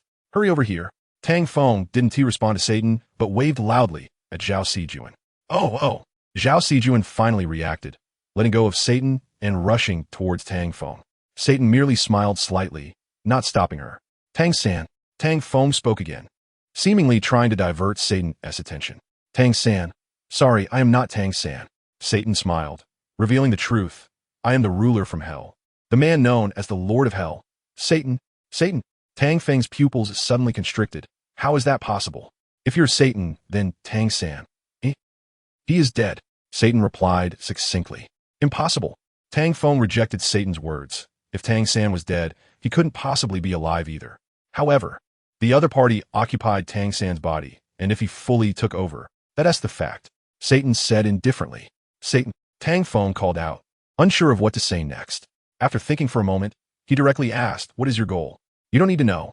Satan wasn't foolish enough to reveal his intentions to Tang Feng. "Let me guess." Tang Feng began to speculate. "You want to turn Douluo continent into hell, to bring demons into this world, and you want to—" Satan smiled, unsure if that was correct. Zhao Sijuan approached Tang Feng while he was guessing. Tang Feng's speculation came to an end. "That is pretty much it. What do you think, am I right?" Tang Feng asked with a smile. "If you think so, then so be it." Satan lazily responded, not giving a direct answer. Satan wasn't overly concerned, as his style of doing things was carefree. Like most powerful beings who scorn scheming, they had enough capital to act recklessly without needing to calculate every step. "So, you're tacitly agreeing?" Tang Feng laughed, not really believing it since he was just rambling. "You're annoying." Satan found Tang Feng a bit bothersome. "Thanks for the compliment." Tang Feng smiled and whispered to Zhao Sijuan, "Get out of here. No matter what happens, don't look back. Trust me, I will be fine." Zhao Sijuan glanced at Tang Feng and finally nodded, "I understand." This time, Zhao Sijuan truly understood. She didn't want to hold him back. "You." Martial soul, true form. Before Satan could finish speaking, Tang Feng activated his martial soul, true form, transforming into the human-faced Sword Emperor. "Go!" Tang Feng shouted at Zhao Sijuan, then unleashed multiple ice and fire duet, pushing forward with determination. "Go!" Tang Feng's Ganjiang Imo Xia followed closely behind. Clang, clang, clang. Satan did not move, his lips curling into a smile as a black jelly appeared in front of him, blocking Tang Feng's attack. "Go!" Tang Feng shouted again, and Zhao Sijuan finally reacted and began to run. "Oh, biter time?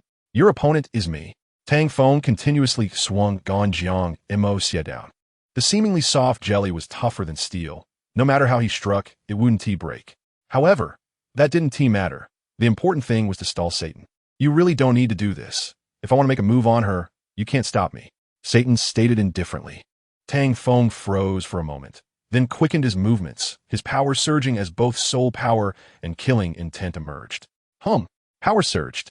Tihua Ji Tian Xiao, Icefire Dragon King Inheritance, Yamada no Orochi Spear. Buffs stacked, power continuously accumulating on the Yamada no Orochi Spear. Aquilin Atelier. The domain shifted.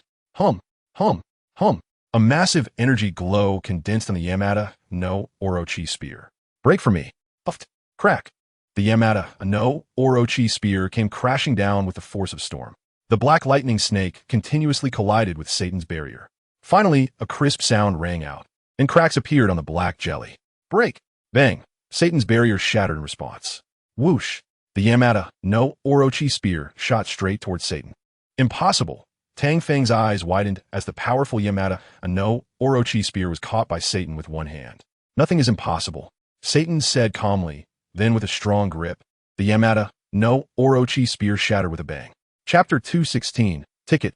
In the valley, Tang Feng looked down with lingering fear. A stunning beauty stood beside him. Little Fengzi. The beauty spoke. Tang Feng looked at her. Xiaojun, I'm fine. The beauty was, of course, Zhao Sijuan. At this moment, they both felt like survivors of catastrophe. Tang Feng couldn't understand why Satan had let them go. Little Fengzi, let us leave here, is too terrifying. Tang Feng fell silent upon hearing this. Zhao Sijuan was right. Satan's combat power was terrifying. Up until this moment, he hadn't recovered. If Satan wanted to, his regeneration ability would be meaningless, simply unleashing infinite killing. I know, I understand, but Tang Feng has da. But what? Zhao Sijuan asked. My life is bound to Tang San's life. Tang Feng exhaled a deep breath, his eyes filled with helplessness. Bound? Zhao Sijuan looked at Tang Feng in confusion. System. Tang Feng replied with a bitter smile. Zhao Sijuan. So, it's because of the system? Zhao Sijuan was instantly speechless. There was no way to respond to that. No, this answer was irrefutable. The system's words. Zhao Sijuan finally understood Tang Feng's helplessness. Just like her life being in Tang Feng's hands, a feeling of helplessness that couldn't be changed. Little Fengzi, Tang San. Zhao Sijuan hesitated to continue. It's fine, he won't be in trouble in the short term. Tang Feng, feeling uncertain, could only comfort Zhao Sijuan, saying, if anything were to happen to Tang San, I wouldn't be so at ease. After all, our lives are bound together. I dare say, Tang San hasn't disappeared yet. As long as we separate Satan from Tang San, we can save him. Zhao Sijuan asked, but how do we separate? Tang Feng shook his head, unsure. But there will always be a way. Didn't Satan say that if I obtain the sea god's inheritance, I will have a chance to defeat him?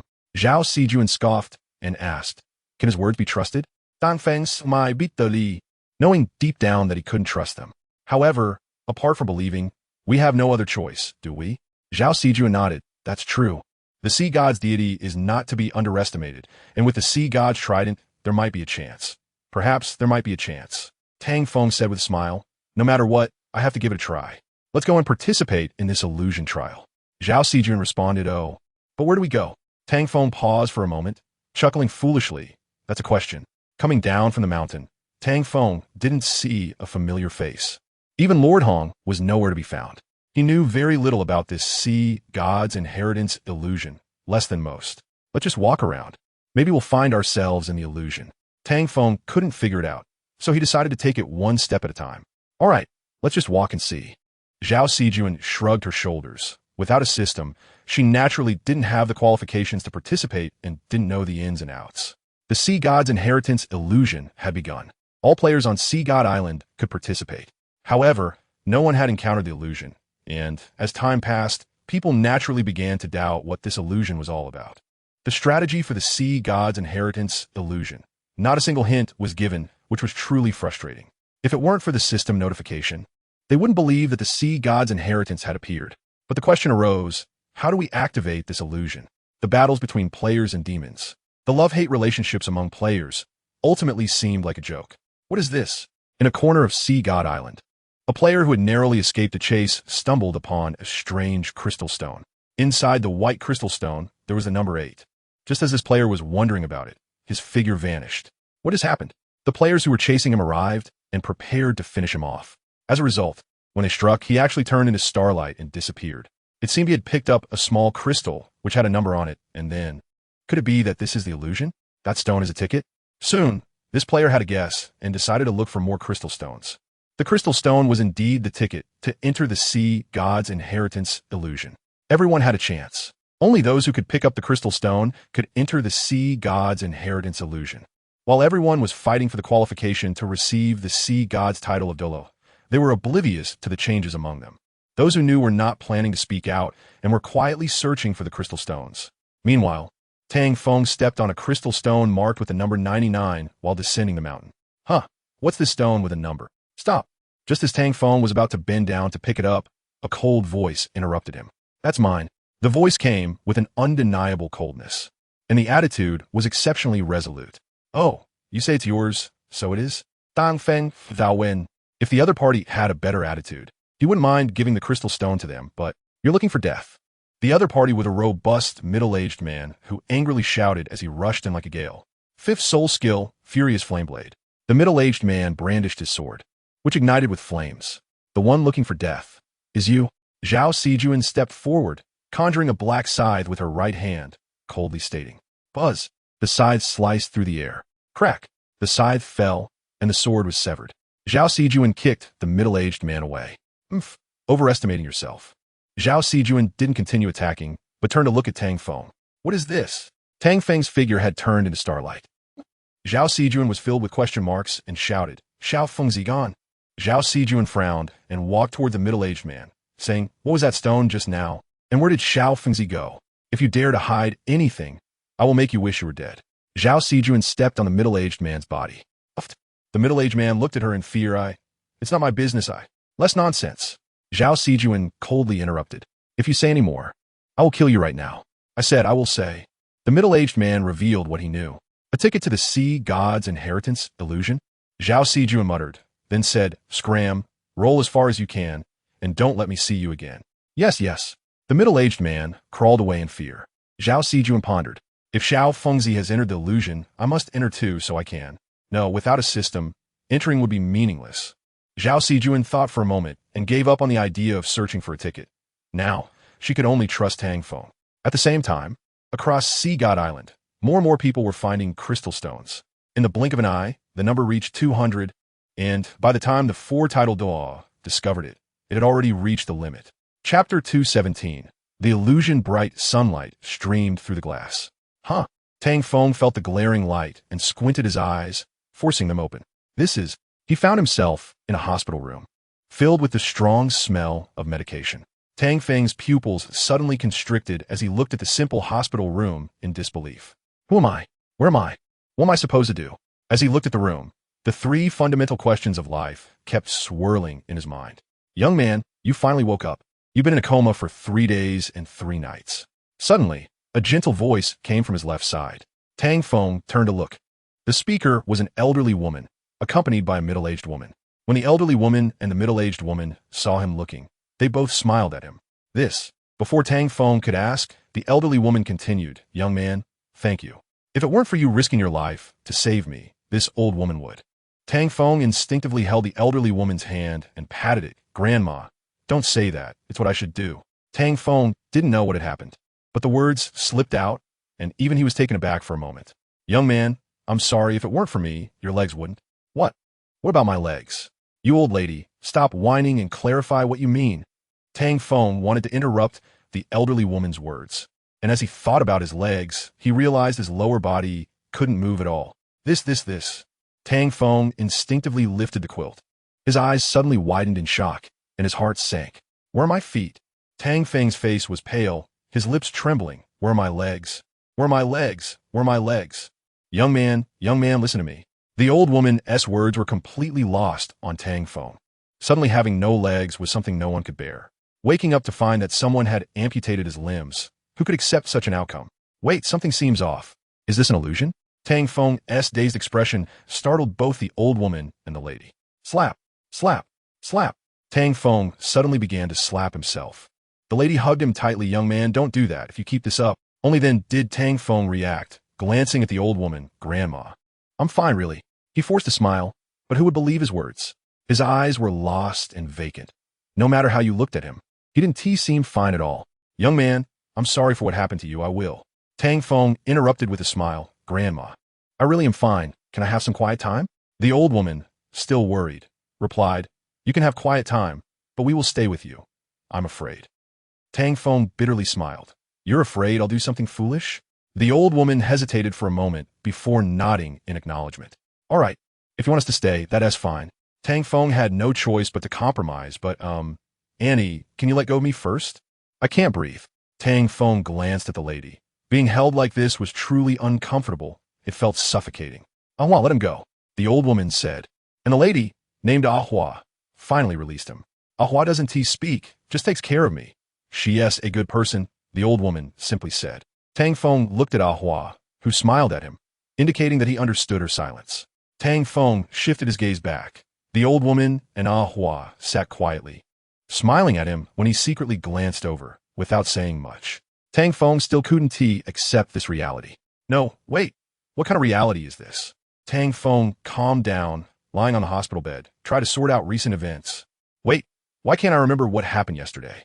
His heart suddenly panicked. Seem to have lost my memory? Amnesia is not a good thing. Why did I lose my memory? What have I forgotten? Who am I? Where am I? What am I supposed to do? In a daze, Tang Feng fell asleep again, hoping that when he woke up, everything would be back to normal, rather than, Young man, you're awake? Tang Feng blinked, and after a moment, replied to the old woman, Grandma. I'm awake. How long have I been asleep? 2 days and 1 night. You scared this old lady half to death, the old woman said excitedly, genuinely concerned. Tang Feng calmed down, feeling touched by the old woman's care. Thank you, Grandma. The old woman hurriedly replied, No. If it weren't for your life-saving grace, I would have been doomed. The one who should be thanking you is me and your legs. Tang Feng forced a smile. It's fine, Grandma. Don't take it to heart. I'm okay. The old woman sighed. Young man, if you don't mind, Ahua will take care of you from now on. Don't let her appearance fool you. After a heartfelt discussion from the old woman, Tang Feng accepted this reality and also accepted Ahua. Given his current condition, he had no other choice. Time flew by, and in the blink of an eye, 2 years had passed. During this time, Tang Feng married Ahua, and they had a 1.5-year-old child, living a relatively happy life. However, with the arrival of the child, Tang Feng had to consider financial issues. As a man without skills and now without legs, how could he support his child and Ahua? Tang Feng felt lost. It seemed he needed to find a suitable skill to support his family. The help from Grandma had been more than enough. He couldn't rely on her any longer. That night, Tang Feng thought a lot, deciding he needed to learn a skill, but it seemed there weren't many jobs suitable for someone like him.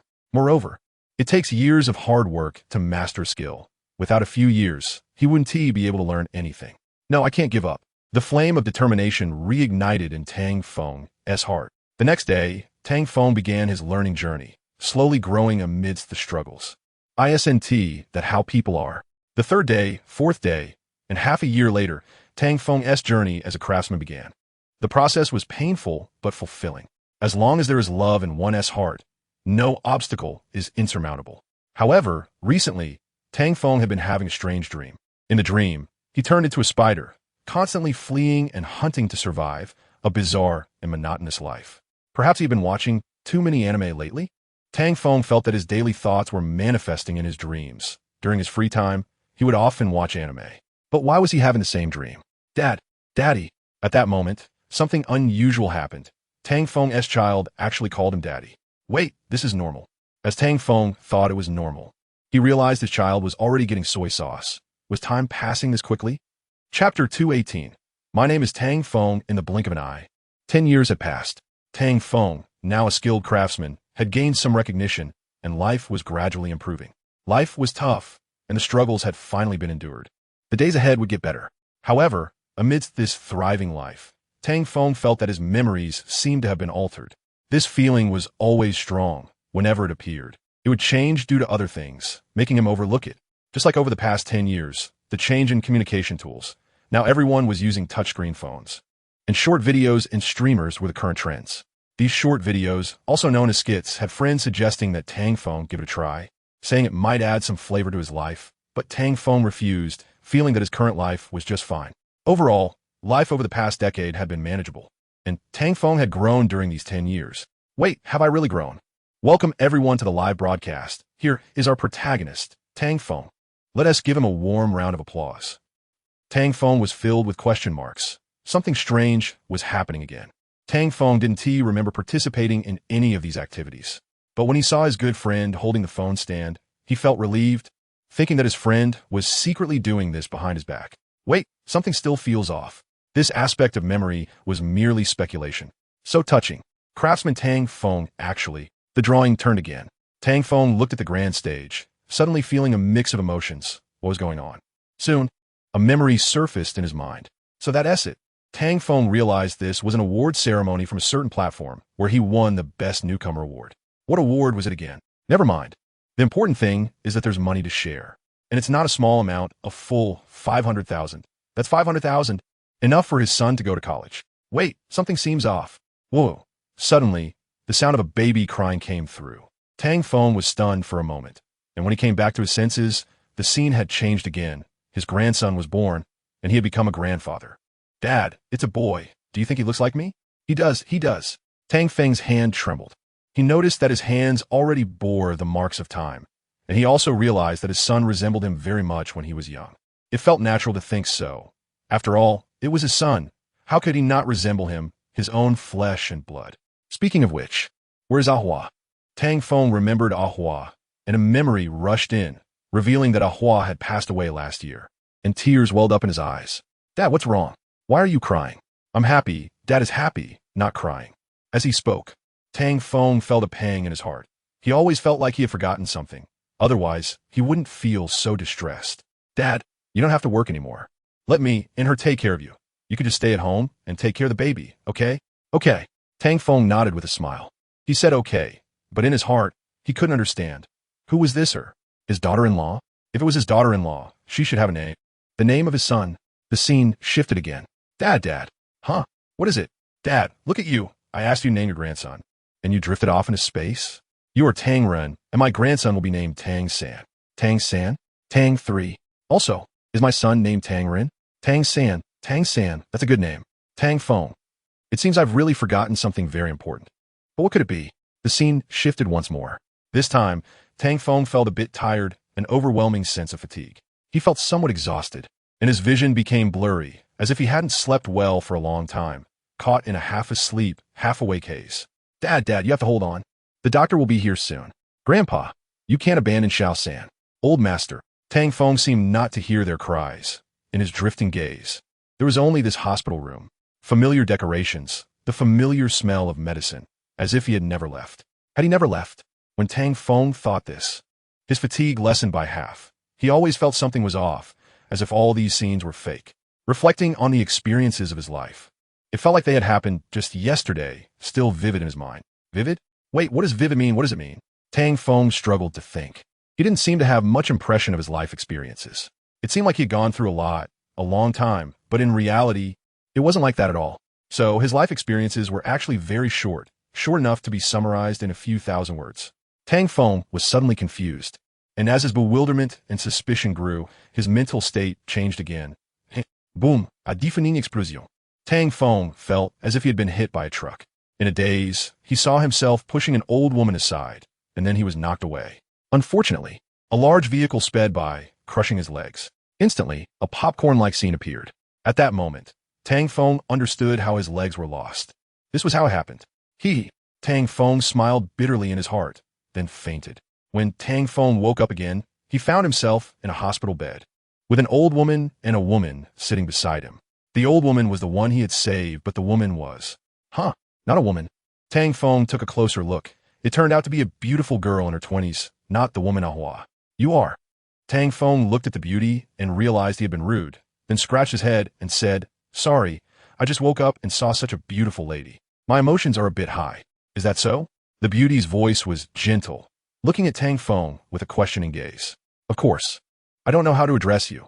You would happen to be called Ahua, would you? Tang Feng made a joke, thinking it couldn't be that coincidental. Could it? The beauty winked at Tang Feng. How do you know? Tang Feng looked at her in disbelief. No way. Is it that coincidental? Ahua nodded, yes. My name is Lu Chunhua, and familiar people call me Ahua. Tang Feng's heart skipped a beat, then he pulled off the blanket, and indeed his legs were gone. Young man, don't get excited. Let me explain. Tang Feng interrupted the old woman's words. Granny, I know. I lost my legs because I saved you. However, I want to say that if I had to do it again, I would still choose to save you. That one change. The old woman was taken aback. Young man, I believe you. Ahua was also stunned for a moment. I didn't expect that. Let's be friends. May I know how to address you? I'm Tang Feng. Oh, Xiao Fengzi. Chapter 219. Awakening Xiao Fengzi. What a familiar address. Upon hearing this, Tang Feng felt as if a stone had dropped into a calm lake, creating ripples. What could be the reason? He wasn't sure. Was a nickname suddenly given by Ahua, or was it something that already existed? It seemed others also called him Xiao Fengzi. But who was this other person? Again, subtle changes occurred. The illusion seemed to lack such modification capabilities. So the scene shifted again. With the sudden change of scene, Tang Feng's thoughts changed again as he had to face a new scene.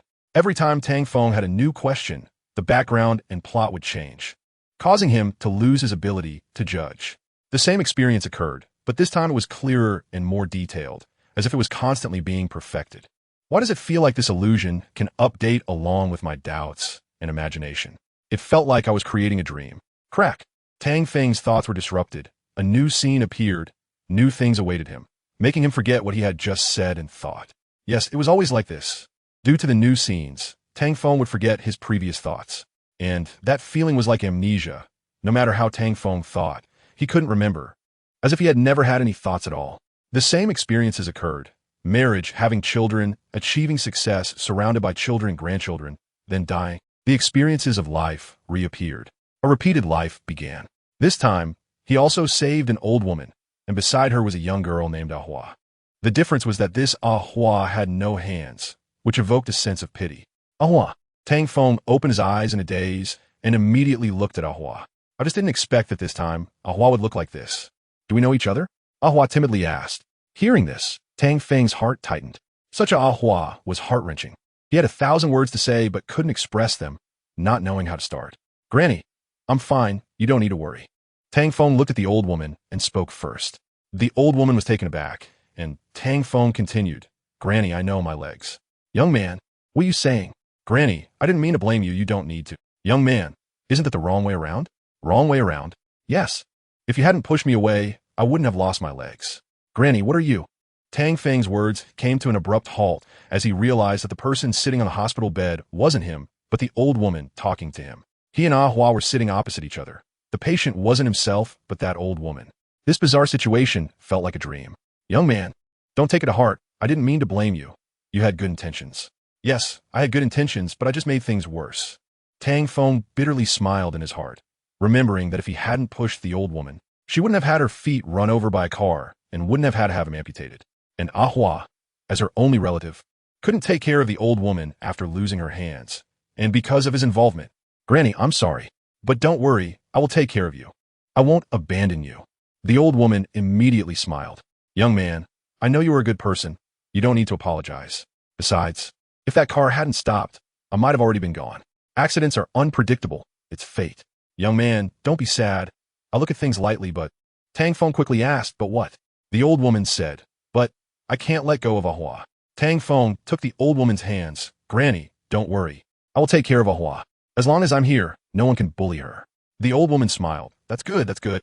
Beep. The old woman passed away. Granny. Doctor, doctor. When the doctor arrived, Tang Feng retreated to a corner, feeling a sense of chaos. It was as if he was feeling guilty, as if he was remorseful. If it weren't for his meddling, the old woman wouldn't have. Ayuya, ayuya. Right, there's also Ahua.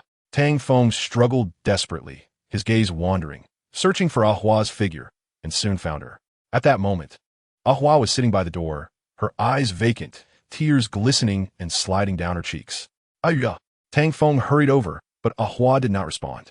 Tang Feng looked at Ahua with pain and inexplicably hugged her. At first, Ahua struggled a few times, but he held her tightly. Ahua, don't do this. I will take care of you. I promise I will take care of you. Don't be sad anymore. It seemed that because of Tang Feng's words, Ahua's cries grew louder, no longer holding back. Days passed, and at the beginning, Tang Feng was taking care of Ahua out of gratitude to the old woman. But as time went on, Tang Feng found that he was gradually falling in love with Ahua. Her beauty and kindness moved him. In the blink of an eye, a year had passed, and Tang Feng and Ahua announced their marriage. With the blessings of friends, they entered the hall of marriage and became a couple who would never part. Life was ordinary, but the days were fulfilling. This kind of life made Tang Feng forget many things, and he didn't have time to think. Every day, he was exhausted from work and taking care of Ahua, with no opportunity to ponder. It wasn't until the day the child was born that Tang Feng had time to reflect and recall the past. You will be named Tang Run. The scene changed again. A person's life is neither long nor short, and in this brief life, Tang Feng welcomed the arrival of his grandson. "You will be named Tang San." Tang Feng suddenly woke up. This experience was not the first time for him. There was something wrong with this experience. "This is crazy. I really am going crazy. I can't believe I'm in such an illusion." Crack. The scene shattered and reassembled. New plot images appeared, and Tang Feng once again faced the old woman and Ahua. The same plot, different experiences, different styles. After going back and forth dozens of times, Tang Feng began to doubt whether he was going crazy. "Young man." Tang Feng stared blankly at this hospital room. The feeling of oppression in his heart grew heavier, and he was starting to lose control of his emotions. "Ah, horse roar." Tang Feng stood up, ignoring the old woman and Ahua's shouts, and jumped directly out of the window. Crack. The scene shattered and reassembled. Tang Feng jumped out of the window again. Crack. The scene shattered again and reassembled. After jumping out of the window repeatedly, finally, the scene collapsed. Crack. Buzz. All memories surged forth, and Tang Feng remembered everything. The recent illusion was terrifying. Bang! A loud noise. The scene shattered again, and a bright light surrounded Tang Feng. Chapter 220 Xiao Feng, See God, S9 Trials? Tang Feng looked at the unfamiliar environment. He frowned, but what was going on with this vast forest? What was happening here? After the bright light, Tang Feng found himself here. At a glance, there were towering 3,000-year-old trees, and there were no other hints whatsoever. Of course, it would be strange if there were hints, just like the previous illusion, which was being completed step by step, and he nearly couldn't escape. This illusion was too terrifying, deleting his memories, fabricating experiences. Even more frightening was that those experiences repeated infinitely, making it hard to distinguish between reality and dreams. Now, when Tang Feng recalled it, he felt a wave of fear. If he hadn't trusted his judgment, he might have been defeated by this increasingly perfected dream. At that time, he would have truly been unable to escape, forever trapped in the illusion. But now it didn't seem much better. His soul power was restricted to level 40. Was this to balance the game? Or Tang Feng felt a bit unaccustomed to his current strength. The soul power was sealed and restricted. This method was a bit frightening. Was this the means of a god? Tang Feng didn't know for sure. He only knew that this was the illusion created by the sea god, and to obtain the inheritance, he had to pass through the trials of this illusion. But is this really an illusion? Tang Feng's hand touched the tree, and it didn't feel like an illusion at all, just like the previous infinite dream. It was hard to discern the problem. Unless Tang Feng paused, but this place wasn't an infinite dream. There was no time, progress, or events, just a forest. Was it really just a forest? It seemed to be just that. Boom! A loud noise from not far away interrupted Tang Feng's thoughts. Tang Feng turned to look in the direction of the loud noise, and a cloud of smoke rose, and the commotion seemed quite significant. Tang Feng thought for a moment, then stepped forward, his figure moving swiftly. He wanted to see what was causing such a commotion. Boom! Another loud noise came from the distance. A black figure appeared in Tang Feng's line of sight. This figure looked a bit like a gorilla, holding a large tree and smashing it down. Soon, Tang Feng recognized this figure as a gorilla soul beast, but he didn't know who it was fighting against. Should he move closer to take a look? Tang Feng hesitated and came to a stop. Should he observe a bit more? Just as he was hesitating, the direction of the gorilla's attack changed and started moving toward him. Tang Feng frowned. It was obvious someone was deliberately leading the gorilla over. Who would be so malicious? Tang Feng Muto, Statan. How did it know I was here? It's at least 6 or 7 kilometers away. Does it have a 1,000-mile vision? Tang Feng relaxed his furrowed brow. It should just be a coincidence. It couldn't possibly see him or know where he was. It just happened to come this way. As he thought this, he moved nearly a kilometer to the left to prove his theory, and, as a result, it really was a bad omen. The other party actually knew his location. Undoubtedly, this was not a good thing for Tang Feng. It was coming straight for him, wasn't it? Tang Feng decided not to move anymore. If it had ill intentions, he would show it what it meant to pick a fight with him. Thinking he was easy to bully, Tang Feng sneered twice and quietly awaited the arrival of the opponent. He decided to team up with the Gorilla Soul Beast to deal with this scheming character. You think you can plot against me? Just wait and see. Soon, a beautiful figure appeared in Tang Feng's sight. This figure was a young woman, looking just over 20, with crystal clear, fair skin, dressed in white like a fairy. Her doll-like perfect face was undoubtedly breathtaking in this world that valued beauty, unforgettable at first sight. While Tang Feng was lost in thought, the woman had arrived with the gorilla, truly stunning. How could such a beauty die in? No. How could he miss the chance to be a hero and save the beauty? Tang Feng quickly reacted, gripping his explosive flame gun in hand. The spear made of black flames, seeming to devour everything in its path. Bang! Bang! Bang! Before the woman could speak, Tang Feng's attack arrived. "Beauty, don't be afraid. I'm here." As he spoke, the gorilla's tree came crashing down. Just in time, Tang Feng shouted, the explosive flame gun shattering the tree. Tang Feng leaped into the air, aiming the explosive flame gun at the gorilla. Boom! The gorilla tried to defend itself, but Tang Feng was too fast. The spear struck the gorilla. "Beauty, are you okay?" Tang Feng landed gracefully and asked the beautiful woman in front of him. He was quite satisfied with his performance. After knocking down the gorilla, he acted cool. "Be careful." The woman's melodious voice rang out. Tang Feng felt as if he had seen spring. He didn't mind and smiled at the beauty, then threw the explosive flame gun backward. Boom! Tang Feng smiled in satisfaction. From the sound, the gorilla had been killed by the explosive flame gun. "Beauty, it's all clear now." My name is Tang Feng. May I know your name, beautiful lady?" I'm Xiao Feng. Xiao Feng, you remind me of my desk mate. Be careful." Xiao Feng interrupted Tang Feng. Tang Feng turned around in dissatisfaction. Just as he was about to shout at the gorilla's hammer came crashing down. Boom! Boom! Boom! Tang Feng was smashed into the ground. "Another foolish guy," Xiao Feng muttered, then turned and ran. The gorilla pounded its chest and chased after Xiao Feng. After a while, once the gorilla moved away, Tang Feng silently crawled up from the ground. He was hit by a local idiot. Slap! Slap! Tang Feng brushed off the dirt from his body. What bad luck. He had a rare chance to act cool, but it was ruined. If it weren't for using heaven's gift of flowers at a critical moment, he didn't know what the outcome would have been. Whether his regeneration ability would work in the illusion was uncertain. Tang Feng paused, thinking that with such a strong regeneration ability, could it be a divine skill? No, there was no need to doubt. It should be more certain to say it was indeed a divine skill. However, Tang Feng looked towards the gorilla's direction. "You little brat, dare to bully my Xiao Feng? You really don't know how to write the word death." Bang! Tang Feng stepped out forcefully, his figure moving quickly, and in the blink of an eye, he caught up. "Kneel before me. Ice and fire duality."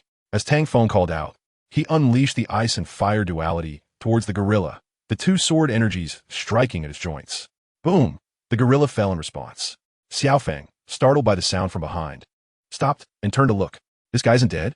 Xiao Feng looked at Tang Feng, who was standing on the gorilla's head. She didn't seem impressed by Tang Feng's appearance, but was quite surprised that he was still alive. "Xiao Feng, I'm here." Tang Feng smiled brightly, but noticed his clothes were a bit dirty. Xiao Feng didn't know how to respond. This big fool. Before Tang Feng could finish his sentence, the gorilla moved again. Looking for death. Chapter 221, Why Bother? Wait. Xiao Feng called out just as Tang Feng was about to finish off the gorilla. Tang Feng turned back in confusion. "What is it?" Xiao Feng said, "Let me kill it." After looking for a while, Tang Feng asked, "Are you sure you can do it?" Xiao Feng nodded, "No problem."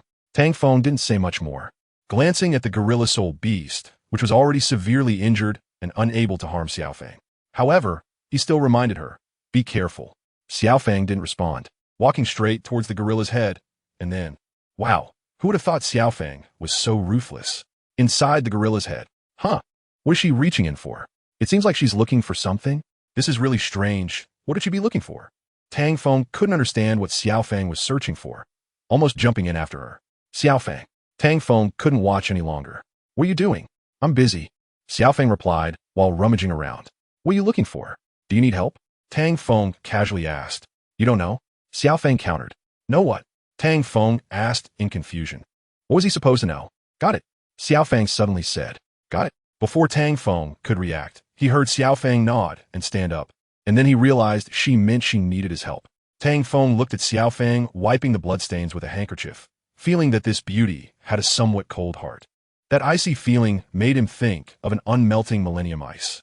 Entering the heart of such a woman seems like something impossible to achieve, even if one crashes into a wall and bleeds. At the moment Tang Feng brushed past Xiao Feng, he became even more certain of this. She wouldn't even spare him a glance. Her focused demeanor was infuriating. Tang Feng bent down and started searching. "Right, Xiao Feng? What was I supposed to find?" "You really don't know?" Xiao Feng, with her hands cleaned, casually tossed away the handkerchief and looked at Tang Feng with an innocent expression, saying, "A glass ball the size of a ping-pong ball. If you find it, give it to me." Tang Feng responded with an "Oh," thinking there must be something fishy about this ping-pong-sized glass ball. He didn't ask further. Even if he did, Xiao Feng wouldn't answer truthfully. Since she wouldn't answer, there was no need to ask. Tang Feng's hand reached in, feeling the chilling air, and he felt a bit anxious. This feeling was simply too annoying.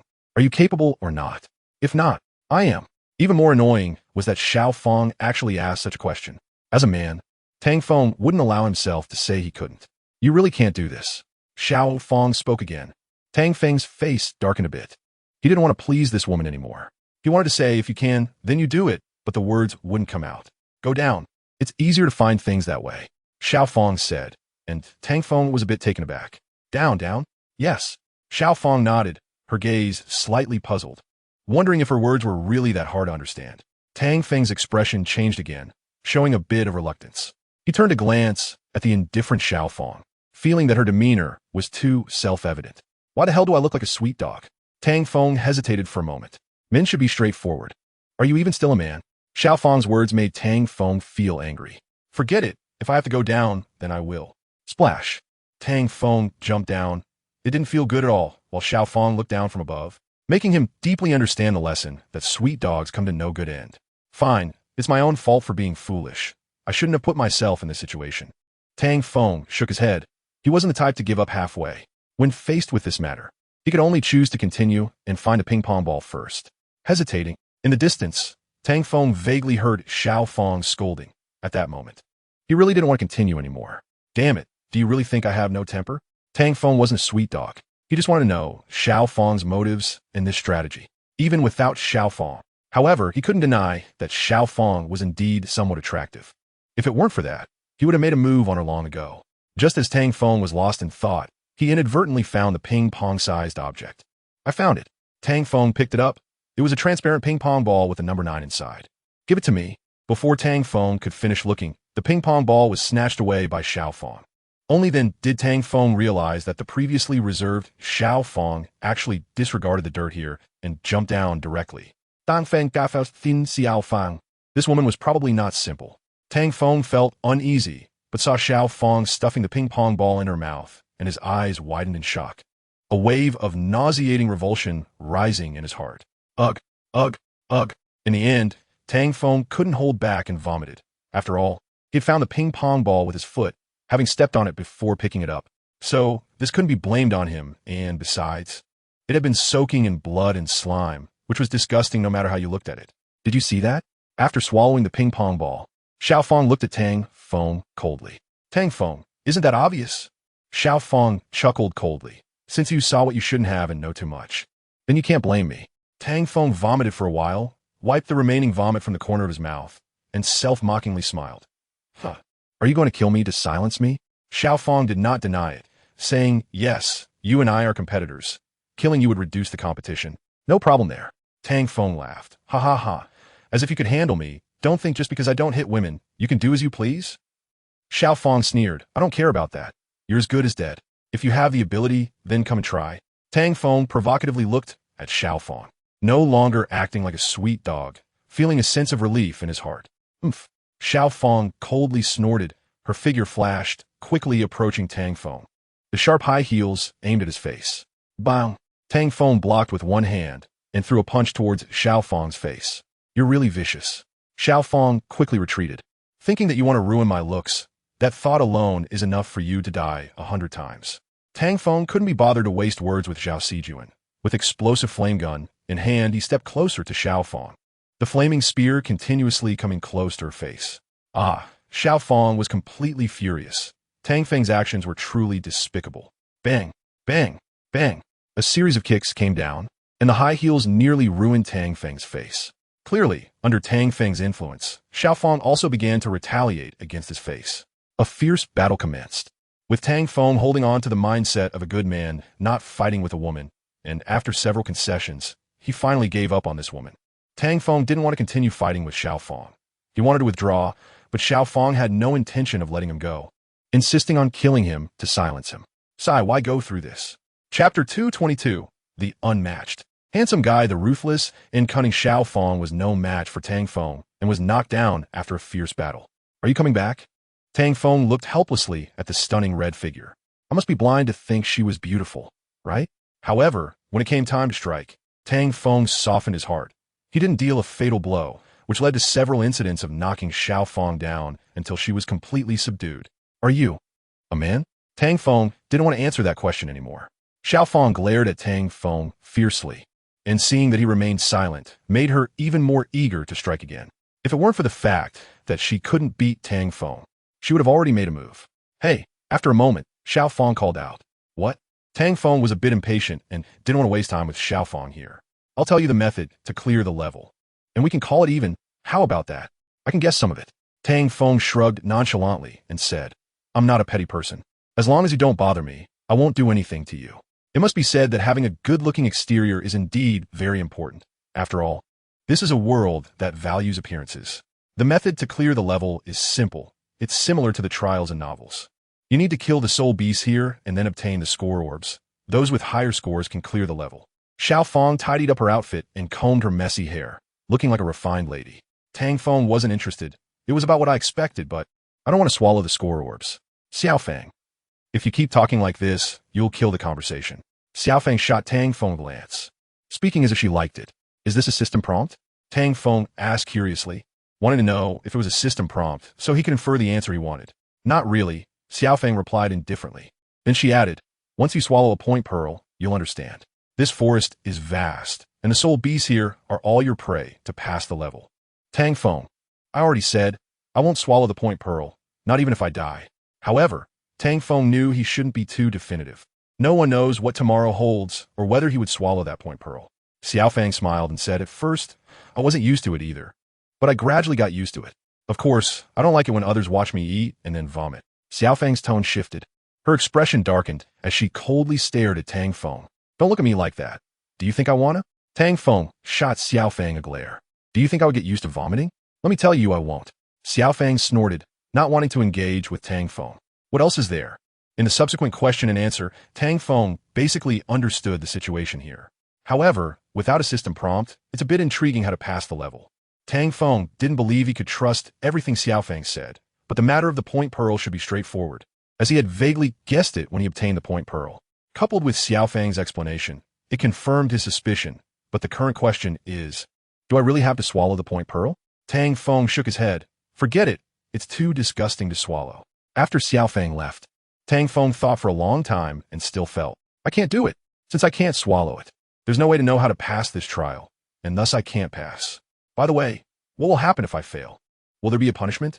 The system didn't make it clear. It can't be that everyone passes, right? So this trial of the sea god. Tang Feng looked up at the sky and helplessly exclaimed, so frustrating. Clearly, it would be better if it were explained more clearly. If there is no punishment, then Tang Feng expressed, he doesn't want to make an effort anymore. If there is a punishment, then putting in some effort wouldn't be a problem. But the issue is that only one person can pass. It seems too difficult to consider. The sea god's inheritance only has one copy. Only one person can obtain the divine power. Thinking about this made him not want to try hard anymore. Why do I feel like I'm going to fail? Tang Feng walked through the forest with a bitter smile. When it really comes time to put in effort, he still needs to try a bit. But whether to swallow the point pearl is another matter. There might be another way to pass the level, but Tang Feng didn't want to think about it anymore. Sometimes, hypothesizing like this is really exhausting. Forget it. The boat will reach the bridge when it gets there, and the car will find a way when it reaches the mountain. There will always be a way. In the following days, Tang Feng spent his time working hard and collected quite a few point pearls, but he just didn't swallow them. Tang Feng didn't want to put in effort, but when he encountered soul beasts, he casually dealt with them, and then casually collected the point pearls. The scores in the point pearls are fixed in single digits, and the amount of score is related to the strength of the soul beasts. The higher the combat power, the higher the score, and correspondingly, they are more troublesome. Under the level restriction, to get the same score, it's better to rely on quantity. However, Tang Feng didn't care about that. Fighting soul beasts was just something he did on the side, and if it weren't for the boredom, he wouldn't do it. Time passed day by day, and Tang Feng's point pearls increased. Because he didn't swallow them, he can no longer store them. As the saying goes, wealth should not be revealed. Now, it's exposed. Who can ensure that a group of thieves won't come for it? I can't take it away. Keeping it is also a hassle. In Tang Feng's view, having more point pearls isn't necessarily a good thing. Taking them away isn't easy, and guarding them is a waste of time. It's entirely a troublesome matter. Little brother, a playful voice came. After revealing his wealth, it's normal to be targeted by thieves. What's the matter? Tang Feng looked unkindly toward the source of the voice.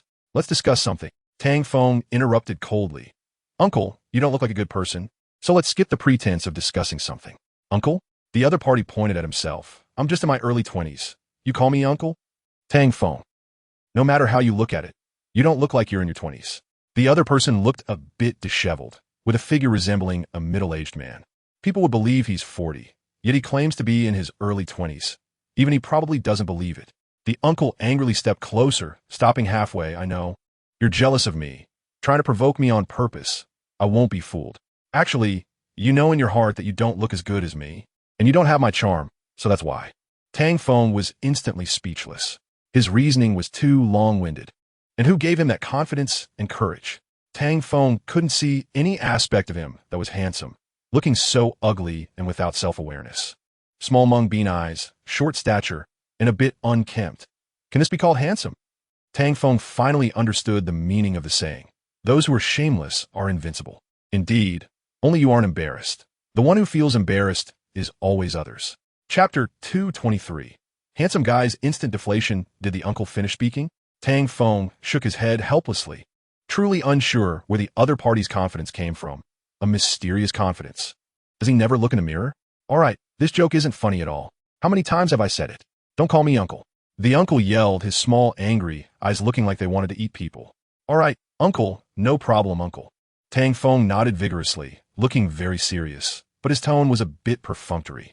Uncle, who are you being perfunctory with? Tang Feng, you didn't come here just to ask if you're handsome or not. Uncle? The uncle finally realized. Of course not, I came to. Never mind, I'm too lazy to explain. Hand over your point pearls, and I'll spare your life.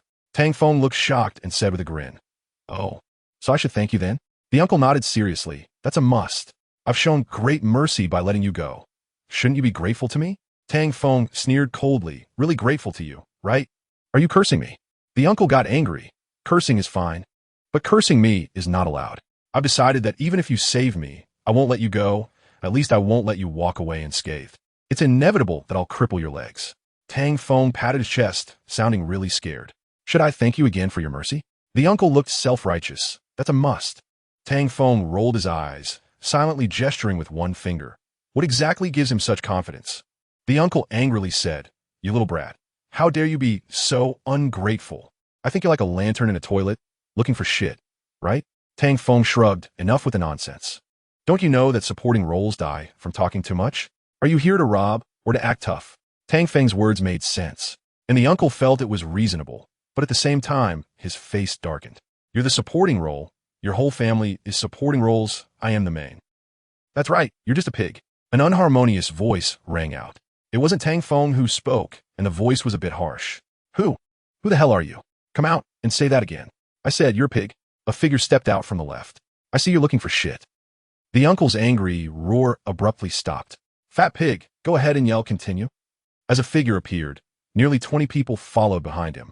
When the uncle saw who it was, he felt like he was a mute eating bitter herbs. What? Not going to continue? Wang Kai? The uncle Wang Kai's face darkened. His surname was Wang, and his given name was Kai. Lu Dafa, don't go too far. Wang Kai's pupils widened as he glared at Lu Dafa, shouting angrily. Oh, Wang Kai, you've grown some guts, daring to shout at your master? Lu Dafa laughed and waved his hand as the figures behind him approached Wang Kai one by one. Fat pig, have you gained some courage? Talking to your big brother Dafa like that? Today, you won't escape a good beating. You better hold on, don't back down. That's right, don't back down. I didn't finish beating you last time. Heh. One by one, they laughed maliciously, and Wang Kai shrank back, losing his nerve in just a second. Wang Kai knelt down. Big brother Dafa, you're my own brother, I won't dare anymore. Big brother Dafa, just treat me like a fart and let me go. What? Tang Feng stared in disbelief. This uncle was too cowardly, begging for mercy before it even started, and he backed down in an instant. This is way too quick and clean, isn't it? Tang Feng was speechless in his heart. This really refreshed his worldview of Uncle Wang Kai. The mysterious confidence from before vanished instantly, and the confident persona crumbled just like that. Fat pig, weren't you supposed to hold on? Wang Kai, I never said that. Fat pig, can't you stop doing this every time? I haven't even made a move, and you back down? Wang Kai, when you guys make a move, do I still have the chance to back down? Are you kidding? Do you really think I'm a fool? Wang Kai despised them in his heart, feeling helpless because he really couldn't beat them. However, when Wang Kai saw Tang Feng's gaze, he suddenly felt anger rise within him. Are you looking down on me? You must be looking down on me, right? You must be laughing at me in your heart, right? Wang Kai was filled with hatred towards Tang Feng, but Tang Feng actually had no intention of looking down on him. It was just that the change was too drastic, leaving people dumbfounded. All right, let's not worry about this fat pig for now. Lu Dafa spoke, and the crowd's laughter ceased. Lu Dafa's gaze fell on the score beads behind Tang Feng, then back to Tang Feng. I don't know how long it took you to collect so many score beads, and I don't want to know the process. Lu Dafa paused and said, I don't like to waste words. My goal is the score beads. You have the right not to give them to me, but Tang Feng smirked, disdainfully smiling, but what? Lu Dafa wasn't angry. We also have the right to rob. Tang Feng clapped his hands. All right to rob, huh? I've never seen someone say it so beautifully. Lu Dafa shook his neck. This will also be the last time. Tang Feng shook his right hand. Great, then come and try it. After saying that, he provocatively gestured for them to come at him. Lu Dafa waved his hand. Go beat him to death. All right then. Big brother Dafa, we've been waiting for your words. Kid, you're quite arrogant, huh? Being arrogant comes with a price. They approached Tang Feng one after another, just like they had surrounded Wang Kai. Tang Feng frowned at their incessant chatter and coldly interrupted. You guys are too noisy. Yes, they were really loud and annoying, each one begging for mercy. But who would beg for mercy from them? He wasn't that fat pig uncle. Are you that eager to die? After the atmosphere fell silent, someone broke the silence, firing back at Tang Feng's words. Tang Feng's martial spirit manifested, and 4 soul rings lit up behind him. TCH, who doesn't have a few 100,000-year soul rings? While speaking, the opponents also revealed their martial spirits and soul rings. You don't think we're easy to bully? Tang Feng said nothing, silently activating explosive flame spear, holding a black flame spear, appearing vigilant and ready for battle at any moment. TCH, coward. Stop wasting time with him. Let's finish him quickly. Someone suggested. Good. The crowd agreed. The sooner it's over, the better. Bam. Someone rushed in fiercely. Come on. After Tang Feng shouted, he swung the explosive flame spear at the opponent. Black flames igniting on him. Boom. With one strike, he defeated the enemy. Chapter 224. The one who knows you best. Tang Feng defeated his opponent with one strike, surprising everyone and retracting their playful attitudes. Kid, you're quite arrogant. In the midst of speaking, a Tang knife slashed towards Tang Feng. Clang. Tang Feng deflected the blade. Arrogant? No, I'm not arrogant. Tang Feng pushed back and kicked the opponent away. The battle was about to break out, and the others also began to act. For them, Tang Feng was still a bit tricky, so they didn't give him a chance to defeat them one by one. Without that opportunity, Tang Feng couldn't defeat them. They were all level 40 soul masters, and they believed they were not inferior to anyone. Of course, those who could enter the Sea God's legacy illusion were certainly not weak. Their strength was not lacking, but their companions were just stronger. However, they did not think Tang Feng was stronger. They believed that focusing their attacks to defeat Tang Feng was not a trivial matter. Bang, bang, bang. But the result was different from what they expected. Tang Feng easily sent multiple people flying. This result was not what they wanted. However, this result was a fact they had to accept. At that moment, there were less than 10 of them left, and they felt they had to get serious to deal with this enemy, Tang Feng. The explosive flame spear was just a cover. He was actually skilled with the sword. After the previous round of fighting, they had gained some understanding of Tang Feng. All of Tang Feng's 3 soul skills had been used, leaving 1 soul skill as an unknown. However, for them, this was already enough. 3rd soul skill, layered kill slash. 3rd soul skill, wind throng dragon. 3rd soul skill, 9 turns diamond drill. 4th soul skill, sun blaze heavenly strike. Boom, boom, boom rumble. All the attacks surged towards Tang Feng, forming a terrifying energy that engulfed him. An energy hurricane swept in. Ice and fire duet. Explosive flame gun. Facing this energy explosion, Tang Feng unleashed his 2 major soul skills directly. Boom. These 2 powerful soul skills delivered an output comparable to their combined efforts. A distortion of energy appeared, extracting this surge of energy. Rumble, rumble. The sound of immense energy echoed continuously. Everyone joined forces again, their soul skills coalescing. Prediction. At that moment, Tang Feng activated his 1st soul skill. He had no choice but to use this extraordinary soul skill. Half of his soul power drained, in exchange for a glimpse of the future for several seconds. Ding! In the blink of an eye, Tang Feng's counterattack began. The sword of Ganjiang, Mo, Siem manifested. and one could only imagine the shock his three martial souls brought to the enemy. Ice and fire duet. Tang Feng struck first, not giving them a chance, dispersing the colliding energies. Boom! Just as he finished speaking, Tang Feng's figure moved cleverly, rotating and dodging, then striking out two fiery sword energies at the center point. The sword energies struck the target, dissipating the energy while heading towards them. It was as if he was playing billiards, each dispersed energy accurately hitting its mark. Perfect. Tang Feng smiled at Ludify, saying, "What do you think?" Ludify. "Wan Kai. We've encountered a tough opponent. I didn't expect this guy to be so strong. But who is he trying to scare? His soul power should be running low, right?" Wan Kai. Ludify didn't call out Wang Kai's alias. Wang Kai and Ludify exchanged glances, naturally knowing that the other was seeking something from him. "Defy, I won't." Ludify interrupted Wang Kai. "Wang Kai, your idea is very dangerous. Don't forget, we are in this together." "Who is in this together with you?" Wang Kai shouted, but his expression quickly changed. "Have you figured it out? We're all robbers. Do you think he will let you go?" "He won't." Wang Kai's expression shifted again. Ludify was right. If it were him, he wouldn't let the other party go either. "Wang Kai, we are in this together. How about this? We split the points beads evenly?" Ludify suggested. "Why should I trust you?" Wang Kai had to admit he was tempted. So many points beads meant a lot, even if they were split. "You can choose not to believe me, but do you have any other options?"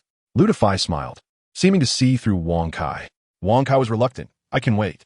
Ludify interjected. "Wait for me to fail, then sit back and reap the benefits? Do you think that's possible? Do I look like a fool to you? At worst, we'll just part ways, and no one will profit." Wang Kai sighed and stood up. "Defy. Cooperation is possible, but I hope you can keep your promise." Ludify smiled and patted Wang Kai on the shoulder. "Aren't you worried about that? Well, have I ever lied to you? At least, there hasn't been a time I didn't keep my word, right?" Wang Kai thought for a moment. Having known Ludify for so many years, aside from being a bit annoying, he really hadn't broken a promise. "All right, I agree," Wang Kai said, conceding. "That's more like it." Ludify sat back down and patted Wang Kai's shoulder again. "Have you two come to an agreement?" Tang Feng asked with a smile, not minding their alliance. He would have made the same choice if he were in their position. "We've come to an agreement," Ludify replied. "Since that's settled, let's get started." Tang Feng beckoned to the two. "All right." As soon as Ludify's words fell, his martial soul emerged. Both hands wielding identical large broadswords. He was a twin martial soul master. On the other side, Wang Kai's martial soul also appeared. Resembling his name, a three-headed hellhound. Tang Feng couldn't help but take a closer look at Wang Kai, his gaze clearly indicating, "I see now." It seemed to tell Wang Kai that he finally understood why the other was named Wang Kai. "What do you mean by that?" Wang Kai immediately became displeased. Tang Feng's gaze was quite annoying.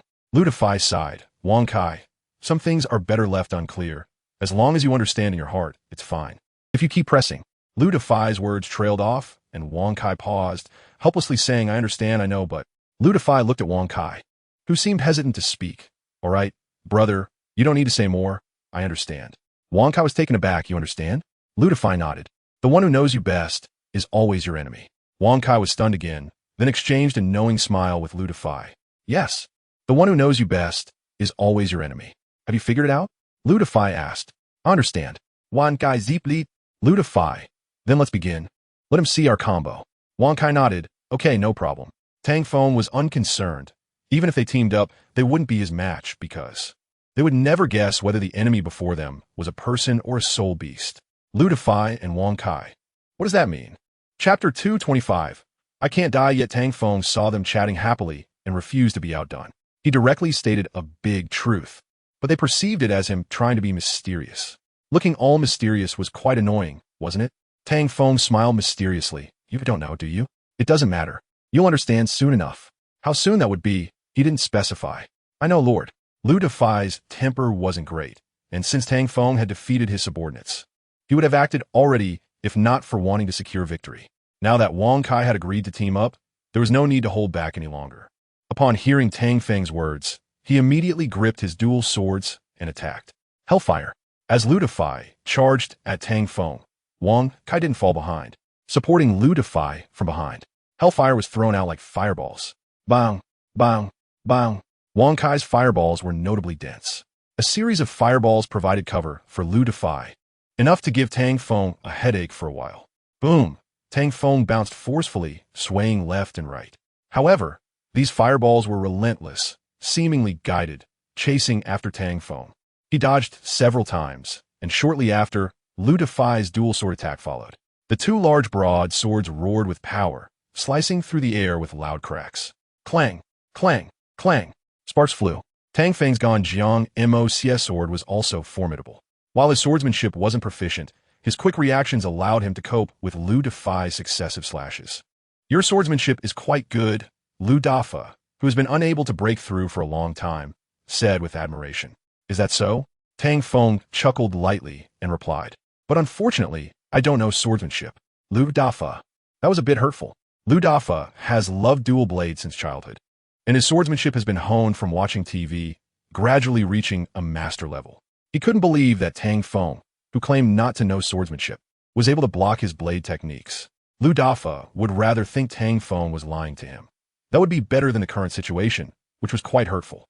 A proud person like him wouldn't admit at this moment that the other party's words were the truth, instead self-deceivingly thinking that the other was deceiving him. What a joke. Lu Dafa swung his blade angrily. Despite his self-deception, he was still upset, so he increased the force of his strikes. The blade techniques were bold and powerful, embodying sheer strength and masculinity. Dominant. Lu Dafa loved this powerful and handsome demeanor. The reason he enjoyed wielding blades in childhood was simply, it looked damn cool. It was impossible for him to admit that his blades were useless. Clang, clang, clang. The sound of clashing reverberated.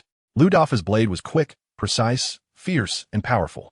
Tang Feng could only be on the defensive, adopting a defensive stance. Strong, very strong, Tang Feng thought to himself, admitting that Lu Dafa was indeed very strong at this moment, exuding an unbeatable and handsome aura. Lu Dafa's strength lay in his blade techniques. In terms of blade-to-blade combat, Tang Feng acknowledged he was not his opponent. However, this wasn't a martial arts world. The battles in Douluo continent were never about sword techniques or blade skills. Nevertheless, having these techniques would certainly help in battle, but it wouldn't change much. It was time to end this. Lu Dafa approached step by step, unleashing his great blade along with his soul skills, producing a magnificent damage output, unmistakably a crescent cut of sword energy. Crescent Blade X2. The frenzied slashes were executed like a dance. Lu Dafa's figure moved rapidly, constantly changing positions, wildly slashing with bold strokes. The combination of speed and frenzy in his blade techniques was overwhelming. The crescent sword energy continued to surge. Ice and fire. Tang Feng couldn't withstand it. Before he could unleash the ice and fire duo, the flames on the Ganjiang and Moi swords surged higher, ultimately forcing him into a defensive position. As Tang Feng dodged, Wang Kai cut off his retreat. Several fireballs struck him. Boom! Boom! Boom! Tang Feng's figure staggered. A crescent-shaped sword energy slashed across him. In the next moment, Lu Dafa's great blade came crashing down. Explosive flame gun. Boom! Tang Feng had no choice but to detonate the explosive flame gun at his feet. A violent explosion vortex erupted, barely pushing Lu Dafa and Wang Kai back. Huh! Tang Feng exhaled a mouthful of turbid air amidst the flames, finally catching his breath. However, catching his breath didn't mean he was safe. At this moment, there was no safety to speak of. Ice and fire duo. Tang Feng unleashed powerful sword energies in two opposite directions. Swish! Swish! The sword energies sliced through the explosion smoke. Whoosh! Whoosh! Whoosh! Two sword energies slashed toward Lu Dafa and Wang Kai. Moonlit blade dance. Triple flame ball. Boom! Boom! Boom! The two sword energies were dispersed by Lu Dafa and Wang Kai. Huh, it seems it's not that easy. As Tang Feng spoke, he activated the Ti Hua Ji Tian Xiu buff soul skill. It was time to showcase his true skills. Holding back, there was no longer any need for that. Let's begin action. Prediction. Tang Feng's actions commenced, with his first target being Wang Kai. Although the ice and fire duo and explosive flame gun were still on cooldown, even without skills, he could still deal with Wang Kai thanks to the enhancement of Ti Hua Ji Tian Xiu. Tang Feng disappeared from the center of the explosion, and when he reappeared, he was already in front of Wang Kai. Wang Kai had been on guard, thinking he could counterattack during Tang Feng's surprise assault, but he had no time to react to Tang Feng's rapid appearance. Poof! Goodbye. Tang Feng didn't want to be ruthless, but there was no time to show mercy. He knew Lu Dafa would soon come to support Wang Kai, and this was the only opportunity. Stop, sure enough. Lu Dafa quickly rushed over from the other side, trying to halt Tang Feng's attack on Wang Kai. Tang Feng ignored Lu Dafa and did not stop his attack on Wang Kai. Such a good opportunity. If missed, he'd never know when another would come. After dozens of rapid strikes, Tang Feng ended Wang Kai's life. Oh, Wang Kai! Lu Dafa screamed furiously, his figure arriving in an instant. The great blade coming down fiercely on Tang Feng. With a poof, 2 wounds appeared on Tang Feng's back, causing him to lurch forward. Die for me. Lu Dafa naturally would not let this opportunity slip by, chasing after to deliver a finishing blow. After all, Wang Kai was his opponent, his confidant, his. Wang Kai, even in death, could only die at my hands. Lu Dafa's fury surged, his dual blades dancing wildly like a storm. All soul power concentrated on the dual blades. Will I die? Tang Feng, falling to the ground, thought of a nonsensical question. The feeling of death surged in his heart. His strength was bound. The power of the gods was too terrifying. Death wasn't surprising. Don't want to die yet. Tang Feng didn't want to die. Not in the sea god's assessment. I cannot die. With his resolve clear, Tang Feng's soul power soared, his body transforming continuously, and with a swish. Chapter 226. The Meddler? Swish. An anomaly suddenly occurred. Crack. Tang Feng's figure erupted with a strange phenomenon. Clang. Lu Dafa's dual blades struck the target early. The target was clad in black armor, resembling a spider-like entity. The armor was somewhat unattractive, unlike the usual elegant armor, and was dark and sturdy. The appearance of the armor gave a half-beast feeling, and Lu Dafa's dual blades landed on this black armor. The lower half still resembled a spider, but it was filled with sturdy thorns, as hard as the armor itself.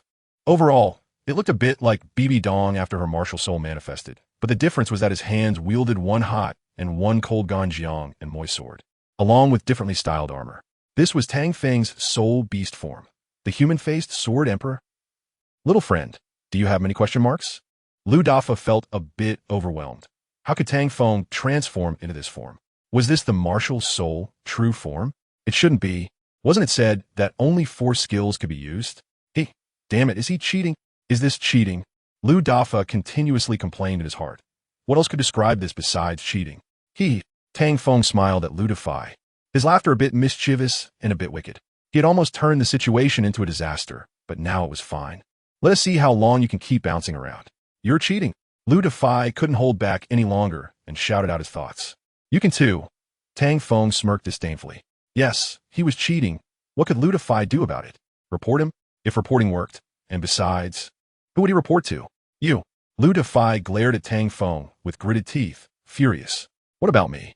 Let us go. Tang Feng didn't waste any more words with Lu Dafa and struck down with his sword. Lu Dafa hurriedly blocked with his broad knife. Clang, clang, clang. Hood, hood, hood. Lu Dafa barely managed to defend against Tang Feng's attack. However, he wasn't feeling well. His hands were shaking uncontrollably. After transforming into the human-faced sword emperor, all of Tang Feng's attributes had greatly increased. Damn it, if this continues, the next time I'll just be killed. Lu Dafa knew in his heart that he couldn't let it go on like this. He had to think of a way to escape his pursuit, and, while dodging, Lu Dafa pondered a solution. But coming up with a plan wasn't as easy as it sounded. If only he could use his martial soul true form. Lu Dafa sighed in frustration. Obviously, the human-faced sword emperor was Tang Feng's martial soul true form, and with it, who could stand against him? Retreat, retreat. Lu Dafa quickened his pace to escape the scene. This was the only way to save his life. However, he underestimated Tang Feng's speed. 8 legs were certainly faster than 2. How could he possibly outrun Tang Feng? Moreover, Tang Feng had no intention of letting him go.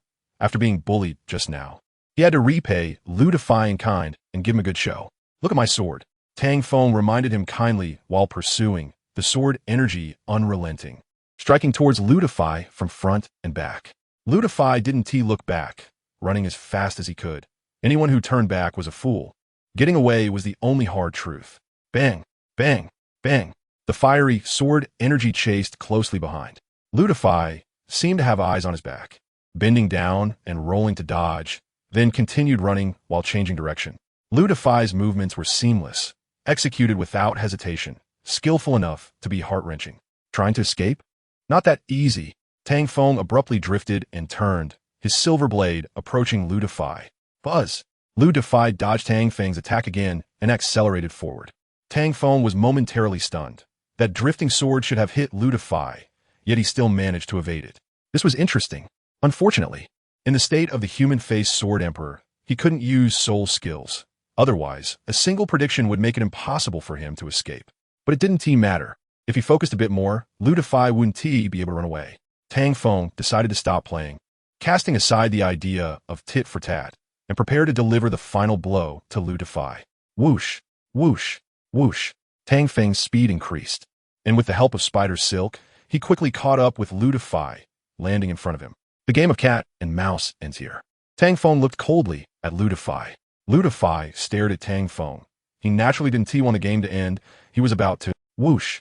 A spider web blocked Lu Defy's left side. Lu Defy turned his foot to the right, only to see another spider web flying towards him. Useless. Don't waste your effort. Tang Feng's words sounded like a spell, and Lu Defy was naturally unwilling. Facing death, no one could resign themselves. It's time to end this. Tang Feng's speed was astonishing, and in the blink of an eye, he was in front of Lu Defy, raising the Ganjiang Moi sword to strike down. Slash! Slash! Both swords missed their targets. Tang Feng was stunned. Unexpectedly, someone had stepped in to save Lu Defy. Who are you? A man and a woman who saved Lu Defy looked at Tang Feng in surprise. A talking soul beast? A spider type? Lu Defy had to interrupt them. Sorry, can I say something? You can. He is not a soul beast, Lu Defy said weakly. Not a soul beast. The man asked in surprise. Lu Defy nodded. The woman beside the man frowned. If it's not a soul beast, then what is it? A player, Lu Defy answered simply. Now, this is interesting. The man muttered. Tang Feng was very unhappy with their interference. How dare they disregard him? He couldn't hold back his anger. Swish. Tang Feng's Ganjiang sword came down. There was no need to talk to them, who told them to ignore his existence. Forget it. After all, there was no need to know their reasons for meddling. Everyone get lost. Watch out, his sword. His sword? Bang! The black, scorching flames ignited. This time, Lu Defy didn't need to explain. The man understood what was happening. The man quickly pulled Lu Defy away and then attacked Tang Feng. You won T. Tang Feng's Moi sword approached. Cold flames ignited. Boom! The man's martial soul fused in his hands, striking out at the Moi sword. In an instant, a massive wave of energy erupted. Seeing this, Lu Defy took the opportunity to attack Tang Feng. Clang! The twin blades landed on Tang Feng, but did not cause any damage. Such high defense. Meyer enhance. At the woman's command, she wielded a staff. A green light flashed, wrapping around the man and Lu Defy. Lu Defy. I feel a bit green. Tang Feng. This is a bit too green. Clearly, this enhancement wasn't tea. The man, however, was accustomed to it. His claw-like hands, like Wolverine, lunged towards Tang Feng. Open up, the man shouted, having switched positions with Lu Defy, trying to break through Tang Feng's defense. Tiange, go for it. Chapter 227. Support again. Tang Feng didn't know how strong his own state was. He also didn't know if he had been weakened by this damned rule. After all, the restrictions of weakening were still in place, and no one knew if there was any effect. The combat power of the human-faced Sword Emperor was no weaker than that of a titled Dalu. He, Tang Feng, was just a cheat. At this moment, facing the combined efforts of Lu Defy, Tiange, and Meyer, he was very cautious, looking nothing like someone who was sure of victory. His habit of being overly cautious made it hard for him to go all out before making a decision. He had always been this way and had never really planned or thought about his future and the life he wanted. It was precisely because of this that he lost so much, if only he had worked harder. Of course, hard work doesn't guarantee success, but not working hard will definitely lead to failure. One should give up on striving just because they fear failure. Clang! Clang! Boom! The solid shell was broken through under Tiange's efforts. Look, it has been said that he is not invincible. Clearly, it's not just Lu Defy and the other two who witnessed this scene. Tang Feng saw it too. He didn't expect to be scratched by Brother Tian's claws. It seems to be related to that green light, called Meyer. As Tang Feng thought this in his heart, he became a bit more agile in his movements. If he continued playing around, he would end up losing himself. No matter what, he decided to take it seriously. Tang Feng's Ganjiang Moxie sword condensed fiery sword energy. The spider legs of the 8 spider spears spun his body around. Sword energy, great whirlwind. The fiery sword energy slashed out like a tornado rising. The fiery sword energy spread, pushing the 3 of them back. Moonlit crazy blade. Whirlwind claw. The green light from Meyer reappeared, granting defensive boosts to Lu Defy and Brother Tian. The attacks from Lu Defy and Brother Tian struck the fiery tornado. Boom! collision occurred. The black polar flames were not easy to break through. After several swift attacks, they barely created a gap. The gaps appeared on both sides. A left and right offensive broke the fiery tornado. Tang Feng coldly spat out a word. The double sword in his hands coldly slashed towards Lu Dafan. Seeing this, Lu Dafan quickly braked and retreated. Brother Tian also noticed Tang Feng's intention, his pupils constricting sharply, focusing on the recently inflicted wound, and launched a surprise attack. Heavy blow. Regarding Brother Tian's choice, Tang Feng paid no attention. His aim was to break through one by one. Tang Feng chased after Lu Dafan, ignoring Brother Tian's sneak attack from behind. Perhaps he didn't ignore it. He knew without thinking that Brother Tian would do this. You can't escape. Tang Feng's figure followed closely behind, quickly catching up to Lu Dafan. Crescent charge. Lu Dafan gritted his teeth. Since he couldn't escape, he would fight back desperately. He charged his double swords downwards, concentrating his soul power on them. Light trembled violently. Lu Dafan moved just a second before Tang Feng struck. From below to above, like an ascending dragon fist, the double swords unleashed a crescent of light. Clang, boom. Ganjiang Moxie sword collided with the double swords. Boom. Ganjiang Moxie sword was pushed up. The power of Lu Dafan's charged attack was greater than Tang Feng's slash. Bang. Tang Feng took a step back. Just as he was about to deliver a deadly strike to Lu Dafan, Brother Tian's sneak attack arrived. The effect of heavy injury appeared. Tang Feng felt pain and slowed down for a moment. However, he didn't freeze for long. After a brief pause, he slashed down towards Lu Dafan again. Die. Such a good opportunity. How could he let it slip away? How could he let Lu Dafan escape? Substitute. At that moment, Lu Dafan turned into a scarecrow. Bang! Watermelon burst. Unfortunately, the target hit was a scarecrow. The one who acted was Mayor. I kind of dislike you. Tang Feng glared at Mayor. This woman's soul skill was quite annoying. Don't you dare hurt my Mayor. Critical hit boost. Brother Tian shouted, stirring around Tang Feng. Hey. Hearing the rhythmic sounds behind him, Tang Feng held back his dual swords and started wildly slashing, but couldn't hit Brother Tian. This guy specifically chose to dodge into his blind spots, then continued his sneak attack. This wasn't a good thing, but Tang Feng's target this time was the woman named Mayor. He wanted to see if Brother Tian would remain indifferent. Let us see if you continue to sneak attack or come to save her. I'll catch you all in one net. Buffed. Damn, this guy. Clearly, the opponent knew his movements. That's why he would strengthen his force, trying to stop himself to give Mayor time to escape. You bastard. Tang Feng bit his lip, narrowed his eyes, and glared fiercely at Mayor, deciding to ignore whatever Brother Tian did and focus on eliminating Mayor first. Buffed. Sure enough, the closer he got to Mayor, the crazier Brother Tian's actions became. However, such damage was not fatal. Tang Feng could only endure the pain and push through. Goodbye. Tang Feng smiled demonically, swinging his Ganjiang Moxie sword towards Mayor. After all, Mayor was just a support. She was no match for Tang Feng and had no chance to resist. Clang. However, once again, Tang Feng's attack was hindered. I say, you guys are really annoying. Tang Feng was completely furious, having his plans ruin time and again. Their cooperation was too despicable. This evil team spirit. Are they bullying a single dog like me? Should a single dog be bullied? Bear. An angry Tang Feng continuously ignited his soul power. Black flames erupted from his body, resembling a fiery person. No, like a fiery spider. The flames forced Brother Tian to retreat. Be careful. The boss has gone berserk. Mayor, and that guy, watch your positioning. That guy was naturally Lu Dafan. He wanted to tell Brother Tian his name, but after thinking about it, he decided against it. There wasn't time for self-introduction now.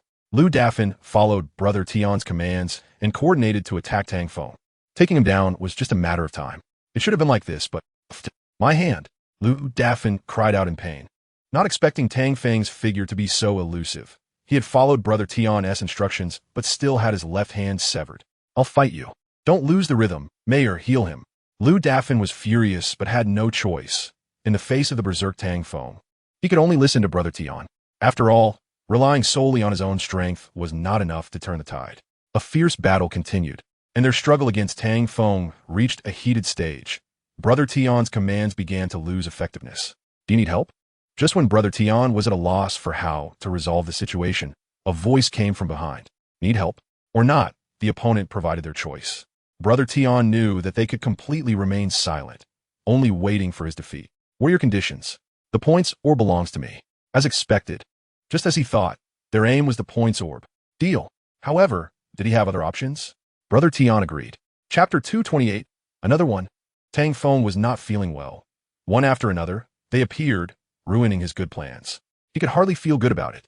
Points orb. Again with the points orb. In their eyes, he was already a points orb himself. They directly ignored his actions and bargained in front of him, infuriating him to no end. Who can he blame? Blame himself for being too kind. You've had enough. Tang Feng shouted angrily, interrupting their conversation. If they continued talking, he would end up as the nailed-down meat on the board. Roar, roar, roar, roar meow. Wow, this smelly little brother can actually talk. What a surprise. I never expected you to understand human language. What a shock indeed. Don't be surprised. A talking point bead is still just a point bead. It won't change its identity just because it can speak. Right. Everyone unanimously agreed. Wow, it seems he really considers himself nailed-down meat. Looks like the tiger isn't roaring and is being treated like Hello Kitty. Bear. The flames on Tang Feng burned even stronger. It's out of control. It's out of control. Someone, hurry and put out the fire. All right. A guy stepped out, and under Tang Feng's dumbfounded gaze, he urinated on his foot. No. To be more accurate, everyone was dumbfounded. After the guy stepped out, he directly ignored everyone and walked towards Tang Feng while unzipping his pants. It was this miraculous action that left Tang Feng no time to react. Now, it was eerily silent. The most frightening thing is when air becomes very quiet. The harm wasn't great, but, wow, you're ruthless. Whose little treasure is this? Truly a talent. My brother, I hope the other party's psychological shadow is immense. After everyone was dumbfounded, they burst into laughter. This move was truly ruthless. I'm going to kill you all. Crack. Tang Feng's heart shattered like glass. In that moment, he completely lost his temper, utterly lost it, because he was already at his boiling point, like a volcanic eruption. Spider God-possessed. The fully erupted Tang Feng unleashed his strongest divine skill, and with the blessing of the Spider God, their numbers were of no use. Puffed, puffed, puffed. In an instant, Tang Feng injured several people and swung his sword at that little treasure. The lives of the others didn't matter, but this guy absolutely couldn't live. No one could save him. Tang Feng's target was clear, and his movements were swift and sharp. You. Wow. This time let's see how you run. Don't you know the principle of no pain, no gain? Puffed. Tang Feng's sword cleaved him in half from top to bottom like chopping wood. An instant kill. If Tang Feng had killed someone else, they might have doubted whether it was a carefully designed plan, but since it was, they felt it was only natural. The reason was clear to everyone. He really made a mess of things, so he deserved it. After a moment of shock, everyone reacted.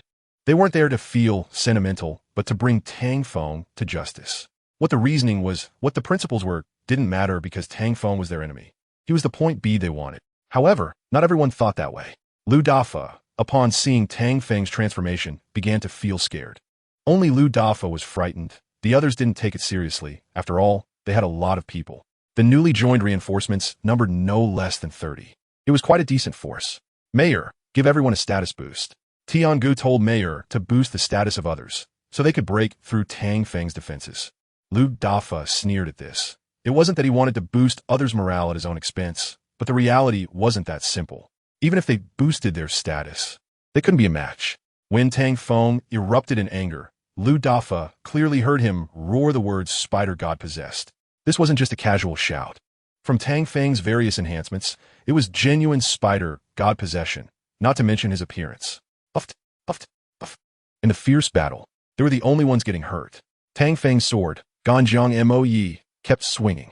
Although they all avoided fatal injuries, they accumulated many minor wounds, which added up to be quite serious. He is the human-faced demon spider, he is. Lu Dafa muttered, sounding very powerless. He wanted to tell the others. However, how could they hear him in the midst of battle? Moreover, the sounds of combat were loud. His mutterings were like whispers that could easily go unheard. No, even if they paid attention, they might not catch it. Lu Dafa wanted to leave. They didn't notice him, and Tang Feng didn't have time to care about him. Staying here would only mean being killed. It all happened in an instant. Lu Dafa's thoughts were quick, and his body was continuously retreating, quietly exiting the battle zone. What friendship? What right and wrong? None of that mattered to him anymore. Right now, the most important thing was how to escape the scene. Lu Dafa was no longer being sentimental. Let Tiangu and the others stay behind. He didn't want to stick around to become a corpse, with no meaning of existence. Dafa, you want me to stay? Dream on.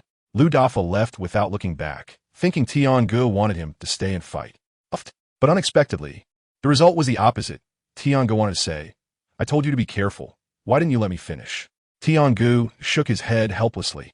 Lu Dafa had already been killed by Tang Feng from behind. Without Lu Dafa, the battle didn't end. They continued. At this moment, with Lu Dafa's death, Tiange noticed their numbers were dwindling. However, Tiange believed they could defeat Tang Feng because the Spider God possession wouldn't last much longer. They just needed to wait for the Spider God possession to end, and then victory would be theirs. No, the victory would be his, Luo, Tian alone.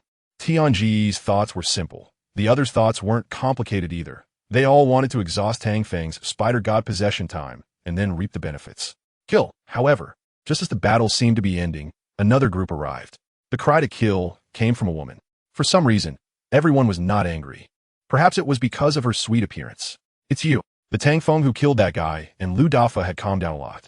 When he saw the more than 10 people joining the battle and the woman who shouted, he didn't feel good because the opponent was Xiao Feng. Tang Feng really didn't expect it.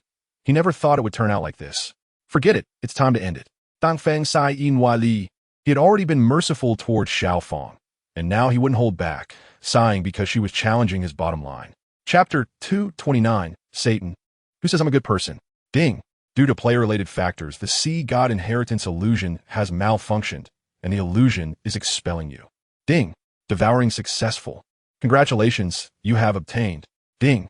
Player has been expelled from the Sea God inheritance illusion. Ding. Congratulations, player level has increased.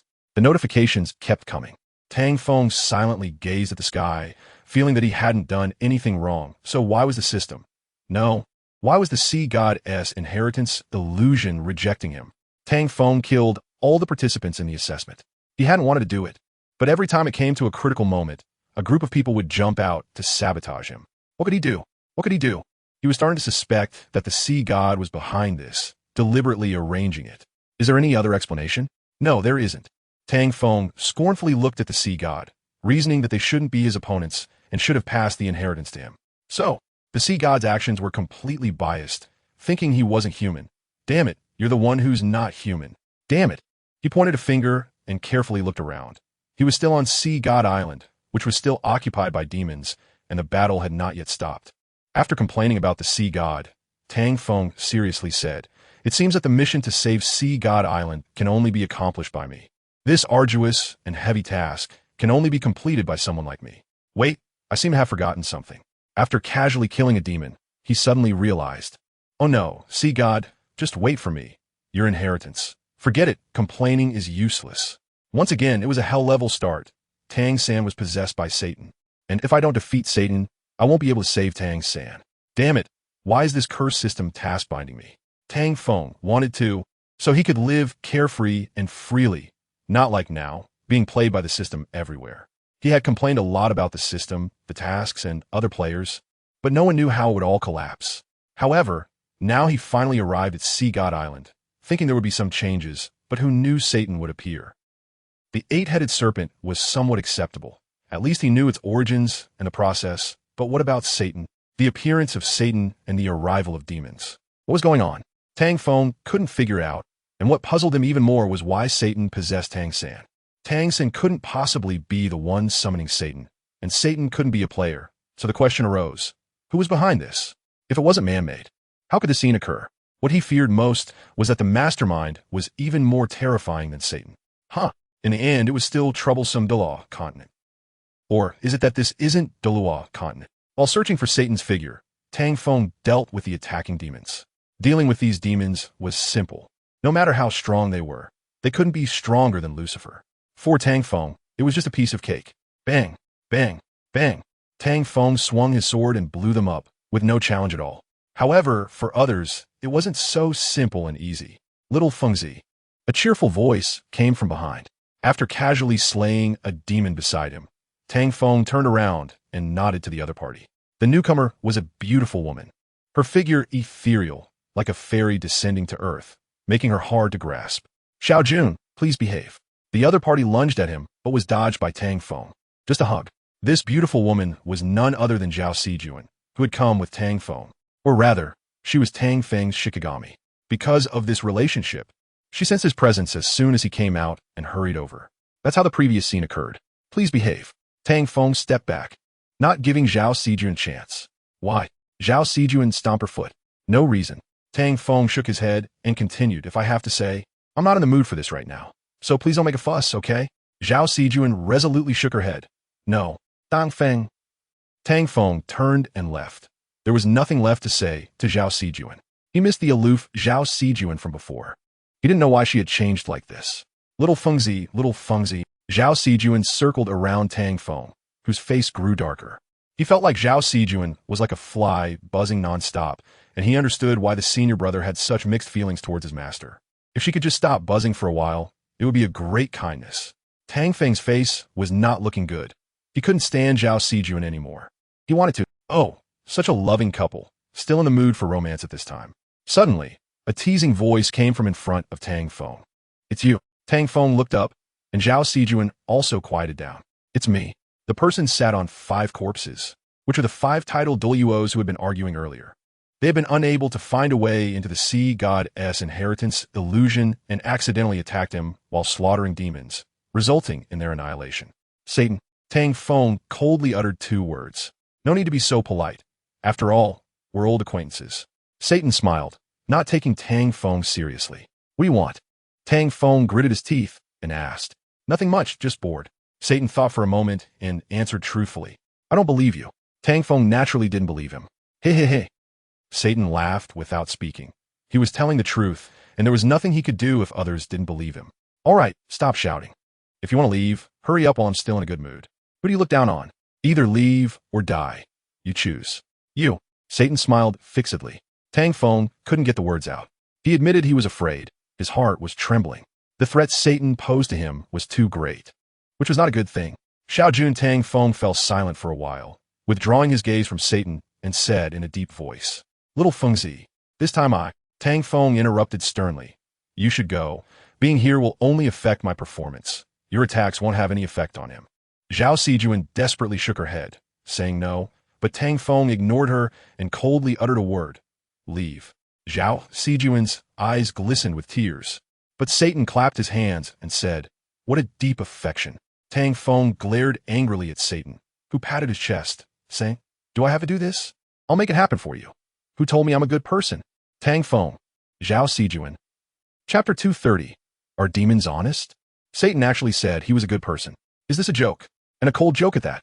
In summary, Satan telling cold jokes to people is not funny at all. Anyone who hears this cold joke can't laugh. It's deadly cold. Tang Feng rolled his eyes. Should I thank you? Satan smiled and said, No need for that. Being helpful is a standard duty for a professional demon, an obligation that a demon should adhere to. Tang Feng was speechless, thinking it sounded too real. Satan shook his finger. It's not just a matter of sounding real. It's a fact. You just refuse to acknowledge it. On this matter, I must criticize your hypocrisy. Tang Feng was taken aback. I almost believed you. Your endless nonsense has not a single trustworthy word, let alone the joke that demons are good people. Do you really think anyone would believe that? Satan replied nonchalantly, belief or disbelief. Does that make it reality? You always deceive yourselves, thinking you know the truth. From a god's perspective, you'll find that my words are the truth. Tang Feng scanned with a doubtful gaze and retorted, Oh, truth? Satan responded lightly, Indeed. Demons have always been straightforward and kind. You just misunderstood something and assumed we are bad people, that's all. Tang Feng thought it sounded somewhat reasonable, but still felt something was off. Satan continued, So saying I'm a good person is not wrong. Besides, I am helping you, am I not? Is that so? Tang Feng shook his head vigorously. Damn. I almost believed you. I just realized, are we here to chat? Also, is this really okay, Satan? Satan looked at Tang Feng seriously. Are you saying you didn't come to chat with me? Tang Feng rolled his eyes. Of course not. I want to. His words paused as he looked at Satan's squinting smile and the aura he exuded. His words caught in his throat. You want to? Say what? Satan asked with a smile. Tang Feng didn't know how to respond. Facing Satan's aura made him tremble, his legs shaking. Feeling like the demon before him was an insurmountable horror. What the hell are you talking about? Zhao Sijun couldn't stand it any longer. Satan always scared Tang Feng. Did he really think his man was easy to bully? Even if it was bullying, it could only be me. Tang Feng was stunned for a moment, realizing Zhao Sijun hadn't left. Why are you back? Zhao Sijun weakly said, I never left. Tang Feng was once again speechless. Ha ha. Since you don't like talking, then just make a choice. Satan laughed. Come on, make your choice. Do you want to oppose me or chat with me? I want to chat with you. Su Wire wanted to say something, but was covered by Tang Feng's hand. Tang Feng whispered, didn't I tell you to leave? Why are you causing trouble? Is this really okay? Can't you just listen? Zhao Sijuan smiled and said, are you concerned about me? Tang Feng's words halted, and he said irritably, I can't be bothered with you. If you want to leave, hurry up. If you want to die, just do it quickly. Tang Feng passed by Zhao Sijuan without paying her any more attention. Satan, didn't you want me to make a choice? Satan nodded, and Tang Feng said, now that I've made my choice, I want to kill you. Satan smiled. Many people want to kill me. Even the old man God can't do it. What makes you so sure? Moreover, Satan glanced at Tang Feng's legs. Oh, your calves aren't shaking anymore? Tang Feng's face darkened. Shake? Haha, that's impossible. How can my legs shake? Satan didn't care. All right, since you've already decided, I have nothing more to say. Tang Feng's soul ring lit up. Indeed, there was nothing more to say. Satan clicked his tongue in curiosity. I'm quite interested in the weapon system of this world. It looks good, much more fun than the original world. Perhaps I can find a worthy opponent. If someone could kill me, that would be even better. Kill you. Tang Feng was taken aback. He couldn't comprehend what Satan meant. Did this demon leader really become world-weary? Tang Feng naturally didn't believe it. He didn't think Satan was speaking the truth. If demons were honest, good people, then there wouldn't be any demons left in this world. If Satan knew Tang Feng's thoughts, he would definitely correct him, saying, do you have some misunderstanding about demons? Why can't demons be honest people? Why can't they just be decent? First impressions? It seemed that demons had no first impressions at all. Explosive flame gun. Tang Feng took action. Satan looked at the sharp object in his hand. Here we go again. Is it meaningful? Tang Feng didn't respond. He didn't even know if it was meaningful. It was just a habit to start like this. Tang Feng threw the explosive flame gun, and Satan lightly slapped it away. Ice and fire duet. Tang Feng continued to attack, and Zhao Sijuan followed closely. Tang Feng knew he couldn't dissuade her, so he gave up. Heavenly Show of the Flower. Ice Fire Dragon King Inheritance. Puppet Spiderweb. Wu Wei Taiji. Tang Feng unleashed all his techniques, maximizing the damage. Martial Soul True Body. Then, under the no cooldown of the Martial Soul True Body, he repeated the same attacks several times. Boom, boom, boom. The explosions continued, and the smoke grew thicker. Yamada no Orochi Spear. Buzz. The air trembled. The spear of the Great Serpent was formed. The spear flew towards Satan. Boom, boom, boom. The massive explosion and energy distorted space, as if a black hole was devouring it.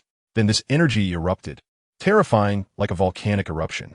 Zhao Sijuan had no choice but to withdraw from the battle due to Tang Feng's continuous combo. Because of this, she was not affected. Crack. However, a crisp sound emerged. Following that, it expanded, as if a player was repeating it with a crackling echo. As the thick smoke dissipated, there were no ice blocks left, only oddly shaped black jelly. These again. Tang Feng frowned. He couldn't tell what Satan's move was. However, this black jelly was not that simple and had a familiar taste. Crack.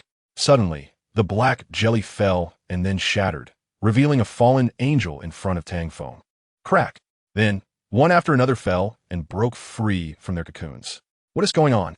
Tang Feng couldn't comprehend how Satan's skills, or rather, abilities produced these demons. Chapter 231.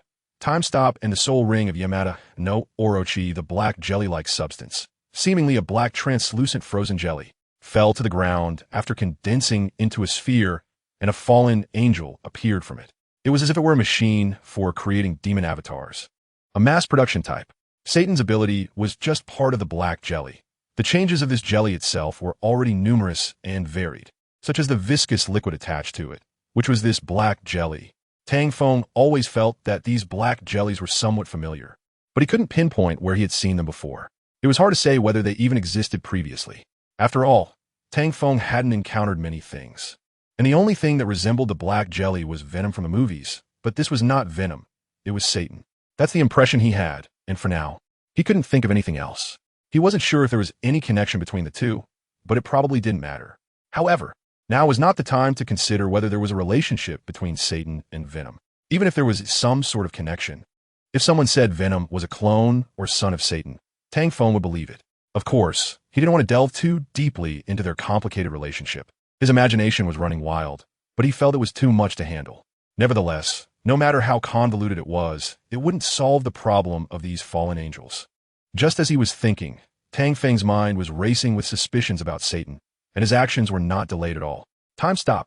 Suddenly, Tang Feng unleashed a special skill, time stop, causing all the fallen angels that had broken free from their cocoons to freeze in place. However, what Tang Feng never expected was that time stop was also effective against Satan. As for the effects of time stop, let's set that aside. This skill or ability belonged to Lucifer. The reason Tang Feng could acquire this ability was entirely due to his devouring ability, Devour. The development of this ability was just the beginning. It was nearly impossible to add more skills, but Tang Feng managed to do it. The system didn't provide an explanation for this change. However, Tang Feng knew that this transformation was closely related to the Yamada no Orochi.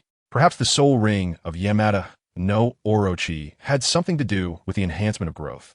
Every time he leveled up, he had the chance to acquire new soul rings and skills through devouring.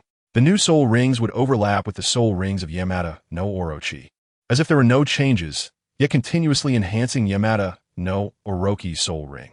Devouring perfectly combined with the soul ring of Yamada no Orochi. Of course, without the system, he probably wouldn't have been able to achieve this. Likewise, even with the system, if he didn't passively devour, he wouldn't be able to achieve such effects.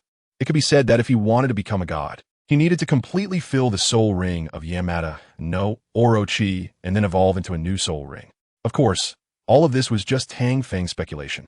As time stop continued, Tang Feng felt his soul power rapidly depleting. It wouldn't be long before time stop ended, due to insufficient soul power. Tang Feng moved to face the fallen angels, delivering a series of multi-hit combos to each of them. After all, in his martial soul state with no cooldown, if he didn't take advantage of this opportunity to hit the fallen angels while they were like targets, he wouldn't have a chance when time stop ended. It's your turn. Tang Feng looked at the frozen Satan, and this time, without jelly to shield him from bullets, he wanted to see how much damage Satan could withstand. Explosive Flame Gun X10. Tang Feng unleashed all his moves in succession, still feeling it wasn't quite enough. So he repeated them a few more times before realizing Satan was smiling at him. An illusion? Tang Feng looked at the smiling Satan, wondering if he had looked like that a moment ago. He couldn't recall, but it would be better to attack Satan a few more times. No one knew if Satan had been injured. Boom, boom, boom. In the midst of time stop, Tang Feng was like a god, an invincible existence. However, Tang Feng discovered that these attacks couldn't kill Satan. They only caused him slight damage. Damn, he's tough. Tang Feng launched another attack, but it missed because Satan moved before his attack reached him. Crack, crack. Satan broke free from the constraints of time stop and then tore apart the restraints in other locations. You actually obtained Lucifer's time stop. This system is becoming more interesting. I look forward to seeing if there are any other players like you. Satan said with a smile, leaving Tang Feng shocked. You know what the system is? In response to Tang Feng's question, Satan smiled but remained silent. It seems Tang Feng didn't attack immediately, but ended the effect of time stop since it was no longer useful against Satan. Tang Feng looked at Satan and asked Satan, "What are you plotting?" Satan smiled. "There are many things you don't know, but I can tell you one thing. Lu Wei and Douluo are dead." Tang Feng stared at Satan. He didn't really believe Satan's words. "Satan, what is your true purpose? I know you don't believe me, but..." Satan paused and then said, "They're all dead. That's a fact. You could say I indirectly killed them. Still don't believe it? Fine, if you don't believe it. That's your choice." Satan shrugged, and the black jelly spread out from under his feet. The domain of the black jelly gradually formed. "All right, what will you do now?" Facing the expanded black jelly and the arrogant Satan, Tang Feng really didn't know how to respond. "I'll go." Zhao Sijuan's figure swept past Tang Feng. "Tang Feng, are you out of your mind?" Tang Feng was speechless. What good would it do for Zhao Sijuan to rush in? Her attacks were ineffective against Satan. Bang! With a punch, Satan sent Zhao Sijuan flying. Whoosh! Tang Feng caught Zhao Sijuan. "Can you stop causing trouble? I told you. He can immune your attacks. Can you please not make things worse?" Zhao Sijuan blinked at Tang Feng, but didn't say a word. Tang Feng set Zhao Sijuan down and looked back at Satan. "It seems you have many secrets. How did you get into Tang San's body, and who brought you here? What about the ones behind you?" Satan interrupted Tang Feng directly. "If you want to know, let me see if you're qualified." Tang Feng frowned. It seemed that he wouldn't easily tell him. Satan smirked, a wicked smile appearing on his face. The time for chatting is over. With that, his foot lightly pressed down, and the black jelly attacked Tang Feng like the sharp needles of a hedgehog. Time stop. Useless. Crack. Time stop couldn't halt Satan's assault. Anticipation. Tang Feng was already prepared. anticipating the attack. Well, the anticipation didn't help much. Chapter 232. The Twilight of the Sea God and the Steps Forward. Boom!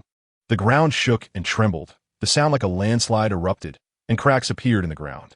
A massive energy crashed down, causing chaos. Dust and debris surged like a volcanic eruption. Whoosh, whoosh, whoosh. Nearly 100 black, sharp tentacles quickly retracted from the center of the tremor. Satan was in the center of the tentacles, while Tang Feng was at the epicenter of destruction. That last strike had nearly killed Tang Feng. Little windy. Zhao Sijuan's sorrowful howl echoed through the skies. Tang Feng used his body as a shield to protect Zhao Sijuan. Go, just go, he said weakly. Tang Feng collapsed into Zhao Sijuan's arms. She looked at him but couldn't feel any joy, tears streaming down her face. She knew this would be the outcome. Yet she was unwilling to leave. She would rather die with Tang Feng. Fool, why are you crying? I'm not, dead, Tang Feng said, trying to force a smile, but it faded weakly, leaving behind a pale semblance of a grin. However, this was only temporary as his body began to change, rapidly forming a shell. The regeneration ability activated, with an infinitely enhanced recovery skill, an almost immortal ability, and a full resurrection. Crack, crack. Zhao Sijuan looked at Tang Feng, breaking free from his cocoon, and felt a bit unaccustomed. Why are you looking at me like that? Tang Feng hugged himself tightly, appearing frightened, like a startled lamb worried about being eaten by a wolf. Thud, bang. Zhao Sijuan really did leap forward and hug Tang Feng tightly. You. Tang Feng didn't know what to say to Zhao Sijuan. Hearing her rapid heartbeat, he felt too embarrassed to voice his reproaches, and his heart softened instantly. He had never thought Zhao Sijuan would be so anxious about him, so fond of him. It made him feel cared for. But the more she cared, the more he feared hurting her. He was afraid to face this damned emotion before it even began. He didn't like it. Have you had enough hugging? Tang Feng asked coldly. Not yet, Zhao Sijuan replied honestly. Get off. Tang Feng pushed Zhao Sijuan to the ground and stood up. He then turned to look in the direction of Satan. Satan was tightly protected under the black, jelly-like tentacles. These black jellies seemed to have a life of their own, possessing their own consciousness, needing no control. Tang Feng's gaze met Satan's, their eyes clashing like sparks. Zhao Sijuan tried hard to speak, opening her mouth but unable to make a sound. In a flash, Tang Feng took a step forward, charging ahead with only his opponent, Satan, in his sights. Little. Zhao Sijuan's words remained stuck in her throat. Her outstretched hand seemed to want to pull Tang Feng back, but everyone knew that was impossible. One could only imagine how complex and lost Zhao Sijuan felt. From that moment on, she was destined to give up continuing, realizing that there was no need to persist in a futile continuation. In fact, it wasn't that complicated. The main reason was that she didn't want to stay here and become a burden to him, because she truly was a burden if she stayed. Ever since Tang Feng's earlier performance, Zhao Sijuan had lost that heart. She merely acted out of whim to hug him. After all, Zhao Sijuan clearly knew that Tang Feng had been pierced by those black jelly tentacles to save her. Tang Feng's speed did not wane as he charged towards Satan, unleashing all his skills, followed by the manifestation of his martial soul, refreshing all skills. Then, as the black jelly tentacles descended, Tang Feng used prediction. The future that appeared in the prediction flashed into his mind. Time stop. This was the perfect moment to use time stop. Satan could break free in 1 second. But that second was enough for Tang Feng to prepare. Crack, crack. Sure enough, Satan took just 1 second to break the time stop. The sea gods. Tang Feng's soul power erupted continuously. Whoosh, whoosh, whoosh. The black jelly tentacles pierced sharply, like countless thrusts. Dusk, buzz, buzz, buzz. Finally, Tang Feng unleashed his last soul skill, obtained from the sea god's illusion. Devour, indeed a great thing. Bone Rimble. Power erupted continuously, shattering the black jelly tentacles into powder, which quickly vanished into nothingness. At this moment, the sea god's dusk continued to erupt, with energy beams bombarding Satan. Boom, boom. The sea god's power exploded upon Satan, constantly destroying the black viscous substance. However, the black viscous substance regenerated amidst the destruction. Only minor damage occurred, and it did not harm Satan's true form or Tang San, who was possessed. The light grew ever brighter, yet no matter how terrifying the destructive power was, it could not change the fact that it could not harm Satan. Slap! Satan waved his hand, dispersing the sea god's dusk. With a loud bang, It was as if the scene shattered. This was like a glass mirror being smashed. Satan did not take the sea god's dusk seriously, and the facts prove that the sea god's power was nothing special. Tang Feng. Watching Satan's strength, Tang Feng's heart trembled, a sudden pang of mixed feelings. Was it really that strong? How could he fight? How could he fight? Tang Feng forced a bitter smile as Satan slowly approached him. Do you have any tricks left? Satan asked in Tang Feng's ear, and Tang Feng stared blankly at him. Satan's slow steps were like teleportation, so fast that it made Tang Feng's scalp tingle. The most terrifying part was that he could see it clearly, but couldn't react. Tang Feng didn't know how to respond. Satan continued, if you have no tricks, then let's end this. A plain and unremarkable dialogue, but Tang Feng understood in his heart how serious Satan was. This end might truly mean the end. Am I going to die? Tang Feng felt a blankness in his mind. He knew this end was coming and felt unwilling in his heart, but knowing didn't change anything. Even if he transformed into the human sword emperor, he was sure he wouldn't be a match for Satan. There was no chance left, not a single opportunity. As he saw Satan's hand slowly descend, Tang Feng realized this wasn't slow. It was a matter of an instant. It was already over. Had it come to an end? But why was I so unwilling? Change. Have I really changed? Effort. Have I really tried? Tang Feng's gaze suddenly changed, becoming sharp and determined, no longer filled with hesitation, no longer pondering the impossible, nor the consequences. The heart of worry and fear disappeared completely at this moment. No matter what the outcome, no matter what the future held, nothing could stop his steps forward. Chapter 233. The qualification of seriousness, an unwavering belief, determination. Courage in the face of the future, resilience. The ability to make this decision and change. For someone who is often worried about gains and losses, this is already a tremendous show of courage. In truth, losing is not frightening. What is frightening is a cowardly and powerless heart, and a heart filled with fear. Only by taking that first step and facing it afterwards does moving forward become less difficult. However, many people get stuck on that first step because we are all afraid of pain. Don't try to think about why others are not afraid of pain. No one is fearless. They're just braver than us, boldly accepting and enduring this pain. To put it simply, a long pain is worse than a short one. It's better to face the pain directly, as it can be overcome more quickly. Of course, it's easier said than done. Very few can actually do it. Many people are still reluctant to take that step until the last moment. Anyone can talk about it, but not many can truly act on it. When a person lies flat, getting back up requires immense courage because they have grown accustomed to that way of life. Similarly, when a person's cowardice becomes a habit, it also takes tremendous courage to face it bravely. Sometimes, a person's habits can be their most deadly weakness. Facing death, facing difficulties, facing helplessness. We tend to think in habitual ways, even if it's wrong. There will always be a bunch of excuses. Or perhaps, that's the reason for our failures. Or maybe, that's the excuse for our reluctance to move forward. We all fear pain. Tang Feng is the same. He struggles painfully because of fear. It is also due to fear that he must confront the problem head-on. When there is no retreat, he has no excuses left. Normally, he can find many reasons to justify himself, turning them into excuses, ultimately losing and regretting, yet never changing. However, at this moment, he must make a change. A perception from his soul, an intuition tells him that if he doesn't do something to change, he will really be in danger, even facing death. At this time, Tang Feng has to make a choice, and this choice must be made quickly, with all his effort to accomplish it. Devour, devour, devour. Tang Feng desperately unleashes his devouring ability, his only trustworthy and reliable talent, devouring. Other powers are gained through devouring in the system, but in terms of trust, none can compare to the trust value of devouring. Buzz. Before Satan's large hand arrives, Tang Feng already feels its pressure. If he hadn't had a realization and change in his heart, he wouldn't have been able to unleash his devouring. In a moment, Tang Feng's contemplation and decision occur. Click. The ability that seemed to pause time is interrupted, and Tang Feng struggles out, activating the effect of devouring. Boom! Before Satan's large hand arrives, the explosion has already sounded.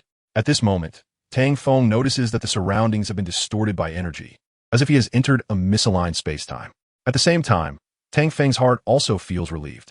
No wonder it seemed like he had just broken through a time pause. No wonder Satan appears slow, yet arrives in an instant, bringing with it a strong pressure. In this moment, Tang Feng understands that the reason is that Satan's power is too strong, distorting space itself. As the large hand approaches, The figure of the human-faced Sword Emperor that appeared during the devouring overlaps with the current human-faced Sword Emperor, appearing like a phantom before Satan. However, Satan's large hand continues to swing, unaffected by the phantom created by devouring. At this moment, time seems to freeze, and the confrontation between Satan and Tang Feng unfolds in the next second. The two engage in a fierce battle, determining victory and defeat in the collision of the next second. Boom, boom, boom. The collision begins, the space shakes, and Satan's power is extraordinarily terrifying. The human-faced Sword Emperor and the phantom of the human-faced Sword Emperor swing the BeatsYoung MOCS sword, attempting to sever Satan's large hand. Only by severing this energy, the hand made of black jelly, can this crisis be resolved. However, things are not that simple. The crisis is not so easily resolved. Massive waves of energy roll and wreak havoc in the misaligned space-time. This space seems to not exist at all, but this does not affect their clash. The key to determining victory and defeat lies in this strike. However, Satan's advantage remains unchanged. His energy is much stronger than Tang Feng's. At least on the surface, it appears that way. If this continues, Tang Feng cannot possibly be Satan's opponent, and despite constantly unleashing devouring, he still sees no results. Without results, he cannot defeat Satan, and devouring is his only move that can harm Satan. Crack! This space is collapsing. It won't be long before they exit from here, returning to reality. Crack! This space directly disintegrates. However, at this moment, Tang Feng bites towards Satan's large hand. Since he can't cut it, he might as well bite directly. Ding! Satan's energy hand is sturdier than expected. If it weren't, Tang Feng's BeatsYoung MOCS sword would have severed it long ago, rather than using his mouth now. If he can't win, he'll bite.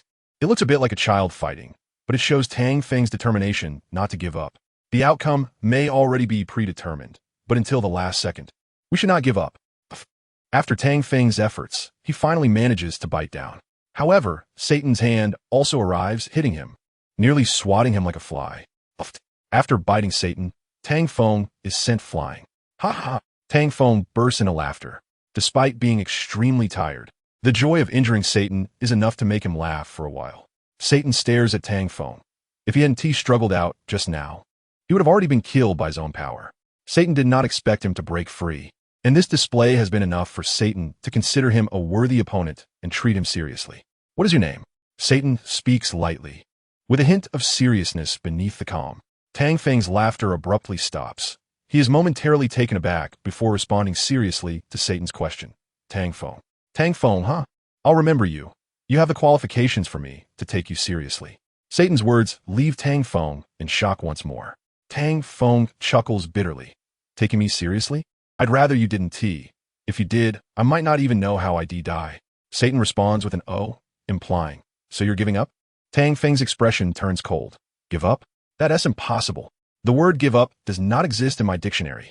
Tang Feng's words exude confidence, and his demeanor has changed from before, which is one of the reasons Satan is interested. Chapter 234. See God, Lu Dafa. Satan's serious regard for Tang Feng may not necessarily be a good thing for him. Satan's power is evident, even when not serious. He can threaten Tang Feng's life, and if he becomes serious, it could be described as a certain death. However, Satan has already become interested in Tang Feng, making it impossible for him to remain unserious. Meanwhile, the behind-the-scenes figures, Master Hong and the monk, have been quietly observing the development of the situation. Both Satan and Tang Feng have the chance to become the chosen ones, the inheritors of the system. What they can do is assist the chosen one in his growth after he appears. The position of the chosen one is currently vacant. Only someone who truly becomes the heir of the system can become the chosen one. Master Hong and the monk are the auxiliary administrators selected by the system after triggering the relevant rules. They have the authority to choose individuals they believe can become the chosen one to assist, but they cannot interfere. They can only watch the plot unfold without excessive intervention. For this reason, they have never acted directly, only subtly guiding the situation and testing whether others have the qualifications to become the person they envision. Once a choice is made, they cannot choose again, and due to fate, they will meet. The winner can gain the other's fortune. Master Hong and the monk's choice is Tang Feng and Satan. After the selection, they can observe Tang Feng and Satan's performance from a god's perspective. The duel between Tang Feng and Satan is a destined competition. The loser will lose the qualification to become the chosen one, and thus will not be able to become the person who opens a new era. To the victor belong the spoils. Master Hong and the monk stand in the void, looking down at the battle between Tang Feng and Satan. Old monk, who do you think will win this battle? Guess.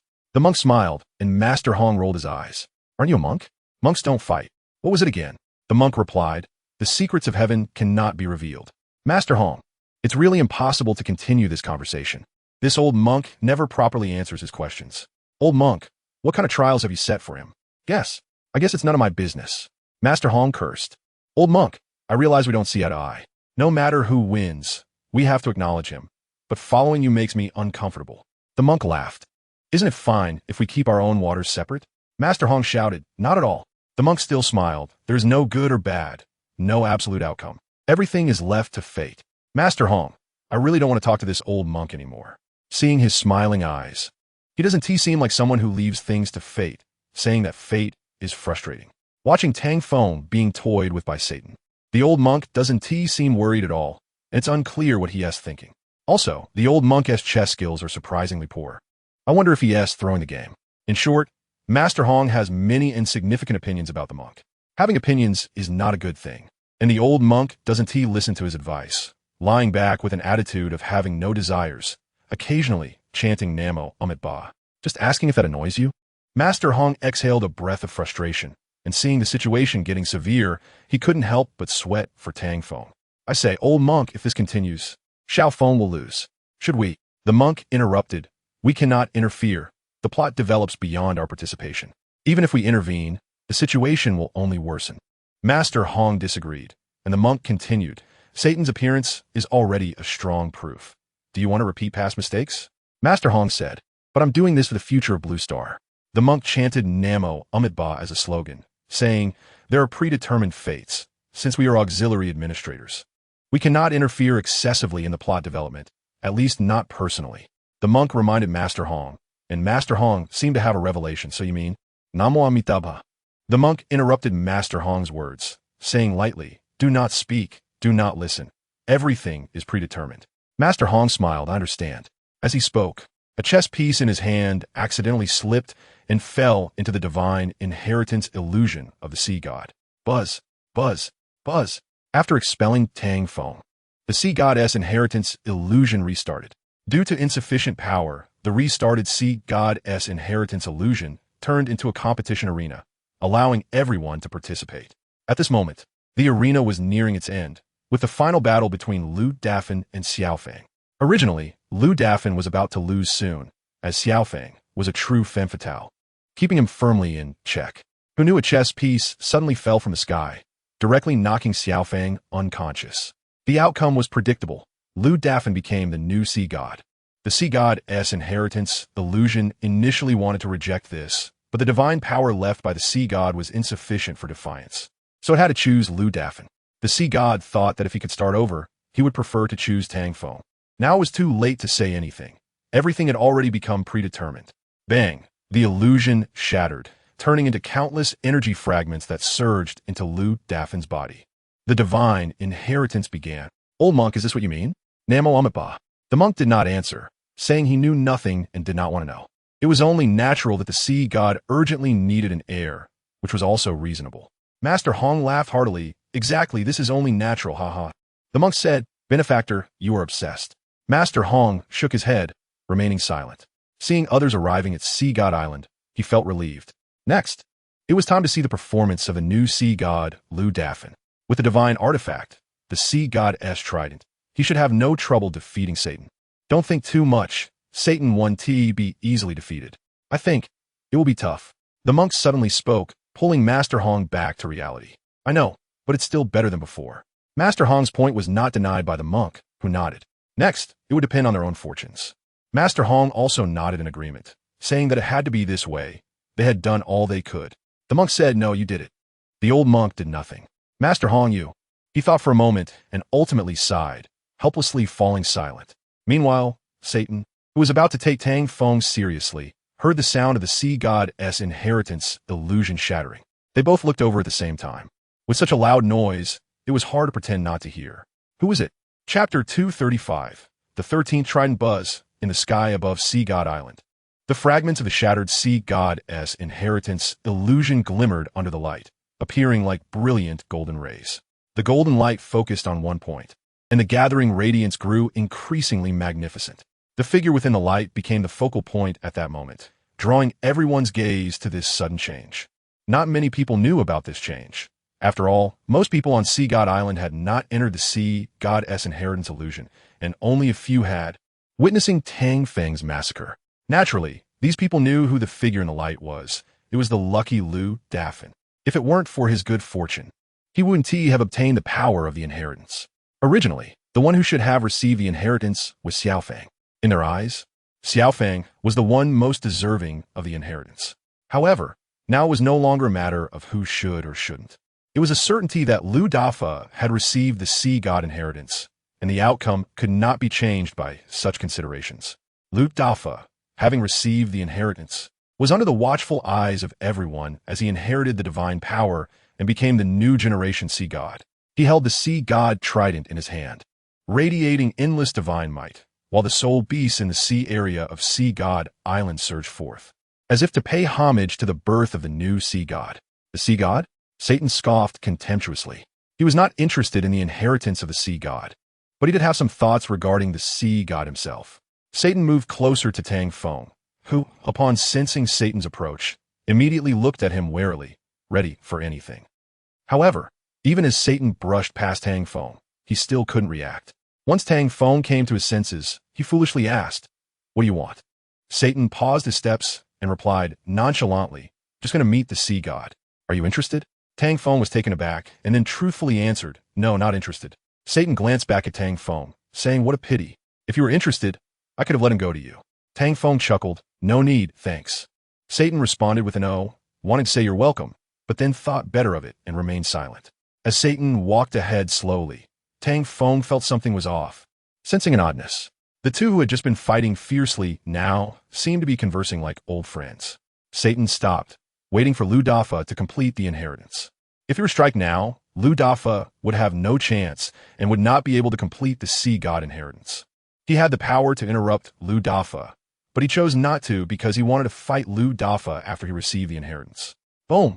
A burst of light exploded in the sky, and the energy waves dispersed the dark clouds, revealing a clear blue sky.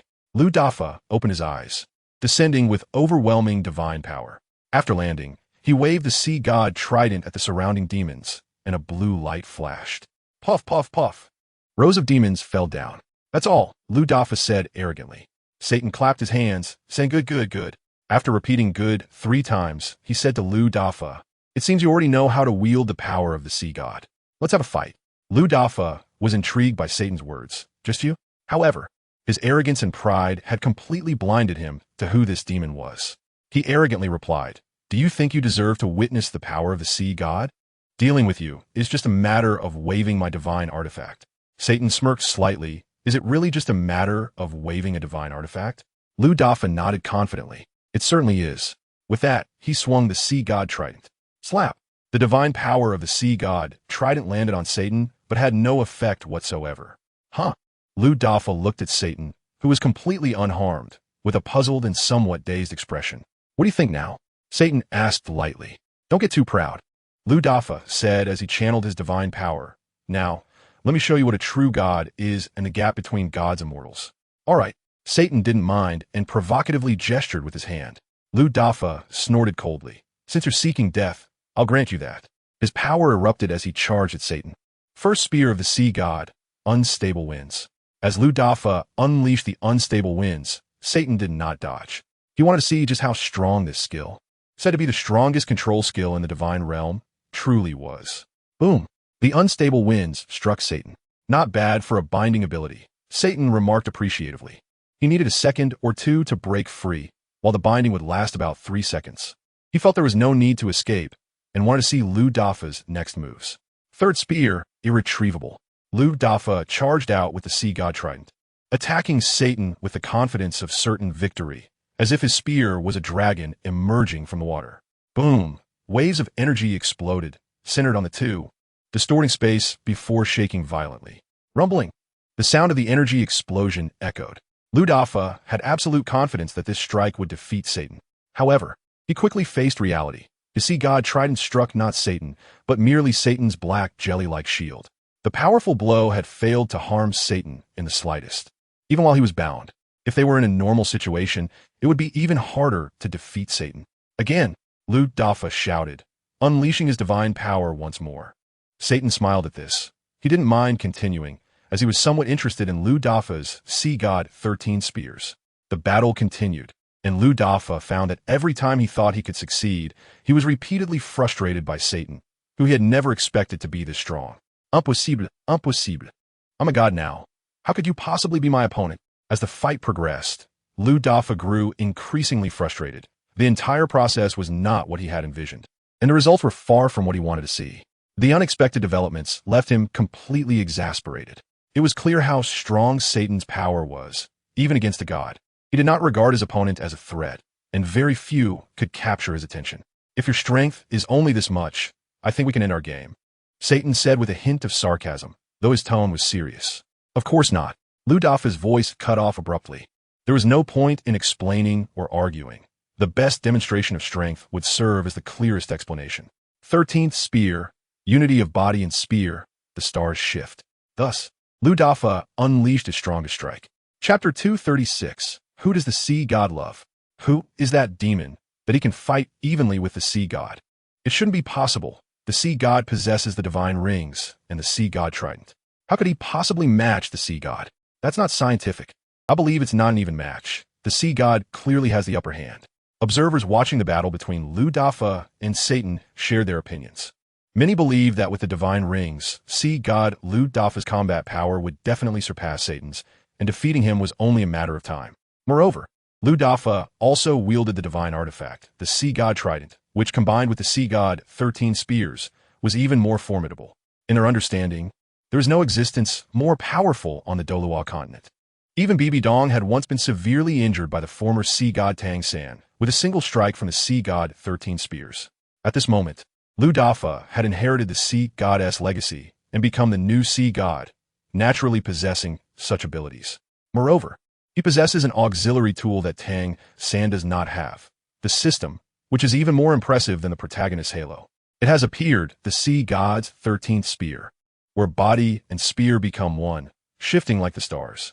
I didn't expect that Tang Hao, would have the chance to see the long-lost sea god's 13th spear from our Tang family, where body and spear unite. Wow, so powerful. The divine power erupts, and Lu Dafa stands majestically, unaware of how many envious eyes are upon him. Lu Dafa's posture is striking, holding the sea god's trident that rumbles like an ancient beast roaring, with obvious distortions and cracks in the surrounding space. They all understand how sharp Lu Dafa's strike is. Saying it can pierce the sky is not an exaggeration. Lu Dafa merges with the sea god's trident, dramatically increasing his attack power, and the expression of Satan shows slight changes in response to the might of this spear. Now that looks a bit divine. The black jelly surrounding Satan becomes active, like volcanic lava rolling, showing clear changes and enhancements. His battle with Lu Dafa resumes, the black jelly transforming into a pair of large hands. As Lu Dafa's sea god trident strikes down, Satan performs an empty-handed reception of the blade. Boom, boom, boom. The sea god trident emits a thick divine power, its pulsation knocking everyone down. So strong. Is this the fluctuation of divine power? When will I be able to be this excellent? Everyone thinks to themselves, wishing to become gods, to obtain this kind of power while also seeking the power of immortality. Many desire it, and many fall into it, but very few can truly obtain it. Becoming a god is not easy. However, those who possess the system only need to put in some effort to be qualified. Whether they will ultimately succeed can be summarized in one sentence. The master leads you to the door, but cultivation relies on the individual. For those who harbor envious thoughts, all they can say is, you can't just envy this. Bang! A heavy sound resonates among them. Time is fleeting. Their battle lasts but a brief moment. The changes of the sea god trident come in waves, layer upon layer, like the ocean crashing in. Satan's black jelly does not back down, his dark energy emerging, continuously devouring the unity of the 13th spear. Break! Lu Dafa's voice rises high. The divine rings around him explode with vast divine power. This divine power is added to the sea god trident, allowing it to unleash even greater strength. Buzz! The unity of body and spear solidifies significantly. The sea god trident cleaves through some of the black jelly. With more power, it might still be able to break through Satan's defenses. Thus, Lu Dafa exerts himself again. At the same time, seeing that Lu Dafa cannot harm Satan, Tang Feng has no choice but to step in. If he does not act now, Lu Dafa will be defeated by Satan, and he will lose his opportunity. Now, it might not be a bad chance after all. If he joins forces with Lu Dafa, they might have a chance to defeat Satan. Tang Feng knows in his heart that this possibility is slim, but there are no other options left. Predicting. As Tang Feng makes his move, Master Hong lets out a sigh of relief from midair. He was genuinely worried that Tang Feng wouldn't act, which would have made his efforts in vain. A vision of the next several seconds unfolds. In his prediction, Tang Feng sees Lu Dafa being completely defeated, and Satan's power is undeniable. Tang Feng rushes over at top speed, and his arrival cannot escape Satan's notice. Little Feng, are you going to join in too? Satan's question is calm, devoid of any emotion. Don't misunderstand, I just don't want to miss the chance to kill you. Tang Feng replies nonchalantly. Do you think you can do it? Satan asks without turning his head. Satan is dealing with Lu Dafa while casually chatting, which is truly impressive. If it were anyone else, they wouldn't be able to manage it. One could say Satan is the most powerful boss in the Douluo continent. Lu Dafa naturally sees Tang Feng's figure and feels uneasy. He has mixed feelings of love and hate for Tang Feng. If it weren't for Tang Feng, he wouldn't have had the chance to inherit the sea god's legacy. If it weren't for Tang Feng, he wouldn't have experienced the feeling of life and death. Of course I can. Tang Feng replies confidently with a smile, then launches a fierce attack on Master Hong. Outputting wildly. Boom, boom, boom. Tang Feng's attacks are blocked by the black jelly. One annoying shield. As long as Satan's shield remains unbroken, it's hard to inflict damage on him. Satan's power lies in these black jellies, which not only have strong defensive capabilities, but can also summon demons to assist in battle. Boom! The fluctuations of battle still exist. Energy continues to rise. Tang Feng knows that continuing like this is meaningless. He reactivates all his states, then uses his martial soul true form. It's time to fight with all his might. One soul technique after another strikes solidly against Satan's shield. Boom! Finally, the shield shatters halfway. Tang Feng decides to unleash his strongest move. This is also an opportunity. The Twilight of the Sea God. Buzz. When Tang Feng uses the Twilight of the Sea God, everyone is stunned. Lu Dafa is no exception. He never expected Tang Feng would also use the Twilight of the Sea God. He must be a fake Sea God. My God, how is this possible? This must be fake. Why would he know the Twilight of the Sea God? There's nothing to be surprised about. He just used this move a moment ago. Alright, if that's the case, then there's nothing more to say. Just as they're thinking this was all quite natural, someone weakly says, don't you think the newly appointed Sea God looks a bit green? Everyone turned to look at Lu Dafa's face, and they all nodded in unison. It's not just a little green. Does the Sea God not love Lu Dafa? Or is Lu Dafa just a substitute? Whatever it is, let him figure it out himself. Chapter 237. Let us grow together. As the person involved, Lu Dafa feels uneasy as well. He wants to loudly question Tang Feng. Why do you know the Twilight of the Sea God? However, thinking about Tang Feng's performance in the Sea God Inheritance Illusion, everyone comes to terms with it, feeling that it is normal for Tang Feng to know this move. Not only do they think so, but even Lu Dafa agrees. Of course, only the 200 people who entered the Sea God Inheritance Illusion know about this. Others are unaware of what happened. Time is fleeting, as everyone discusses animatedly. Tang Feng's Twilight of the Sea God, a powerful move that explodes the divine rings, has already rushed toward Satan. Boom! Seeing the colossal energy approaching, Satan still uses his black jelly for defense. His black jelly seems invincible, suitable for any skill. As long as an attack comes, he can block it.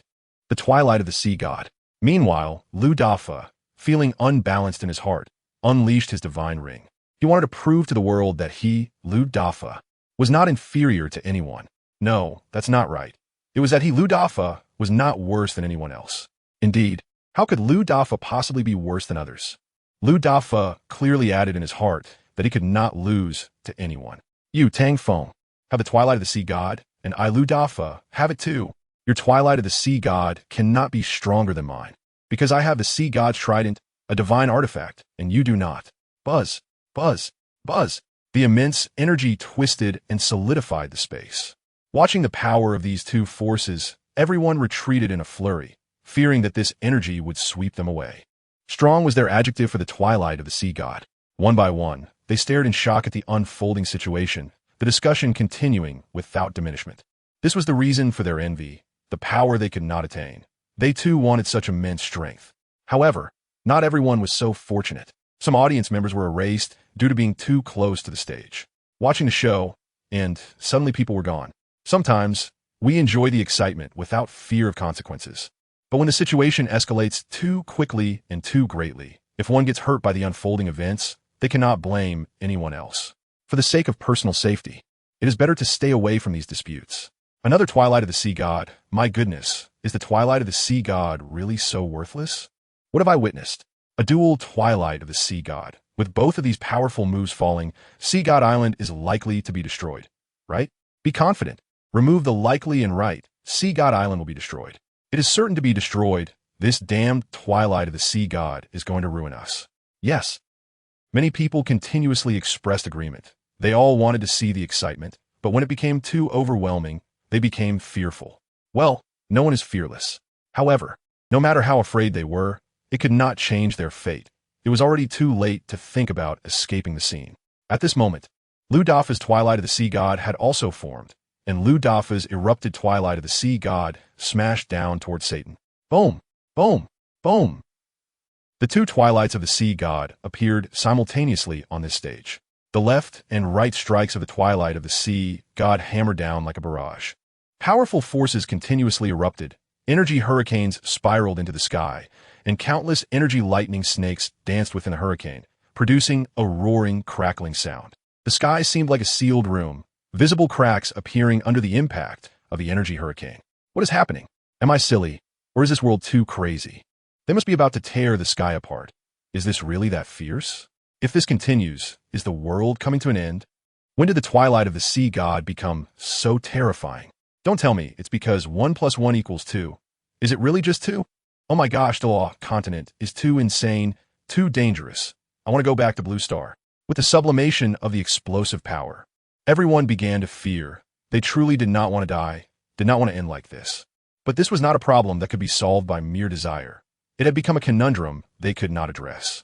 Even Tang Feng and Lu Dafa lacked confidence in solving the problem, as the current situation had them feeling overwhelmed. In the sky above, Lord Hong and the monk watched this scene without much emotion. Lord Hong silently took out a chess piece, while the monk beside him smiled slightly. I said, "Old monk, can't you lend a hand?" Lord Hong said helplessly. The monk smiled and said, "You alone are enough. The old monk will not interfere." Lord Hong said, "As a monk, is this really appropriate?" The monk replied, "There's nothing inappropriate." The Buddha said, "Just go with the flow and be at ease." Lord Hong's mouth twitched. Did the Buddha really say that? Lord Hong stared at the monk, trying to glean something, but the other party gave him no opportunity. The monk calmly continued, "The Buddha has said many things. What the world truly remembers are just a few common phrases, the truly profound Buddhist teachings." Lord Hong interrupted, "I'm not interested. Old monk, don't talk to me about what the Buddha said. Listening to you makes me want to adopt a Buddhist mindset." The monk laughed, saying that good. Everything depends on fate, freely and naturally. Namo Amitabha. Being Buddhist is good. Let us get vaccinated together. Lord Hong burst out laughing. The monk's sudden change in demeanor was indeed a bit eye-catching. I said, "Old monk, you have such a cute side?" After finishing his song calmly, the monk replied, "Vaccination is everyone's responsibility. The old monk is just reminding everyone." Lord Hong waved his hand. "All right, I got it. But you're singing ISNT that great, let me tell you." The monk interrupted with Namo Amitabha, saying, "Lord Hong, if you don't take action soon, Douluo continent will collapse." Lord Hong finally reacted. There was something more important to do. He needed to seal these cracks, which was also one of his responsibilities. He flicked the chess piece in his hand, and a silent glimmer flew toward the fractured space, mending it. At the same time, the twilight of the sea god unleashed its final power, shattering Satan's black jelly defense. Did it succeed? Tang Feng looked at this scene with suspicion. He had also used the twilight of the sea god before, but its power had never been this great, nor had the effect been this good. It was no wonder he was doubtful. Could it be because of the divine artifact, the sea god's trident? It really could be related to the sea god's trident. The sea god's trident amplified the twilight of the sea god, unleashing its true power. Regardless, it was a good thing. It would be even better if they could directly defeat Satan. Of course, Tang Feng also knew that this possibility was slim. Chapter 238. The Death of the Sea God. If Douluo continent were a game, the combat power of the three of them was a bug in this game, an existence that disrupted the game's balance. However, due to the system, this balance was protected and had not been destroyed. The person responsible for maintaining the balance of the game was the guide, known as the auxiliary administrator. Without them, this game would have collapsed long ago. Initially, players thought that Douluo continent would soon be broken by players. The players' combat power was increasing, and many had already reached the titled Douluo rank, surpassing the number of titled Douluos that existed in Douluo continent itself, which was quite significant. In addition, many stood at the pinnacle among the titled Douluos, like the three currently fighting, Tang Feng, Lu Dafa, and Satan. Their combat power was extraordinary, having surpassed that of titled Douluos, and they could be said to be godlike existences, having a tremendous impact on Douluo continent.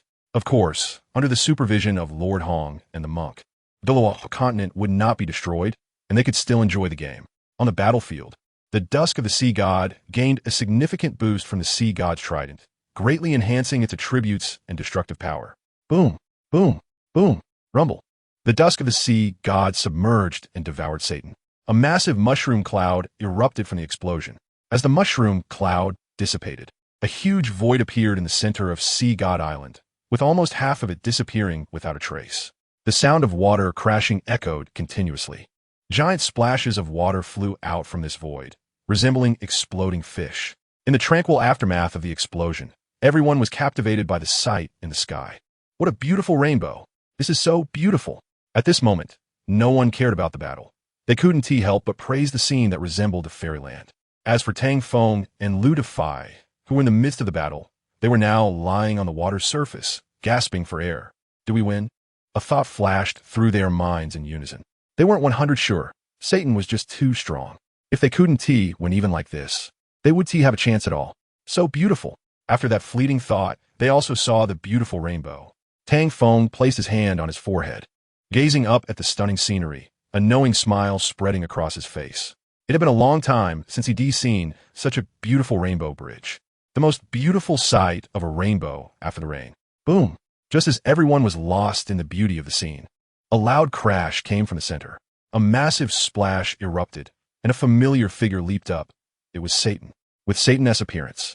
Everyone who was admiring the scenery was startled, completely not expecting Satan to survive like this. Tulp! Satan's feet landed on the water's surface. Buzz, buzz, buzz. Then, black jelly began to spread, filling the entire void. The black jelly occupied half of Sea God Island. Tang Feng and Lu Dafai, standing on top of the black jelly, frowned. Satan. Tang Feng gritted his teeth. At this moment, Lu Dafai finally realized who his enemy was. He never thought that his enemy would be Satan, the demon king from hell. Xiaofeng, I'm not dead. Are you disappointed? Satan smiled at Tang Feng as he appeared next to him. Yes, Tang Feng was indeed very disappointed. If Satan were to die like this, the ending would have been perfect. Bang! Satan's fist landed on Tang Feng's stomach. Tang Feng spat out a mouthful of black blood, and Satan said, "To be honest, your last move hurt quite a bit." Bang! As soon as Satan finished speaking, he kicked Tang Feng in the face, sending him flying. In an instant, Satan's figure flashed and appeared right in front of Lu Dafai. Already on guard, Lu Dafai still couldn't react in time. He was too slow. Seeing Lu Dafai raise the Sea God's trident, Satan casually said something. Then, Satan punched him in the face, knocking him back, and with one kick, sent him flying into the sky. The changes on both sides happened almost simultaneously. The spectators outside the black jelly were dumbfounded. They never expected the plot to turn out like this. They thought that the two Dusk of the Sea Gods were enough to take down Satan. Moreover, half of Sea God Island had just disappeared. That power was no joke. Who knew the outcome would be like this? After knocking Lu Dafai away, Satan's figure reappeared behind the now steady Tang Feng. "You are too weak." As Satan spoke, he reached out his hand, and the black jelly wrapped around Tang Feng like a binding rope. Then the ground's black jelly enveloped him like an egg. After capturing Tang Feng, Satan looked up at the falling Lu Dafai. "See God?" Hee. Satan pointed at Lu Dafai. A black energy ball formed at the tip of his finger. Buzz! A black beam shot towards Lu Dafai. Lu Dafai reacted, sensing the crisis approaching, and immediately raised the Sea God's trident to block. Crack! With a crisp sound, the Sea God's trident broke. Broke it. Ludify was stunned for a moment, unable to believe that the sea god's trident would break. As he watched the black beam shoot toward his head, he forgot to dodge. The expression on Ludify's face at the moment of his impending death looked a bit comical. If he had reacted earlier, he wouldn't have died. Is it not real? Is he really Satan? This is so terrifying. Meow. I'm scared to death. Douluo continent is too dangerous. I want to go back to Blue Star. God, please save us. Everyone panicked and started to run. If they didn't leave here soon, would they become Satan's punching bag? No one was a match for Satan. They thought so. After all, even the sea god had lost. What could they compare with? Plop. Many chose to jump into the sea to escape Sea God Island. Although the sea surface was turbulent and extremely dangerous, it was nothing compared to Sea God Island. Satan didn't personally pursue them. After snapping his fingers, black eggs began to appear one after another on the ground. These eggs were similar to the one Tang Feng was trapped in, summoning demons to come. The situation was set. Master Hong sighed and spoke. Not necessarily. The monk smiled and said. Master Hong forced a smile. Is there still a chance? The monk replied. The answer will become clear soon. He is not dead, is he? Master Hong looked at Tang Feng's black egg. While what he said was correct, could one person really turn the tide? The monk chanted Namu Amit Ba. And whether he could do it depends on whether you believe it. I believe, so he can. Master Hong, what kind of logic is this? However, he also believed that Tang Feng could do it. Chapter 239, Not Giving Up. Just as he breathed a sigh of relief, Tang Feng, who was trapped, felt truly helpless. The dusk of the sea god, under the enhancement of the sea god's trident, had already undergone a qualitative change, yet still couldn't defeat Satan. So what other moves did he have that could defeat Satan? Tang Feng fell into deep thought in the darkness. He had used all the moves available to him, but he had no moves that could defeat Satan. The only thing that could cause damage was devour. Tang Feng's eyes lit up, and suddenly he felt a sense of urgency. This possibility was indeed there. To win by devouring, he would need to make contact with Satan multiple times. Not to mention multiple times, Satan was already on guard now, making contact difficult. However, this black jelly seemed to be a part of him, so if he could devour it, it would save a lot of trouble. With this thought, Tang Feng took action, activating Devour on the black jelly that bound him. As the devouring began, the black ropes that trapped him were completely eaten away. Crack, crunch, crunch. Next, he devoured the black shell, breaking free like a butterfly emerging from its cocoon. At this moment, other eggshells were also breaking out of their cocoons, one demon after another emerging in succession. Bang! Tang Feng completely shattered the black shell, and with the mindset of not wasting food, devoured these eggshells as well. Satan noticed Tang Feng's appearance and was somewhat surprised that he actually came out. Little Fengzi, you do have some skill. No wonder I took an interest in you. Satan muttered as he looked at Tang Feng, who also turned his gaze towards him. Tang Feng locked his eyes on Satan and swiftly sprinted towards him, closing the distance between them. Just as they were about to come close, several figures appeared, trying to block his path. Ice and fire duality. Tang Feng did not slow down. He launched attacks at these figures, unleashing two fiery sword energies. Following the arrival of the sword energies, he swung his Ganjiang Moi sword, quickly dispatching them, and then continued to charge towards Satan. Bang! Bang! Bang! More demonic figures appeared. Tang Feng looked at the demons, blocking his way, and his figure leaped again, wielding dual swords engulfed in black flames, darting past them. With a loud roar, the blocking demons caught fire. Aside from Satan, these demons were completely disregarded by Tang Feng, nothing more than ants in his eyes. Soon, Tang Feng overcame numerous obstacles and approached Satan, with the flames from his dual swords slashing directly at him. Ice and fire duality. Tang Feng unleashed fiery sword energies again, launching a fierce assault on Satan. Then, his figure followed suit, using all his soul power to activate Devour. For Satan, Devour was the only skill that could restrain and harm him. The moment Devour appeared, Satan frowned. He wanted to see what this skill was about. Soon, he got his wish, feeling the damage brought by Devour as he faced this force head-on. So that's how it is. Satan quickly understood. This skill was quite literal, simple, and direct enough. However, try to use this skill to hurt him again was out of the question. Snap! Satan snapped his fingers, and the surrounding black jelly transformed into several sharp tails, piercing through Tang Feng's body and lifting him high before smashing him down to the ground. Boom! After spitting out several mouthfuls of black blood, Tang Feng fainted. His consciousness dissipated, then gradually reassembled, returning to darkness before a ray of light entered his vision. Rebirth. Tang Feng emerged from the broken shell, as if shedding a snake's skin, gaining new life once more. Satan's black tail struck again. Tang Feng was already prepared. He swayed left and right, skillfully dodging Satan's attack. Boom! Boom! Boom! One must admit, Satan's attacks were sharp and tricky. Several times Tang Feng narrowly avoided disaster, almost getting impaled. Tang Feng's breath gradually strengthened, and his figure became much more agile. Under the enhancement of his soul skills, his speed was even increasing, almost surpassing Satan's attack speed. Whoosh! Tang Feng disappeared before Satan, reappearing close to him. Blind spot? By the time Satan understood Tang Feng's tactic, he was already close, and Tang Feng unleashed Devour once again. With the appearance of Devour, Satan sensed a hint of crisis once more. What an annoying ability, Satan said flatly. Tang Feng did not stop devouring despite his words. This was one of the few opportunities he had. If he missed it, who knew how long he would have to wait for another? Such a hard-earned chance must not be wasted. Tang Feng exerted all his strength to devour, claiming Satan's power as his own. It was a matter of urgency. Satan wasn't foolish either. He wouldn't let Tang Feng continue without a fight. Sensing the approximate location, he threw a heavy punch. Boom! A punch infused with dark energy slammed into Tang Feng. In that moment, Tang Feng finally saw the nature of the black jelly. It was a dark power from hell. Tang Feng was sent flying by the heavy punch, but managed to steady himself. Before he could contemplate his next move, Satan's figure appeared again.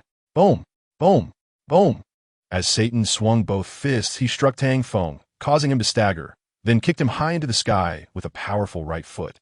Next, the black jelly beneath Satan transformed into several large tails, attacking Tang Feng in midair. Whoosh! The sound of air being sliced came, and Tang Feng's ears twitched. Flames ignited on the Ganjiang Moi sword as he slashed at the large tails. Bang! Tang Feng knew such a strike wouldn't cut through the large tails but could help him evade. However, Satan's large tails would not let him off so easily. They instantly accelerated to pursue him, becoming quite a nuisance. Eight-headed serpent spear. Tang Feng's soul power erupted, condensing into a massive serpent spear, which he hurled down at Satan on the ground. Whoosh! The eight-headed serpent spear tore through space, appearing before Satan in a flash. Bang! Satan shattered it with a punch. The eight-headed serpent spear broke into fragments, and Tang Feng's figure vanished once again. Here we go again. Satan cautiously swung his fist. In his blind spot, Tang Feng utilized his prediction ability to approach Satan's side. Devour. The phantom of the human-faced sword emperor appeared, overlapping with Tang Feng. The Ganjiang Moi sword cut into Satan, rapidly feasting on his power. Boom! Satan's power erupted like an explosive force, pushing Tang Feng away. Then, his figure quickly shifted, launching a barrage of attacks at Tang Feng. Bang! Bang! Bang! The impact from the dark power was immense, leaving Tang Feng in a near-death state. Satan's rapid-fire strikes left no room for Tang Feng to react. This was the gap. Tang Feng thought despondently. After a moment, his eyes regained their vigor. No matter how great the difference, he could not give up. He had vowed not to give up. Chapter 240. Spider God, Serpent Devour. Tang Feng persevered, using all his skills to repeatedly unleash Devour against Satan. All his thoughts focused on this, provoking Satan's temper, causing dark energy to erupt again. The unleashed dark energy surged towards Tang Feng. No way out. Through his foresight, Tang Feng saw that Satan's move had no counter and possessed immense lethality. Unable to devour Satan, he sought to enhance. Tang Feng noticed that beneath this force, countless demons surged forth, and these demons became the key to his breakthrough. Tang Feng made the choice to switch forms, reverting to his soul beast true form, allowing him to unleash all his power while also becoming bloodthirsty, feeling a long-lost hunger. With the emergence of his soul beast true form, he gained a bit of confidence against this dark power. Next, he needed to kill all these demons to change this outcome. This was the only way to break the stalemate. Boom! The dark energy engulfed Tang Feng. He was dragged into a dark world, where there was nothing but endless darkness and unending demons. Demon Domain. The one engulfing Tang Feng is none other than the realm of demons ruled by Satan. In the demon realm, all demons receive a 100 boost and possess the ability to resurrect infinitely, gaining a 1 increase in power with each resurrection. The more times they resurrect, the stronger they become in battle, and most importantly, there are no limits. Furthermore, the combat power of races other than demons is reduced by 20. It can be said that in the demon realm, Tang Feng stands no chance at all. After Satan sent Tang Feng into the demon realm, he did not rush in himself, but instead turned his attention to other players on Sea God Island, who could serve as fodder for the reborn demons. No need to waste them. Watching this scene unfold, Master Hong couldn't remain calm and wanted to intervene. The monk pulled Master Hong's hand and said, "Xiao Hong, what are you going to do?" Master Hong looked at the monk. "Old monk, isn't it obvious? If I don't intervene, he will lose." The monk shook his head. "You can't intervene. You must not intervene. Besides, how could you lose? The one you chose is Satan, not Tang Feng." Master Hong replied this. The monk said, "Enough. I'm not nervous. Why are you nervous?" The monk's words left Master Hong speechless. Indeed, what was he so anxious about? Master Hong put away his chess pieces, and the monk released his grip. "Xiao Hong, they have their own trials and fortunes. All we can do is trust him." Master Hong nodded and said he understood, but he still couldn't let go. The people chosen by them are very few. Meanwhile, Satan summoned new demons and began slaughtering others, ensuring they would not escape from Sea God Island. A new era would be ushered in by demons, and no one could stop Satan's march. Almost there, Satan's figure descended, entering his demon realm, where Tang Feng was trapped. Satan looked at Tang Feng in battle and unexpectedly remarked, "I didn't expect you to hold on for so long and still continue." However, Satan paused with a smile and continued, "But holding on for too long may not necessarily be a good thing." Satan's appearance did not attract Tang Feng's attention. He was focused on killing demons, and he had some understanding of their strength. Almost there, after quickly slaying several demons, Tang Feng finally noticed Satan's arrival, and his heart skipped a beat, thinking, did he figure it out? Tang Feng fought with confusion, and after a while, without any response from Satan, he finally relaxed. "It seems I was overthinking it." Poof, poof, poof. Tang Feng's figure continuously moved through the demon crowd, turning each demon into his experience for leveling up. Only by leveling up and gaining a new skill would he have a chance to defeat Satan. That was his goal. Soon, Tang Feng's wish came true as he leveled up and obtained a new skill. Just as I imagined, every level up grants new power. This ability of Tang Feng is no different from a bug. He doesn't know the reason behind it.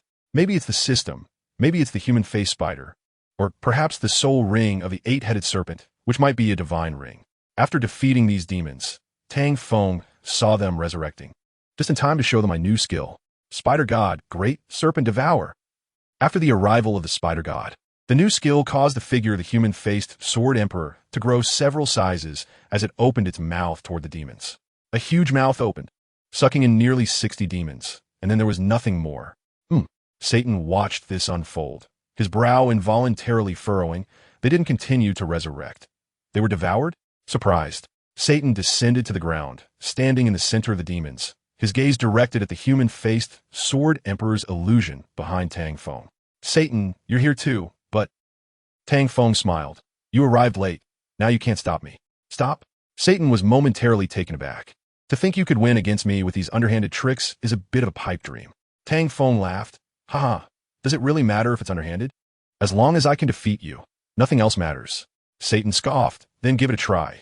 In my demon realm, even a dragon must coil. Try it then. Who's afraid of whom?" Tang Feng's figure charged at Satan, 8 spider legs resembling long spears quickly exchanging positions until he was right in front of Satan. Merging with the sword of Ganjiang Mo Xia, he slashed at Satan with 2 fiery sword energies. Bam!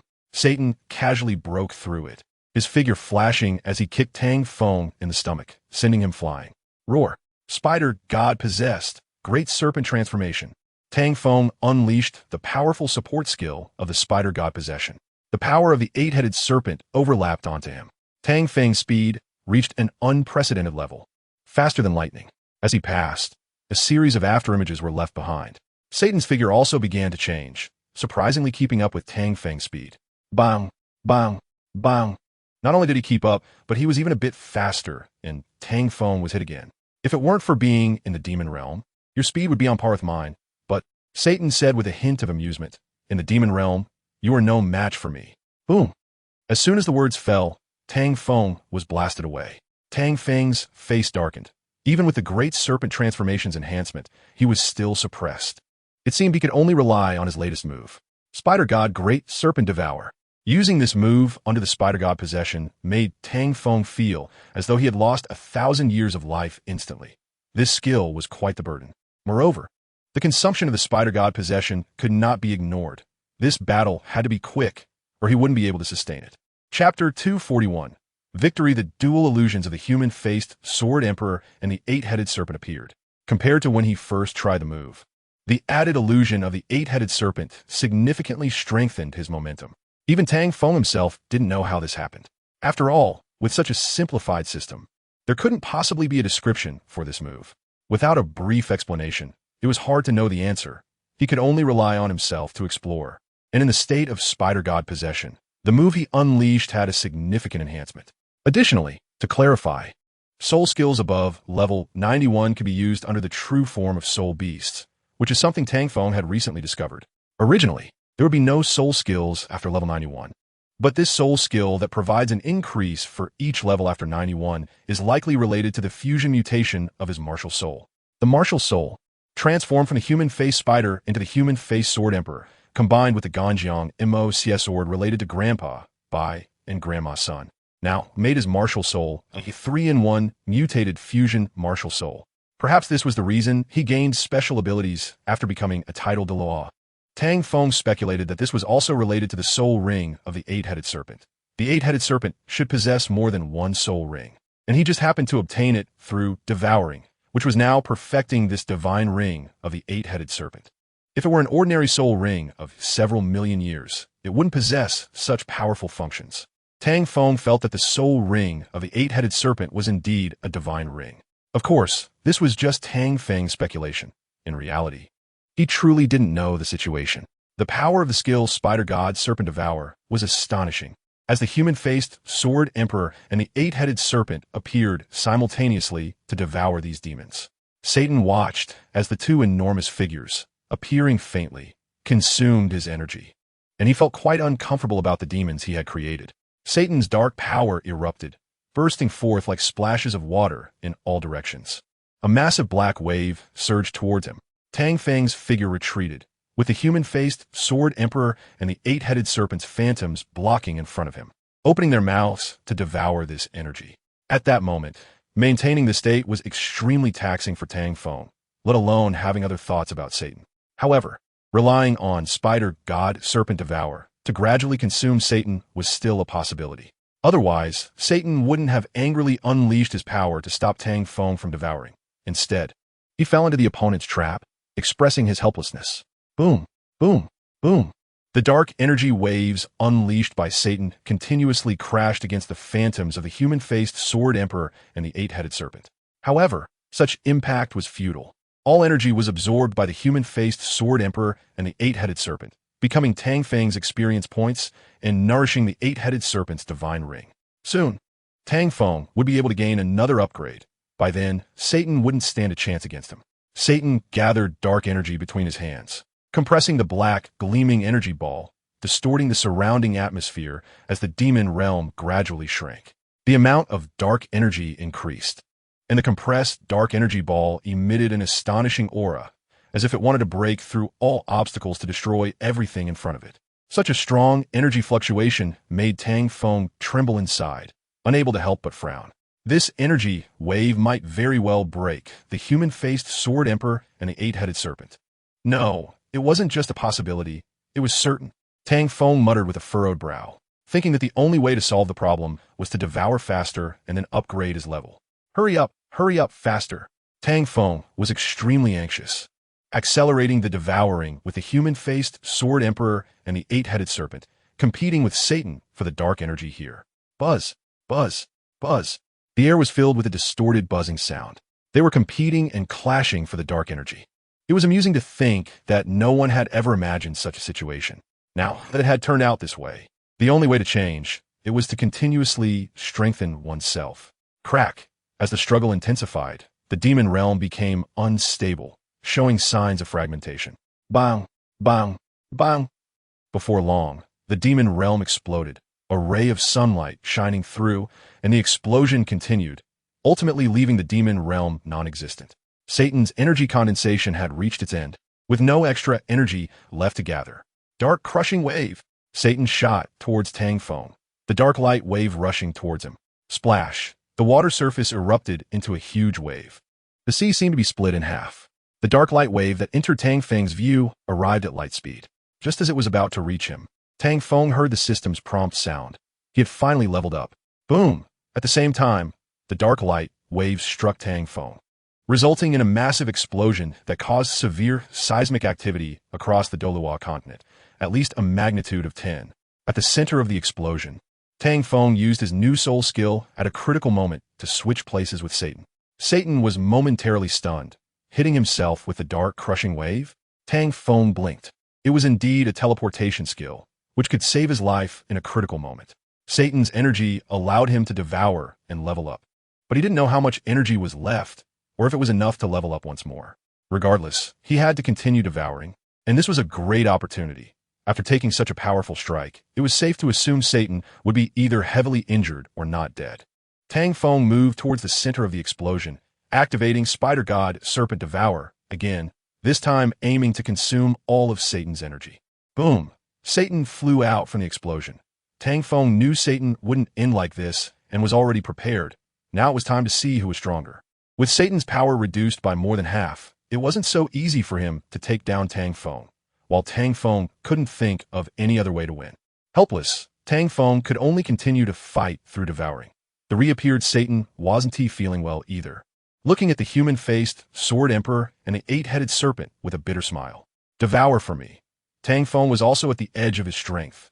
If this continued, he wouldn't be able to hold on either, so he had to fight desperately. The human-faced Sword Emperor and the eight-headed serpent directly attacked Satan, and at the moment they did, Tang Feng suddenly remembered that he had a task to complete. He couldn't kill Tang San. Boom, boom, boom. It was too late to pull back now. The two forces collided. Satan unleashed all his power in a strike. The human-faced Sword Emperor and the eight-headed serpent attempted to devour him. The results would soon emerge. Their victory or defeat would determine the future of the Douluo continent. Finally, the outcome was clear. In the sky, Lord Hong and the monk had waited a long time for this moment. Who would be the winner? Lord Hong asked with doubt. The answer was already quite obvious. The monk smiled and said, "I won." Lord Hong chuckled lightly, not refuting, but rather seeming to breathe a sigh of relief. If Satan had won, the new era of the Douluo continent would be one of darkness. Chapter 242, Destroying Sea God Island. The human-faced Sword Emperor on the water surface achieved the final victory, yet no one felt happy. Defeating the demon was done by Soul Beast, and no one felt pleased about it. A million-year spider-type Soul Beast? Is there really such a million-year Soul Beast? Isn't this a martial soul, true body? How could it be a Soul Beast? This shouldn't be the case. It somewhat resembled BB Dong's martial soul, true body. The crowd was buzzing with discussions, but no one dared to step onto the water surface, fearing to anger the other side. Look quickly, it's carrying a person on its shoulder. Someone with sharp eyes pointed out. That person seemed to have fallen from the explosion. Could it be? Some began to speculate. Do you think that child could be the son of the demon? Someone hypothesized. If he is the son of the demon, can we? Stop thinking. If you think you could defeat that soul beast, then feel free to go find trouble. Whoa, someone actually want to find trouble? Trying to dissuade others from overthinking, the speaker was immediately slapped in the face, as he had no one else to blame. I recognize them. They are players of title Dalu. They are preparing to take advantage. Shoo, keep your voice down. If they hear you, you'll be in trouble. I don't think you need to keep quiet. They've already heard you. Suddenly, the faces of several people turned pale, as the gazes of the six title Dalu all turned towards them simultaneously. They would rather slap themselves in the face for speaking out of turn. Now look, they've been surrounded by the six title Daluos. But fortunately, these six title Daluos don't have the time to deal with them right now, so they can escape this disaster. At this moment, the six title Daluos landed on the water, standing on the surface like dragonflies touching the water, surrounding the Sword Emperor. Your soul power is almost exhausted, right? There's no good outcome for opposing us. If you know what's good for you, hand over the child on your shoulder, and we can spare your life. That's right, the child is innocent. What kind of hero hold a child hostage? Release the hostage obediently, and we might consider. All right, stop wasting time with him. It doesn't matter if he doesn't release the hostage. With our abilities, can we really be afraid of him? We're not afraid, but the hostage is innocent. We can't let the child be sacrificed, can we? Do everything possible to rescue the child. Good, one of them suggested, and the other five loudly agreed. Anyone who didn't know would really think they were righteous allies. Looking at their demeanor, Tang Feng didn't know whether to laugh or cry. Where were you when I was fighting Satan? Now that I've won, you're jumping out? What's that supposed to mean? Tang Feng was truly at a loss whether to laugh or cry, directly asking, "What do you want?" The six of them were taken aback, seemingly having never thought a soul beast would speak to them. But after a moment of surprise, they felt relieved because it was normal for a million-year-old soul beast to speak. "Let go of that child." The one who suggested it stepped forward and commanded Tang Feng. "What if I say no?" Tang Feng didn't like this person. His scholar-like appearance and domineering speech were quite annoying. The scholar said, "If you refuse, don't blame us for being rude." Tang Feng laughed heartily. "When have you ever considered being polite? You come out with a bunch of nonsense about righteousness, then act high and mighty." But Tang Feng glanced at them and coldly said, "Where were you watching when I was fighting Satan? Don't rush to explain. Don't think I don't know. You just want to get Tang San, right? Let me guess what you really want. Oh, that's right. The mission to kill Tang San and achieve godhood. Isn't that still ongoing?"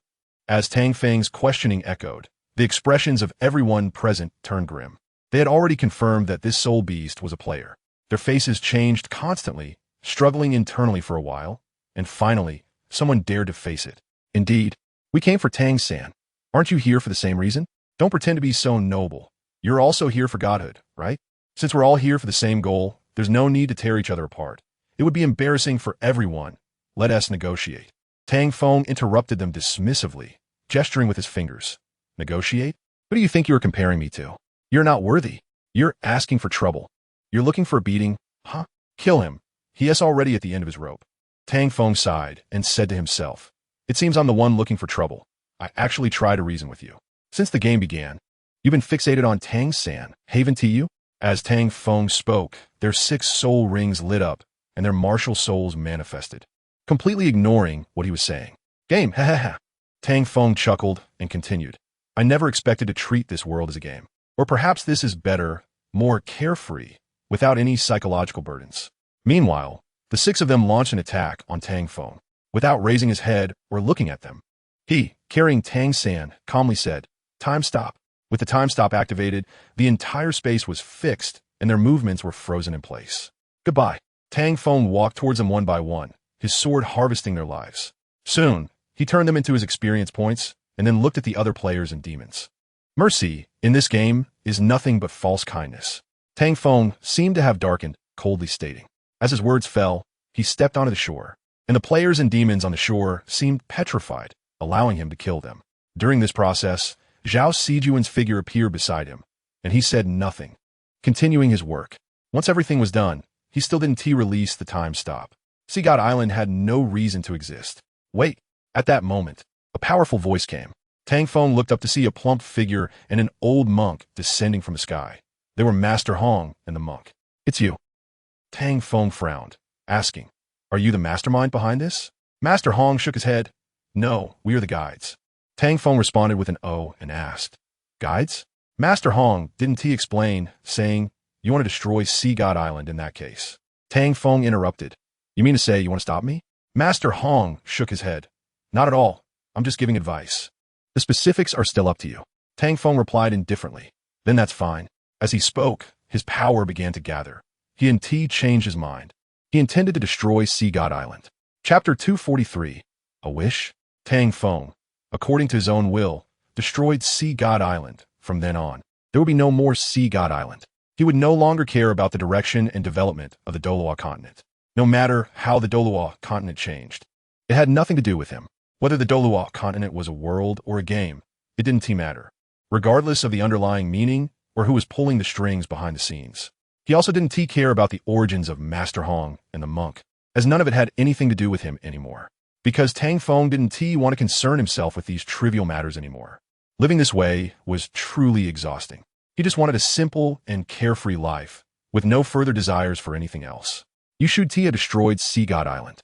Witnessing this, Master Hong spoke regretfully after Tang Feng ended Sea God Island. "Oh," Tang Feng replied indifferently, not wanting to explain, saying, "If there is nothing else, let us part ways here." Tang Feng didn't want to have too much interaction with Master Hong and the monk. Just as Master Hong was about to call Tang Feng, the monk spoke first. "Young friend, do you remember me?" The monk's way of speaking stunned Master Hong. Was this still the old monk he knew? Tang Feng looked at the monk, asking, "Does it matter whether I know you or not?" The monk nodded. "It matters." Tang Feng replied coolly, "Then I suppose I don't know you." The monk chuckled. "Young friend, are you brushing off the old monk?" Tang Feng nodded bluntly. I guess so. The monk said, it is, or it isn't. What does guessing mean? Lord Hong spoke. Old monk, he's just being polite. Are you really going to draw caricatures on the wall? The high monk ignored Lord Hong and looked at Tang Feng, as if waiting for his answer. Tang Feng helplessly said, Old monk, we don't share the same path, and there's no point in talking further. The high monk replied, whether we share the path or not. The old monk doesn't understand. As for the conversation, we can just speak openly. We've been chatting for so long. How can we not find common ground? Tang Feng looked at the high monk, puzzled as to why he was pretending to be foolish. Is this really interesting? The high monk nodded and shook his head. Tang Feng couldn't understand what he meant. The high monk said, for the future of Blue Star. Tang Feng paused, and Zhao Sijuan stepped in front of him, saying, Old monk, don't use moral coercion on my little Fengzi. What you want to do has nothing to do with us. She pointed at the high monk and Lord Hong, not caring about their intentions. Bothering her little Fengzi was unacceptable. Tang Feng gestured for Zhao Sijuan to calm down and let him speak with them. Lord Hong said, how can it be unrelated? This is a matter concerning the future of Blue Star. If, the high monk shook his head at Lord Hong, indicating that he wanted to talk to Tang Feng alone. Lord Hong fell silent, allowing the high monk to continue the conversation. Tang Feng glanced at Lord Hong. He didn't want to know about this, nor did he want to get involved. He was already tired of these experiences and didn't want to deal with these disputes anymore. Young friend, do you remember the scene when we first met? The high monk asked. Tang Feng recalled and nodded. I remember. The high monk responded. If it weren't for you, the future would become what you saw. You say Blue Star, and I represent. Tang Feng interrupted. You're thinking too much. Also, can you really represent Blue Star? The high monk shook his head, meaning he couldn't. What he wanted to say was, without your participation, Douluo continent would turn into hell. Tang Feng interrupted again, saying, I don't care what Douluo continent becomes, and I don't want to know. You should find someone else. Lord Hong muttered. If we could, we wouldn't waste our breath with you. The high monk shot a glare at Lord Hong, and then apologetically said to Tang Feng, sorry. He's not being intentional. Please don't take it to heart. Tang Feng remained silent, and the high monk continued, we're different from you. Our power cannot be used in Douluo continent. You can see us as the guardians of Douluo continent, responsible for maintaining order and management. Tang Feng gan li zip li. I'm not interested in your matters. The high monk smiled and said, even if you're not interested, it won't change your identity. Tang Feng was taken aback and asked in confusion, my identity? The high monk nodded, confirming, that's right.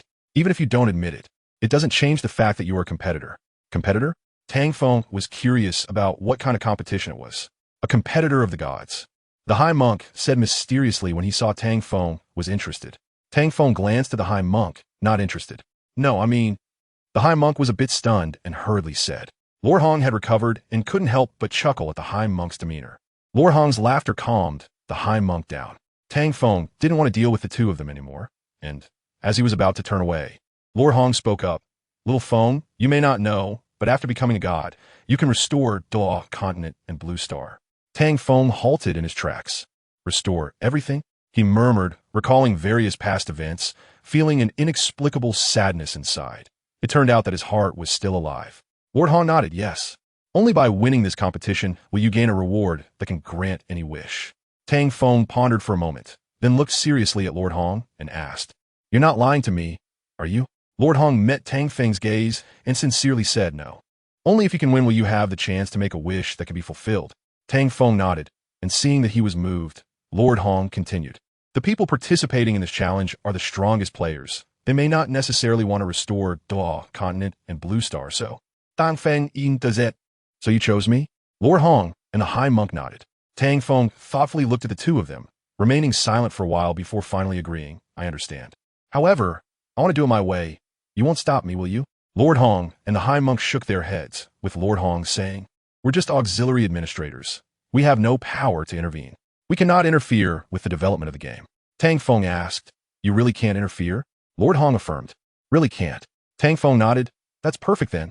I'm no match for the two of you. Lord Hong and the high monk broke into a cold sweat. This guy actually planned to take action against them?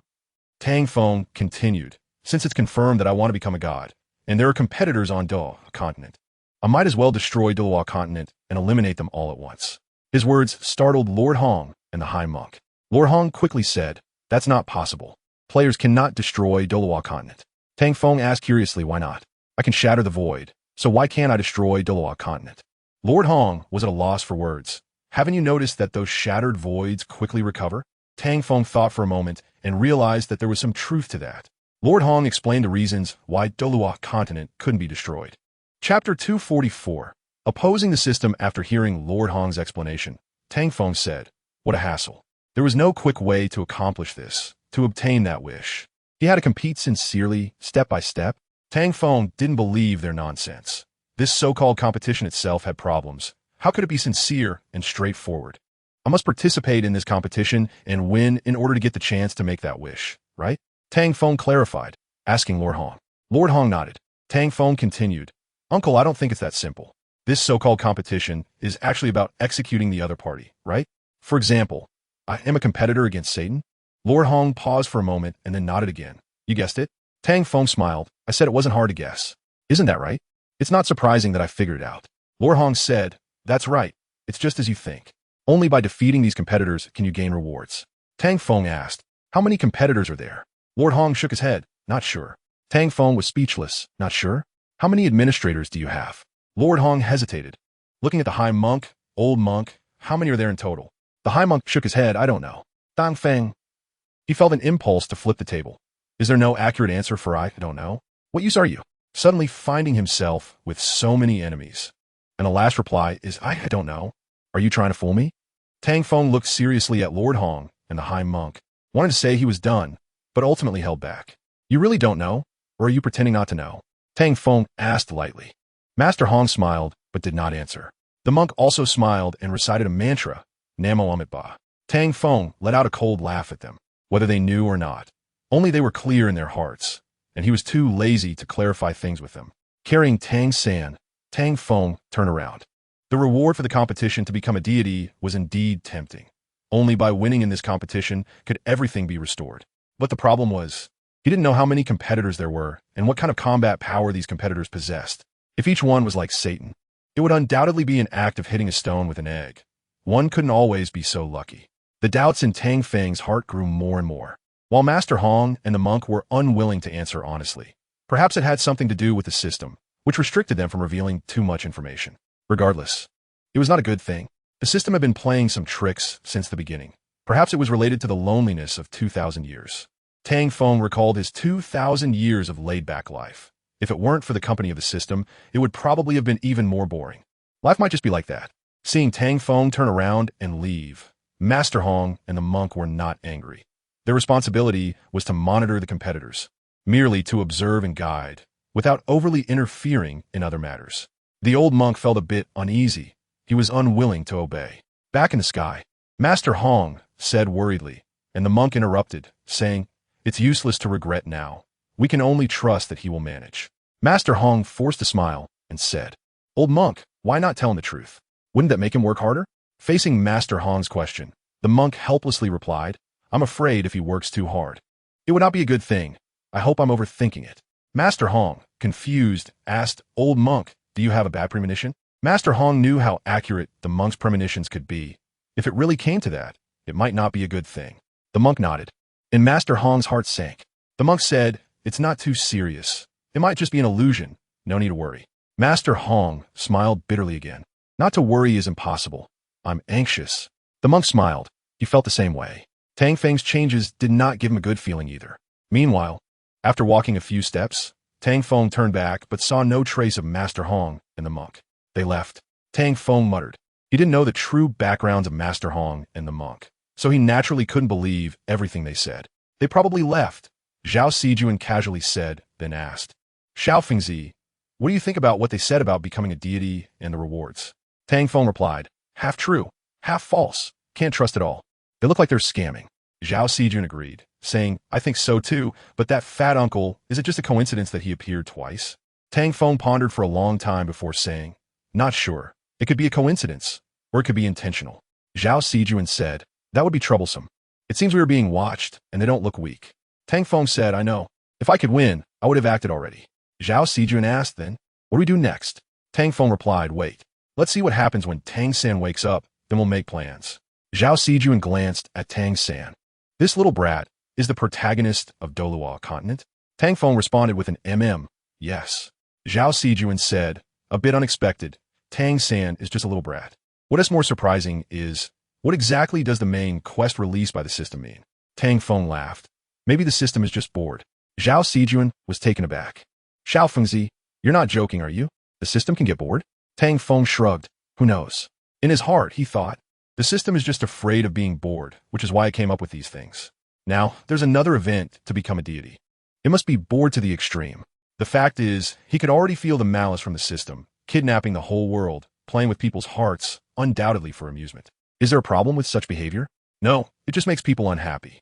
Tang Feng's footsteps paused, and Zhao Sijuan looked at him in confusion. Xiao Fengzi, what's wrong? Aren't we going back? Tang Feng chuckled. No, we're not going back. I think this world needs a baptism.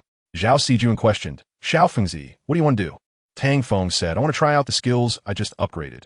I want to make this world crazier. Zhao Sijuan was puzzled, and Tang Feng continued. Doesn't the system like to play? I'll just accompany it for a bit. Isn't it not allowed to destroy Douluo continent? I have to go against it. Zhao Sijuan said speechlessly, Xiao Fengzi, is what you're doing interesting? Tang Feng pondered and said, I don't know. Anyway, I don't know where to go back to. If the system wants to play, I'll just accompany it. Zhao Sijuan felt Tang Feng's changes and felt a pang of sadness in her heart. She looked at this familiar, yet somewhat strange man with reluctance. The current Tang Feng gave her a feeling of strangeness, as if he had experienced some great ups and downs. Chapter 245. Summoning Satan. What happened? Wasn't he supposed to leave? Why did he suddenly stop? Master Hong looked at Tang Feng, who was stagnant on the water surface, deep in thought. He couldn't understand what Tang Feng was thinking at this moment. The monk was also puzzled, thinking to observe for a while. He might have some thoughts that he hadn't figured out yet. Master Hong suggested, how about we go down and ask? The monk denied it, saying, no, he already has some suspicions about us, and we can't explain it. Let him choose for himself. Master Hong hesitated, but the monk said, it's fine. Those competitors will show up sooner or later, and then he'll believe our words. Master Hong said, old monk, if everything goes smoothly as you say, there wouldn't be any problems, but... The monk glanced at Master Hong. Xiao Hong, when did you become so nagging? What problems could there be? Master Hong sighed. Maybe I'm overthinking it. The monk nodded. After Tang Feng finished speaking with Zhao Sijuan on the water surface, his soul power solidified, and a black vortex appeared on the water. This change made the monk's heart race. He and Master Hong watched nervously. Is there really no problem? Master Hong looked at the expanding black soul power on the water, his brows furrowing into a shape. It should be fine. The monk recalled the scenes from his premonitions, where darkness descended upon Douluo continent, and demons rampaged without restraint. He initially thought that once Satan was dead, it should be over, but now it seemed otherwise. The darkness had not vanished. It was just beginning to descend. The monk never expected that the gates of hell would not be opened by Satan, but by Tang Feng. Should be? Master Hong looked at the monk with frustration, and the monk's expression kept changing, making it hard to ask further. Meanwhile, the ceremony below began. A hexagram array appeared in the black vortex under Tang Feng's feet, its lines drawn from his blood, forming an ancient magical array. The ancient magic array exuded a solemn and intimidating aura, mixed with a fearsome energy that inspired awe. As the ancient array formed, the heavens and earth changed color. Thunder rumbled continuously, striking the water's surface, storms raged, and hurricanes gathered. Boom! Boom! Boom! All impacts were blocked by the ancient magic array, as if hitting an energy shield and then being completely neutralized. Just as it was formed, a brilliant red light surged forth. The radiance was blinding. Buzz, buzz, buzz. The water surface stirred up layer upon layer of waves, black waves rolling like magma. At that moment, beside Tang Feng, in the center of the ancient magic array, a red light beam erupted, and a figure rose from the depths of the water. This figure knelt on one knee, and its appearance caused both Lord Hong and the monk to gasp. Satan? What's going on? Why was Satan summoned? And it seemed the cost was quite low. Both big shots were stunned. They never expected Satan to be summoned, and it appeared he held Tang Feng in high regard. At this moment, Tang Feng looked at the kneeling Satan, nodded in satisfaction, and asked, do you remember what happened here? Reported my master. I remember, Satan replied truthfully. Since you remember, that makes things easier. I want you to turn the Douluo continent into hell. Can you do that? Satan hesitated for a moment. Master, wouldn't that be a bit boring? Tang Feng smiled. It is indeed quite boring, but I don't like this world. Satan lowered his head and said, I obey. Tang Feng continued, reorganize this place into an island, and let us call it Demon Island, forbidding anyone from going there. Yes. After giving his orders, Tang Feng waved for Satan to get to work. Satan stood up, and black liquid jelly bubbled open, with demon eggs emerging from the black jelly. Crack, crack, crack. The sound of demon eggs shattering. One by one, demons appeared, all low-level demons, but in terms of quantity, there was no shortage. Satan then commanded these demons to act. They submerged into the water and began the foundation work, though Tang Feng couldn't see the specifics. Once Satan arranged everything, he said to Tang Feng with a gentlemanly smile, "Master, I've already got them started. I believe it can be completed in about 8 hours." Tang Feng was taken aback. "So efficient?" Satan nodded. "As long as they don't know fatigue, they can build at any hour, so it's relatively fast." Tang Feng responded with an "oh" and said, "This is just the beginning. I want to turn the Douluo continent into hell." "You can do that, right?" "Yes." Satan answered affirmatively, then asked, "But, Master, are you serious? Hell is a barren land with nothing in it. What fun is there in such a world?" Tang Feng looked at the puzzled Satan and replied, "I like the pure land. Is that not allowed?" Satan smiled. "Of course, that is fine." Tang Feng said impatiently, "Then that's settled. No need for more talk. I only want results. The process is not important." Satan thought for a moment and said, "As for the result, it could be as fast as 3 months or as slow as a year." Tang Feng frowned. "Can it be faster?" Satan shook his head. "No. If we encounter tough resistance, I'll need you to intervene, Master. After all, there are many beings like you in this world, and I am not omnipotent." Tang Feng considered this and said, "All right, if I meet such an opponent, I will step in. As for the rest." Tang Feng paused, and Satan smiled. "Understood. I completely understand. Those little shrimp can be left to me." Tang Feng nodded. "That is more like it. If everyone needs to do it themselves, then what do I need you for?" "Master, I can wake him up," Satan said flatteringly, pointing to Tang San on Tang Feng's shoulder. Tang Feng looked at Satan again. "Oh, you have this ability?" Satan smiled and touched Tang San's forehead, causing him to awaken. "No, no, no." Tang San shouted repeatedly in denial. His expression was terrifying, as if he had received a tremendous shock, and he kept hitting Tang Feng with his hands and feet. Tang Feng tossed him into the water to let him clear his head. The sound of splashing water echoed, and once Tang San saw the situation, he gradually calmed down. Tang Feng asked, "What happened?" Tang San remained silent, his expression fluctuating between silly laughter and deep sorrow, leaving Tang Feng puzzled, thinking, could he have gone stupid? Tang Feng looked at Satan, who shrugged. "This is not my fault. Your players wanted to kill him, Douluo, Su Wire, and my previous master, El Wei Ming." "Wait, what did you just say?" Tang Feng exclaimed. He had just heard that Satan's previous master was El Wei Ming. Chapter 246. The Cost of Resurrection. Satan's words completely stunned Tang Feng. If El Wei Ming was Satan's master, then what was Satan? Satan cleared his throat. "You don't need to be so surprised. It's pretty much what you think. I am the martial soul of El Wei Ming." Tang Feng was shocked again. "No way. You are El Wei Ming's martial soul?" Satan nodded affirmatively, and Tang Feng examined him seriously. After a while, Tang Feng asked, "So, does that mean you are now the true form of El Wei Ming's martial soul?" Satan nodded. "Yes and no. If it weren't for him protecting Tang San, he wouldn't have ended up like this." Tang Feng glanced at Satan and then at Tang San. At this moment, Tang San had calmed down, and when he saw Tang Feng looking at him, he nodded. "Brother, what he said is true." Tang Feng then turned back to Satan and asked, "So, what about El Wei Ming?" Satan hesitated, and Tang Feng stared at him intently. He reluctantly said, "This is what I was about to say. He and the others sacrificed." "What? This can't be true." Tang Feng's heart sank. Although he had been mentally prepared, hearing the news from Satan's mouth still left him in disbelief. "It's true." At this moment, Tang San added. Tang Feng was instantly frozen in place, unable to believe it. They sacrificed themselves to protect Tang San. Tang San continued. "Sister Wei asked me to tell you at the end. She told you not to worry too much about her and to find your own happiness. She hopes you live happily every day." "All right, stop talking." Tang Feng interrupted Tang San. It was one thing for Tang San to say it. Hearing those melodramatic and sentimental words made it hard not to remember Su Wire. "Oh," Tang San said, "Brother, don't you want to know how we met our end?" "I do." Tang Feng looked at Tang San. Of course, he wanted to know. How could he not? Tang San said, "We went to Sea God Island according to the agreement with you, big brother, but unexpectedly encountered players who wanted to kill me to become a god. Second brother and Sister Wei protected me." Tang Feng could roughly guess the content. Such a glitch plot is not hard to guess. But he didn't expect it to develop like this in the end and to sacrifice so much. If I had been there at that time, how would the outcome have been? Would it have changed? Tang Feng pondered in his heart. saying too much now was just an excuse, no matter how much he lamented. He couldn't go back and was left with too many regrets, all because of human greed. Change. I was still too naive. Tang Feng thought to himself. After a bitter smile, he coldly said to Satan, Satan, I don't care what method you use, implement the plan as soon as possible. I want these players to accompany Wei Ming and Wei Er in death. Satan was stunned for a moment.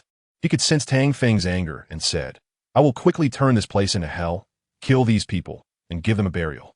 Tang Feng nodded and said, That's perfect. These greedy guys, a bunch of harmful horses, let them die.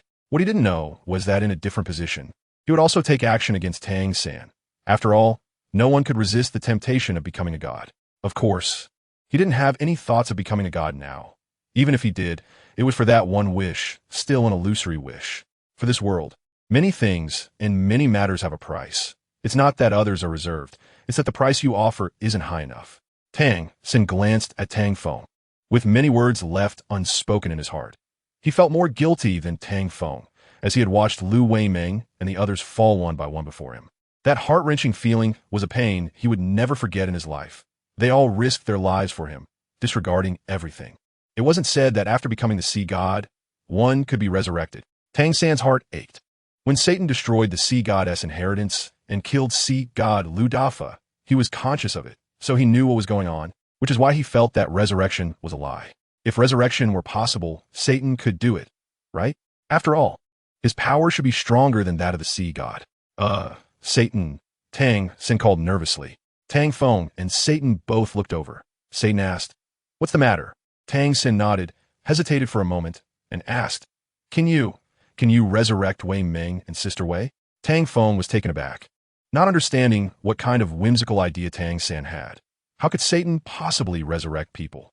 Satan pointed to his own nose and said, Me? I'm a demon. I'm neither a god nor a deity. How could I resurrect them? Unless they come to hell, then I would have a chance. Tang San asked seriously, How can we get them into hell? Satan. This question even he didn't know how to answer. He had never cared about such trivial matters. The gates of hell were always open. Whoever wanted to come down could just come down. He never bothered to ask. Of course, ordinary people are generally unwilling to go to hell, except for those irredeemable villains who really have nowhere else to go. Seeing that Satan didn't answer, Tang San asked again, and Satan helplessly said, I don't know either. I've never tried, and besides, their deaths happened before my resurrection. Their souls. I'm sorry. I don't know where they are. Tang San fell silent in disappointment, and Tang Feng looked at Satan and asked, So, only if they have souls can you resurrect them? Satan was stunned for a moment and said with a bitter smile, If becoming a demon counts as resurrection, I think I can. Tang Feng also fell silent. He didn't care whether they were humans or demons. The reason for his silence was that he couldn't find their souls either. If these souls hadn't disappeared, you are Satan, the king of demons, and you don't know where their souls are? Tang San asked unwillingly. He didn't want to hear this result. This wasn't the outcome he wanted. Satan silently shook his head, and at this moment, Tang Feng said, Maybe I can get their souls out, but Satan knew what Tang Feng wanted to say, and said, If the master can get their souls out, I am confident I can turn them into fallen angels and be reborn, and I can extract half of their souls, as long as I don't destroy them. They won't die. Tang Feng smiled at Satan. I always feel that what you said has another meaning, Satan. Be honest, what does it mean? Satan said, Nothing, master. You are overthinking it. Tang Feng naturally didn't believe it. Is that so? I hope so. Don't let me down. Satan said firmly and sincerely, Naturally, I will not disappoint the master. It's just that in this world, I also have no way to capture souls. Master, how do you plan to do it? Guess. Tang Feng smiled mysteriously. Chapter 247. Fearless after confirming several times, Tang Feng finally felt relieved. As long as Lu Wei Ming, Douluo, and Su Wei Er died here, he had the information to get their souls out. It's better to say they were souls without memories. To restore these wandering souls' consciousness, they must consume other wandering souls. Only in this way can consciousness be generated. During this period, they also need to face attacks from other wandering souls. Once they die, they will completely disappear from the world, making resurrection impossible. The lost ghosts will become nourishment for the winning ghosts. This is Tang Feng's domain, the ghost. No, the spider spirit domain. Tang Feng repeatedly reminded, I will say it again. After I activate the spider spirit domain, Third Brother and Xiao Jun will form a team. You are responsible for finding Douluo's ghost and protecting its evolution. Satan, You will find my second brother Lu Weiming's ghost and help him evolve. I will find Wei Er, and once they regain consciousness, we will regroup here. If there are no problems, I will start." The three of them nodded, saying there were no problems. Tang Feng took a deep breath before preparing. He still felt anxious in his heart. After all, time had passed a bit long, and he didn't have absolute confidence. Tang Feng glanced at the three of them again, seeing their determined eyes, exhaled a breath of turbid air, and said, "Before we start, I must repeat once more, when the ghosts are just born, they are like aimless, wandering souls. We must quickly find them and protect them. Although we assigned roles, we can choose to protect another if necessary. After all, no one knows who we will encounter. I don't want to see another completely disappear for this reason. Also, after we start, I will first use the ability of precognition to avoid them being devoured by other ghosts as much as possible. You must remember one thing. These ghosts have no consciousness when they are born. At this time, they will face the greatest crisis, and whether they can survive is a question. After all, the only command supporting their actions is to devour each other, continuously devouring and growing, and finally, Tang Feng glanced at Zhao Sijuan. He felt this was enough and didn't need to continue explaining. Seeing it was almost time, Tang Feng took another deep breath and said, "I'm starting." With Tang Feng's words, his martial soul avatar was used. After the true form of the martial soul appeared, he glanced at the three of them again, almost unable to resist nagging them. But fortunately, he held back an end. "Ready, 1, 2, 3. Spider Spirit Domain." Tang Feng's domain then unfolded, a black mist descending upon the sea, enveloping the entire range of Sea God Island. As the Spider Spirit domain expanded, alien phenomena followed. Ghostly figures gradually took shape from the black mist, which was Tang Feng's Spider Spirit domain.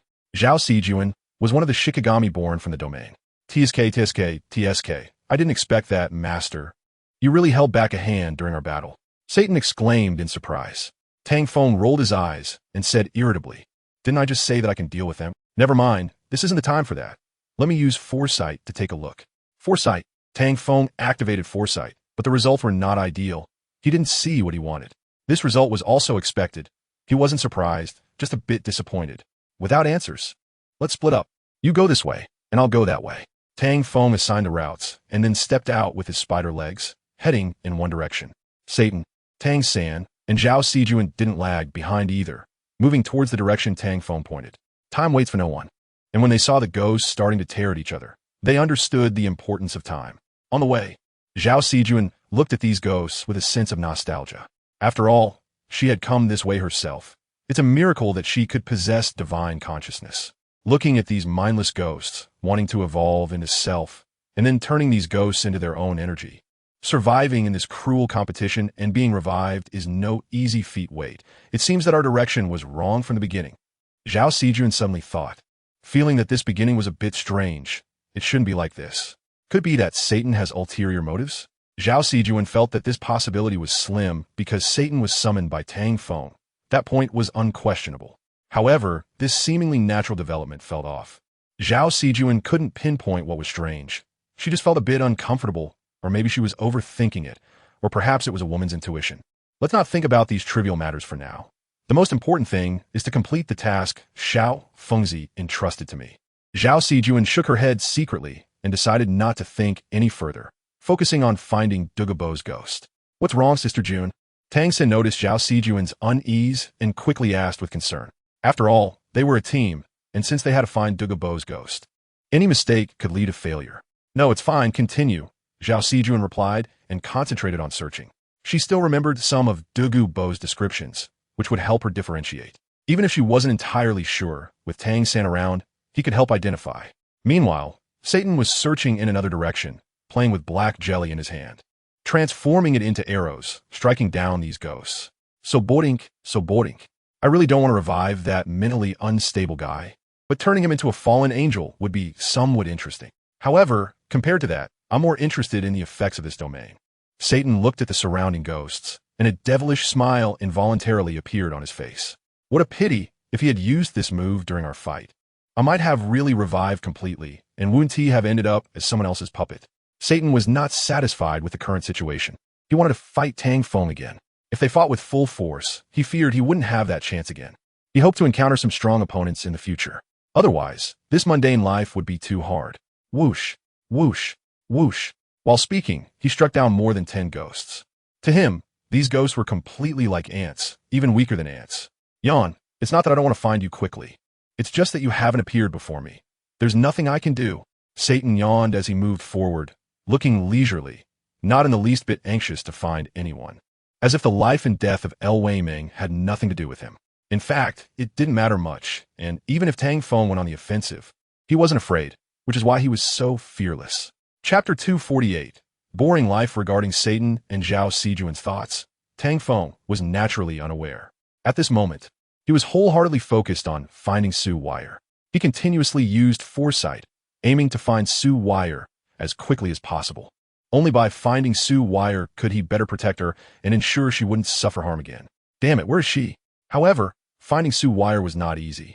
Moreover, time waits for no one. If this time window was missed, the chances of Su Wire being harmed would increase. Tang Feng was very clear about this, which is why he was so anxious and restless. Damn it, damn it, damn it. In the domain, Tang Feng was not the absolute ruler. He could influence the evolution of these ghosts, but he couldn't fully stop or accurately locate a ghost position. After all, there were too many people inside, and every ghost that took shape had the same energy, and no one could answer his questions. The spider spirit domain was inherently a special domain, making it difficult to find people this way. Moreover, the spider spirit domain could be considered a fair domain. The ghosts here all had opportunities for evolution, and as long as you were willing to work hard, there was still a chance for revival. Of course, the premise was that as the master of the spider spirit domain, Tang Feng's final decision mattered. Otherwise, the end result would still change. Because he could injure you and let another ghost swallow you, he could indeed do such a thing. To get back on track at this moment, Tang Feng had already searched halfway, taking only a few minutes. However, trying to find their 3 ghosts among the vast sea of spirits was undoubtedly like searching for a needle in a haystack. A slight misstep could lead to complete failure, wasting effort and leaving regrets. Tang Feng's 8 legs raced, eliminating searches one by one. It was incredibly difficult to find them, relying entirely on luck. Sigh, the domain is too large, and there are more fallen players here than expected. Tang Feng felt overwhelmed, far from what he had imagined. But he couldn't bring himself to give up like this. Even if it was out of frustration, he had to persist and keep searching until he found them. Thud, thud, thud. The ghosts simply pounced and tore at each other. This was the initial stage of devouring. However, as time passed, this behavior would quickly change, as the weaker ghosts would be eliminated, entering a new round of selection. By that time, the chances would be even slimmer. So it was essential to seize the opportunity and find them as quickly as possible. After several twists and turns, Tang Feng still hadn't found them. The ghosts in the spider spirit domain had begun to show signs of evolution, and soon, the first round of elimination would begin. This was not a good sign. Tang Feng thought to himself, quickening his pace. Time never waits for anyone. Only by working hard to catch up can one see hope. Suddenly, a group of ghosts lunged at one of their own, blocking Tang Feng's path. He didn't want to deal with them and was about to find a detour when he caught sight of the ghost that had been attacked. Tang Feng rushed toward the group of ghosts, driving them away from the fallen ghost. After dispersing the ghosts, he looked at the ghost on the ground, covered in bite marks and claw scratches, and asked with concern, Wei Ming, are you okay? Indeed, this ghost was El Wei Ming, and it was because of him that Tang Feng had chased away the group of ghosts who had almost devoured him. However, El Wei Ming's dazed expression indicated he couldn't respond. He simply couldn't understand Tang Feng's words. Tang Feng paused for a moment and self-mockingly said, right? How could Wei Ming speak? His consciousness hasn't even recovered. Thinking of this, he felt a pang of heartache. To help El Wei Ming regain his consciousness, he needed to devour a sufficient number of ghosts. He wondered if these ghosts would be enough. Tang Feng murmured to himself and injured a ghost next to El Wei Ming. El Wei Ming lunged forward and began to devour the ghosts. On the other hand, Satan, who had been attacking the ghosts from the start, continued to deliver headshots to them. Whoosh, whoosh. Satan's fingers kept pointing, and his skills grew more refined. Because of his reckless approach, the ghosts on his side evolved much faster, and they were now in a knockout round, with many ghosts being completely eliminated as a result.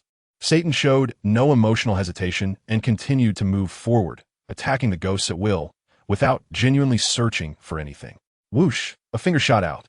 Wait, she seems to be. Satan was suddenly stunned, looking at the familiar figure. He moved without hesitation. Poof! Satan caught his own light beam, just in time, nearly killing the other party. Just as Satan breathed a sigh of relief, he saw the other party surrounded by several evolved ghosts and couldn't help but complain, "Damn it. I finally caught up to save her, and you guys mess it up right in front of me. Are you looking for death?" Satan turned into a sharpshooter again, shooting at them with pop pop pop sounds, directly blowing their heads off. Satan's actions terrified the evolved ghosts half to death. They had some awareness and recognized the danger, so they chose to flee. "Oomph, now you know fear, right?" Satan snorted coldly, turning to look at the beautiful woman squatting next to the ghosts, consuming their ghost energy, and murmured, "Ah, Sister Wei, I didn't expect to see you again. It seems the master was right, if I want to revive you." "Huh, wait, isn't that Senior Dugu?" Shatan hulpt. "Esuvai Irsch Ghost was eating Douluo's ghost." Was it a coincidence, or did he mistakenly kill the other party? Satan swallowed hard. No matter what the truth was, he couldn't let the master and Tang San know. He decided to pretend he hadn't seen anything. He thought this plan was the best. Only heaven, earth, you, and I knew. "Sister Wei, you won't sell me out, right?" Satan paused for a moment and said with a wry smile, "How could it be? Sister Wei's consciousness hasn't recovered, so she naturally won't remember this. This is good. There are no worries." As he spoke, he noticed something off about the way he looked at Su Wei Er. It seemed he wanted to eliminate this potential worry as well, since no one was watching anyway. After thinking for a moment, he shook his head. "Forget it. Sister Wei treats me well. There's no need to do this. Even if she really remembers, it doesn't matter." Although Satan didn't want Tang Feng to know, he didn't care if he did. He wasn't concerned about these things. For him, being here or in hell didn't mean much. It was all just a boring life. Perhaps one day, this boring life would become meaningful, but that wouldn't change his free-spirited nature. Chapter 249. The true use of blue-silver grass. Zhao Sijuan and Tang San were not as fortunate. They couldn't find one of the three people. There were only three people to find. Tang Feng had found El Wei Ming, Satan had found Su Wei Er, and Douluo, so naturally, there wouldn't be a fourth person. Of course, Zhao Sijuan and Tang San were unaware of this. They were urgently searching, and a longer time passed. The more dangerous it became. Regarding this, Tang Feng had already mentioned it at the beginning, and they certainly wouldn't forget. However, finding one of the three was undoubtedly like looking for a needle in a haystack, relying entirely on luck. Tang Feng and Satan were good examples. And as for Douluo disappearing without a trace, Satan was indifferent and decided to keep the past a secret. As for how the final outcome would be, Satan wouldn't care too much. At this moment, Zhao Sijuan and Tang San, who were unaware of the situation, were searching anxiously, hoping to find one of them. "Sijuan, slow down," Tang San shouted from behind Zhao Sijuan, but she ignored him. Tang San had no choice but to continue following. He was doing quite well, but relatively speaking, Zhao Sijuan was still a bit faster than him. This made him, the protagonist, feel quite embarrassed. No, he had felt embarrassed from the very beginning, since these players appeared. Who had treated him as the protagonist? No one. As Tang San chased after Zhao Sijuan, he lost himself in thought. Being a protagonist turned out like this for him. It was truly a failure. What about being the youngest titled Douluo?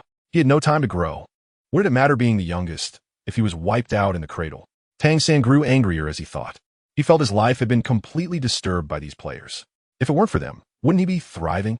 Thus, when Tang Feng mentioned dragging these players down with him, he showed no reaction and even secretly rejoiced. "Tang San, Tang San," Zhao Sijuan called out several times. But Tang San didn't respond, prompting her to shake his shoulders. "Huh." Tang San was jolted awake. It seemed he'd been zoning out quite severely. "Don't just stand there. Let's split up. It will be easier to find them this way. We'll meet back here once we find someone," Zhao Sijuan said before turning and walking away, leaving Tang San in disarray. Tang San shouted for her to wait, but Zhao Sijuan didn't hear him. He smiled wryly and said, Sister June, do you know what they look like? How can you find anyone like this? I'm really a loss here." He knew it was his fault. His sudden daze made Zhao Sijuan notice his lack of focus, leading to the current situation. If he had been a bit more focused, it wouldn't have happened. Sigh. This damned memory. How can it not dissipate no matter how hard I try? Tang San murmured as he walked in the opposite direction of Zhao Sijuan. Just as she said, splitting up the search would greatly increase efficiency. Most importantly, there was no time to waste now. He couldn't afford to think too much. He had to do something. Tang San also began to take action. His ability to act was not much worse than Zhao Sijuan's, and they quickly covered the areas they were responsible for.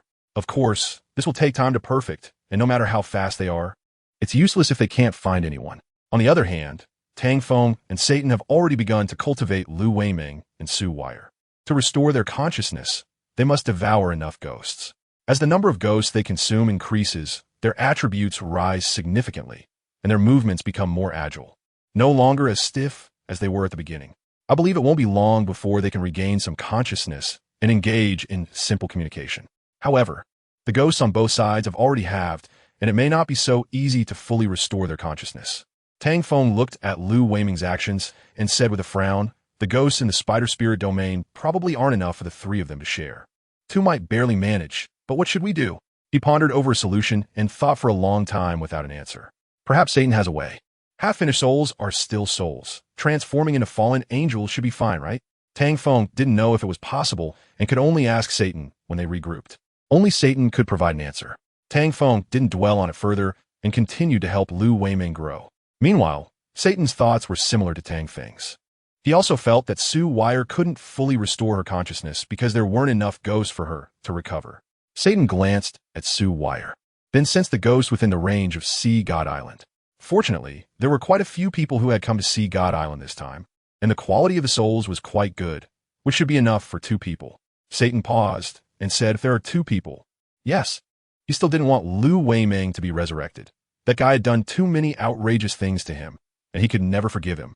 How about letting Sister Wei eat all the ghosts? An idea flashed through Satan's mind, and he thought this was a good idea. That way, even if they found Lu Weiming, it would be useless. It was indeed a good idea, but it was already too late. That guy was just too lucky. Satan sensed Lu Weiming's presence. He was now with Tang Feng and, like Su Wire, was rapidly growing. What a pity. Satan continued to help Su Wire find ghosts and let her consume them. Satan and Tang Feng's progress was about the same, with Su Wire and Lu Weiming both rapidly growing. However, Tang San and Zhao Sijuan's progress was just average. They hadn't found any of the 3, so they wasted a lot of time. Until they separated and finished searching the surroundings, they still hadn't found anyone. Did you find them? At the meeting point, Zhao Sijuan asked Tang San, who had just returned. Tang San shook his head and said no. Zhao Sijuan bit her lip in frustration and, after thinking for a moment, finally he said with a struggle, let's search one more time, confirm again, and see if we can find them. After she finished speaking, she was about to take action, but Tang San called her to stop, saying, wait, you still don't know what they look like. Let me show you, don't rush. As Tang San spoke, he used blue silvergrass to form the shapes of the 3. Zhao Sijuan glanced at the 3 shapes made of blue silvergrass and thought that it was surprising that blue silvergrass could be used like this. However, she recalled the ghost shapes she had just confirmed and realized that none of them matched these 3. Suddenly, an ominous premonition arose in her heart. The 3 of them might have been killed. I understand, Zhao Sijuan said faintly and then quickly started walking, not wanting to waste another second. Tang San smiled helplessly. If they really were alive, she wouldn't have reacted like this just now. It seemed that Tang San understood clearly that searching again would not change the outcome. However, he still started searching. He didn't want to give up, and he wasn't willing to accept it. Chapter 250. The affectionate are always hurt by the heartless. After Tang San and Zhao Sijuan searched again, Satan and Tang Feng arrived with 2 figures. When they saw the 4 arrive, they sighed helplessly and revealed the truth of the matter.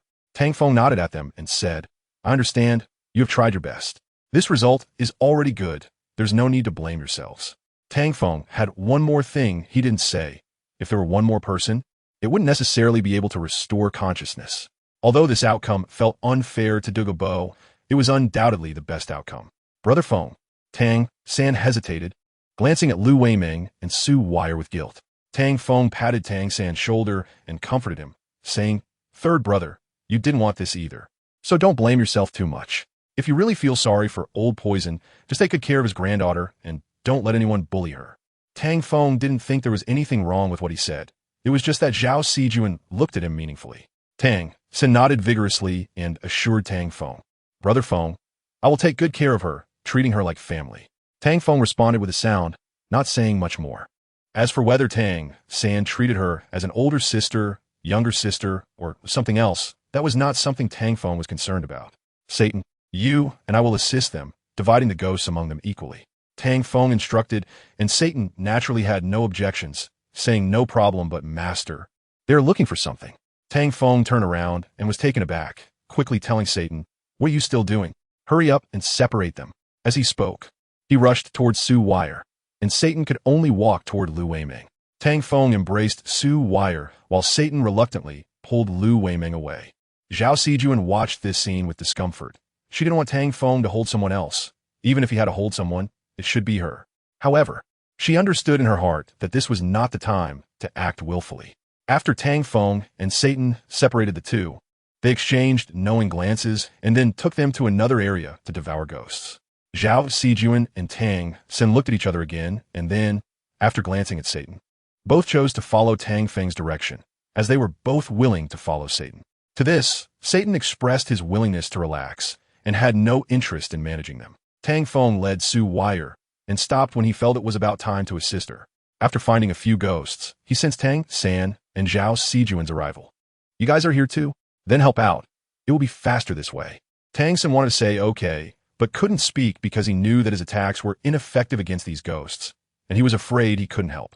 Zhao Sijuan approached and smiled, saying, Little Fengzi, let me help. Tang Feng nodded, sure, your experience is quite valuable. Zhao Sijuan frowned slightly, feeling a bit uncomfortable, and said, Little Fengzi, what do you mean by that? Tang Feng paused, realizing what he had said, and quickly replied, Sorry, Xiao Jun, I didn't mean it that way. Please don't take offense. Zhao Sijuan snorted coldly, steel straight man. After she finished speaking, she went with Su Wire to hunt ghosts. Tang San leaned over and asked, Brother Feng, is she okay like this? Tang Feng countered, what could be the problem? Tang San was taken aback and said, No, nothing. Tang Feng zipli hap fi mai si. And then Tang San continued to ask, Brother Feng, were the things you said before serious? Tang Feng stopped and looked back at Tang San, saying, The earlier thing you mentioned, I can't answer that if you don't clarify it a bit more. Tang San met Tang Feng's gaze and directly said, It's about what you said, wanting to drag other players down with you. Tang Feng responded with an O and said, So that's what you meant. Of course it's true. What they did to you is really excessive. If we don't give them some lessons, they'll think we're easy to bully. Tang San withdrew his gaze and looked ahead, saying, Brother Feng, the damage they've done to me mostly comes from heart. Is human nature really that sinister? Tang Feng coldly replied, It's not human nature that's sinister, but human greed. How many people can truly be content and happy? The insatiable heart swallows the elephant. Tang Feng sneered and said coldly, No matter the reason, people must take responsibility for their actions. No exceptions. I want them to know how foolish their actions are, and I want them to regret coming to this world. Tang San was stunned.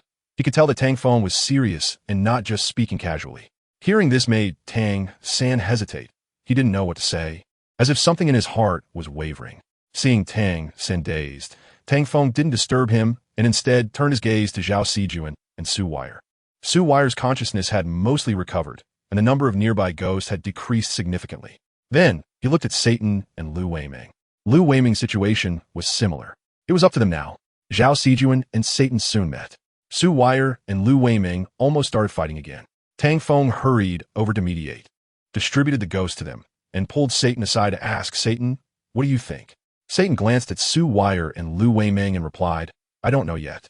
Their consciousness has recovered a lot, but their awareness is still very confused. If we proceed with the transformation now, Tang Feng asked, what will happen if we transform now? Satan said, it will remain like this. Tang Feng's expression turned serious. Is there no way to resolve this? Satan replied, Master, you should know best. Let them. Tang Feng interrupted Satan, saying, Don't say that anymore. Each of us will take one and try to awaken their memories. Satan asked with a wry smile, How do we awaken them?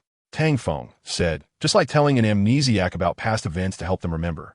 Satan looked at Tang Feng seriously, not believing this would be effective, and said, All right then, let's give it a try. Tang Feng smiled, Good. I'll leave Lu Weiming to you. After all, he was your former master, and no one understands him better than you. Satan, he looked at Tang Feng, who had made this cheerful decision, and was instantly speechless. He thought this method was subpar. The best way was still to give Lu Weiming a good beating. Nothing could be better than that. Tang Feng walked directly to Zhao Sijuan, dragging Su Wire's hand to one side. Xiao Feng. Zhao Sijuan wanted to say something, but the words got stuck in her throat. Her heart ached, but she chose to follow.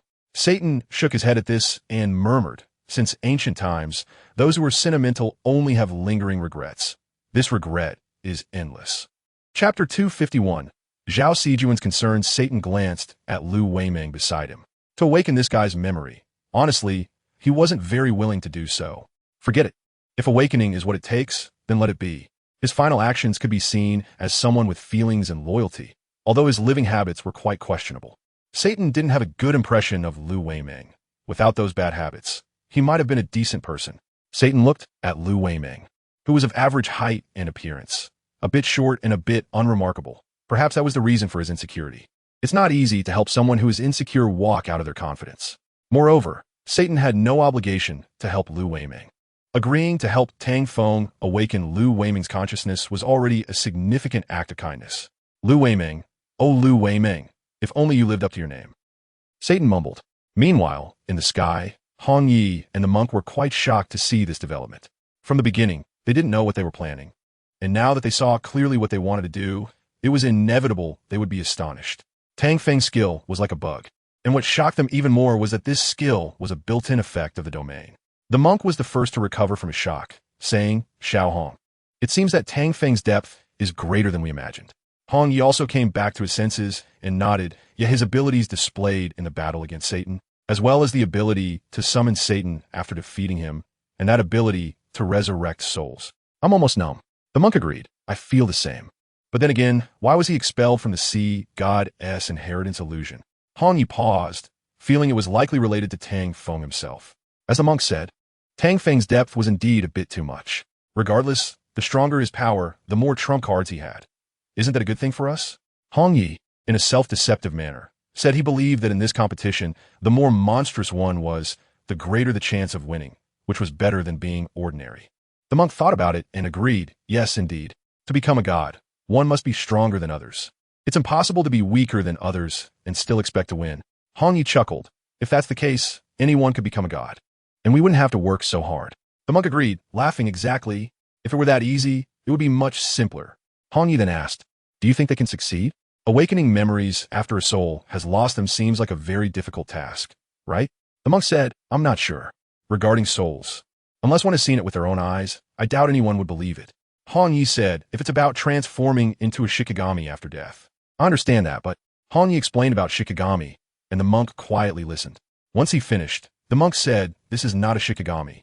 It differs from what you mentioned, and there are many differences. Hong Yi nodded. I know. That's why I didn't immediately make a judgment. The monk said, life and death are fated. Such a reversal of fate is against the heavens. Hong Yi fell silent. At the same time, Tang Feng began recounting past events to Su Wire, and these memories felt like a knife, stabbing deeply into Zhao Sijuan's heart. Zhao Sijuan knew that there must be secrets between Tang Feng and Su Wire, but she didn't expect those secrets to be so romantic and hurtful. Tang Feng continued to tell stories about himself and Su Wire. Tang San listened without much reaction, but Su Wire's expression changed noticeably. Tang San's attention was focused on Zhao Sijuan, wanting to say something, but he didn't know how to start. Wire, do you remember?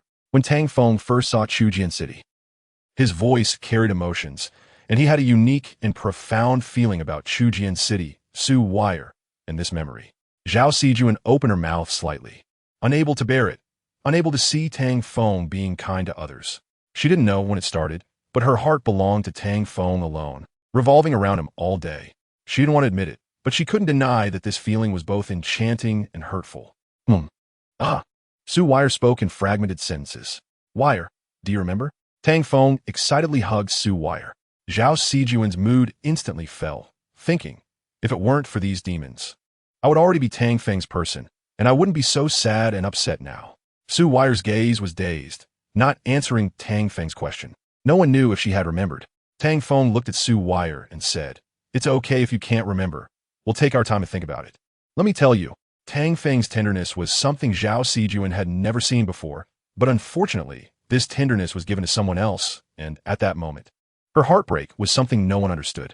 If love is selfish and cannot be shared with others, she also wanted to possess this selfishness. Zhao Sijuan turned away. She needed to clear her mind, not wanting to continue listening to Tang Feng's story or learn about their past. In the past stories, there was no place for her, and that irreplaceable feeling could never be applied to herself. Understanding this, Zhao Sijuan chose to silently hide this feeling, at least to avoid awkwardness during their interactions. Tang San watched Zhao Sijuan turn around, then glanced at Tang Feng and Su Wire. He decided not to stay here as a third wheel. After all, watching others show affection was not pleasant. Sister June, Tang San chased after her, and Zhao Sijuan nodded at him. Tang San said, don't be so sad.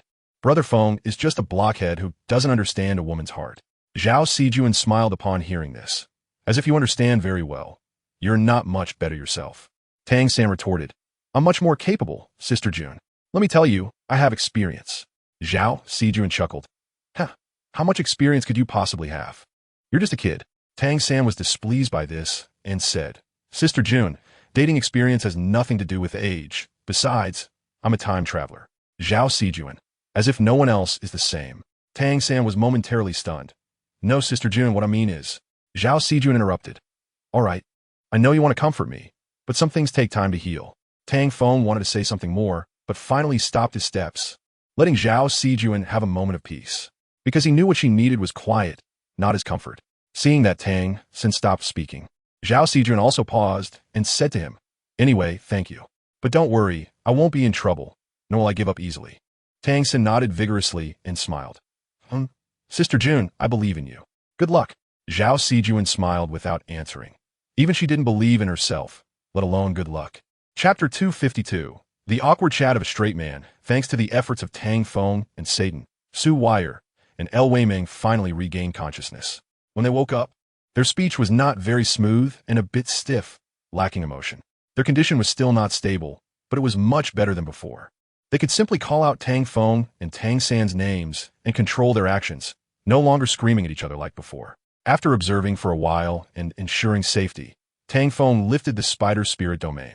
Once the Spider Spirit Domain was lifted, Su Wire and El Weiming did not show any discomfort, and Tang Feng let out a sigh of relief. If Su Wire and El Weiming had shown abnormalities after the Spider Spirit Domain was lifted, he wouldn't have known how to deal with it, as he had never encountered such a situation before. Tang Feng patted his chest and smiled, saying, It's fine now. Satan, Tang San, and Zhao Sijuan naturally understood why he was tense, and it was precisely because they understood that they didn't speak.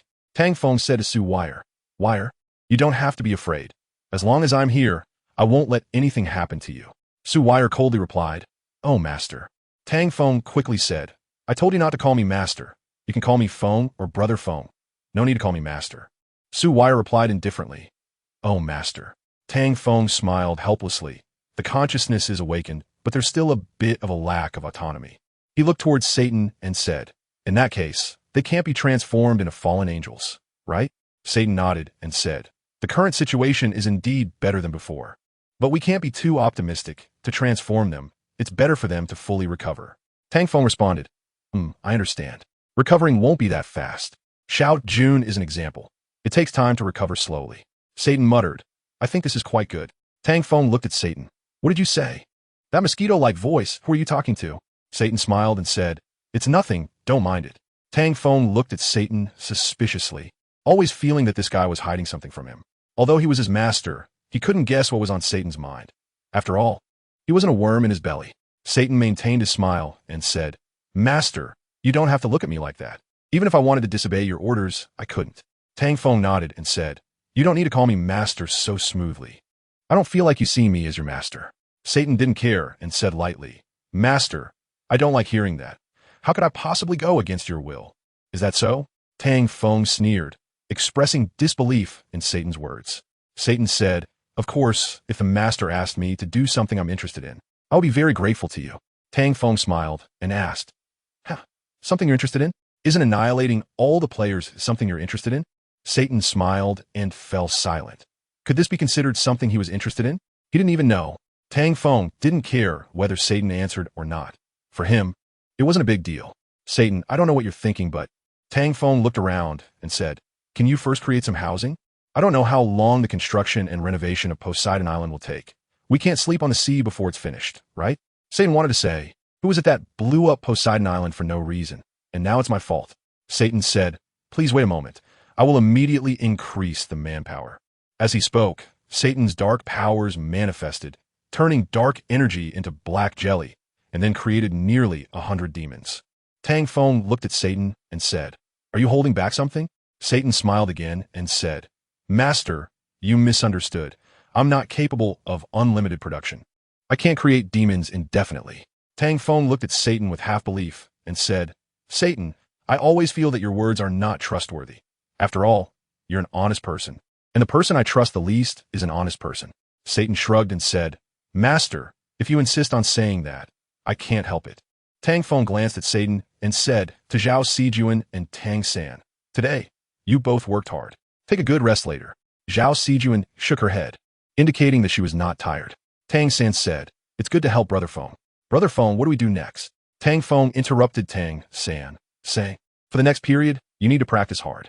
I can provide you with any soul rings you need, but you should focus on quickly improving your strength." Tang San immediately made, "No way, Brother Feng. Aren't we supposed to take revenge on the players?" Tang Feng replied, "Yes, that's right. But what can you do with your current strength? How many hidden weapons have you made?" Tang San helplessly said, "There hasn't been any time for that. Along the way, I've only been chased." Tang Feng said, "Maybe. But regardless, you need to improve your strength to take revenge on them, and don't neglect your hidden weapons." Tang San agreed, weakly saying, "Oh, I understand. Brother Feng, I will work hard." Tang Feng nodded in satisfaction. "Good, I have high hopes for you." After saying that, he shifted his gaze to Su Wire, thinking about how long it would take for her to recover. It might be a long process. Then, his gaze moved to Zhao Sijuan, and after thinking for a moment, he said, "Xiao Junyue." Zhao Sijuan smiled and shook her head, saying, "I'm fine. You don't need to worry. If you have nothing to say, you don't have to force a conversation." Tang Feng was taken aback. "Okay, I understand." Zhao Sijuan smiled, and Tang Feng scratched his head, asking Satan, "Is it done yet? Everyone is tired. Can't you finish up faster?" Satan, "Can you blame me? Can you blame me? If you have nothing to talk about, it's my fault for the awkward conversation." Satan expressed helplessness at having such a master. "It's almost done. Just wait a bit longer." Tang Feng nodded, asking, "How much longer?"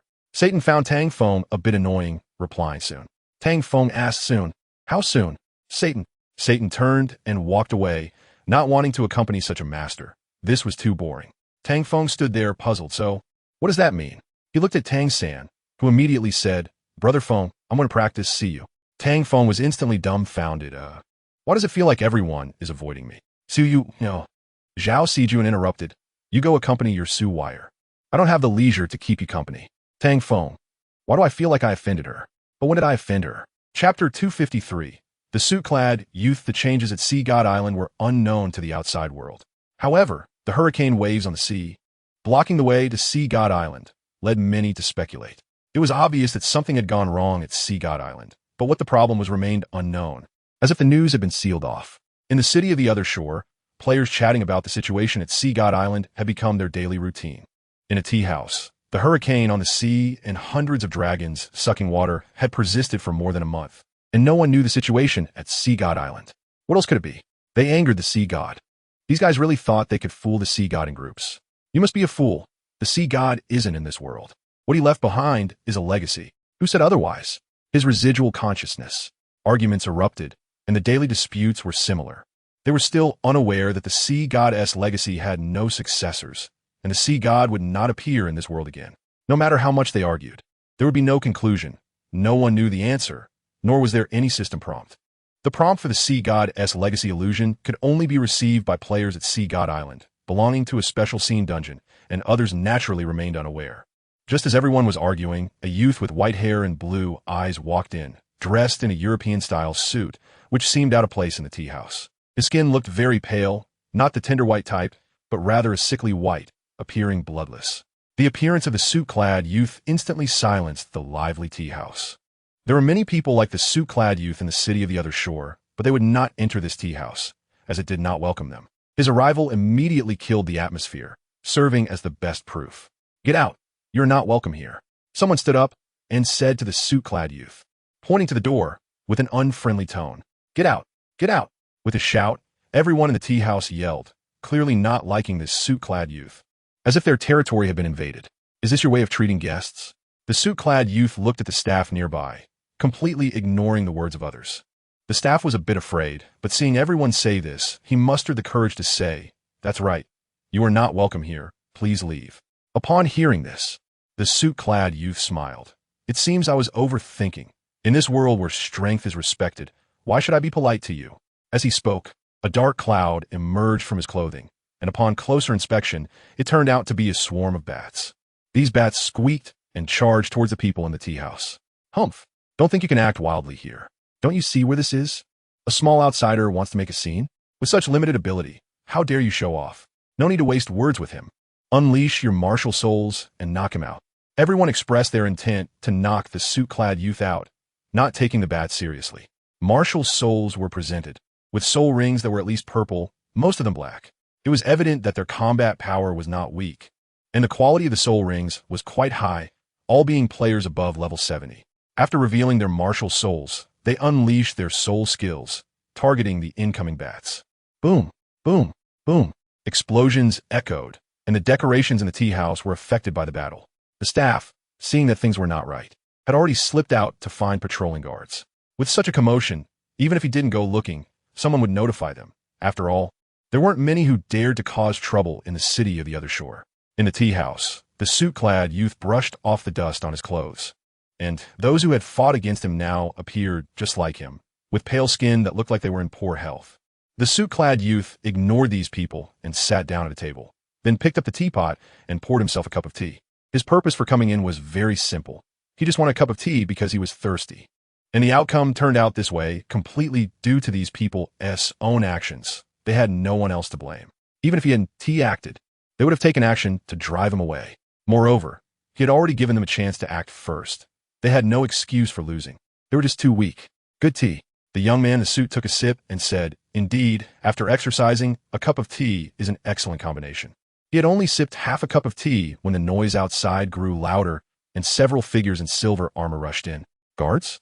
The young man in the suit looked up, thinking, I don't want to escalate things, but they always seem to escalate without me realizing it. Is this the trouble that comes with being the protagonist? Bold ruffians daring to cause a ruckus in the city of the other shore. Why not quickly surrender? The guard captain's words left the young man in the suit speechless, and he seriously asked, "Is your dialogue as brainless as this always the case for side characters?" The guard captain frowned. Another delusional patient? One of his subordinates said, "Captain, it's obvious. Only someone like this would dare to cause trouble in the city of the other shore.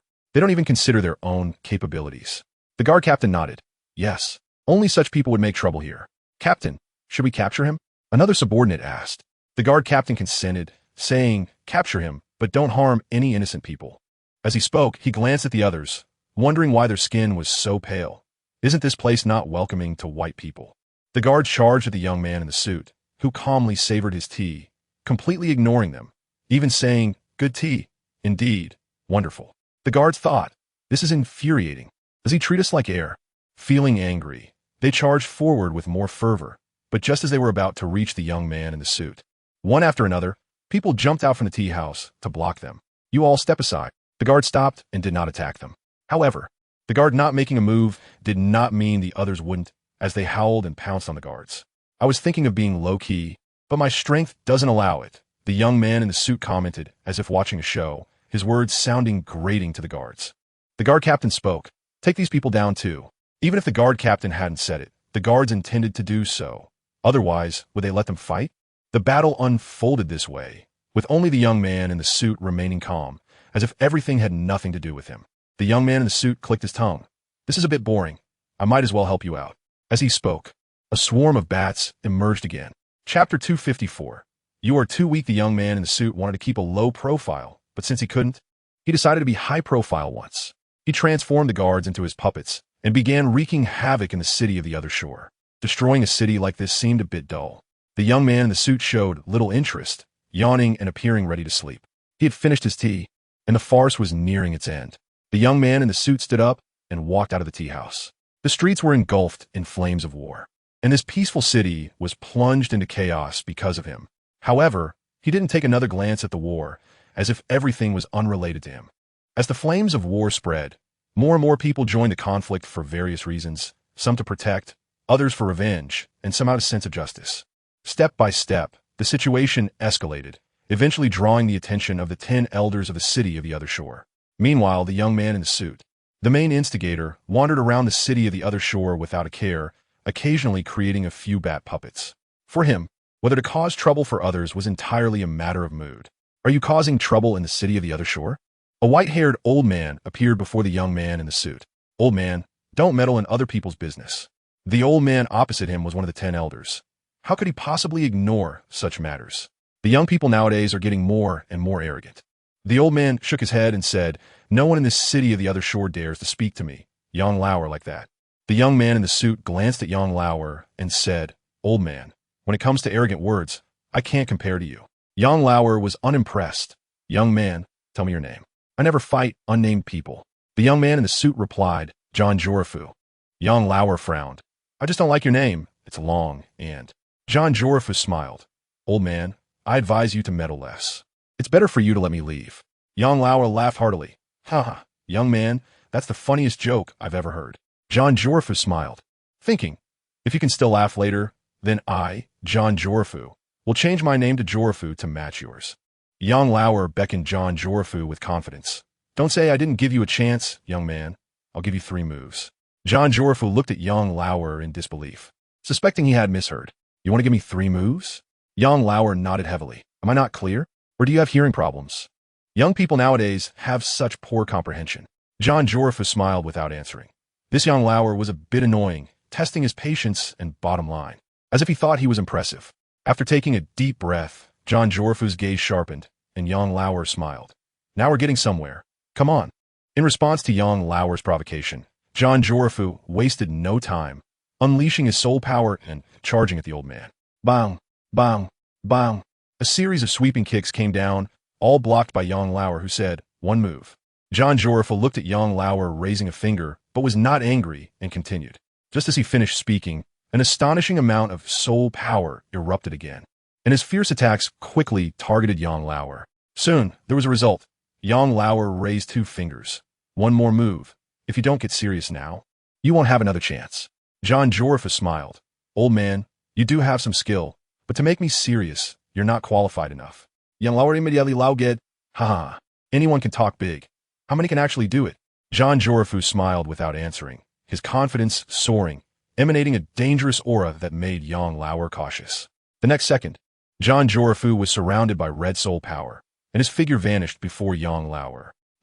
Yang Lauer stared blankly, unable to understand what was happening, taking a defensive stance, always on guard against John Jorifu's sudden moves. The other elders watching from the side also couldn't see John Jorifu's figure. It was as if he had disappeared into thin air. What kind of soul skill is this? I don't know. It's hard to discern. Several elders shook their heads, saying they didn't know. John Jorifu's disappearance was too strange and sudden. As John Jorifu's opponent, Yang Lauer clearly underestimated him. Now that he couldn't find his figure, he couldn't help but feel a bit anxious. Yang Lauer struck backward. There was no one sneaking up on him. He struck backward again, and the result was the same. There was still no one behind him. Old Yang didn't like this feeling. He used his soul skill, and it was no longer a time to talk about martial virtue. He needed to quickly deal with John Jorifu. However, John Jorifu's figure had yet to appear, which made Old Yang's series of futile attacks feel wasted, leading one to involuntarily wonder if he had escaped. Are you looking for me? Suddenly, a voice echoed in the ears of several elders, and they could hardly believe that John Jorifu would appear behind them.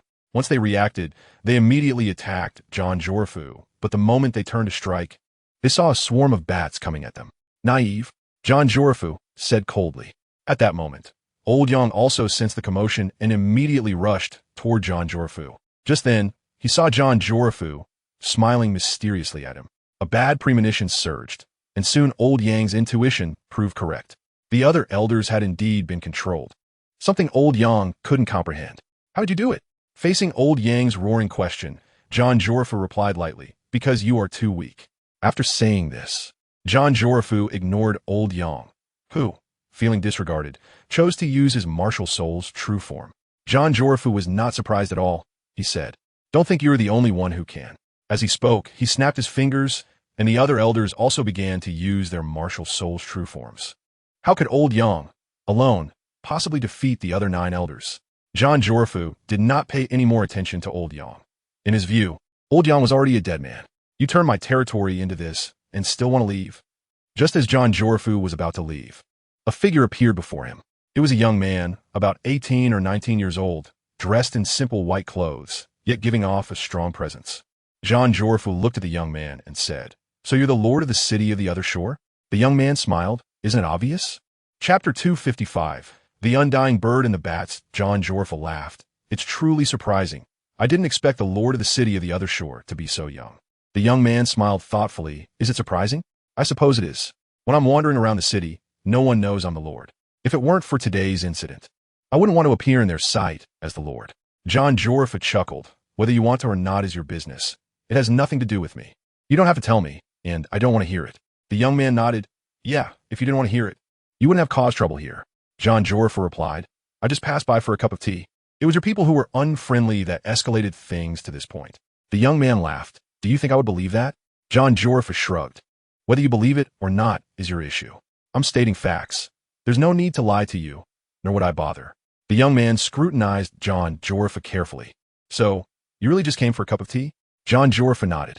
The young man continued. Even so, that's not a reason for you to destroy my city and turn it into a battlefield. This can't just be brushed aside.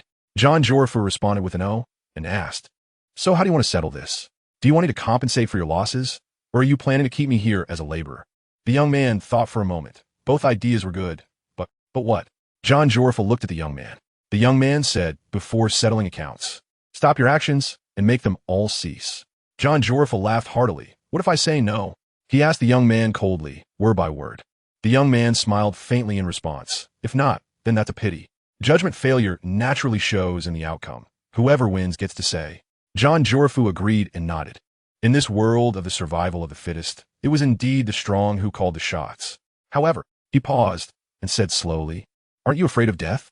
The young man looked at John Jorfu's serious expression and replied, Death? What's there to be afraid of? Isn't it just an early end of the game? Honestly, this game is quite ordinary. Once the novelty wears off, there's not much feeling left. John Jorfa nodded, then shook his head. That's half true. There are higher pursuits. The young man interrupted. Are you talking about becoming a god? I have no interest in such a boring thing. Every day is about leveling up and fighting. I've long been tired of that kind of life. John Jorfu fell silent for a moment. The young man was right. Such a life was not as interesting as imagined. In any case, our battle is inevitable. John Jorfa stated. The young man did not deny it, I know. Let's begin. Let me see your skills. As his words fell, his martial soul manifested, revealing the phantom of an undying bird, accompanied by 9 soul rings. Black, red, red, red, red, red, crimson gold, and colorful. The young man's 9 soul rings were exceptionally spectacular, and the undying bird martial soul, along with its powerful soul ring combination, even surprised John Jorfu. John Jorfu clapped his hands. A mythical level martial soul, the undying bird, along with the best combination of soul rings, indeed surprises me. The young man felt that John Jorfu's words were somewhat perfunctory and asked, Is that not enough for you to bring out your true abilities? Or are you too arrogant? John Jorfu presented his martial soul. It's nothing. My martial soul is just a bat. Compared to your martial soul, I fall far short, but John Jorfu paused, causing the young man to look at him in confusion and ask, But what? John Jorfu bared his fangs and said, Do you see my tiger teeth? They are quite similar to a vampire's, and then there's my skin color. John Jorfu paused again, and the young man couldn't help but ask, Are you saying your martial soul is a mutated martial soul? John Jorfu nodded, then pointed at the undying bird and asked, Yours should be as well, right? Otherwise, how could you possibly possess an undying bird? The young man did not deny it, nodding yes. John Jorfu shook his neck and said, Let's stop the small talk here. I want to know just how good the blood of your undying bird really is. The young man's brow furrowed as he stared at John Jorfu. You must be sick. Martial souls don't have blood. John Jorfu smiled mysteriously, causing a jolt in the young man's heart. You can't be thinking of using your martial soul's true form as a basis to drink my blood, right? John Jorfu's mouth curled into a smile. That's right. That's exactly it. However, even if you deliberately don't use your martial soul's true form, it's fine. My martial soul has more abilities than just that. The young man found John Jorfu somewhat annoying. I don't like people like you, nor do I like your martial soul. I've changed my mind. I want to end your game. John Jorfu laughed heartily. If you can do it, give it a try. The young man did not waste words. With an explosive surge of spirit power, he activated his martial soul, and vibrant flames erupted from his body. Third soul skill, Immortal Phoenix Flame Beam. The flames condensed in front of the young man, emitting a brilliant beam of light that shot out. Boom! Boom! Boom! The fiery beam came with immense destructive power. A shield made of bats appeared in front of John Jorfu, blocking the flame beam. Fourth soul skill. Fifth soul skill. The young man's attacks did not pause. As the flame beam was blocked, he unfolded his wings and flew up, launching a powerful strike down at John Jorfu. Boom! Boom! Boom! After the strike fell, the young man's combo followed, causing destruction far more terrifying than anyone else. The city of the other shore was left in ruins. However, the battle had just begun. The young man and John Jorfu fought fiercely, with the young man almost always on the offensive while John Jorfu fought with ease. It was evident that John Jorfu was much stronger than the young man, and he quickly gained the upper hand, overpowering the young man. Use your martial soul's true form. Your skills are useless against me. You should understand that, John Jorfu said lightly, causing the young man to snort coldly. The young man understood that these moves couldn't hurt John Jorfu, but he didn't want to be led by the nose. Moreover, John Jorfu had ulterior motives. If he used his martial soul's true form, he would completely fall into his trap. Chapter 256. Infinite Domain. The young man did not want to be led by John Jorfu, nor did he want to obediently comply. This was not out of stubbornness, but because he had his own thoughts and opinions. There was no need to follow and obey others' opinions, especially when that other was his enemy and had ulterior motives. The young man, embodying the immortal phoenix, swung his left and right hands forward, continuously unleashing fireballs. After John Jorfu dodged with a smile, he provocatively waved at him. The young man mobilized his spirit power, flames erupted from his body, and his soul skills were unleashed again. Boom! Boom! Boom! The young man's figure charged forward, transforming into two figures mid-sprint. From 2 to 4, 4 to 8, the figures continuously multiplied until there were nearly 100 figures in front of John Jorfu. Nearly 100 figures looked like 100 moving fireballs, each shadow within the fireball moving differently. It appeared chaotic, but in reality, there was a method to it. A series of seemingly disorganized actions formed a set of martial arts moves. Each action of this set appeared on the shadow within each fireball, and these shadows and the fireballs were indistinguishable from the young man himself, making it impossible to identify his true form. As the moment approached, the young man's figures surrounded John Jorfu, and the next second, all the figures launched an ordered attack on John Jorfu. Boom, boom, boom. Each attack was different, with nearly 100 figures exhibiting nearly 1,000 variations. What was even more terrifying was that these figures launched their attacks almost simultaneously, unleashing terrifying assaults on John Jorfu. The young man's attacks were fast, precise, and ruthless, each striking John Jorfu like a meteor, accurately hitting him. Flames surrounded John Jorfu, as if even the air had been ignited. John Jorfu was engulfed in the flames, and the young man's attacks had not fully concluded. One could imagine how fast and terrifying the changes in that instant were, as if they were endless. The attacks continued. All moves had only completed half, with half of the figures still relentlessly striking at John Jorfu. This moment felt like time had frozen, giving an experience of a moment that felt like a century. Boom, boom, boom. Endless explosions ravaged the surroundings, leaving them in tatters. Fortunately, when their battle began, the people in the city had hidden far away, ensuring no one was caught in the crossfire. A title, Douluo's battle, with just ordinary skills, was already terrifying. If more powerful moves were used, it would likely be even more frightening. The young man's attacks quickly reached their final moment.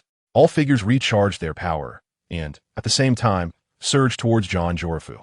Boom! All figures struck John Jorfu, transforming into a towering pillar of fire.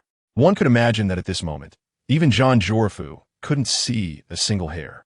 All that was visible was the young man's gathered figures and the massive fire pillar shooting into the sky. Did John Jorfu lose? Did the city lord win? No one knew the answer, and the answer would not come quickly. Although they had countless thoughts in their hearts, it was not reality, just countless ideas.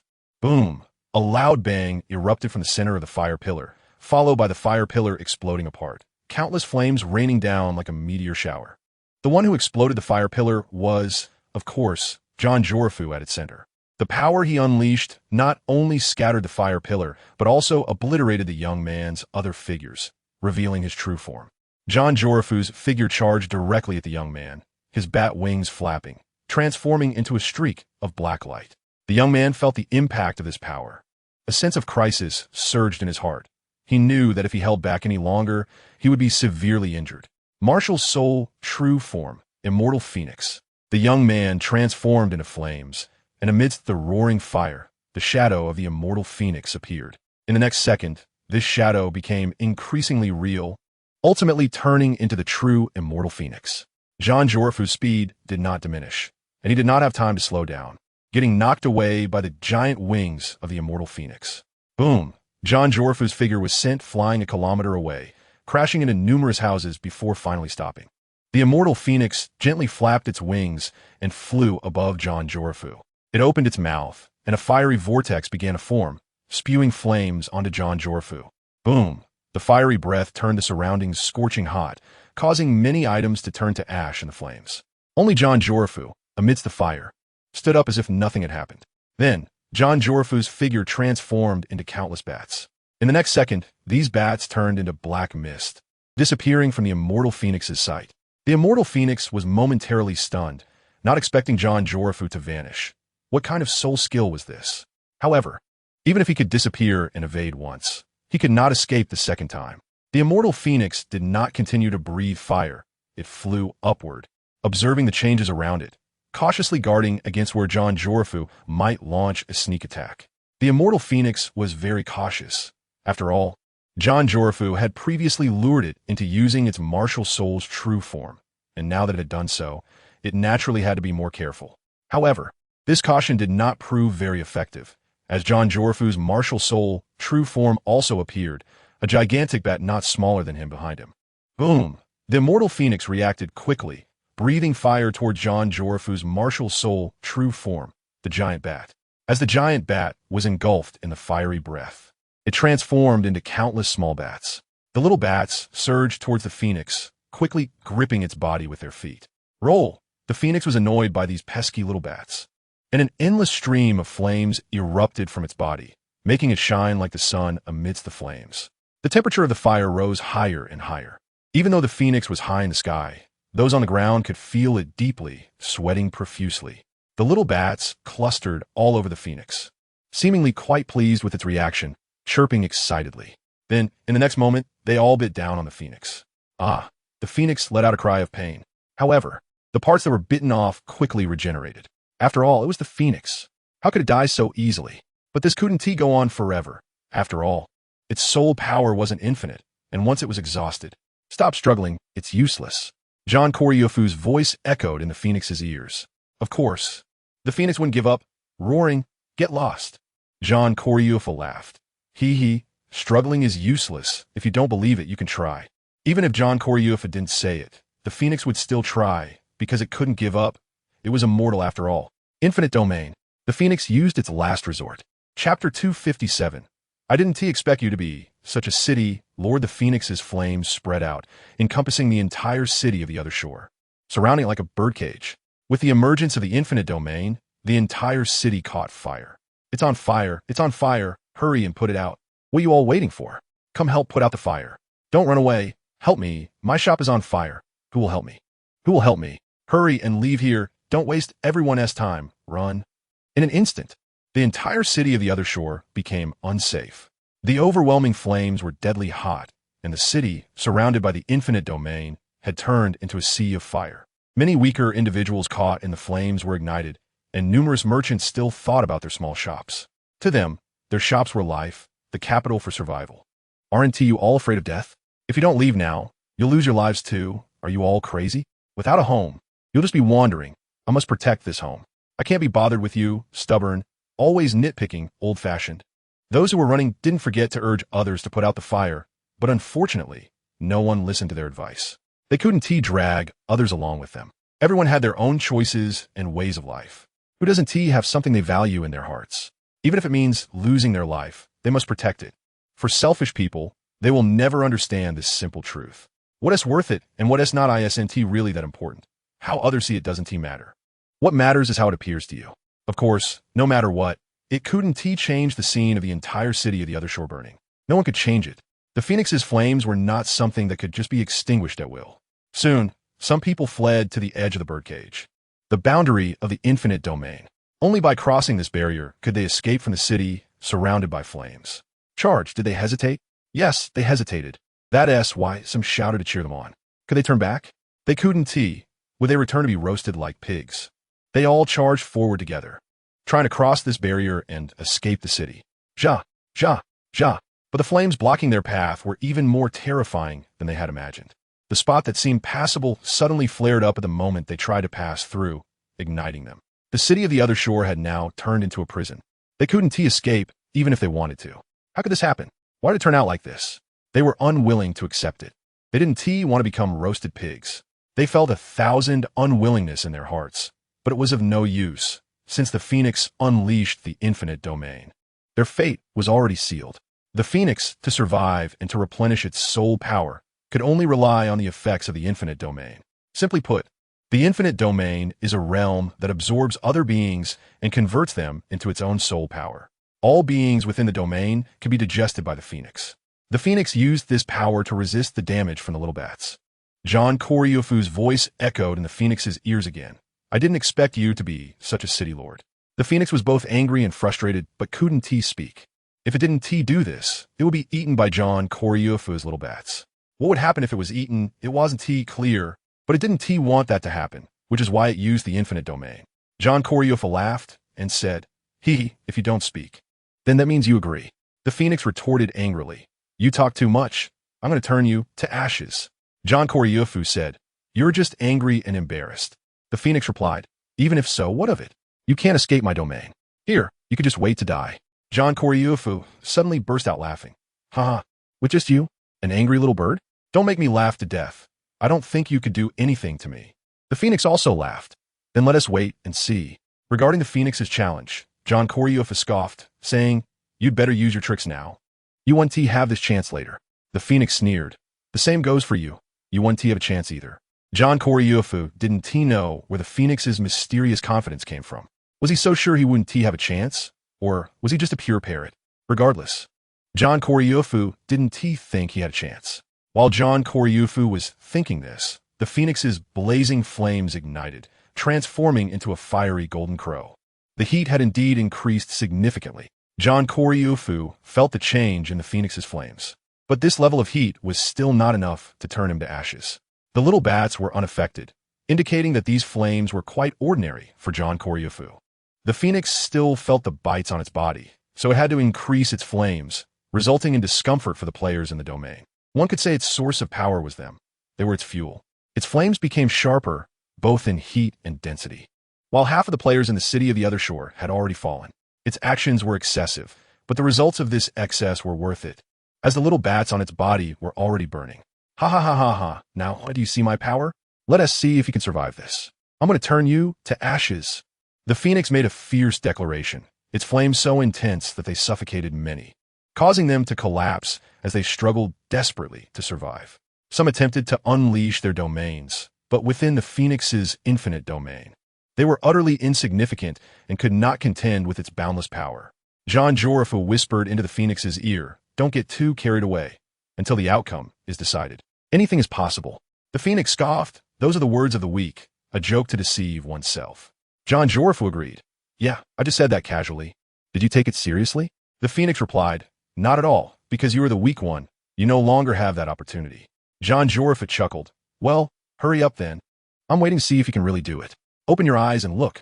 The Phoenix shouted, and half of the people in the infinite domain fell again, becoming its fuel. Boom, boom, boom. The flames, glimmering with golden light, appeared, their terrifying temperature incinerating many small bats to ashes. The Phoenix laughed triumphantly. Hey, your doomsday has arrived. Chapter 258, Regeneration of Severed Arm?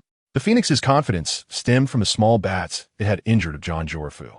It could also be said that it came from the fuel of the infinite domain. Without that fuel, it wouldn't be so confident.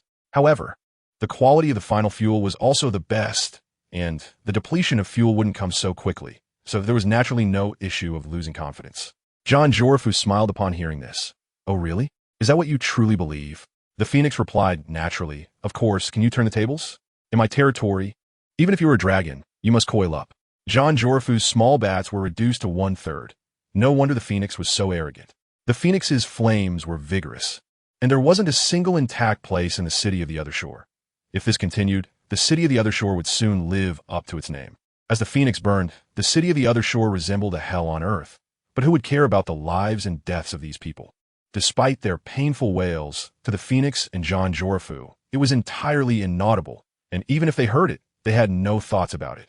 John Koryofu's small bats grew fewer and fewer, while the Phoenix stood like the sun in the sky, with no one able to stop its radiance. Similarly, this process consumed a tremendous amount and could only be used within the infinite domain. Destroying the city of the other shore was also a last resort. As the Phoenix saw the small bats dwindling, it finally breathed a sigh of relief. Is that all? I can talk big too. Do you really take yourself seriously? It said disdainfully, but inside, it was anxious. If John Jorfu were just a bit stronger, when its fuel was exhausted, it wouldn't know what to do. Is that so? A voice interrupted the phoenix's thoughts, truly a case of good not working and bad working. Look at this crow's mouth of mine. The phoenix, unwilling to show weakness, retorted, struggling in vain, what else can you do? Under my radiance, you will turn to nothing. This pointless struggle has no effect. Give it up. John Jorfu responded, give up? Sorry, I have no such plan. Besides, why should I give up? The phoenix snorted coldly, pointless resistance. John Jorfu yawned and said honestly, watching you act tough is quite boring. Your tricks are only these, I think we should end this. The phoenix said similarly, it should have ended long ago. As its words fell, the flames on its body surged again, igniting all the fuel in the infinite domain, supplying it to itself. It no longer hid and unleashed its maximum output. The flames erupted with a bang, expanding more than one circle, the colors becoming even more vivid and dazzling. Sizzle, sizzle, sizzle. The remaining small bats vanished at a visible speed. John Jorfu's voice also fell silent, until all the small bats disappeared. The phoenix couldn't help but burst in a loud laughter. I still wanna. Its boisterous laughter echoed recklessly, but after a while, the entire sky turned dark. Even though its light could illuminate the entire infinite domain, within the space of the domain, not a single spot was bright, as if it were surrounded and isolated by something. What is going on? Was it like this just now? Or is it the phoenix wondered? Having not paid attention to events outside the domain, thinking it was dark outside, and not noticing anything unusual. But now, upon a closer look, it was not so simple. The light was restricted, which was very strange. Such an eerie occurrence gave the phoenix a bad premonition. It thought to itself, no way, it shouldn't be possible. He is already dead. He can't still be alive. Just as the phoenix's words fell, John Jorfu's voice followed. Nothing is impossible. You are now in my domain. You could say you are in my belly, so. Before John Jorfu could finish, the phoenix shouted loudly, impossible, impossible, you are lying. It roared, knowing clearly that John Jorfu was not lying. It was indeed in the other's belly, but it did not want to admit it. John Jorfu's indifferent voice came. Think what you want, just stay in my belly and become my nourishment. The phoenix's face changed drastically. It almost withdrew the domain to fly out, but after thinking it over, it did not do so. Calming down, it began to analyze the situation. John Jorfu was somewhat surprised that the phoenix did not start shouting, but instead calmed down. However, that didn't matter, no matter how calmly it analyzed. It couldn't change anything. At this moment, the place where John Jorfu was located was desolate, vast, about the same size as the city of the other shore. From this perspective, it was not difficult to discern that John Jorfu was not bluffing. The phoenix was indeed in his belly, and its power was being unknowingly digested. John Jorfu drew a crescent-shaped flame in the air, which slashed forward like a sword chi, disappearing about a kilometer away, with just a casual wave. He produced such astonishing flames. This power was quite impressive. The healing ability of the phoenix, combined with my recovery ability, has also evolved into a new ability, which allows me to achieve immortality. Even regenerating a severed arm is not a problem. This new ability should be called regeneration. John Jorfu ruthlessly tore off a finger from his left hand, watching as the finger visibly regenerated at a rapid pace, nodding in satisfaction. It's just that the consumption is a bit high, but that's no problem. With the infinite domain skill, I can replenish it no matter how great the consumption. John Jorfu felt the power brought by the new ability, and after trying it out, he felt quite satisfied. If it didn't have this ability, it wouldn't be impossible to regenerate a severed arm, but the recovery time would be much longer. For instance, regenerating a severed finger used to take him a day. Now it only takes a few dozen seconds. It is easy to imagine how strong this ability enhancement is. This time, it is absolutely foolproof. The throne of the gods can only be occupied by me, John Kilifu. Others are merely clowns and are not qualified to compete with me. John Kilifu walked towards the sea, with bats transforming into his plank bridge. His goal was to reach the island of the sea god and fight the competitors there for the qualification to become a god. Soon, John Kilifu arrived at the hurricane zone, where the water tornadoes were fierce as tigers, overshadowing the heavens and the earth. However, for John Kilifu, it was merely childish play. With a flick of his hand, he opened up a path with two flames. Boom!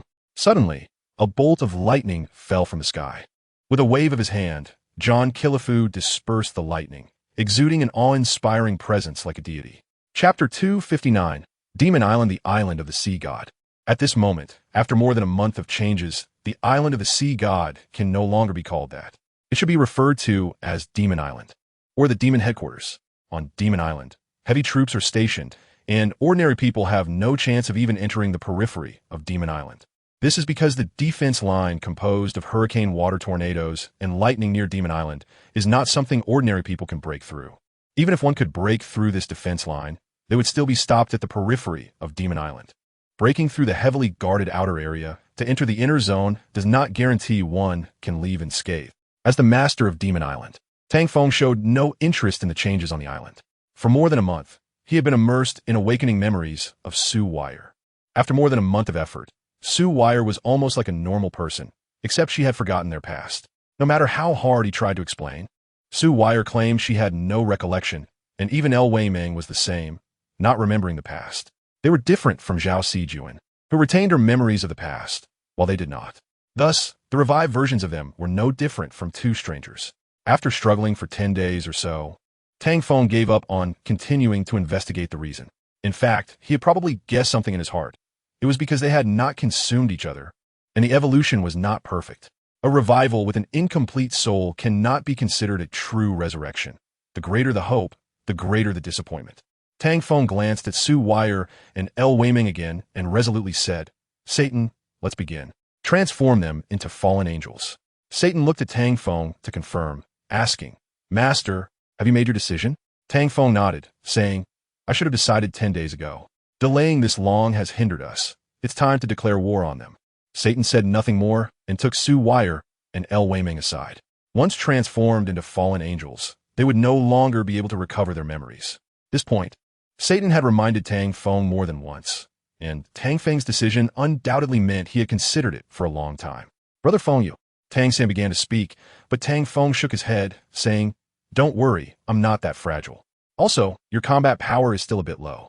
Tang San forced a smile. "I know, there's no chance for me to participate in this great battle." Tang Feng patted Tang San's shoulder, saying, "This stage will eventually be yours. Don't think too much. I will drag all the traversers who have harmed you down to hell." Tang San's lips trembled. "Brother Feng, why don't we just forget it?" "Forget? How can we forget?" Tang Feng laughed self-deprecatingly, saying, "Third brother, don't forget, even if I'm willing to forget. They won T. As long as that task exists, you will never have peace." And Tang San paused for a moment and asked, "And what?" Tang Feng exhaled, "Yes, there is more. Besides this task, there is also the qualification to truly become a god. A real qualification contest for becoming a god, chosen by the system. Such temptation is irresistible to anyone." Tang San asked, "Brother Feng, you can't refuse either?" Tang Feng smiled wryly. "I could have before, but now I cannot because I defeated Satan." Tang San looked seriously at Tang Feng, unable to understand what this meant. Tang Feng continued, "Don't worry.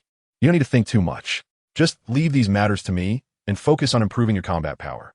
Tang San nodded, somewhat understanding, and then continued to train.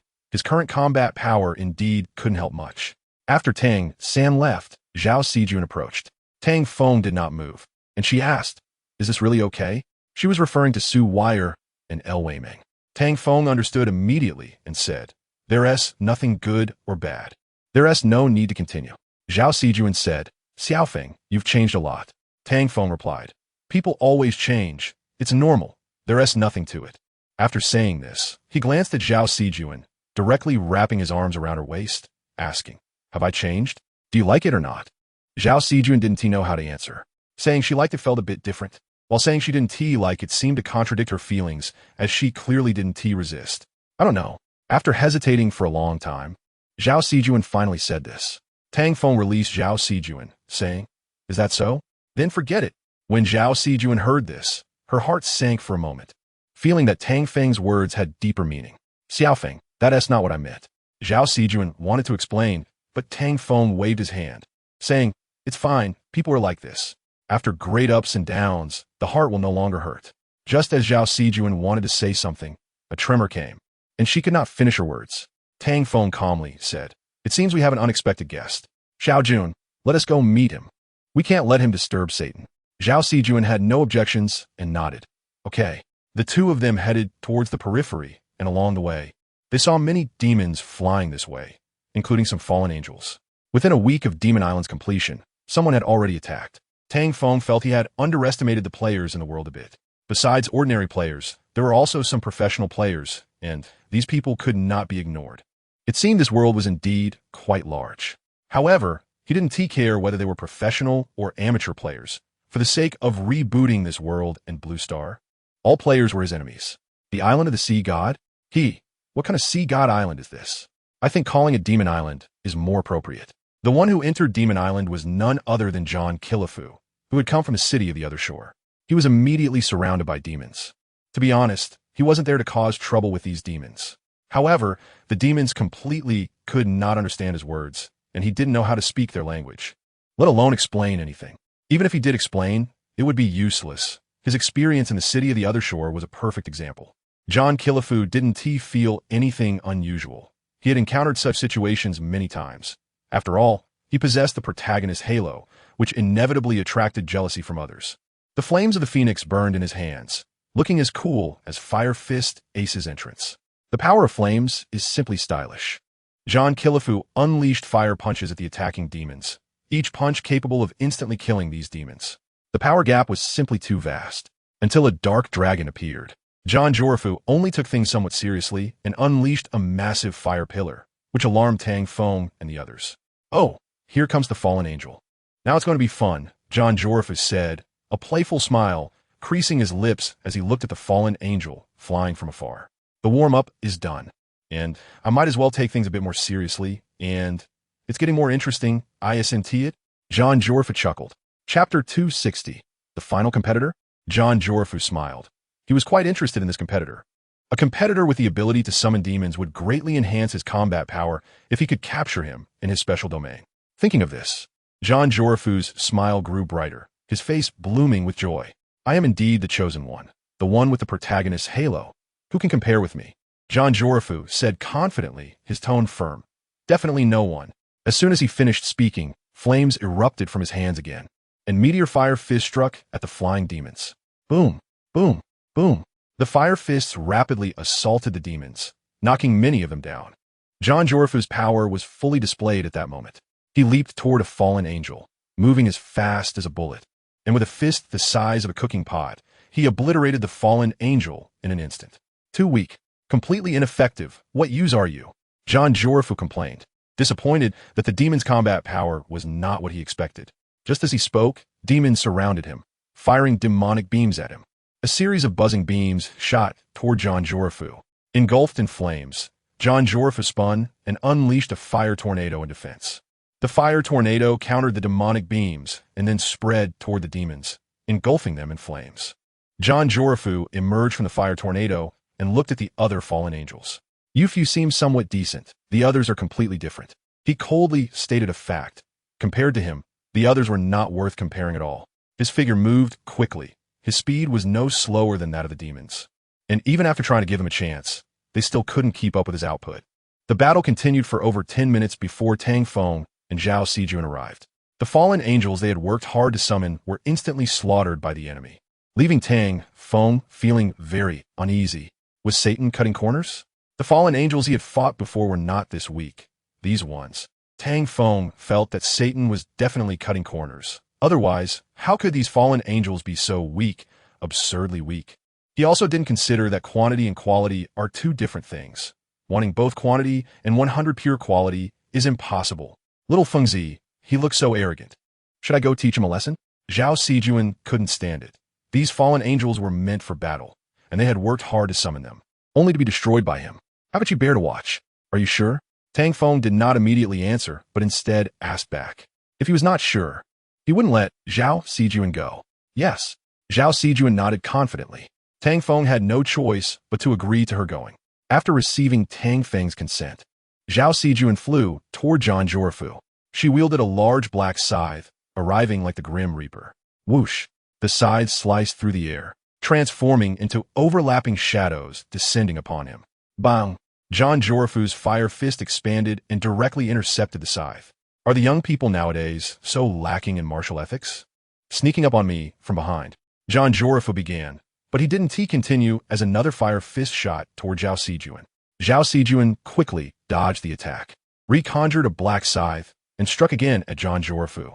Thus, their battle unfolded, and the fallen angels had nothing to do with it. They couldn't determine a winner anytime soon. Watching them fight, Tang Feng had no intention of intervening, merely observing.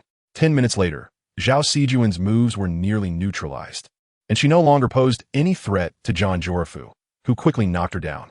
At that moment, Tang Feng finally moved, intercepting Zhao Sijuan while simultaneously launching an explosive flame gun at Zhang Zhuofu to stop his pursuit. Little Fengzi, I was careless. I can. Zhao Sijuan hurriedly explained. But Tang Feng shook his head, knowing she was not Zhang Zhuofu's match. Tang Feng said, he is not like ordinary people. You are not his opponent. Let me handle this. Zhao Sijuan panicked. Tang Feng interrupted her, saying, if anything happens to you, you won't always be so lucky. If you still want to persist, I won't stop you, but think it through. Zhao Sijuan hesitated. Tang Feng had lost his previous gentleness, giving her a somewhat cold feeling. But the truth was indeed as he said. Go ahead. Zhao Sijuan chose to step back. If forcing herself led to injury, it wouldn't be good for anyone, and it would only make little Fengzi unhappy. Seeing Zhao Sijuan voluntarily retreat surprised Tang Feng a bit, but he didn't dwell on it and then looked up at Zhang Zhuofu. At that moment, Zhang Zhuofu was also looking down, and their gazes quickly met like sparks colliding. Tang Feng's body slowly rose until he was at the same height as Zhang Zhuofu before speaking. Aren't you a bit too arrogant? In response to Tang Feng's question, Zhang Zhuofu said, from the moment you appeared, I noticed your aura. You are different from them. You're my competitor, right? Tang Feng was taken aback. Oh, a competitor? He glanced at Zhang Zhuofu and smiled. You could say that. It seems we are both. Zhang Zhuofu interrupted Tang Feng, saying no. We are different and can never be the same. Don't think too much. Someone like you is not worthy of being my competitor. Tang Feng shrugged, saying all right. If that is how you think, there is nothing I can do. However, since you've appeared, there is no need for you to leave. Leave? Zhang Zhuofu seemed to hear a huge joke and laughed loudly. You still think about leaving? Do you think that's possible? As competitors, only one of us can survive, and that person will be me. He emphasized the last part word for word. Tang Feng asked, so, you've taken care of quite a few competitors? Zhang Zhuofu proudly replied. Not many, counting you just 6. Tang Feng said, so, there aren't too many competitors, excluding some who haven't appeared. It seems you are the only one left? Zhang Zhuofu. You could say that. Once I kill you, I will be the only one left. Any new competitors will be wiped out by me. Tang Feng, is that so? That saved me a lot of trouble. Zhang Zhuofu. Let me see what you can do. Chapter 261 Similar Abilities. Tang Feng couldn't help but laugh. He had said this phrase often, and it seemed to be the most appropriate arrogant remark. As for the flames on the opponent, to be honest, he didn't take them seriously at all because he was immune to fire damage. Should he be concerned? Tang Feng didn't know Zhang Zhuofu's fire attribute, but comparatively, he felt that his own ice and fire attribute was more terrifying. In this way, there really wasn't much to worry about. However, the opponent's fire fist that could instantly kill a high-level demon shouldn't be ignored. Was his fire attribute really that strong? Tang Feng was puzzled in his heart. It was hard to confirm without trying. Since it was hard to say, he might as well give it a try, as he was also planning to use flames to test himself. Tang Feng looked at Zhang Zhuofu, who was engulfed in flames, showing no intention of defending himself. This action undoubtedly showed his contempt for others. Zhang Zhuofu's flames gathered in his fists, emitting a dazzling light. The fire fist formed, and the scorching fire fist flew toward Tang Feng. Boom! Boom! Boom! The fire fist hit Tang Feng, or rather, he didn't dodge it and let the fire fist strike him. Yes, dodging these 2 fire fists was easy. The only reason he didn't dodge was that he wanted to test the power of the fire fist. The blazing fire ignited Tang Feng, but amidst the flames, he looked unfazed, as if lost in thought. After a long time, Zhang Zhuofu didn't attack, seemingly waiting for the burning flames to turn him to ash. Tang Feng found it hard to watch. Continuing like this was pointless and a complete waste of time. He decided to disperse the flames and let the opponent show some real skills. He thought about it and did it, casually waving his hand to disperse the flames of the immortal bird, which vanished into the air. He then said to Zhang Zhuofu, if your martial soul is a fire attribute martial soul, I think we don't need to fight. You can just surrender. Zhang Zhuofu laughed upon hearing this. What qualifications do you have to be proud after struggling for several minutes? Only I can unleash my full firepower and burn you to death anytime. Tang Feng was unconvinced and said, is that so? Is it really like that? Zhang Zhuofu retorted. Isn't it? Tang Feng replied, then you can try. Explanation? argument. It was useless. Even if it were useful, there was no need for it. He was his enemy. Why should he explain to an enemy? Of course, if he insisted on trying, then let him try. Tang Feng watched as John Jorifu gathered flames, radiant like the sun, with a temperature that could roast everything around. Indeed, after John Jorifu unleashed his full firepower, the flames became much more ferocious. However, for Tang Feng, no matter how fierce John Jorifu's flames were, they were useless because he was immune to fire damage. Since he was immune to fire damage, he naturally didn't need to worry about this fire that was 100 or 1,000 times stronger, because no matter how strong it was, it couldn't change the fact that it was fire. Bon John Jorifu's flames surged. Bang, bang, bang. The flames suddenly exploded, and the powerful fire impact rushed toward him like a tidal wave. Tang Feng glanced at the flames, crashing toward him like molten lava, accompanied by continuous explosions. However, after a glance, he didn't look again and allowed the flames to bombard him. Boom! The flames engulfed Tang Feng, producing a massive explosion, and a terrifying heat wave formed a fiery tornado that shot into the sky. The explosion continued, and Tang Feng, at the center of the flames, was continuously buffeted by this force. Boring. Holding the sword Ganjiang Moe, Tang Feng unleashed the ice and fire duet against the fire dragon in front of him, directly cutting through the fiery tornado. The severed fire tornado lost its supporting power and soon vanished into the air. Tang Feng's figure reappeared, and the flames on John Jorifu disappeared. At this moment, if he still didn't understand what Tang Feng had said before, he would be truly foolish. John Jorifu said, "I didn't expect you to be fine. It seems you are quite strong." Tang Feng shrugged, pointing the Ganjiang sword at John Jorifu. "We've talked enough. How about we get serious and have a try?" John Jorifu smiled. "Sure." This time, Tang Feng took the initiative. His figure moved quickly, and in the blink of an eye, he was in front of John Jorifu. He slashed down with his dual swords aimed at John Jorifu. His swordsmanship wasn't particularly advanced, but his speed was enough. While he slashed, he practiced, thinking that John Jorifu was a good practice target. Ice and fire duet. As soon as the skill's cooldown ended, Tang Feng sought to unleash it to make John Jorifu suffer. However, it wasn't that easy. John Jorifu's flames didn't continue, but his bats were still present, and he decisively attacked Tang Feng. Buzz, buzz, buzz. The appearance of the bats forced Tang Feng to dodge. This group of bats was likely John Jorifu's martial soul, a bat martial soul that could play with fire. Tang Feng was quite curious and wondered if it could be a dual martial soul. If it were a dual martial soul, it would be a bit troublesome, as dual martial souls were much stronger than single martial souls. Of course, this was just a guess. In reality, it was still unclear. These bats formed a shield, protecting John Jorifu. When Tang Feng's Ganjiang Mo Yi sword struck the shield, it only created sparks and didn't break through the shield. Tang Feng had no choice but to use stronger techniques, applying various buffs so he could easily break through this bat shield, right? With a loud bang, the bat shield was shattered. Ice and fire duet. Then, Tang Feng unleashed the ice and fire duet once more. His attack moves were limited, and the moves he used for testing were even fewer. The fire sword energy he unleashed from his dual swords injured John Jorifu. However, the wound on John Jorifu healed at a visibly fast rate. His recovery ability was strong. And why did it always feel like his abilities were so similar to his own? It was as if he were a pirated version of himself, or a weakened version. Tang Feng couldn't figure out whether it was coincidence or some ulterior motive, or if it was all part of the system's arrangement. He didn't know and had no time to ponder, and the battle was still ongoing. The number of bats increased, and John Jorifu activated his martial soul embodiment. This time the battle finally began to heat up. His moves and soul skills turned the tide in a few blows, injuring Tang Feng. However, Tang Feng also possessed powerful regeneration abilities. Recovering from these injuries wasn't difficult, and he would soon be back to normal. At this moment, John Jorifu also realized that Tang Feng had the same abilities as him. Chapter 262 Bats and the Great Snake Spear. Tang Feng had many things he couldn't understand and many things he had forgotten. However, there were many things he remembered. Or perhaps this was just forgetfulness. After all, as one grows old, it's impossible for anyone to keep the past and experiences vivid in their memory.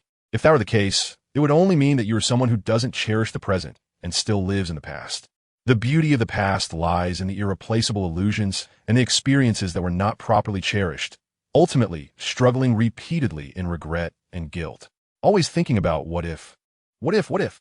However, this world has never sold regret pills. If it did, it wouldn't be reality, but a dream from which one cannot awaken. If you can't remember something, don't fantasize about it. Those are just illusions, not real existences. Even if there was love in the past, meeting again now, you are just strangers without the original feelings. Of course, Tang Feng can confidently and responsibly say that he has never had any love. If there was any, it would be for Su Wire. Su Wire is now also a wound he cannot return to, a pain he cannot escape, which is why he decided to become a god, to reverse everything and restart it all. If he could prevent launching from descending onto Douluo continent, the outcome would be different, or we might not have met, but you would still be the original you, which is much better than the you without memories now. People must have hope, must look forward and move ahead, even if it's a path others do not recognize. As long as you acknowledge it, then keep going. Regardless of whether the outcome is good or bad and how much impact it has on others, it has nothing to do with oneself. Walk your own path and let others talk. Tang Feng no longer wants to think or calculate too much, which leads to repeated losses and gives others opportunities. What else could it be but weakness and incapacity? He should have been tougher long ago. Being merciful to enemies is cruel to oneself. Boom, boom, boom. Tang Feng's moves were fierce, continuously striking John. Jorifu. He was no longer the Tang Feng who would show mercy in the past. He now just wanted to defeat the so-called competitor. Who cares who they are? Go to hell. One must say that the current Tang Feng has gone to extremes. This way of thinking is wrong, but he has no other choice. Only by forcing himself like this can he continue. If he hesitated like before, taking half a day to make a decision, being cautious to the point of questioning life, then he would accomplish nothing. Once a decision is made, it must be followed through. Otherwise, it cannot be called a decision. Rumbling, Tang Feng sent John Jorifu flying, then unleashed another massive two-colored flame.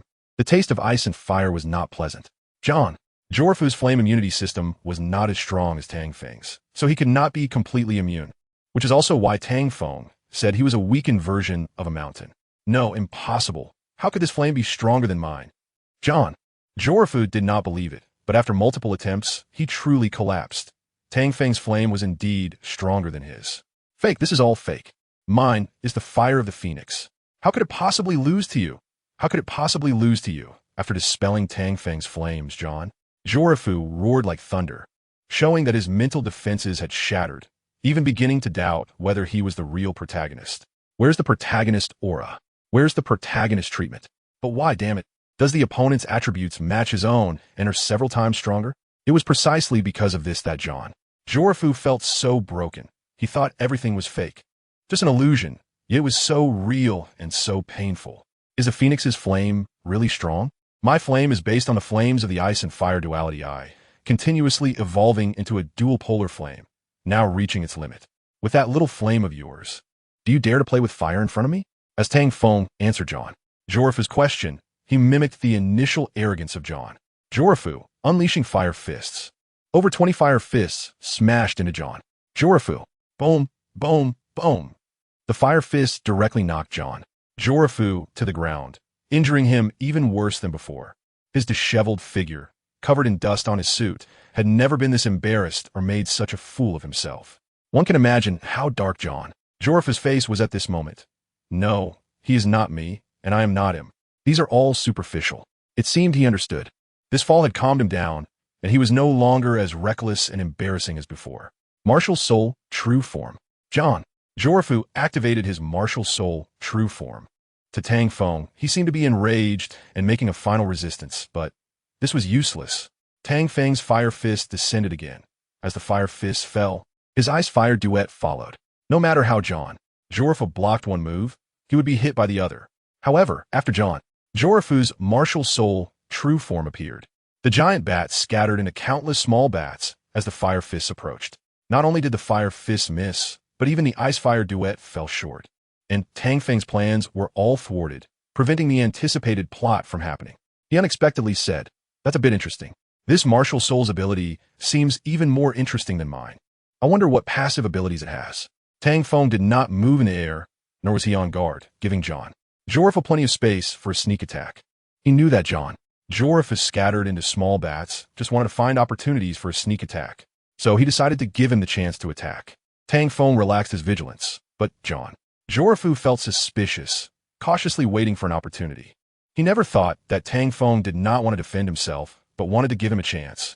Yet he couldn't find any flaws without flaws. How could he make a move? Tang Feng waited for a while, not seeing John Jorfa make a move. This guy was being overly cautious. If this continued, it would just waste time. He didn't want to wait any longer. Waiting would only waste time, and the outcome wouldn't change. Prediction. Tang Feng used his predictive ability, but the result remained unchanged, showing just how cautious John Jorfa was. He had no intention of attacking. Eight-headed serpent spear. Left with no choice, Tang Feng had to condense the eight-headed serpent spear, a spear that had the ability to kill Douluo in seconds, as long as John Jorfa dared to show himself. He would let the other party meet their end. The power emanating from the eight-headed serpent spear shocked John Jorfa. About to attack Tang Feng, he shrank back again. With so many bats, is one of them you, or are they all you? Tang Feng's sudden question left John Jorfa unsure how to respond. Was he asking himself or John Jorfa didn't know what Tang Feng wanted to do, but he knew it was definitely not a good thing. Chapter 263. Sealing domain. The appearance of the eight-headed serpent spear made John Jorfa cautious. The aura emanating from the spear made him dare not act rashly. Being cautious to the extreme was painful to watch. This was not how a strong person should behave. Why was he not as good as others? It seemed no one thought so. It was his uncertainty that made him timid and cautious, not daring to approach. Why had he, once very confident, become like this now? Was it fear, or was it a lack of confidence? John Jorfa didn't understand why he felt this way. He even began to doubt himself, which was not the demeanor of a strong person. At that moment, he resembled a child who was anxious about gaining and losing, lacking the courage to face failure. Failure itself is not terrifying. What is terrifying is the lack of courage to confront it, which led him to hesitate and miss a great opportunity. Sometimes some opportunities, once missed, will not come again and will turn into eternal regrets. When Tang Feng unleashed the Yamada no Orochi spear, John Jorfa realized he had missed a golden opportunity, and waiting for the next chance would be futile. However, rushing to act in such haste would also be ineffective, as it would only reveal his motives to the opponent. John Jorfa continued to watch Tang Feng's movements, not knowing that the other party planned to use stillness to counter his actions, waiting for him to expose his position before delivering a fatal blow. This made the battle quite troublesome, and he couldn't afford to drag it out for too long. The longer it lasted, the more unfavorable it would be for him. Afraid to reveal himself? That's fine. I will flush you out, and I will eliminate each of these little bats one by one. Tang Feng casually pointed the Yamada no Orochi spear a few times, and several small bats were instantly silenced. The spear's power was astonishing. John Jorfa watched this unfold and immediately ordered the little bats to scatter. He knew that the Yamada no Orochi spear was far from simple, and if all his little bats were destroyed by Tang Feng, he would be in trouble. Oh, giving up so soon? Tang Feng mocked, hoping to hear John Jorfa retort, but the other party ignored his taunt. He was in a hurry, slowly toying with John Jorfa, and the flight trajectories of these little bats couldn't hide from his predictions. He could strike them down at any time. He wasn't anxious, just taking his time with John Jorfa, seeing whose patience would last longer. The one who lost patience first would be the loser. John Jorfa had similar thoughts. He understood that being impatient wouldn't help, and now, besides slowly wearing each other down to see who had more patience, he had no better plan. However, continuing like this wasn't a solution. He couldn't outlast Tang Feng because Tang Feng could kill his little bats one by one, while he could do nothing. Although it seemed like a contest of patience, it was very disadvantageous for John Jorfa. Even if Tang Feng didn't act, he had to make a move first. As time passed, the depletion of his little bats by Tang Feng made John Jorfa feel the impending crisis. It was no longer feasible to continue like this, and he had to take action. John Jorfa began to move, and the scattered little bats changed their trajectories. Oh, finally taking action? I thought you just were down. Tang Feng taunted, not caring about John Jorfa's move. This game of hide-and-seek should have ended long ago. The little bats surrounded Tang Feng, each maintaining an equal distance from him, keeping him out of their attack range, leaving him with no chance to strike. He smiled and said, "Hurry up. I'm getting a bit impatient. I've given you so much time. Why are you still so slow?" John Jorfa, sound just like it. John Jorfa naturally wouldn't retort. No one knew if it was a trick, and he wouldn't fall for it. It was better to be cautious. He carefully arranged his next attack. Sonic Wave. All the little bats opened their mouths and unleashed a dizzying Sonic Wave attack at Tang Feng. Tang Feng felt a bit dizzy, momentarily losing his ability to act. At that moment, John Jorfa certainly wouldn't miss the opportunity again, having prepared for so long. If he missed out again, it would be truly embarrassing. John Jorafu commanded the little bats to surge forward, all attaching themselves to Tang Feng and then biting down. The sight of Tang Feng being surrounded and gnawed at by countless little bats was quite gruesome. Blood-sucking, Tang Feng wondered. He was unclear about John Jorafu's intention behind this action. Whether it was truly blood-sucking was uncertain. However, Tang Feng's lips curled up. The Yamata no Orochi spear in his hand emitted blinding light, and then the energy began to explode. Meow! John Jorafu was instantly dumbfounded. What was the difference between this and self-detonation? Absorbing energy wouldn't help. It was safer to just leave. Boom, boom, boom. However, the speed of the explosion was faster than John Jorafu imagined. He had barely begun to escape, but still couldn't safely withdraw. Damn it, that madman. John Jorafu didn't think Tang Feng was in a good situation. But this was also good. Even if he didn't die, he would be severely injured and wouldn't be his opponent anymore. Next would be his time to shine. John Jorafu smiled, his confidence returning. He felt he could take on 1,000 of them, slaughter all players, and just as he was thinking he could, a figure rushed out from the explosion, resembling a half-human, half-spider creature, strikingly similar to Bibidong's martial spirit. Still not dead, John Jorafu was startled and immediately reacted, quickly transforming into a little bat again and lunging at Tang Feng. Swish, swish, swish. This time, he was much faster than before, and in just a few moments, he bit Tang Feng. The contest resumed, but this time, John Jorafu decided not to play anymore. He would unleash his powerful domain to trap Tang Feng within it, allowing him to become his evolutionary nutrient. Sealing domain. John Jorafu activated his domain, and Tang Feng was quickly dragged into a pitch-black space where only he existed. The phoenix was not here. It was in another sealing domain. John Jorafu's sealing domain could contain many people, providing him with nutrients for growth and enabling him to gain others' abilities. John Jorafu patted his belly. Let me ask, who else is there? Victory was his. The last competitor was eliminated, and he would also take out those unborn competitors. Those competitors posed no threat to him. Chapter 264. The Wrath of Satan. John Jorafu shouted arrogantly, as if he were the strongest player in the Douluo continent, and no one could match him. There were not many who could become competitors. They were all elite among the elite, and standing out among them was even harder. However, no matter how difficult it was, what mattered was that he succeeded.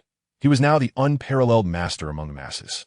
John Jorafu had the confidence to be arrogant, and coupled with his strength, naturally, no one could challenge him. He had already planned how he would present himself to everyone in the Douluo continent in the coming days, how he would.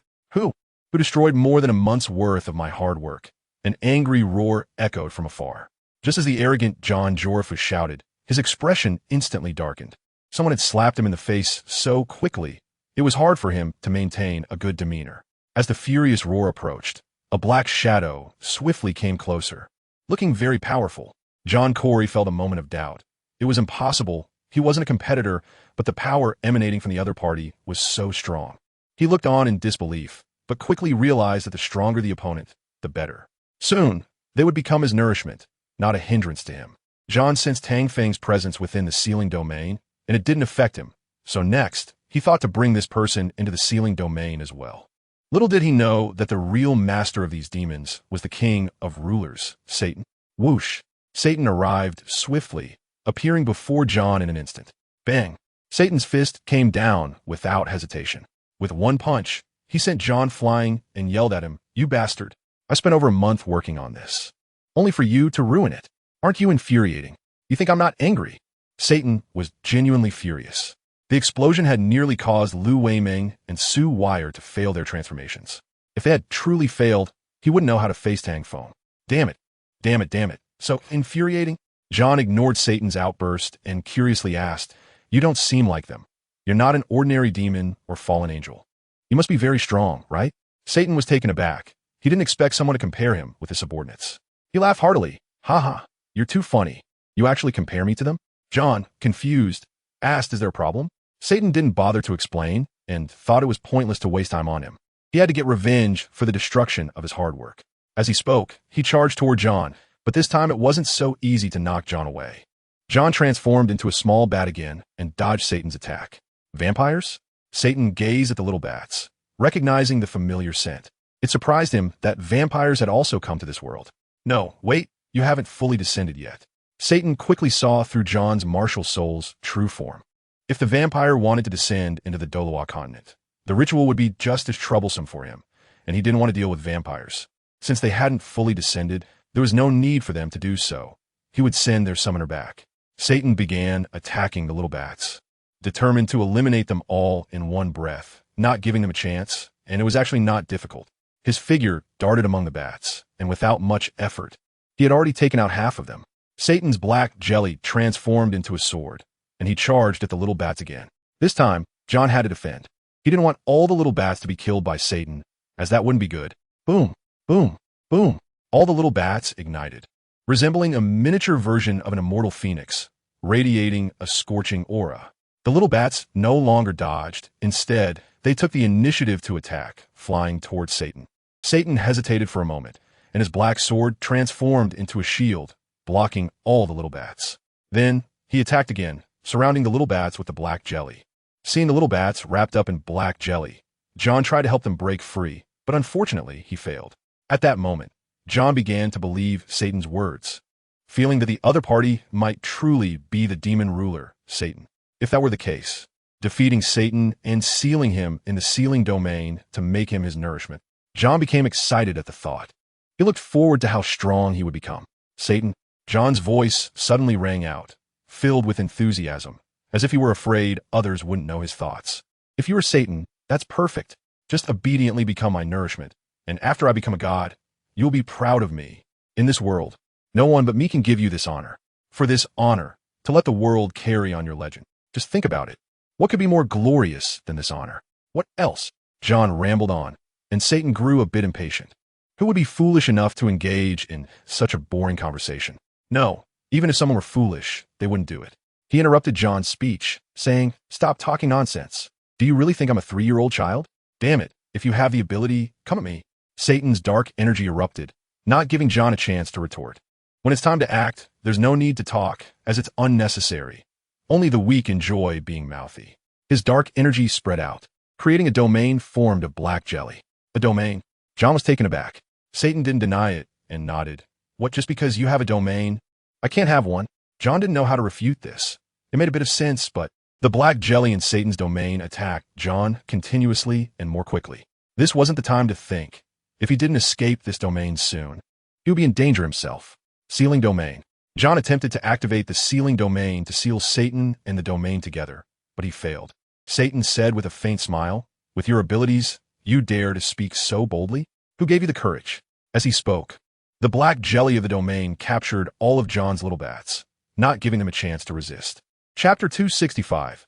Almost over after clearing out quite a few of John's little bats, Satan didn't continue.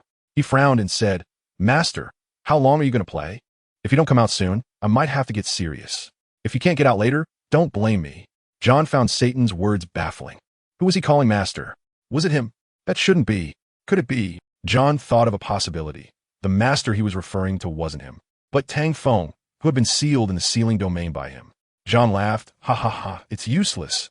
No one can come out of my belly. He can't possibly." Satan said lightly, "Oh, so he's in your belly. Thanks for the info. Tell me his location." John. Turns out he had been tricked. He hadn't expected Satan to say this on purpose. His heart sank, but he quickly regained his composure because he didn't believe Satan could find him. Even if Satan knew, so what? If he couldn't find him, it would be pointless. Satan had played enough and didn't want to continue. It wouldn't be difficult for him to find John in his domain.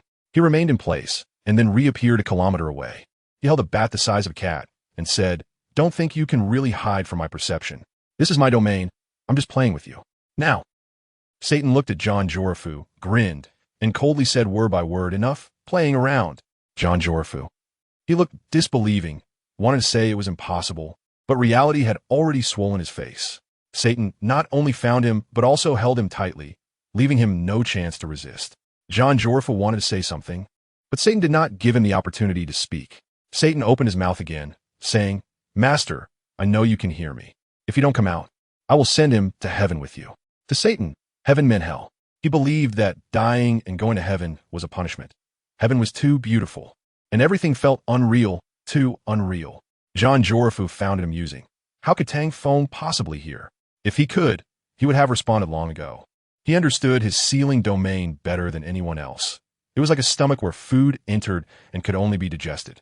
He was sure there were no exceptions. No one could be an exception, only obediently become his nourishment. Sealing domain. John Jorafu shouted in his heart. It was undoubtedly a good opportunity for him now.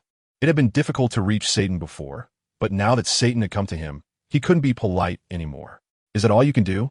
Satan sneered and waved his hand back, dispersing an invisible force, which was the sealing domain. As Satan casually dispelled the sealing domain, John Jorafu's eyes widened. He was genuinely shocked, looking dazed and incredulous. Satan squeezed John Jorafu's neck harder and said, "If there's a next time, I'll send you straight to heaven to see God." After saying that, he ignored John Jorafu and continued, "Master, I'll ask you one more time. Are you coming out or not?" After waiting for a minute, Satan said, "Since you refuse to come out, I won't disturb you anymore. It's time to settle this."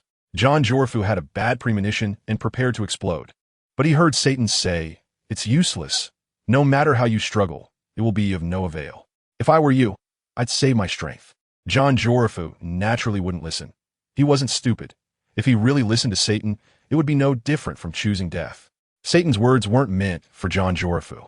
He just wanted to convey them to Tang Feng, indicating that he was genuinely going to take action, and if Tang Feng didn't come out soon, there would be no opportunity left. It seemed. A tearing sound echoed. Satan looked at John Jorafu's belly, smiled. "Master, you finally came out. If you don't come out now."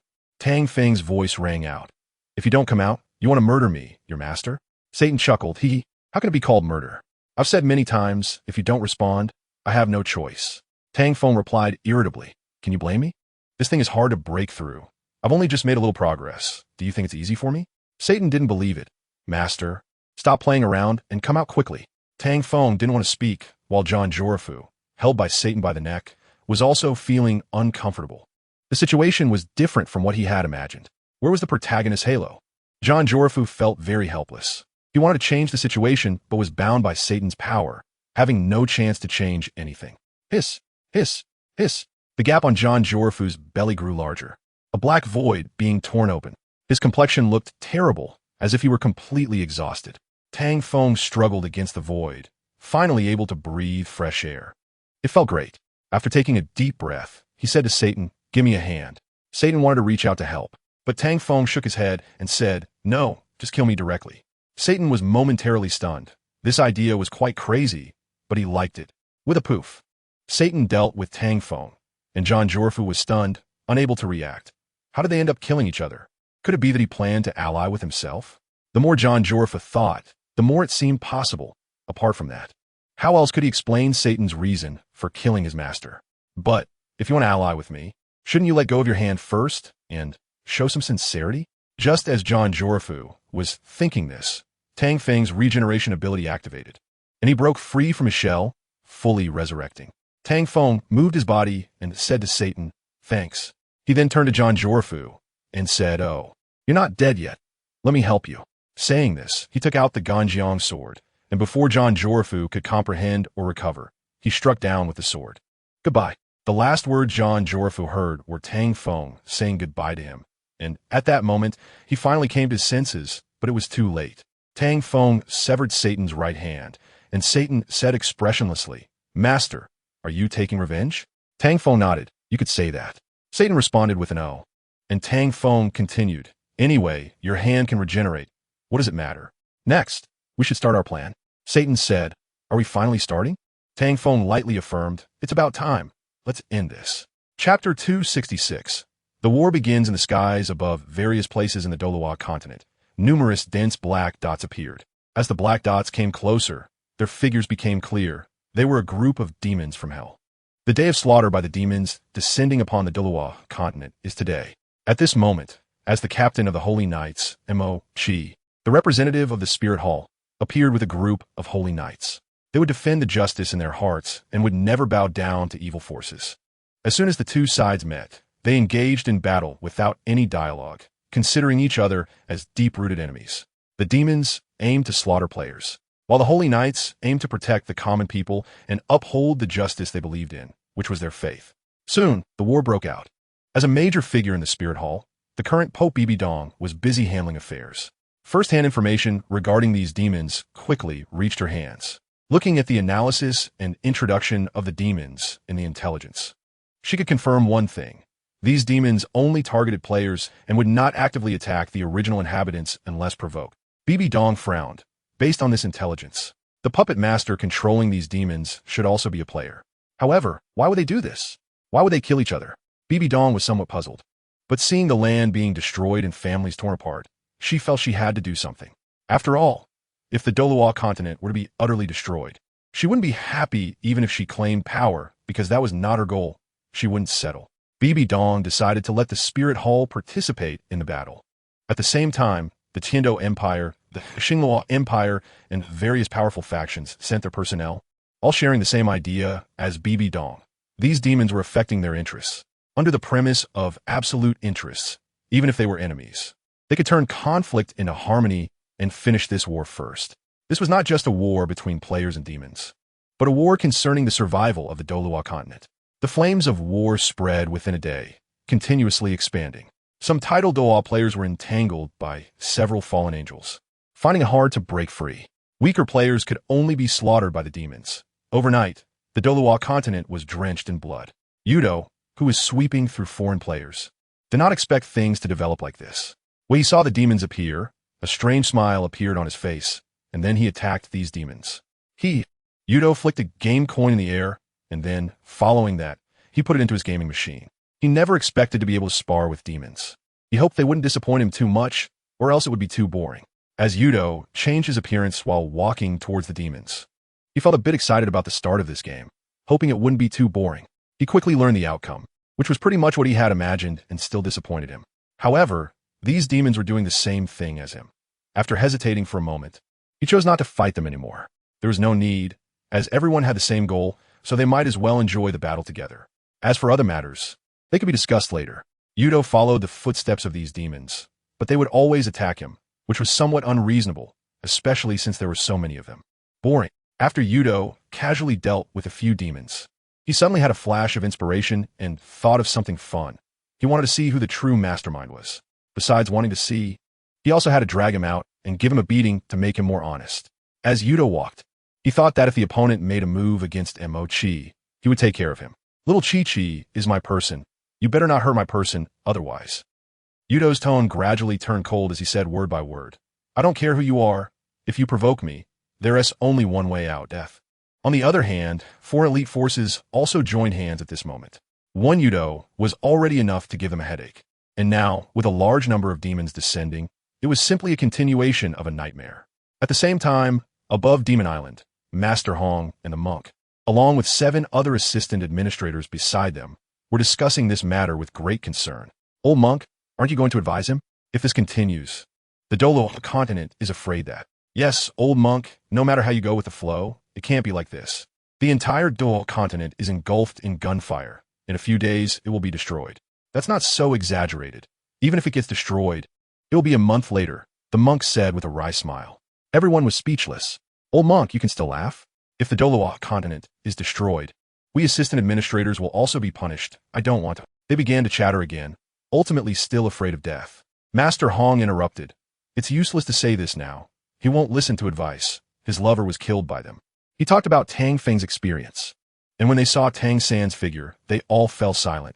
Perhaps this was the cycle of cause and effect. They all felt it, and the monk was even more convinced. He chanted Namo Amitabha, saying, what you sow is what you reap. Cause and effect. Where there is cause, there must be effect. The demons they have created must be repaid by themselves. Everyone was speechless again, but they had to admit that the fact was like this. These players would die because of their own actions. If they didn't act recklessly, there would be no problem. Although this is true, the focus of the current problem is not who is right or wrong, but how to end things and prevent further deterioration. There is no way. After hearing their thoughts, the monk gave this answer. Then the monk said, we can only trust him now. After he becomes a god, he can wish for everything to restart, and then we can change the present. Everyone didn't want to admit it, but the fact was like this. They only had this one chance to change, and they had no other options left. Old monk, is it really only like this? Master Hong asked. The monk nodded, and in the future, you have also seen that Tang Feng becoming a god is a matter of course. How he chooses depends on how deep his feelings for his lover are. Master Hong said, he is a sentimental person. The monk did not deny it, saying that the world is unpredictable and nothing is absolute. Do not be too optimistic. Master Hong smiled. It's better than being depressed all the time. The monk did not deny it, but said, no matter what, we can only watch the situation develop. Whether it will change in the end, we will know at that time. This time, the others had nothing to say, no matter how much they guessed now. It was useless. They could only wait and see in the end. Chapter 267, Demon Island Strategy in the Douluo continent. People from all over joined forces to resist the invasion of demons. For them, demons were outsiders, just like players, but stronger and more tyrannical, slaughtering innocents indiscriminately. Players at least wouldn't destroy their homes, but these demons would. Players could at least communicate and follow rules, but these demons would not. Demons were like machines of slaughter, endlessly pursuing players until death ended their lives. For them, their lives were both short and helpless. The feeling of being bound and having no sense of freedom, exhausting their lives for such a brief contribution, felt like a meaningless existence. But is it really meaningless? Just like the life of an ant. Can it truly be without meaning? Different perspectives, different thoughts. Every life and every position has its importance, and none can be lacking. Demons are the same, but their lives, like ants, give their all without freedom. Or perhaps, at the moment of withering, that is the true freedom they long for. Of course, no one would think for the demons. They only think for themselves, and to survive, they must kill all these demons. Those who are not of our kind must be exterminated. Although players are also outsiders, they are not of a different race. But these demons are different. They are entirely alien beings that must be eradicated. Various reasons cannot change this fact. The battle between demons and players continues. Thus, an eternal war unfolds across the Douluo continent, until one side is completely annihilated, a brutal war concerning the survival of races. The flames of war spread for a month. Everywhere in the Douluo continent, there was no safe haven, all ravaged by this war, resembling a natural disaster, becoming the most terrifying catastrophe in the history of the Douluo continent. The united human powerhouses, while steadfastly defending their lines, drove the demons out of the Douluo continent. They possessed absolute strength to safeguard this war. In the blink of an eye, the war entered a heated phase, with demons being pushed back in their subsequent pursuit. And it wouldn't be long before this war would conclude. Ultimately, they drove the demons to the sea leading to Sea God Island, where they discovered the demon stronghold. It turned out these demons came from Sea God Island. Sea God Island is now known as Demon Island, and even though they knew the demon's location, breaking through the harsh conditions at sea would not be an easy task. Even if it was difficult, they had no intention of giving up, especially the players, who firmly believed they could completely eradicate these demons and return peace to their world. Representatives from major powers around the world, including titled Dalu among players, Spirit Hall, the Heaven Do Empire, the Star Luo Empire, and mad scientists of soul guide devices, gathered together to discuss strategies against Demon Island. With such a lineup, they were already the strongest coalition army in the Douluo continent world. It was precisely because of this that they were able to arrive here with overwhelming strength and deliberate on how to attack Demon Island. The demon's stronghold lay before them. Yet their opinions began to diverge, which was normal, as they all had their own arrogance. Why should we attack first? Exactly, why don't you attack first? Do you think we're idiots? Or that we're easy to bully? I think this meeting should be called off. There's no sincerity here. Let us just each use our own methods to win this war. I feel the same way. Since no one respects anyone else, continuing this discussion won't yield results. No, you're wrong. Even if there's a result, it won't matter, no one will listen, so it's better to. In just a moment, a single opinion sparked their debate, as no one wanted to suffer losses in their interests. Most importantly, they all treated others as pawns, viewing themselves as the most important. While engaging in this pointless meeting, Emochi sighed, wondering what he was expecting. This was the weakness of human nature, fully displayed at the last moment. To get them to join forces, it required not only a powerful enemy, but also a threat to their interests. At such a time, they still had the energy to argue over trivial matters. It was truly frustrating. However, this meeting did not come to an end, and with nearly 100 representatives present, the discussions became even more challenging. If one didn't know better, they might think it was a market bargaining session. Mo-chi shook his head in disappointment, realizing that continuing this way was completely pointless and contrary to his sense of justice. Mo-chi said, enough talking. Our Spirit Hall's paladins are willing to take the lead. Brother Mo-chi, you should have said this earlier. Only the people from Spirit Hall can be trusted. I don't have faith in the others. Old Ghost, what do you mean by looking at me like that? Did I say we would charge first? No. What else would that look? Do you want me to wipe you out in seconds? I'm so scared. Can you all just say less and not make us look like fools? You're all grown-ups and still not a bit ashamed. Exactly. Besides, Mochi has already said they will be the vanguard. We should discuss who will assist. Here we go again. Mochi smiled bitterly, realizing they did not cease their arguments due to his words. It was understandable. Perhaps they viewed themselves as too important, which was not significant to him.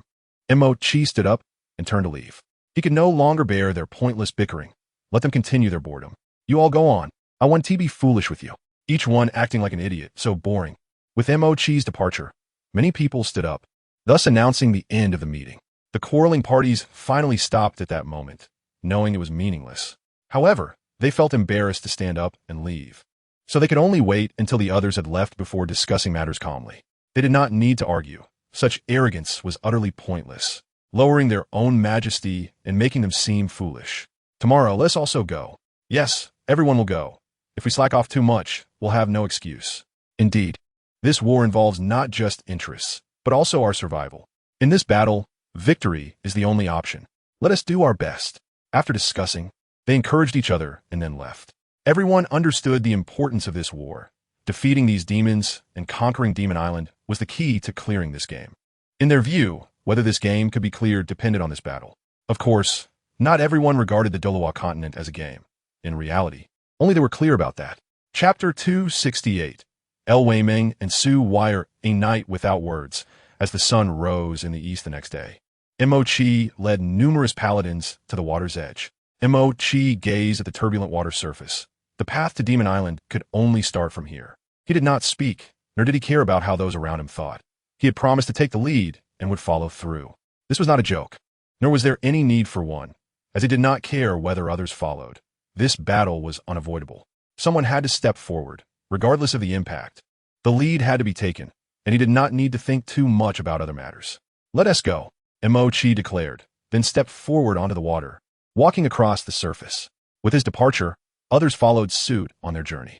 The turbulent water was filled with waves, and they faced not only strong winds and high waves, but also demons from Demon Island. They did not flinch or fear, pressing forward with courage. No storm could shake their steps. Their momentum was like a rainbow, advancing through challenges like a hot knife through butter. The water tornadoes were as inconsequential to them as air decorations. They quickly dispersed these water tornadoes and continued their advance. Watching Mochi and their figures. Everyone on the shore was stunned. They had to choose whether to watch the show or to join in and head to Demon Island. For a moment, it was difficult for them to decide. Until the demons appeared and began fighting the paladins, their hearts trembled. I can't watch any longer, someone said, stepping toward the water. He had their moments of passion. Me, too. After one person took the lead, many others could no longer hold back and also walked out, heading towards the paladins. It seemed that if they continued to wait, they would lose the hearts of the people at that time. The big shots calculated gains and losses, wanting to take advantage and secure greater benefits for themselves. However, this thought was useless now. No one would listen or understand their well-intentioned motives. The big figures pondered interests, while the small figures were easily swayed by emotions. This was the difference between them. They had no choice but to join in, as this was originally a battle of relational races, with no retreat possible. Only conquering Demon Island could lead to victory.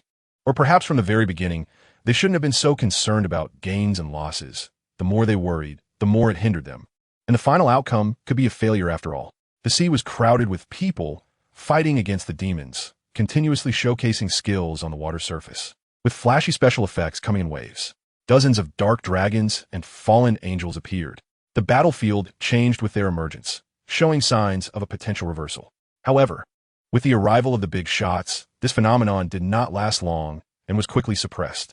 Although they had not completely won, they had managed to suppress these demons. And victory was only a matter of time. The fierce battle continued on the sea, with losses on both sides. Players had the numerical advantage, while the demons were at a disadvantage. The battle raged from morning until dusk, finally allowing the players to break through the water surface and see the true form of Demon Island. It was a massive island built from black material, featuring castle-like structures, with a grand castle located at the center of Demon Island.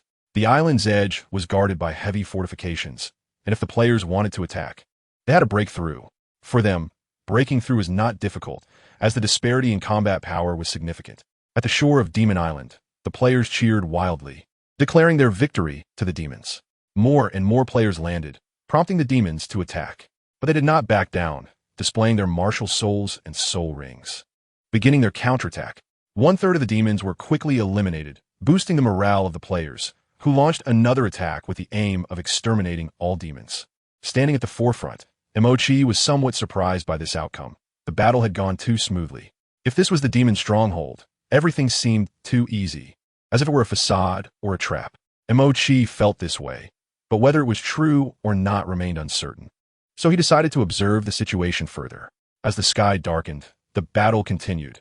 Many sacrificed themselves to conquer Demon Island, and the battlefield was already drenched in blood. The big shots were engaged in fierce battles with fallen angels, while the underlings clashed with high-level demons. Overall, the players had the upper hand and would soon conquer Demon Island. More and more players broke through, rushing towards the central castle of Demon Island, all seeming bloodthirsty. Suddenly, a black energy beam shot down, causing around 1,000 players to perish in the explosion beneath it. What a commotion! A short fallen angel appeared. It was El Wei-Ming, who had resurrected but lost his memory.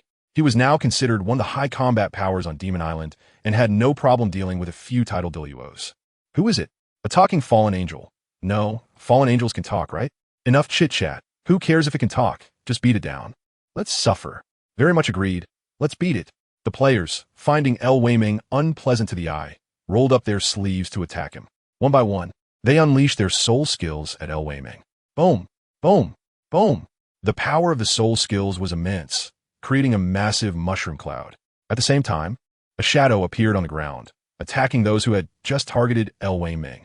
Thud, thud, thud. A series of falling sounds were heard, and they all fell slain. A woman appeared before everyone. Like El Wei-Ming, she was in the form of a fallen angel. Who is she? How is she so beautiful? Yes, the devil's body and beauty. If one could just have a moment with her, it would be worth dying for. Dying under the peony, even as a ghost, is still charming. Yes, yes. Many players were lost in thoughts, clearly mesmerized by Su Wei's transformation. The fallen angel Su Wei had an exceptionally beautiful appearance that was enchanting, as if she had an innate charm. Are you all out of your minds? Has that bug gotten to your heads? Are you all idiots?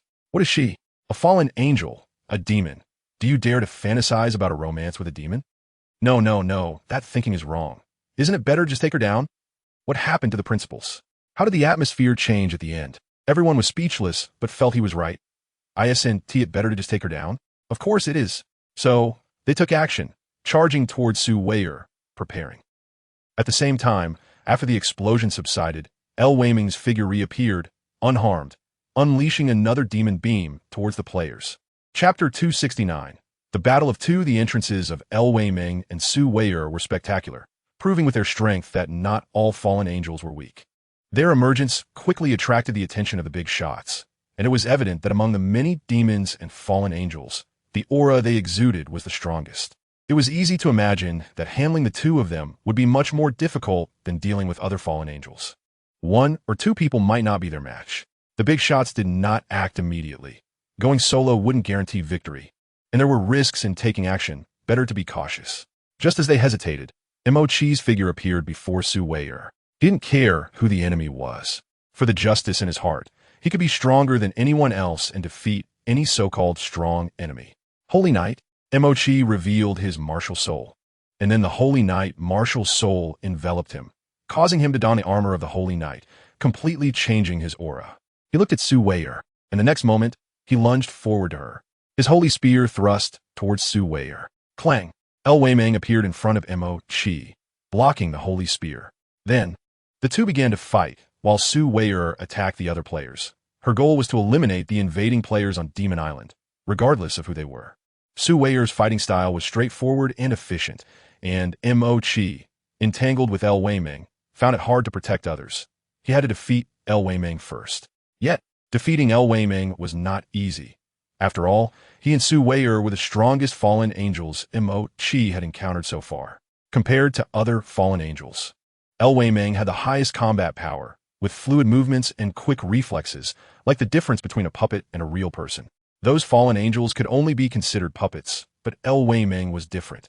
He was an exceptional existence, and his combat power was self-evident. BeatsYoung. Su Wei'er was the same. Her combat power was stronger than that of other fallen angels, even slightly stronger than El Weimeng. She weaved through the crowd, leaving no trace in her wake. Black shadows disappeared at a visible speed, with every move imprinted on the shadows. Finally, some big shots stepped forward. They had no choice but to intervene. If they allowed Su Wei'er to act so recklessly, what face would they have left? Oomph. A mere fallen angel dares to be so arrogant. Do you really think we are nobody? A cold and indifferent voice sounded, belonging to a square-faced man with a slim build that made his appearance somewhat peculiar. The man scoffed and said, "Don't think just because you have a bit of beauty, you can do as you please.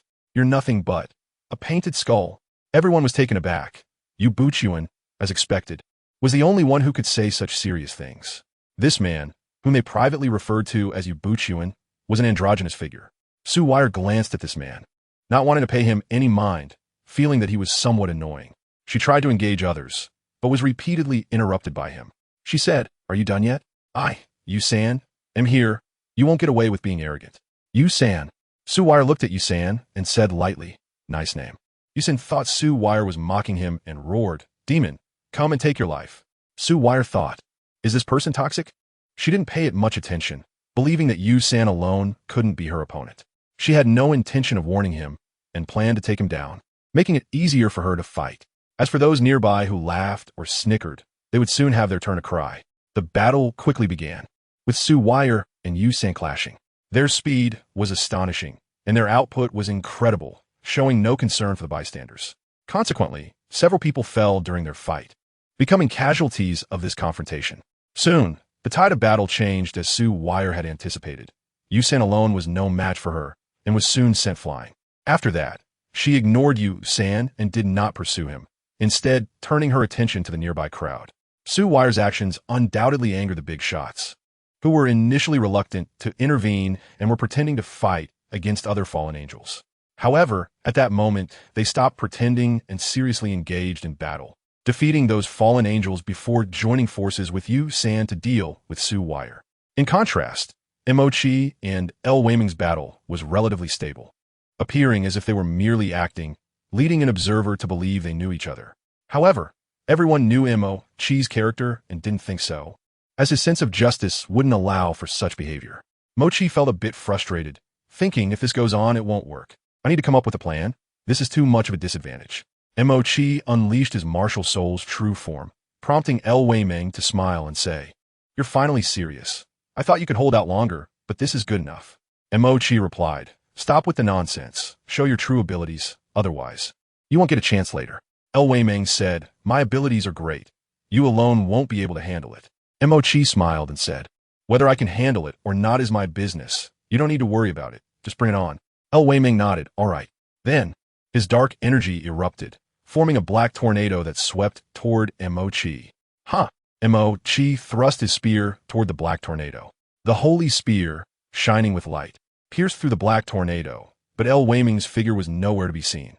It seemed the black tornado was merely a disguise.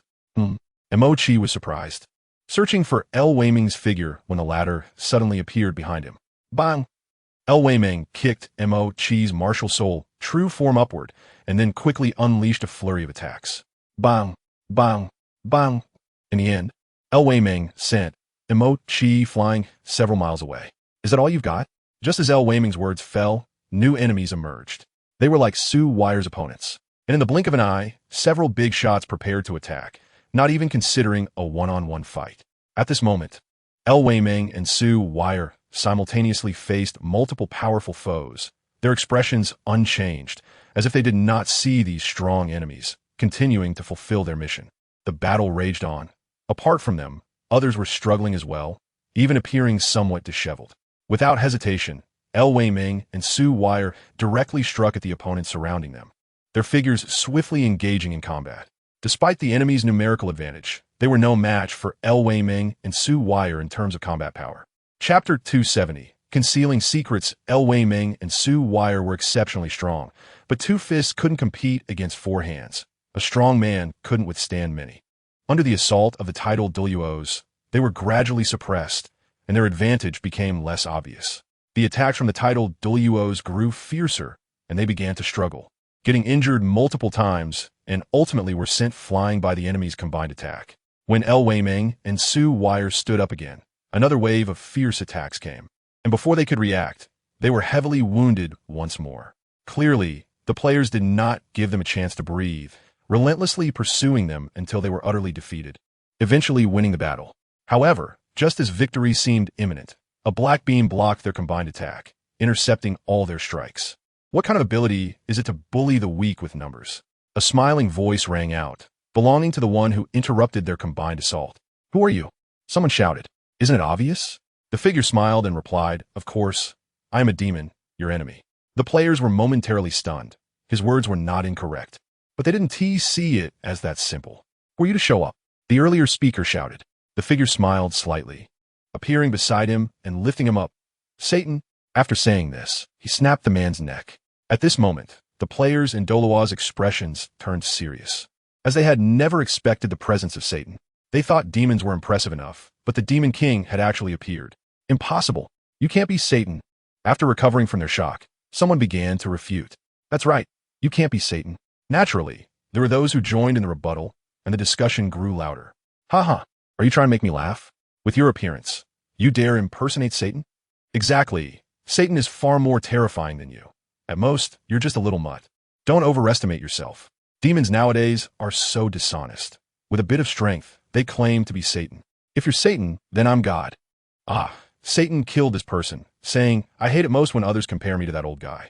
Also, whether I am Satan or not is not up to you to decide. After saying this, he glanced at those people, and they all obediently shut their mouths. Whether you are Satan or not, I don't care. At this moment, Yusin stepped forward. As a titled Douluo, he naturally was not afraid of Satan, especially with so many teammates behind him. Satan looked at Yusan. So, do you have an opinion? Yusan replied, You, who only bullies the weak. What if I have an opinion? Can you rebut us? He said us, not me, which was his cleverness. However, would Satan follow his script? Naturally not. Satan's figure moved swiftly, and in the blink of an eye, he was before Yusan. Yusan fluffed up like a scared little cat. What do you want? His martial soul manifested, and a terrifying aura surged forth. Without thinking twice, he attacked Satan. With a loud bang, a wave of dark energy exploded, sending Yusan flying, his life hanging in the balance. The power displayed by Satan was enough to prove the truth of his words. He truly was the Demon King Satan. Faced with the powerful Demon King, they had no better option than to join forces, let alone take him down individually. However, with Satan's appearance, they were well aware that he was the master of Demon Island and their target for this mission.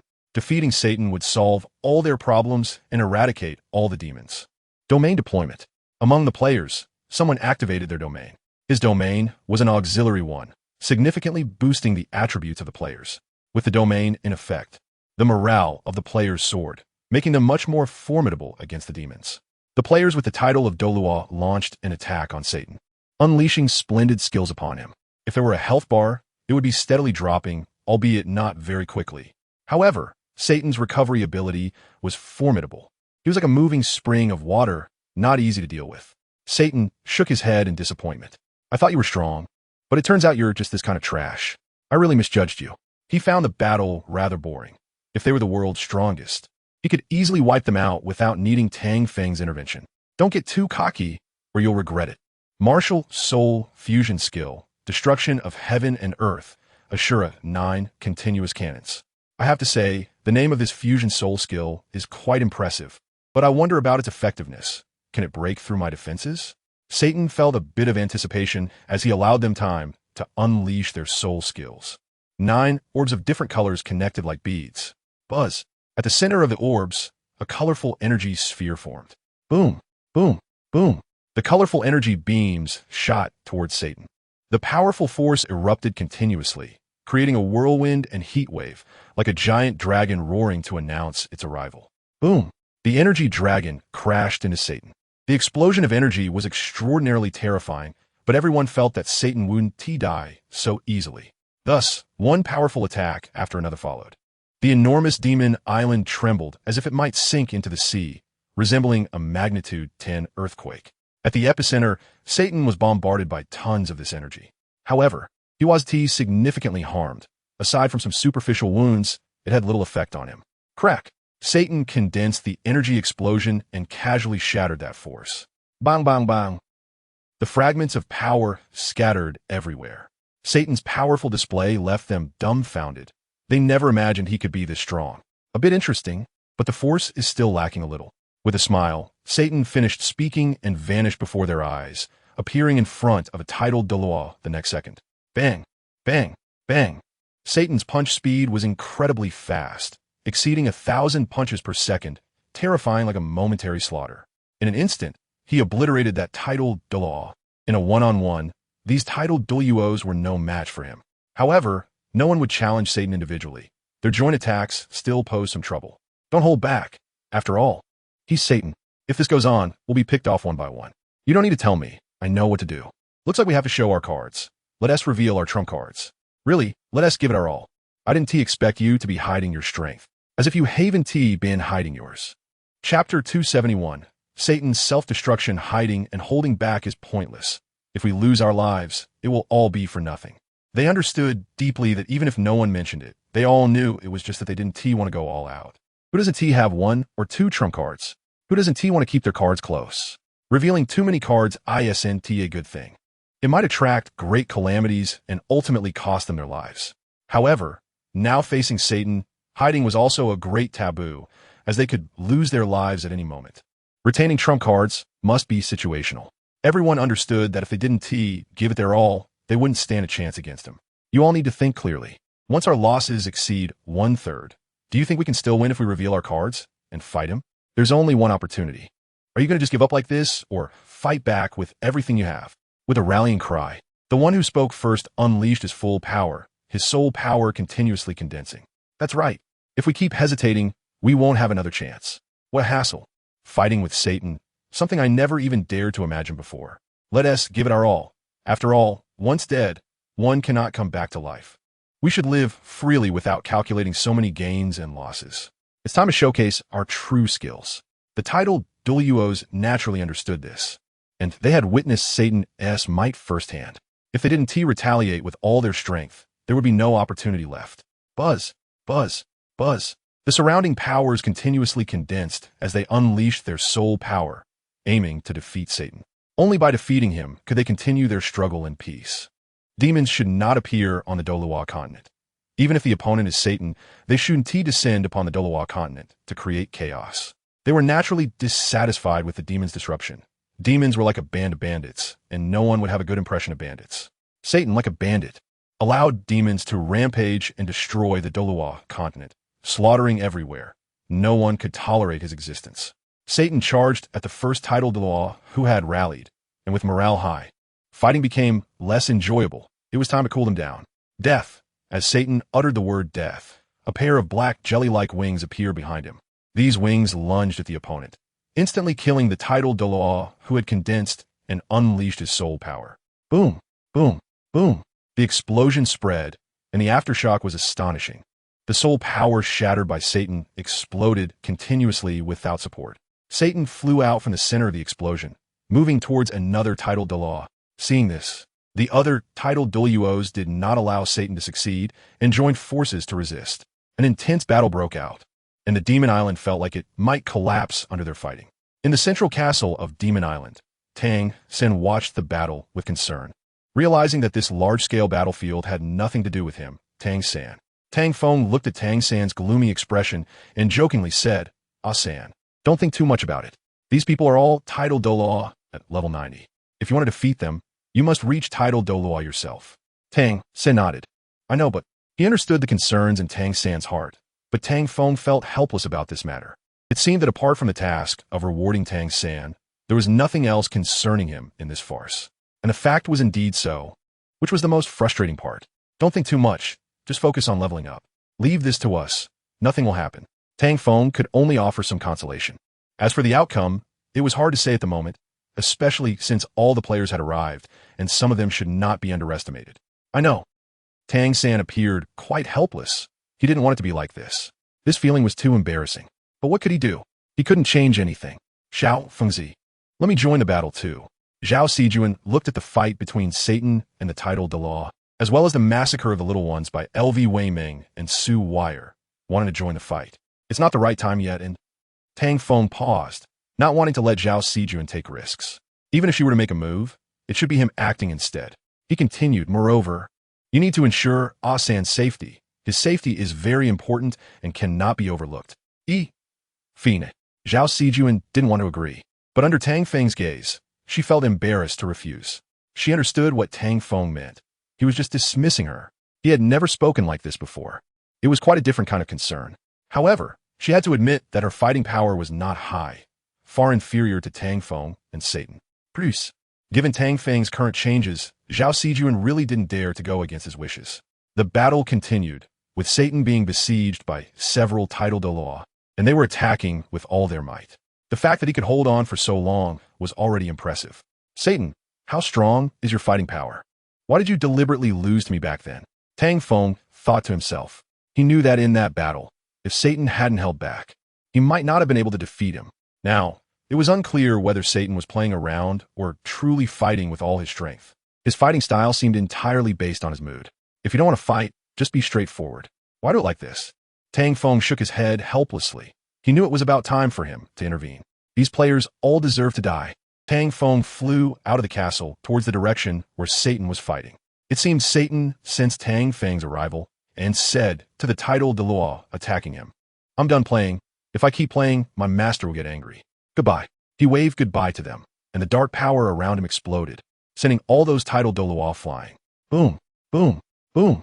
The loud explosion echoed, and the terrifying power swallowed everything.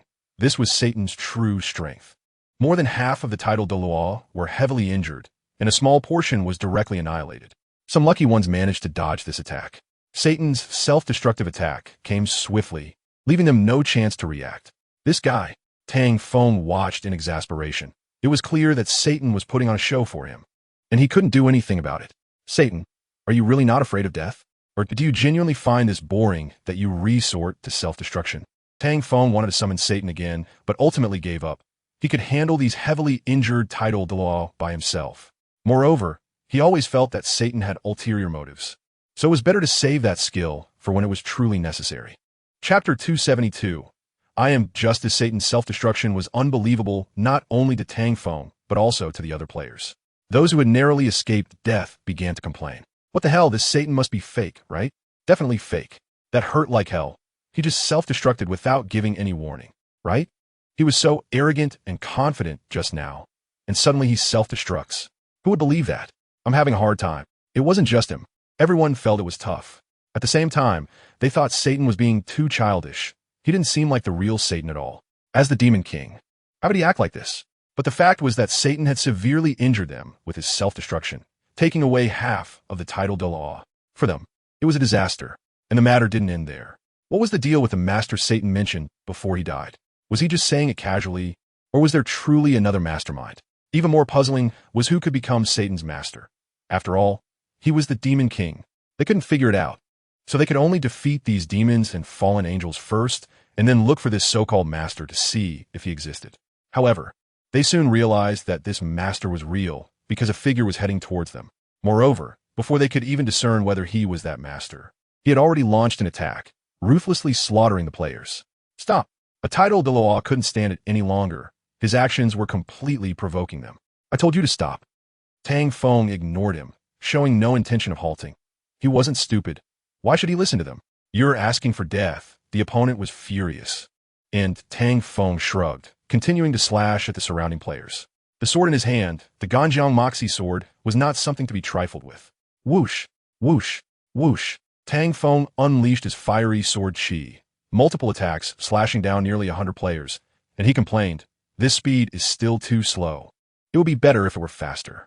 Yes, he was complaining about the speed at which he was killing players, not caring about what others thought. He felt that they were all the same. At that moment, several titled Douluo and the one who had just spoken surrounded Tang Feng, deciding to kill this extremely wicked guy. Facing their attack, Tang Feng unleashed his ice and fire duality technique, but it didn't have much effect, and they quickly broke through it. After ice and fire duality was broken, he used the 8-headed serpent spear, smashing it hard into the ground. Boom! With one move, Tang Feng pushed them back and heavily injured them. Tang Feng wouldn't miss this opportunity. His figure flashed as he pursued them. Wielding the Ganjiang Moxie, sword to knock them all down. Before he could boast, his enemies surrounded him, relentless. His 8-headed serpent spear was on cooldown, and he didn't want to use his martial soul's true form. Time stop. Tang Feng used the time stop technique, freezing time on Demon Island. In this frozen time, he could kill all these players, though it would consume a lot of energy. Who should I start with? Tang Feng glanced at the players who were rushing at him and frozen in place, deciding to randomly pick someone to start with. In his hand, the sword of Ganjiang and Moi moved in accordance with his thoughts. He continuously slashed at the players, causing them to die in this frozen time. With a swift motion, flames of sword energy appeared, igniting the space around him, resembling the lighting of a painting. In this still world, Tang Feng seemed like a god who dominated everything, able to manipulate the lives of the players at will. However, just as he was joyfully harvesting, a cracking sound broke through the silence. Someone had broken his time freeze. Who could it be? As Tang Feng pondered this, he turned to look in the direction of the sound. He saw a paladin gradually breaking free, and he felt a sense of familiarity with these paladins. Soon, Tang Feng recognized the person. It was Mo-Chi, a paladin from the Spirit Hall, with whom he had once dealt with the rogue. It seemed that after a period of not seeing each other, Mo-Chi had grown quite a bit, possessing such strong power now. Tang Feng wondered if Mo-Chi heard him as he thought about him, feeling somewhat conflicted inside about whether or not to kill him. He wasn't too sure if he should, as Mo-Chi had left a good impression on him. Crack, crack, boom. Finally, Mo-Chi completely broke free from the constraints of time, gaining the power to move freely in this still world. After regaining his freedom, he looked toward Tang Feng, who could also move freely in the frozen world. Their eyes met, and Mo-Chi felt that Tang Feng looked somewhat familiar. He quickly recalled who he was. Mo-Chi said to Tang Feng, "I didn't expect it to be you. Quite a surprise." "Yes, quite a surprise," Tang Feng echoed, not having thought they would meet again in such a manner. "You've changed a lot since we last met," Mo-Chi said lightly. "You too," Tang Feng replied. Mo-Chi scrutinized Tang Feng. "Are you one of those demons?" Before Mo-Chi could finish his question, Tang Feng interjected yes.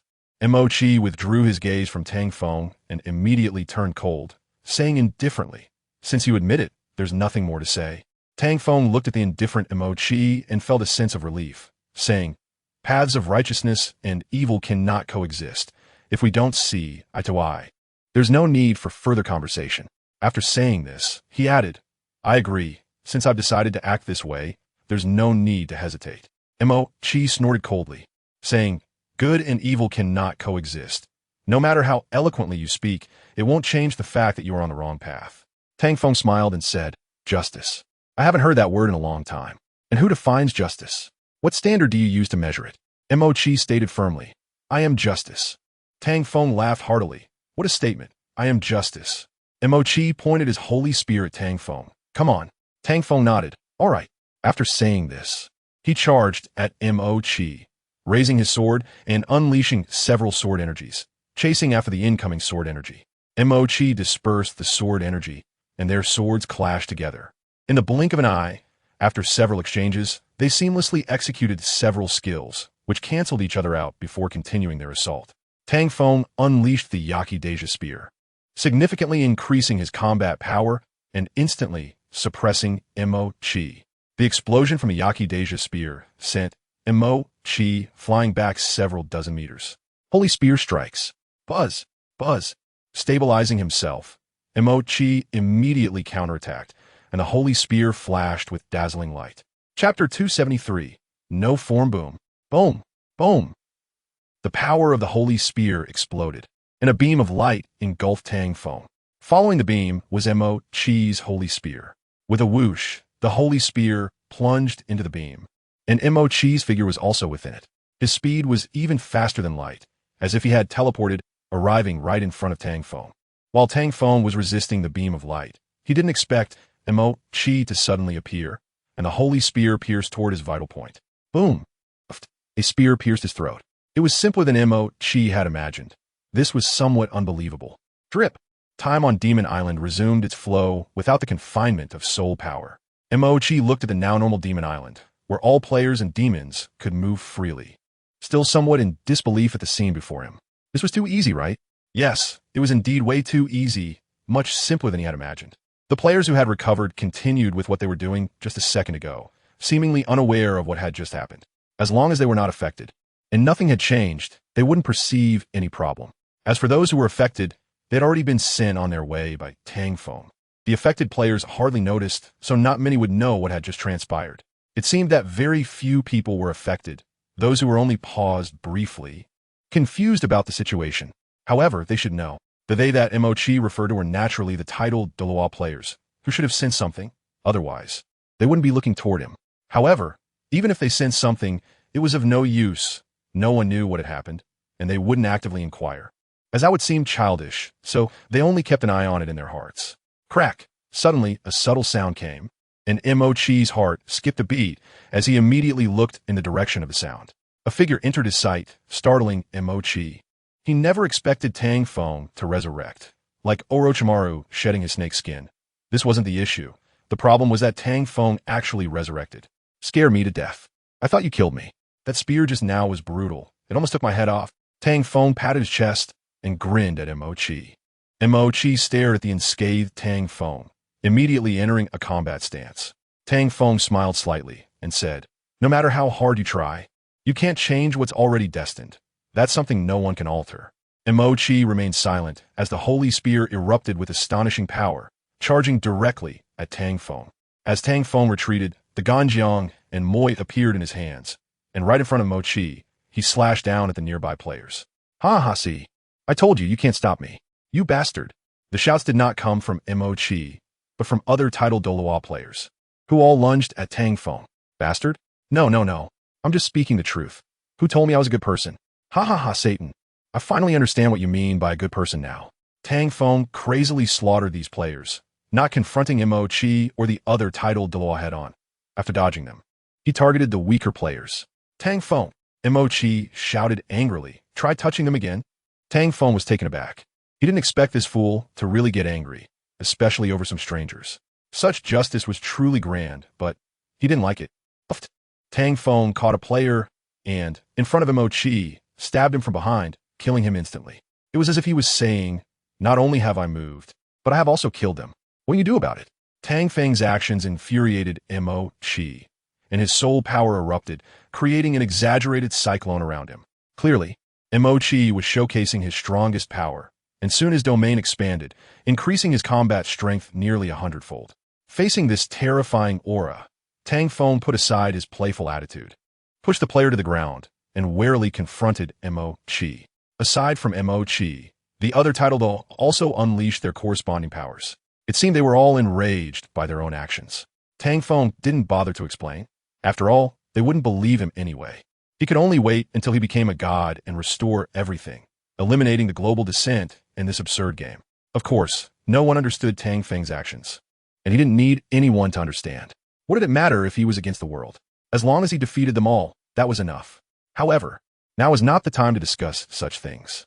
In the face of Mochi and their explosive power, if he didn't show some response, he might end up in deep trouble.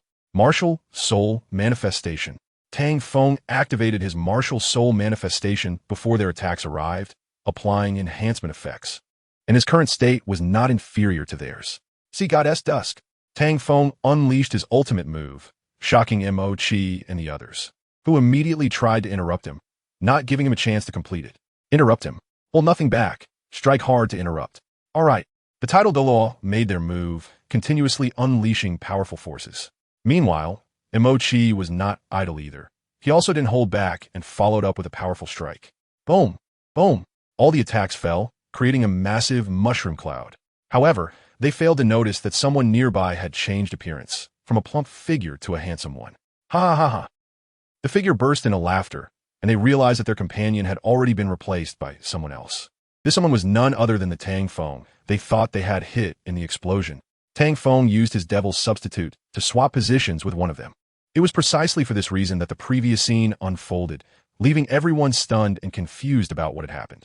Moreover, Tang Feng's Sea Goddess Dusk was already prepared, and they had no energy left to stop it. Now they could only flee. With that thought, many turned to escape, with only one or two fools like Mochi continuing to hold their ground. You are truly foolish. Tang Feng would not hold back. He released Sea Goddess Dusk, intending to kill all the players here. Buzz, buzz, buzz, boom, boom. A powerful force erupted, like the sun exploding, which was undoubtedly the arrival of the apocalypse for them. What a lively scene. If you're to kill others, that would be one thing, but you absolutely should not lay a hand on my beloved. A voice rang out at that moment, sounding like a devil-esque whisper, echoing throughout the demon island, clear for all to hear. Then, a person appeared in front of Tang Feng, their hands snapping down on Tang Feng's head like an alligator's jaws. No style. Chapter 274, This is Love. The speaker was none other than Douluo, who was rushing towards Demon Island. Timing is everything. His arrival was just right, coinciding with Mo Chi's injury, allowing him to perform a heroic rescue. Of course, whether Mo Chi believed this was a coincidence was not something Douluo cared about, nor would he explain to Mo Chi. The fact was he saved Mo Chi, and that was all that mattered. In Mo Chi's view, Douluo was a person with a heavy, scheming nature. Even if it were a coincidence, he wouldn't believe it. However, whether it was a coincidence or a deliberate act, he felt he owed Douluo for saving him. Mo Chi was not someone who liked to owe favors, even if that someone was a person he disliked. However, one thing Mo Chi couldn't understand was, didn't Douluo already die? Why was he still alive? And why was he here?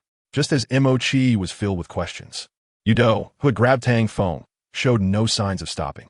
At the same time, he was also surprised to see Tang Feng's appearance. He couldn't quite react to what was happening. Just as it was time to act, Douluo's no-style kicked in, launching an attack while Tang Feng wore a bewildered expression and everyone else was dumbfounded. Everyone saw Douluo's appearance. His spiky hairstyle, white leather jacket, and jeans, embodying the standard Kyo Kusanagi image, and he unleashed Kyo Kusanagi's hidden ultimate move, No Style. Boom, boom, boom. The successive strikes of No Style, each punch containing immense soul power, erupted in the air, shattering the space around them. Each punch landed on Tang Feng, causing him immense discomfort, as if he had sustained internal injuries, his organs nearly shifting from the impact. Kyo Kusanagi, a character from King of Fighters. Is this also a martial soul? I could have played like this. Had I known, I would have made a character as my martial soul, instead of being unable to defeat even a demon now. Who says otherwise? If heaven gave me a chance to start over, I would never choose the Xuanwu martial soul. Kyo Kusanagi is much better, right? I think Iori Yagami is even better. Don't you think my Shiranui is even better? Dead or alive 7. But I also think my Shiranui is great. So great.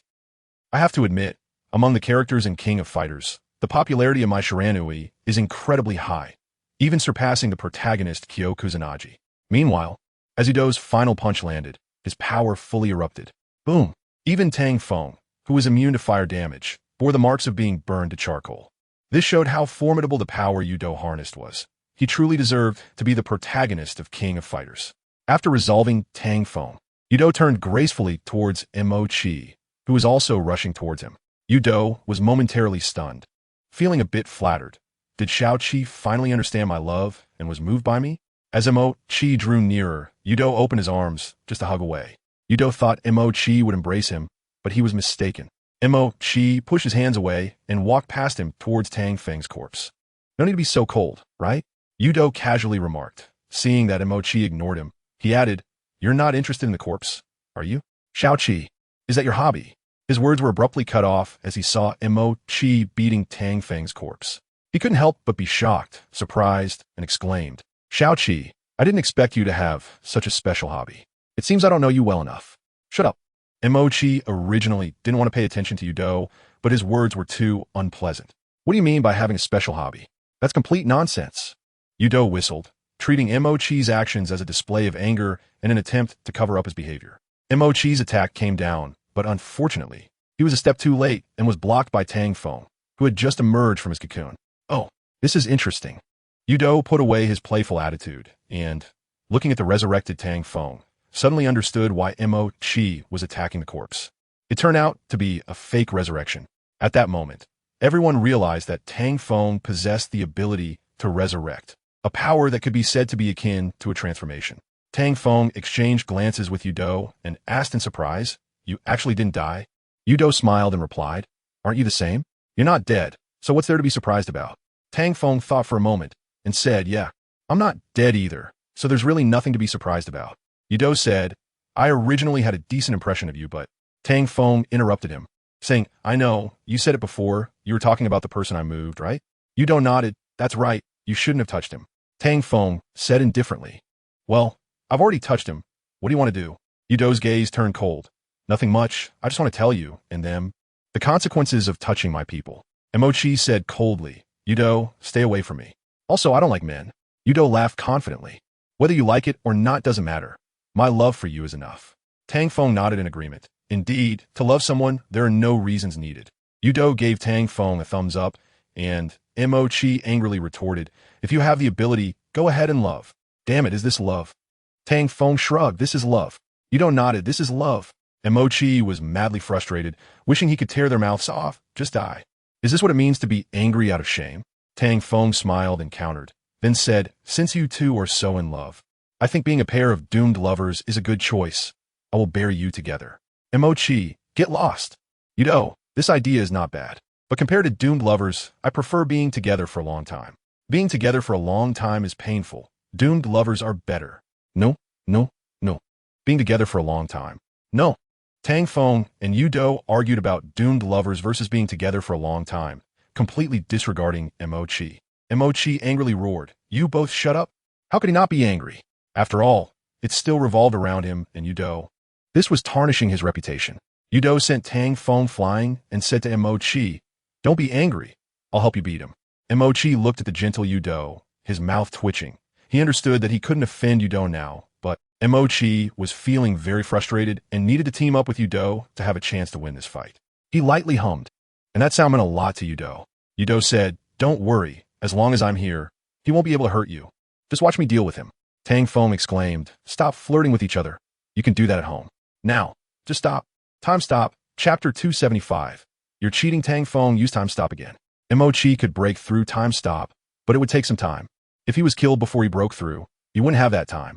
Tang Feng didn't intend to give Emochi any time at the moment of time stop. He was already prepared to deal a fatal blow to Emochi. His movements were swift, instantly appearing in front of Emochi. Buzz. A light sound echoed as his soul power solidified in his hand, followed by a surge of black flames. Boom! His hands were engulfed in black flames. Without hesitation, Tang Feng shot the black flames toward Emochi, his heavy fist cutting through the air. He thought he could defeat Emochi directly, but once again, it was disrupted. Once again, Yudo ruined his good fortune. Tang Feng looked at Emochi, who had blocked his attack, and coldly said, you keep ruining my good fortune. Do you really think I'm easy to bully? Yudo laughed heartily. Who exactly is easy to bully? I've said it before, and warned you not to lay a hand on my lover. Tang Feng shot Yudo a cold glance. Are you out of your mind? Is this true love, or what? Yudo said without hesitation, true love. Tang Feng retorted, get lost, true love. While speaking, he launched a fierce attack on Yudo. Naturally, Yudo did not back down, using Kyo Kusunagi's moves to counter Tang Feng's attacks one by one. Yudo unleashed the Raging Bite, following up with a series of combos, ending with the Orochi Nagi. In the King of Fighters, the most terrifying aspect is the flashy combos. When chained together, they can indeed take down an opponent in one go. And Yudo's combos were no different, leaving Tang Feng with no chance to catch his breath. However, as Yudo attacked, Tang Feng had already activated the Wuwei Taiji. Having experienced Yudo's combat power and his fighting style, he had to be cautious. The skill effect of Wuwei Taiji was undoubtedly the best counterattack skill. Boom, boom, boom. Yudo's combo ended. Surrounding them was the unquenchable fire. The flames belonging to Kyo Kusanagi, known for their immortality. The fire burned around them, igniting anyone who got too close, which actually helped Tang Feng a bit. Most importantly, the damage from this unquenchable fire was not significant to Tang Feng, unless ultimate skills or super special moves were used, or Kyo Kusanagi's hidden abilities were activated. It would have no effect. However, this series of combos still hurt a lot, the solid power striking Tang Feng. The final Orochi Nagi severely injured Tang Feng. At this moment, Emochi had just managed to break free from the time stop, watching Yudo's fierce operations with shock in his eyes and heart. The combat power displayed by Yudo was far stronger than Emochi had imagined. Is this the true strength of Yudo's martial soul? Emochi had a relatively comprehensive grasp of Yudo's information, but this evolution of the martial soul was simply too strong. Wuwei Taiji. As Yudo came to chase again, Tang Feng's counterattack began. All the damage he had endured was now condensed into a terrifying energy ball, one black and one white. The two forces constantly repelling each other. Buzzing. Boom. Tang Feng merged the two repelling energies into one. It felt like it was about to explode. akin to playing with fire and getting burned. Yudo's figure was swift, seemingly unafraid of this force. As Tang Feng was about to complete his move, Yudo actually arrived right in front of him, his hands snapping like a crocodile's jaws, biting down on him. Whoosher! Yes, Yudo used whoosher again. However, this time, it didn't come out, as the black and white energy in Tang Feng's hands erupted. Boom, boom, boom, boom. The black and white beams of light blasted Yudo's hands away, delivering all the damage back to him. The black and white energy beam shot straight out, sending Yudo flying. Enduring this blow, Yudo transformed into starlight and disappeared amidst the energy glow. Lost. Emochi stared at this scene in disbelief. Just a moment ago, they were locked in a fierce battle, with him even having the upper hand. And in the next second, it completely reversed. Without thinking, Emochi stepped forward, as he was the only one left standing. Moreover, Tang Feng was now severely injured, and Emochi did not want to miss this opportunity. The Holy Spear strikes. Emochi quickly launched an attack, sneaking up on Tang Feng from behind. Boom, boom, boom. The Holy Spear pierced through Tang Feng's chest. Tang Feng turned to look at Emochi. Young man, how unchivalrous of you to sneak attack an injured old man like me. If I were to exert my strength. Emochi shot Tang Feng a glare and directly released the energy of the Holy Spear, silencing him forever. Boom! Tang Feng was killed by Emochi just like that. I want to give you a chance to resurrect. Emochi's attack fell again, frantically smashing Tang Feng's corpse, tearing him apart. Emochi wanted to see what Tang Feng could use to resurrect after being torn apart. Huh. Everyone stepped out of the time stop, stunned by the scene before them. To them, it seemed like just a moment had passed. And Tang Feng was defeated by Emochi. How did Emochi defeat Tang Feng? It felt like so much happened in the blink of an eye. Was it an illusion? I feel the same way. Look at the unquenchable flame burning. Was it there before? It seems not, but maybe it was. I can't remember. Me too. I can't remember. Many people express their lack of memory, but that was strange. Moreover, if the unquenchable flame was present, where did that Kusanagi Kyoman go? Questions piled up, leaving them confused about what was happening. Did they enter a void to fight and then come back out? Now that you mention it, it does seem a bit like Kusanagi Kyo's power. Keep talking, it's impossible, and besides, this is the Douluo continent, not a parallel world of Blue Star. But don't you think Kusanagi Kyo's flames are a bit strong? Yeah. Don't you think if Orochi descends, it might give a rest, even Satan self-destructed? For a while, they couldn't reach a conclusion through their argument. Meanwhile, Emochi, who had completely killed Tang Feng, finally breathed a sigh of relief. After that, he would eliminate the remaining demon remnants, and the world could return to peace. Is it really that simple? A cold yet smiling voice interrupted, and he quickly turned around, his face showing disbelief. How is this possible? Emochi exclaimed. He had torn Tang Feng into pieces, yet he could still resurrect. This was too outrageous. Nothing is impossible. Tang Feng smiled faintly. His regeneration ability was so strong that he felt a bit like he was cheating. Be confident. You are indeed cheating. Chapter 276. Red Pill, still not dead? How is that possible when he's shattered into pieces? My goodness, this is too terrifying. If I hadn't seen it with my own eyes, I wouldn't believe it even if you killed me. Did he buy a resurrection armor? Reviving on the spot. God, please send down divine thunder. I never want to see this person again. Just strike him down. As everyone was discussing, someone prayed for divine thunder to fall, and suddenly a rumble of thunder sounded. Crackle. The lightning struck right in front of that person's toes. He took a step back and yelled again, God, you aimed at the wrong place. It's over there. Just as everyone was speechless, another bolt of lightning fell from the sky. Crackle. This time the lightning was very accurate, but it didn't hit where he pointed.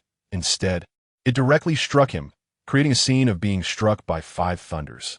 Seeing this, the people around him immediately retreated, patting their chests in fear. They almost got struck by 5 thunders along with this fool. In an instant, the atmosphere dropped to 0. No one dared to speak, as they truly understood what it meant when disaster comes from mouth.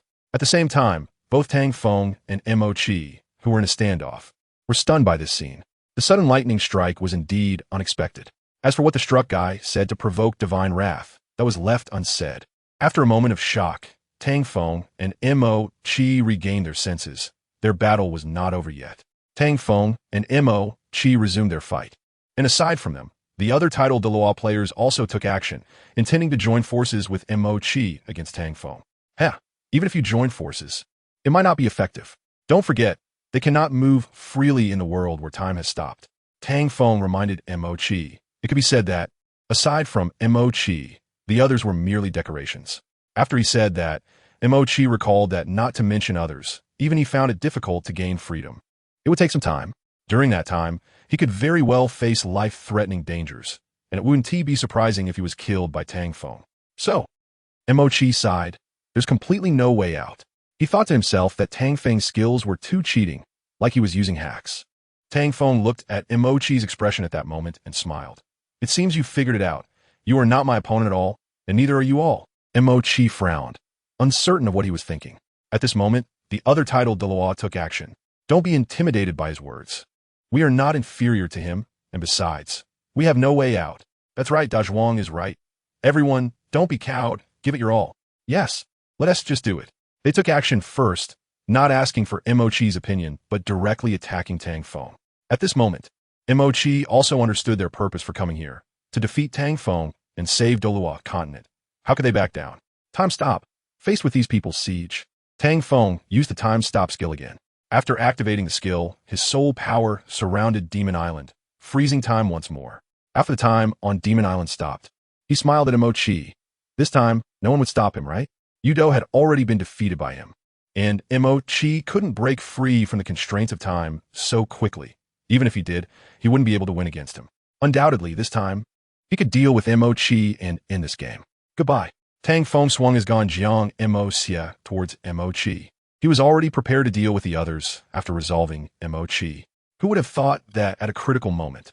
A lightning bolt struck towards his Ganjiang Mo Xia sword. This shouldn't happen. How could there be such thunderous power moving in a time-stopped area? Who is it? After blocking the attack of the thunderous power, Tang Feng warily looked around. Someone was coming to cause chaos, which was really annoying. Thunder Fist. Just when Tang Feng was not paying attention, a figure appeared behind him and swung a fist imbued with the power of thunder at him.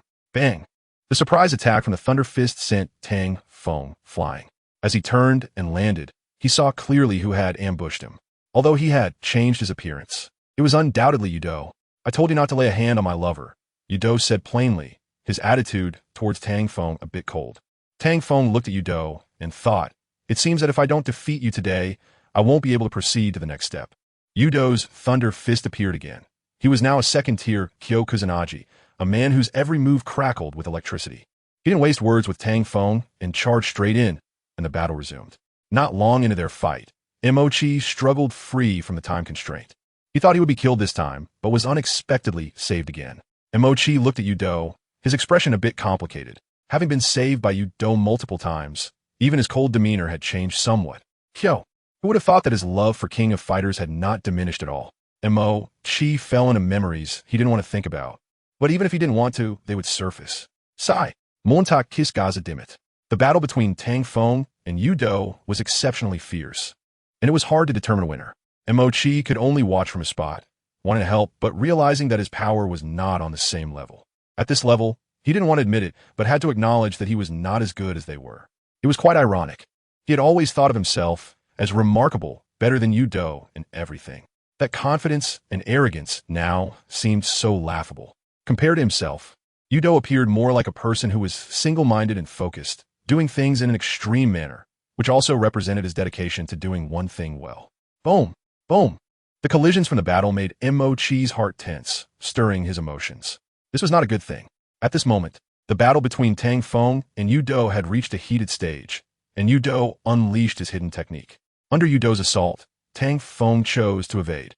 Avoiding contact with the thunderballs, the power of thunder was no joke. Thunder Fist. Yudo's fist struck Tang Feng again. He then unleashed a combo. The damage wasn't particularly high, but its continuity made it difficult to handle. Tang Feng wanted to counterattack, but found himself out of breath, unable to retaliate easily, and could only endure Yudo's combo. Boom! Boom! Boom! Thunder Fist. Another Thunder Fist connected, and Tang Feng's body was once again restrained. If this continued, he might be exhausted by the combo. Tang Feng certainly didn't want to see such a result. Prediction. Tang Feng looked for an opportunity in his prediction, and just as Yudo was about to deliver a fatal blow, he used a substitution skill. Demon Substitute. Chapter 277. The Serpent Mark. Yudo unleashed his ultimate technique, Thunder Fist. Through his prediction, Tang Feng discerned and found an opportunity to counteract. although it was only a brief few seconds. Knowing the situation allowed him to think of a way to respond. It wasn't guesswork or suspicion. It was direct knowledge. Because of this, he had a chance to find an opening when Douluo delivered his final strike and used the Demon Substitute. The Demon Substitute was one of the skills obtained after defeating Satan and leveling up. After activation, it allowed him to switch places with the opponent, making the opponent bear the damage from the enemy. Naturally, the target Tang Feng wanted to replace was Mo Chi. He wanted Douluo to kill Mo Chi with his own hands. He wanted to see how Douluo, who always professed his love, would react after killing his most beloved person. At that moment, everything happened almost simultaneously. The ultimate technique, Thunder Fist, erupted with lightning crackling and dancing. The activation of the Demon Substitute occurred at the moment of the position swap as the Thunder Fist approached. The instantaneous change left no room for reaction. Therefore, Douluo's Thunder Fist did not hit Tang Feng, but struck Mo Chi, who had swapped places with him, and this scene completely confused Douluo. Boom! Boom! Boom! The power of the Thunder Fist exploded completely.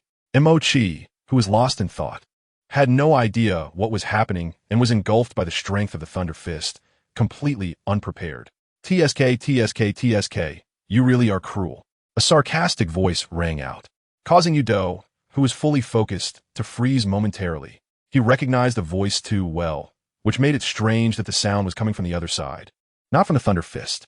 Douluo instinctively looked over and saw Tang Feng holding his head, leisurely and smiling slightly at him, looking quite infuriating.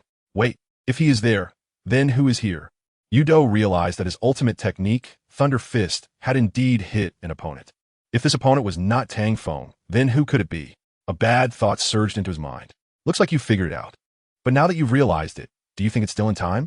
Facing Tang Feng's question, Douluo wanted to deny it, but deep down he understood. At that moment, it was already too late.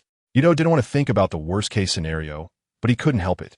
He was afraid to face the result. And he was also afraid that if he didn't hold back, the outcome would be even worse. Douluo decisively pulled back, and a charred figure fell to the ground, motionless like a salted fish, emanating a foul odor. Xiao Chi. Douluo didn't dare approach. He was afraid that the person before him was Mo Chi. He didn't want this person to be Mo Chi. Hey, isn't your reaction a bit cold? Tang Feng looked at Douluo's back and asked gloatingly. He wanted to see Douluo's frenzied and distorted expression, not the current dull tone. Tang Feng's words pierced Douluo's heart again, after so many years of effort, so many years of obsession and favoritism, carefully guarding Mo Chi's side. The result. The more he thought about it, the more it hurt. He felt as if his heart had shattered into pieces, and that he could never return to the past, never go back. Mo Chi was no longer in this world. How could he possibly return to the past, to the way things were? And how could he possibly protect and cherish him like before? Douluo roared like thunder. He regretted it so much. If he had been a bit braver back then and taken Mo Chi, it wouldn't have come to this. Love must be seized. All the protection, cherishment, and respect are nonsense. Regretting only after losing is utterly useless. Douluo's thoughts, which were already extreme, became even more so at this moment. He felt that the reason he hadn't obtained Mo Chi was that he had been too hesitant and had overly indulged in Mo Chi's feelings. If it hadn't been like that, if he had shown his domineering side directly, he would have secured him long ago, and it wouldn't have ended up like this. Regret, pain, a heart like a knife's edge, heart-wrenching. A series of negative emotions emerged, and Douluo's aura became chaotic. Crack, crack, gah. The handheld game console appeared in the air, and the game screen shattered. He recovered from the identity of Nikaido, Maru, and returned to his original self. Bang! The handheld game console completely shattered. The fragments continuously merged behind Douluo, causing his clothes to tear apart. A strange symbol was slowly forming. It resembled a brand, and Tang Feng recognized this pattern, believing that anyone who had played arcade games would be familiar with it. The mark of Orochi? That's right. This pattern was indeed the mark of Orochi. Tang Feng was astonished as he watched this scene unfold, and Douluo's hair instantly turned white. Orochi. Yamada no Orochi. Tang Feng didn't know what to say. The blood of Orochi represented a godlike character in the King of Fighters, possessing immense power, a legendary existence. However, it seemed that Orochi and Yamada no Orochi were the same character, so why? Boom! An energy beam erupted, unsealing the time of the demon island that had been frozen. As time was released, a pattern appeared beneath Douluo's feet, which was also the mark of Orochi behind him. In order to resurrect Orochi, he decided to treat everyone as sacrifices, including Machi. Look, that pattern, do you recognize it? How can we not recognize it? It's Orochi's tattoo. They pointed at Yudo's back and the pattern on the ground, realizing the problem. Orochi was considered the strongest boss and the king of fighters, leaving them unable to decide what to do for a moment. What does he want to do? Does he think of himself as Chris? No one could understand. And Tang Feng was the same. He didn't know why Yudo was doing this. Yudo ignored their thoughts, and soon they realized something was wrong. But it was too late to escape now. What's going on? Why can't I move? Me too, what is happening? Not just us, even those demons can't move. Everyone quickly noticed the issue, but they had no way to solve it. Watching Yudo's actions, Tang Feng had already acted, but was blocked by an invisible force, preventing him from attacking Yudo for a while. This guy, he must be really crazy. Tang Feng mumbled as he watched. Seeing that the players on Demon Island were about to become sacrifices, he suddenly had a flash of inspiration and thought this might not be bad. Therefore, he stopped trying to intervene and let Yudo continue. He felt that what Yudo was doing was undoubtedly helping him complete his task, so why not enjoy the benefits? Boom. The players and demons on Demon Island, under immense pressure, many turned into pools of blood, staining the mark of Orochi red. Chapter 278. The Descent of Orochi. Stop it. You bastard. Stop it. Are you crazy? We are allies, not enemies. Damn, I don't want to die. Someone save me. I want to kill you. Under the intimidation of the Orochi mark, panic set in, and they became flustered. No one wanted to die. To end the game like this, they came together for a different purpose. Everyone began to panic, many unable to remain calm, as very few could truly see through the mundane and treat life and death lightly. Who would want to be bald if they had hair? Similarly, if they could live, no one would want to die. Better to live poorly than to die well. However, their complaints would not earn them sympathy, and Yudo wouldn't hear them. Even if their cries were loud, even filled with despair, nothing would change. To Yudo, their deaths meant nothing, compared to the pain of Machi's death. They were nothing and didn't deserve to be compared with Machi. Even if Yudo heard them, he would only smile oddly, and not only would he not sympathize, but he would also laugh maniacally. Therefore, if they wanted to survive, it wasn't about begging Yudo, reasoning with him, or cursing him, but rather through their own efforts to escape their current predicament. Only those who understood this were striving. They absolutely wouldn't beg for help, knowing it was useless. The remaining titled Douluo were about to make an effort. They didn't think this predicament could trap them. To them, it wasn't even a true predicament. If they took it seriously, they believed they could escape this situation at any time. However, the reality was different. They wanted to break free, only to be weighed down by even greater pressure. This was an invisible pressure like gravity, pressing down on the entire Demon Island. Faced with such pressure, they called out to the heavens but got no response, struggling madly within it. Damn Orochi, I'll fight you. Brother, don't be impulsive. It's hard to change things on our own. Let's join forces. That's right, an individual might not be able to make it work, but if we combine our strength, we can definitely break through this predicament. Good. Everyone get ready and use all your strength to break through. Their plan was sound and was the only option available now. They prepared and then erupted collectively. Hum, hum, hum. Soul power continuously rose and then fused together. With the fusion of soul power, a powerful energy cyclone solidified, countering the mark of Orochi. The mark of Orochi paused in air, and the pressure coming down slowed significantly. It's easy to imagine that if they hadn't joined forces, they wouldn't have been able to hold on at all. Now, being able to hold on was merely temporary. They could collapse at any moment, as soul power was not infinite, especially with this overwhelming pressure. It was not easy to hold out until the end. Boom! The pressure surged again, and their output had to keep up. With this, they felt much worse, having no chance to catch their breath. Faced with such a situation, everyone's complexion turned grim, devoid of color, appearing extremely pale. They all understood very well that they couldn't hold on much longer. They also knew that struggling like this was futile, but they had no other way. Boom! Boom! Boom! The pressure grew heavier, and more people could no longer hold on. Their companions beside them gritted their teeth, not wanting to become blood and part of the mark of Orochi. In fact, they were not optimistic either. They couldn't support themselves for long. And even if they didn't want to, the outcome would be the same. No. Someone else couldn't hold on, crying out in pain, wanted to pull their companions for help, but ended up dragging them down instead. The same thing kept happening. People were like this when facing death. They all thought about survival, but the process was a bit unbearable to witness. At the same time, not only did they not succeed, but they also dragged down those around them, regardless of how much those people cared about their opinions. Ah, Yudo's desperate screams were still piercing. Everyone felt that he could not withstand the power of the Orochi mark. His skin was starting to crack. They all want to die fighting, because only if they died fighting would the Orochi mark disappear, and they would be saved.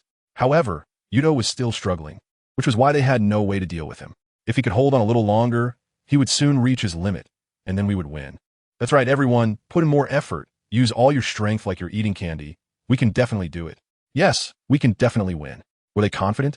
Not really. They were uncertain. But no matter how unlucky they felt, they couldn't show it. They didn't want to keep holding on, but they had to. They needed encouragement. They needed support. Even if it was self-deception, they still needed it. It was precisely because of this that they encouraged each other, starting to cheer on, determined to see this through. Look, he's almost done. With this shout, everyone became excited. Their efforts were not in vain. They were finally being rewarded. Nothing was more touching than this. Nothing was more worth celebrating. However, witnessing this scene, Tang Feng sneered disdainfully. If it were really that easy, that simple, you would have succeeded long ago. How could it only be happening now? Was it because you worked harder than others? Or because you moved the heavens? No. You only moved yourselves. He had no intention of reminding them or helping. If there was help, it would be for Yudo. He had been waiting for this day for almost 2 months, and today it was finally coming. You're my last opponent, right? Tang Feng smiled as he saw Yudo's figure. Even if the other side summoned Orochi, he felt no fear. Because he himself possessed the power of the Yamada no Orochi. This Orochi might not necessarily be his opponent. However, the Orochi in the King of Fighters world was a manifestation of Earth's will and his own Yamada no Orochi. Tang Feng couldn't let his guard down completely, because the gap between their Orochis had to be determined through a fight, and that fight wouldn't be easy. Boom! Just as he thought, the Orochi mark finally descended. Yudo's figure also collapsed, exploding under this force. Did we win? Tang Feng looked on in confusion. There weren't many left, and they were equally puzzled. Buzz! Buzz! Buzz! At that moment, the figure of Orochi appeared, and Yudo had completely transformed into a vessel for Orochi's earthly form. Chapter 279. The sun shines brightly. Orochi descends. Like a phantom, he seemed to be nothing but a light and shadow, lacking a physical form, yet exuding an unprecedented sense of intimidation. His appearance even made the air feel oppressive. The remaining people felt like they had survived a disaster, but now they faced new pressure. They were truly under immense stress. At this moment, Orochi moved towards several titled Daw, his figure flickering, arriving in front of one of them. Orochi's hand reached in, extracting a soul light orb from him. Get it back to me. Orochi looked at him expressionlessly, then crushed the soul light orb with force. With a bang, the other fell to the ground. A complete instant kill. Without a doubt, Orochi's combat power surpassed his. For everyone, Orochi's appearance was like a cheat, a complete unfair advantage. After all, Orochi in the King of Fighters world represented a god, as well as Earth's will, although he was ultimately sealed by the 3 artifacts. The question arose, where could they find 3 artifacts in the Douluo continent? Moreover, before becoming a god, what could they use to fight against Orochi, who possessed divine power? They were on completely different levels. There was simply no way to fight back. Hey, are you mistaken about something? We are not your enemies, we are. Orochi's figure appeared in front of the person who was speaking. Before he could react, Orochi struck, a shadow appearing behind him as Orochi's black particles pushed him into the shadow. From Orochi's soul extraction and black particles, it was clear he was completely the Orochi from the King of Fighters world. Facing such an opponent, no one thought they could stand chance. The opponent's strength was on a higher level, not in the same dimension. How could such a battle be fought? There was no suspense, only the certainty of being instantly killed. No one wanted to fight such a character. They were all terrified. Surely no one was brave enough to stand before Orochi. Orochi's attacks were very casual, and it was unclear whether he had self-awareness. Whether that awareness belonged to Orochi or Yudo was also a question. In any case, the current Orochi was akin to a tool, and Tang Feng naturally wouldn't interfere. He would wait until Orochi killed the others before making his move. Orochi's techniques kept appearing, as if he were practicing his moves. It seemed that Orochi had not yet gotten used to his current body, or perhaps he was not accustomed to his current power. Divine Finger, Spirit Chi Pillar, Black Particles. Orochi kept getting accustomed, quickly familiarizing himself with these skills and techniques. As he became more familiar with the techniques, the speed of Orochi's slaughter increased. From a moment Orochi descended, he had been practicing on others, never once looking directly at Tang Feng. as if he couldn't see him at all. It was only when Orochi had dealt with the others that he turned to look at Tang Feng, seemingly having deliberately saved Tang Feng for last. Tang Feng smiled at Orochi.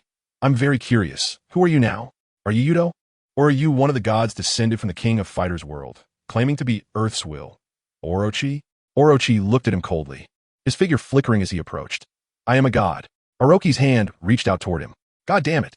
Tang Feng Dai Si Si Vin Zet Jet. Not giving Orochi the chance to extract his soul. What are you pretending for? You're just a fictional character, a character from a two-dimensional world. How dare you claim to be who you are? Really taking yourself seriously. Tang Feng's complaints were not over when Orochi's divine finger appeared, exploding him away. Subsequently, Orochi's other techniques connected, sending Tang Feng into the air without any chance to fight back. Bang, bang, bang. Orochi's combo attacks were all executed with divine power. Such attacks in the Douluo continent were clearly akin to cheating. Prediction. Tang Feng realized that he couldn't continue like this. He wanted to counterattack, at least to find an opportunity to move, so that he could have a chance to fight back. However, his predictions failed. He could not see the future, as if a god had obscured his perspective, leaving him unable to see the path ahead. Prediction was ineffective against a god? Tang Feng was shocked. Aside from this explanation, there was no better explanation, but this explanation also meant that Orochi really was a god. He didn't want to admit this, but he had to. Without the help of predictions, he could only rely on himself to deal with Orochi. Boom! However, relying on himself posed a huge problem. The moves used by Tang Feng were not pieced together. Instead, they were repeatedly shattered by the Great Serpent, almost costing him his life. The Great Serpent once again struck at Tang Feng with its divine finger, followed by a pillar of spiritual energy, leaving Tang Feng with no chance to even get close. This couldn't go on. As the Great Serpent attacked again, Tang Feng unleashed the eight-headed serpent spear, wanting to see whose power was stronger. Boom, boom, boom. The results came quickly. The Great Serpent's power was slightly stronger. The eight-headed serpent spear couldn't hurt the Great Serpent at all. Strange. The Great Serpent was momentarily stunned, feeling a familiar sensation from the power just now, as if it were its own. Strange? Tang Feng looked at the Great Serpent in confusion. For some unknown reason, the Great Serpent seemed dazed, which was an opportunity for him. Time stop. Tang Feng decisively used the time stop technique to freeze time. Useless. The Great Serpent's indifferent voice echoed. It would not be bound by time, especially since this time stop wasn't a true halt of time. For the Great Serpent, even if it were a true time stop, it could still move freely and would not be restricted by time. That was the true power of a god. How could a god's power be so easily limited?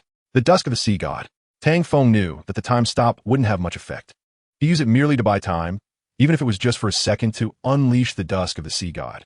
The Great Serpent seemed still lost in thought, pondering why the power of the eight-headed serpent spear was so similar to its own. At this moment, Tang Feng unleashed the Dusk of the Sea God, not caring what the Great Serpent was thinking, aiming to. Sunlight shines. The Great Serpent raised its hand, unleashing the super ultimate move, Sunlight Shines. Watching the Great Serpent's actions, Tang Feng felt powerless to complain.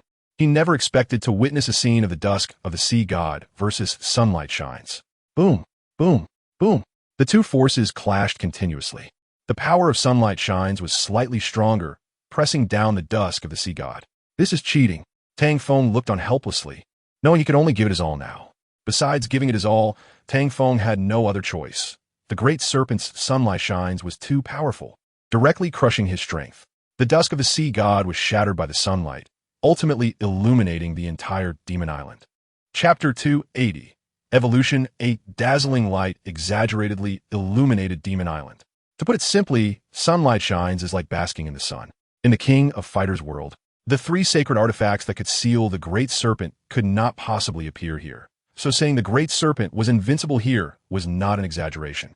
Faced with the Great Serpent, who possessed divine power, Tang Feng had few strategies in mind. He didn't know whether these strategies would be effective, and his greatest reliance, the power of regeneration, also came from the Great Serpent's soul ring. If the Great Serpent's divine power had the effect of destroying regeneration abilities, then his reliance would lose its significance. Without confirming whether the power of regeneration would work, he dared not recklessly perish. He understood the principle of no action, no death. Moreover, if the divine competitors were supposed to all be dead, then why hadn't Lord Hong and the monk appeared? And weren't they part of the peacekeeping rocket brigade? Tang Feng couldn't figure this out. and it led him to suspect that the Great Serpent was not a complete entity, just like the story in the King of Fighters world. The current Great Serpent was not whole. If it was not a complete entity, then it was not a true god. If it was not a true god, and had been selected by another administrator, then Lord Hong and the monk indeed had no reason to intervene. It seemed that he had to defeat it. As Tang Feng considered these possibilities, he felt that the Great Serpent was his last opponent. Only by defeating the Great Serpent could he become a god and fulfill a wish. Boom! Tang Feng stood firm under the sunlight, deciding to face the Great Serpent with his strongest mode. Human-faced Sword Emperor, true form of the soul beast. Awaken! Boom! Boom! Boom! An astonishing aura erupted from Tang Feng, contending against the sunlight shines. As the aura surged, changes continuously emerged on his body. His bones expanded, and his skin became tough, revealing the half-spider form of the human-faced Sword Emperor. After transforming into the soul beast human-faced Sword Emperor, Tang Feng immediately used the spider god possession, enabling him to move freely under the sunlight shines. Buzz! The Great Serpent's figure appeared before Tang Feng. Under the sunlight shines, the Great Serpent could also move freely, which was a bit excessive. The Great Serpent's speed was faster than Tang Feng's. Black particles surrounded him, and a phantom gate appeared behind him, pushing him inside. With a bang, the black particles exploded, distorting the phantom gate. Buzz! An invisible pulling force emerged. Tang Feng's body was being tugged, and he tried to break free from this force. At that moment, the Great Serpent's soul extraction reached out to him. Tang Feng wanted to dodge, but found it impossible. The pulling force from behind persisted, as if he were bound by an invisible hand. Soul extraction. The Great Serpent's hand reached in like an invisible hand, pulling Tang Feng's soul together. Ah! Tang Feng cried out in pain. He wanted to resist, but couldn't break free from the binding. He could only use the abilities available to him, only to find that he had just one ability he could use. Spider Spirit Domain. Aside from this domain, he couldn't use any other powers. He could only rely on this domain. Buzz! Buzz! Buzz! As the Spider Spirit Domain activated, spirits around rose and flew toward the Great Serpent's soul extraction hand, then gathered together. What's going on? The Great Serpent was confused. While its soul extraction was powerful, it wasn't invincible. It hadn't extracted these souls, so why were they gathering? The gathering of souls made its soul extraction more difficult. If it couldn't fully solidify Tang Feng's soul and take it out, the meaning of the soul extraction would be lost. Just as it was said, time waits for no one. For these changes, Tang Feng also didn't understand the situation. He only knew he couldn't sit still and wait for death. It was for this reason that in a moment of desperation, he used the Spider Spirit Domain, only to be surprised that this time the Spider Spirit Domain seemed to have an even better effect than expected. From the Great Serpent's shock, one could guess how excellent the effect of the Spider Spirit Domain was. As for why such a change occurred, Tang Feng didn't know the reason. Perhaps it had something to do with the Great Serpent's soul extraction. With the effect of the Spider Spirit Domain, Tang Feng's pain decreased significantly. Thus, he had the opportunity to contemplate the reasons behind this change. Boom! Boom! Boom! Waves of impact from the souls continuously occurred in the air. These impacts also provided Tang Feng with a chance to catch his breath, loosening his bindings significantly. As the bindings loosened and the souls began to gather and fuse, the aura on Tang Feng's body continuously changed and expanded. However, this change had no effect, as the giant snake's hand was still on him, and the soul extraction continued. Before his soul could break free, his body couldn't escape even if it wasn't bound. Boom! The gathering soul grew larger, and the impact from the soul knocked the giant snake back. The giant snake glanced at his empty palm, looking incredulous. How could this be possible? A mere human. How could he break free from soul extraction? Yes, this was impossible, which was why his expression changed, and it changed rather quickly. The shock that Tang Feng brought him was indeed significant. A human couldn't possibly break free from soul extraction, and this was quite a lot of information to process. Boom! Tang Feng didn't notice the change in the giant snake's expression. The changes happening to him were far more spectacular than the giant snake's expression. At this moment, his soul was continuously growing, constantly devouring other souls. This was something he had never thought of or experienced before. He felt a mix of emotions. This also meant that he was about to undergo a transformation and evolution from the spider spirit realm. This was not a good thing. Tang Feng truly hadn't anticipated this change, but if he could become stronger, then it didn't matter. The giant snake quickly recovered from the shock. After figuring out the cause, he attacked Tang Feng again because he didn't want to see his opponent grow stronger. Divine Finger. Spirit Energy Pillar. Sunlight Illuminating. Spirit Light Pillar. The giant snake's moves kept appearing, and Tang Feng was bombarded like a target. However, surprisingly, the effects of these bombardments weren't significant. The surrounding souls surged in like a soul shield, blocking the giant snake's attacks. These souls protected Tang Feng. They weren't there voluntarily, but had been drawn to him, some of them merging with Tang Feng's soul. Tang Feng's soul gradually grew stronger, which was exactly why the giant snake wanted to stop him. He didn't know what would happen once Tang Feng's soul became powerful, but he knew it wouldn't be a good thing. Thus, the giant snake tried to stop Tang Feng, but he wasn't overly aggressive. If he truly wanted to disrupt Tang Feng's evolution, he still had ways. Thousand Hands. The giant snake launched another attack. Although he didn't want to be deliberate, he also didn't want Tang Feng to succeed in his evolution. Chapter 281. Giant Snake Transformation Boom. Boom. Boom. The giant snake's attacks wiped out more than half of the souls. Due to the vast number of souls on the Demon Island, even after eliminating a large portion, many still remained for Tang Feng to absorb. These absorbed souls merged with him. If it weren't for the merging of souls, Tang Feng would have counterattacked the giant snake long ago. As the souls merged, he finally broke free from the giant snake's soul extraction. Without this, he couldn't have escaped. Was he no longer afraid of the giant snake's soul extraction? He wasn't sure, as the impression the giant snake left on him was indelible. Tang Feng didn't see the giant snake's shocked expression. Even if he did, he would only think it was feigned. The fear of the giant snake still lingered. The will of the giant snake was not an ordinary existence, and combined with the various legends in the King of Fighters world, it was inevitable that he would overthink. At this moment, there was no time for more thoughts. The giant snake's attacks ended, and Tang Feng's merging was complete. Their confrontation began anew. Unscathed? The giant snake looked at Tang Feng, who appeared unharmed, but upon closer inspection, this wasn't the case. His recovery ability was simply very strong. Strange. Why do I feel a familiar aura from you?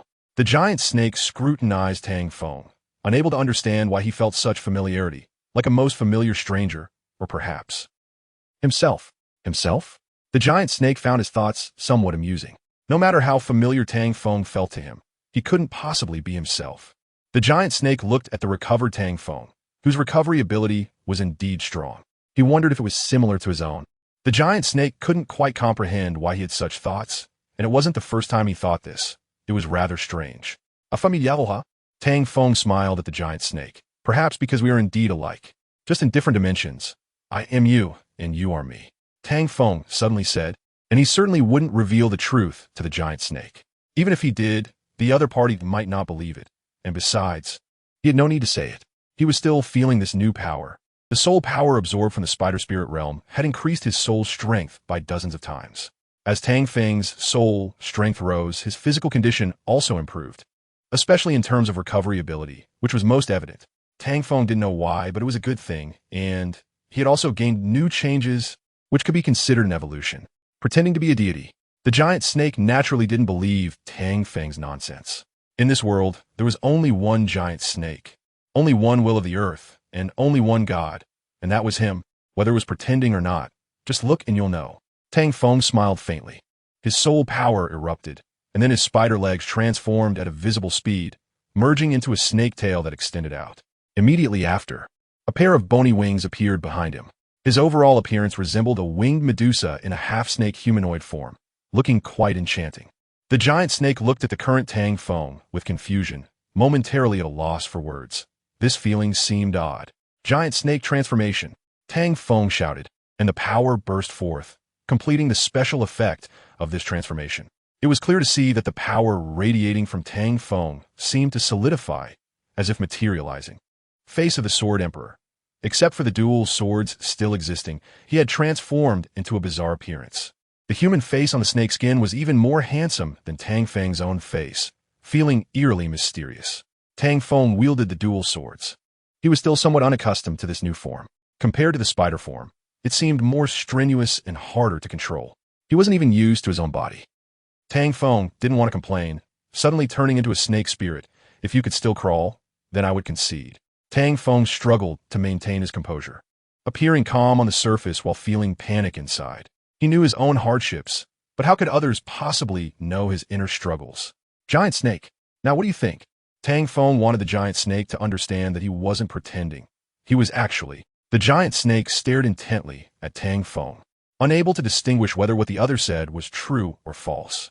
However, he knew that regardless of the truth, they would find out once they fought, to measure their powers as gods. Divine Finger. The giant snake's response was the Divine Finger. Bang, bang, bang. Tang Feng was injured in multiple places, cracks appearing as if shattered, but he quickly recovered. It must be said that Tang Feng's recovery ability had reached a height at this moment, allowing him to recover easily. Compared to rebirth after death, this was already quite good. At least the areas damaged by the giant snake's divine power could recover in a short time. Sunlight illuminating. The Great Serpent unleashed the sunlight once more, illuminating Demon Island again. However, this time, Tang Feng not only remained unscathed but felt as if he was basking in the sun. Comfortable, Tang Feng involuntarily exclaimed.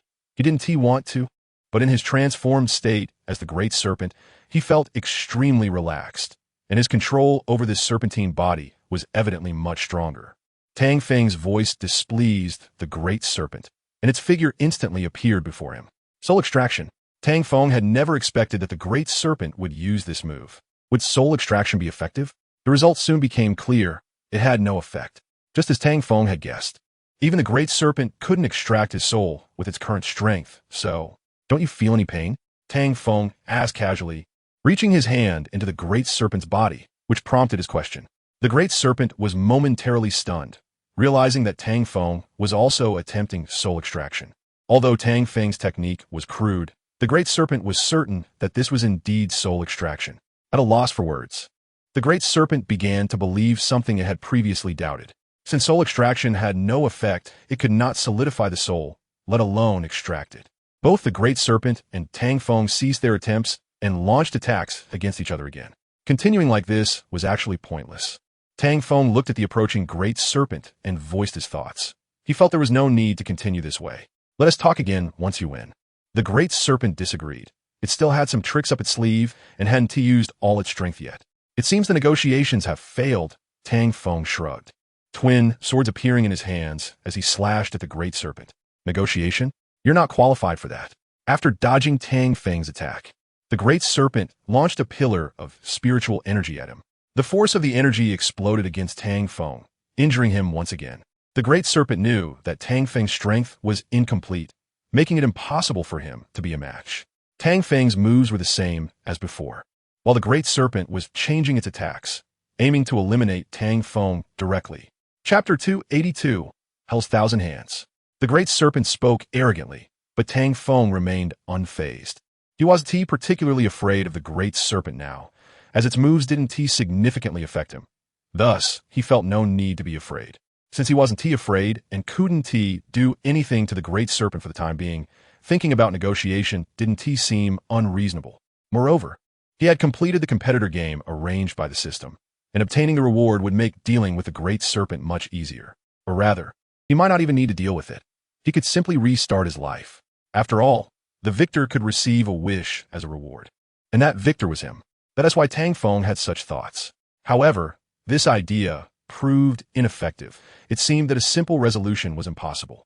Since he couldn't solve the problem easily, he would have to defeat the Great Serpent. However, defeating the Great Serpent wasn't easy, especially since he currently had no effective method. As Tang Feng guarded against the Great Serpent's attacks, he pondered various ways to injure it, but found none that could temporarily harm the Great Serpent. If only he had the 3 sacred artifacts, things would be much easier.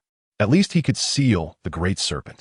But without the 3 sacred artifacts, sealing the Great Serpent was impossible, and he had to think of another way, which was not easy at all. Conversely, the Great Serpent's attacks were not completely ineffective. They could inflict considerable damage on him, while he had no means to counter it. Just this fact was already quite deadly. Tang Feng understood this and realized that in battle, he had to find ways to exchange blood with the Great Serpent. However, this blood-for-blood combat method didn't yield ideal results. Boom, boom, boom. The destructive power of divine energy was astonishing, and the entire Demon Island was devastated. Rumbling. No matter how solid Demon Island was, it couldn't withstand their turmoil.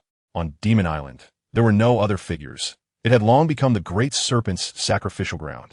Among them were some people Tang Feng valued, but now there was nothing more to say. He wasn't worried at all, nor did he need to be. because the two most important people, Tang San and Zhao Sijuan, had already been arranged for, while the others were not as significant.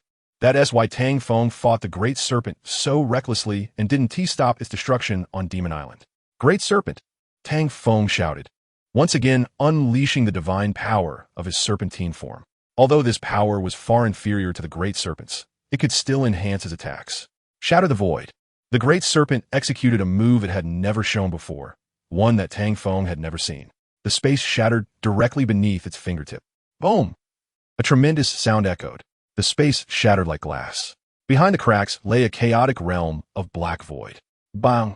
Bang! Bang! A massive suction force emerged, pulling everything around into it. The sky, the sea, everything couldn't escape this pull. This force was terrifying. Tang Feng struggled desperately, unwilling to be sucked in. However, it wouldn't be so easy to pull Tang Feng in. He wouldn't be easily defeated, nor would he give up. Through relentless effort, Tang Feng activated more divine power, and just as he was about to establish his footing, the Great Serpent struck. Spiritual Light Pillar. The Great Serpent unleashed dual spiritual light pillars, sending Tang Feng flying, and losing his balance, he was inevitably pulled in. At that moment, Tang Feng had a million things to say. He wanted to complain about the ridiculousness of it all, but could only be drawn in by the suction force. Soon after, the Great Serpent followed him into the realm of void, where it was godlike, the master of everything. Bang! The door to the void realm closed, making it difficult for Tang Feng to escape. In this place, there was no time, no objects, only endless void. In the void, the Great Serpent looked down imperiously, while Tang Feng frowned and said, "Great Serpent, what exactly are your plans? Is this the endless void?" The Great Serpent looked down at Tang Feng. "Yes, this is the realm of the void." Tang Feng paused for a moment before saying, "The realm of the void. It seems your power to shatter the void is no mere rumor?" The Great Serpent replied, "My power is not limited to this. There is much more you haven't seen." Tang Feng naturally didn't believe it. It seemed that here, the Great Serpent was quite confident, and its words were a bit excessive. The Great Serpent smirked, "Here, my divine power can be amplified infinitely. Don't you think I should be confident? Here, you won't have any chance." Tang Feng couldn't help but laugh. "Huh, speaking of divine power, mine is the same. What do you think?" The Great Serpent shook its finger. "Not the same. Yours can't compare to mine." Tang Feng said, "Oh, really? Is that so?"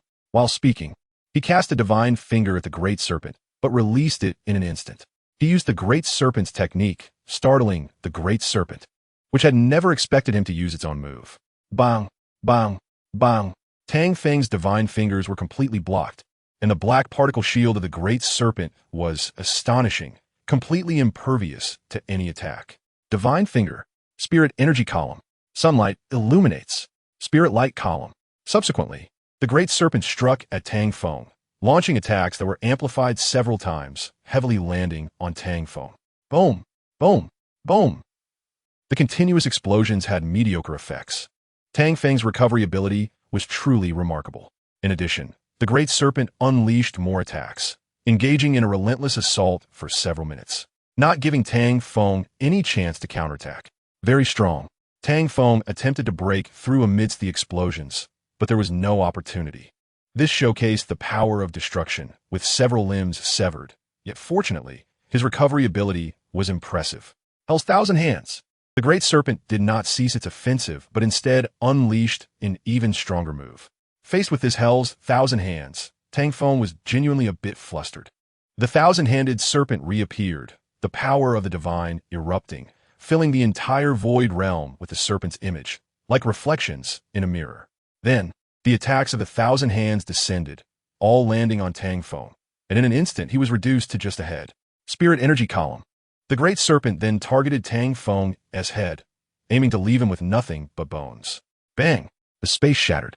Tang Feng's body quickly reformed, resembling an indestructible cockroach. After recovering, he used a spirit energy shield to block the Great Serpent's attack. "Next, it's my turn," Tang Feng said calmly, and then used the thousand hands. His technique wasn't as strong as the Great Serpent's Hell's Thousand Hands, but it didn't appear weak either. Most importantly, he had used the thousand hands, which was the Great Serpent's technique. At this moment, the Great Serpent understood. Tang Feng was learning to use the power of the divine, and he needed to obliterate him completely. Anomalous. The Great Serpent unleashed its divine power, executing an unnamed move, causing the entire Void Realm to tremble. Chapter 283. The Life and Death Chess Game. Bang. Bang. Bang. Bang. Crack. Crack. Crack. Crack. Boom. Boom. Boom. Boom. The entire Void Realm turned into glass fragments. The scenes of shattering, exploding, and destruction repeated continuously. The Void Realm was destroyed and shattered by the power of the divine. The materials inside became part of the fragments, including Tang Feng. Tang Feng's body, once recovered, was shattered by this force, resembling glass being violently broken. So all parts were the same. These shattered pieces resembled a jigsaw puzzle, and Tang Feng was merely a part of the puzzle, now turned into puzzle pieces, which did not count as being injured. Moreover, he wasn't bleeding or anything. It felt as if he had disintegrated, yet there were no wounds. He could still move his limbs, but couldn't relocate, feeling somewhat like Buggy's devil fruit ability. However, Tang Feng's situation was not due to acquiring superpowers from eating a devil fruit. He had genuinely been split apart. Tang Feng found it difficult to resist. These fragments kept breaking and overlapping in an orderly manner, making it impossible to cope. Is this the true power of the Great Serpent? Tang Feng involuntarily thought. Although his thoughts weren't interrupted, he was well aware that his head had turned into countless fragments. Even his vision was similar, as if he possessed thousands of tiny eyes, allowing him to see many images, which was incredibly disorienting. The cause of all this was the Great Serpent's ultimate move, which had destroyed the Void Realm, nameless. With a loud bang, the Great Serpent shattered the void and appeared on Devil Island, then pointed into the void, causing the entire void to vanish. The only person in this world who could stop him. Whoosh, whoosh, whoosh. As the Great Serpent thought this, a chessboard appeared beneath him, and across from him stood 16 figures, each on their respective chess pieces. The opponent was the red side, while the Great Serpent was the black side, standing on the king's piece. The opponent had locked themselves onto the pieces, meeting in this manner, which suggested they were well prepared and not friendly. The Great Serpent attempted to use divine power, but it had no effect.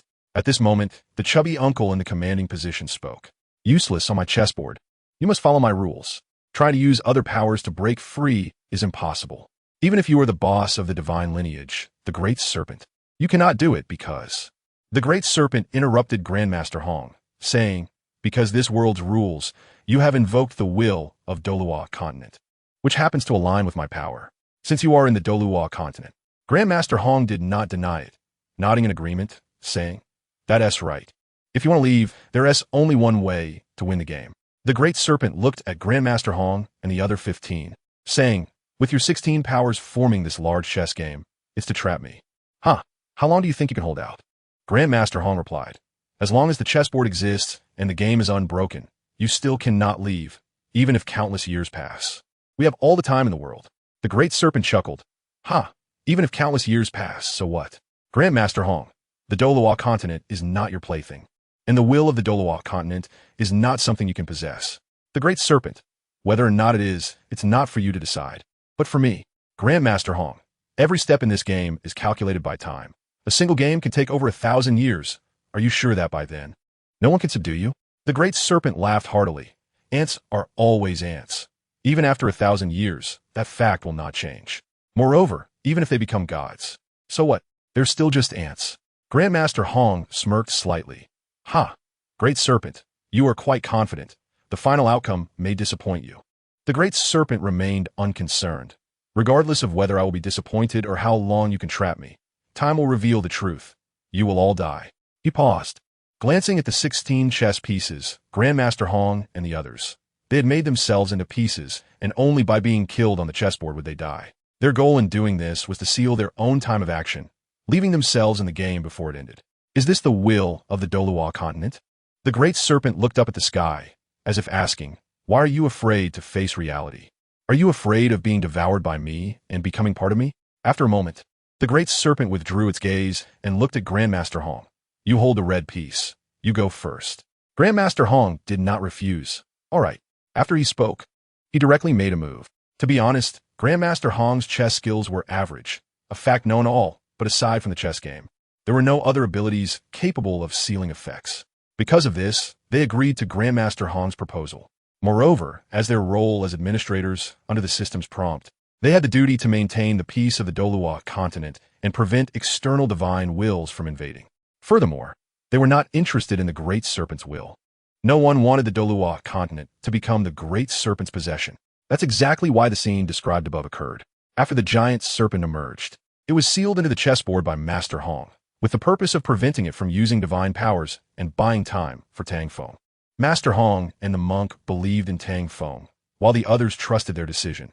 Even if they didn't want to believe, there was no other choice. As Tang Feng was the only remaining chosen one, they were even more unwilling to accept that Tang Feng had lost, as that would mean their own defeat, which is why they agreed to Master Hong's reckless actions.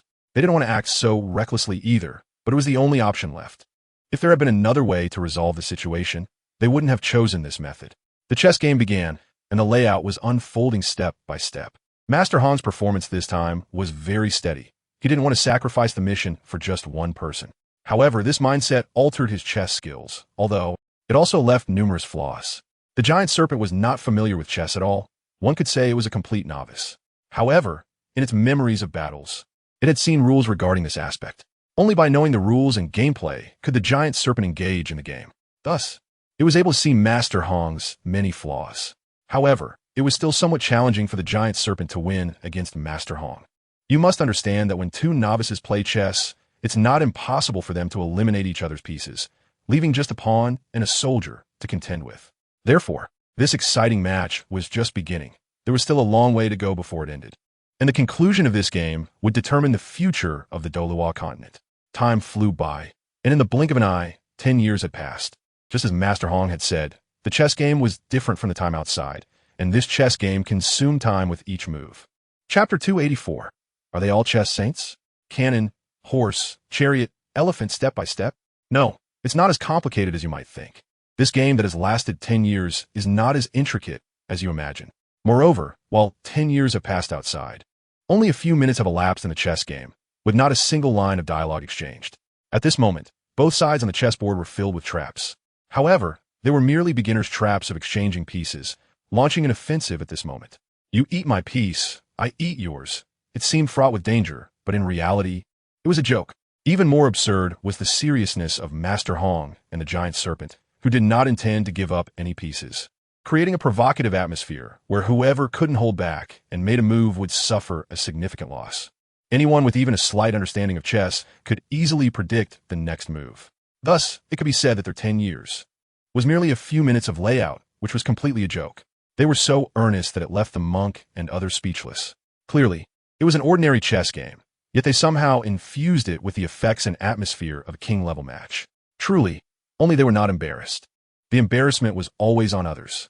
Their game did not allow anyone else to provide hints, and if it continued like this, they would drive themselves crazy. Little Hong. Shoo. Master Hong made a gesture for silence to the monk. Old monk, don't speak. Once the game begins, no hints can be given. Watching is fine, but you can't say anything, can't reveal anything.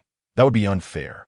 Moreover, to maintain fairness, I set this rule before the game started. It's also a convention. We can't cheat. The monk fell silent.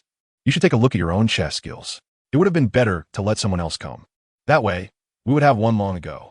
The monk had never seen Master Hong play chess before. Usually, this guy was quite enthusiastic about it, but he didn't expect his skills to be so poor. However, that raised another question. How did he convince the others? The monk was quite curious. If the others weren't moved, the chess game wouldn't have taken place.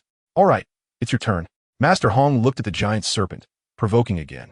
If the opponent didn't take his horse, he could complete a checkmate with a cannon behind the horse, determining victory or defeat in one move.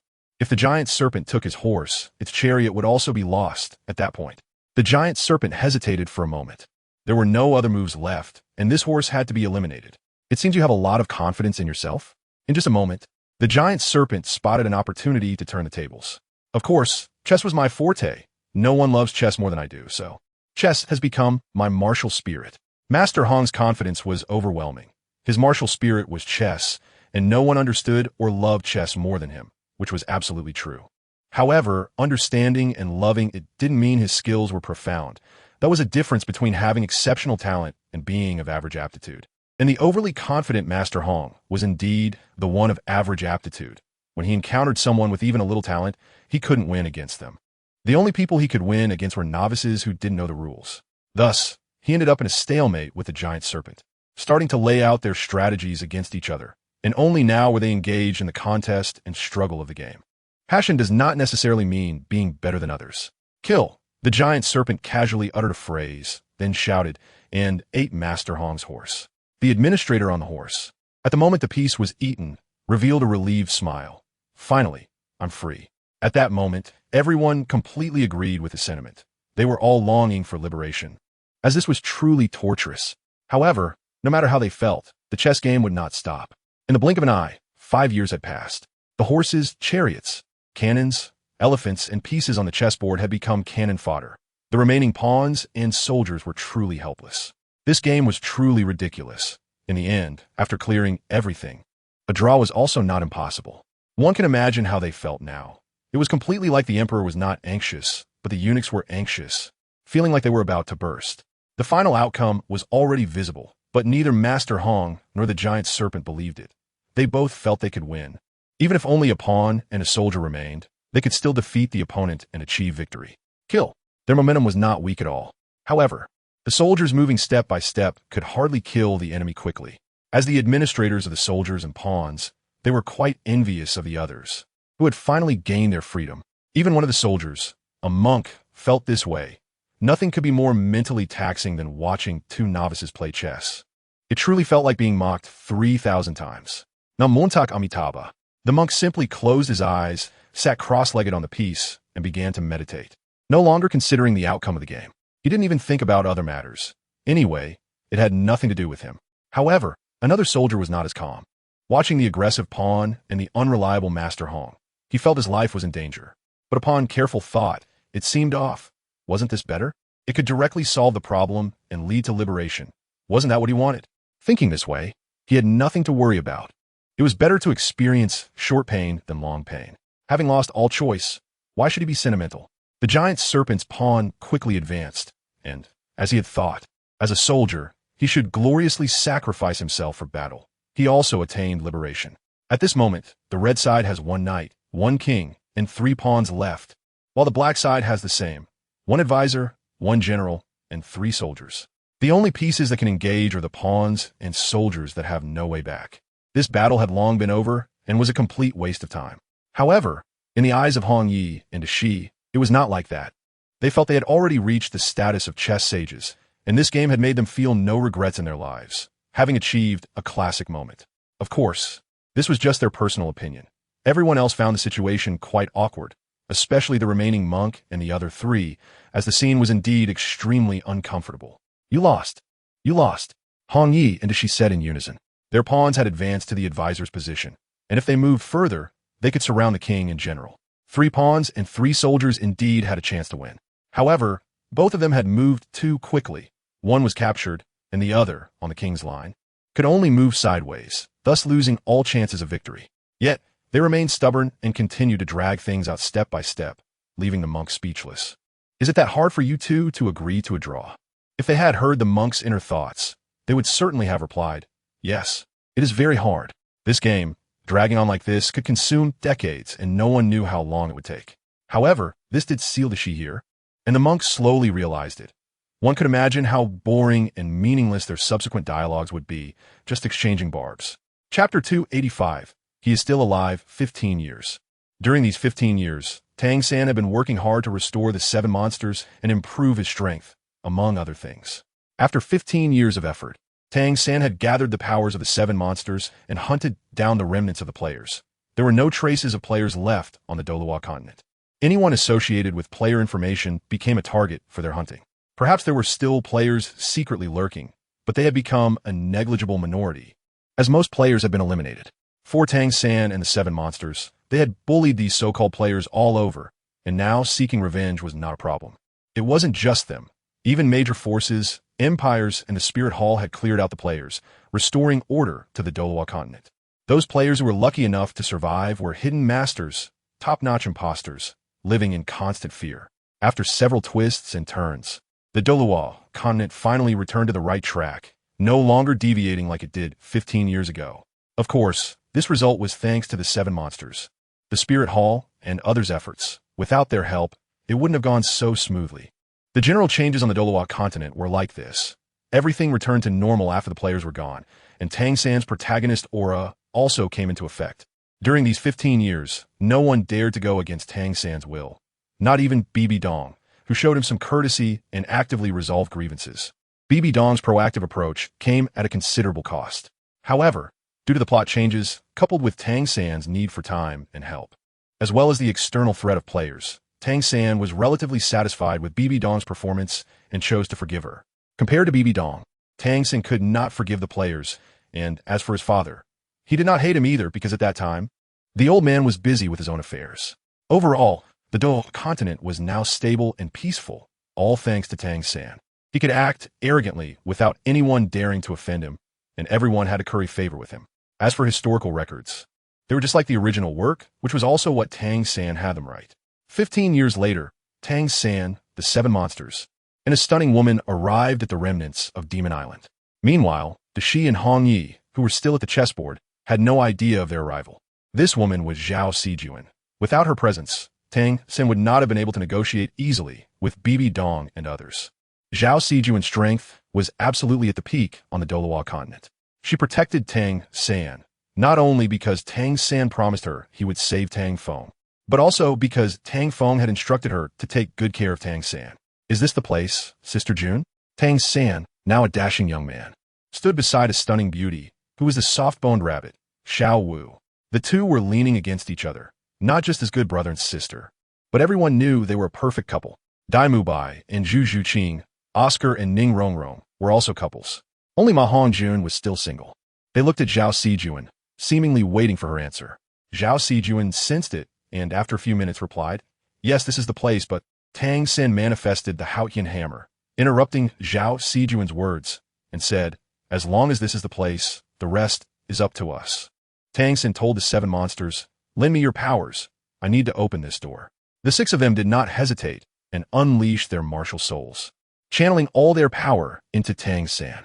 Once everything was prepared, Tang San instructed, "You all step back a bit."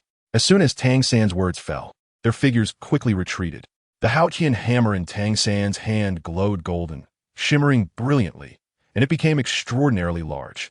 Then, his soul rings appeared one by one, with all powers stacking onto the Haotian hammer. Buzz, buzz, buzz. The Haotian hammer emitted astonishing power, akin to divine strength, and in an instant, the world changed color. Martial soul, true body. Tang San transformed into the weapon spirit of the Haotian hammer to unleash its strongest power. After he activated his martial soul, true body, the Haotian hammer became surrounded by lightning, as if it possessed terrifying destructive power capable of annihilating the heavens and the earth. Azura's ultimate hammer. The lightning instantly turned blood red, exuding an even stronger aura, and the entire sky turned crimson as fierce winds and giant waves surged. Crack! Boom! The Haotian hammer shone with brilliant light, and a terrifying force erupted, striking a thunderous blow into the sky. Bang! Bang! Bang! Bang! Bang! Crack! Boom! The earth-shattering blow combined all the power into this one strike, directly smashing a gap in the space. Behind the gap was an endless dark space, known as the Void Realm. After breaking through the void, Tang San recovered and fell from the sky, where Xiao Wu jumped up to catch him. Upon landing, Xiao Wu asked with concern, "Brother, are you okay?" Tang San shook his head and weakly said, "I'm fine.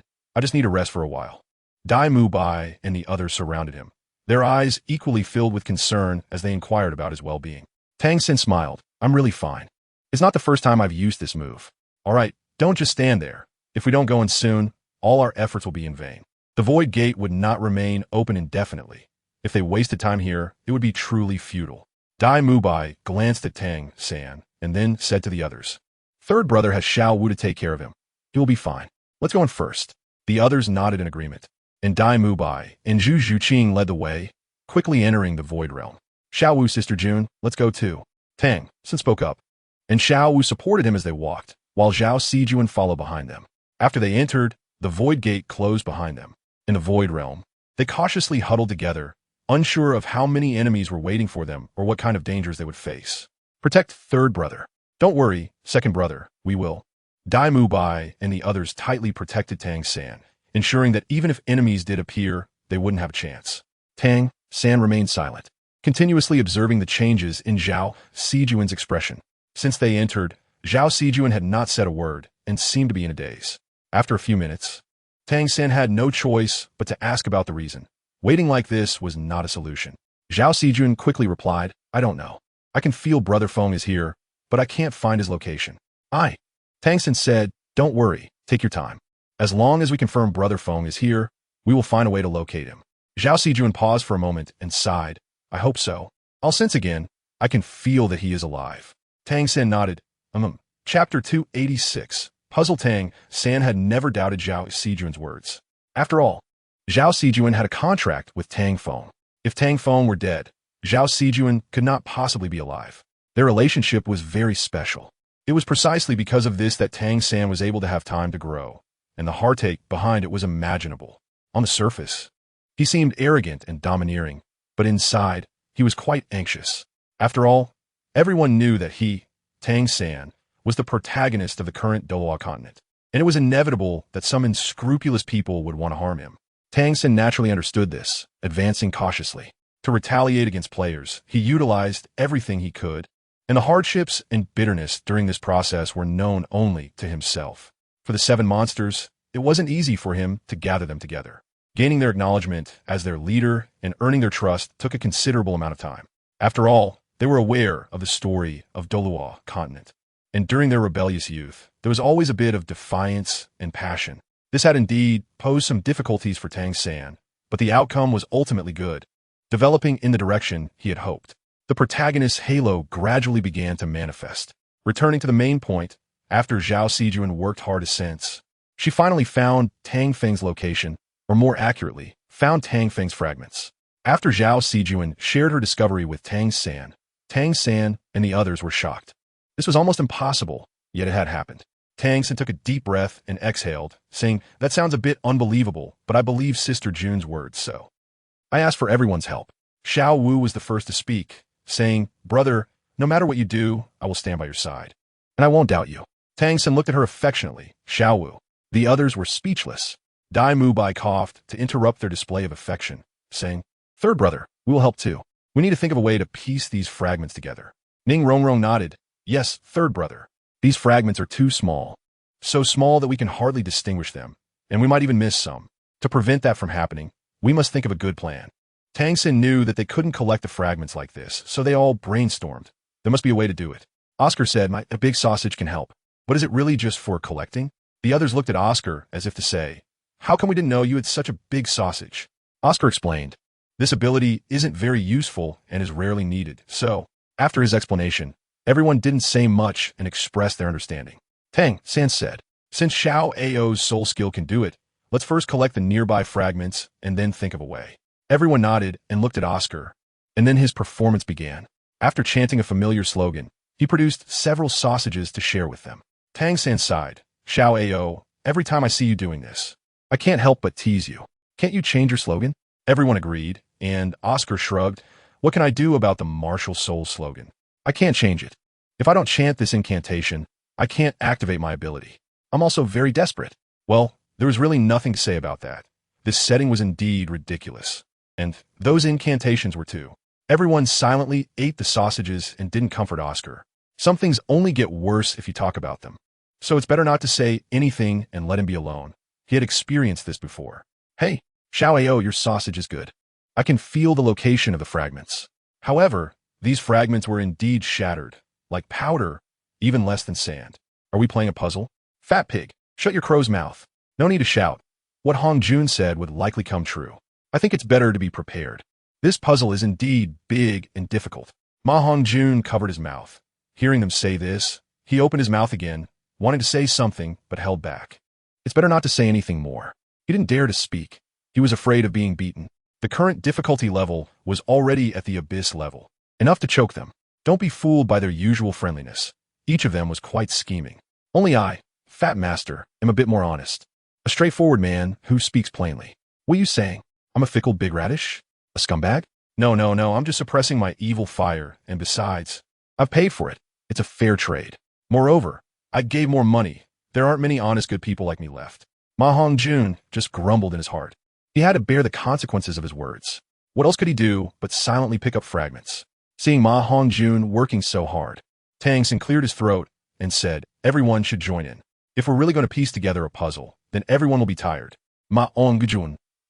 This sounds like it's my fault, doesn't it? Ma Hongjun wanted to refute, but after thinking about it, he decided to let it go. He was afraid of saying too much and getting into trouble. Thus, a long fragment collecting activity began. In the Void Realm, the passage of time was different from the outside world, and since it was all darkness, they didn't know how long they had spent. Day after day, they repeated the same thing, like a tedious and boring life and work, leading to a feeling of questioning life. As the years passed, their optimism and enthusiasm were worn down by this endless darkness, becoming as bland as water. This habitual life was the most fatal, because they had lost their passion. They didn't know how many years had passed when they finally pieced together Tang Feng's head. Just piecing together a head was already very difficult. The other positions were not easy either.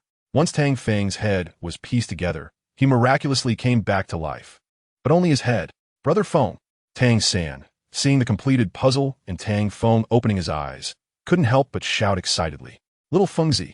The equally excited person is Zhao Sijuan. Her eyes are moist as she has persevered for so many years and finally pieced together Tang Feng's head. Honestly, it's really not easy. However, looking at the excited expressions of Zhao Sijuan and Tang Feng, and a head that is opening its eyes, the scene feels incredibly bizarre. If it weren't for knowing that this is an anime room, one might think they had walked into a horror movie set. Xiaojun, why are you back? Didn't I ask you to protect Tang San? Tang Feng questioned unhappily, as he did instruct Zhao Sijuan before. Brother Feng, I'm here. Who are you? Zhao Sijuan remained silent. But Tang San spoke up, leaving Tang Feng confused as he looked at him. Chapter 287. Thoughts. The most dreaded moment is when the air suddenly becomes very quiet. In an instant, he didn't know how to respond to this question, how to express the feelings and helplessness inside. To say it was a mix of emotions would be an understatement. 15 years of effort, all for today, but after such a long time of hard work, and for the person he was supposed to save, he had forgotten himself and couldn't recognize himself. That feeling was like hope being extinguished, dreams shattered, and all the beauty becoming meaningless. People are sometimes truly fragile. Just a single sentence can cool a warm heart. And those who care fear being hurt by the uncaring. After a moment of silence, Tang San helplessly spoke. Brother Feng, it's me. I'm Tang San. Upon hearing this, Tang Feng naturally didn't believe it and said, who are you trying to fool? Tang San is just a 7-year-old child. How could he be as tall as you? I just parted with him not even 3 days ago. Stop trying to deceive me. Tang San explained. Brother Feng, we've been apart for 15 years. A full 15 years. Tang Feng still didn't believe it. Impossible. It was clearly just 3 days ago. You can't fool me, and you all. At this moment, Xiao Wu spoke up. Brother Feng, do you remember me? I'm Xiao Wu. We haven't seen each other for almost 16 years since we parted in the initial meeting city. Tang Feng was stunned for a moment, wanting to act, but unable to, and after a while, he finally reacted. What's wrong with my body? Tang San persuaded. Brother Feng, calm down. Zhao Sijuan also spoke. Xiao Fengzi, it's okay. We're here to save you. Xiao San is right. We've been apart for 15 years. He is not lying. Tang Feng, you want me to calm down? How can you expect me to calm down? 15 years? This is impossible. Tang Feng didn't believe it and recalled the battle with the Great Serpent and that this was the void. I got it, I'm fine. Finally, Tang Feng understood. Xiao San, thank you. And you too, Xiao Jun, thank you. After thanking the two, he asked, if 15 years have passed outside, the Great Serpent should have been defeated. Right? Who defeated him? Tang Feng's words stunned everyone, and they all asked in unison, who is the Great Serpent? Tang Feng looked at Zhao Sijuan, and she shook her head at him. Tang Feng asked, you don't know? They all shook their heads, and Tang Feng said, that's strange. After the Great Serpent defeated me, he left the Void Realm. He couldn't have left so quietly, could he? Could it be that he really left? Tang San asked, Brother Feng, what exactly is this Great Serpent? We haven't heard of such a character outside. Even the title Douluo doesn't have a title like Great Serpent.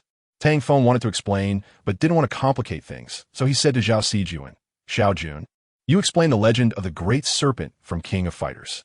Zhao Sijuan looked at Tang Feng. Xiao Fengzi, are you saying that the so-called Great Serpent is the boss character from King of Fighters? Tang Feng nodded. Exactly. Give them a brief explanation. Thus, Zhao Sijuan began to explain the Great Serpent. Essentially, the Great Serpent represents the will of the gods and possesses the power of a god. But wait, If the opponent is a god, how could there have been no movement at all in these 15 years? I think so too. It's impossible for there to be no rumors at all, and it's also impossible for him to have passed 15 years so quietly. Could there be some trickery involved? Could he have already died? Impossible, he's a god. The few of them spoke one after another. And from their words, it was clear that the Great Serpent really hadn't appeared. So the question arose, where did the Great Serpent go? Tang Feng didn't know. After all, his battle with the Great Serpent had just ended, and he had been defeated by the Great Serpent. If it weren't for Tang San and the others' arrival, he wouldn't have recovered. At least his head had now recovered. Brother Feng, do you think the Great Serpent is plotting something against the Douluo continent?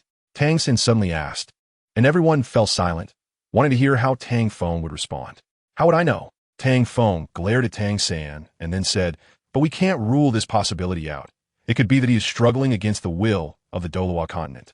Or he might have already been eliminated by the gods here. Tang San, oh, that is possible, but Zhao Sijuan interrupted them, saying, now is not the time to discuss this. I think we should first gather the fragments and then piece together Xiao Fengzi's body. Tang San also reacted, right? The most important thing now is to piece together Brother Feng's body. Xiao Wu nodded in agreement. Brother Feng, just hang in there. We will piece it together soon. After they finished speaking, they looked at Oscar, who twitched his face. I understand. Tang Feng looked at Oscar. His appearance clearly resembled Uncle Sausage. He didn't expect to see it up close this time. It felt oddly refreshing. Watching Oscar's lemon-sucking smile, Tang Feng found it amusing. Wait, I seem to not have a heart. Why do I feel like laughing? In the following month or two, 6 months later, Tang Feng felt that this boring time was passing very slowly, and he had a rough understanding of the situation outside. What left him helpless was that the speed of piecing together his body was progressing incredibly slowly, even after another 6 months. It would be impossible to piece together his body. Tang Feng didn't want to continue like this. Waiting to be pieced together was truly tormenting. He also wondered if his regeneration could be used. Tang Feng felt helpless because the soul power in his body was very faint, pitifully insufficient to support the use of regeneration unless. Tang Feng remembered that Tang San and the others had said they transferred their power to Tang San to open the Void Gate, so Tang Feng had a bold idea. This way, everyone wouldn't have to work so hard piecing together, and he could recover sooner. Xiao San and everyone, can we discuss something? Tang Feng looked at them working hard, feeling a bit reluctant to interrupt, but he still interrupted and shared his thoughts. Brother Feng, are you sure you want to do this? It's too dangerous. What if something goes wrong? We can't take risks. Brother Feng, why not? After hearing Tang Feng's proposal, they all disagreed. Tang Feng was determined. I made up my mind. Xiao San, Xiao Jun, let me give it a try. Zhao Sijuan, but Tang San, Brother Feng, this is too dangerous. Tang Feng remained unmoved, his eyes firm as he said, I have made up my mind. In the end, after multiple unsuccessful attempts to persuade him, they could only respect his decision. If they didn't let him try, he wouldn't be satisfied. Brother San, are we really going to do this? Tang San nodded coldly. He didn't want it to be this way either, but Tang Feng couldn't be persuaded. Chapter 288. The Starry Sea of the Great Serpent. The chess game between the Great Serpent and Lord Hong was nearing its end, with neither side willing to give in or admit defeat. After 20 minutes of stalemate, the Great Serpent finally couldn't hold back. I don't want to waste time with you anymore. Either you concede, or... Before the Great Serpent could finish, Lord Hong interrupted. What do you mean wasting time with me? As if it's my fault? Besides, you're the one who's going to lose. Why should I concede? What? Not convinced? If you're not convinced, then continue. Lord Hong interrupted without hesitation, brazenly retorting back. He didn't think it was his fault. Clearly, it was the Great Serpent's problem. The Great Serpent, however, thought it was Lord Hong's issue, and neither of them reflected on themselves. As an observer, the monk was left speechless, unsure of what they were thinking. Did they both really think they were chess masters? The monk thought to himself, but then realized they both felt that way. Continue? The Great Serpent laughed. Do you really think I'm foolish? You just want to seal me and delay time, right? Lord Hong neither denied nor admitted it. And then? The Great Serpent said, and then? Then I won't be happy. Don't think I don't know.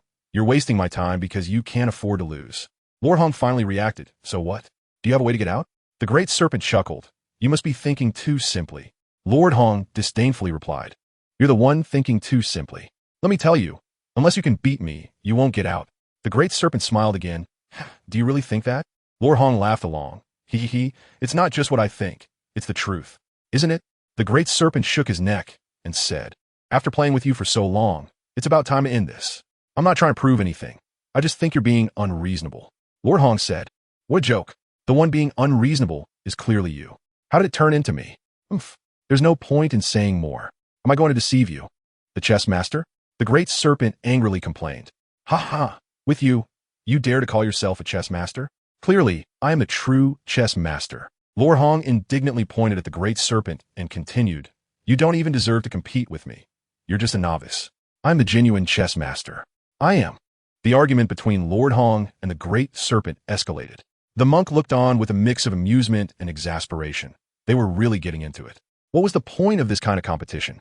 It was like two kids bickering, and the most bewildering part was that they were genuinely competitive. The monk smiled wryly, and the three other administrators shared the same bitter smile. They all felt that this game of chess was far too childish, and they had misjudged Lord Hong. Oomph.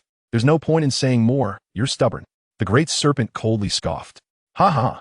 The one who's stubborn is clearly you. You're angry and want to fight because you can't outsmart others. Not only is your chess skill poor, but your character is just as bad. Lord Hong laughed triumphantly.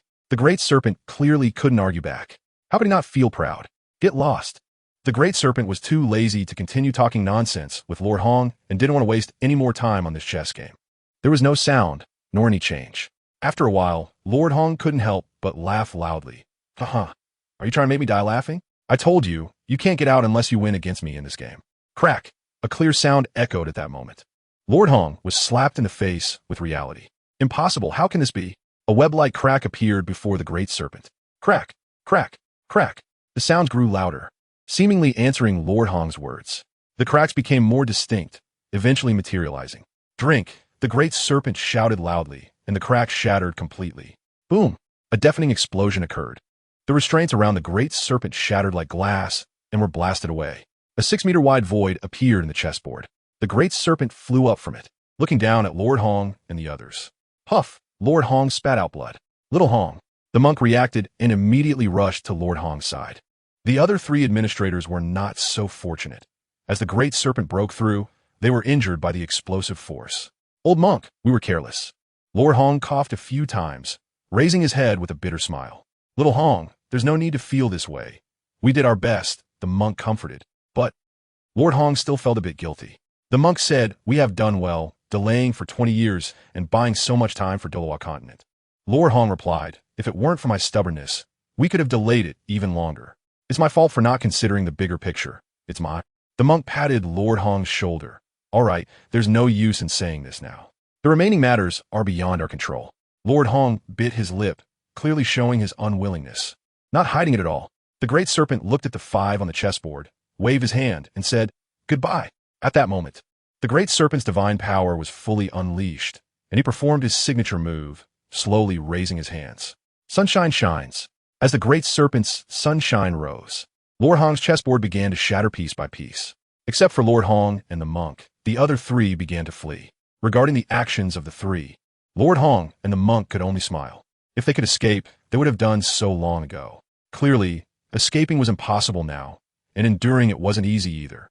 They could only leave it to fate. Old monk, do you regret it? Lord Hong suddenly asked.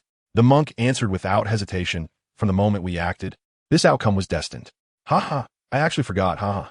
Lord Hong laughed wildly under the sunshine. Then, he painfully said, indeed, being able to buy 20 years of time is already a good ending. The monk smiled too. It's good that you can understand. The future will be left to him. Lord Hong nodded. That's right, the future will be left to him.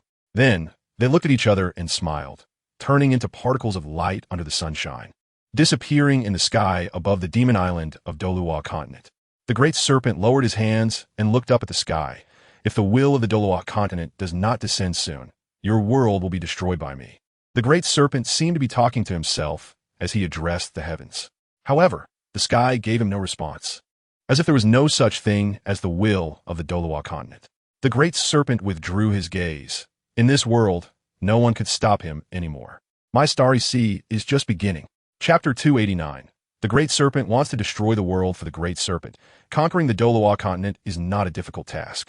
However, conquering the Douluo continent holds little significance for him. What he desires is to devour the will of the Douluo continent. Therefore, he chooses destruction over conquest. This destruction requires a certain finesse. If he destroys too quickly, the will of the Douluo continent would also be obliterated, which is not the result he wants. If he destroys too slowly, the will of the Douluo continent would not sense any crisis and similarly would not manifest. Thus, the destruction must be just right to provoke the appearance of the will of the Douluo continent and achieve his goals. The Great Serpent's intentions are clear, to destroy randomly. But his presence brings an unprecedented crisis to the Douluo continent, to instill panic among the people of the Douluo continent and to make them aware of his existence.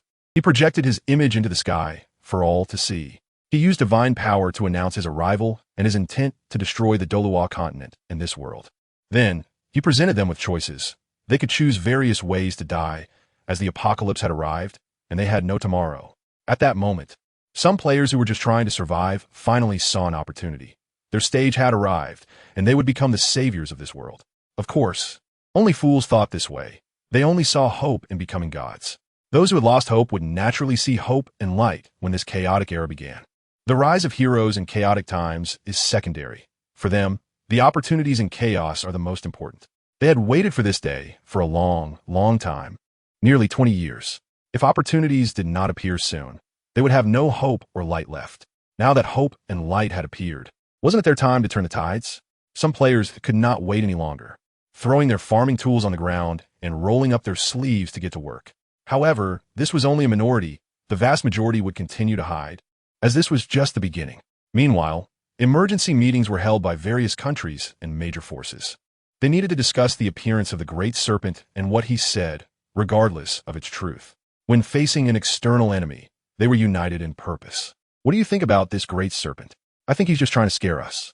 If he really had that ability, he would just come and kill us. There is no need for all this talk. And what? Let me say this. His actions seem impressive, but are actually just a ruse. We could do the same. That's right. His methods aren't that great. Representatives from various countries and major forces were engaged in a roundtable discussion. They all agreed that the Great Serpent's actions were mere theatrics. Aside from being theatrical, they saw no purpose behind his actions. However, do you really think so? Someone interrupted their conversation. They were becoming increasingly convinced, but the truth was otherwise. In fact, they were all smart people. Otherwise, they wouldn't have fallen silent after the questioning. All right, let's be serious. Today we are discussing a response plan. Does anyone have any information about this Great Serpent? Silence again. No, this is going to be difficult. They knew it was going to be difficult, which is why they fell silent.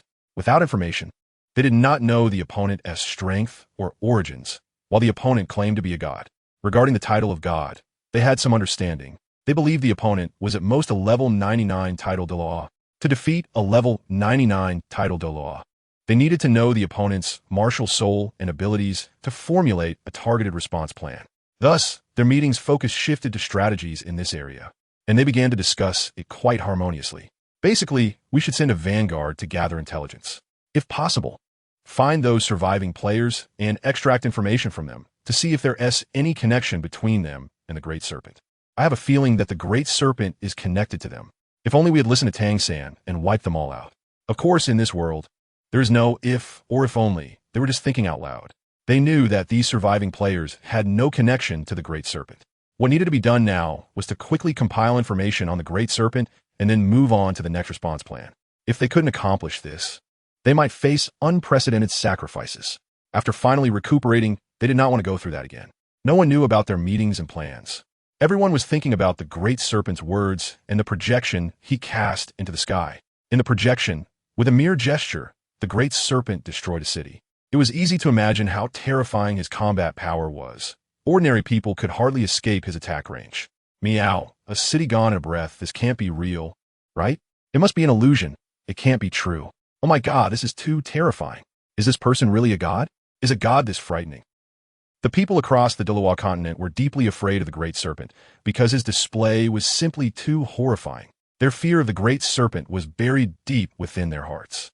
At this moment, the Great Serpent was destroying a city while continuing to shout at the heavens. As before, the sky did not respond, as if there were no one watching. The Great Serpent couldn't help but doubt that the will of the Douluo continent had long since vanished.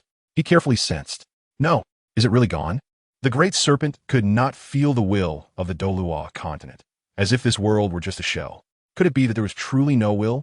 If there isn't, occupying this world wouldn't be impossible, but the Great Serpent hesitated. If he were to replace the will of the Douluo continent and take over, what if other wills came to collect debts? Could he withstand it? If he ended up becoming someone else's pawn, that would be bad. Let's wait and see. I'll see if there's something hiding here.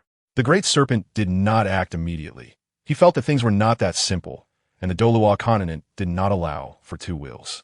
If he acted now and expended too much divine power, he would ultimately suffer losses and end up at a disadvantage. The Great Serpent moved on to the next city. He wanted to see if there was truly no will or if it was just hiding. Boom! As soon as he arrived, the Great Serpent unleashed destruction. At that moment, some people stood up, attempting to withstand the Great Serpent's attack. However, unfortunately, they did not succeed and perished. The giant snake continued to wreak havoc, destroying city after city at will. The warriors who were supposed to gather intelligence had now arrived in reality, constantly assessing the strength of the giant snake. In the end, their data collapsed because the giant snake kept breaking records. Chapter 290, Bullying Honest People. The Void Realm was opened. Tang Feng, Zhao Xijun, Tang San, and the other members of the seven monsters emerged from the Void Realm together. After coming out, they found themselves on a desolate ground. The surroundings resembled barren mountains and wilderness, and apart from some traces of battle damage, there were no other creatures present. Is this the demon, sea god, island? Tang Feng and the others were stunned. There wasn't a drop of water around. Had the sea dried up? Or was this not near Demon Island? It should be. No one dared to be certain, as the transformation of this place was truly unfathomable. It seems that after we entered the Void Realm, the Douluo continent has undergone many changes that we are unaware of. As for now, that is indeed the case. Dai Mubai and Oscar agreed with a nod. Tang San said, "We don't know the reason either. Speculating here is useless. Let us go back first." Boom, boom, boom. The sky echoed with loud noises, interrupting Tang San's words. They looked in the direction of the sounds, and a scene projected in the sky, as if a television was broadcasting live, showing the destruction of a city. This city was destroyed in an instant, and the one who destroyed it was the giant snake. The giant snake! Tang Feng exclaimed, and the seven monsters reacted. Is he the giant snake? His power is quite strong, but compared to us, he is far behind. Third brother, they spoke one after another. Tang San looked puzzled. Why had the Spirit Hall and the Empire acted? It felt like something was off. Didn't they know how powerful the giant snake was? Tang Feng said, the giant snake is still quite common for players, but it might not be the same for you. Tang San, it seems they really don't know the information about the giant snake. Without a plan, they wouldn't act easily. Tang Feng nodded. That should be it. Before you entered, you hunted all the players, so naturally, no one knows about the giant snake. Ma Hongjun asked, what should we do now? We can't just watch him destroy the Douluo continent, right? Tang Feng said, naturally we cannot. He then turned to Tang San and asked, Xiao San, what do you think?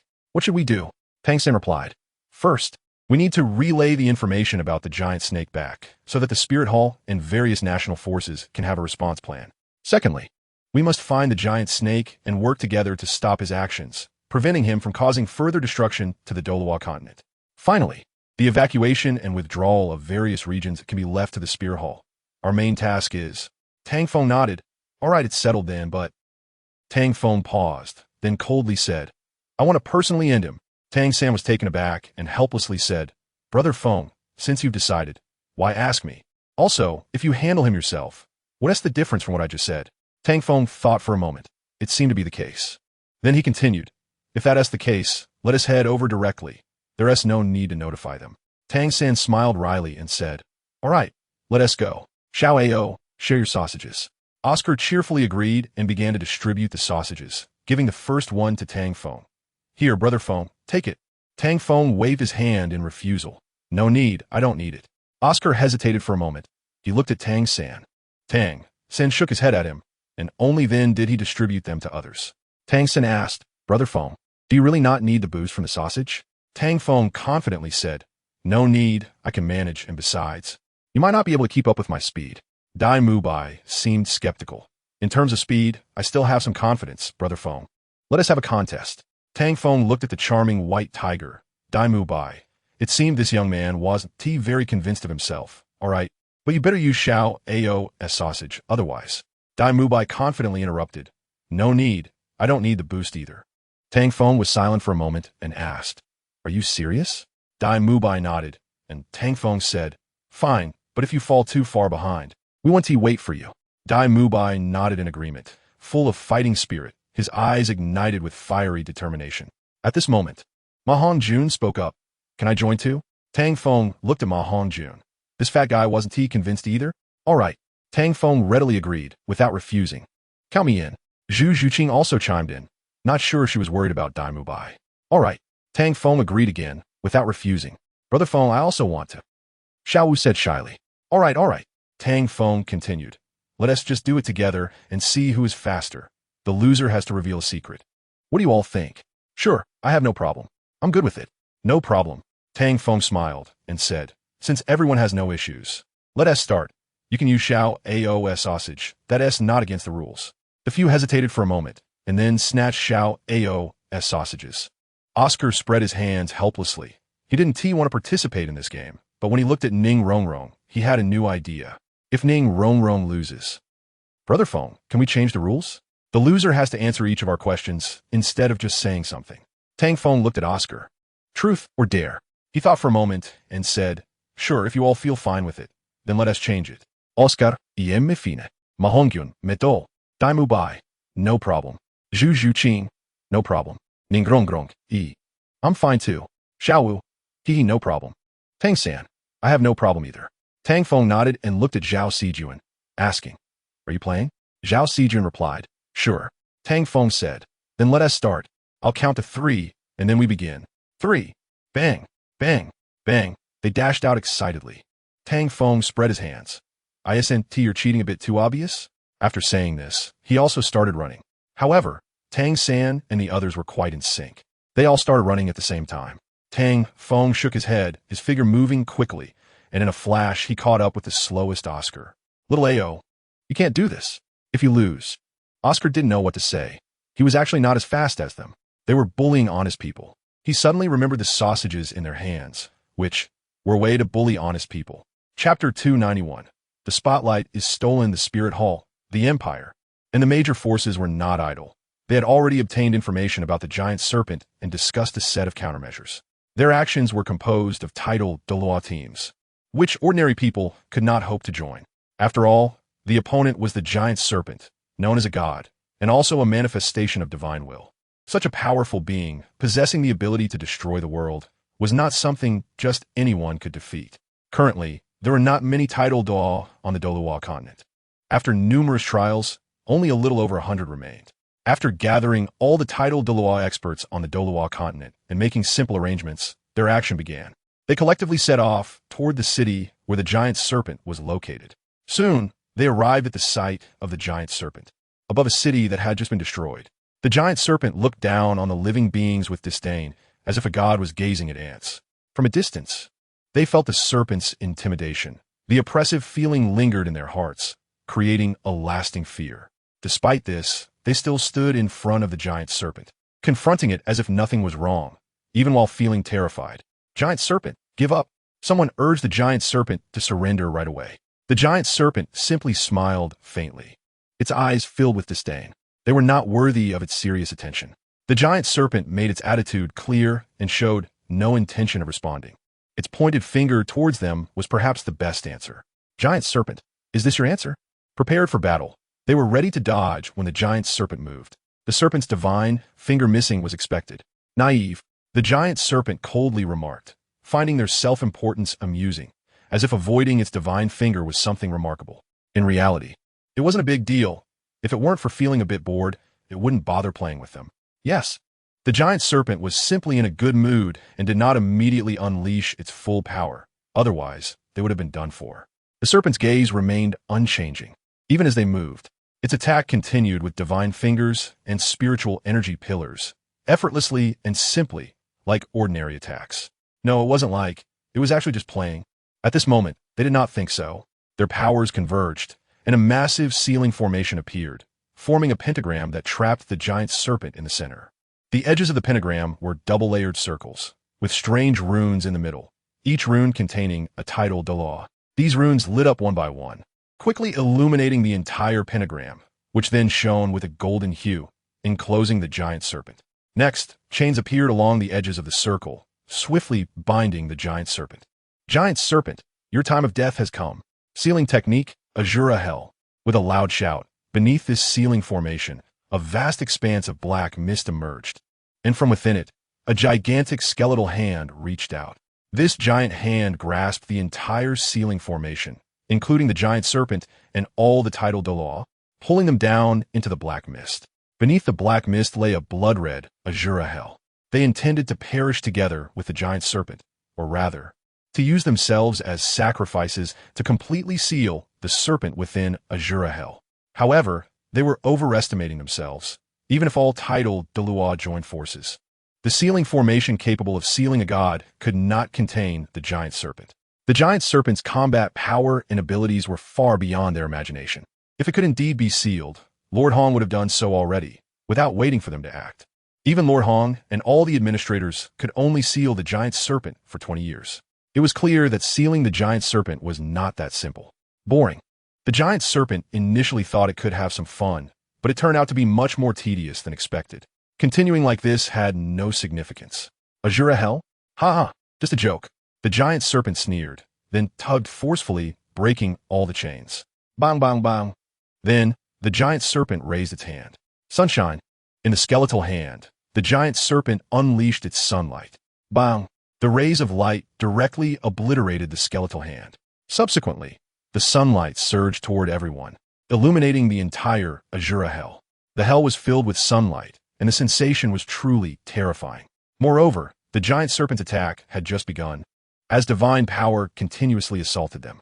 Puff, puff, puff. The tidal Douluo experts were severely injured under the sunlight. Boom, boom, boom. Azura hell exploded, completely destroyed. It was evident how terrifying the giant serpent's sunlight was. Rumble. On the surface of the Douluo continent, massive tremors occurred, resulting in widespread scorched scenes. Nearly half of the tidal Douluo perished under the sunlight's fatal attack, and the rest fell to the ground. To the giant serpent, their combat power was extremely weak. Even among tidal Douluo, they were merely traditional tidal Douluo. If they had been players, it would have been vastly different, as their spirit ring levels would have varied. However, sadly, they were not players. Is everyone all right? Someone stood up and loudly asked the others. What do you see with your eyes that they are fine? Everyone was severely injured, struggling to even stand. Yet, I'm Fine. I can still fight. I can fight again. Let's do it again. This time, we will definitely seal it. Yes, we can seal it. We definitely can. One after another, they desperately stood up. The words spoken were only believed by themselves.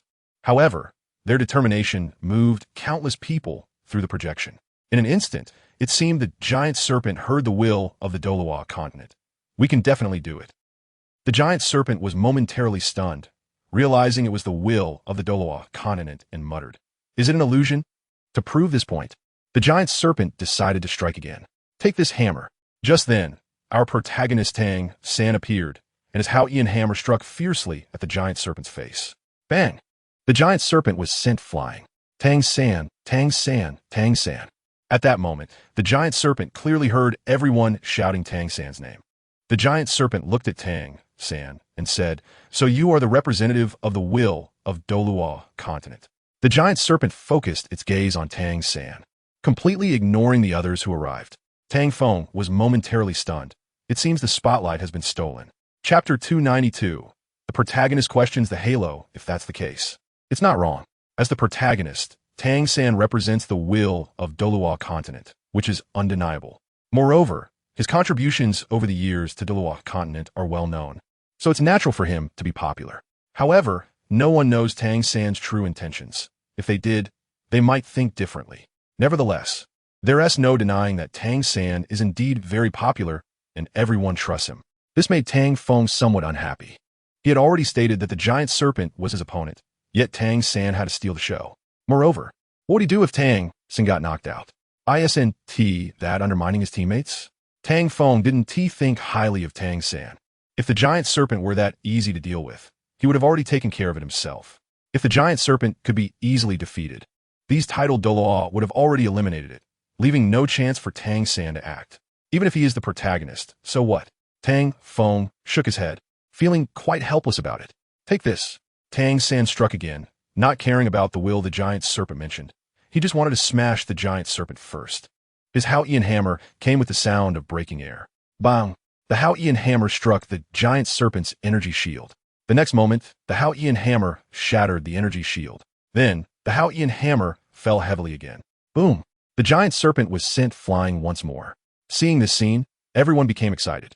At this moment, Dai Mubai and the others also launched their attacks, bombarding the giant serpent. Tang Feng had to admit that their teamwork was quite tacit, but this tacit understanding made him feel strange. Was it a display of overwhelming strength, or the effect of their combo attacks? Why was the giant serpent counterattacking? Or was it that the giant serpent had no way to counterattack? No. Tang Feng quickly dismissed this idea. How could the giant serpent not have a way to counterattack? It must be waiting for something, but Tang Feng didn't know what. Boom! Boom! Boom! The combo continued, and the attacks from Tang San and Dai Mubai were very spectacular, with great effects, making it feel like they were teasing the giant serpent. However, after several minutes of performance, their moves were almost exhausted, but the giant serpent had not a single scratch on it. Their flashy performance was like mere scratching, causing no real damage at all. Is that it? The giant serpent's cold voice rang out, making Tang San and Dai Mubai feel quite uncomfortable, as if they were being looked down upon. Let us do it again. Dai Mubai and the others attacked once more. Do it again? He. The result will be the same. The giant serpent laughed and then said, I don't have time to play with you again. What needs to end must end. As soon as the giant serpent finished speaking, the sunlight radiance rose again. For the giant serpent, using this move was enough to deal with them. The result did not disappoint him. Sunlight radiance severely injured Dai Mubai and the others, with only Tang San holding on. Oh, a soul bone? The giant serpent was not surprised. It was not unusual for Tang San to have a soul bone.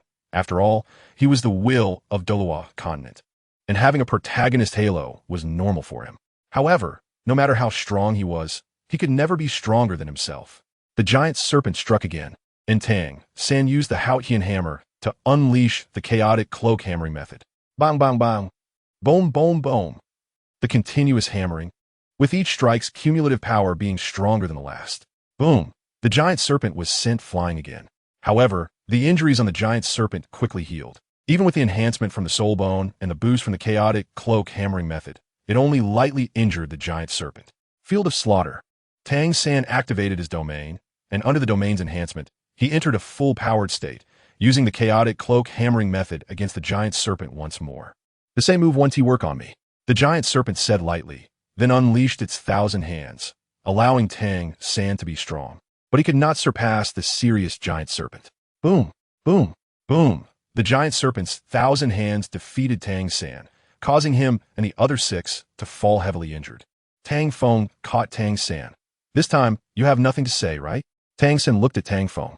I just wanted to help. Tang Feng continued. I've said many times that you're not his opponent. Don't worry, I will take care of him. Tang San said, Brother Feng, I just wanted to. Tang Feng interrupted. Don't say anything. No matter what you think, you don't need to say it out loud. Besides, there is no time to listen to your explanation now. Tang San lightly replied, Brother Feng, I understand. Tang Feng set Tang San down. Xiao Jun. Keep an eye on them. Don't let them act impulsively. Zhao Sijun nodded. Xiao Fengzi, don't worry, I will. Tang Feng walked towards the giant serpent. The giant serpent had already noticed Tang Feng. The giant serpent said, I didn't expect you to survive like this. That is quite surprising. Tang Feng said, yes. I also find it quite surprising. I didn't expect to be fine like this. The giant serpent smiled faintly. Since you're not dead, why stand out? You wouldn't always be this lucky. Tang Feng replied, because I find you displeasing. Do you think I could just stand by? The giant serpent said, why seek your own death?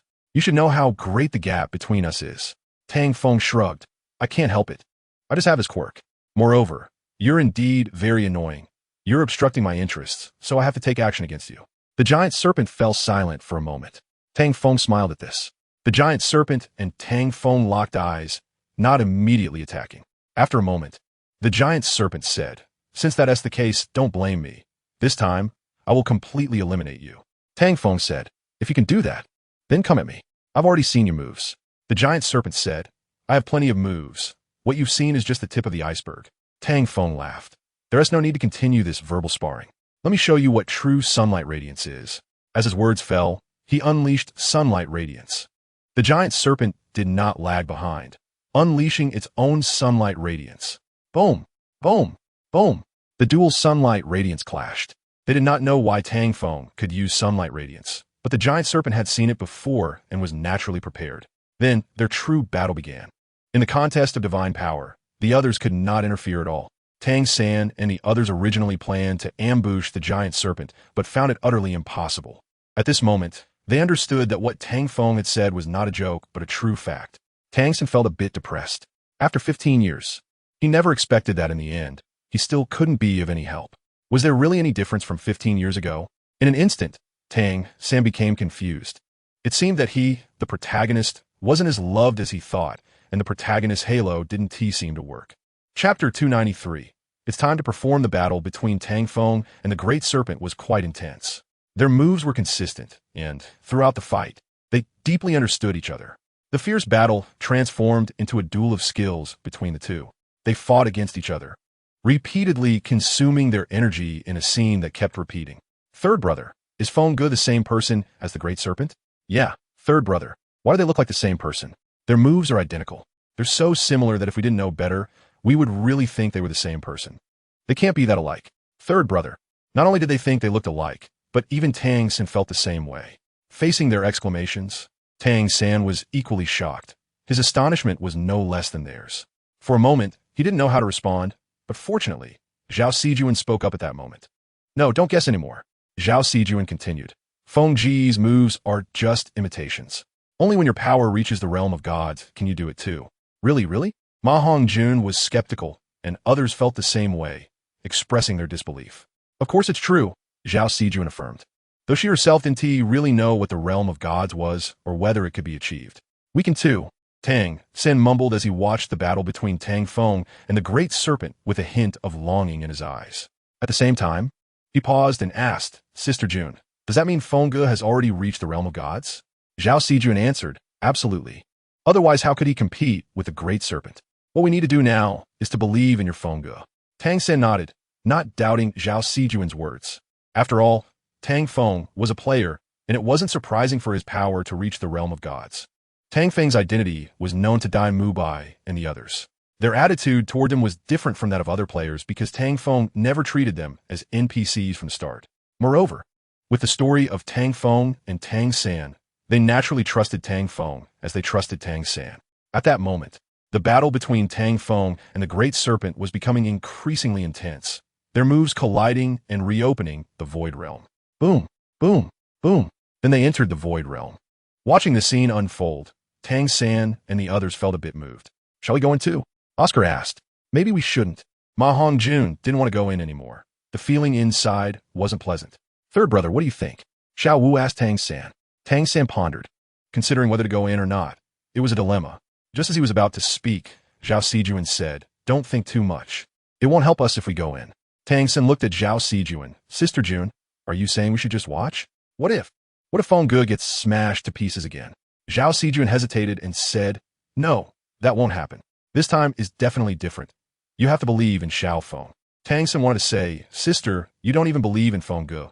How can I believe? He nodded again, not wanting to voice too many worries.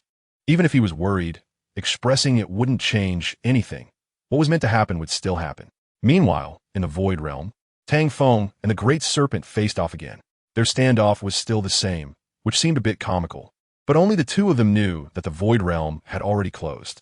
I didn't expect you to adapt to the power of the realm of gods so quickly, the Great Serpent said lightly, seemingly skeptical. The realm of gods? Tang Feng felt the change in this power.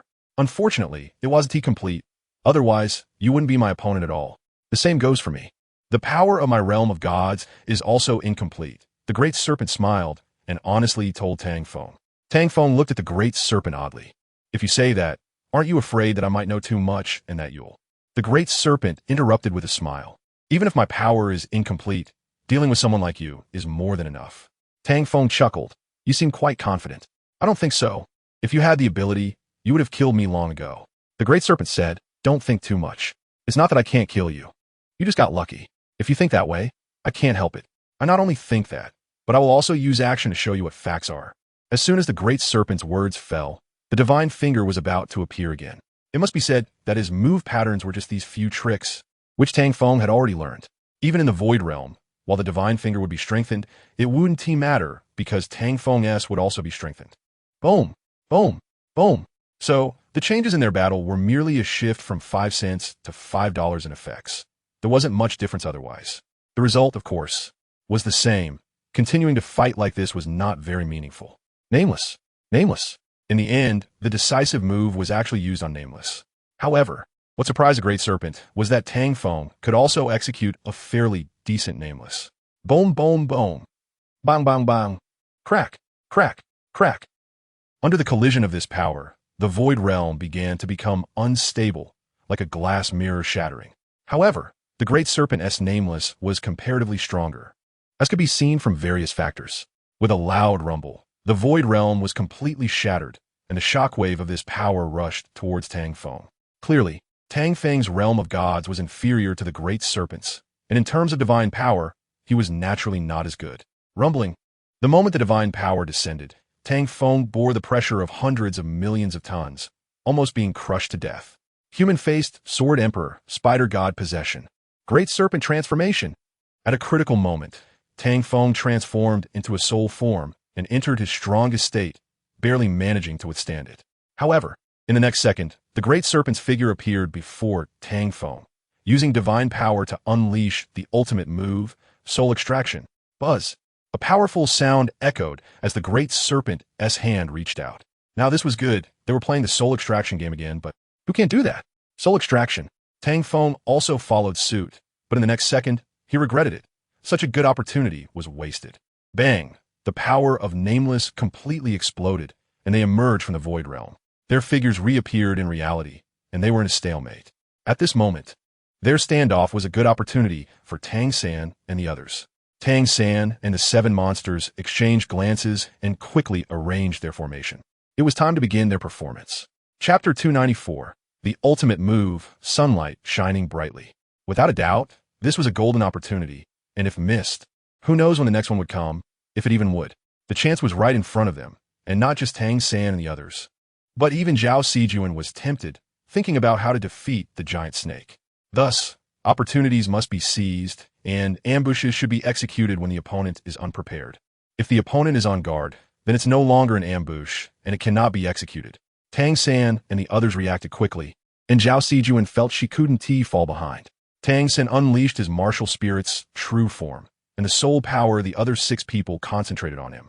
They held nothing back, providing every possible buff to enhance Tang San. Everyone, I'm counting on you, Tang San said lightly, which only motivated them to work harder. The first to run low on soul power was Oscar, who poured all his energy into Tang San. After Oscar collapsed, Ning Rongrong followed suit, and one by one, they fell to the ground, with the last to fall being Dai Mubai. As Dai Mubai fell, the Haotian hammer emitted a golden light, radiating a divine might akin to a Buddha. Beside the sacred Haotian hammer was a huge black sickle. The dark aura of the sickle was not weaker than that of the Haotian hammer, with its black light openly shining, showing no restraint. The 2 massive martial spirits, like 2 giants, charged towards the giant snake. The black sickle struck first. Buzz! The sickle slashed down onto the protective shield of the giant snake. This was the giant snake's defensive barrier, and it struck hard, continuing the assault. The fierce collisions persisted as the sickle aimed to cut through the barrier, maintaining its slashes. Crack! The black sickle's light diminished, but just as it reached its last moment, it finally managed to cut through the energy shield, as fast as lightning. This clash occurred within a few breaths. The Haotian hammer awaited this moment, and when it arrived, it immediately smashed down towards the giant snake in perfect sync with the sickle. Crack, crack, crack! Boom, boom, boom! Accompanied by the sound of breaking air, the destructive Haotian hammer came crashing down, as if to obliterate everything. A tremendous force descended upon the giant snake, which was locked in a stalemate with Tang Feng, and naturally sensed, even saw their actions. But seeing it didn't matter. It had to either endure the hammer strike, or suffer the soul extraction damage. However, the giant snake quickly made a decision, knowing that the damage from the soul extraction was negligible for it. The reason it engaged in soul extraction with Tang Feng was purely to test whether Tang Feng's soul strength had reached perfection. As the giant snake abandoned the soul extraction on Tang Feng, he thought, this is bad. Everything happened too quickly for him to react. If the giant snake killed Tang San, he would be doomed as well.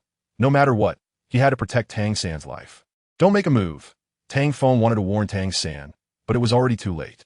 The giant snake's soul extraction instantly turned towards Tang San, its power landing on Tang San's Haotian hammer. Boom! Boom! Boom! The soul extraction and Haotian hammer collided. Fortunately, the Haotian hammer was a treasure artifact of the Douluo continent, and it didn't allow the giant snake to break through its defense immediately, giving Tang Feng time. Satan, come out! Tang Feng initially didn't want to summon Satan again, but now, to save Tang San's life, he had no choice but to summon him. The ritual formation completed faster than ever. His divine power was draining rapidly, and to summon him quicker, he didn't hold back at all. When Satan was summoned, the giant snake had already extended its soul extraction into the Haotian hammer. Buzz, buzz, buzz. When Satan opened his eyes and saw this interesting scene, a smile spread across his face. Interesting, Satan. Before Satan could think much, Tang Feng's voice rang out. Attach yourself to Tang San.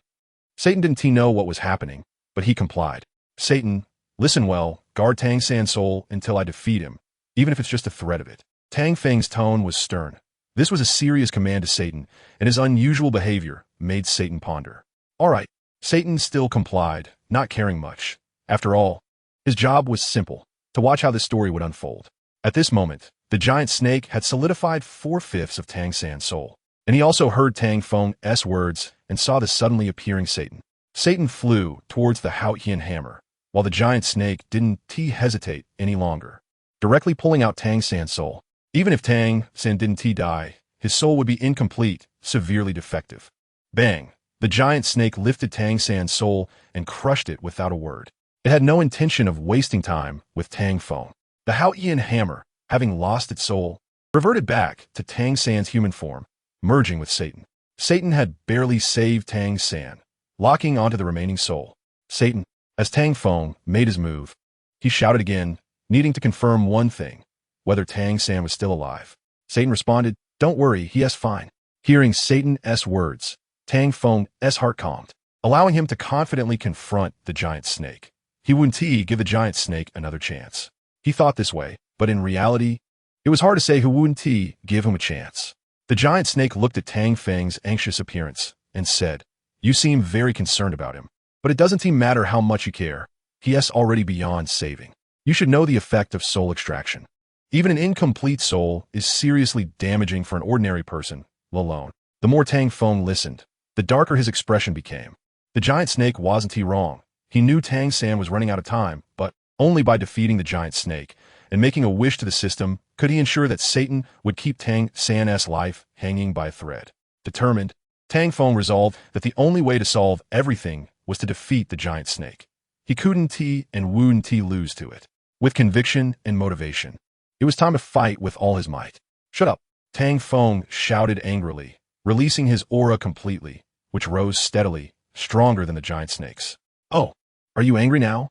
The giant snake continued to smile. The angrier Tang Feng became, the happier it was, feeling Tang Feng's frustration.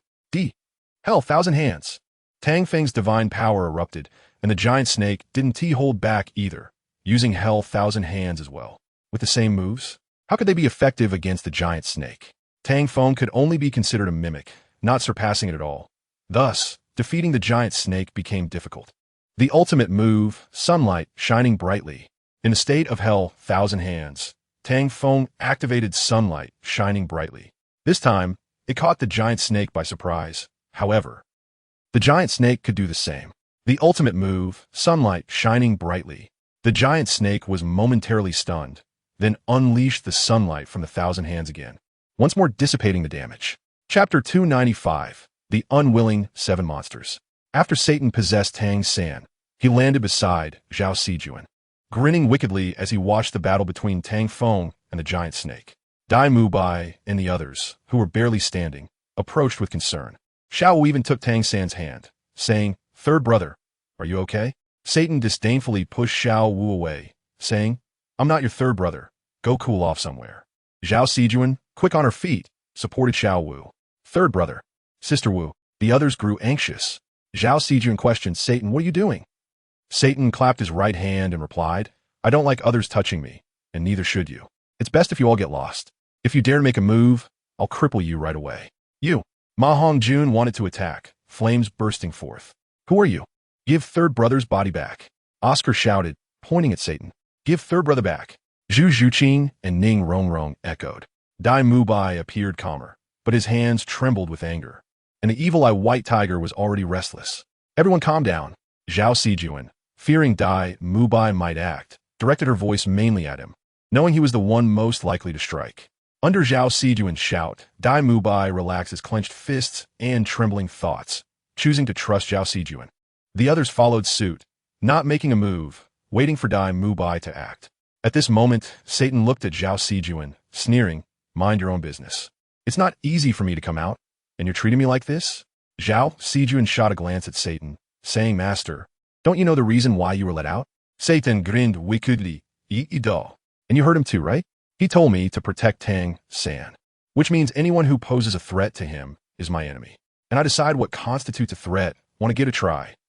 Faced with Satan's taunt, Zhao Sijuan felt helpless.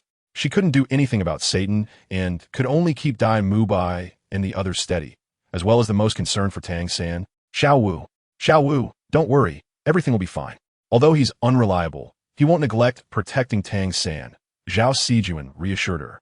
Xiu Wu nodded, asking, Sistoyun, is he Brother Meng's martial soul? Why would he? Satan looked at Xiao Wu, who shrank beside Zhao Sijuan, afraid to continue. Before Zhao Sijuan could respond, Satan said, Little girl, your sense of smell is quite sharp, but it's best not to mention that name again. Who? Brother Meng? Xiao Wu looked at Satan in confusion. Satan coldly glared at her, having just warned her, now repeating it. Couldn't he just deal with her? Satan? Zhao Sijuan was worried Satan would act recklessly. She shielded Xiao Wu behind her, saying, You better not go too far. If you make the master unhappy, you won't have it easy. Do you want? Satan shrugged, interrupting with a smile. I haven't done anything. If you don't bother me, I won't bother with you. After saying this, he continued to watch the battle in the sky, showing more interest in the fight between Tang Feng and the giant snake, while to him, Zhao Sijuan and Dai Mubai were just inconsequential clowns. Seeing Satan no longer fixating on Xiao Wu, Zhao Sijuan breathed a sigh of relief. Xiao Wu, don't speak, don't ask. Let's just watch. Xiu Wu nodded, Sistoyun, you understand. I won't say anything more. As long as Tang San was fine, she had nothing to worry about. Just concerned about him. Dai Mubai and the others also approached Zhao Sijuan and Xiao Wu, keeping a wary eye on Satan, ready to respond if he made any sudden moves. Zhao Sijuan noticed this and laughed. No need to be like this. He keeps his promises. We just need to avoid provoking him. Ma Hongjun said, but I don't trust him at all. Sister June, is there no other way? With him occupying third brother's body. Will it? Satan looked at Ma Hongjun, scaring him half to death, thinking he was about to act. Zhao Sijuan said, it won't happen, and besides, Brother Feng can keep him in check. Brother Feng is his master.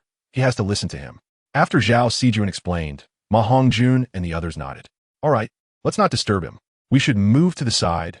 Zhao Sijuan instructed them to distance themselves from Satan, also for their protection, as no one knew if Satan would go mad. He was a complete lunatic. After moving a safe distance away, Zhao Sijuan felt it was enough and stopped.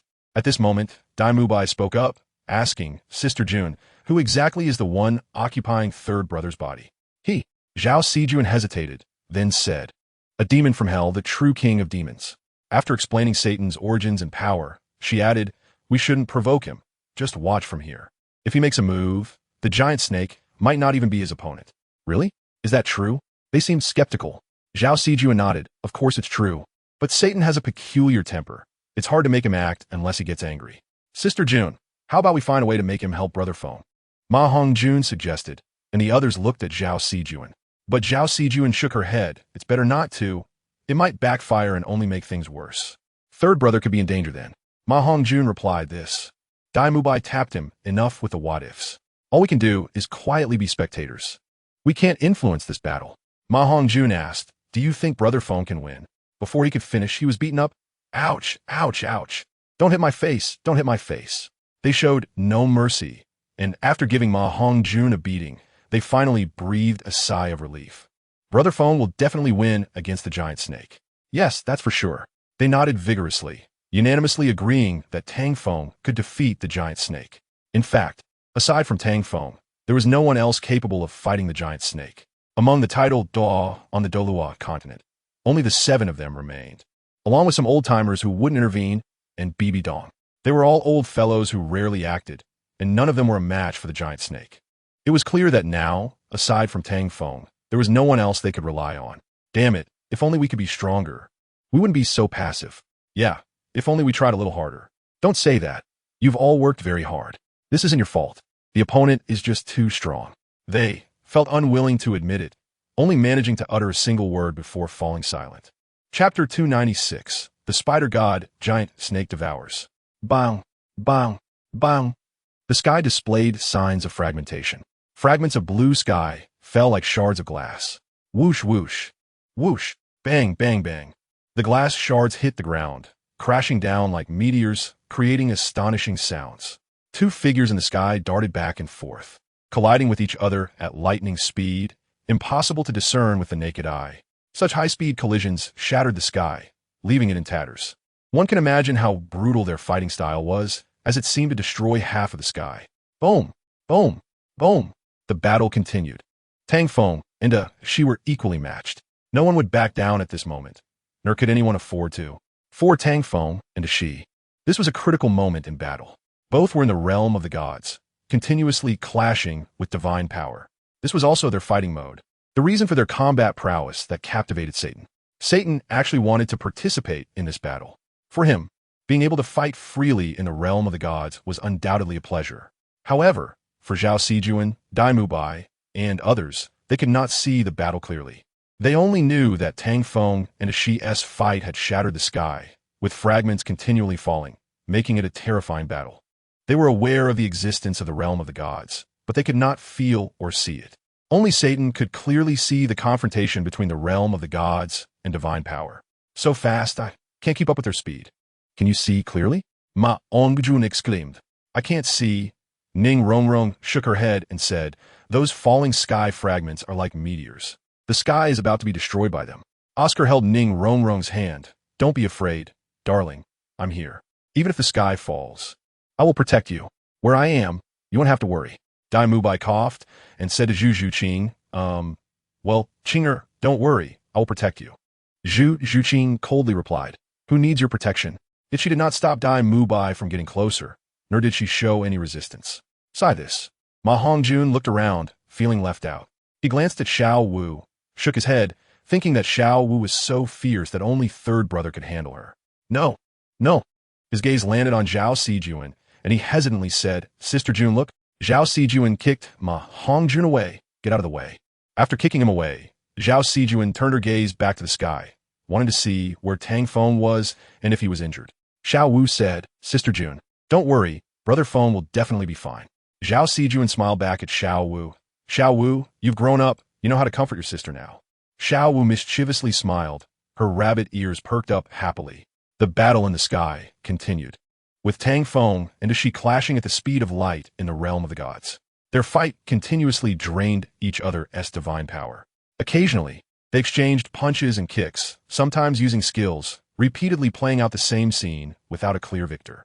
Their battle was intense, and one careless moment could lead to the other landing a series of blows, reflecting their all-out commitment to the fight. Divine finger, light pillar, sunlight shine, sunlight shine. Skills countered each other, and their battle continued to drain their powers, repeating the same pattern until now. However, only they understood in their hearts, and Satan knew that one careless move could lead to defeat. Tang Feng and she continued their marathon-like contest, even if there were occasional changes. It could not alter the stalemate. This indicated that their strengths were not far apart, and with Tang Feng's increasingly skilled use of divine power, the outcome of their fight was naturally impressive. Tang Feng continuously attempted new moves, but as she learned quickly and had no chance for a surprising victory. Moreover, the opportunity Tang Feng had been waiting for had yet to appear, and with the current accelerated pace of battle, it was even harder to wait for an opportunity. Tang Feng knew that the opportunity was only once. Having missed it last time, it would be more difficult to wait for it this time. Additionally, his moves could only be used once. They would be ineffective the second time, so he could not act rashly or take risks. Let's try again. If there is no opportunity, I'll let him off the hook and see how he reacts. Tang Feng decided in his heart, uncertain if she would fall for it. If he didn't there would be no way to proceed, and he would have to wait for another chance. No matter what, he had tried to see. Thinking too much now was useless. He needed to figure out how to let the Shi off the hook without raising suspicion. Tang Feng sought ways to let him off the hook, making sure it looked natural so as not to be suspected. If the Shi suspected it, he would not fall for it, and without that, there would be no opportunity. Life is like a play, relying entirely on acting. The battlefield is no different, and he must continue to perform. Unnamed. Unnamed. Once again, Tang Feng and the Shi unleashed moves that consumed massive energy. Their divine power seemed endless as they continuously released skills in this battle. However, their divine power was not truly infinite. Their recovery speed was just relatively fast, as if they were drawing from Holy Grail, making it difficult to run low on energy. Boom! Boom! Boom! The collision of unnamed powers. Suddenly, Tang Feng seemed to stagger, and this movement was caught by the Shi, whose figure vanished. Clearly, he was approaching Tang Feng. Seeing this scene, Tang Feng chuckled inwardly. The fish has taken a bait. Sure enough, the Shi's figure appeared before Tang Feng, followed by a powerful move. Ultimate skill. Hell, soul extraction. Tang Feng did not resist. This was the moment he had been waiting for, to bind the Shi so he could counterattack. Whoosh! The Shi's hand reached in. At this moment, Tang Feng's expression was rich and varied. Pretending to be panicked was not an easy task, making his expression act out for a while. The Shi did not notice anything unusual, and Tang Feng's opportunity came. What he needed to do was to devour the Shi. Spider God, the Shi Devour. A super devouring skill that consumed 1,000 years of lifespan was activated in that moment.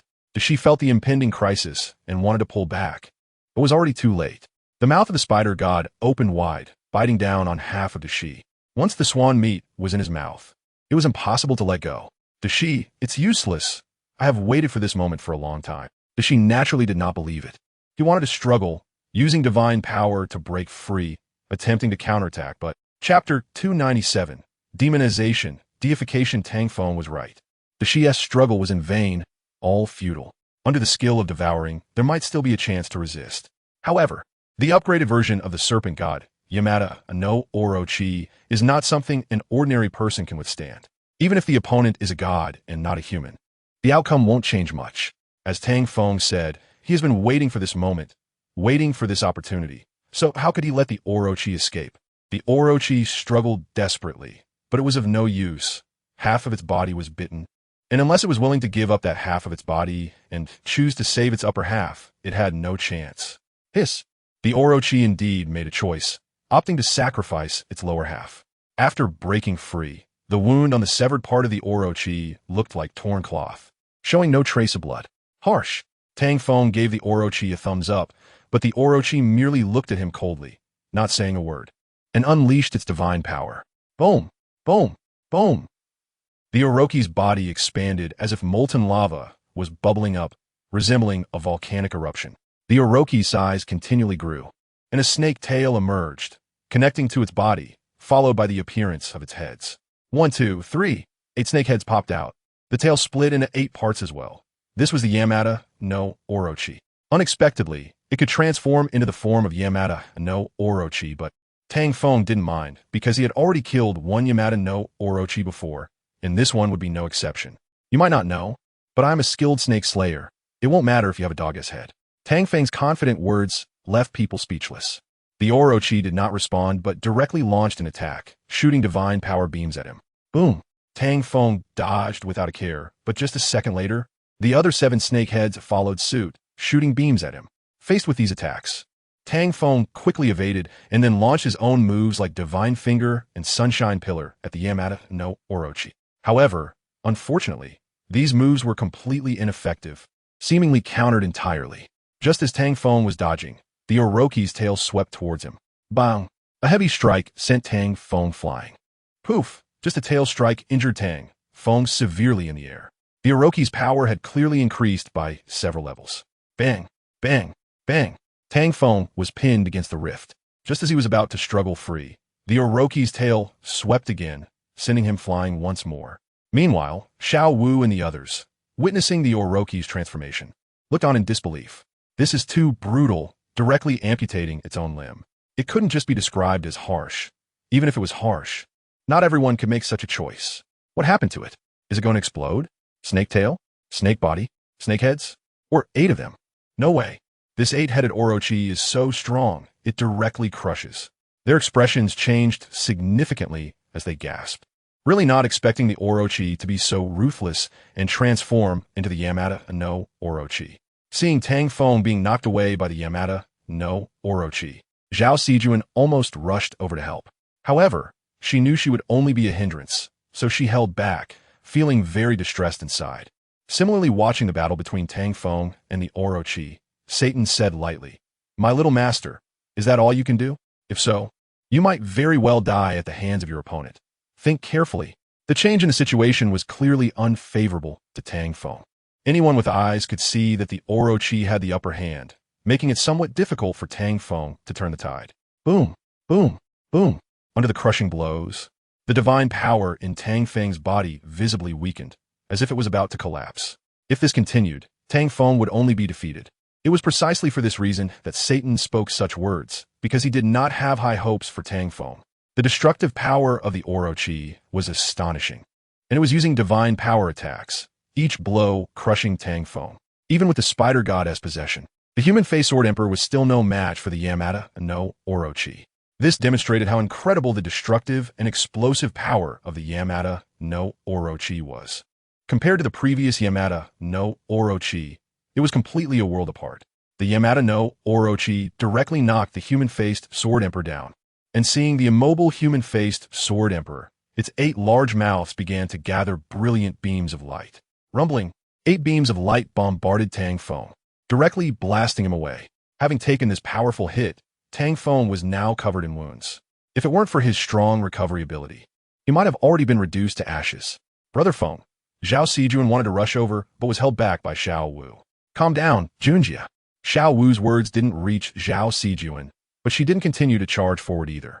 The atmosphere cooled down. Dai Mubai and the others were lost for words. Unsure of what to say. Orochi transformation. Tang Feng gritted his teeth. If it weren't for the moment of crisis when he used the Orochi's powerful recovery ability, the situation would be unimaginable. Demon transformation.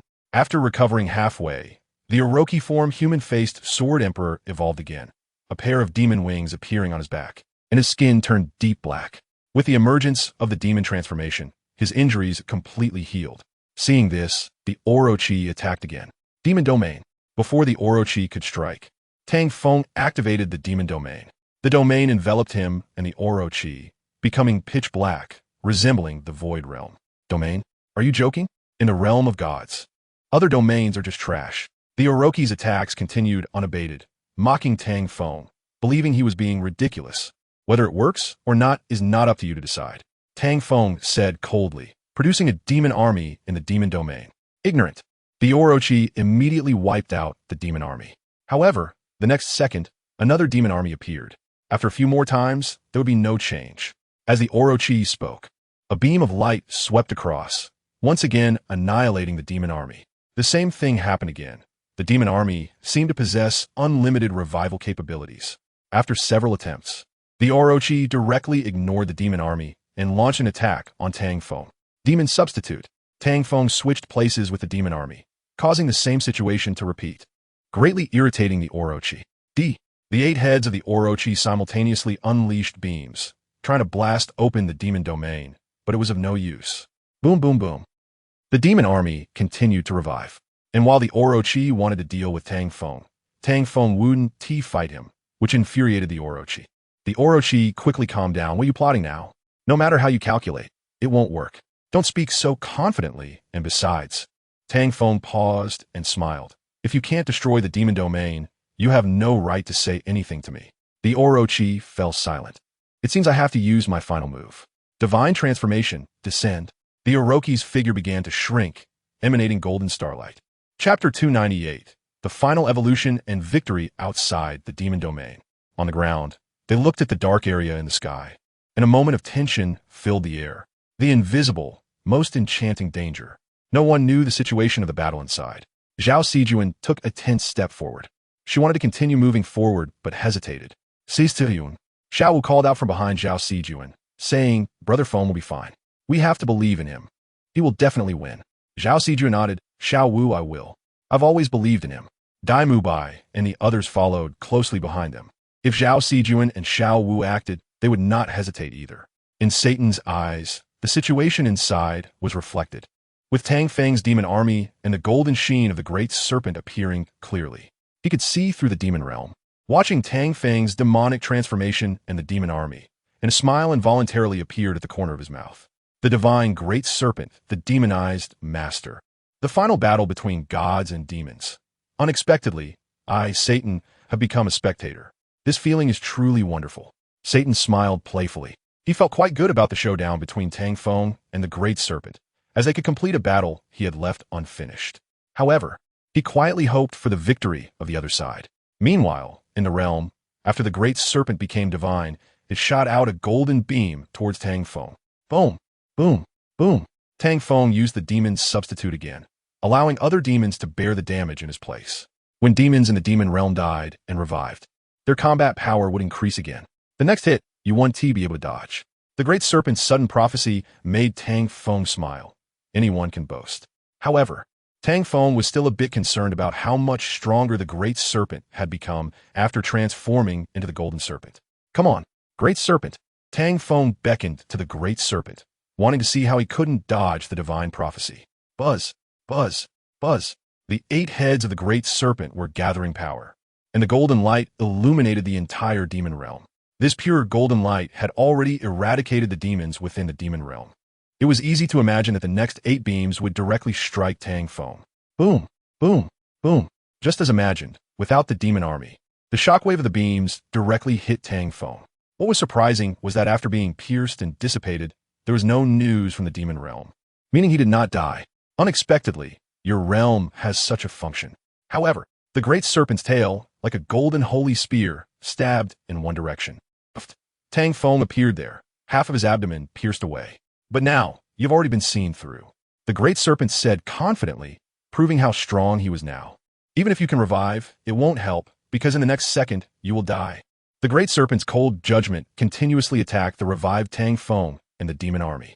You talk too much, Tang Feng said with a hint of boredom. He originally didn't want to pay attention to the Great Serpent.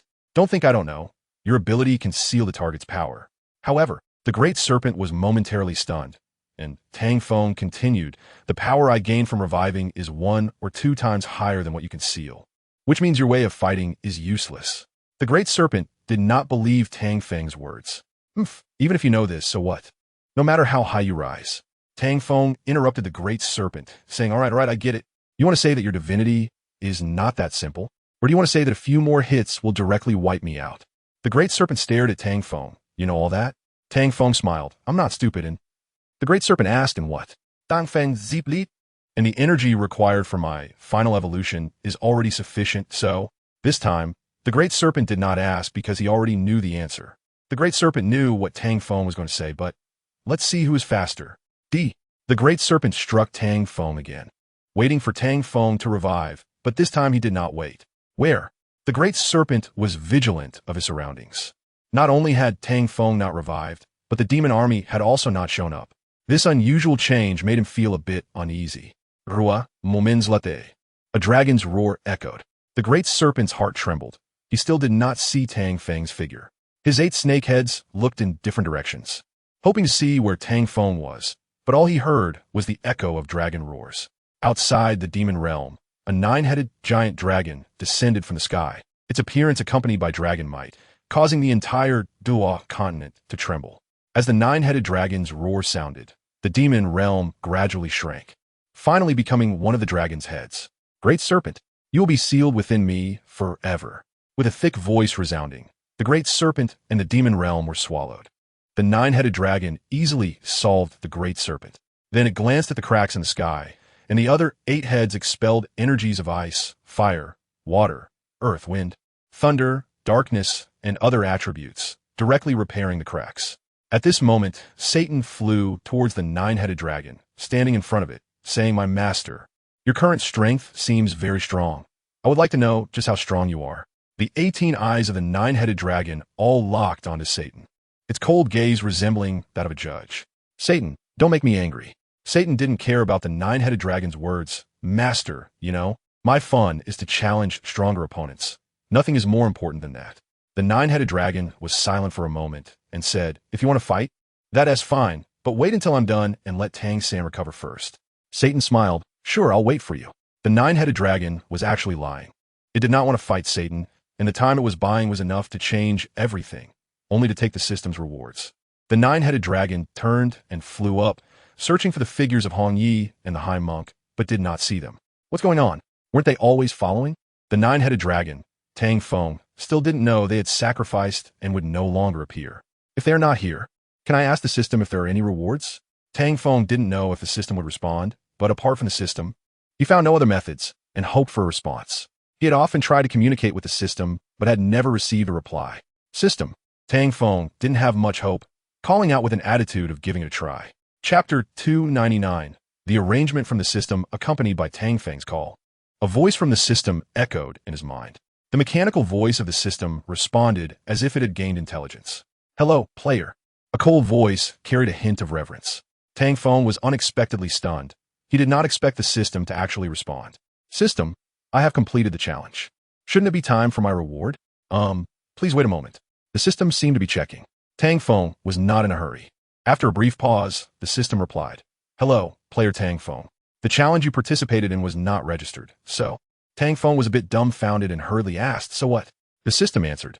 The system needs time to complete the procedures before it can grant you a reward. This process may take a while, possibly a month, or even a year. A month at the earliest, a year at the latest. That time frame was not too long and was still acceptable. Tang Feng said, no problem, thank you. The system replied, that's to be expected, but Tang Feng frowned. Was the system going to backtrack? But what?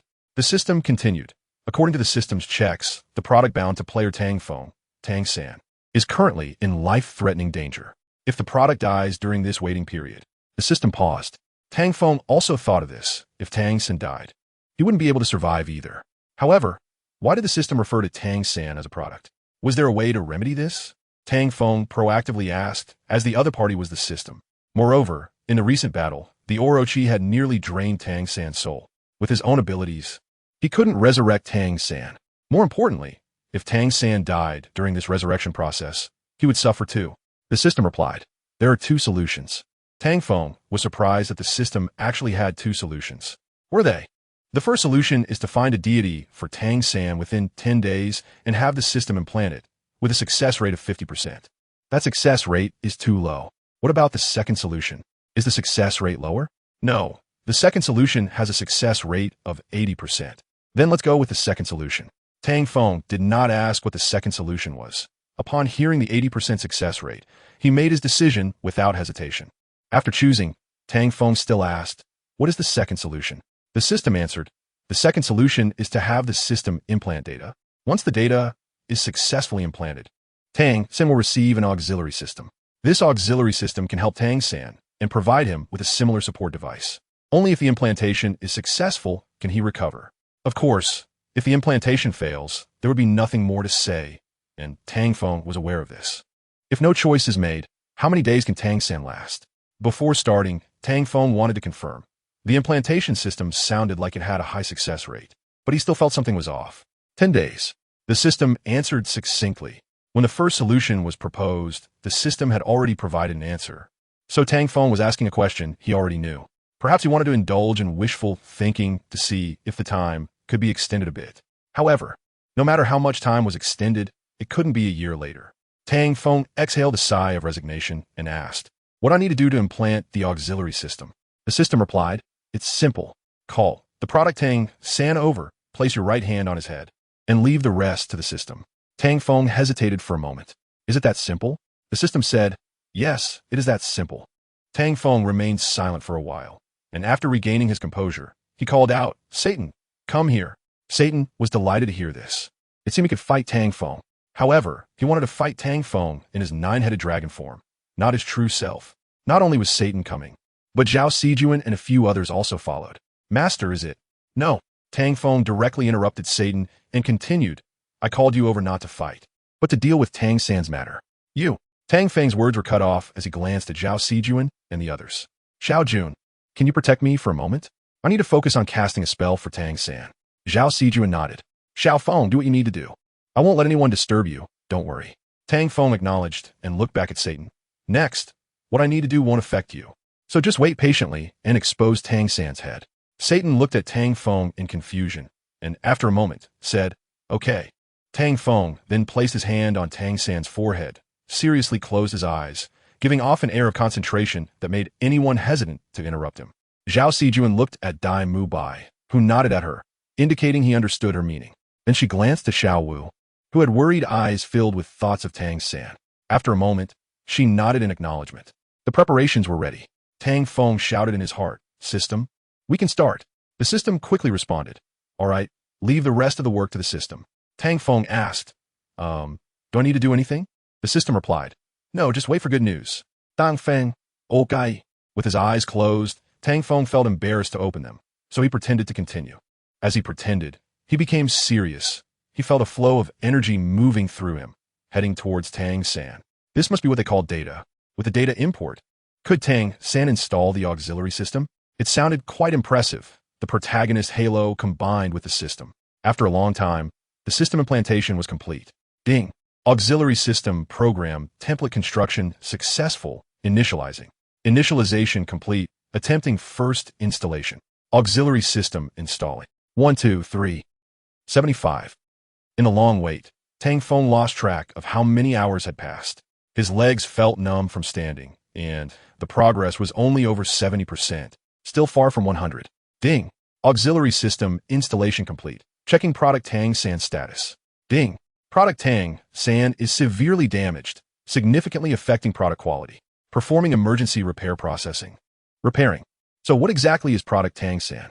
Tang Feng wondered, but he couldn't interrupt the system's work. So he had to wait until the system finished before asking. The repair process was also lengthy. Tang Feng felt the energy flowing out of him more violently, as if something was being lost, and he felt a bit dizzy. Could it be that something went wrong? Tang Feng couldn't help but think. But the truth of the matter was unknown.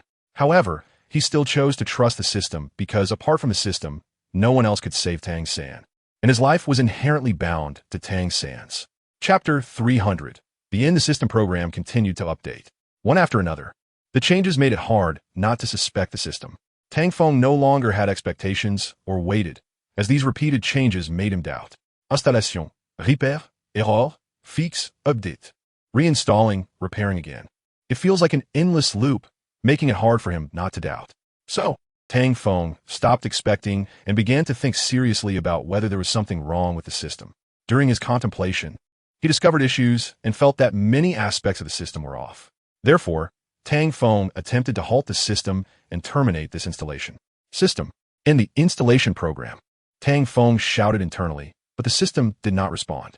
System. Tang Feng shouted again, even coldly commanding it to stop, but the result was the same, as if his words had sunk into the sea without a trace. At this moment, Tang Feng was certain of one thing. The system was doing something significant behind his back, meaning there was a problem with the system. Tang Feng never expected that the system really had issues. Although he had no evidence for his suspicion, it was no different from fact. If the system was genuinely busy and unable to respond, Tang Feng wouldn't believe it. In it for me, Tang Feng tried to break free, to regain control of his body. Unfortunately, his efforts yielded no results. His body was under the system's control, and he could only wait for the system's final judgment. Naturally, Tang Feng was unwilling to wait, but what could he do to change the situation? There was nothing he could do. He had already tried everything possible, and the final result was futile. Ding! The auxiliary system installation is complete. Just as Tang Feng was feeling anxious, the system's prompt sounded. However, the system's notification did not completely reassure him. System. Tang Feng attempted to call the system again to see if it would respond. Ding! The auxiliary system has encountered a malfunction and is being processed, undergoing emergency repairs. Tang Feng felt that the system was playing tricks on him. Ding! A long mechanical echo. Tang Feng experienced a bit of tinnitus, and before he could react, another prompt sounded. Ding! Product Tang San has encountered a severe quality issue. Emergency handling in progress. Ding! Product Tang San repair failed. Rescue in progress. Ding! Rescue failed. What the hell? Tang Feng was instantly dumbfounded. What do the system's actions mean? Ding! Product Tang San is dead. The system determines that player Tang Feng has failed the mission. Mission failed. Mission failed. The red warning mission failed continuously appeared in Tang Feng's consciousness. His thoughts were overtaken by the mission failure. In that moment, he felt a rush of frustration. The next second, the system's prompt sounded again. Ding! Player Tang Feng mission failed. Settling. Settlement complete. System executes mission punishment, determining player Tang Feng death. I'm dead. Damn it. Tang Feng felt like he had just been hit by a truck. One can imagine how terrible his mood was. Ding. The system executes the death penalty. The system's cold voice occupied Tang Feng's consciousness. Then, Tang Feng's consciousness was bombarded. Boom, boom, boom. As the bombardment continued, Tang Feng had no chance to struggle in pain, and his consciousness was extinguished by the system. Bang! Tang Feng fell heavily to the ground. Xiao Fengzi, Feng Ge. This sudden change caused everyone to panic. Zhao Sijuan held Tang Feng, and others called out. However, no one noticed that at this moment, the jelly on Tang San had disappeared, meaning that Satan was also dead. Tang San's mouth curled up slightly because, at this moment, a voice echoed in Tang San's consciousness space. Ding! Congratulations, the system has obtained Tang San. Ha ha ha ha ha, the system? The system? The mechanical voice carried a sense of autonomy. Clearly, he was no longer just a simple system. He had now replaced Tang San's soul, which was no different from possession. He was Tang San, and Tang San was him. Finally, he had obtained Tang San's identity. Next, Creator God, let's see how you compete with me. Tang San opened his eyes, stretched his body, and quickly adapted to this new body. He glanced at Zhao Sijuan and Dai Mubai, and then his gaze landed on Xiao Wu. Xiao Wu, Tang San suddenly spoke, drawing everyone's attention to him. Xiao Wu hesitated. Brother. Tang San waved at her, and she moved closer. Brother, you want to say? Before Xiao Wu could finish her sentence, her steps halted as she felt that the Tang San in front of her was not the Tang San she knew. You noticed? Tang San smiled slightly, his figure moving quickly, and in the next moment, he appeared in front of Xiao Wu and instantly killed her. BFF. Tang San's hand pierced through Xiao Wu's heart. The sudden scene left everyone dumbfounded. Third brother, what are you doing? She is Xiao Wu. However, Tang San's reaction chilled him. I know. I want her soul bone. His cold words sent shivers down their spines. Who are you? Dai Mubai looked at Tang San coldly, and others were also on alert. If the person was truly Tang San, he would never do such a thing. I am not important. What matters is that you all must die. Tang San's voice was devoid of emotion. Dai Mubai and the others had already taken action because they knew Tang San would never harm Xiao Wu.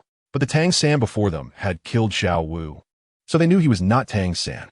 A fierce battle was about to break out, but in the next second, Tang San had already knocked them down.